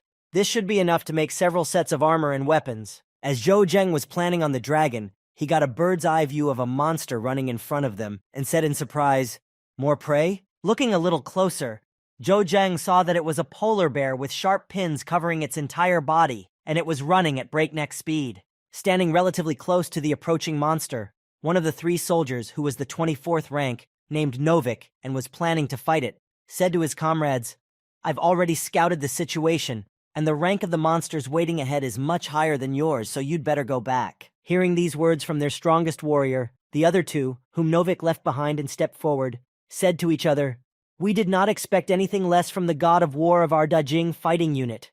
The other replied, "If he manages to reach the 25th rank this time, he will be the strongest warrior in our country." As he walked forward, a strong gust of wind suddenly blew in his direction, and he felt a strange aura coming from in front of him, and he exclaimed in surprise, "Huh?" Pulling out his weapon and running forward to hide behind the highest rock. Novik looked out from his hiding place and saw something he would not have expected to see there. He saw the following picture. A dead polar bear was lying on the ground being devoured by a dragon. When he saw this, he thought in alarm, "Where did this monster come from? I have never seen it here before." Sensing someone's presence, the dragon immediately raised its head and looked toward the rocks. Seeing the warrior watching him, the dragon had to interrupt his meal, and the warrior, hiding behind the rocks, was about to draw his sword when he thought, "Things are bad," but for Novik, everything went more than fine. The dragon, seeing the enemy, immediately took to the sky and flew away.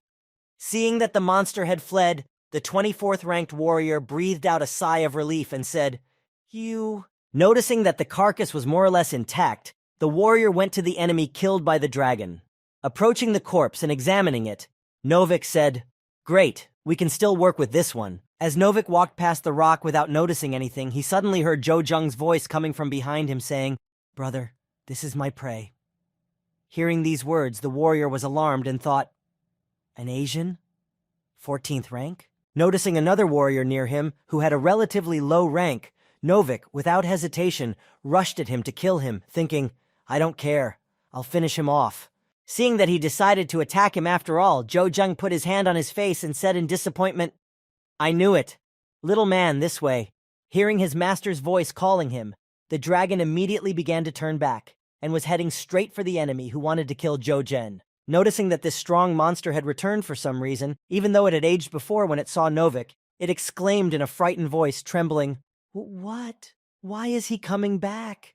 Realizing that he could not cope here, the 24th ranked warrior decided to run for his life, assessing his chances of survival. But Zheng, noticing that he was running away, shouted after him, "Do you want to run away?" Seeing his enemy running away, Zhou Zheng could not let him escape, as he had seen too much. After catching up with his opponent, Zhou Zheng jumped high to perform his punch combination in flight. Seeing his enemy coming at him from the air, Novik tried to block his attack by raising his sword above him and thinking, "Is he crazy? What does he want to achieve by attacking like this?" As Zheng approached the enemy, he immediately changed his attacking hand, and instead of using a bladed hand, he extended an empty hand toward his enemy, which he used to cast a chaos effect on Novik, making him freeze in place. Having placed a block in front of Zhou Zheng, Novik, seeing that the enemy had opened up, wanted to counterattack him, but everything turned out completely differently than he had planned. When he tried to attack, he couldn't move, and he was worried. What is happening? My body is not moving. Zhou Zheng tried to strike the enemy in vain, but immediately jumped away from the enemy, shouting to his dragon partner, I can't break his armor. Little one, I'll leave him to you. The moment Zheng said this, the dragon pounced on the immobilized warrior and killed him instantly. Coming to the body of the deceased, Zhou Zheng searched it and found a colored crystal, and then said, No wonder many people like to hunt. It's quick money. Looking at the dead body of the 24th ranked warrior, Zhou Zheng threw all the materials he had gathered during his recent hunting trips on his back and said, It's a pity that I can't deal with such strong warriors on my own. Meanwhile, in the information bureau of the country where Novik was registered, his personal file was displayed in red on the board of all soldiers, which meant that the soldier was likely to die, as he had lost contact with them. Seeing that such a prominent soldier had died, one of the employees of the information bureau said in fright, Oh my God. Another, barely holding back tears at the loss, added, It's Novik. Meanwhile, in the conference room, where there were only two people, one of them, standing near the map, said, This is where the leader of the alliance, the head of the parliament, the god of war Novik, stopped receiving the signal from the chip. Hearing this, Andriy, the head of the information bureau, stood up and spoke to the audience. But it happened in just a moment, so we dare to assume that he was killed instantly. Hearing these reports from his comrades, Volodya, the head of the Eurasian Economic Union, spoke to his subordinates in a calm tone. So, what are the results? Hearing the question from the head of the Eurasian Economic Union, Andriy spoke to him. Judging by the wounds on Novik's body, it was done by some animal, but his weapons and crystals were gone, perhaps picked up by soldiers who came across his corpse. Hearing this speculation from his National Bureau chief, Volodya, the head of the Eurasian Economic Union, spoke to him. Send people to watch the market. Perhaps very soon we will find Novik's blade.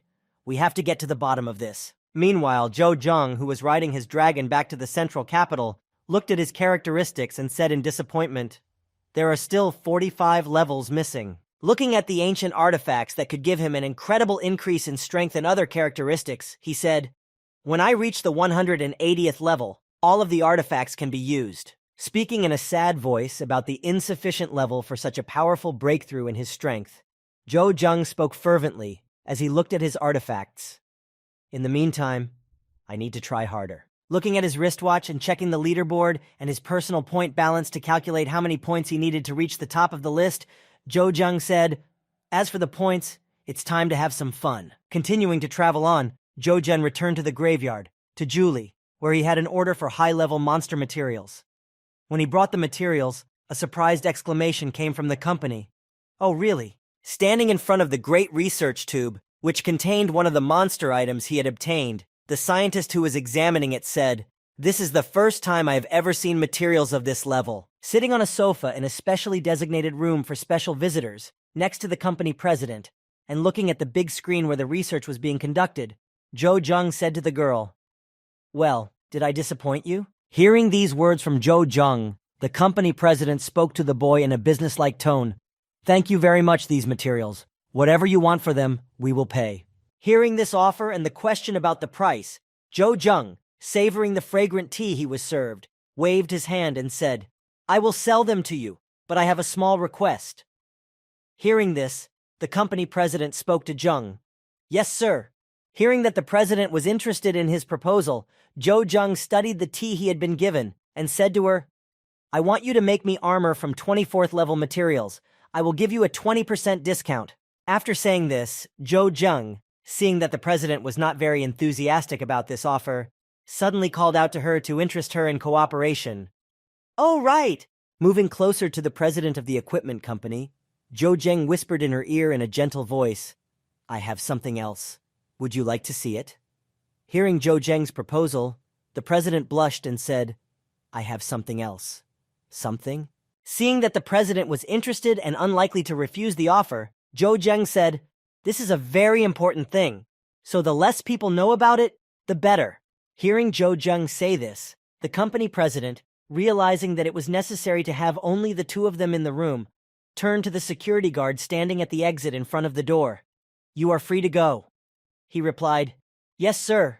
Seeing that there was no one else in the room, Zhou Zheng began to demonstrate what he had found that was so special that it could only be told under the label Top Secret. Reaching into the inside pocket of his cloak, Zhou Zheng pulled out a scale of a green-scaled monster and showed it to the president. The latter immediately thought about it. How did this thing fit in his pocket? No. Snatching it out of Zhou Zheng's hands, the girl began to look at it with fascination, happily pondering, "It's not like that at all. The energy emitted by this scale, it is not lower than the 24th level." The president of the company jumped up and took the scales from Zhou Zheng's hands and immediately rushed to the laboratory. Throwing open the door, she shouted out to everyone present, "Everyone stand back!" Approaching the material scanning machine, she placed the scales inside and saw incredible results. The scanning machine showed the following results. Scan results. Rank 30+. Seeing this result, the girl froze in place in amazement, saying with her mouth wide open, "Rank 30. Zhou Zheng, who was standing behind her, smiled happily and asked, "Impressive, isn't it?" Immediately rushing to Zhou Zheng with a hug, the joyful president repeated the same words of gratitude to the boy over and over again, hugging him tightly. Thank you, Mr. Zhou Zheng." Realizing what she had just done, the girl who had been hugging Zhou Zheng in front of a large number of people was very embarrassed and said in a confused voice, "Huh?"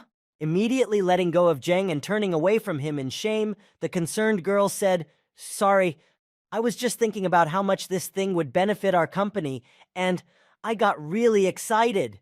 Hearing this from the worried girl, Zhou Zheng spoke to her. "It's okay, but first I'd like you to make a couple of daggers for me with this material." A week after Zhou Zheng brought the new materials to Julie and had them tested, the company invited Zhou Zheng to come in for a visit because the suit and his custom-made daggers were ready. Picking up the new weapons, which were made of level 30+ monster materials, Zhou Zheng, feeling the incredible power in them, said in awe, "A weapon with 30+ armor penetration." Standing behind Zhou Zheng, who had arrived for his order, the company president spoke to him happily. "I haven't had time to name them yet." While Zhou Zheng was in the best equipment in the Tomb Company, testing his new weapon in the central capital, the morning training of the soldiers was taking place at the training center. Sitting next to the soldiers who were practicing their morning drills, President Chen Yunan spoke to Captain Tang Shuyi. "Oh, I'm afraid that things will be restless here from now on." The commander replied, "What? Has the leadership given you some kind of order?" Hearing the excitement in his comrade's voice, President Chen Yunan smiled gently and said to Tang Xiu, "The Aaron platform has been tested and will be launched soon." Holding his head and scratching the back of his head, Commander Shu Tang said to President Chen Yunan in surprise, "But this is great. More opportunities to earn points." The president replied, "What do you think if they bump into each other during the mission?" Immediately turning away from his friend and folding his arms, President Chen Yunan took a pensive posture and said thoughtfully, "Will they work together?" Thinking of the various soldiers who were currently fighting different enemies far away from the training center, President Chen Yunan said to the commander, "In the end, our goal is to select the best." Continuing his thought, and recalling all the soldiers who had performed well during this time, President Chen Yongnan continued, "Only those who go all the way will prove their worth." As soon as the testing of the Aaron platform ended, all the soldiers who participated in the training center received a notification on their wristwatches with the following message. "The Aaron platform is officially launched." Sitting in the dining room, just having breakfast, Zhou Zheng, enjoying his delicious breakfast, also saw this message that had just been sent out to all the participants in this training center. Sitting at the round table and gathering his closest and most capable warriors, Shan Zhengxing asked them, "What do you think about the system of assignments?" Hearing this question from Chairman Shen, Xiao Jianglin replied, "These assignments will undoubtedly force soldiers to form small teams. If you decide to go alone, you will become a prey for other teams." Hearing Xiao Jianglin's conclusions, Zhou Zheng expressed his own assumptions, saying, "I wouldn't get involved in this, even if it's on a team with others. You never know which team will be stronger." Hearing Zhou Zheng's train of thought, Shen Zhengxing agreed with him, saying, "That's right. Even though the rewards are incredibly tempting, we put safety first. Tell the rest of the team not to take them on." Hearing Zhou Zheng's conclusions, Xiao Jianglin spoke to Zheng. "We can't, but that doesn't mean you can use your dragon, right? Haven't you thought about it?" To which Zhou Zheng replied, "That's depending on the circumstances. If there is something suitable, we can consider it." Meanwhile, the next day, when the screen with the assignments appeared, many soldiers stood by it and looked at the assignments that were offered, and the choice was as follows. The first assignment, Level S, King of Poisonous Snakes, Reward 30,000 points. Poisonous snake of the 22nd level. Second errand, level A. Rare herbs. Reward 15,000 points. Collect 5 mutated flowers. The third mission, level S. Top secret hard drive. Reward 35,000 points. The hard drive is on the 61st floor of the NGC building, District 6, City Center S. Looking at the list of tasks, Zhou Zheng said happily, "The third task seems very suitable. The streets of this area should be teeming with zombies, but that's not something that would be a problem for me." Looking at his wristwatch, Zhou Zheng saw the following statistics for each of the missions. Mission 1, accepted 30 times. Second mission, accepted 127 times. Third mission, accepted 50 times. And at the very end of this long list of the number of times each mission was accepted, Zhou Zheng's wristwatch read, Mission 3 accepted. After flexing his muscles, Zhou Zheng happily spoke to himself before going on the mission. 50 applicants and only one hard disk. Walking away from the screen where there were many people who were also choosing missions and heading toward the exit of the building, Zhou Zheng added, "Of course, the difficulty of the mission is not only the zombies." After leaving the training center and walking to a place where no one would see him, Zhou Zheng summoned his dragon and flew it to the area specified in the mission.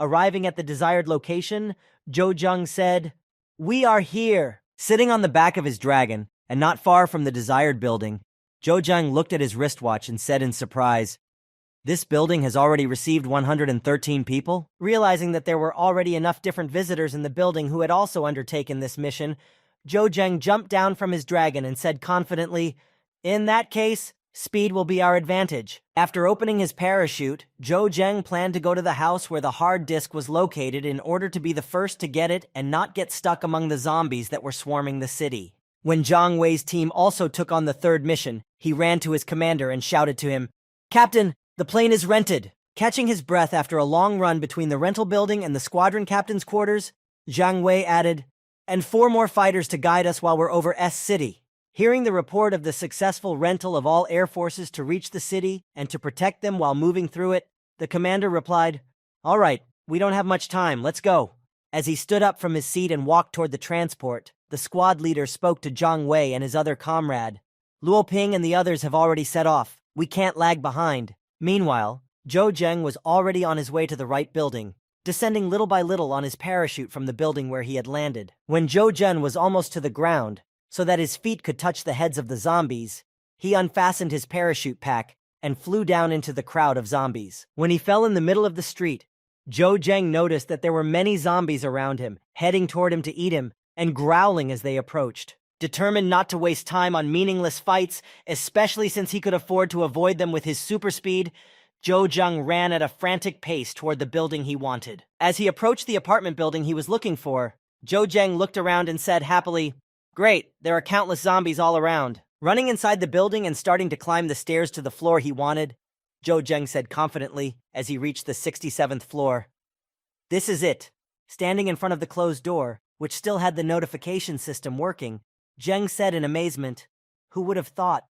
After such a long period of time, the alarm system still hasn't failed." Pulling out his weapon and preparing to smash down the door, Zhou Zheng shouted frantically, "What will happen if I do this?" After smashing the front door to the office where the hard disk was supposed to be, Zhou Zheng jokingly said, "I hope the security staff won't come to punish me." As soon as Zhou Zheng kicked in the door to the room and entered to find and take the hard drive, the alarm system started beeping loudly and the light started flashing. At the same time, the commander and his team, including Zhang Wei, heard the pilot address him, "Mr. Zhang, you can get ready." The announcement to prepare for the jump was followed by another phrase, after which everyone jumped out of the plane with parachutes.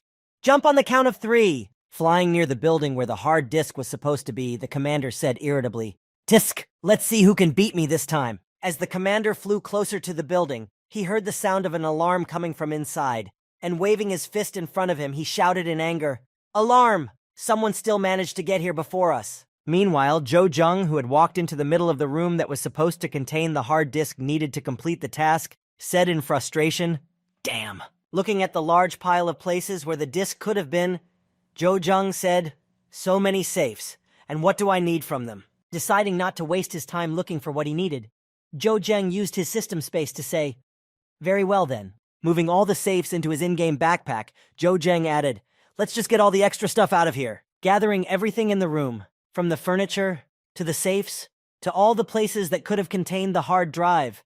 Zhang watched as it was all moved into his inventory. After gathering all the things from the room, Zhang made a beeline to get back quickly before the other soldiers arrived to run this errand. As he ran to the roof of the building and was about to summon his dragon to head back, Zhou Zheng saw 3 warriors flying toward him on parachutes. When the commander saw Zhou Zhen on the roof of the building, he called out to him in surprise.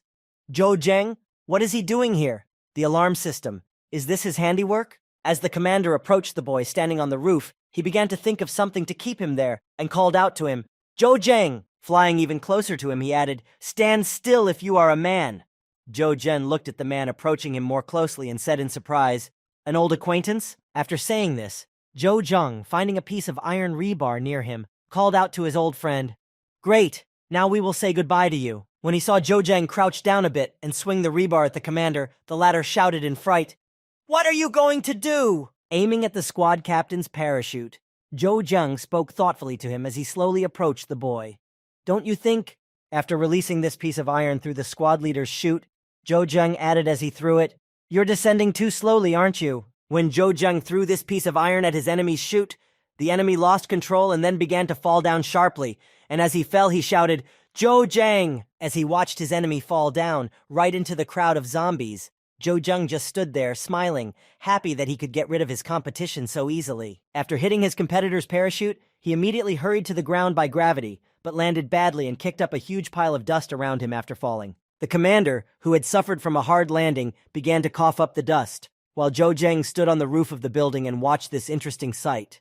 Seeing that he didn't land very softly, Zhou Zheng, as if a little worried about his enemy, said to him in a mocking voice, "Oh, you didn't die there by any chance?" Having taught the enemy a lesson and created a hard landing for him, Zhou Zheng, not wanting to waste time, took his jet wings out of his system storage and took off, saying to his opponent, "I don't have time for these games." Seeing that the leader of their squad had not landed very well, thanks to Zhou Zheng, who had ruined his parachute by puncturing it during the flight, Jiang Wei immediately rushed to him as soon as he landed, shouting, "Captain!" Arriving at his squad leader, who was slowly getting to his feet after falling from such a height, his comrades asked him in a frightened voice, "Captain, are you okay?" As the captain got to his feet and showed his wounded face after the hard landing the boy had given him, he spoke menacingly, "Zhou Zheng!" Feeling that he had little strength left, he lost consciousness and fell backwards, saying heavily, "Just catch me." Approaching his beaten commander, Jiang Wei told him the following information. "Captain, he didn't have anything with him. He probably didn't get the hard disk." Hearing this news from his comrade, the commander, trying to get back on his feet again, spoke heavily to his comrade. "Deal with the zombies here and we'll go upstairs." With that, the captain and Jiang Wei headed for the building, leaving the third member of their team to defend the entrance. When they reached the desired floor and approached the room, the commander shouted out again, "Zhou Zheng!" What he saw in the room plunged him into shock. There was absolutely nothing inside but an empty room. Seeing this picture, the commander said affirmatively, "This is definitely his handiwork." At the same time, Zhou Zheng, flying away from the building in his aircraft, rummaging through the settings of his wristwatch, said, "I need to adjust the airframe. It's too slow." After adjusting his aircraft to a higher speed, Zhou Zheng, leaving the mission area, said with an ominous smile, "I hope you guys have fun out there today." Upon arriving back at the training center, Zhou Zheng headed to the front desk to turn in his completed assignment.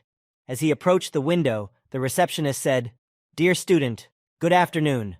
If you would like to accept an assignment, you can use your watch." Hearing this from the manager, Zhou Zheng told her, "I have completed the task." Hearing this from Zhou Zheng, the anxious girl said to him, "Done? But it hasn't even been a day." Throwing all the hard drives he could find in the room's safes beside him, Zhou Zheng heard 2 soldiers behind him talking, one of whom whispered to the other, "Did he bring all this himself?" Seeing how many hard drives Zhou Zheng had brought, considering how dangerous the area was and how many soldiers had taken on the task, the other soldier replied in alarm, "This is madness." Meanwhile, in the S-rank city where many soldiers had gone to fulfill the mission to find the hard drives, a fierce battle was taking place between the zombies and the soldiers they had surrounded. Seeing that they were surrounded by zombies, the commander, fighting his way through, shouted loudly to his allies, "Let's hurry up! They are surrounded by zombies just like us." So now it's hard to say who will get the disc. Fighting against the furious zombie invasion, the commander suddenly heard a notification on his wristwatch. Looking at it, he saw that the mission to find the hard disk had already been completed. Realizing that all his efforts were in vain and he was fighting monsters for nothing, the commander exclaimed in frustration, "Damn! What did I forget in this case?" Hearing the news that Zhou Zheng had already completed the task of finding the disk, the director, looking at his communicator, said happily, "It took him less than a day to complete the most difficult S-rank task. This Zheng? How did he do it?" The director looked through his personnel file and noticed something interesting and said thoughtfully, "According to the information we have, he has a giant beast, perhaps with its help. I wonder what surprises await us next." Meanwhile, Zhou Zheng, having summoned his dragon, was already flying to complete the remaining missions to earn as many points as possible and rise in the ranking. After completing the first mission, Zhou Zheng talked to someone, and that someone spoke to him. "Zhou Zhen, great job. Now the other warriors who accepted this task must be very angry." To which Zheng replied, "It was just my luck. I had a head start." Hearing Zhou Zheng say that he had a slight advantage over the other participants, the voice from the wristwatch said, "What are you going to do next?" Looking ahead at the direction he was flying on the dragon, Zhou Zheng, hearing the question from his interlocutor, replied, "Kyushu Island." After saying the name of the island, Zhou Zheng continued to tell his companion his plans, saying, "The Valley of Silver Snakes." After finishing the conversation, Zhou Zheng got to his feet and looked at the island of Kyushu and thought, "It said that one of the leaders in the standings, Zhu Fei, has recently accepted this assignment." Glancing at his wristwatch, Zhou Zheng noticed that the rest of the assignments had not yet been completed and continued his thoughts. However, they don't have an antidote, so it won't be easy to complete this task. While Zhou Zheng was thinking about how to accomplish this task, and that he also had an advantage here, the other groups had already arrived at the Silver Snake Valley long ago and were trying to complete their assignments. On his way back from scouting, the warrior who had been keeping track of everyone who arrived on the island, Captain Zhu Fei's subordinate, hurried toward him, calling out, "Brother Fei!" When he got close enough to his commander, he began to stop and said in anxiety, "Ye Yihong and his men have just arrived from the east." Hearing this news from his comrade, Captain Zhu Fei said to his ward in a calm voice, "Chu Qinglin is also here. They are in the north." Catching his breath from running as he hurried to his commander, Zhu Fei's comrade said in a tired voice, "Should we ask Ashwan and his men for help?" Hearing this question from his anxious ward, who was worried that so many rivals had arrived on the island, Commander Zhu Fei said to him, "There is no need." Rising to his feet and picking up his weapon, Commander Zhu Fei calmly informed his anxious comrade, "Even I alone will be too many." Hearing his commander's words, his subordinate breathed out a sigh of relief and said, "That's true. In any case, no one is going to go deep into the valley anyway.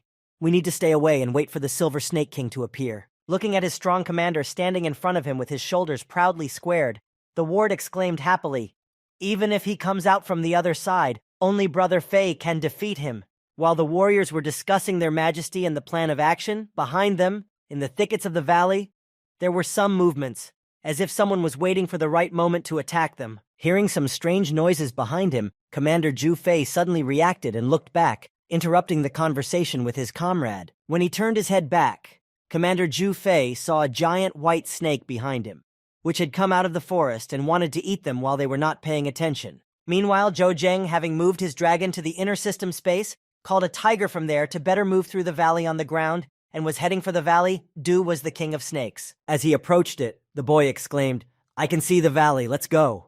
Arriving at the entrance, Zhou Zheng got down from the tiger and hit it, and said in surprise, "It's so cold outside, and inside you can die of dehydration." After walking a few steps inside the valley, Zhou Zhen heard a strange noise coming from nearby. Curious to know what it was, he turned his head and began to look for the source of the sound. After a short time of darting around, he saw two soldiers fighting with a white snake, and one of the soldiers was so familiar that he said in surprise, "Zhu Fei?" Helping his commander in the fight against the enemy. His subordinate heard someone's voice near him and noticed Zhou Zheng watching them and said, "Brother Fei, this is Zhou Zheng." Hearing the news from his comrade, Commander Zhu Feng, who had been busy fighting the monster, quickly called out to his comrade, "Never mind. We need to deal with it first." Noticing that they were fighting small enemies and sitting on the edges of the valley, waiting for the Snake King to crawl out, Zhou Zheng thought, "They seem to be waiting for him, but I can't wait." Noticing that Zhou Zheng had already disappeared from sight, the commander's subordinate Zhu Fei spoke to him. "Brother Fei, why is he wandering around here? After finishing off the monster, Commander Zhu Fei, holding his weapon in his hands and looking at the place where Zhou Zhang had been standing, said in concern, "This little fellow." As soon as he finished off the monster and said this, he immediately got up and followed Zhou Zhen. As he left his comrade behind, Captain Zhu Fei spoke to him in closing. "You collect the materials from the monster while I take a look around." Meanwhile, Zhou Zheng had already traveled to the very depths of this valley of poisonous snakes to defeat their king and complete the assignment that brought 30,000 points. After walking a relatively short distance, Zhou Zheng was surprised to notice the negative effect on himself. "What? I haven't even reached the heart of the valley yet, but I'm already poisoned?" Seeing that he already had the negative effect of this valley on him, Zhou Zheng opened his inventory and took out a vial of medicine. After he took out the medicine, he quickly opened the vial of antidote and drank it all to the bottom to get rid of the negative effects of the poisons of this place on himself. Having set up a camp near the valley, one of Ye Yihong's subordinates, who had been following the Fei Ye warriors, spoke to him. "Captain, Zhu Fei has entered the valley." Hearing this news from his comrade, Captain Ye Yihong asked him in surprise, "Are you sure?" Hearing such a strange question from his commander, the soldier who had seen it said, "That's right. However, before that, I think a man named Zhou Zheng entered." The rest of the soldiers who had been working around the tents heard this information and exclaimed in surprise one after another, "Zhou Zheng?"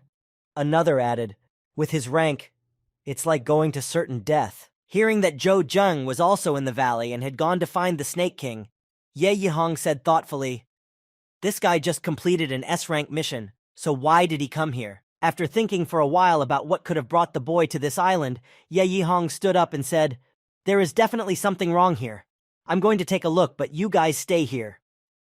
Hearing this order from the commander, his subordinates shouted together, "Yes!" As Zhou Zheng made his way through the thicket, he noticed that there were many monsters in his path that would not let him move forward easily. And he said thoughtfully, there are quite a few." As Zhou Zheng looked ahead, he heard a rustling behind him and a strange presence, and looking back he exclaimed in surprise, "Huh?" Looking back, he saw a high-ranking warrior, Commander Zhu Fei, behind him, speaking to him. "Zhou Zhen, do you want to die?" Hearing such words from his rival, Zhou Zheng immediately denied him, saying in response to his question, "Do you think that this poison will bring me to my grave? You are very much mistaken." After looking at his opponent more closely, Zhou Zheng asked him one question that plunged him into shock. "Zhu Fei, do you want to work with me?" Waving his hand to dismiss Zhou Zheng's offer, Captain Zhu Fei sharply replied to Zhou Zheng, "Cooperate. What are you talking about?" Hearing this response from Captain Zhu Fei, Zhou Zheng raised his hand up and pointed to the space behind Zhu and spoke again. "That's right." Pointing at Zhu Fei's display bushes, Zhou Zheng continued, "The four of you must work together to complete this task. If I'm not mistaken, Ye Yihong and Chu Qinglin are also here." Hearing this from Zhou Zheng, the captain looked back and said in surprise, "What?" Looking back at himself, he noticed Chu Qinglin and Ye Yihong coming out from behind the trees, and he said in surprise, "Even I didn't notice anything, but he was able to sense your presence?" When everyone realized that they had been spotted, they came out of their hiding places and gathered in one place to figure out what to do next. Noticing that the atmosphere was only getting worse, Zhou Zheng took the initiative and immediately exclaimed, "Okay, gentlemen, the atmosphere here is certainly quite tense. To put it simply, we are all comrades." Continuing to inspire everyone to cooperate, Zhou Zheng continued, "We're all here for the sake of the Silver Snake King, but we all understand the true situation. Even if you wait for him to come out, no one can guarantee that others won't decide to take advantage of the situation." Hearing such convincing words from Zhou Zheng, Chu Qinglin spoke angrily to him, accepting this development. "So, what is your plan?" Hearing that the warriors were ready to cooperate, Zhou Zheng began to explain his plan. "The four of us become one small team. You wait for me at the entrance, and I go straight to his lair to lure him out. We divide all the materials we get in half." Hearing such confidence in Zhou Zheng's voice, Ye Yihong immediately added, "Why should we be sure that you will be able to lure him out?" Hearing the question from one of the captains beside him, Zhou Zheng spoke to him. "Could it be because I am standing here in front of you?" Raising his hand at chest height, Zhou Zheng added after announcing his plan of action, "Even if I fail, you will not lose anything at all. You will just continue to wait for the weather from the sea as you have been doing, right?" Hearing Zhou Zheng's suggestion and the arguments that backed it up, Chu Qinglin said, "I agree." And Zhu Fei followed him, adding, "Me too." And Ye Yihong, who heard these words from Zhou Zheng, immediately thought, "To be fair, even I could not lure the king out. If he is so confident, then this is really a good deal. As soon as everyone supported Zhou Zheng, he immediately went to the lair of the Silver Snake King, and the commanders began to discuss him. But Zhu Wei said, "Do you think Zhou Zheng can handle this mission?" Hearing Jie Fei's question, Ye Yihong replied, "Who knows?" And Chu Qinglin added, "It is not as simple as it seems at first glance. I have carefully studied all the information about him that was available." Hearing this answer from Chu Qinglin, Ye Yihong said to his comrades, "In addition, we have formed a temporary team through the training center." Looking at his wristwatch and then at the direction Zhou Zheng was headed, Ye Yihong added, "All the team members will receive points for the task, so he won't be able to cheat us here." Zhou Zheng went ahead and almost reached the King of Silver Snakes. When he reached the center of the island, he said, "Here the vapor of poison is even more toxic." Walking slowly forward, Zhou Zheng carefully chose his path so as not to attract too much attention, and said to himself, "No wonder even Zhu Fei didn't dare to come here." As Zhou Zheng walked further forward, he saw a place where a huge silver snake was lying near the rocks, hissing in alarm. Determined not to waste time and not to be distracted by any nonsense, Zhou Zheng continued down the road to the very center of the island, where the King of Silver Snakes was supposed to be. After walking a little further, Zhou Zheng again froze in place, staring at a single point at the entrance to the center of the island, which led to the ravine where the king was supposed to be. There was another snake among the rocks, which again blocked the entrance to the cave, but he had to look for another place to get through. Having walked around almost the entire area and encountered a huge number of monsters, Zhou Zheng thought in frustration, "This many monsters, is this a joke?" Finally, when he found the entrance to the Snake King's lair, Zhou Zheng saw a majestic snake with a horn on its head and wondered about its appearance. Golden scales. When he noticed that there were a few other high-level ordinary snakes beside the King of Snakes, Zheng thought, "This seems to be their leader. Are there 2 other silver snakes beside him?" Looking down at this picture and thinking about the task he would have to solve, Zhou Zheng pondered. The task may be to kill the king, but if you hurt one, it will inevitably attract the attention of all the other snakes in the valley. Holding the antidote in his hands to use it again, since the last one had almost expired, Zhou Zheng continued his train of thought. The antidote lasts for 30 minutes. If I need to spend 1 day here, I'll use up more than 40 tubes.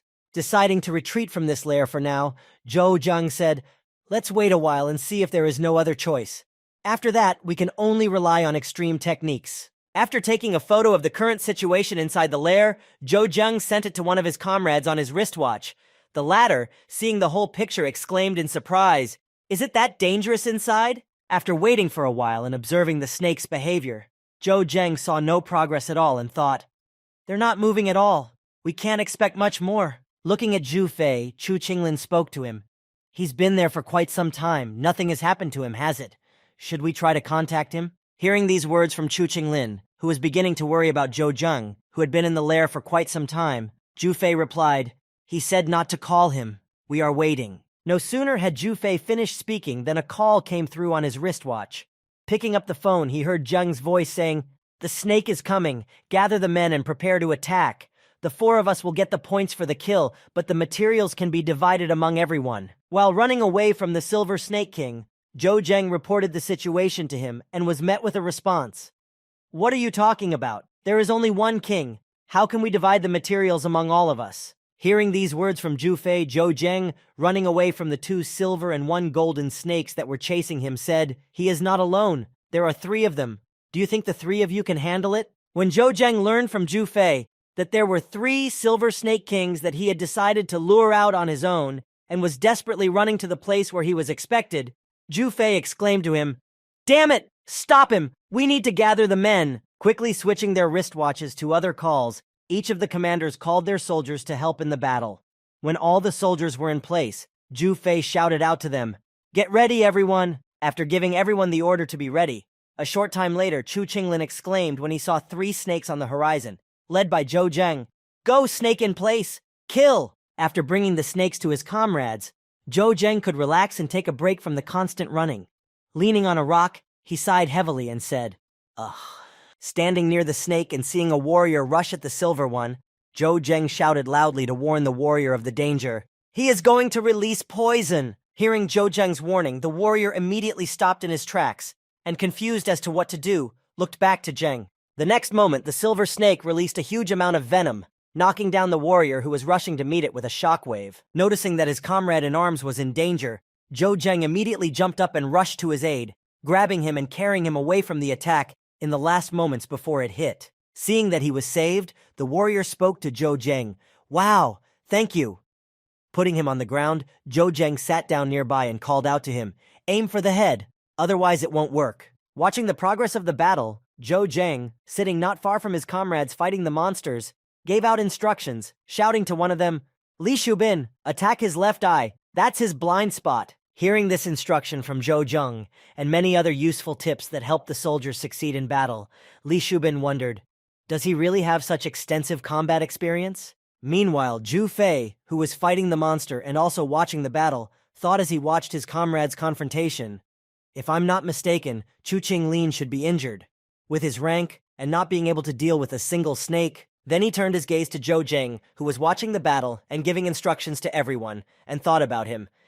There are some geniuses that we cannot understand. Meanwhile, the commander of the squad that had clashed with Zhou Zhen in the S-rank city came back and shouted loudly, "Zhou Zhen!" Standing all wounded after having a hard time after that hard landing, as well as fighting an incredible amount of zombies to escape that city. He was in his room. When he heard the phone ring and pulled out his communicator, he realized who was calling him and exclaimed in confusion, "The mayor!" He picked up the phone and heard the following. "Zhu Chen, I've already found the information you need. But what about Zhou Zheng? I think you should think a little more about your relationship with him." Hearing his boss say that Zhu Chen should be friends with Zhou Zheng, he was worried. "Boss, you don't know. After listening to Zhu Chen's incomprehensible exclamations, the boss said to him, "No matter what disagreements you had with him, I hope you can settle everything, because he is more than capable of killing you. If you read the information, you will understand." Meanwhile, Zhou Zheng, flying on his dragon, was talking to Shan Zhengxing and asked him, "Brother Shen, are you not going?" He replied, "No. Right now we should focus on gaining combat experience. Otherwise we will never be able to match you." Hearing this answer, Zhou Zheng continued, "Very well then. As soon as you have the opportunity, be sure to find me." To which he received a reply, "You are the most talked about personality in the center right now, so be careful." After finishing his conversation with Shan Zhengxing, Zhou Zheng was almost at the meeting point. Upon reaching the desired location, the dragon descended to the ground, and upon landing, he raised a lot of dust around him, blinding everyone who was waiting for him. Seeing such a majestic beast in front of him, Chu Qinglin said in astonishment, "Zhou Zheng, where did you manage to hide such a giant? Fortunately, you are on our side." Seeing Chu's astonishment and the majestic dragon, Zhu Fei said, "Zhou Zheng is no ordinary guy. Unfortunately, those fools from Hurricane City don't have the brains to realize that." Sitting on the dragon, Zhou Zheng spoke to everyone in the clearing. "I have gathered you all here because I have a plan that will allow each of you to make a good living." Hearing this proposal from Zhou Zheng, all three commanders' eyes lit up with eagerness, and Ye Yihong asked him, "So what's the plan?" Getting down from his dragon and pointing to the location behind him, Zhou Zheng said, "Do you know what purification is?" After explaining his plan that he would lure out all the high-level snakes that were on this island in small groups so that he could defeat them and set off on his first mission, he was asked over the receiver, "How many are there?" While running away from the first group of snakes and directing them to his comrades so that they could finish off this bunch of mutant monsters, Zhou Zheng answered, 27. 7 days after Zhou Zheng and his three commanders had cleared the island, their names had risen quite a bit on the ranking list, and the top looked like this. First place, Zhu Fei. Second place, Ye Yihong. Third place, Chu Qinglin. Zhang Wei, who was standing by the screen with the results of the best warriors of the training center, saw that the commander looked very irritated and asked in fright, "Captain, it's okay. There's not much of a gap between 4th and 9th place. You will soon return to your previous position in the ranking." Zhang Wei flipped through the rankings and found Zhou Zheng at the 78th position and said to his commander, "Look at Zhou Zheng here." Sitting at the same table in the dining room with the three best warriors, Zheng listened to their conversations. Then Chu Qinglin spoke. "Brother Fei, there is now a gap of several thousand points between us. It will be quite difficult to catch up with you." Hearing these words from his friend, Zhu Fei said in disappointment, "These few thousand, if I close my eyes for a second and get distracted, I'll be lagging behind." After saying this, Zhu Wei pointed to Zhou Zheng and added, "And this kid, judging by his approach to missions, is just waiting for a similar opportunity. It will only take a few minutes for him to surpass us." Hearing Zhu Wei's words, Chu Qinglin said, "Okay, anyway, I've earned a lot of points. I'm not going to compete with this monster. To which Zhu Wei added, That's right. The next time we see you accept a new mission, there's no way we're going to take it. Hearing his comrades say this, Zhou Zheng said in confusion, what can I do if all my friends refuse to partner with me? I can only work alone. As he said this, Zhou Zheng heard a new notification on his wristwatch. This notification announced that there were new assignments. Looking at them, Zhou Zheng said, An S-rank mission to steal a phoenix egg? Very interesting. After accepting this mission, Zhou Zheng hired a guide to show him the place where the phoenix lives. After leading Zhou Zheng to a rocky area, the guide said, Based on the information I have, this is the place where the phoenix lives. Holding out the pouch with the payment to the guide, Zhou Zheng said, Thank you for your work. Here is your reward. Seeing the amount of money Zhou Zheng handed him, the guide said to him, Ha! The boss is incredibly generous. Taking the bag of crystals, the guide said, Let me tell you something else. A phoenix is a level 23 creature, and you are here to... Interrupting the guide's story, Zhou Zheng replied, To get the egg. Hearing Zhou Zheng tell him why he had come here, the guide who had brought him in opened his mouth wide and said in surprise, An egg? To steal? A phoenix egg? Alone? Hearing such astonishment in the voice of the guide, Zhou Zheng smiled and said to him in a calm voice, Not necessarily.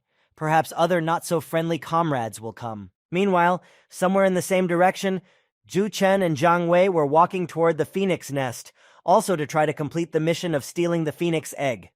Walking behind, Jiang Wei said, Captain, why did you accept this mission? Hearing this question from his comrade, Captain Zhu Chen shouted irritably at his subordinate, Shut up if you don't understand.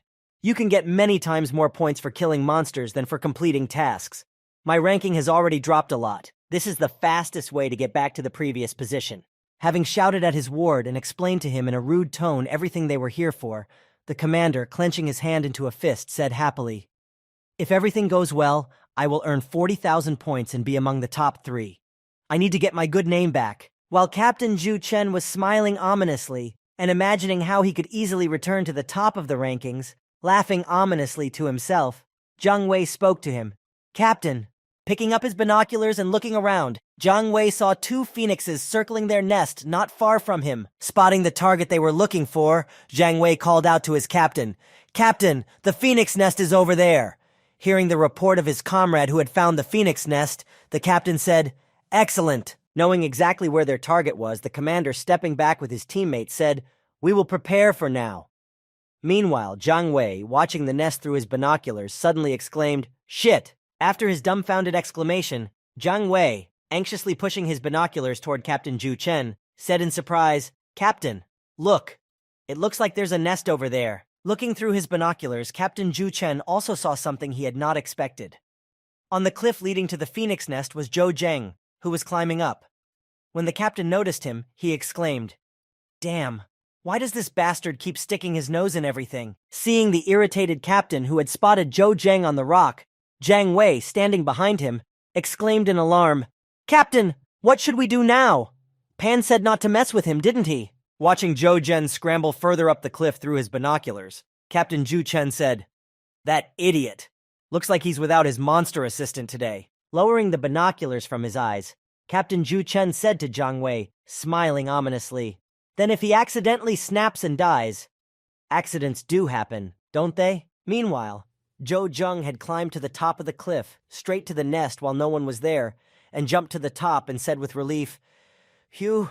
When he saw the nest with several eggs in it, he said to himself, Yes, quickly. Otherwise, if the phoenix comes back, it will be quite difficult to escape. Taking more than 1 egg with him, Zhou Zheng ran away from the nest, smiling ominously and saying smugly, Don't say I'm stingy, I left 3 more. As Zhou Zheng was running away from the nest, he heard a strange sound coming from a distance.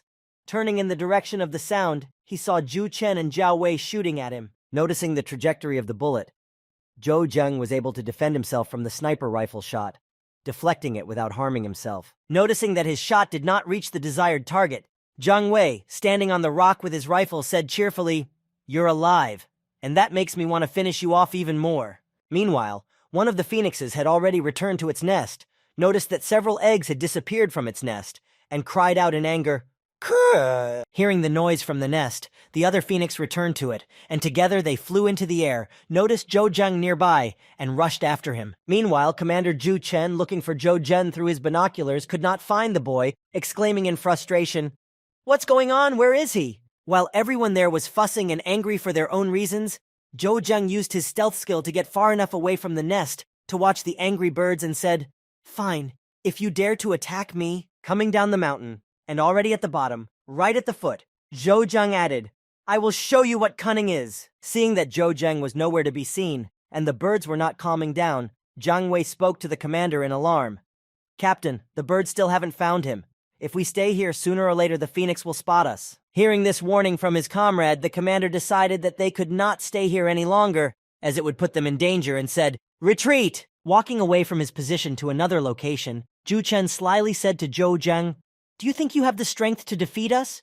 You decided to come here. It's like you signed your own death warrant." Jiang Wei, walking behind, replied, "Captain, we are—" Hearing the incoherent exclamations of his subject, the commander turned and shouted at him, saying, "Idiot, shut up! Zhou Zheng and I are sworn enemies. This beast is not here, so no one can help him." Hearing these words from Captain Zhu Chen, Zhou Zheng, standing right next to him and summoning the dragon, said, "You're certainly right about something, but who says he's not here?" Seeing Zhou Zheng and the huge monster appearing out of nowhere, Zhu Chen exclaimed in fright, covering his hands, How is this possible?" Also in incredible shock at what he saw, Jiang Wei exclaimed in fright, What kind of person is he?" Baring his teeth, Captain Zhu Chen said to his comrades, "He cannot pierce our armor. Forget about this beast. We must kill Zhou Zheng." He took out his new weapon, which was provided by Julie and was made of a 30th plus rank material and had a 30 plus armor penetration. Holding this dagger in his hands, Zhou Zheng said, "Are you sure?" Using his super speed, Zhou Zheng moved to the back of Commander Zhu Chen and stabbed him in the back. The latter screamed out in pain, "Impossible! This is not possible!" Having pierced through Commander Zhu Chen's chest with his dagger, blood began to flow from his chest under great pressure, and he cried out in pain, "My armor, it's impossible." Returning back to his original position, Zhou Zheng looked at his weak opponent and said, "Whether I have this beast or not, none of this matters, because the result will be the same." After saying this, Zhou Zheng took a dagger in both hands and clasped them tightly, attacked Commander Zhu Chen, and shouted to him menacingly, "Die!" Being somewhere near the rocks where Zhou Zheng and Zhang Zhu Chen and their troops had gone, Zhu Wei heard sudden shouts from the mountains. Realizing what might have happened, he spoke to his comrades who were with him. "Are Zhang Zhu Chen and his 6 other cadets dead?" Pulling out his wristwatch and checking the information about them, Ye Yihong said to Zhu Wei, "I thought so. If you hurry, you'll make people laugh. You're going to get yourself killed." But then they remembered that Zhou Zheng had also gone to that place to complete this task, and they all exclaimed in alarm, "That fellow! It seems that he also took on this task with the Phoenix Egg." Meanwhile, Zhou Zheng had already arrived at the receptionist's office, where the girl manager was, and said, "I completed the task and brought the Phoenix Egg." She exclaimed in surprise, "Oh, Cadet Zhou Zheng, you're fast." After handing in the task, Zhou Zheng went back to the playground to continue his work, saying goodbye to the girl who was speechless with surprise. "Bye-bye." After leaving the building with the registration office and handing in the completed task, Zhou Zheng said, "Great. Now you can start actively improving your level." Standing by the leaderboard, the warriors who were looking at it were talking amongst themselves, and one of them exclaimed in surprise, "Zhou Zhen is in 10th place? Impressive." To which he was answered, "I told you that he was incredibly talented." Raising his warrior rank to 15th, and holding the black crystal he had just taken out of the defeated monster, Zhou Zheng said, "After keeping snakes away for a month, it's time to change locations." After saying this, Zhou Zheng headed to another location, the one where he had previously arrived with his dragon, and decided to stay there, fighting monsters like polar bears. When he spotted his first prey, which was not far from him and was not moving very fast, Zhou Zheng said happily, "Let's start the hunt." 10 months passed, and the 3 warriors who were in the top 3 were talking among themselves, and Ye Yihong spoke. "Brother Fei, how far do you think he has progressed?" He replied, "I'm afraid to imagine." To which Chu Qinglin added, "Ha ha, you don't need to imagine, you can just look at the total." When they arrived at the screen showing the top warriors, they saw that Zhou Zheng was in first place, with a score of 1034670 points.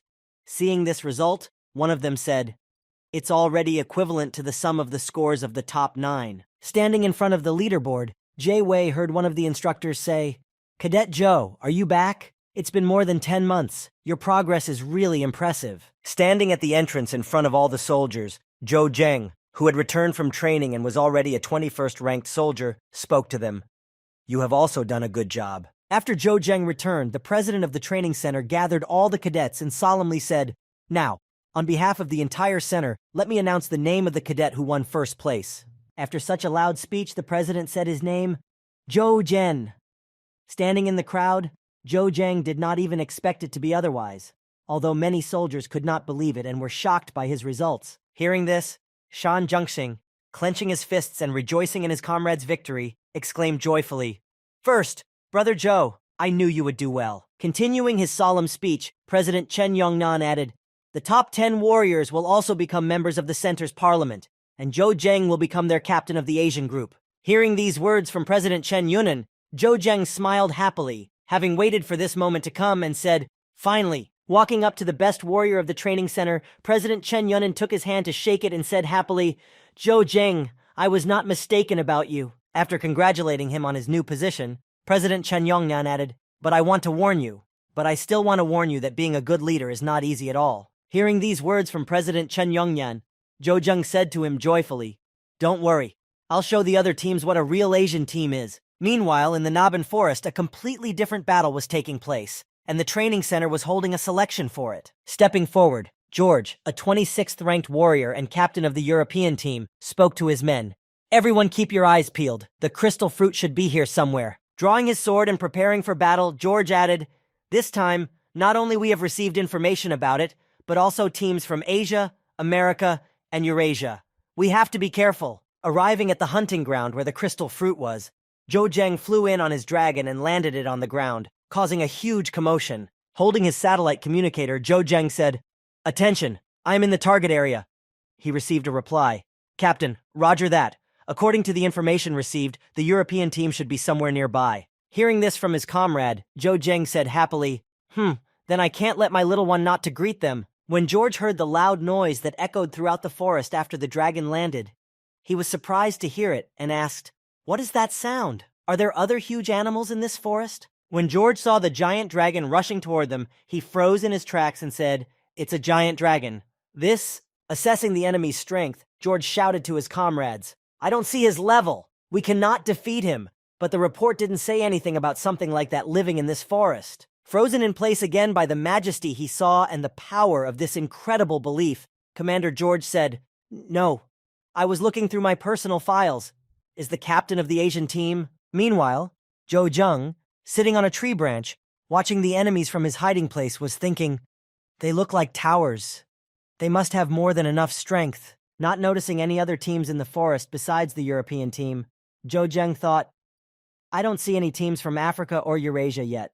Of course, we can let them snatch the fruit right out of the other team's hands, but we'll lose a lot of experience." Bringing his wristwatch to his side, looking for something in it, Zhou Zheng said ominously with a sly expression, "It's about time for Cao Cao." At that time, the African team had already arrived in the Naban Forest, along with their leader, the 26th-ranked warrior Mambor. The leader of the Euro-Asian team, Le Fou, also a warrior of the 26th rank, who had also arrived with his group, was not far behind, and he exclaimed laughing, "Ha ha ha! The fruit should be here." Having prepared himself for battle and being very arrogant and self-confident, he said arrogantly, "Let's see which of these cowards who only know how to hide dares to try to stop us." Moving forward through the forest, Zhou Zheng and his team had almost reached the place where the dealer's predictions and information indicated that the fruit would be, when someone spoke to Zhou Zheng.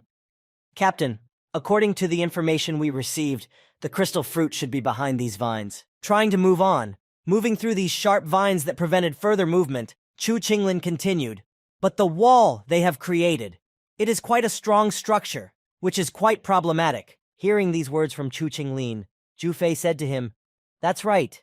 These vines are quite tough, and if we use all our strength to get rid of them, people from other teams might take advantage of the situation and attack us." Hearing this answer from his friend Zhu Fei, Chu Qinglin spoke to him, "But there is a positive side to this situation. Other teams will also be concerned about this wall." Hearing that the way needed to be cleared, Zhou Zheng spoke to his teammates as he walked over to them. I have experience with plants like this. Watch my movements and rhythm.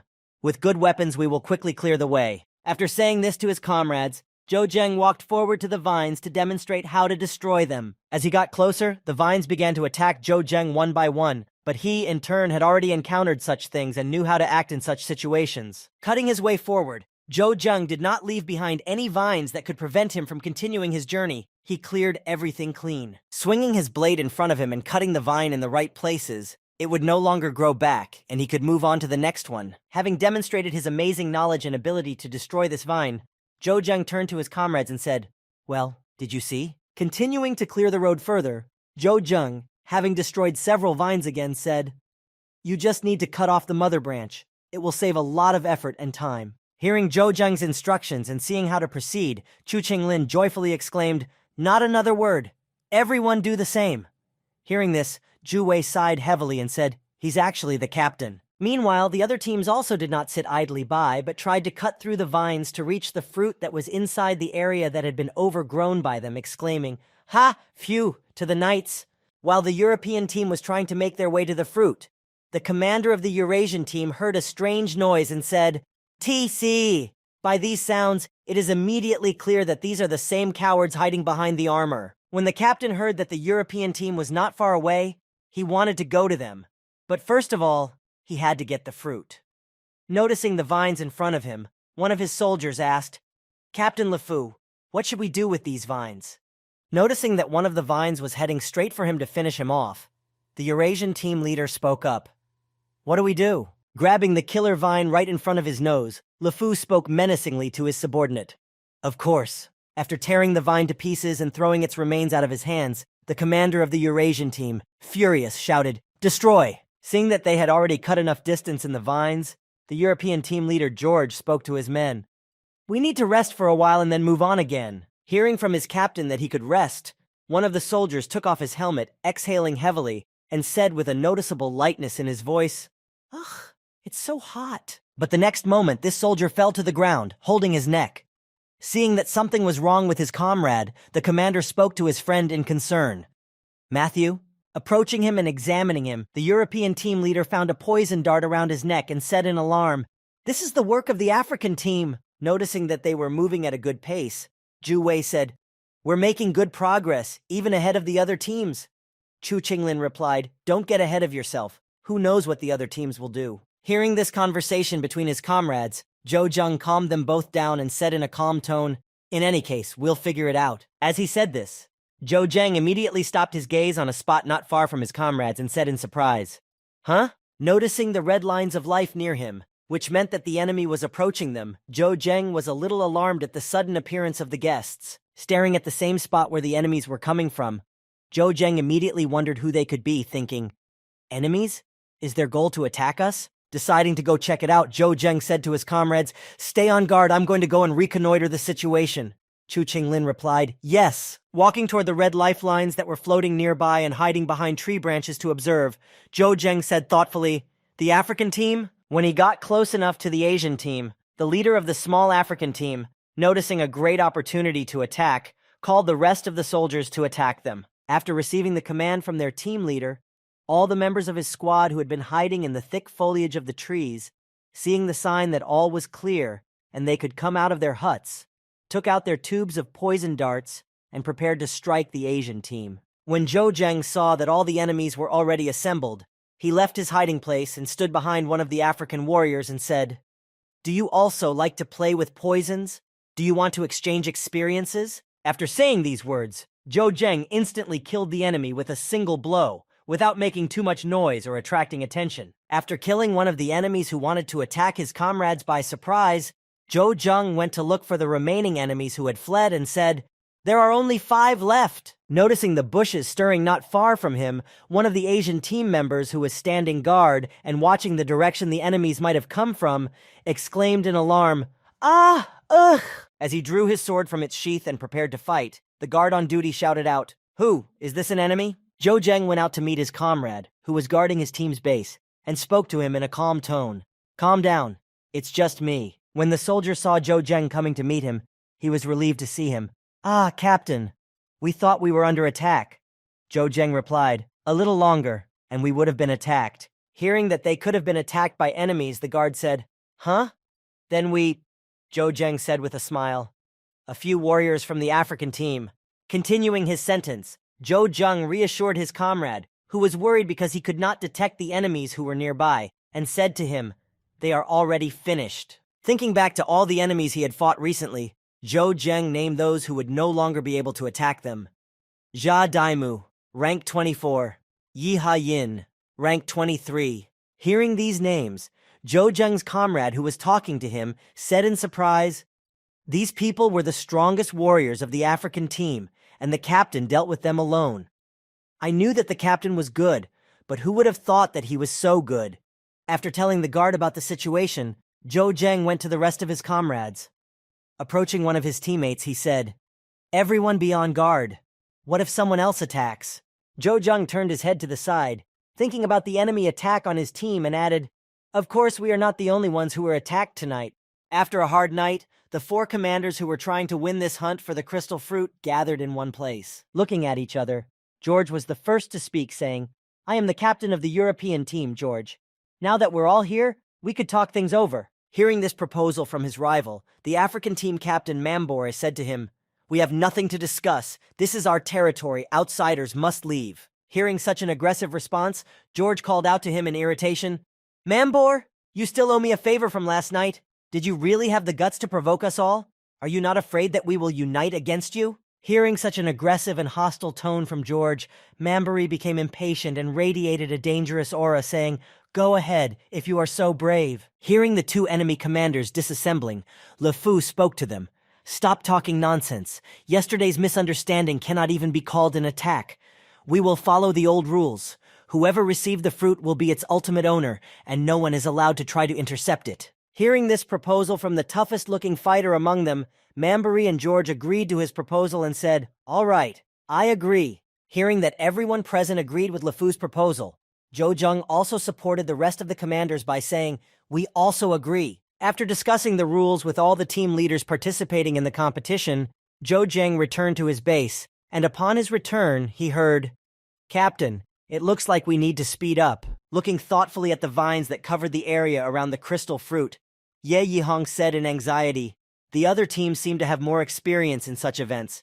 We're at a disadvantage here. Glancing at the vines, Zhou Zheng merely hummed thoughtfully, then added, However, we are not dealing with these vines to get to the fruit. Hearing this from his commander, Chu Qinglin exclaimed in surprise, Then what are we doing? Pointing to the vines in front of him, Zhou Zheng said with a sly smile, I just think these vines are a great training option for you. As for the plan to capture the fetus, I have a different plan. After telling his comrades, Zhou Zheng clapped his hands together, encouraging his warriors to train, saying happily, All right, no one slack off. This is a great training. Meanwhile, the European team was trying to break through the vines that covered the area with the crystal fruit with brute force. Trying to break through them, one of the warriors was thrown into a tree behind him by a vine. Seeing that his comrade had been injured in the battle, Commander George shouted out to his friend in fright, Evan! Rushing to him, the commander said, Everyone, hold the line. After checking on his friend's health, the commander returned to the battlefield and shouted to his comrades, These vines are incredibly strong. We can't handle them alone. Standing not far from these vines, which covered the center of the forest, one of the soldiers of the Eurasian unit asked his captain, Captain, what are we waiting for? The captain replied, We are waiting for help, of course. With these vines, I am not as stupid as these fools in armor. As the fighter jets flew overhead, heading for the vines, the commander said slyly, It's not that I don't mind getting my hands dirty, but if there's a simpler alternative, why complicate things? Seeing that the commander of the Eurasian team had decided to use air power to break through the vines, Commander George exclaimed in dismay, Damn barbarians! They've decided to use the military! Seeing this behavior of his enemy, the European team commander shouted angrily, taking out his communicator, We also have fighters! Sitting not far from the center of the forest, Mambore watched the different teams using different equipment to burn the forest and fight their way in, and said, It was pointless to resort to this. We can't wait any longer. Seeing that the other commanders had already begun the full-scale action, Zhou Zheng exclaimed in joy as he watched, Oh, you guessed it. Well, in that case, I won't be ceremonious. Seeing that everyone else had already taken extreme measures, Zhou Zheng summoned his dragon and decided to start breaking through the vines on his side as well. Hearing a strange noise nearby, George began to look around. Looking for the source of the noise, the European team leader saw a giant dragon in front of him and exclaimed in fright, "Oh my god, what is it?" Also watching all this action from the rocks nearby, Mambori looked closely at the monster and said in surprise, "Is that really Jojin?" Breaking free from its confinement in the internal system space, the huge dragon stood in the middle of the forest so that it could be seen from all points of the forest.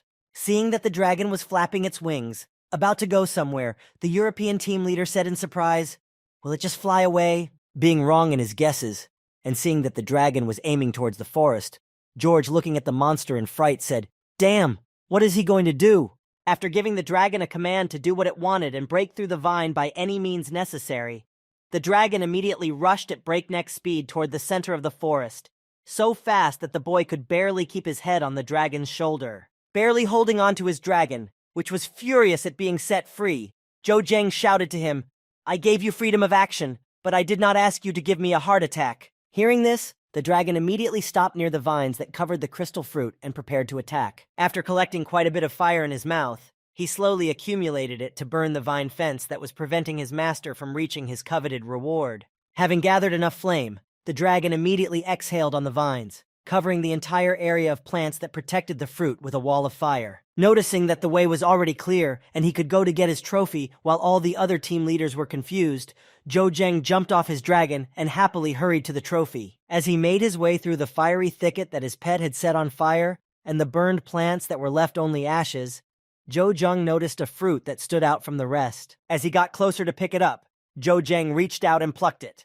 Holding the trophy in his hands, he quickly said, "It's ready! Let's go!" Seeing Jojang returning from his mission, one of his comrades, who had seen the boy from a distance, exclaimed, "It's Captain Jojang!" Coming out of the dragon's state of effect, the commander of the Eurasian team looked up to see the boy standing on the dragon's head and said, "The captain of the Asian team?" Hearing what LeFou had said, the European team captain looked toward Jojang and his dragon, which was flying in the forest, and said in surprise, "Has he already—" Standing on his dragon's head and holding the covenant crystal fruit in his hands, Jojang solemnly shouted to all the soldiers on the battlefield, "Gentlemen, I have the fruit, so this is the end of the battle." Standing at a bird's eye view, holding the blue crystal fruit in his hands, Jojang added in conclusion, "Just as I said." Realizing that the hunt for the crystal fruit was over and that it was forbidden to fight any further, Commander George said, "It seems that another very strong personality has appeared in the Asian region." When LeFou saw Jojang riding the dragon holding the victory trophy, he exclaimed,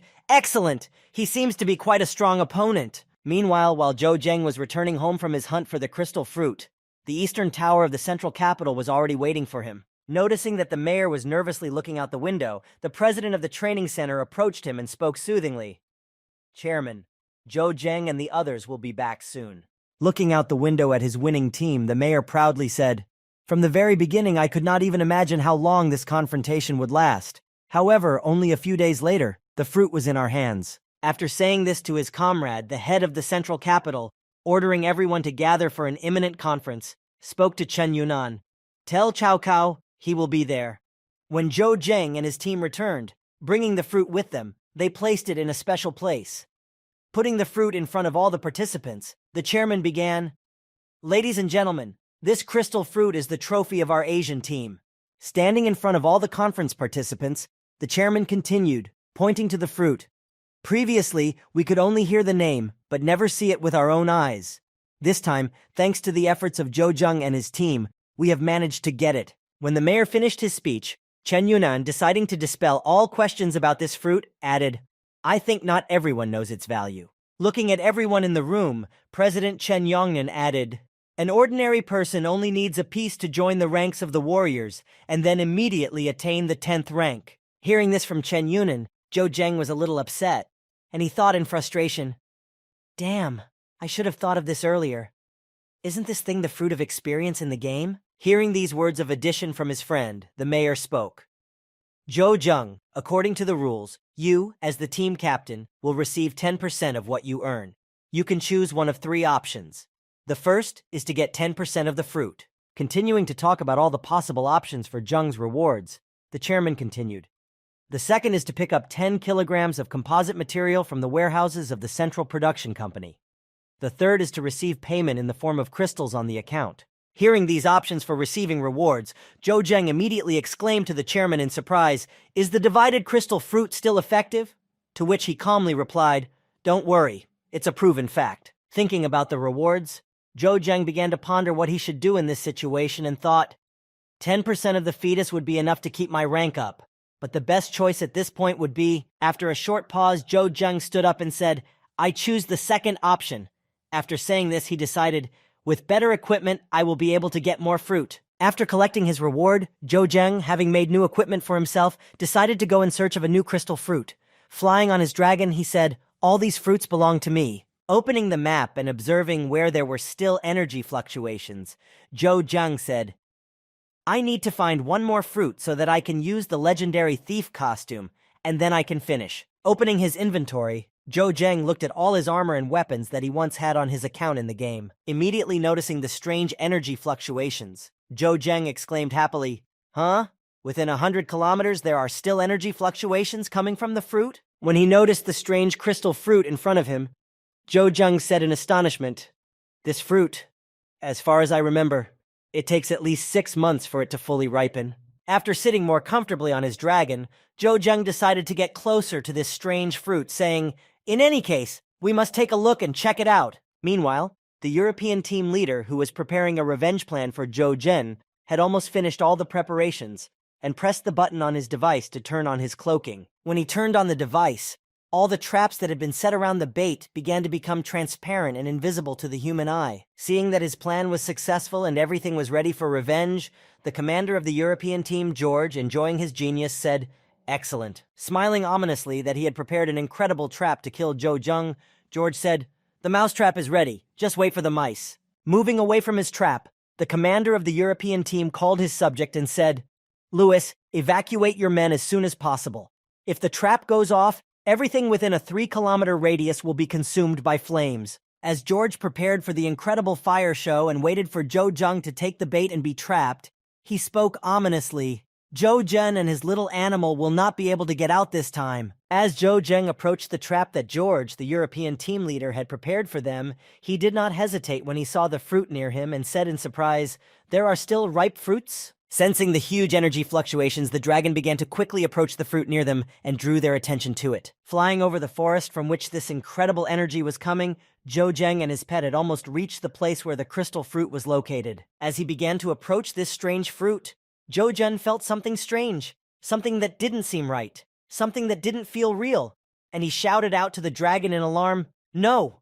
When Zhou Zheng noticed that everything around him began to change its structure, and the vines began to take on their true appearance, he realized that things were bad and exclaimed, "It's fake!" Realizing that they had fallen into someone's treacherous trap, the boy, trying to escape from this dangerous situation, called out to his pet, "Kid, let's run away!" Noticing that Zhou Zheng was trapped and was exactly where Commander George wanted him to be, he pressed the button to activate the mechanism and shouted ominously, "It's too late, Zhou Zheng!" As soon as Zheng and his dragon tried to escape from this trap, everything around them was immediately engulfed in flames, forming a flaming cage around them, which did not allow them to escape from this horror. Noticing that they seemed to have a chance of escape from above, Zhou Zheng decided to try and called out to his pet, "Little one, climb up, just a little bit more." As he said this to his pet, he suddenly heard a strange noise coming from the bottom of the traps. Realizing that things were bad, Zhou Zheng looked at his wristwatch to see how bad it was and how many enemy targets were near them. Looking at the radar, he saw that there were many shells coming towards them, about to hit them. Surprised, he managed to say only one word before they were hit. "This is..." Seeing that all the ammunition had hit the target, the commander of the European team turned his back on the explosion and walked backwards, saying joyfully, "Farewell, Asian star." Gloating that he was able to take revenge on his enemy and come up with such a brilliant plan to destroy him, George said, "You deserve to die like this." The shells hit the dragon and Zhou Zheng, knocking them down in flight, and they fell down together. While still conscious, Zhou Zheng, in the last moments of his life, gathered his last strength and thought, "No, I can't die like this. My end should not be like this." Falling down after such an enchanting and unexpected defeat which they suffered in the trap, Zhou Zheng gathered his last strength and said, "Little one," raising his hand slightly upward to save at least his pet. Zhou Zheng, barely moving, was able to place it in the internal system space, speaking heavily. At least you... In the face of death, Jojen, who had only seconds to live, began to remember all his loved ones and relatives, and the first people he remembered were Xiang Shihan and Su Junwen, who spoke to him. Young master! Jojen! Then he remembered his first comrade Lan Shi, with whom he had also gone through a lot, and who had spoken to him. Sir, I have become much stronger. He also remembered Zhang Xiao next to him, who said, Zhou Zheng, the Starlight Squad is still waiting for you to lead it. Falling down exhausted, and remembering all that he had done, planned to do, all the people he had promised, and so on, he only said in disappointment, I'm sorry. As soon as Zhou Zheng had this accident, rumors of his death spread throughout the Asian continent. Citizens reading the newspapers said in confusion, What a pity, such a talented guy. It's all the work of envious people from other continents. Ha! What will we do without him? Gathering all of his equipment and uniform, Zhou Zhenyi organized an incredibly large-scale funeral and a day of mourning for the continent's greatest hero. Standing in front of his coffin, wearing only his armor and uniform as his body was gone, more and more people approached him every second to say goodbye. Standing in front of Zhou Zheng's altar, Su Junwen shed tears for her master incessantly, and Xiang Shihan tried to hold back and somehow calm her friend. Also standing at Zhou Zheng's altar, Lan Shi, who in addition to incredible regret, thought that he would not let this go, shouted out menacingly, Sir, I will find out who did this and take revenge. While standing at the altar and speaking such loud words, Lan Shi noticed a strange man with a strange appearance who did not fit into the overall picture. Coming to the altar of Zhou Zheng, the commander of the European detachment, George, said slyly, What a pity, Zhou Zheng. So young.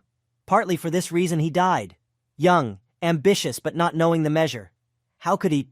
Hearing such unacceptable words about Zhou Zhen from this stranger, Lan Shi was about to pounce on George, but was stopped by Zhang Xiao. Tearing himself away from Xiao's grasp, Lan Shi shouted, You bastard, what did you say? And Xiao, holding him, said, Lan Shi, calm down. Holding Lan Shi to prevent him from doing anything stupid, Xiao said to him, This man is one of the strongest in Europe. If you bring him into the conflict, we have no chance of winning. Looking down on Lan Shi, European team leader George turned around and left the funeral and said, Looks like you're just like him. You don't know when to stop at all. Picking up his sword and scabbard and showing it to Lan Shi, George said to him, When we meet again, leaving Zhou Zhen's funeral and completely ignoring the furious Lan Shi, the commander of the European team, George said to him one last time, I'll teach you some manners. By the time everyone had said goodbye to Zhou Zheng, miraculous things began to happen at the place where he died. A bright silhouette appeared on one of the stones he had landed on. After this silhouette dissipated, Zhou Zhen appeared, full of strength and energy again, but confused as to where he was and why he was here. Rising from his lying position to a sitting position, Zhou Zheng looked at his hands in surprise and said in astonishment, I'm not dead. Could it be because of the rebirth ring? Revival ring. Proficiency level, 90. Specialty, none. Strength, 100, 100. Special skills, revival. When the wearer dies, there is a 20% chance of reviving with full power and gaining invincible status for 5 seconds. After reading the characteristics of this ring, Zhou Zheng looked at his body and looked at the characteristics and said in astonishment, Revive? Not bad. Looking around, he noticed something strange and said, Obviously, I was resurrected in the same place where I was killed. According to the rules of the game, the point of rebirth should be set somewhere here. This means that I was not reborn from the ring. Continuing to think about how things work here and what consequences he might face, Zheng continued, And in the game, even if I die, I will be resurrected as a result, but my level will drop to the first one. Having finished his thoughts on what would happen to him after he died again, Zhou Zheng stood up, noticed that his level was 184, and said, In any case, they killed me, that's a fact. Furious that someone dared to attack him and do this to him, Zhou Zheng held back his emotions and spoke angrily. These bastards, they will pay for this tenfold. Deciding that he needed to raise his level to the maximum before going out to take revenge on his criminals, Zhou Zheng reached his maximum 2 months later. When he finally put on his thief's armor, he felt incredible at how different it was from everything else. Well prepared for his plan to take revenge on his criminals, Zhou Zheng, standing still, whistled loudly to call his pet. As soon as he whistled, his dragon instantly appeared in the sky, looking even more stern and powerful this time. Landing near Zhou Zhen, it waited for further orders from its master. But he just walked around looking at his handsome horse. When Zhou Zheng reached his maximum, he began to recall his entire journey, saying, "In this world, I finally managed to reach the highest level." Recalling the day when he was sitting at home playing computer games, he said, "It has been many years since I started my journey in this world." As he continued to recall his entire history and how he came to be a Jew, Zheng continued, "But I've been through a lot since then." Recalling how he was sucked into this one, and how he first opened his eyes to it when he landed at the gun rack, "I remember everything so clearly, as if it was yesterday." Recalling everything that had happened to him over the years, and all the adventures that had allowed him to reach his current level, Zhou Zheng said confidently, "But now, I am not the same as I was before." Deciding that everything he wanted to do here had been done, and that he had reached his maximum, Zhou Zheng said to his dragon with a sly smile, "Baby, we're going home." 2. Arriving first on the European mainland to complete one thing he had been putting off for so long, Zhou Zheng met a man there, and sitting down with him at a bar, he said, "My treat." Realizing that this was the person the informant was supposed to meet when Zhou Zheng said the secret password, the informant replied, "Thank you." Handing Zhou Zheng a single loaf of bread, the informant added as he took it in his hands, "This bread is very good. I recommend you try it." When Zhou Zheng broke the loaf of bread, he saw that it was exactly what he had ordered and thought, "With this, the performance will be even more grandiose." Meanwhile, somewhere in the incredibly luxurious restaurant that Commander George had rented to celebrate Zhou Zheng's murder, he said, "Thank you all very much for gracing us with your presence." Standing in the middle of the room, Commander George spoke to the crowd, "I'm sure you can guess why I've called you all here today." Suddenly bursting into flames with his arrogance and self-confidence, George said with a sinister smile, "That's right, exactly 2 months ago, Zhou Zheng, or the Star of Asia, died in my arms." Hearing George's words, the astonished crowd fell silent, and some of the guests were amazed. Of course he did it! This has slowed down the development of the Asian region. Meanwhile, Zhou Zheng, who was also in the building and standing in the hall near the column, thought in amazement. He even had the courage to confess himself. As he headed for the exit right behind Commander George, who had gone out with his friend, Zhou Zheng thought, "A lover of cheap PR?" Following right behind him to carry out his plan of revenge, Zhou Zheng, with everything he needed in hand, thought, "Then people will remember how you died." Meanwhile, Commander George, unsuspecting, joyfully walked with his comrade to the restroom, saying to him, "Austin, the best beauties are here today. Just wait, it won't be long now." After leading his captain to the restroom, Austin came out of the restroom and, closing the door behind him, said, "Captain, I'll wait for you outside." When only Zhou Zheng and George were left in the restroom, the boy turned on the camera on his chest and thought, "Today the whole world will be honored to see you die." As soon as Zhou Zheng thought this and turned on the camera, the broadcast immediately spread to all continents and on all screens. All the residents of the capital could watch what was happening in front of Zhou Zhen's eyes, and how he would take revenge on his thief. The same thing appeared on all the channels in the Asia region, and all the viewers saw first the interference, and then what the camera was filming on Zheng's chest. A few seconds after the interference appeared on all the TVs, it eventually disappeared, and everyone could see George doing his business in the toilet, laughing happily. When people saw this outrage on the main screens in all parts of the world, they were immediately surprised, and began to express their dissatisfaction. What is going on?" Looking closely at the character on camera, a passerby exclaimed, "That man looks just like Mr. George." After adjusting the camera to a good quality, Zhou Zheng, removing the effect of secrecy, spoke to the smug killer. "George, do you remember me?" As he went about his business, humming to himself, Commander George heard a voice behind him and exclaimed in fright, "That voice!"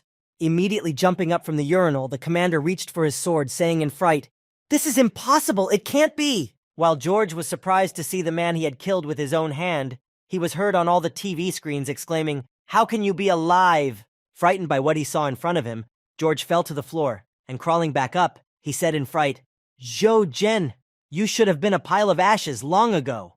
His wife replied, "Yes, but there are those who rise from the ashes." Seeing that Zhou Zhen was alive, people in different regions were divided in their opinions. "Zhou Zhen, he's alive.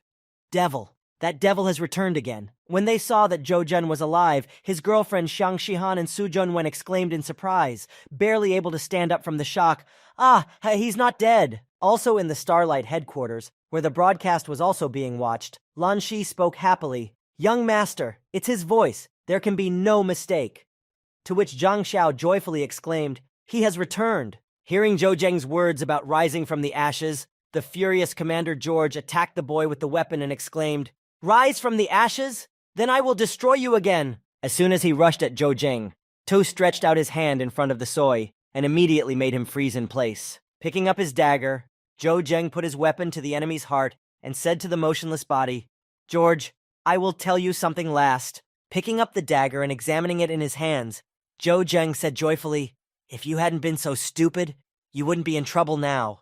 After stabbing him once in the body, Zhou Jing, slowly approaching his enemy, tossed his dagger in his hands and looked at the drone that was filming it all. Seeing his assassin flying back and him in a dominant position destroying his enemy, Zhou Jing said, "The others are watching a great show." After delivering a few blows, Zhou Jing walked over to finish off his enemy and spoke happily to the audience.